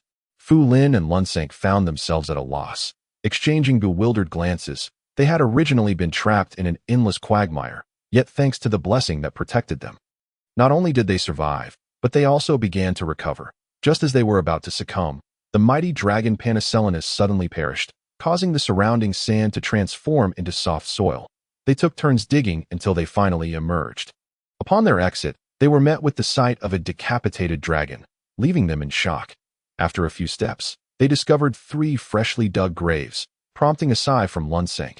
They then found a place to bathe before rushing to the mercenary guild, only to be informed that they had both been declared dead. What a predicament! The mercenary guild did not operate like the church. They possessed the right to appeal, but the process was convoluted and the efficiency was lacking. After submitting their forms, they found themselves with nothing to do while awaiting a response. Both were left feeling bored and aimless. Lunsank glanced at Fu Lin and suggested, "How about this? I won't hide it any longer. I am a Radiant Knight of the Church. Why not accompany me to the Radiant Knights Order? We can consider our next steps once we receive the notification. What do you think?" Fu Lin met his gaze and quietly replied, "It seems we have no other choice." Chapter 66. The journey. Young Biggie's mood remained exceedingly foul. He had not smiled for days. Perseus understood. Having buried the one who raised him from childhood would surely weigh heavily on his heart. If Olivera were to die before him, especially in an act of self-sacrifice to save him, he would feel utterly powerless, forced to lay him to rest. Perseus could hardly bear it. One night, as the hour grew late, he noticed that young Biggie's tent was still illuminated. Perseus opened the tent flap and entered. Young Biggie faced away from the entrance, gazing through a transparent window made from the tent's material. Following his gaze, Perseus beheld a solitary full moon hovering above the distant mountains, cold and desolate. The moon must feel lonely too, despite being the moon. Without the company of stars, it remains but a solitary orb, young Biggie remarked. What thoughts consumed this child throughout the day? Regardless, it was time to offer some comfort. After a brief pause, Perseus replied, "Though stars may sometimes hide their brilliance, they will always accompany the moon. Part the clouds, and you shall see them. Do stars transformed into shooting stars still accompany the moon?" Young Biggie inquired sharply. Perseus smiled gently and answered, "Longing is an unbreakable thread, even as stars become shooting stars. They remain intricately connected to the moon. This yearning transcends time and space, defying magic. When a star falls to the earth, the moon will forever hold it dear. When a person becomes a star, others will also eternally cherish them." Brother Rualine. Young Biggie finally let go of all pretense, turning to embrace Perseus and weeping bitterly. Perseus tenderly stroked his head, saying, "Do not allow your heart to be filled with hatred, nor let the desire for power blind you. The moon shall always be the moon, but when veiled by clouds, its light cannot illuminate the earth. Yet the moon is ultimately just the moon. Lacking the sun's strength, it is gentle and weak. No one favors a gentle king, nor do they admire a weak ruler." Young Biggie lamented through tear-filled eyes. Perseus gently brushed young Biggie's head and replied, "But people will cherish a gentle and compassionate deity. Your aim is to become a god, not a king, correct? A god should not harbor hatred towards this world. Rather, they should love it immensely, for they are a god." Young Biggie lifted his head and asked, "Brother Ruline, if I become a god in the future, can I still come to you with my troubles?" "You may do so at any time," Perseus replied with a smile. After soothing young Biggie to sleep, Perseus returned to his own tent. He retrieved the communication device given to him by Yearn and began to report on the mission. Report. This mission resulted in total annihilation, with only the son of the time traveler's sect surviving. However, it matters not. I can infiltrate their ranks through him. Yes, I understand. I will not take action. Yet I cannot guarantee they will not act recklessly. If they do, as he communicated, Perseus sighed, "I will do my best to avoid provoking conflict." End of report. After closing Leon's latest communication device, Perseus sighed once more. His earlier conversation with young Biggie had inadvertently revealed a glimpse of his true self. However, the Alliance's mission remained paramount. While he felt sympathy for the child's plight, countless unfortunate children existed in the world, and all he could do was console him. He could not assist him, but rather had to send him back to that cult. Indeed, Perseus had already resolved that it was a cult. Yet he lacked the confidence to dismantle it entirely, knowing little of their inner workings, and thus refrained from acting impulsively. That Lingqi's spirit emerged from the sword, shaking her head while clucking her tongue. "That poor child sees you as a brother. Yet you, using a false identity, speak one way to his face and another behind his back, rivaling even Kate in duplicity. Perseus shot her a cold glare, causing Lingxi to falter and step back. Yet she continued, "Why glare at me? You are allowed to act, but I am not permitted to speak." Perseus shook his head and murmured, "You understand nothing. You fail to comprehend humanity, that he is currently consumed by desire and has lost his path forward. If he does not witness the vile nature of that cult with his own eyes, do you think mere words from me will convince him to let go? So you intend to send him back to suffer, to undergo that absurd cult ritual? Ha! As if he could become a god." Lingxi scoffed. "That ritual is destined to fail. Enduring some hardship will ultimately benefit him, and one's life is devoid of struggles. Mine included." As he recalled his once promising life abruptly halted, Perseus felt a wave of melancholy wash over him. He wondered where his former friends were now, lamenting his lost hope of ever becoming a pope. "Have your wishes all come to fruition?" he mused. "You speak as if you are ancient. Do not forget. You are barely 16. Lingxi retorted. Perseus turned to face her, declaring, "I may be 16, but my heart has aged 60 years. You, at 900, have not even the heart of a 90-year-old. Of course, she did not possess such a heart. Those with a heart of 90 would spend their days counting down to their demise. Yet Lingxi, who was immortal, never considered such matters. "You." "Enough, Lingxi, enough," Perseus interjected. "Those who suffer should not seek the pity of others or the favor of the heavens. Growth is a human experience, and only individuals can affect change in themselves." This was Perseus's hard-earned lesson. No one could help you if you wish to grow stronger. You could never rely on divine favor or the assistance of others. Only by resolutely committing to your own path could you hope to succeed. "You have changed so much," Lingxi remarked. "You are nothing like the person I first met." Perseus smiled faintly and said, "As I have mentioned, every person is capable of growth, and I too must continue to evolve. This past year has been more exhausting than any before, yet I have experienced greater growth than ever. Perhaps this weakness may take root deep within my heart, but I firmly believe that one day I shall uproot it entirely. Not charming at all, I still prefer the original Perseus. That silly, naive Perseus is so adorable," Lingxi pouted. Perseus chuckled softly, placing his hand atop Lingxi's head, of course. As a spirit, he could not physically touch her, and remarked, "If I do not strive to become stronger, if I do not shed the cuteness of my past, I shall never be able to break the seal. Nor will I ever be able to truly reach you." Lingxi was clearly taken aback by Perseus' unexpectedly high emotional intelligence, stammering as she replied, "W, what are you talking about? You're just a little brat. I never expected you to open the seal anyway. Just don't die on the way. I'm going back now." With that, her face flushed, she retreated into her sword. Perseus smiled faintly, but soon his expression darkened. At that moment, he found himself reflecting deeply on her earlier words. "What distinguishes me from Kate? What is the difference?" he repeated to himself, a bitter smile spreading across his face, plagued by sleeplessness. The next morning, despite a restless night, the robust Perseus did not appear lethargic as they set off on horseback as usual. The vast plains were ideal for the galloping of the beast mounts, and in such lush grass, they rivaled airships. Without further ado, the two mounted their beast and charged towards their destination. Although they frequently encountered magical beasts along the way, Perseus' strength ensured that he would not be defeated by a mere roadside creature. Little Biggie grew increasingly enamored with Perseus, prompting Lingxi and Zhukuei to exchange knowing glances of approval. After several days of relentless travel, they finally arrived at the small town Little Biggie had mentioned, which concealed the time traveler's sect beneath its surface. Initially brimming with excitement to head straight to the sect's headquarters, Little Biggie was halted by Perseus, casting a puzzled glance at Perseus. He pointed towards a group of elegantly dressed individuals. Following Perseus' gesture, Little Biggie remained bewildered and inquired, "What is the matter?" "That group comprises members of the Tashlum Church," Perseus whispered, "and they are the Radiant Knights, whose status surpasses that of ordinary operatives." It is worth noting that Perseus had once been a Radiant Knight himself. Yet his standing was unparalleled.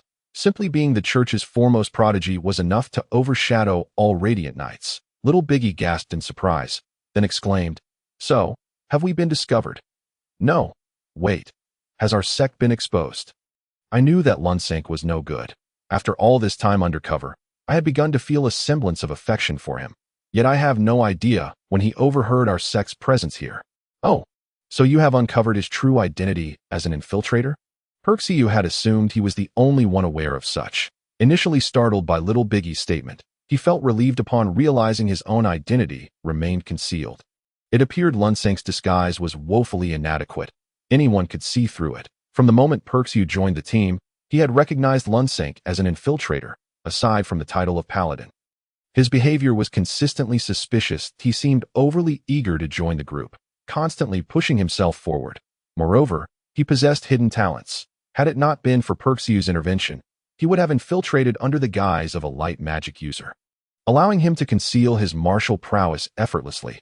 Most notably, his combat techniques were exemplary. During his sparring with Bagan, every swordplay and magical maneuver revealed that he was indeed an elite of the Radiant Knights. One could say that Perksy understood the Radiant Knights all too well. Indeed, of course, with such formidable light magic, who else could it possibly be but a sycophant of the church? Ah, Brother Roland, I am not referring to you. Little Biggie quickly corrected himself upon realizing his faux pas. You are quite right, Perksy acknowledged.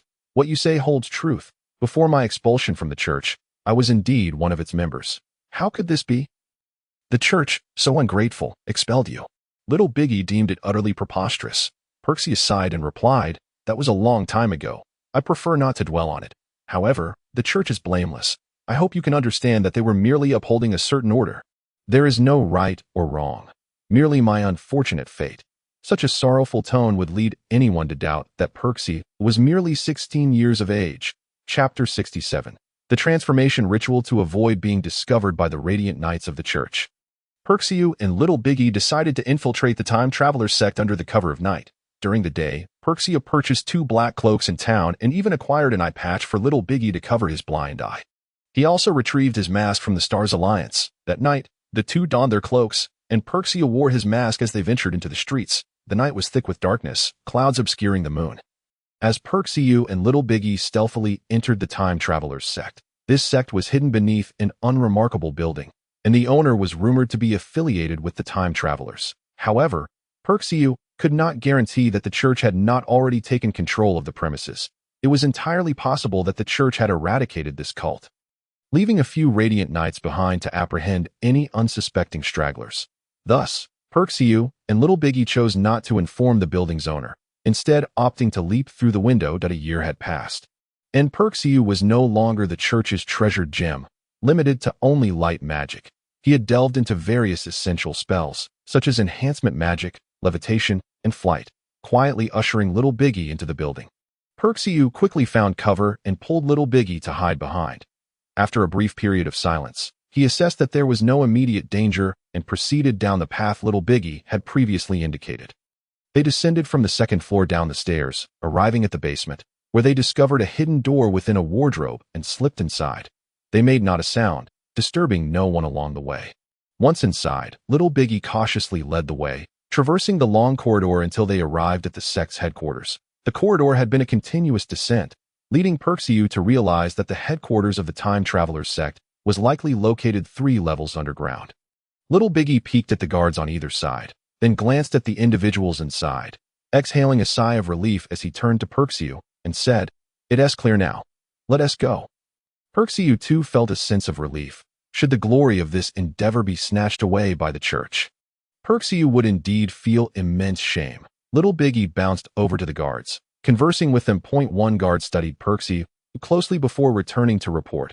Little Biggie turned to Perksy and said, "Just a moment. It will be quick." Before long, the guard returned, accompanied by 2 others. As soon as Little Biggie saw them, he shouted, "Elder, third elder, it's me. Young saint, what has happened to you?" The elder, who had been preparing to greet Little Biggie, inquired, "And who is this?" "Greetings. Elder. My name is Roland." Perksy introduced himself. Little Biggie excitedly explained to the elder, "Elder, this is Brother Roland. He has been escorting me all the way here, and the second elder and Uncle Bagan have already." The elder sighed and said, "I am already aware of the news of their demise. What concerns me more is this individual." He gestured towards Perksy and continued, "I take it he is a light magic user. Then he must be associated with that bunch outside." Perksy's heart sank. Radiant Knights were all users of light magic, and he too belonged to that category, with a throng of Radiant Knights outside. And given Little Biggie's youth and naivety, this predicament was akin to a muddy mishap. Little Biggie, with unwavering conviction, insisted, "He is definitely not a Radiant Knight. We had one infiltrate our mercenary group before, and he likely reported back to them." Little Biggie was mistaken. While Lunsink had indeed informed the church, he had not done so during their journey, but rather after escaping and returning to the church. In recent days, he had overheard quite a few secrets, thus knowing the main base of the time travelers. However, he is indeed suspicious. The elder scrutinized Perxia closely. "I have never encountered such a strong and youthful light magic user aside from a Radiant Knight. To be frank, Perxia's current prowess surpassed that of many newly inducted Radiant Knights, rendering him exceedingly dubious. How about this? I shall remain inside during your ceremony, without stepping out. What do you think?" Perxia proposed. The elder, unable to glean anything from Perxia's eyes, could only nod in agreement, saying, "That would be best. Thank you for your cooperation." Perxiu smiled and replied, "Of course, having come this far, I must adhere to local customs." "Right." The two exchanged knowing smiles, each harboring their own secrets. Little Biggie, oblivious to their true intentions, Novelli believed they were coexisting peacefully. The elder then turned to Little Biggie and said, "Now that the saint has returned, it is time for you to rest. I hear from Mr. Roland that you have agreed to undergo the transformation ritual." The transformation ritual, what a grandiose name it is, yet to Perseus, those 4 words are nothing but a mockery.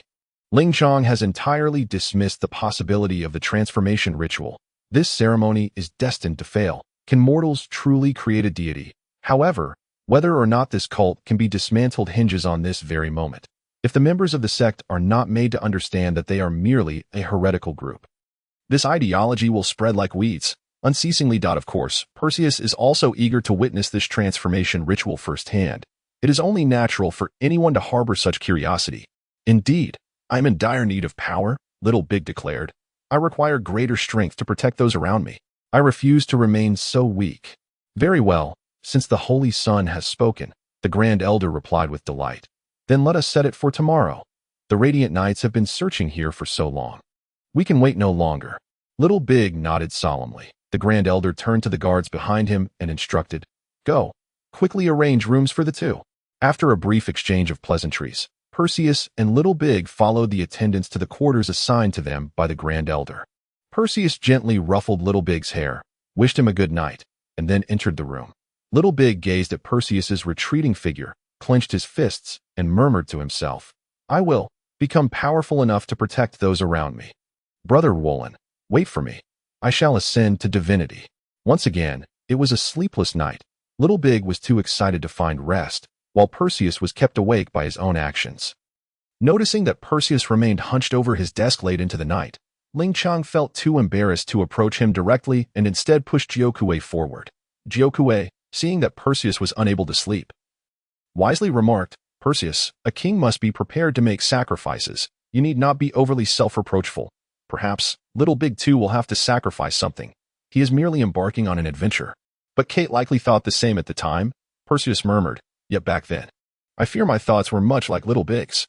Throughout history, victors and vanquished have been determined by the strong prevailing over the weak. How one chooses to act is merely a matter of personal choice. To be honest, Perseus, do you despise those who resort to unscrupulous means to achieve their ends? Jiokue continued to inquire. Perseus hesitated for a moment, offering no reply, only a deep sigh. Jiokue smiled slightly and said, "Then let us not dwell on that. Do you harbor any ill will towards Vijay?" Perseus was taken aback, clearly unaware of why Jiokue posed such a question. After contemplating for a moment, he shook his head. Although Vijay and Perseus had not engaged in deep discussions, their exchanges had been limited to mere pleasantries. And Vijay had even declined to attend the celebration for Carlyle and Perseus. Yet, for some reason, he evoked no animosity. Perhaps that was the allure of his character. "Then, Perseus, do you despise Carlyle?" Perseus surely shook his head. Carlyle was almost his closest friend, and he could never bring himself to harbor hatred for him. Jiokue chuckled and continued, "Then, Perseus, do you despise solitude?"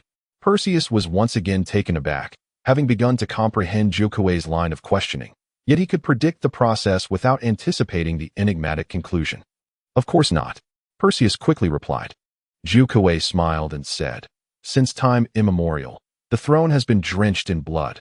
Solitude has lost part of his memory, yet he still recalls the mournful cries of the bones beneath the throne. So piercing, So tragic. Perseus, could you ever detest a monarch? A monarch whose hands are stained with blood for the sake of the throne. Aside from tyrants, there exist benevolent rulers in this world. Perseus asserted. Why can't disputes be resolved through peaceful means? Why must there always be sacrifices? Gyokue turned with a smile, opening the window and gazing out at the darkened sky, leaving Perseus with her silhouette. No one is willing to relinquish the throne. To safeguard the throne, unscrupulous methods are a requisite lesson for a king, she spoke softly. In this world, benevolent rulers do not exist. Even Euphransi was quite merciful to his subjects. The throne is forever built upon the remnants of bones. Observing Perseus lost in contemplation, Gyokue silently stood by. The following morning, Little Big excitedly roused Perseus, urging him to witness the ceremony. Having endured 2 sleepless nights, Perseus appeared somewhat fatigued, yet he quickly shook off the weariness and adjusted his demeanor. Following Little Big to the altar, the Grand Elder also seemed to have had a restless night, appearing overly excited. Compounded by the overnight preparations for the altar, he arrived with dark circles under his eyes. Perseus was guided to a guest seat from which he could clearly see the central altar. He watched as Little Big ascended the altar and then slowly closed his eyes. Shiva Sylvia, please forgive me, Perseus whispered in his heart. Little Big gradually climbed the altar, and the Grand Elder raised his hands, chanting incantations in an ancient tongue. Perseus could not decipher the words and quietly inquired of Ling Chong and Gyokue. Ling Chong explained.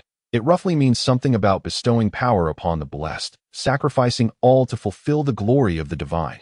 Though there are 2 words I do not understand. That suffices, Perseus replied. What power is being bestowed? It must be some heretical deity. I am less certain of that. But do look at the altar, Ling Chong responded.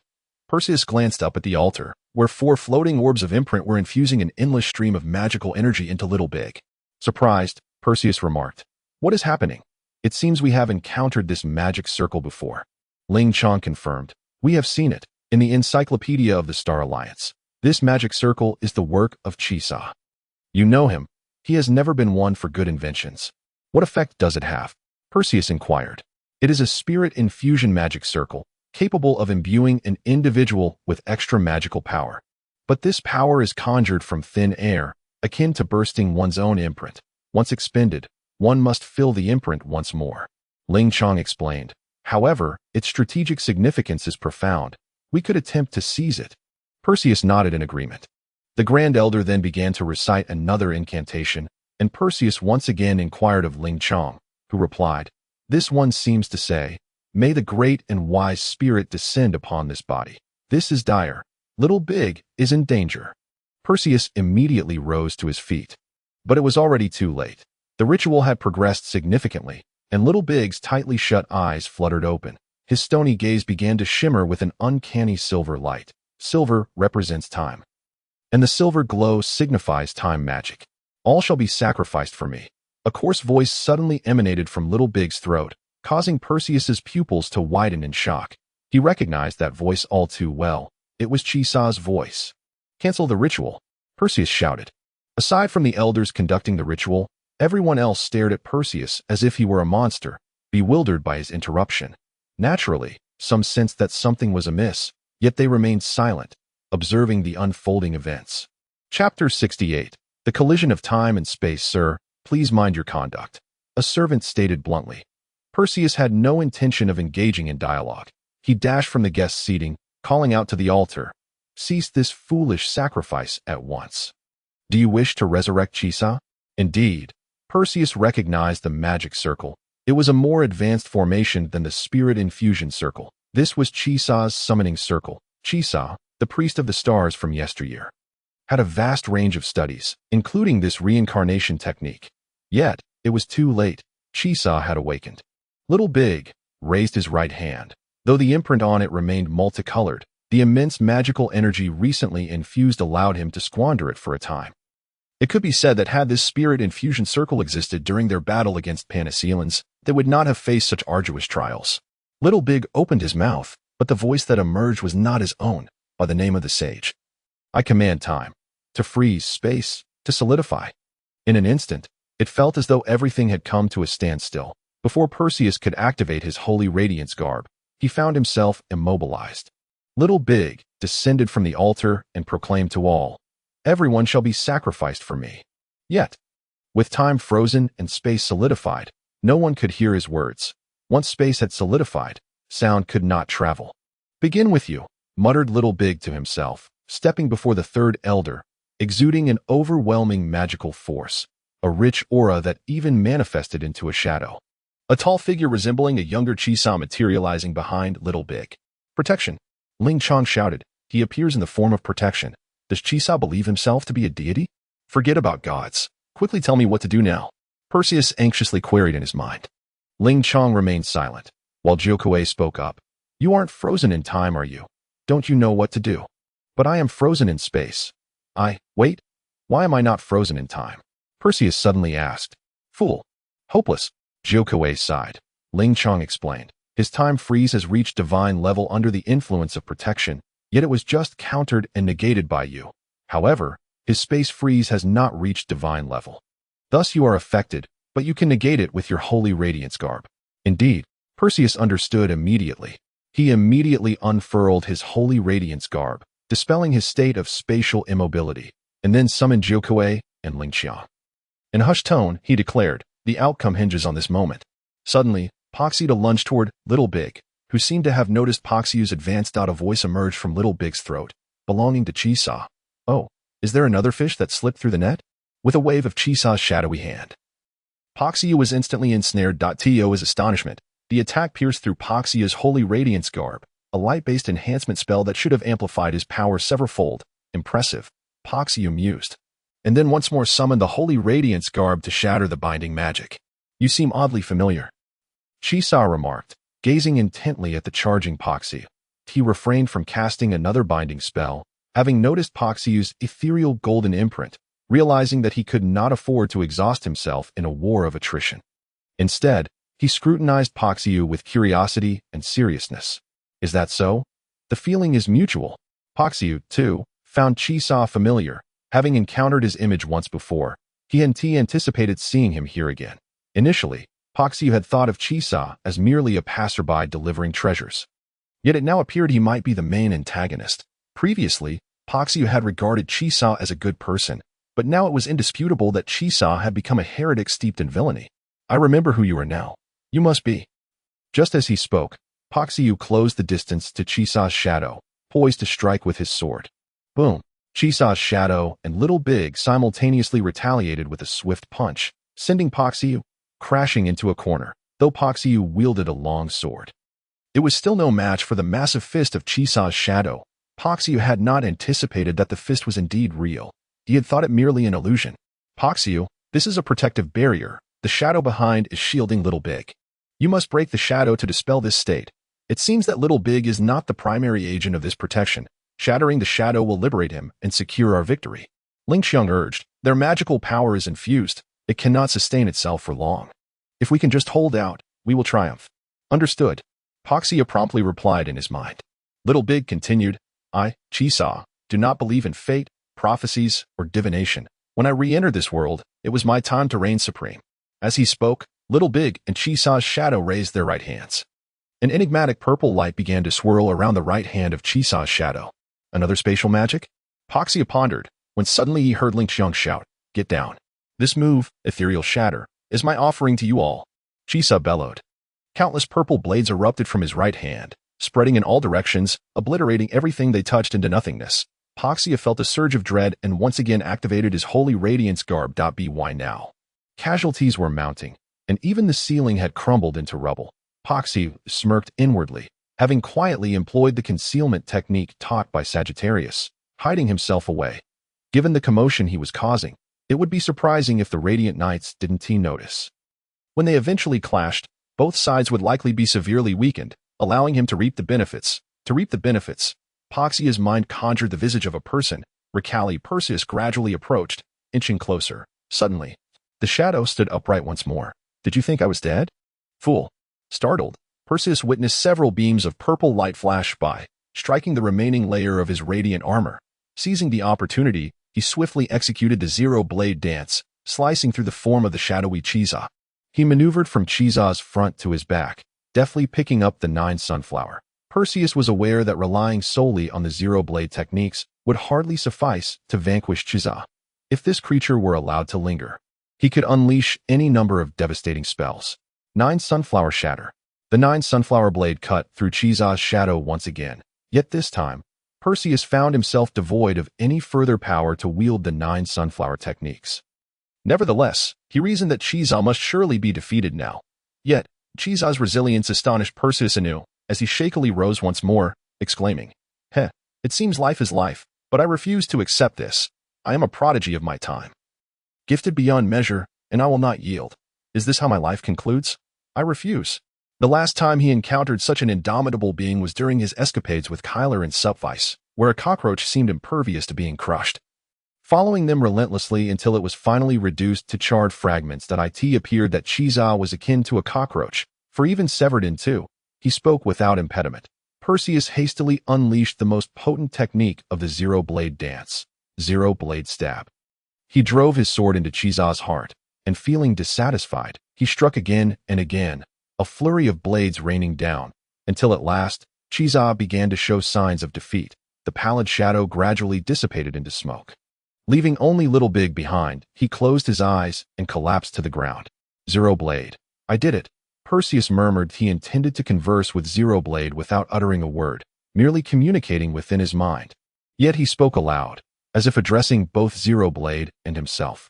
Indeed, you have successfully protected others. There have been no futile sacrifices, nor any deaths. Little Big has been saved. Zero Blade reassured Perseus. Yet, in reality, no sacrifices, no deaths. The squad of Radiant Knights had fainted in the restroom, and those members of the Time Stasis sect, trapped in frozen time, had suffered greatly, with nearly all perishing, leaving only a few clinging to life.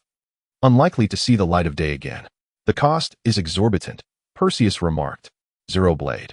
Is a life of worth merely a life, while a life without value is akin to mere weeds? It is not so, Zero Blade replied. Every life holds intrinsic value deserving of respect, yet we are not gods, unable to safeguard every existence that in essence. We can only choose to protect a select few, not all. But even a king can protect the people of a nation, Perseus countered. Yet the crown is destined to be stained with blood, Zero Blade responded. On the path to kingship. Perseus, who do you wish to sacrifice? Without hesitation, Perseus declared, I do not wish to sacrifice anyone. I do not want to ascend the throne atop a mound of corpses. I only wish, suddenly, Perseus found himself at a loss for what he truly desired. He felt like a marionette, aimlessly navigating his life, executing tasks without purpose, merely existing for the sake of growth. That he still lacked a clear objective. Since Oliviera had brought him to the church, he had entered a life of routine. Day after day, he completed church tasks, ate, slept, and passed time. Later, in Supvice, he continued the same monotonous existence, then was exiled to Green Hill, and still, it remained the same. That he joined the Star Alliance, yet the cycle persisted. Like a bird, he yearned to find a nest, bringing back twigs each day, hoping to settle securely. Now at 16, he had experienced enough upheaval to have matured somewhat.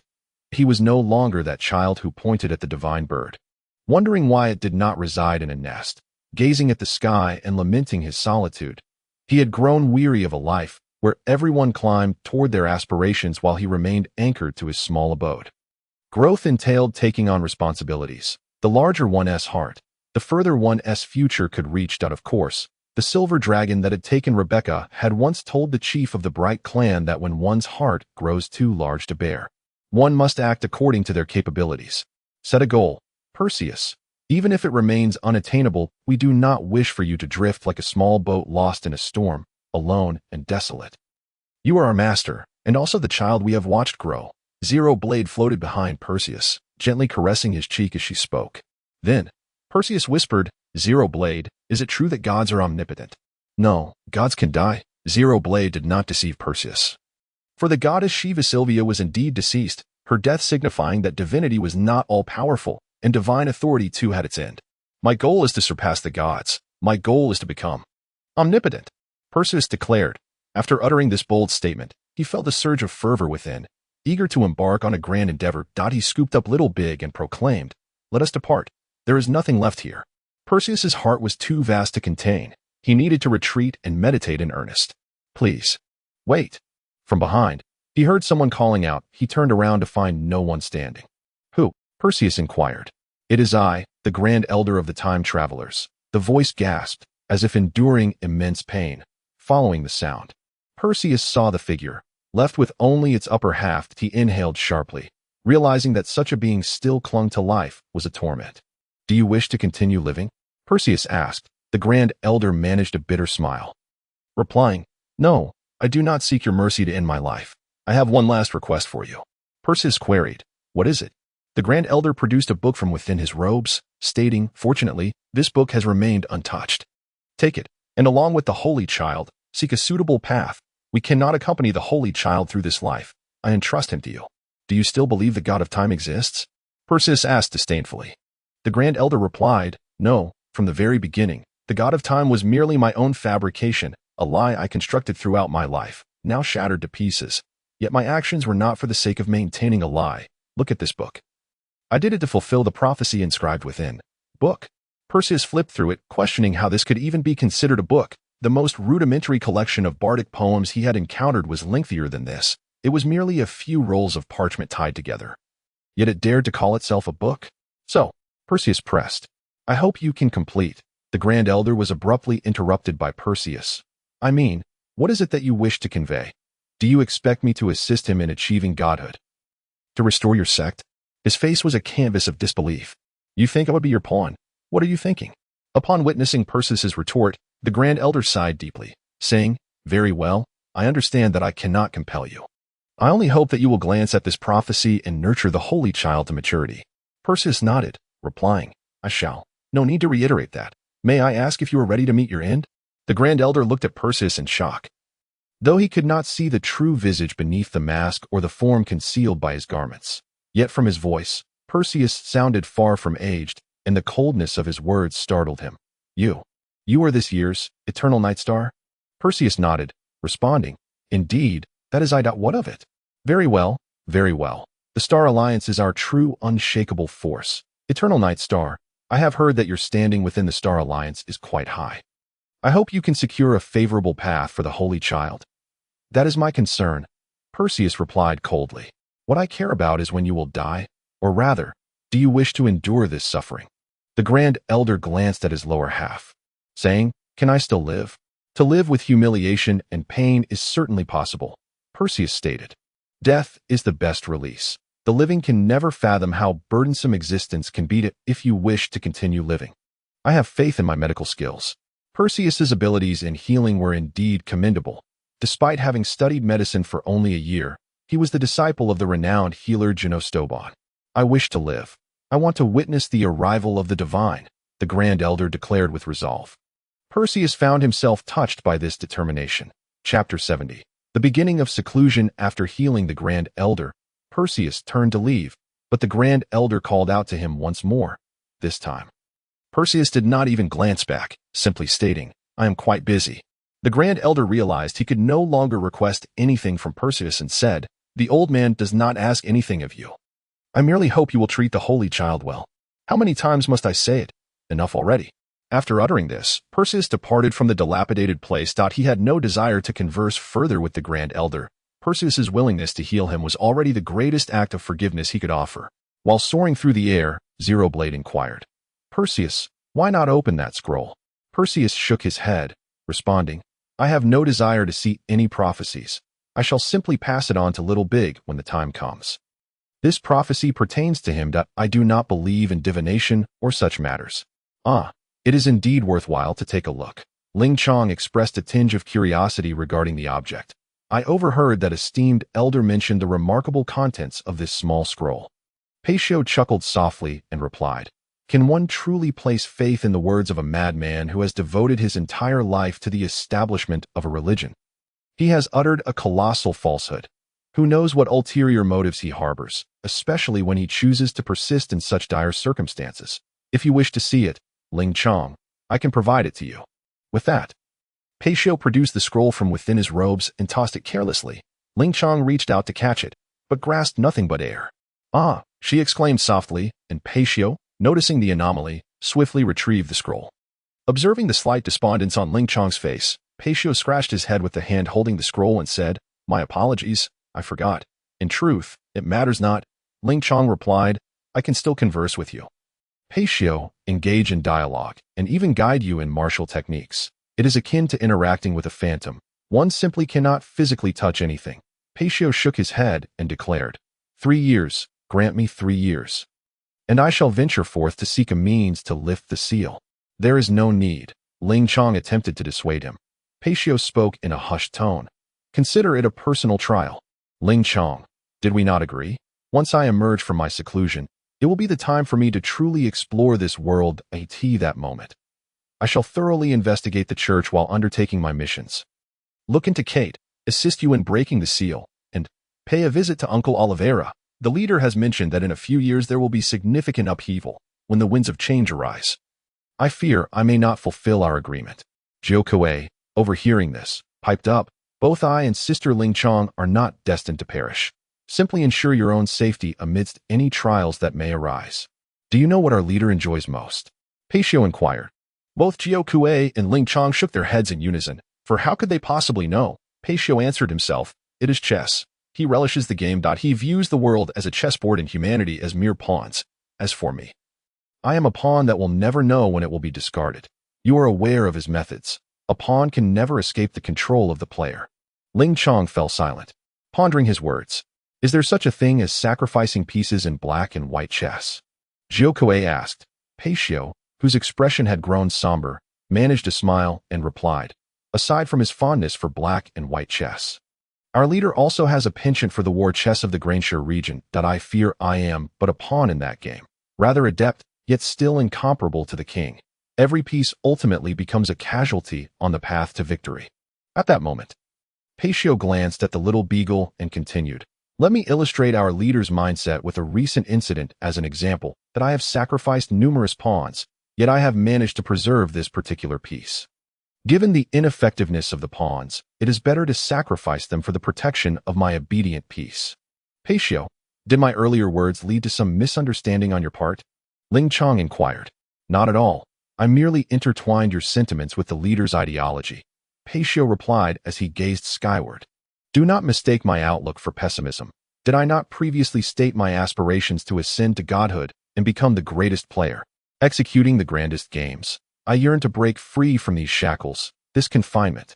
I, Patio, shall no longer cling to the comforts of home, he proclaimed with solemnity. Deity, the headquarters of the Star Alliance.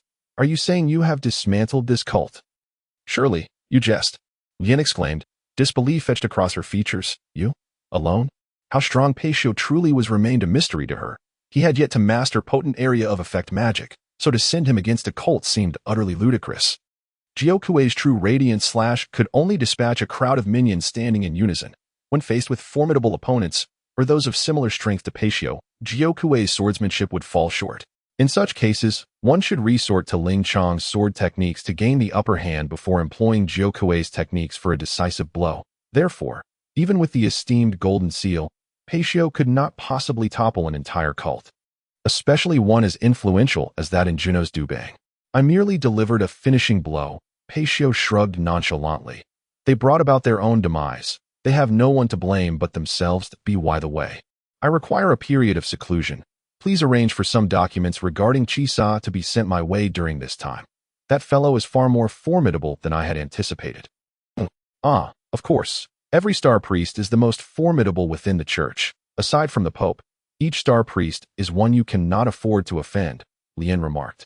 Had you not departed the church and been cultivated by Oliveira as a star priest, you would likely have been equally strong.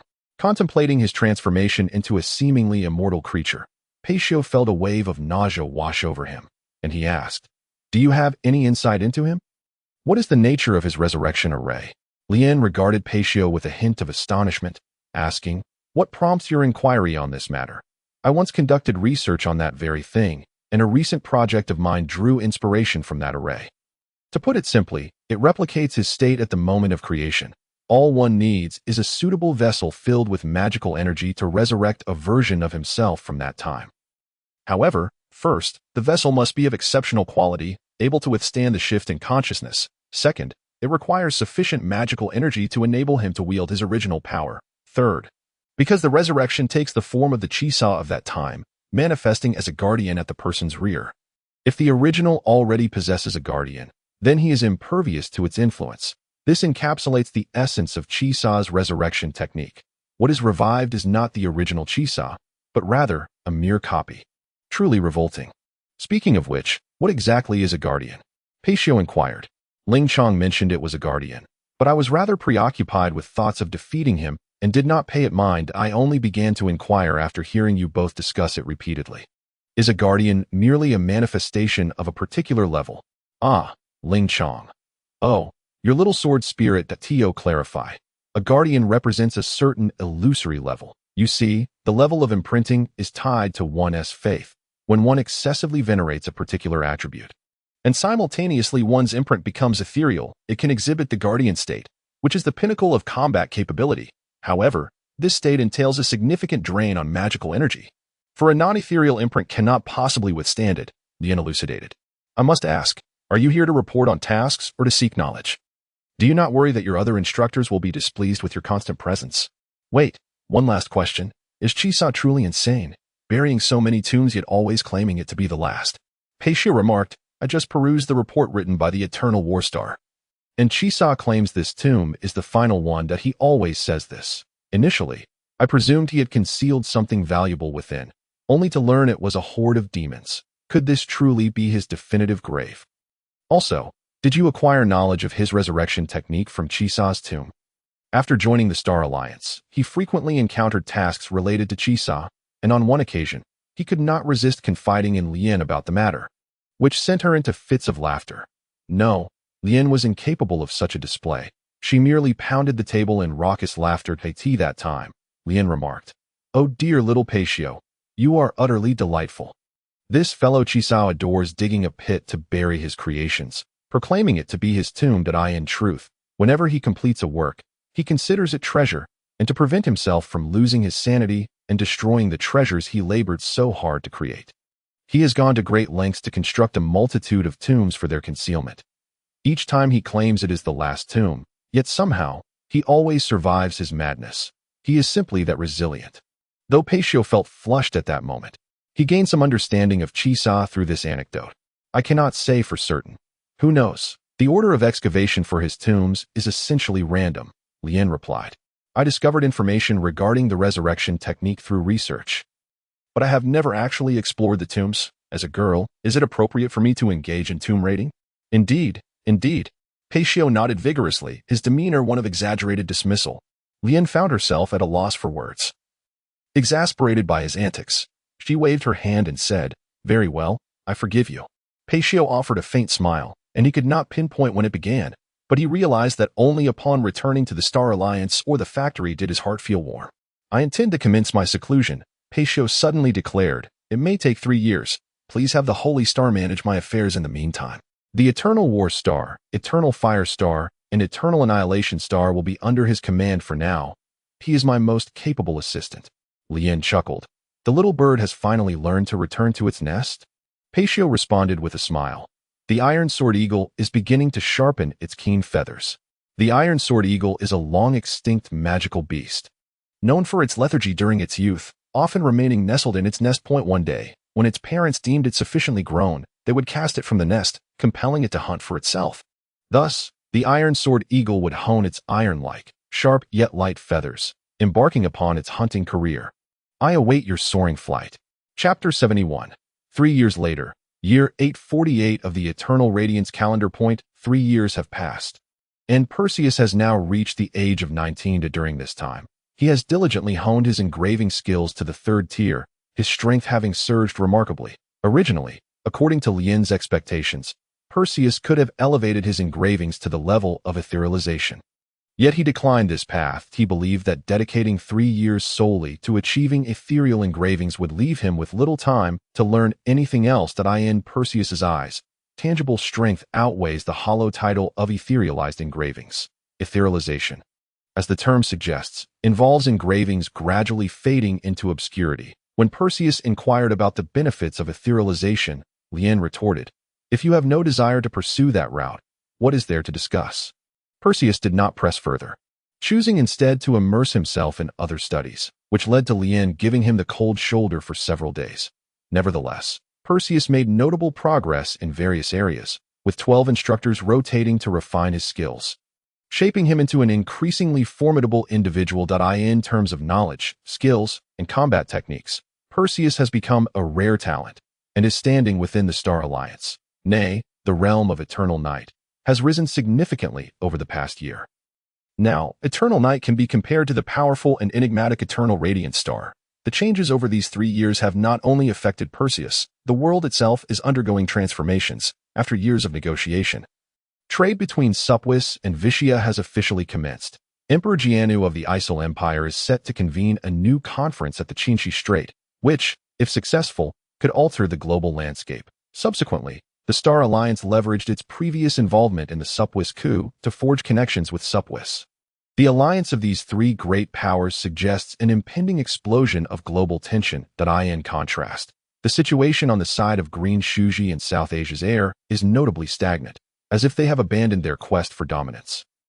Or perhaps are plotting something in secrecy. As for the Star Alliance, they outwardly remain silent, nurturing their eternal night, while the true nature of their actions remains a mystery, even to Perseus himself. Of course, the movements of these grand powers are of little concern to the common folk, who are more captivated by the heroes of this era.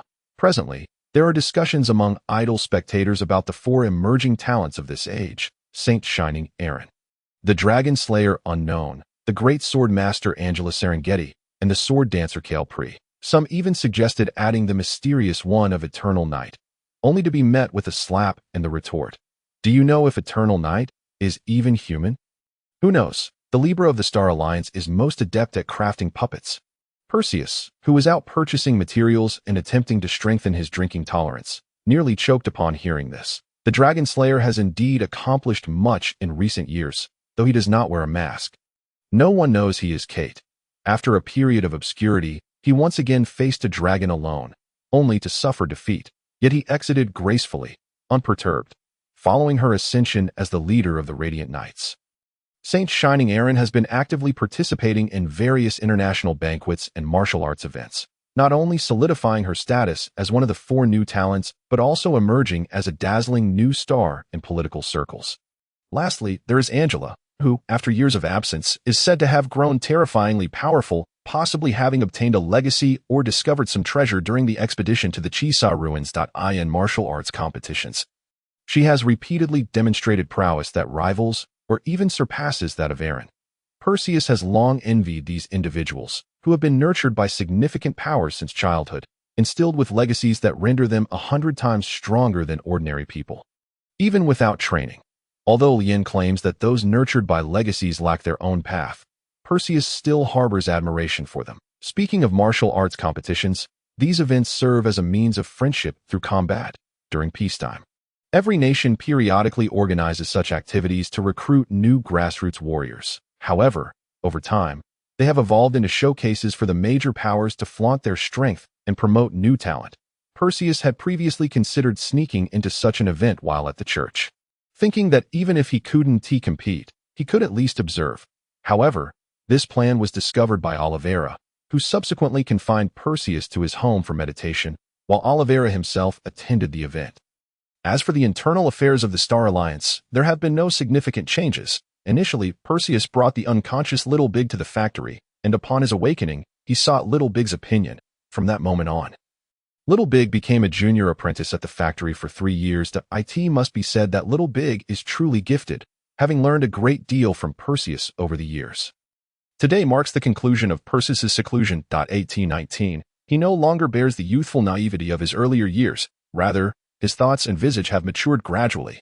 Upon his emergence, the ever-watchful Morning Star hurried over and remarked, "Lord Eternal Night, Ares has been looking for you. He instructed me to inform you that if you are not busy, you should seek him out." Perseus nodded in acknowledgement, replying, "Thank you." He then proceeded to Ares's chamber. Upon entering, he found Ares seated at his desk. Perseus smiled and inquired, "What brings such urgency?" "You must have guessed somewhat," Ares replied. "I need you to assist our ally, Supwis. This will be your first task after your seclusion. Can you manage it?" Without hesitation, Perseus nodded, saying, "Please, elaborate." "You are to escort Empress Isle of Supwis from start to finish. Can you handle this?" Ares questioned. Perseus nodded once more, assured that this task was well within his capabilities. Yet, he fell into contemplation. Empress Isel. The last time he had seen her, she was merely a princess, timidly hiding behind her brother. Now, she is an empress. Time has passed, and the moments they once shared in laughter now seem distant. Alas, he can only gaze at her through a mask. The mask has always been a source of inner turmoil for Perseus, not to mention, every individual within the Star Alliance possesses their own identity. Whereas he is but a shadow, known only as Eternal Night. The shadow lives for him, assumes his identity. Very well, Perseus agreed. But you must have more to explain, yes? Ares sighed, a wry smile on his lips. Where has your former innocence gone? Who has turned you into this miserly creature? No. Your task rewards are always quite generous, that my demands remain the same regardless. I merely wish to shorten our dialogue. Perseus replied. I am quite curious about this reward. I already possess 4 Fanghua, swords from our Star Alliance. Dante tell me the reward is yet another Fanghua sword. That would truly astonish me. The Star Alliance originally possessed 4 Fanghua swords, Balian, Urjihua, Sanlin, and they had long acquired, but when summoning Ji Kuei, they chose not to extract. Throughout the years, they were aware of Perseus' quest to collect the Fanghua swords, thus allowing him to pursue his goal. After all, none of the Fanghua swords had recognized a master. Right, it mattered not whose hands they were in. As long as the 4 Fanghua swords belonged to Ares, he could bestow them upon whomever he pleased. Correct. Ling Chong had stated that to break the seal, one must first gather all the Fanghua swords. Perseus has now collected 6. Though he can only wield 2, when he first acquired Urjihua, he was overjoyed to communicate with its sword spirit, only to discover that communication was impossible. Instead, Ling Chong, Ji Kuei, and Urjihua engaged in lively conversation. After their discussion, when Perseus inquired why he could not communicate with Urjihua, Ling Chong finally had the time to respond. It has not recognized a master according to Ji Kuei. The fact that Perseus received support from 2 Fanghua swords is already a tremendous blessing. He dared not wish for more. Perseus concluded that, since this was the case, he need not practice any Urjihua sword techniques, which would merely duplicate his efforts and avoid the embarrassment of becoming a 10-sword wielder. Ji Kuei remarked. Oh, how beautiful you are. Only Ling Chong and Ji Kuei possess battle magic. The other 8 swords are imbued with powerful elemental magic, lacking powerful magic. Perseus found himself squatting in a corner, drawing circles in dismay. Returning to the present, Ares remarked, Do not look at me. You have already depleted the Alliance's Fanghua swords. With an exasperated expression, Ares continued, However, if you complete this task splendidly, there will still be Fanghua swords available to claim. Oh, which one? Please, elaborate. Initially, Perseus spoke casually, not expecting Ares to actually present a new Fanghua sword, even if it were merely a clue.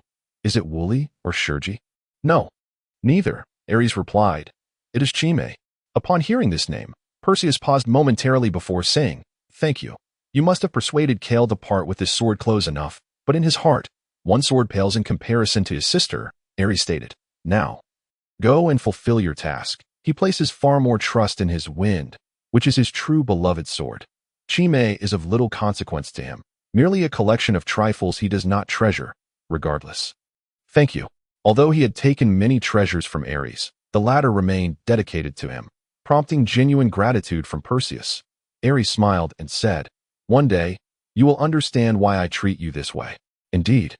During this outing, let us refrain from revealing Jiukuei Lingqiang, as it is rather conspicuous. Yes, I shall attempt to employ the art of sword forging, Perseus remarked. Moreover, it would be prudent for you to bid farewell to Libra. As this undertaking is a lengthy one, it may take 1.5 years before you return, Ares advised. Suddenly, Perseus turned his head away, a flush creeping onto his face, as he exclaimed, I know. Farewell. With that, he hurried away without a backward glance. Ares watched Perseus's retreating figure and murmured softly, Perhaps our next meeting will be a final farewell? Indeed, Taurus chimed in. Having appeared from an unknown direction, it is quite unsettling to witness. What does the leader say? Ares inquired, Are we still proceeding according to plan? Taurus nodded slowly, responding, The eternal night star remains the focal point of our ultimate scheme. It is essential that we ensure his obedience. If he strays from the path due to frivolous love, then sacrifices must be made. Even if it concerns Libra, are we to cast aside a pawn once it has been used? Ares remarked nonchalantly. How fitting of the leader's character. The leader's grand ambitions are beyond our comprehension. Only one shall become the discarded piece, while all others shall find liberation through him. Taurus asserted. Ares, you must understand the leader's intentions, for you were among the first he appointed. Ares smiled and replied, if I did not understand, why would I be here? Taurus returned his smile and said, indeed, only those of us steeped in sin can converse so freely. Knowing too much compels us to undertake actions that are quite extraordinary to survive, Ares stated. But it matters not. In time, no one shall lay blame upon us, for we shall emerge as the ultimate victors. Indeed, Taurus laughed as he departed. As Perseus stepped out of Ares' chamber, he was greeted by yearn at the door. He scratched his head and smiled, saying, I am about to leave. Return early, yearn replied. Can you manage on your own? Would you like me to send 2 helpers to assist with household chores? No need for that. I am embarking on a mission. Not a leisurely trip, Perseus hastily gestured. It has been quite some time since I ventured out, and the landscape of the continent is once again in turmoil. Yearn smiled slightly, saying, however, it is all quite similar. No faction has vanished or risen to unprecedented power. We remain in an era of equilibrium among the major forces. Is that so? Perseus mused, yet they all say, a change is coming. Chapter 72. The ideal sword at the factory entrance, yearn asked. Shall I book you a ticket for the airship? Perseus shook his head, replying, no need. He then turned his gaze towards the sea, peering into the distance as he said, I arrived by ship, and naturally, I shall return to Supwiser by the same means. That simplifies matters. Finding an airship to Supwiser is challenging, but there are plenty of ships heading there. Yearn exclaimed, shall I make the arrangements? Thank you, Perseus responded. Fixing his gaze on yearn, she smiled and said, what is there to thank? We need not be so formal with each other. Perseus inexplicably felt his cheeks flush, so he feigned nonchalance and turned to look at the sea. Over the past 3 years, his vague feelings for yearn had gradually crystallized. He was undeniably fond of her, in a way that was irreplaceable. Yet, he was haunted by an enduring shadow, the belief that he was not exceptional enough. Due to this perceived inadequacy, he dared not express his feelings. Within the entire Star Alliance, there existed only a thin veil of unspoken affection between them. Just a little longer. One day, I shall boldly proclaim those words. Perseus steeled himself inwardly. Yearn, too, sighed quietly, aware of Perseus's emotional turmoil. But she understood her own position even better as she watched him. Fists clenched in determination, while gazing at the ocean, she discreetly placed her right hand over her heart. But I am no longer even human. They stood in silence, akin to 2 statues. The next morning, as the ship arrived, only yearn was there to bid farewell to Perseus. She seemed transformed, remaining utterly silent this time. Perseus, already awkward at farewells, found the atmosphere heavy with unspoken words as they exchanged glances across the water, until they faded from each other's sight. Just as this poignant atmosphere thickened, Lingxiang suddenly emerged, exclaiming, Hey, now that you've caught Lian's attention, can you help us create a body in the future? Although others could not see Lingxiang, she could still perceive her surroundings. She observed the lifelike puppets crafted by Yearn and could hardly wait for Perseus to grow up. Perseus shot her an exasperated glance, saying, She is a puppet, while you are sealed. Quite a different concept. Lingxiang waved her hand dismissively, stating, That is of little consequence. What matters is that you have not denied your connection with Yearn. Now, how do you intend to manage your harem? Harem? Perseus echoed, as if he had heard something scandalous. What do you mean? Clarify. Lingxiang began counting on her fingers. 3 years ago, there was that Rebecca, right? You two were quite intimate. Do you intend to abandon her? Perseus's lips twitched as he replied, the situation then was unavoidable. And it was not solely my doing. All right. Play innocent if you must. I'll give you that one. Lingxiang continued. What about that little sister who exchanged bells with you? I recall she seems to care deeply for you. I delved into your memories, and oh, I must become your sharpest sword. Perseus's mouth twitched again as he said, the bell was merely a birthday gift. There was no mutual exchange, and do not rummage through my memories. She has now become a blade, and that bell is merely a childhood memory. And what of the Empress Isel whom you are destined to protect? Her brother is Kulel. She must be extraordinarily beautiful. You, who have delved into my memories, do not even know what she looks like, yet you speak so freely. Perseus could barely contain his exasperation. Yet, he saw Lingqiang's serious expression, devoid of her previous playful demeanor. As she stated, "You truly cannot even jest about your feelings. How then can you muster the courage to express your true sentiments?" After a moment of silence, Perseus replied, "I shall steadfastly cherish my affection for Lian. All others are of no consequence." Lingqiang turned her gaze to the sea, saying, "Do as you wish. After all, you never pay heed to the feelings of other girls." "What is wrong with you?" Perseus inquired. "It is nothing." Lingqiang continued to gaze at the sea. As Lingqiang ceased to engage him in conversation, Perseus found himself listlessly boarding the ship, settling into a window seat, and beginning to practice sword forging within the cabin. This vessel was chartered, devoid of any passengers aside from the crew. Perseus commenced his sword crafting. Ares had mentioned that while Lingqiang and Jiuque were indeed formidable, they were ill-suited for their current identities, and he could not simply utilize them. He was reluctant to resort to an inferior sword, which would render his two most potent techniques, Lingqiang's swordsmanship and Jiuque's swordsmanship, unavailable. Thus, he aimed to forge two swords that would respectively permit the use of Lingqiang's and Jiuque's techniques. He had previously conducted experiments in weaponry, but the sword he had produced last time was dreadfully fragile. After a year or two of training, he decided to revive this technique, hoping for remarkable results. The imprint shimmered with light as the spatial ring emitted a massive stone. The art of sword forging was a form of magic that could refine ordinary materials, imbuing them with magical properties. Unlike typical forging magic, this method required no flames. In other words, it was entirely executed at room temperature. Damn it! Without azure-patterned steel, I must resort to cold silver stone. Perseus muttered to himself. They speak of unlimited supplies, yet I must undertake tasks. Obtaining azure-patterned steel requires slaying dragons, not to mention whether I can prevail or not. Just preparing for the aftermath of battling a dragon would take 3 months of recovery. How infuriating. Unlimited materials hardly suffice even for building a house. I fear that material might collapse. As Perseus chanted the floating spell, the cold silver stone block levitated. He closed his eyes, envisioning the ideal sword he had long contemplated. The magical runes began to spread across the stone as he meditated, causing fragments to fall away, gradually revealing the nascent form of a sword. I still need to hollow out the blade. Perseus mused aloud. A great sword, comparable in size to a flame, suddenly manifested a small opening in its center. As the fragments continued to fall, the opening widened, revealing the outline of a smaller sword within the hollow blade. Excellent.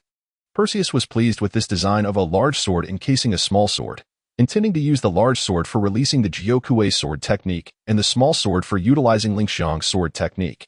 Although differing in construction from the original Lingqiang and Jiuque swords, it would suffice for his purposes. Since learning the art of sword forging, Perseus held immense respect for the creators of Lingqiang and Jiuque.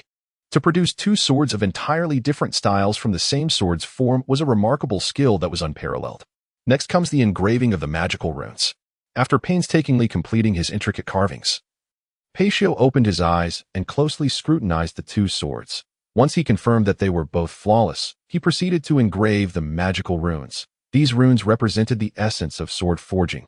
Mastering the art of inscribing them allowed one to bypass the forging process altogether. While other forging methods also involved drawing runes, none captured the profound intricacies of sword forging. After inscribing several reinforcing runes, Paitio finally began to imbue the weapons with attributes. If successful, each swing would unleash a small-scale spell corresponding to the added attribute. Paitio intended to grant the great sword a fire attribute and the smaller one a wind attribute, so that when wielded together, they could unleash the combined magic of a fiery tempest. Fire and wind are inherently antagonistic elements, and thus mastering this spell required Paitio to endure considerable hardship to tame the unruly fire element. This achievement was not only due to his own innate talent and diligent effort, but also the rigorous training imparted by the Grand Mage Shui. It is evident how challenging it would be to merge these opposing magics. One must acknowledge that the growth Paitio experienced over 3 years has rendered him considerably stronger. His sword forging skills are likely unmatched among the younger generation. Compared to others, Paitio exudes a steadiness and shrewdness that is a testament to the extraordinary training he received from the 12 Zodiac. As the magical runes spread across the blade, Paitio finally breathed a sigh of relief. Gazing at the magnificent greatsword adorned with fiery red runes and the smaller sword embellished with verdant green, he wiped the sweat from his brow. At long last, it is complete. Paitio had devoted an extensive amount of time conceptualizing this pair of swords, and it had proven to be a sound endeavor. His aspirations had come to fruition. I never anticipated achieving success on the first attempt. Now, I have quite a bit of time on my hands. Should I take a nap or test the swords? Perhaps I should let Jokuei and Lingqi see them. As expected, Jokuei and Lingqi teased him mercilessly. It was futile. Expecting Paitio to craft a weapon of the caliber of the Fanghua sword at his current level was simply too ambitious. Amidst laughter and playful banter, the night wore on.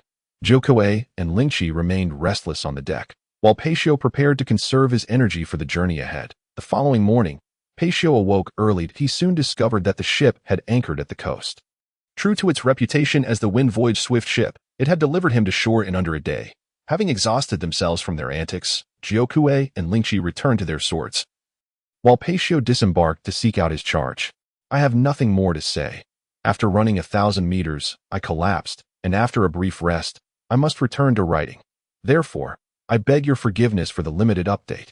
Class is about to start, and upon returning from it, I should be revitalized, so I should continue updating. Although I am a stockpiling writer, the funds are meant for a grand debut. I also wish to express my gratitude for everyone's daily check-ins. It is truly delightful to have your company along this journey. Chapter 73. Farewell to Icer once again. Paitio arrived at Onlua town, and as he stepped foot here, a myriad of emotions surged within him. Though time has passed and many places have transformed beyond recognition, this sense of familiarity remains unchanged. Spuazi was indeed striving for improvement. Icer, in her quest for national strength, had adopted the gladiatorial arena of Onlua town as a model to promote throughout the country, despite the local customs leading to lukewarm receptions of other arenas. Onlua town's popularity surged. Paitio, upon arriving in Onlua town, found himself momentarily dazed, believing he was dreaming. Yet, upon beholding the grandiose arena, he could not help but sigh. So much has changed, yet this arena remains untouched. He gently touched the arena's wall, smiling as he remarked, "It is merely the people inside who have changed." Listening to the roars and cheers from within, Paitio smiled faintly and exited the arena. This was no longer the stage for his conclusion, with pressing matters at hand. There was no need for him to enter again. He casually sought out a tavern, where he unveiled the improved communication magic circle and began summoning his subordinates. Return from Grinxi within 3 days. Arrive immediately after resolving your matters within 2 days. I know you are in Spuazi. The 3-day deadline is set for you to come to Onlua town. After summoning about 7 or 8 individuals engaged in temporary tasks, Paitio paused his efforts. His primary purpose for coming was to ensure Icer's safety, and he believed that bringing along such a contingent was sufficient. After all, the Empress would require a retinue of soldiers during her travels, wouldn't she? The unified Spuazi of today was far from the fragmented state of the past. The sanctity of imperial authority was now unparalleled.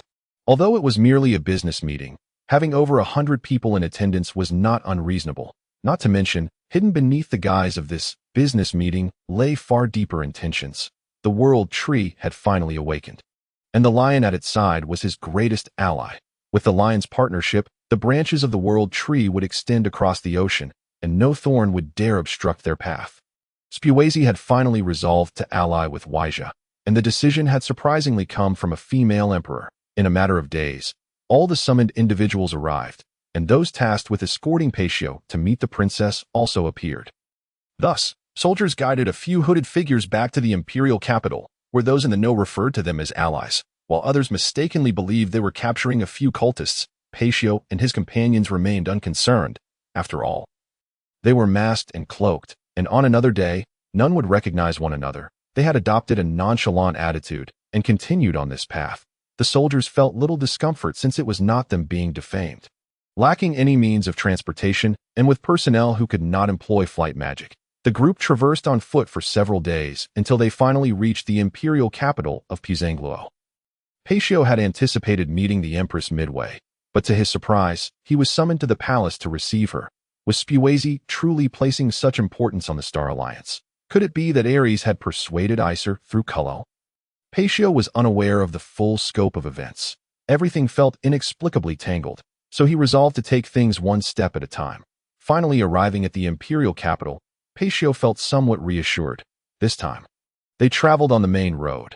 and the scenery along the way did not evoke any memories. Only at the journey's end, as they parted ways with the soldiers at the palace, did Paitio experience a twinge of sadness. Everything felt as though it had been resurrected from yesterday, yet alas, the world had changed. Paitio and his entourage rested for the night at an inn, and the following day, they prepared to pay their respects to the Empress. The soldiers who had accompanied Paitio had already informed the Empress of the arrival of reinforcements from the Star Alliance. The next day, when Paitio and his subordinates sought an audience with the Empress, they were instructed to wait at the entrance. Initially, some were irritable and displeased, but one remark quelled their discontent. The Empress will personally welcome the new star of the Star Alliance. Before long, the honor guard. Oh no, the Empress's personal guard emerged, and the Empress's carriage approached gradually. Paitio and the others stood at the entrance, ready to receive the Empress. As her carriage drew near, it came to a halt beside Paitio. To everyone's astonishment, Empress Iser descended from the carriage and slowly approached Paitio. Was she coming down to greet them? Everyone was taken aback. This group merely consisted of veiled guards. What was the Empress thinking? Paitio was equally stunned. He had thought the Empress would wait for them to depart. Yet here she was, personally welcoming them. What was her intention? Welcome to Spuazi, esteemed guests of the Star Alliance, Empress Iser stated, and a warm welcome to the Evernight Star. It is indeed an honor for our nation to host the most enigmatic new star. While Paitio maintained a facade of composure, his heart raced with astonishment. Was this truly the Iser he knew? He understood her intentions for welcoming him. Together with the gladiatorial arena, Iser aimed to transform the spirit of the entire nation. She wished to instill a martial ethos throughout the land, breathing new life into this ancient world tree. Yet, Paitio also discerned her strain. Despite the warmth in her words, her expression remained as unyielding as glacial ice. Maintaining such a facade must be exhausting, Paitio mused, though he continued to respond with poise. The two most innocent members of their small team had undergone such profound transformations over the years. Paitio felt the most connected, for despite the veil between them, he could see her while she could not see him. As they continued along this path, Paitio felt an unmistakable familiarity. It was the same route he had traversed before. This time, however, the road was smooth, having been meticulously reconstructed with guardrails to ensure that no horses would careen off cliffs. The second difference lay in their emotions. On the first journey, he had been anxious, fearing that the roadside vendors might be disguised assassins. Now, they were met with cheers and farewells, and although the onlookers were somewhat skeptical of the hooded figures, upon learning they were there to protect the Empress, they withheld their comments. The journey proceeded without incident. That night, Paitio indulged in his penchant for nocturnal excursions, reluctant to engage in idle chatter with his companions before bed. He preferred to explore the scenery and stroll through the streets alone. Only when everyone else had succumbed to slumber would Paitio retire for the night. It could be said that, apart from those who stayed up all night, Paitio was among the last to sleep in his circle. The daily itinerary had become somewhat routine, leading the group to rest at the same location as before, in a vast forest. Under the cloak of night, Perseus wandered alone, unknowingly arriving at the lakeside. The moonlight remained unchanged, the mist lingered in the air, and the lake's surface mirrored the scene, yet it lacked the vibrant flowers that once adorned its reflection. Is this the place you first encountered Lien in your memories? Lingxi emerged and inquired. Perseus nodded slightly, responding, I beg you, do not rummage through my memories any further. With a playful smile, Lingxi remarked, I never imagined that, despite your youthful demeanor, your initial encounter was quite romantic, choosing such a location. Perseus sighed, lamenting, why do you perceive me in such a poor light? Back then, I was merely a naive youth, utterly oblivious to the thoughts of girls. However, I indeed found it quite romantic. That first encounter firmly established Lien's image in my heart. Even though she became so erratic and unpredictable later on, she will forever remain my beloved Shiva sylph. Lingxi waved her hand dismissively, saying, all right, I understand, just teasing you. You ramble on quite a bit. Perseus, let me pose a question. If you were here, enveloped by this atmosphere, and instead of Lien, you encountered another girl, equally beautiful, of admirable grace and possessing poise. Let us say Rebecca, how would you respond? Her grace and demeanor? Perseus questioned skeptically. Lingxi pondered for a moment and suggested, all right, let us change the scenario. What if it were Aline? That's impossible. She has an intense fear of water, Perseus replied. As a child, she wouldn't even dare visit the seaside. What if it were Yisr? Surely she wouldn't be afraid of water. Lingxi persisted, unwilling to give up. Perseus contemplated seriously before responding to Lingxi. I do not share that view. If it were someone else, this beautiful scenery would still captivate. However, one must not forget that Lian will always be Lian. From the moment she controlled my body in battle, she became irreplaceably Lian. Her divine bird, her puppetry, her commanding presence as a queen, her endearing smile, and even her drunken antics. Each facet of her is utterly unique. Strangely, something odd has slipped in. But never mind, Lingxi remarked. So, you mean to say that compared to first impressions, you value the companionship of a partner who shares your adventures more than the allure of breathtaking beauty? One could say that, Perseus replied. A flicker of joy crossed Lingxi's face as she declared, All right then, Perseus, remain here without moving. Confused yet obedient, Perseus stood still. Lingxi floated to the lakeside, quietly taking her place in the memory Perseus held. Lingxi. Perseus seemed to grasp Lingxi's intent. Do not speak. Just look at me. Remember me. Lingxi called out, Remember this moment. In the hazy moonlight, the features of her face became indistinct. Was it Lingxi or Lian? Perseus found himself momentarily entranced. From that day forth, an inexplicable bond formed between Perseus and Lingxi. Though Perseus lacked in emotional intelligence, he was no fool. He understood Lingxi's sentiments. Yet, his heart was filled with memories of Lian. Should he feign ignorance regarding Lingxi's subtle confession?